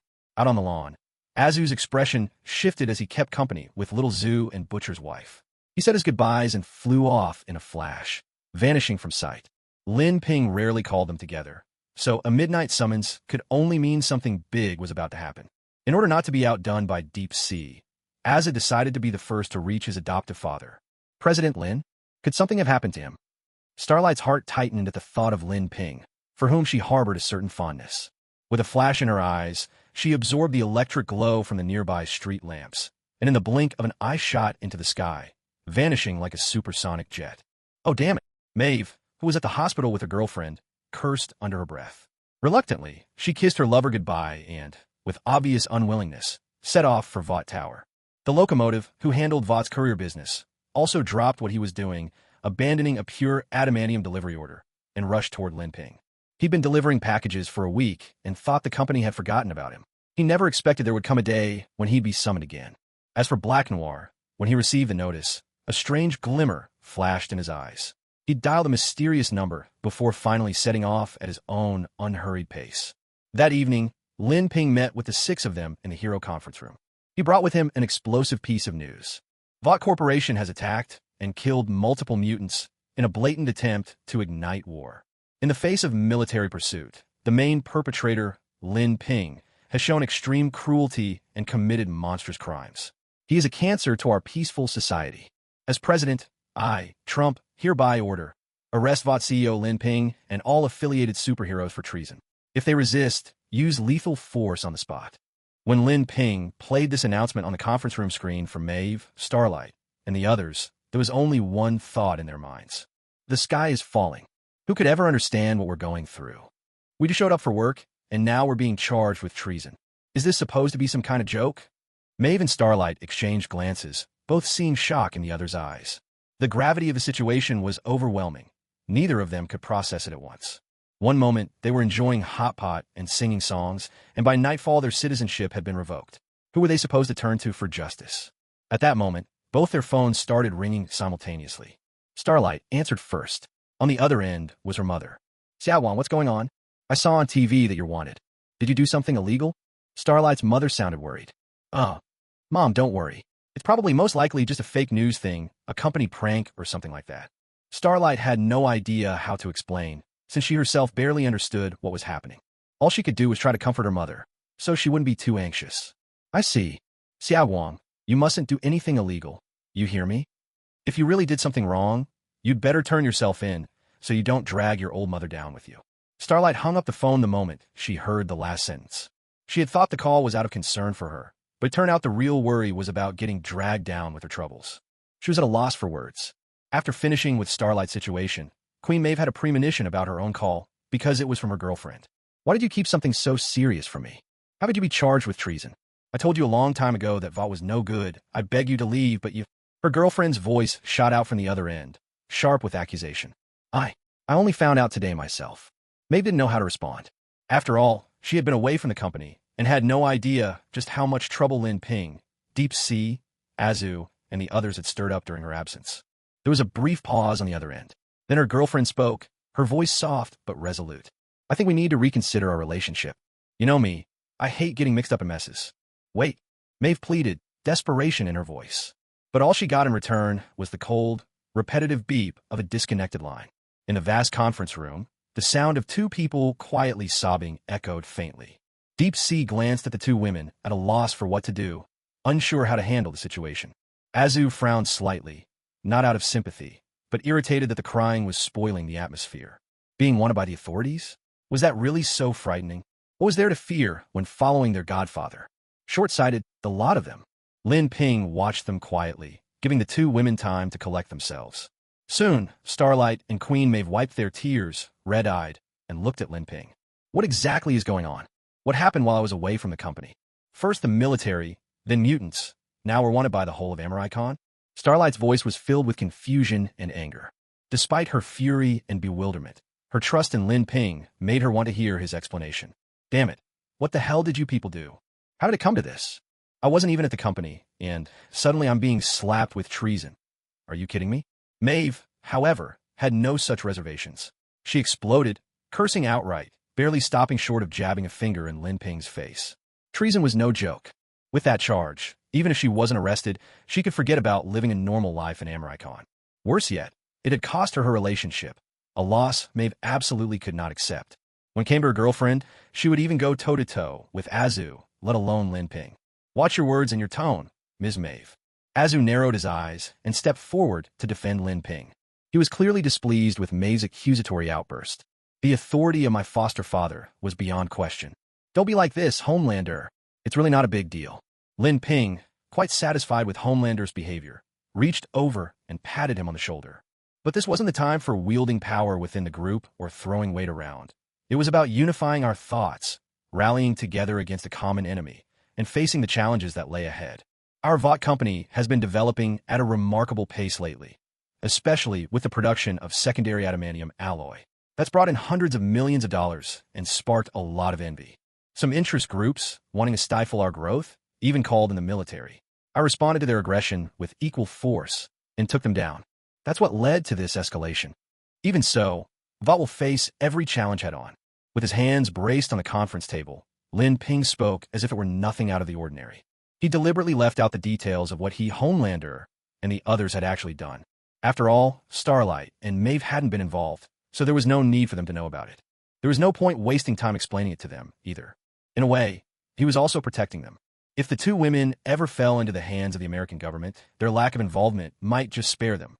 Lin Ping's matter-of-fact tone and casual attitude left Starlight completely bewildered. Whether anyone is jealous of VOT or not, the military got involved. Something this big happens, and you don't even call a meeting? You just go straight for the nuclear option. Is that reasonable? Is there any sense of justice left? Any respect for the law? Now that it's all spiraled out of control, only now do you think to gather everyone together? What is this, a joke? Starlight had never imagined Lin Ping would be this kind of person. In her mind, Lin Ping had always been someone with a strong sense of justice and a keen understanding of boundaries. Why was he suddenly acting so reckless and indifferent? He was nothing like the Lin Ping who had joined VOT a month ago. Had becoming VOT's CEO gone to his head? Power truly is the most corrosive thing to the human heart. Maeve, standing nearby, couldn't help but let out a bitter laugh. She hadn't expected that kind of reasoning from him. Everyone knew the American military was one of the only two institutions you simply couldn't cross in this country. Yet when they came knocking, Lin Ping didn't just refuse to cooperate. He wiped them out. How is that any different from open rebellion? Putting someone like him in charge of the company was just asking for trouble. Edgar would have been a far safer choice for CEO. At least he understood the importance of timing and restraint and would never act so recklessly without considering the consequences. She couldn't fathom how Lin Ping had managed to rise to the top. When he first joined the company, he'd had nothing, no power, no backing. Had he gotten here through some shady means? Maeve's thoughts were dripping with suspicion. I don't care about any of that. I'm not going to stick around just to die with VOT. I'm out. I don't want to be a superhero for VOT anymore. As Queen Maeve spoke, she began to take off her costume.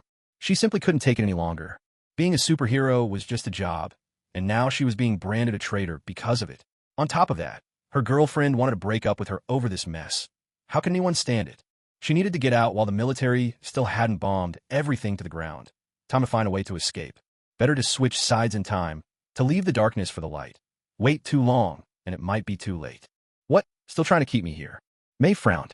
Even if Lin Ping offered her every share in the company right now, she had no intention of staying. Who would cling to a company teetering on the edge of ruin? How is that any different from being handed the company's legal ownership right before it went down in flames? Pay the penalty for breach of contract before you go. Lin Ping smiled coolly, producing the A-level superhero contract that Maeve had signed. The penalty listed, there was a staggering $1.5 billion. That was Maeve's salary for 20 years.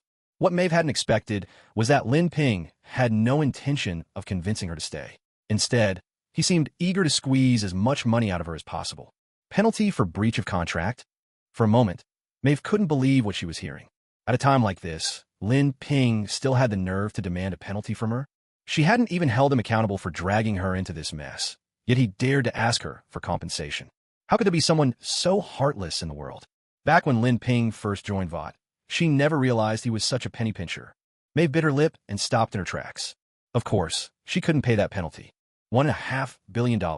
That was her entire salary for the next 20 years. She'd only been at VOT a few years, and whatever she earned was quickly spent on herself and her girlfriend. There was never any savings to speak of.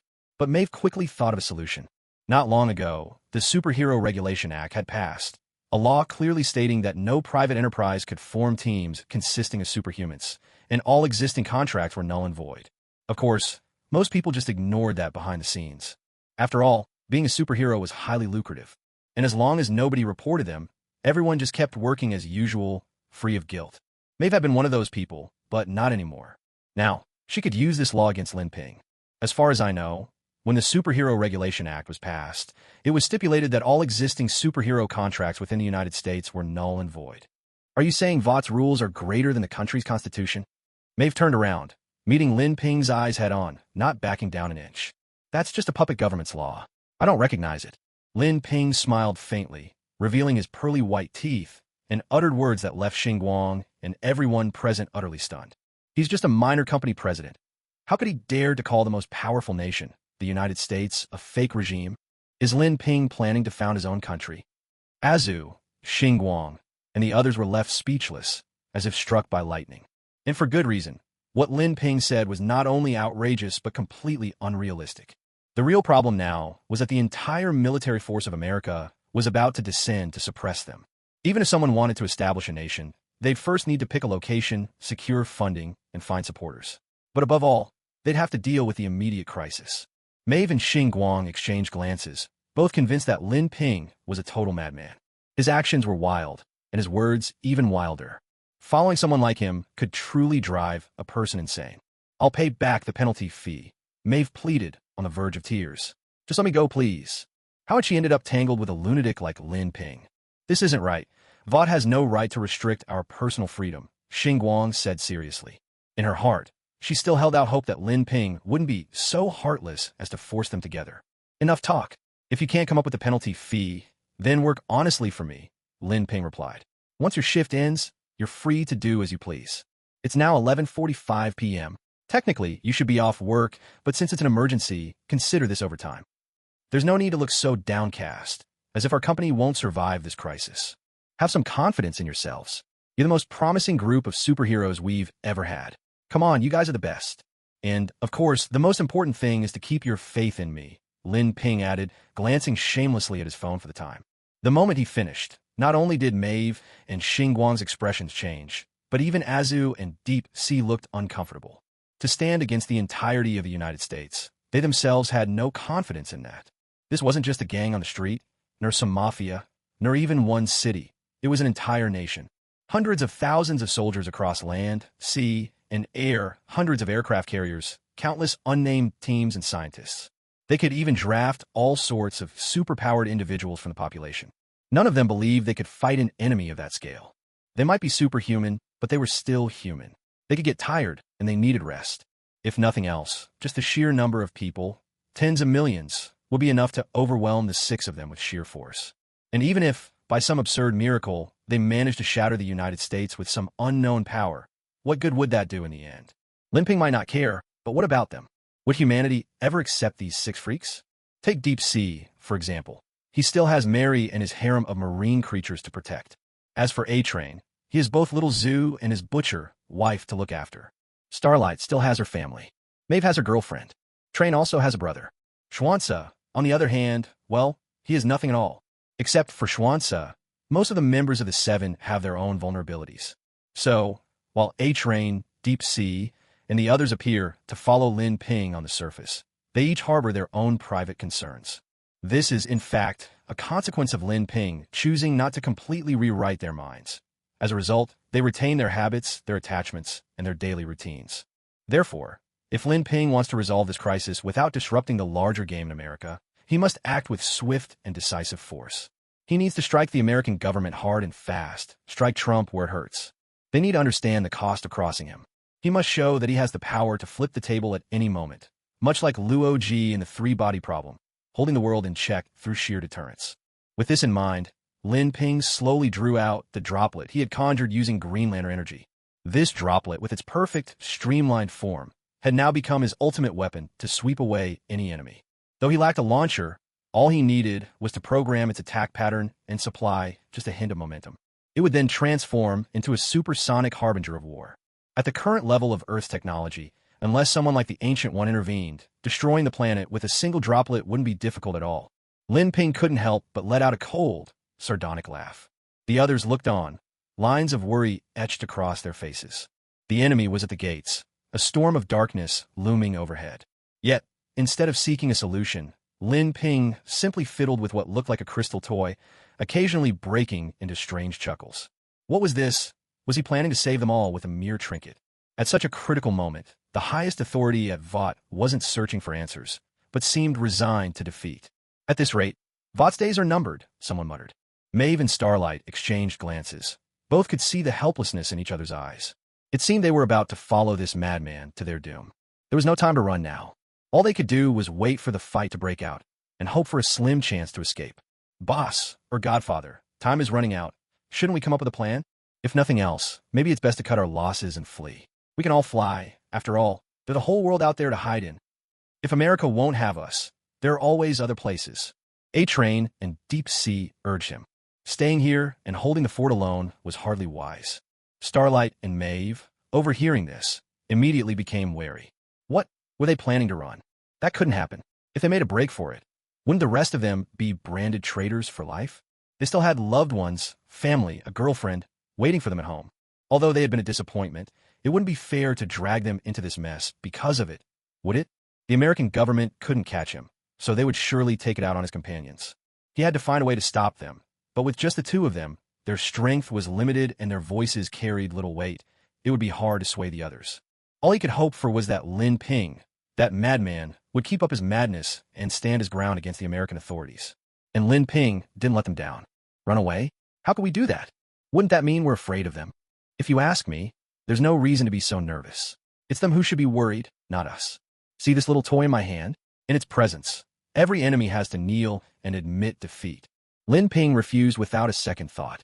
In his updated dictionary, the word escape had long been erased. Azu and Deep Sea were both anxious and frustrated. Why wouldn't he listen to reason? What could a toy, barely the size of a wash basin, possibly accomplish? Had the boss, his foster father, cracked under the pressure and lost his mind? Even if that thing was filled with nukes, capable of leveling a city, it couldn't possibly take on the entire American government. Maeve, on the other hand, sneered inwardly. At least she didn't have to worry anymore. Once the American strike force arrived, Lin Ping and his so-called patriots would be wiped off the face of the earth in an instant. They're here. They're here. Ashley burst in, panic written all over her face, pointing outside. Everyone stood up and looked out at the sky over Vought International. Countless black dots were drawing ever closer. As they drew nearer, it became clear they were camouflaged American fighter jets, screaming in from the horizon. With his superhuman vision and X-ray sight, Azu saw it all clearly. There were hundreds of them. Each jet bristled with heavy missiles. Leading the charge was a flamboyant red-armored figure who smashed through the glass and burst into Vought's headquarters ahead of the rest. His speed was almost on par with the jets themselves. Azu tensed, instinctively placing himself between Lin Ping and danger. Off in the distance, an agent with a quiver slung over his back leaned against a helicopter, eyeing everyone in the office with wary vigilance. Well, sorry to crash your little party, but I'm afraid you're exactly who we're here to arrest. Damn, old acquaintances too, but don't expect me to go easy on you. The man in the red armor swaggered through the meeting room, his gaze landing on the Vought logo and pausing in surprise. Lin Ping recognized him at once. Tony Stark, the biggest buyer of secondary adamantium alloys. In just a few days, he'd already built himself a suit of iron armor. The man with the quiver must be Hawkeye. So, Tony had joined S.H.I.E.L.D.? Well, it was his father's legacy, after all. Lin Ping's lips curled into a faint smile. Ashley, meanwhile, cowered under the conference table, hugging her head, trembling in terror. Starlight, Maeve, and Noir raised their hands toward Tony, who was clad in his iron suit, signaling that they meant no harm and were willing to surrender. Not a single one of these traitors can be trusted, Homelander seethed, his anger burning. But now is not the time to settle scores with these turncoats. Agents from S.H.I.E.L.D. and soldiers from the military were pouring into Vought headquarters, and Homelander could already hear the sound of elevators carrying them up. Godfather, boss, there's no time. You go first. We'll hold them off here. Homelander and the Deep immediately moved to shield Lin Ping, placing themselves between him and the red-armored man standing before them. Lin Ping nodded coolly, slipping into the cover provided by the two, but instead of leaving, he chose to observe the coming fight with leisurely interest. Unless someone pulled out a nuke, Homelander and the Deep were virtually unstoppable. Even with Tony in his Mark III suit, at best he might be able to deal with the Deep. Shaking Homelander, that was out of the question. At least not until Tony upgraded to his late-stage nanotech armor. Looks like you're not going to surrender peacefully and accept judgment, Tony said. Jarvis, combat mode, he ordered, eager for the fight. A concentrated beam of light glowed from the palm of his armored glove. His Mark II suit had only just been completed, and after a few days of trial runs, he was ready to put to the test. What better way than here and now? The fledgling Iron Man facing off against the infamous Homelander. Just the thought of it was enough to set the blood racing. Suddenly, small but powerful Sidewinder missiles shot out from hidden compartments in Tony's suit, streaking toward everyone present. Maeve, Noir, Starlight, A-Train, none were spared. After all, Trump's executive order had declared them all traitors. Tony wasn't exactly a patriot, but he had access to plenty of information, and he knew enough about the monstrous deeds done by Vought, Lin Ping, and Homelander. Sure, there might be innocents in that conference room, but if 9 out of 10 were guilty, letting even one of them escape would be a travesty. So, Tony's mission was both an assignment from Nick Fury and a righteous act, as he saw it. Not to mention, considering how stingy Lin Ping was when selling lower-grade adamantium alloy, Tony wouldn't mind settling a score or two. The Sidewinder missiles flew fast, so fast that Maeve, Starlight, and Noir were caught in the explosion before they could react. If not for the super speed of heroes like A-Train and Homelander, dodging would have been impossible. Fortunately, they didn't need to react at all. The Compound V enhancements to their bodies were nothing short of miraculous. Maeve and Starlight walked out of the blast, completely unscathed. Aside from some tattered clothes and a bit of soot on their faces, they were perfectly fine. But now, the look in their eyes as they turned to Tony was anything but friendly. They had already raised their hands in surrender, so why attack them? They really had no other choice, but now, both of them just wanted to do the right thing. Can't you show us a little mercy, officer? Standing in front of Lin Ping, Azu glanced at the two women, their faces smeared with dust and defeat, and let out a scornful laugh. With bare hands, he caught 2 Sidewinder missiles mid-air, holding them effortlessly, his face betraying a hint of disdain. By the time he was 3 years old, he could already take a missile head-on. This kind of attack wouldn't even scratch his skin. When the missiles exploded in his grip, it was as harmless as a child playing with firecrackers. Nothing more than a loud noise, devoid of any real threat. After fighting mutants for so long, he'd started to wonder if his own strength had faded. But it wasn't until he faced Tony, the champion of technology, that Azu finally regained his old sense of power. This is just Superman. Tony could scarcely believe his eyes as he watched Azu crush the missiles with his bare hands, his pupils dilating in disbelief. Was this some kind of joke? He knew everything there was to know about his own missiles, their power, their speed. In all honesty, even with Jarvis at his side, Tony wouldn't dare attempt such a thing. Yet here was a man, with nothing but his own wits and strength, accomplishing the impossible. If this wasn't Superman, what was? Was this the true power of the Homelander? No wonder people called him terrifying. Inside the Iron Man suit, Tony drew a sharp breath, his expression growing grim. Nick Fury had already warned him that this opponent's defenses were extraordinary, but Tony realized he had still underestimated them. Moments ago, he had felt quite proud of his newly upgraded armor, but now, he was already thinking of ways to improve it, especially the weapon system. His suit was more than enough against ordinary people, but facing a superhuman with defenses like these, it just wasn't enough. As for Shanghai, there was no need to mention her. She wasn't just immune to missile attacks, she had even gained an adaptive boost from her super cells. Asterisk, ding. You have received a new buff. Heat weapon resistance increased by 0.07%. You now take 0.07% less damage from heat-based weapons. Asterisk. Lin Ping naturally benefited from Shunhai's new buff as well, though he didn't spare it a second thought. A 0.07% reduction was nothing more than a drop in the ocean, barely worth mentioning. Given his current constitution, he didn't even need this sort of resistance. In fact, it might even reduce the effectiveness of his own counterattacks. At the moment, Lin Ping's attention was fixed on Xuanzi. In fact, not just Lin Ping, Tony, Maeve, and everyone besides Azu stared at Xuanzi in surprise. Because Xuanzi, unlike Starlight and the others, hadn't shrugged off the missile blast. Instead, he'd been blown apart, reduced to a gruesome pile of flesh and blood. Looks like not everyone at VOT has those freakish defenses. Seeing Xuanzi's corpse, Tony let out a sigh of relief. This was a promising start. But how is that possible? Even at his worst, Xuanzi was still a product of compound number 5 enhancement. According to the original storyline, he was meant to be on par with Azu. Sure, he was a bit fragile, but he shouldn't have been taken out so easily, right? Lin Ping was a bit taken aback. After all, Xuanzi was under contract with the company, which basically made him Lin Ping's asset. Losing him like this, with no way to squeeze out more value, felt like quite a waste. And Xuanzi died so abruptly, his body instantly reduced to pulp, his flesh and blood scattered through the air. Even if Lin Ping had wanted to save him, there was nothing he could do. Wasn't this death just a bit too hasty? Everyone was thinking the same thing. Except for Azu, no one realized that beneath Xuanzi's mask was actually the mutant known as Fireman. Given the current chaos, the only one who knew the truth, Azu, neither had the time nor the inclination to explain. The battlefield was changing in an instant, and everyone's focus quickly shifted elsewhere. Tony surveyed the scene. Lin Ping, Azu, and Deep Sea were grouped on one side, while Locomotive, Maeve, and Starlight stood on the other. With an IQ of 205, it didn't take Tony long to figure out that this bunch had divided loyalties. Judging by how things looked when he arrived, that dark-skinned athlete and the two women seemed less aggressive, so they could be set aside for now. The priority was to deal with Fishfin Man and Union Jack, along with Lin Ping, whom they were protecting. Especially Lin Ping, the president of VOT, who was hiding behind his subordinates. He was clearly the mastermind behind this operation. If Tony could capture him, the whole affair would be settled with a single decisive blow. Seeing how desperately Lin Ping clung to life, always keeping bodyguards close, it was obvious he was the type of fragile business elite. A crooked smile crept onto Tony's lips. It was time to reveal his secret weapon. Tony raised his right hand and drew a gleaming silver-white greatsword from the back of his red and gold armor. The sword's hilt was 20 centimeters long, with a blade measuring 97 centimeters. Its color was mostly white streaked with touches of silver, with irregular patterns running along its length.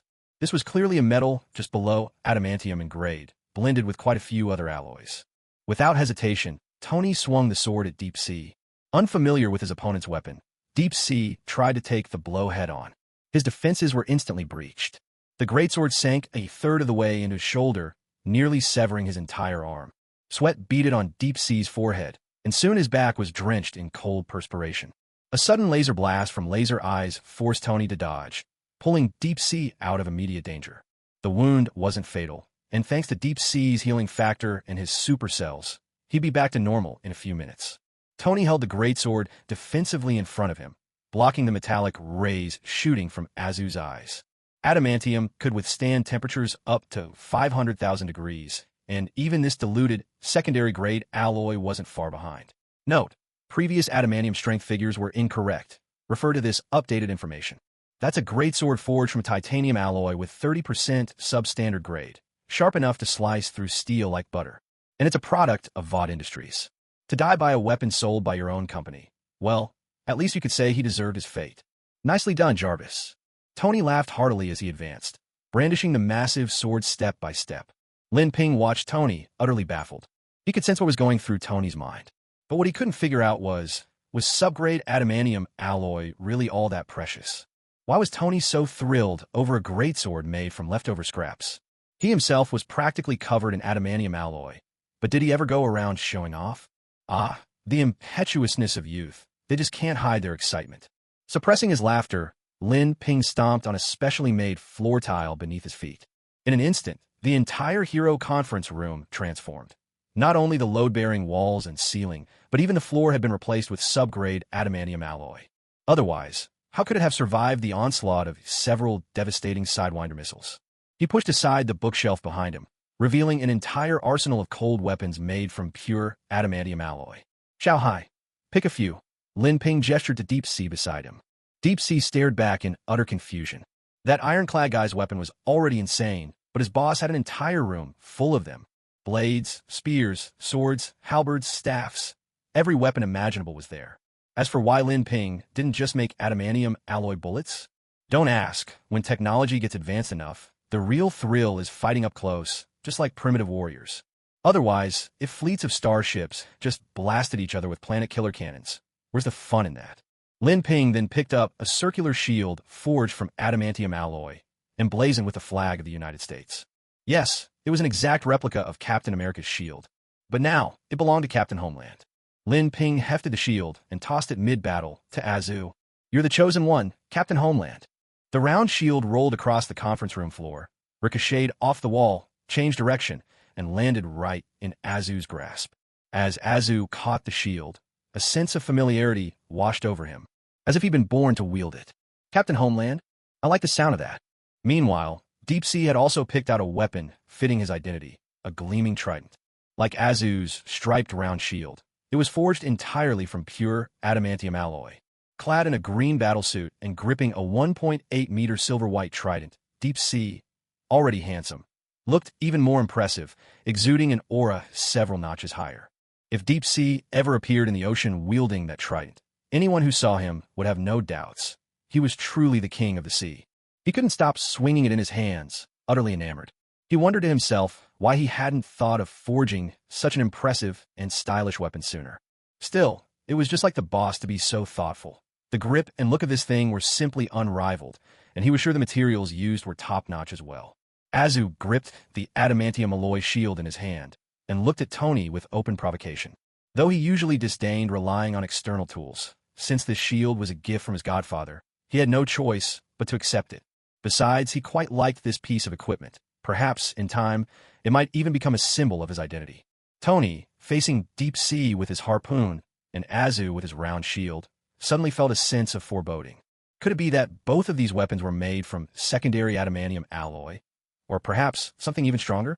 Only now did it occur to him that since Vought could afford to put secondary adamantium alloy on a market, they must have no shortage of the stuff. He had been showing off his meager skills before real masters. Tony didn't waste time worrying. He launched several Sidewinder missiles at Azu, then closed in, dragging his silver greatsword behind him. A real fight would reveal the truth soon enough. Even if these brutes wielded weapons forged from premium materials, that didn't mean their craftsmanship could match the effectiveness of a weapon designed by a super genius mind. After all, a weapon's power wasn't just about the raw materials. It was about how its parts worked together. Toughness and brittleness were two sides of the same coin. Sharpness and hardness were often mutually exclusive. This time, instead of showing off by catching the missiles barehanded, Azu used the shield Lin Ping had given him to block the attack. Of course, he didn't literally bat the missiles back. They simply exploded against the shield, their force safely contained in front of him. The flames from the blast briefly blurred Azu's vision.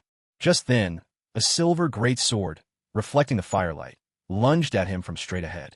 Tony, clad in his battle suit with both hands behind the sword, charged at Azu with the full force of his suit's propulsion system, aiming a fierce blow at Azu's lower body. The angle of attack was vicious. Even a battle-hardened fighter like Azu was caught off guard. If the strike landed, injury was likely the least of his worries. Pain would be inevitable. This was, after all, a man's most vulnerable spot. He couldn't afford to let his guard down. Otherwise, he might never live down the nickname Eunuch Superman. Azu calmly brought his round shield down to cover himself, and solidly blocked Tony's attack. A shield made from 100% adamantium alloy was not something Tony's greatsword, cobbled together from leftover scraps, could hope to dent. Azu braced himself behind the shield, locking into a contest of strength with Tony, whose propulsion system strained to keep up. But the Mark III suit's power was limited. Under Azu's overwhelming might, Tony soon found himself losing ground. Sensing Tony's weakness, Azu's face curled into a mocking smirk, as if to say, "Is that all you've got?" Tony cursed under his breath. Damn, that Nick Fury. He hadn't said this opponent would be such a nightmare. Weren't there supposed to be others working with me on this mission? Why am I the only one getting beaten up right now? Everyone on the other side seems to be some kind of superhuman, and besides the helicopter outside, I don't have a single teammate here with me. How am I supposed to win this fight? With his X-ray vision and super hearing, Azu could clearly sense Tony's tension and distraction at that moment. You're trading blows with me, and you still have the nerve to lose focus? Do you really think so little of me? Azu sneered inwardly. As Tony struggled desperately with all his strength, Azu suddenly loosened his grip. Unable to adjust in time, Tony lost his balance and stumbled forward. At that instant, a cruel glint flashed across Azu's face. He stepped back half a stride, swung his shield in a wide arc, and brought it crashing down toward Tony's face. With Azu's super strength and the shield's high density, if that heavy blow landed, Tony could very well have been beheaded, helmet and all. Tony watched as the shield hurtled closer and closer, and a chill ran down his spine. Even though Jarvis had already started to push the suit backward, it was too late. Azu's shield filled his vision. Is this really how I'm going to die? Nick Fury, you son of a... This is your fault. If I die, I'll haunt you from the grave. At that critical instant, a specially designed arrow shot in from outside, slamming squarely against Azu's shield. The tip exploded with a thunderous blast, the force of which knocked the shield slightly off course. That slight change of angle was enough to save Tony's life. The shield missed Tony's head by a hair's breadth and crashed into his left shoulder instead. The armor at that spot was crushed and twisted out of shape, a chunk of metal flying off. With it went a piece of Tony's scapula and a strip of flesh. Beneath the Iron Man suit, the wound was a grisly, bloody mess. Surviving by the skin of his teeth, Tony barely had time to feel relief before a scream of agony tore from his throat, and then he slipped into unconsciousness. Passing out was his body's way of protecting him. Otherwise, Tony might have died from the pain alone. This pain was far more raw and immediate than anything he'd suffered at the hands of terrorists. Having been thwarted at the last second, Azu shot an irritated glance toward the source of the arrow. It was Hawkeye's handiwork. He was perched on a circling helicopter outside. If that ant hadn't interfered, Azu would have finished off the Tin Man for good. And now, an ordinary, frail human dared to challenge him? At that moment, Hawkeye put down his bow and even had the audacity to flip Azu the middle finger. Azu wasn't about to let that slide. He fired a blast of laser vision in retaliation. A searing beam of energy burned through the helicopter's rotor. Immediately, the chopper lost control and spiraled downward. Hawkeye hadn't expected Azu to have that kind of power. He bailed out in a panic, his fate uncertain. Only then did Azu turn his gaze away. At this point, Tony was in no shape to keep fighting, so Jarvis took full control of the suit. Suit damage at 78%. Weapons system failure, navigation system failure. Jarvis, now piloting the suit, quickly assessed the situation and realized this was a battle they couldn't win. He immediately decided to retreat. Fortunately, most of the propulsion system was still intact. With Tony in tow, the Iron Man's suit grabbed the scattered bone and aimed to escape through a shattered window high above. But how could Asa and Deep Sea possibly let him go so easily? Especially Deep Sea. After witnessing the incredible power of Lin Ping's shield, he was itching to test out the might of his own trident. Take this, Deep Sea shouted, wings on his back buzzing as he surged after the Iron Man suit. Both hands gripped the trident, and he brought it down from above, aiming to skewer Tony straight through.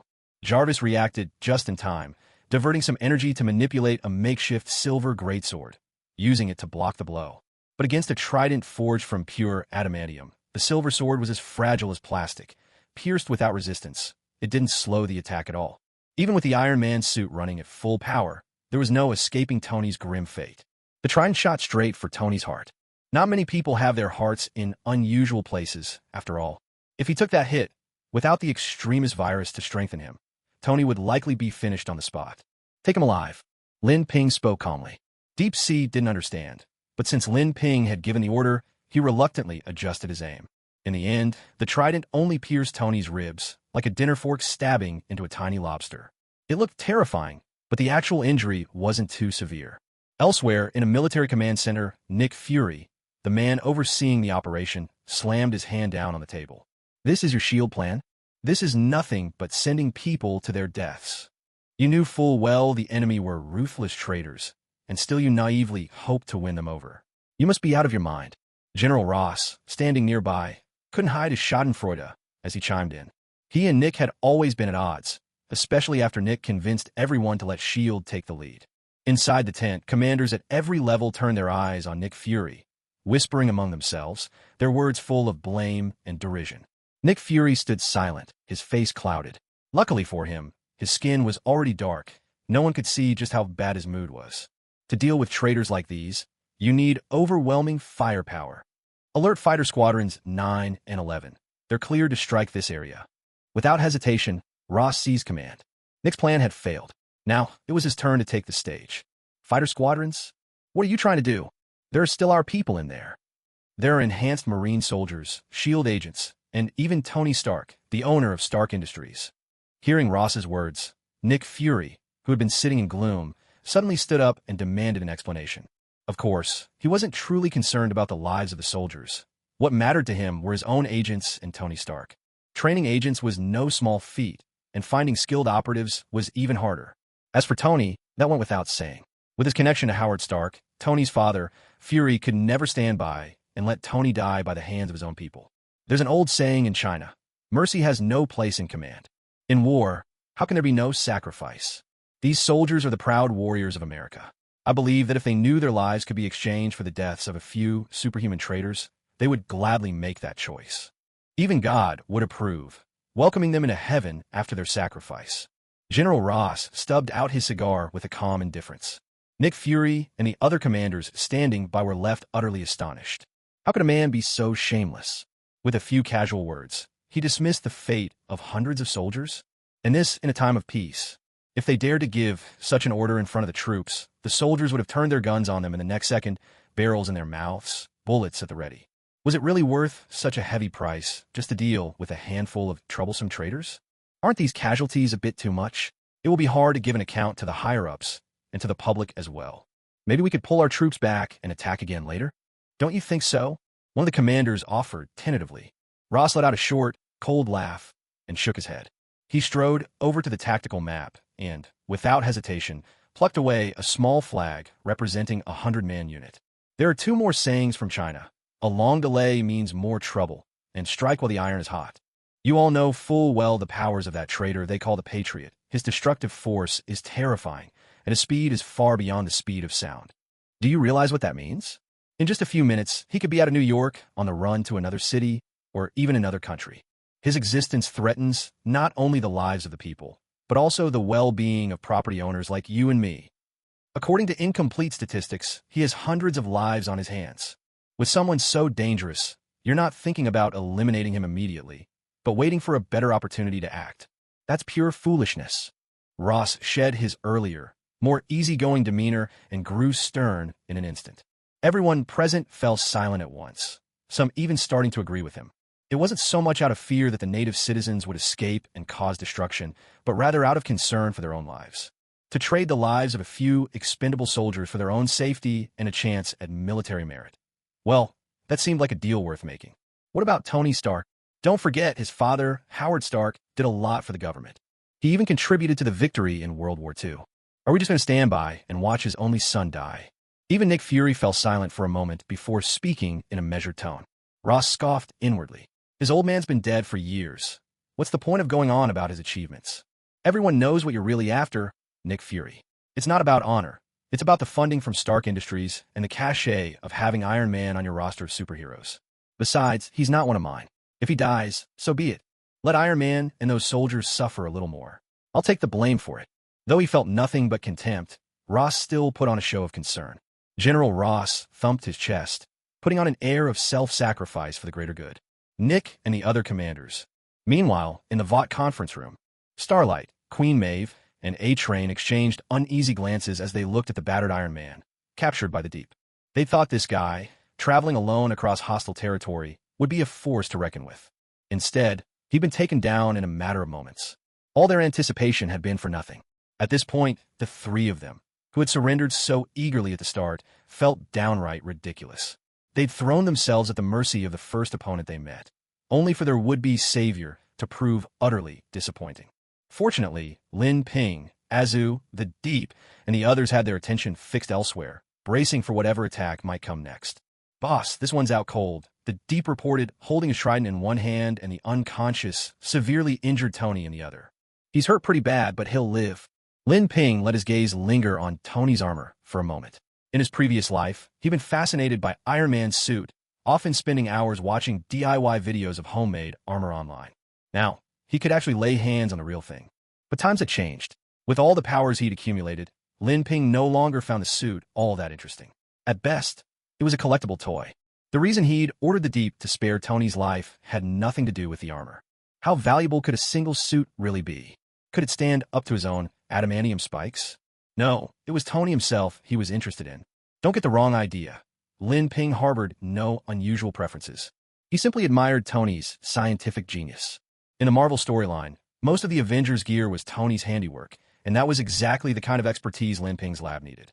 Although the Iron Man suit isn't a living being and can't give itself access to power upgrades, Tony can still apply its technology to sentient weapons like the Sentinels, achieving the same goal in the end. Beyond that, Lin Ping harbored another idea. Isn't Tony supposed to be the soul of the Avengers? Then let this so-called soul witness firsthand how he's going to trample one superhero after another beneath his feet. The thrill of playing the ultimate supervillain was simply irresistible for Lin Ping. He was dying to see each superhero, one after another, trembling with fear before this overconfident young man. As the thought crossed his mind, Lin Ping couldn't help but curl his lips into a crooked smile, letting out a few bursts of laughter. Hidden in the corner, Maeve and Starlight only found Lin Ping more deranged than ever, their hearts pounding with the urge to escape. But they didn't dare make a move now, worried Lin Ping would notice. After all, their actions just now already bordered on betrayal. Neither of them was confident they could slip away right under Homelander's nose. His super speed and flight were no joke. With Starlight's speed and stamina, she might stand a chance of escaping on her own if she were fully charged, but bringing Queen Maeve along was utterly hopeless. And yet, she owed Maeve countless favors. Maeve had helped her out of tight spots each time Homelander made things difficult. This debt had to be repaid. She couldn't just abandon her.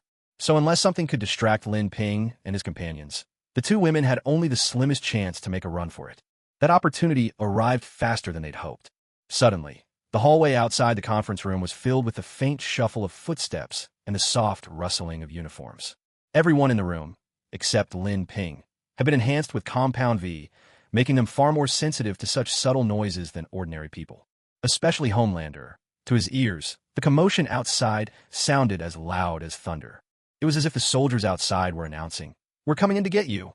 The two leading enhanced soldiers exchanged a glance, strode up to the door, and with a powerful kick, blasted it open. Special forces behind them immediately hurled in tear gas and smoke grenades. Every soldier involved in the operation wore a multifunctional helmet, protection against toxic gas, mind control, and equipped with night vision. Clearly, they had come fully prepared. The gas from the tear gas and smoke grenades quickly spread, blanketing the conference room in a choking, swirling haze. "Godfather boss, look out. Backups arrived on the other side. We need to get out of here now." Homelander and the Deep exchanged wary glances. Though neither of them took the soldiers' attack seriously, it was obvious this was only the appetizer. The threat of further military action from the beautiful Overseer hung over their heads like a sword. No one could say what trump cards a military might have, or what kind of superhumans they could unleash against them. There's no need to panic. Lin Ping looked at the two nervous men, wondering to himself whether his earlier displays of power had failed to instill in them a true sense of his strength. Still, that wasn't necessarily a bad thing. It at least showed their loyalty remained intact. With his SS-level ability, domain control, Lin Ping was keenly aware of everyone's movements. The three-dimensional map in his mind gave him a panoramic awareness, as though he had complete surveillance over the entire area. It was precisely because these people posed no real threat to him that Lin Ping decided to let them all in, planning to catch them all in one fell swoop. The sound of hurried footsteps echoed. Soon, the soldiers outside filed in, using the thermal imaging in their helmets to pinpoint Lin Ping and the others, and opened fire. Their bullets were specially made, loaded with high-purity tranquilizers and custom armor-piercing rounds. The heavier weaponry and high-yield explosives were still mounted on the fighter jets above. These lightly equipped special ops troops had no such resources at their disposal. Azu ignored the attacks altogether, but the smoke grenades and tear gas interfered with his vision and judgment. Even so, he could rely on his superhuman hearing, tracking the enemy by the rhythm of their heartbeats and breathing, and retaliate with his laser vision. Deep Sea did not possess such abilities. Within moments, he was struck by over a dozen tranquilizer darts, his senses blurring until he collapsed to the ground, entirely losing the ability to resist. Negative status resistance increased by 18%. Duration of abnormal effects reduced by 18%. Deep Sea's supercell's ability granted him increased adaptability as usual, but that would only help him in the future. At this moment, it was of no use. Through the real-time transmission devices worn by the soldiers, everyone in the military command center could see the hazy images from the scene. After computer color correction, they witnessed a superhuman traitor losing the will to fight, an image that filled them with excitement and hope. It was the first time since the assault began that they had achieved any real success. But their celebration would be short-lived. Tenfold gravity control. Lin Ping disliked the chaos surrounding him and once again activated his ability. He precisely manipulated the gravity affecting every living creature except for the 6 he had chosen. Though Starlight, Maeve, and Locomotive had displeased him earlier, they were still his assets and retained value. So he decided to spare them this time. All the soldiers and infiltrating agents suddenly felt a crushing weight press them into the ground, their limbs as heavy as if filled with molten lead.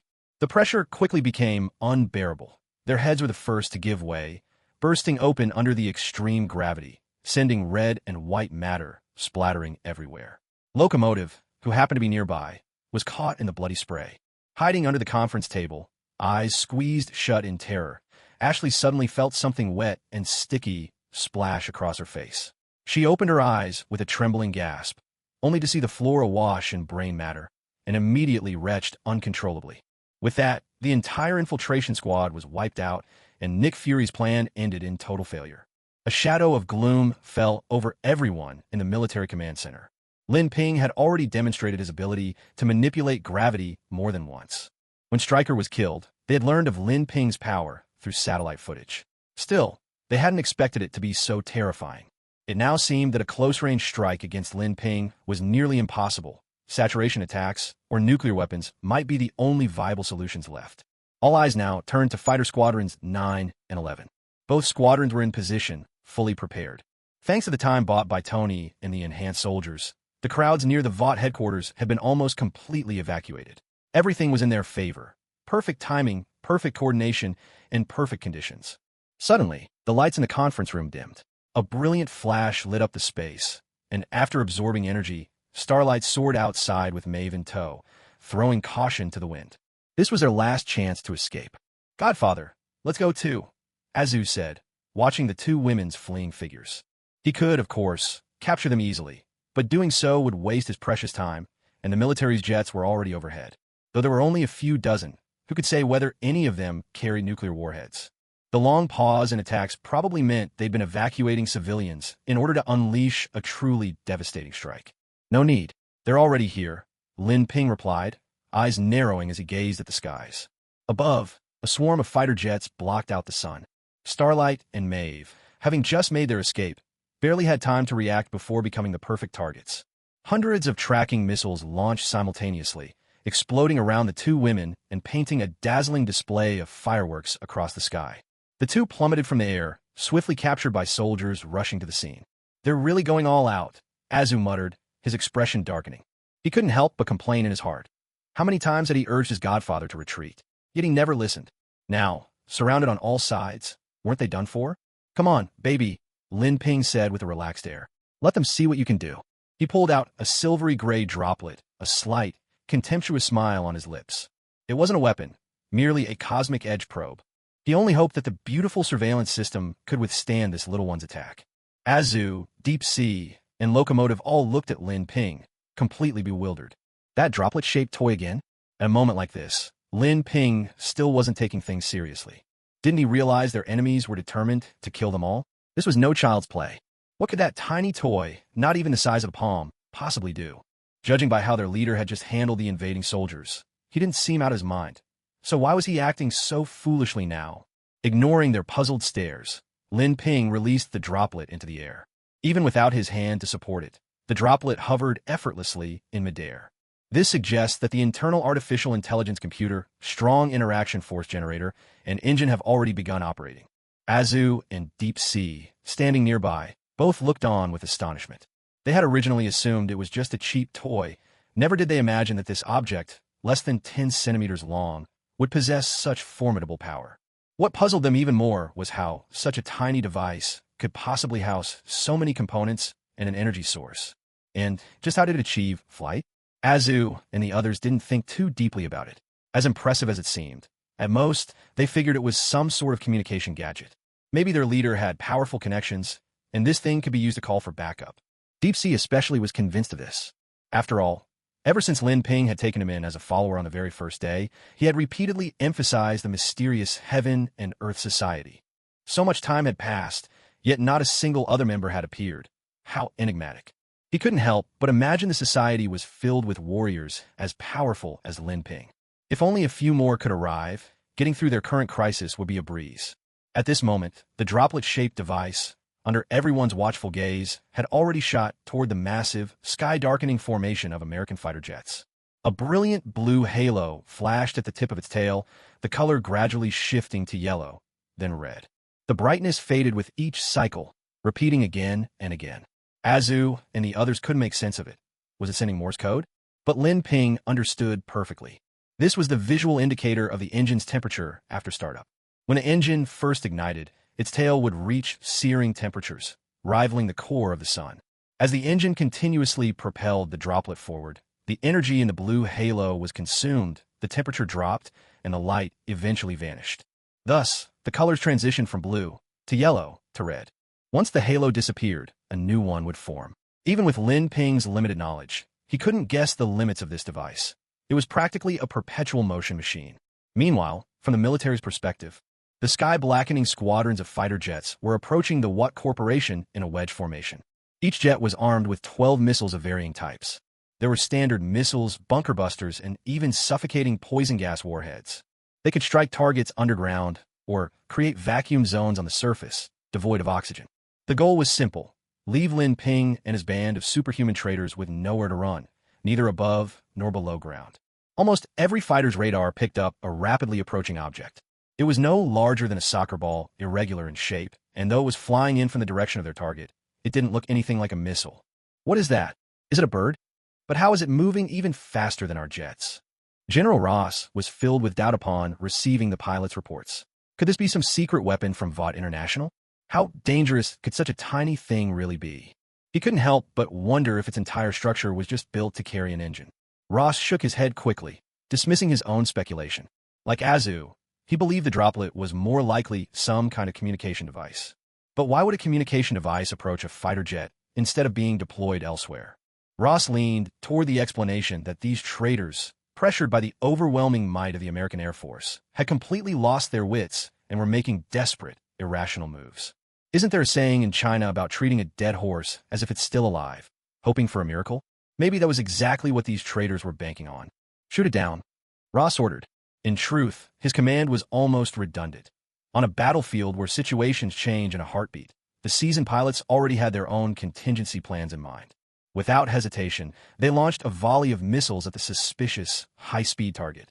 Given the threat posed by Lin Ping, the Patrioter, and others, Ross called in reinforcements.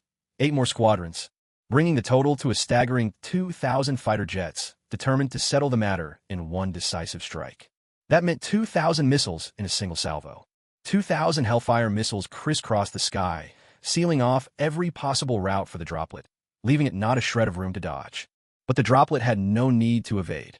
It kept to its unwavering, straight line, heading straight for the lead fighter in the formation. Its rigid response only deepened the scorn of Ross and the others. So it really was overestimated. 2,000 Hellfire missiles painted the sky with white trails, shrieking through the air as they slammed into the droplet. The explosions, bursts of fire, flying debris, and rolling shockwaves made even Azu and Deep Sea, who were watching from 100 meters away, tense up instinctively. By now, they had reached the rooftop of Vought International, utterly stunned by the swarm of dark specks streaking across the sky. So this was the true might of American military power?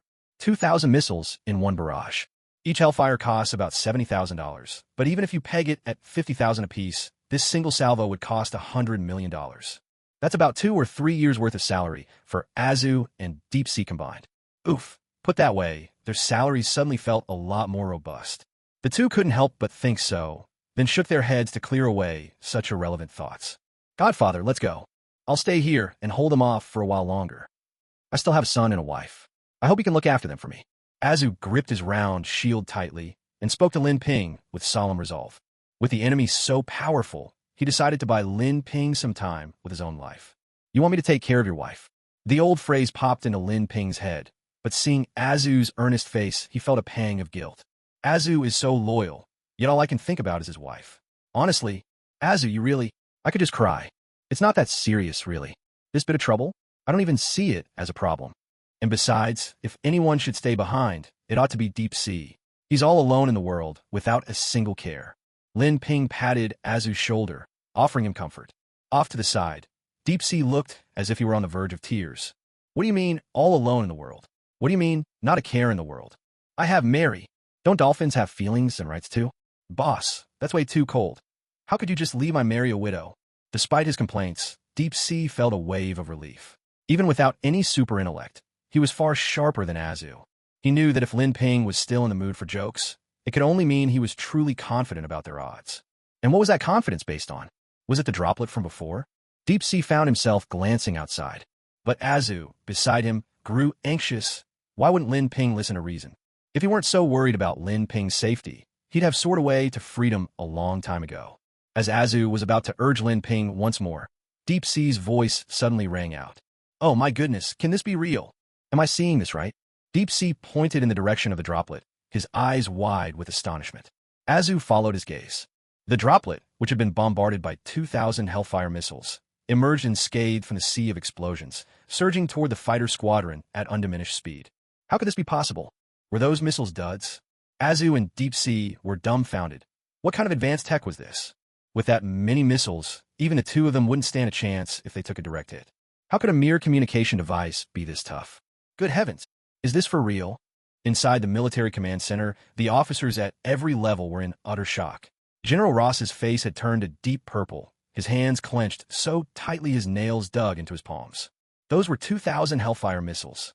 $100 million in military spending.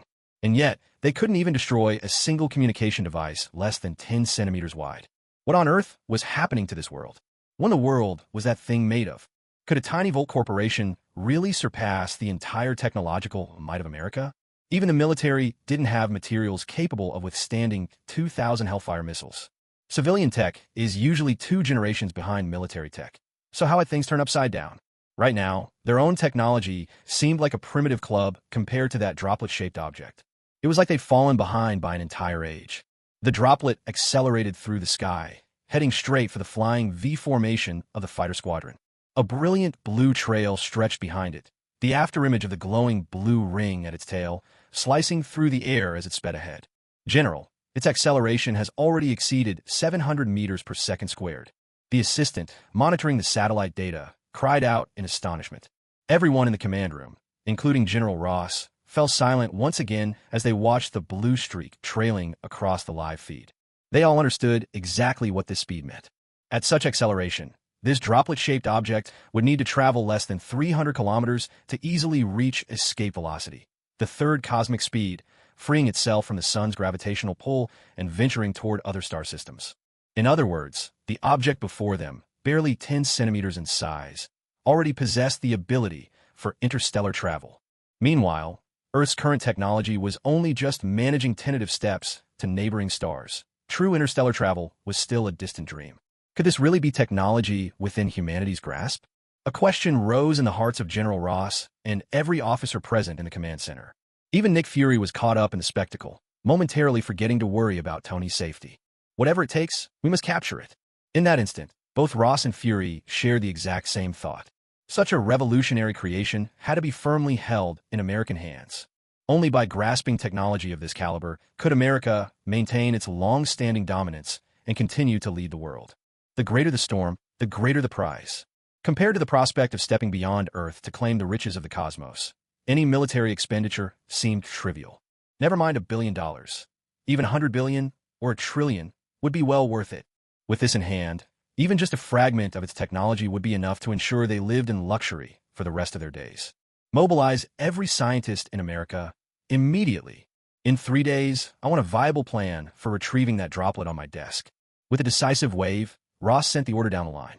The powerful Squid family, who controlled much of America's wealth, threw their full support behind this epical discovery, ensuring a green light at every junction.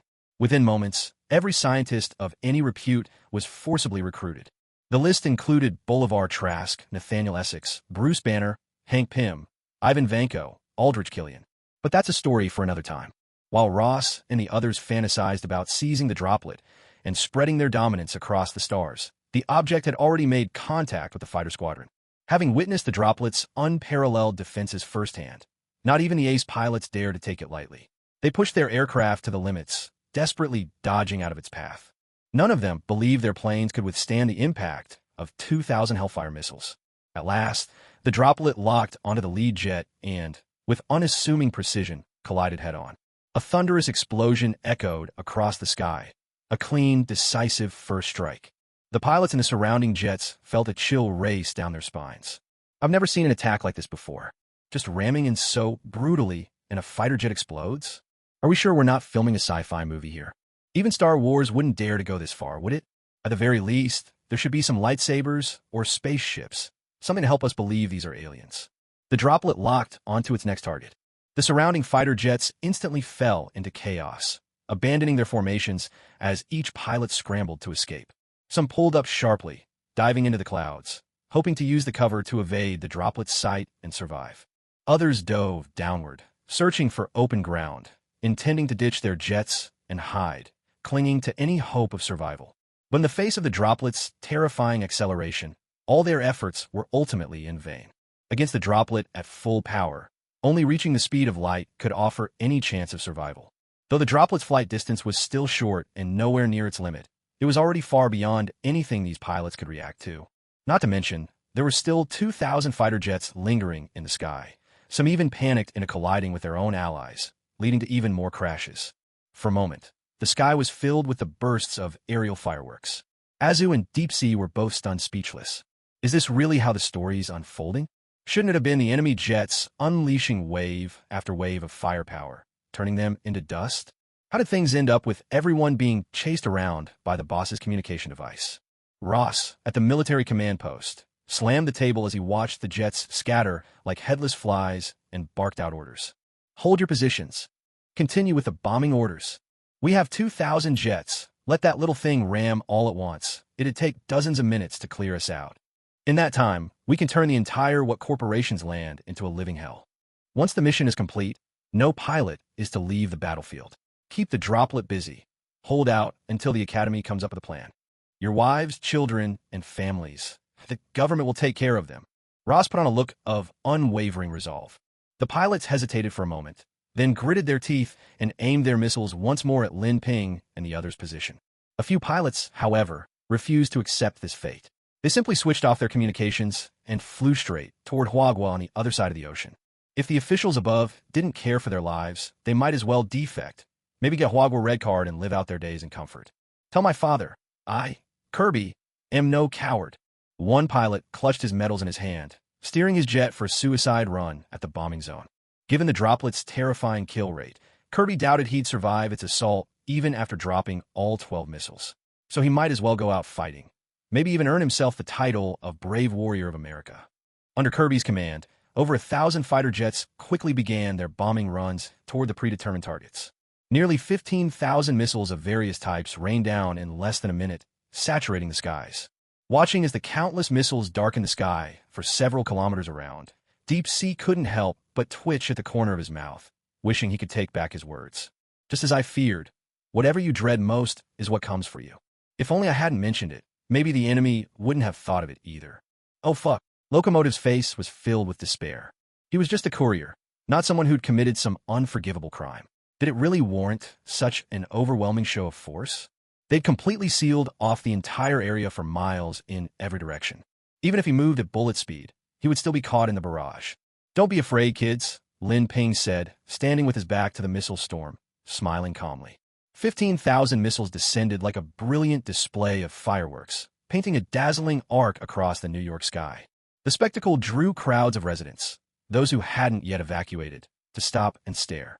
No one thought these were missiles. After all, despite the endless gunfights in America, real warfare had never touched this land. Are those fireworks? Looks like they're coming from the direction of VOT's headquarters. Rich people sure have strange taste. Who sets off fireworks in broad daylight? They do more good sharing their wealth with the poor than spending it on this.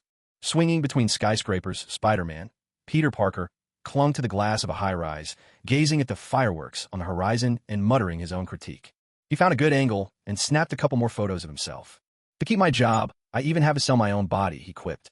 Oh God, if anyone knew I had powers like these and only used them for sneaky photos, they'd think I was insane. Peter kept grumbling as he prepared to call a day. After all, these are the Spider-Man photos Jameson had been demanding. Finally, he could deliver.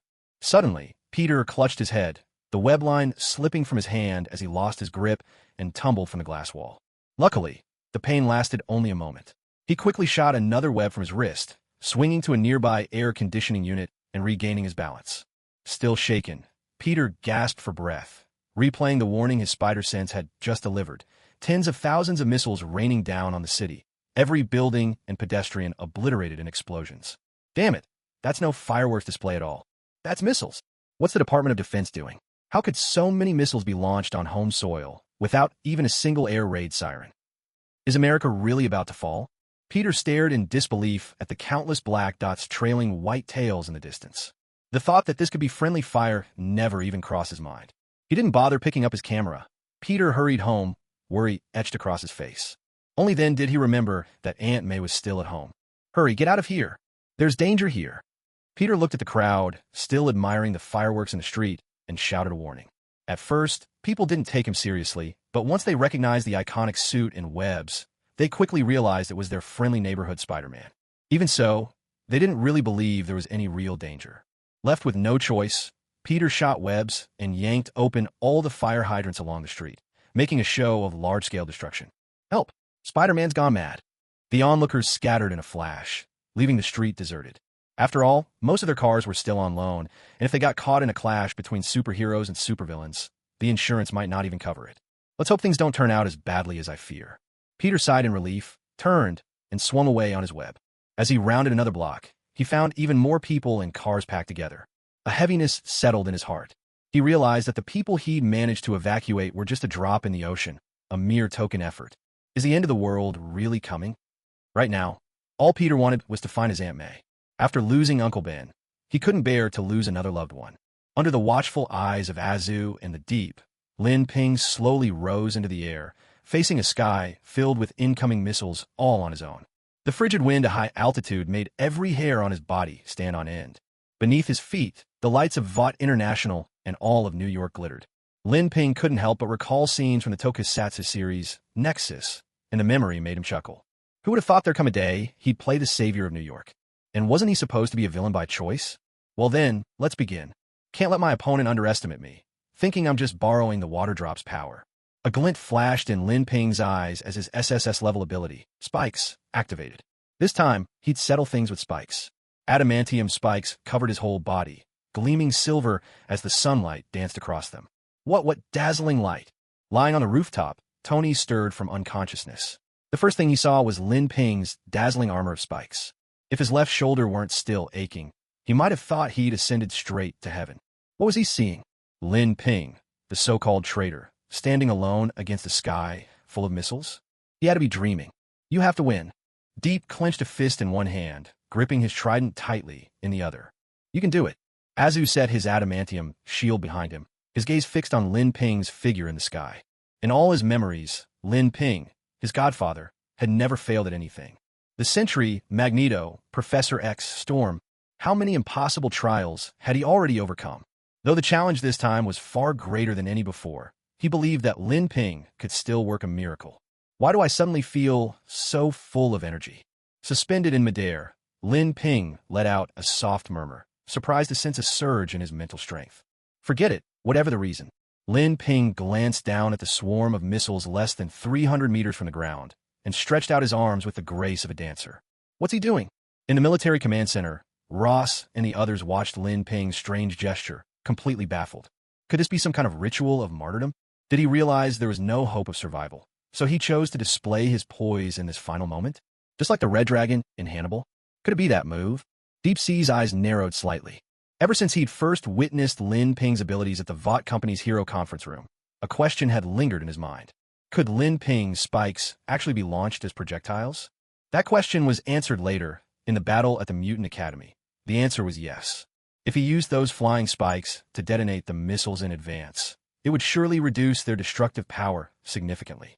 There would still be some shrapnel or toxic gas left behind, deadly to ordinary people. But for those like them, superhumans all, it was no concern at all. The only worry was, did the boss really have that many spikes on him?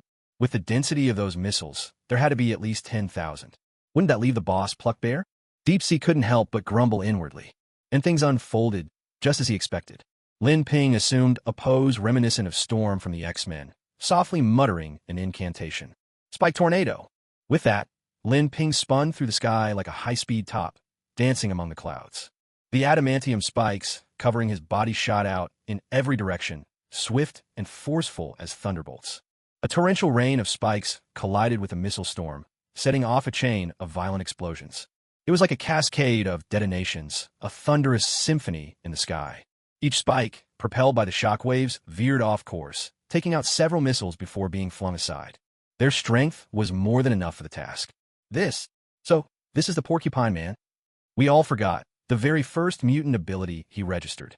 Ross and his team stared, dumbfounded, at the overwhelming spectacle, unable to recover from the shock.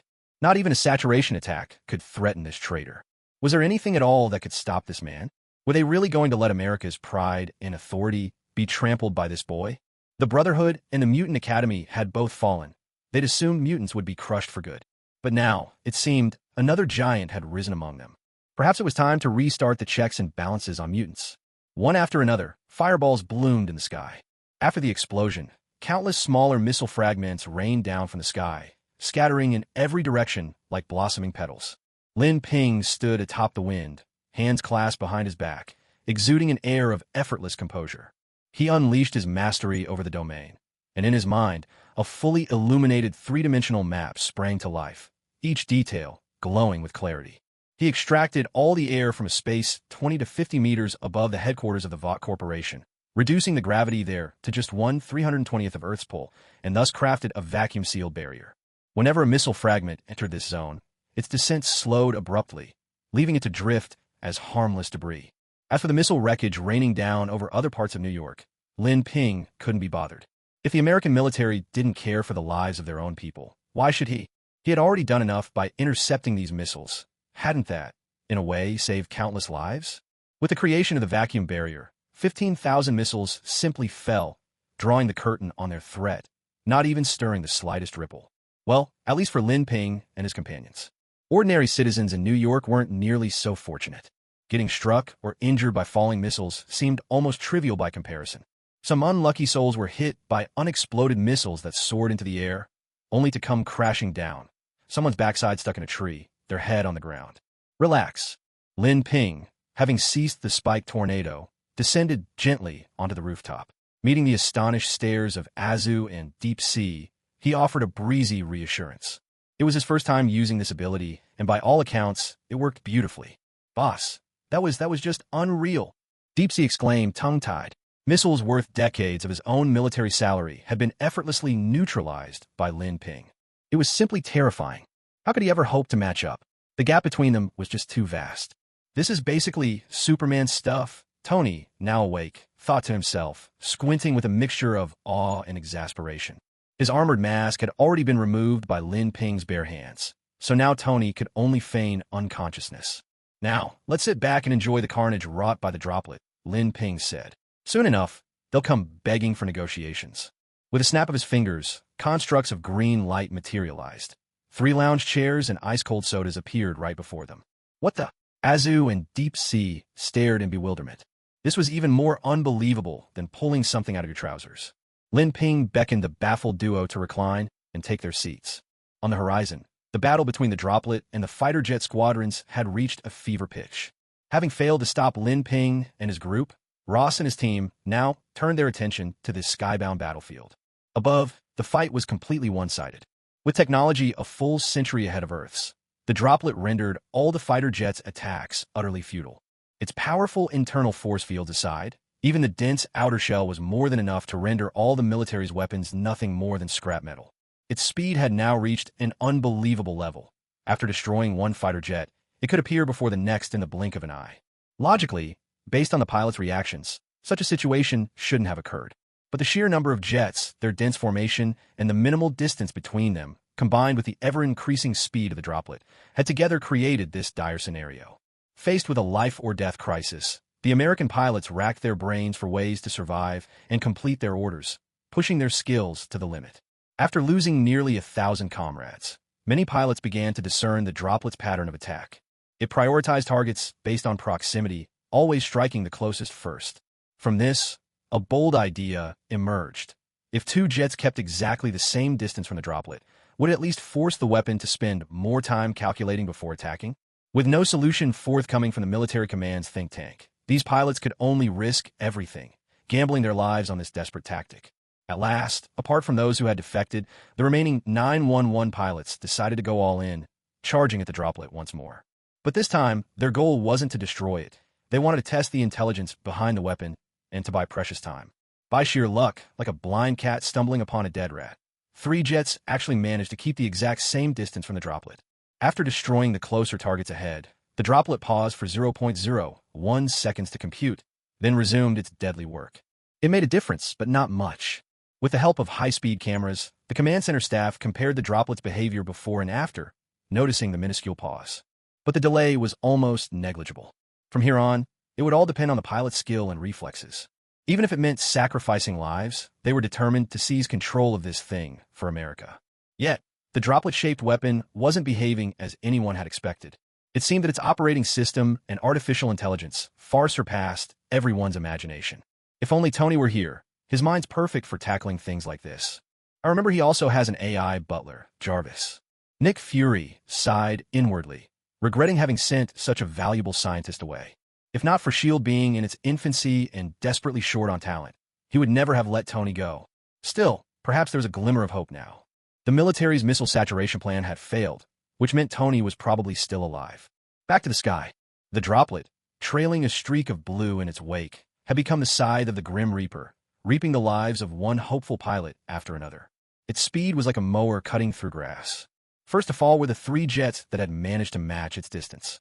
Damn it, the droplet is still chasing me. A pilot glanced at the marker on the radar, a flash of anger and terror in his eyes.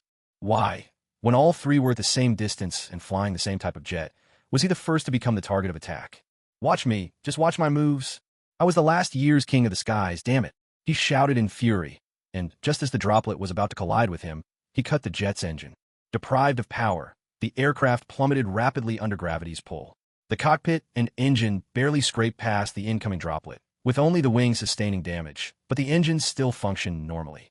Then, under the crushing pressure of the dive, the pilot, his face contorted, righted the jet, leaving a beautiful arc in the sky. In that instant, he had survived. A round of thunderous applause erupted. Well done. In the military command center, General Ross and his high-ranking officers applauded the feat with genuine admiration. He was the first pilot to survive an attack from that terrifying droplet. And what a remarkable maneuver it was.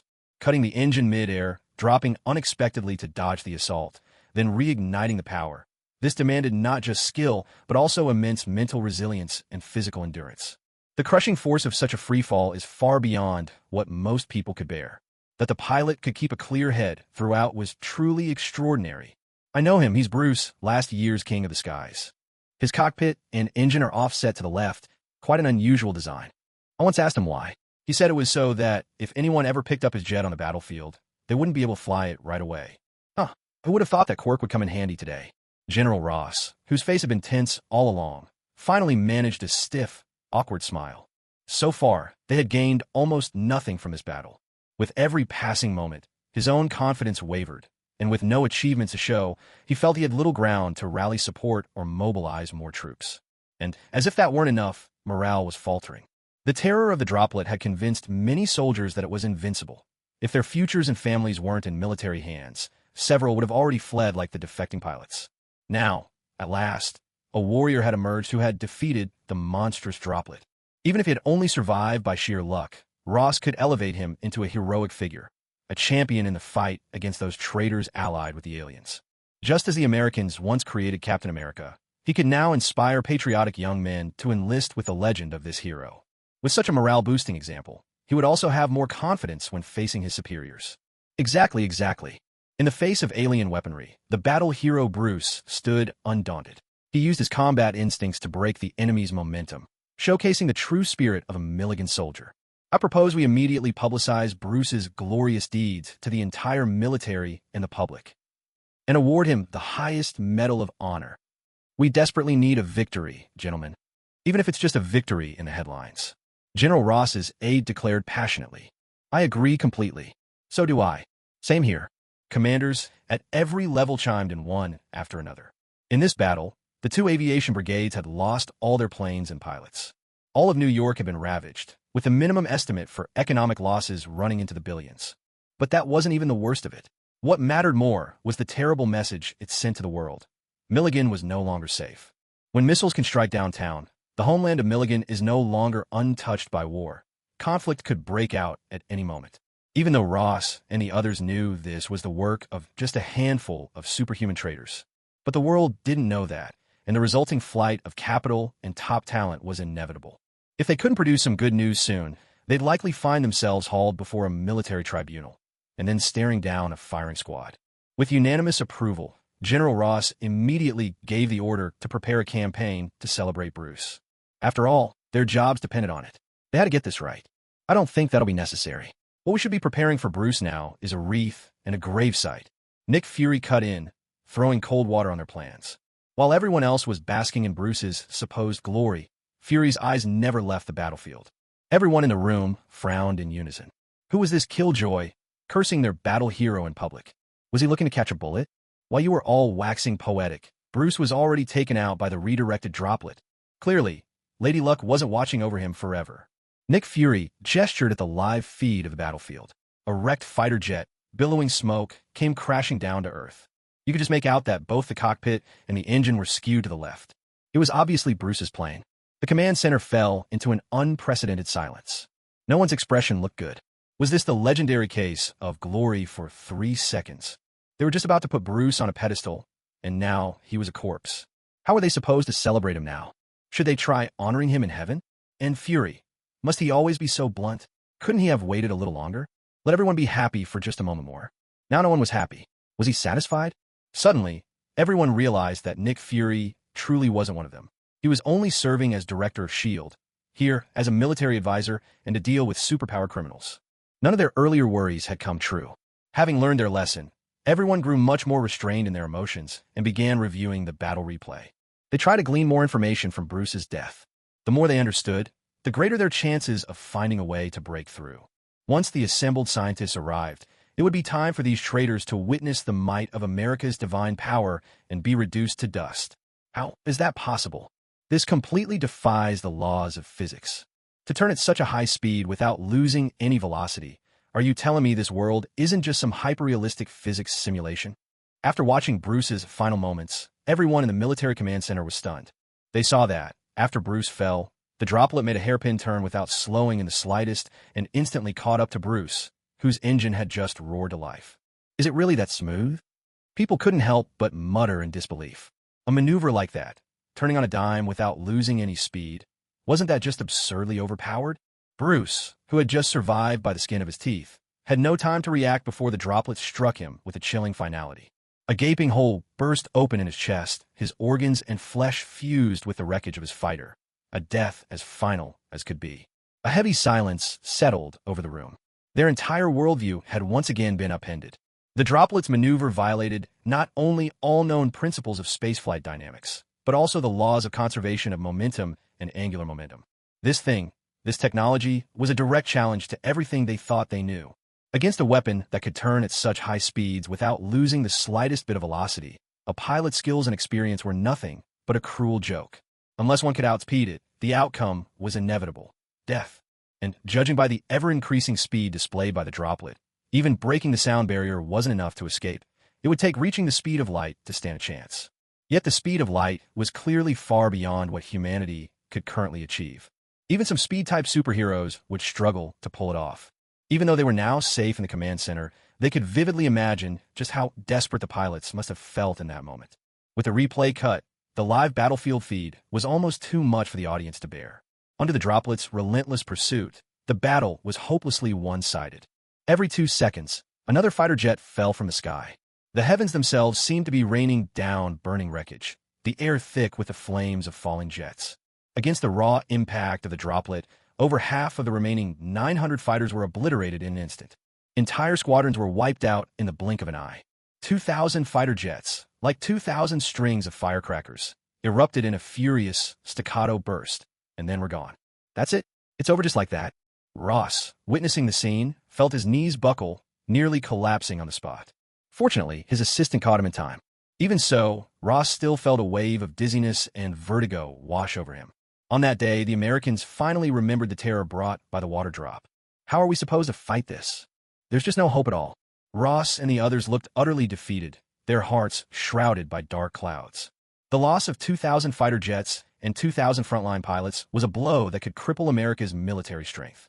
As the highest-ranking commander, Ross knew he would face a military tribunal when he returned. Perhaps his entire career, even his life, was now ruined. All the officers around him shrank back instinctively, belatedly realizing the gravity of what had just happened. After all, we're talking about 2,000 fighter jets. That's 1/7 of the entire U.S. Air Force fleet. Even if you were slaughtering pigs, 2,000 of them, it would take days to finish the job. Does that mean our pilots are worth less than pigs? At least pigs can run wild over the mountains and fields. But our pilots, following a single command from their superiors, wasted their lives for nothing, just like the suicidal kamikaze squads of the Japanese dwarfs. For a while, the command center was filled with sighs and groans. Then, everyone lapsed into silence, unsure what to say, each secretly regretting ever taking part in this golden military operation. Before joining, they thought this was a golden opportunity to earn military honors and showcase American military might. But now, it was clear this was a scorching hot potato that no one wanted to hold. Those traitors must have sided with the aliens long ago. Otherwise, how could they possibly have such revolutionary weapons in their hands? No, something must be done, and quickly. If all else fails, maybe they could try communicating with this traitor. No, with the alien envoy, and see if there was any way to ease the tension, maybe even help them rule Blue Star. After all, America was still one of the great powers of Blue Star. If anyone was to switch sides, it should be them, leading the way. With technology that advanced, it was obvious Blue Star's days were numbered. Better to pledge allegiance early. Who knows? A change in dynasty might be just a chance to change their family's fate and lead them to glory. But then, would today's attack on the alien envoy have sparked a grudge? If so, things could get really complicated. Maybe they could hand Ross over to the alien envoy. After all, he was the real culprit.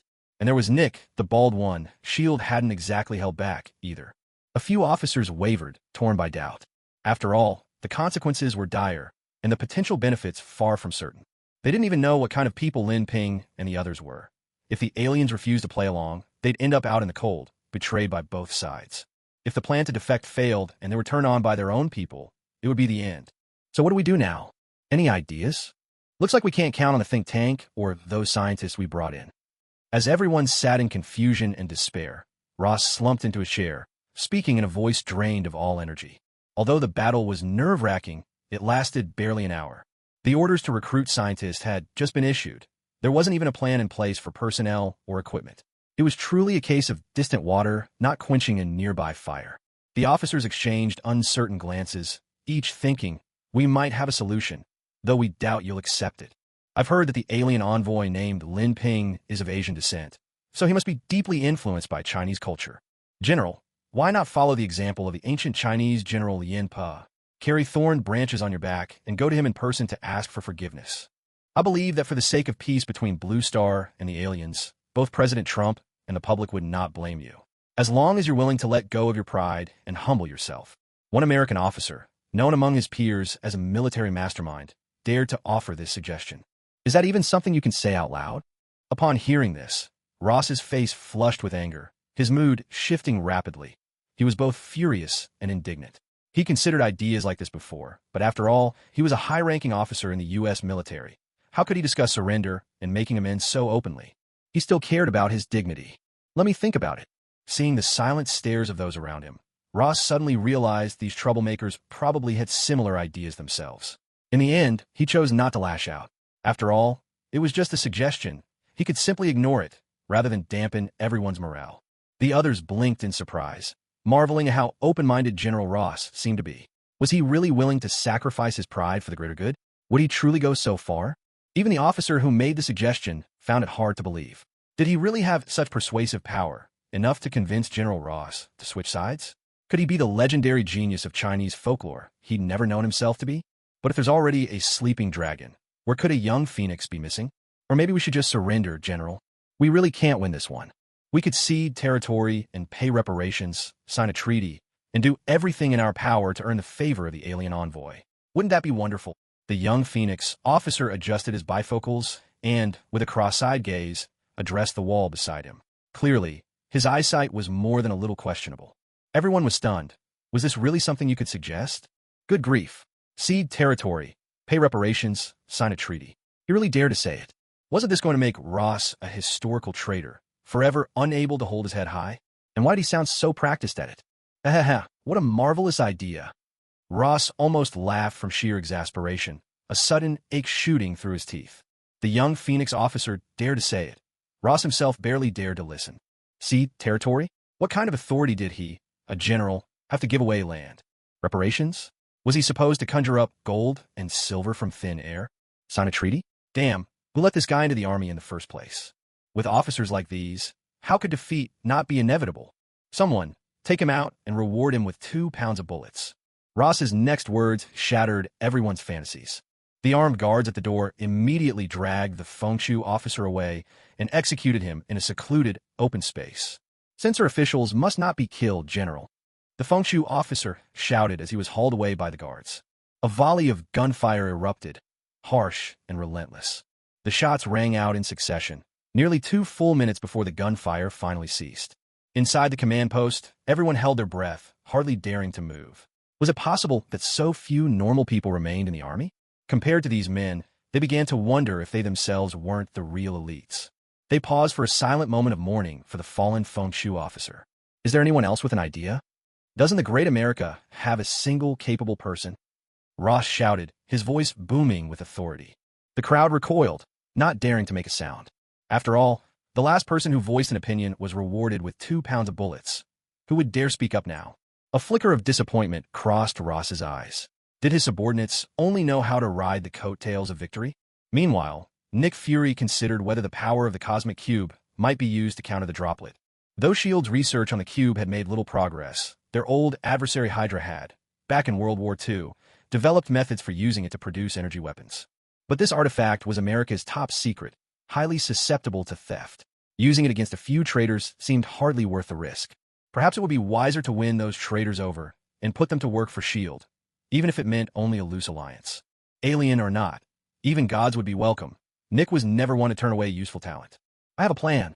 Suddenly, Ross's adjutant stood up, glancing around the room. Oh, you have a plan too? Speak quickly. Ross's interest was piqued. His own chief strategist was well-read in the spring and autumn annals, and fond of texts like The Art of War.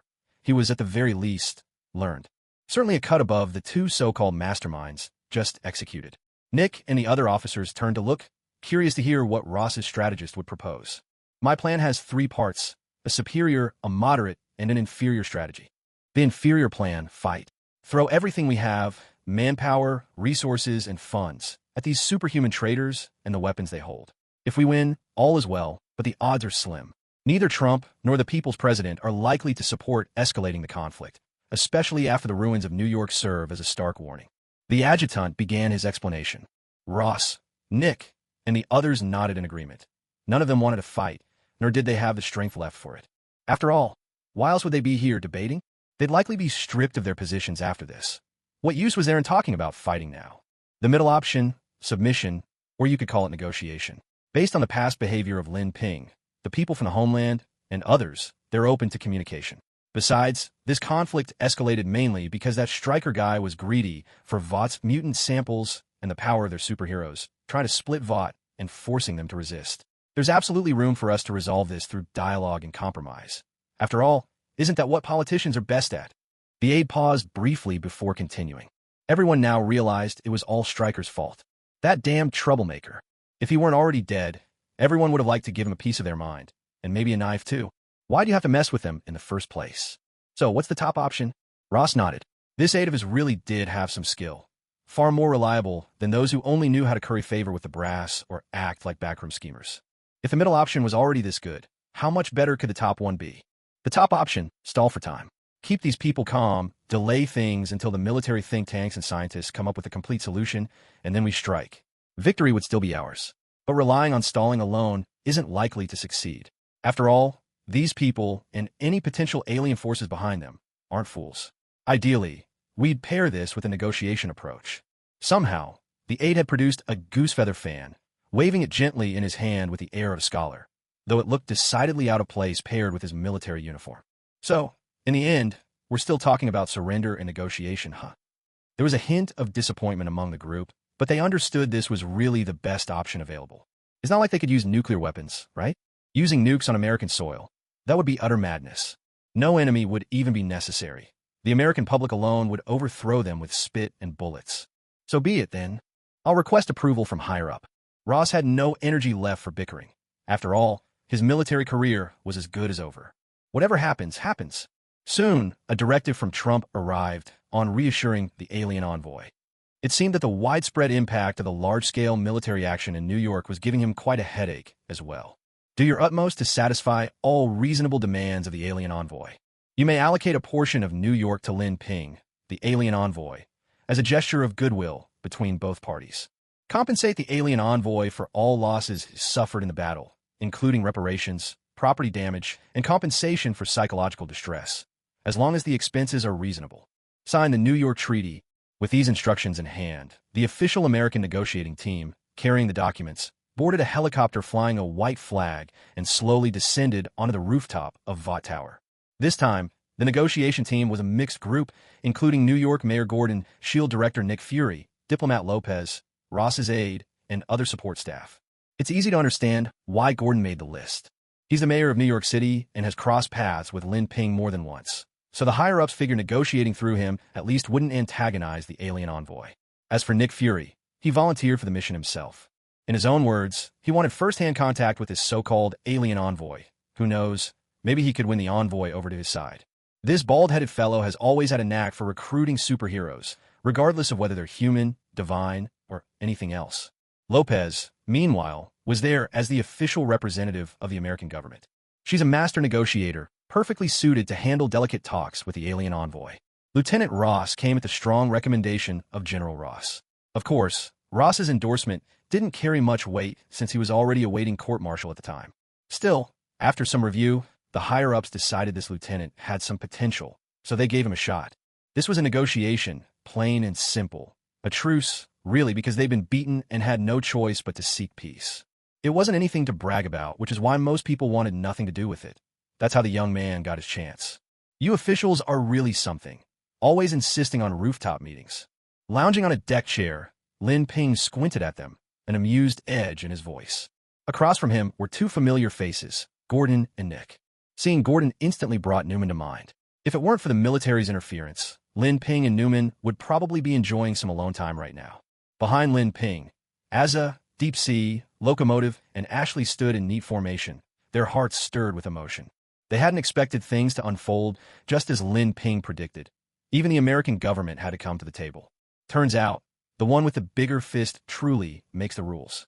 Both Asa and Deep Sea thought this to themselves, yearning to become as powerful as Lin Ping one day.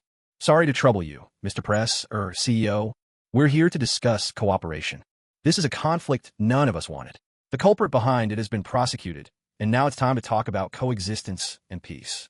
I've learned a bit about you. Your actions, punishing the villain Deep Sea, saving the Redwood Forest, left a deep impression on me. It shows you're a lover of peace, isn't that so? Ignoring Lin Ping's playful remark, Lopez flashed a practiced smile and got straight to the point. Read the room, will you? Hearing the negotiator touch on the sore spot, Deep Sea grew anxious. Especially with Locomotive and Ashley glancing at him from the side, it made him even more uncomfortable. Villain, huh? He'd clearly turned over a new leaf? Or had he? Thinking back to how their boss had recently led them to hunt down mutants, Deep Sea wasn't so sure. In any case, he'd already paid for his mistakes. Besides, he wasn't up to any dirty business these days. Even if there was, it was only toward Mary, and no one else was harmed. What gives you the right to define me, ma'am? And who told you I'm some peace-loving person? I actually had a great time fighting today. 2,000 fighter jets weren't enough.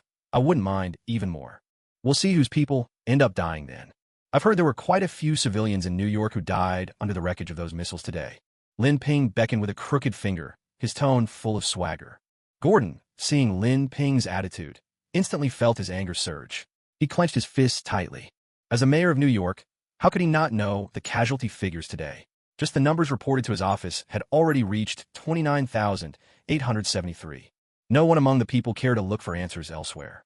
Instead, they flocked to every major platform to curse him, the mayor, directly. He'd been scolded by netizens until he was like a beaten dog. Lin Ping's words were nothing short of rubbing salt into his wounds. This is Gordon, the mayor of New York, whom you've met before. Lopexi coughed at just the right moment, cutting Gordon off to keep him from provoking Lin Ping any further and making things worse. On behalf of America, I assure you that what happened today will never happen again. We came here today under direct orders from President Trump. You can absolutely trust our sincerity. After all, no one wants to see New York reduced to ruins, right? Lopexi continued, her voice calm. She knew very well that the fact Lin Ping hadn't acted against them directly meant there was still room to negotiate. Otherwise, he could have simply attacked them. Why bother with conversation? Right now, he was only venting his frustration, giving them a taste of his power, as the saying goes in China, establishing dominance. You represent? And who do you think you are? Sincerity? Please. Lin Ping gave a cold laugh. He knew all too well what America was really like. They were only backing down now because they had no other choice. The moment the military, or SHIELD, or any other agency figured out a way to deal with him, they'd strike without hesitation. A flash of embarrassment crossed Lopexi's face. She knew calling herself a representative of America was a stretch. At best, she represented the government, and even then, only a part of it. The opposition was only hoping things would get even worse, so they could bring the other side down. As for whether New York becomes a ruin, that's your problem. Compared to you, the damage I've done to New York is nothing. Lin Ping pressed on with his mockery. At this point, Lopexi, Gordon, Nick, and Nick's aide all looked rather uncomfortable. Because what Lin Ping said was the truth. How much damage could a handful of superhumans do, really? Including Stryker's hundreds of soldiers, the number of people who died at Lin Ping's hands was only in the thousands. But their own military's missile strike in New York had killed tens of thousands in a single blow. All right, enough with the pointless talk. In other words, what benefits are you offering to resolve today's matter? I'm not easily satisfied, you know. Lin Ping waved his hand dismissively, looking at the group in front of him, who couldn't even muster a decent response among the lot of them. He spoke bluntly and to the point. What he truly wanted wasn't financial compensation, but an attitude. These petty negotiators really weren't worth his time. He'd rather get them out of the way quickly and focus on things that actually mattered to him. At last, it was time for the main event. Lopez and her colleagues exchanged glances, then retrieved a document from their briefcase. This is the compensation agreement. Please take a look. Lin Ping took the document and glanced through it. $2 billion in compensation? Are you treating me like a beggar? My company makes more than that in a single week. And now, thanks to you, we won't be able to operate normally for at least a month. You're offering me ownership of the Vought company and the land within 500 meters? And I don't have to pay taxes. Who are you trying to fool with this petty sweetener? Without hesitation, Lin Ping tore the compensation agreement in half. What joke this was! Lopez's eyes widened in disbelief. In all her years as a diplomat, she had never seen such blatant disrespect. What do you mean by that? This agreement doesn't satisfy me, Lin Ping said. Do it my way. Or do you want me to blow up the White House next? Do you believe I won't? As soon as Lopez dared to talk back, Lin Ping's voice thundered over hers. Go on. Say what you want to say, Lopez stammered, finally recalling that she was dealing with a lawless superhuman. She immediately became much more compliant. She'd learned her lesson, better to play it safe. Forget compensation agreement. That sounds far too cheap. Call it the New York Treaty instead. There are 3 articles in the treaty. First, the land occupied by Vought Company and the area within a 5,000-meter radius will belong to me, Lin Ping. This territory will have the rights of an independent nation, with its own sovereignty and laws, the authority to form its own military and police force, and the freedom to conduct trade. Second, losses suffered by Vought Company during this military operation will be compensated at 10 times the amount, including compensation for employees' mental distress, totaling $50 billion. Third, both parties agree to refrain from any further attacks of any kind. Otherwise, the treaty becomes void. Lin Ping stated his terms succinctly. That's impossible. The moment they heard the first article, both Lopez and Gordon flatly rejected it. A 5,000-meter radius would include more than half of New York. If they agreed to this, the city would be all but dead in name. It would also affect many other major companies and deal a massive blow to New York's economy. In granting full sovereignty, this was terrifying. Wouldn't that be a nation within a nation? No need to rush. Sit down and take your time to consider. You have 1 minute to think it over. Lin Ping smiled calmly. With a surge of green energy, a massive conference table materialized before them.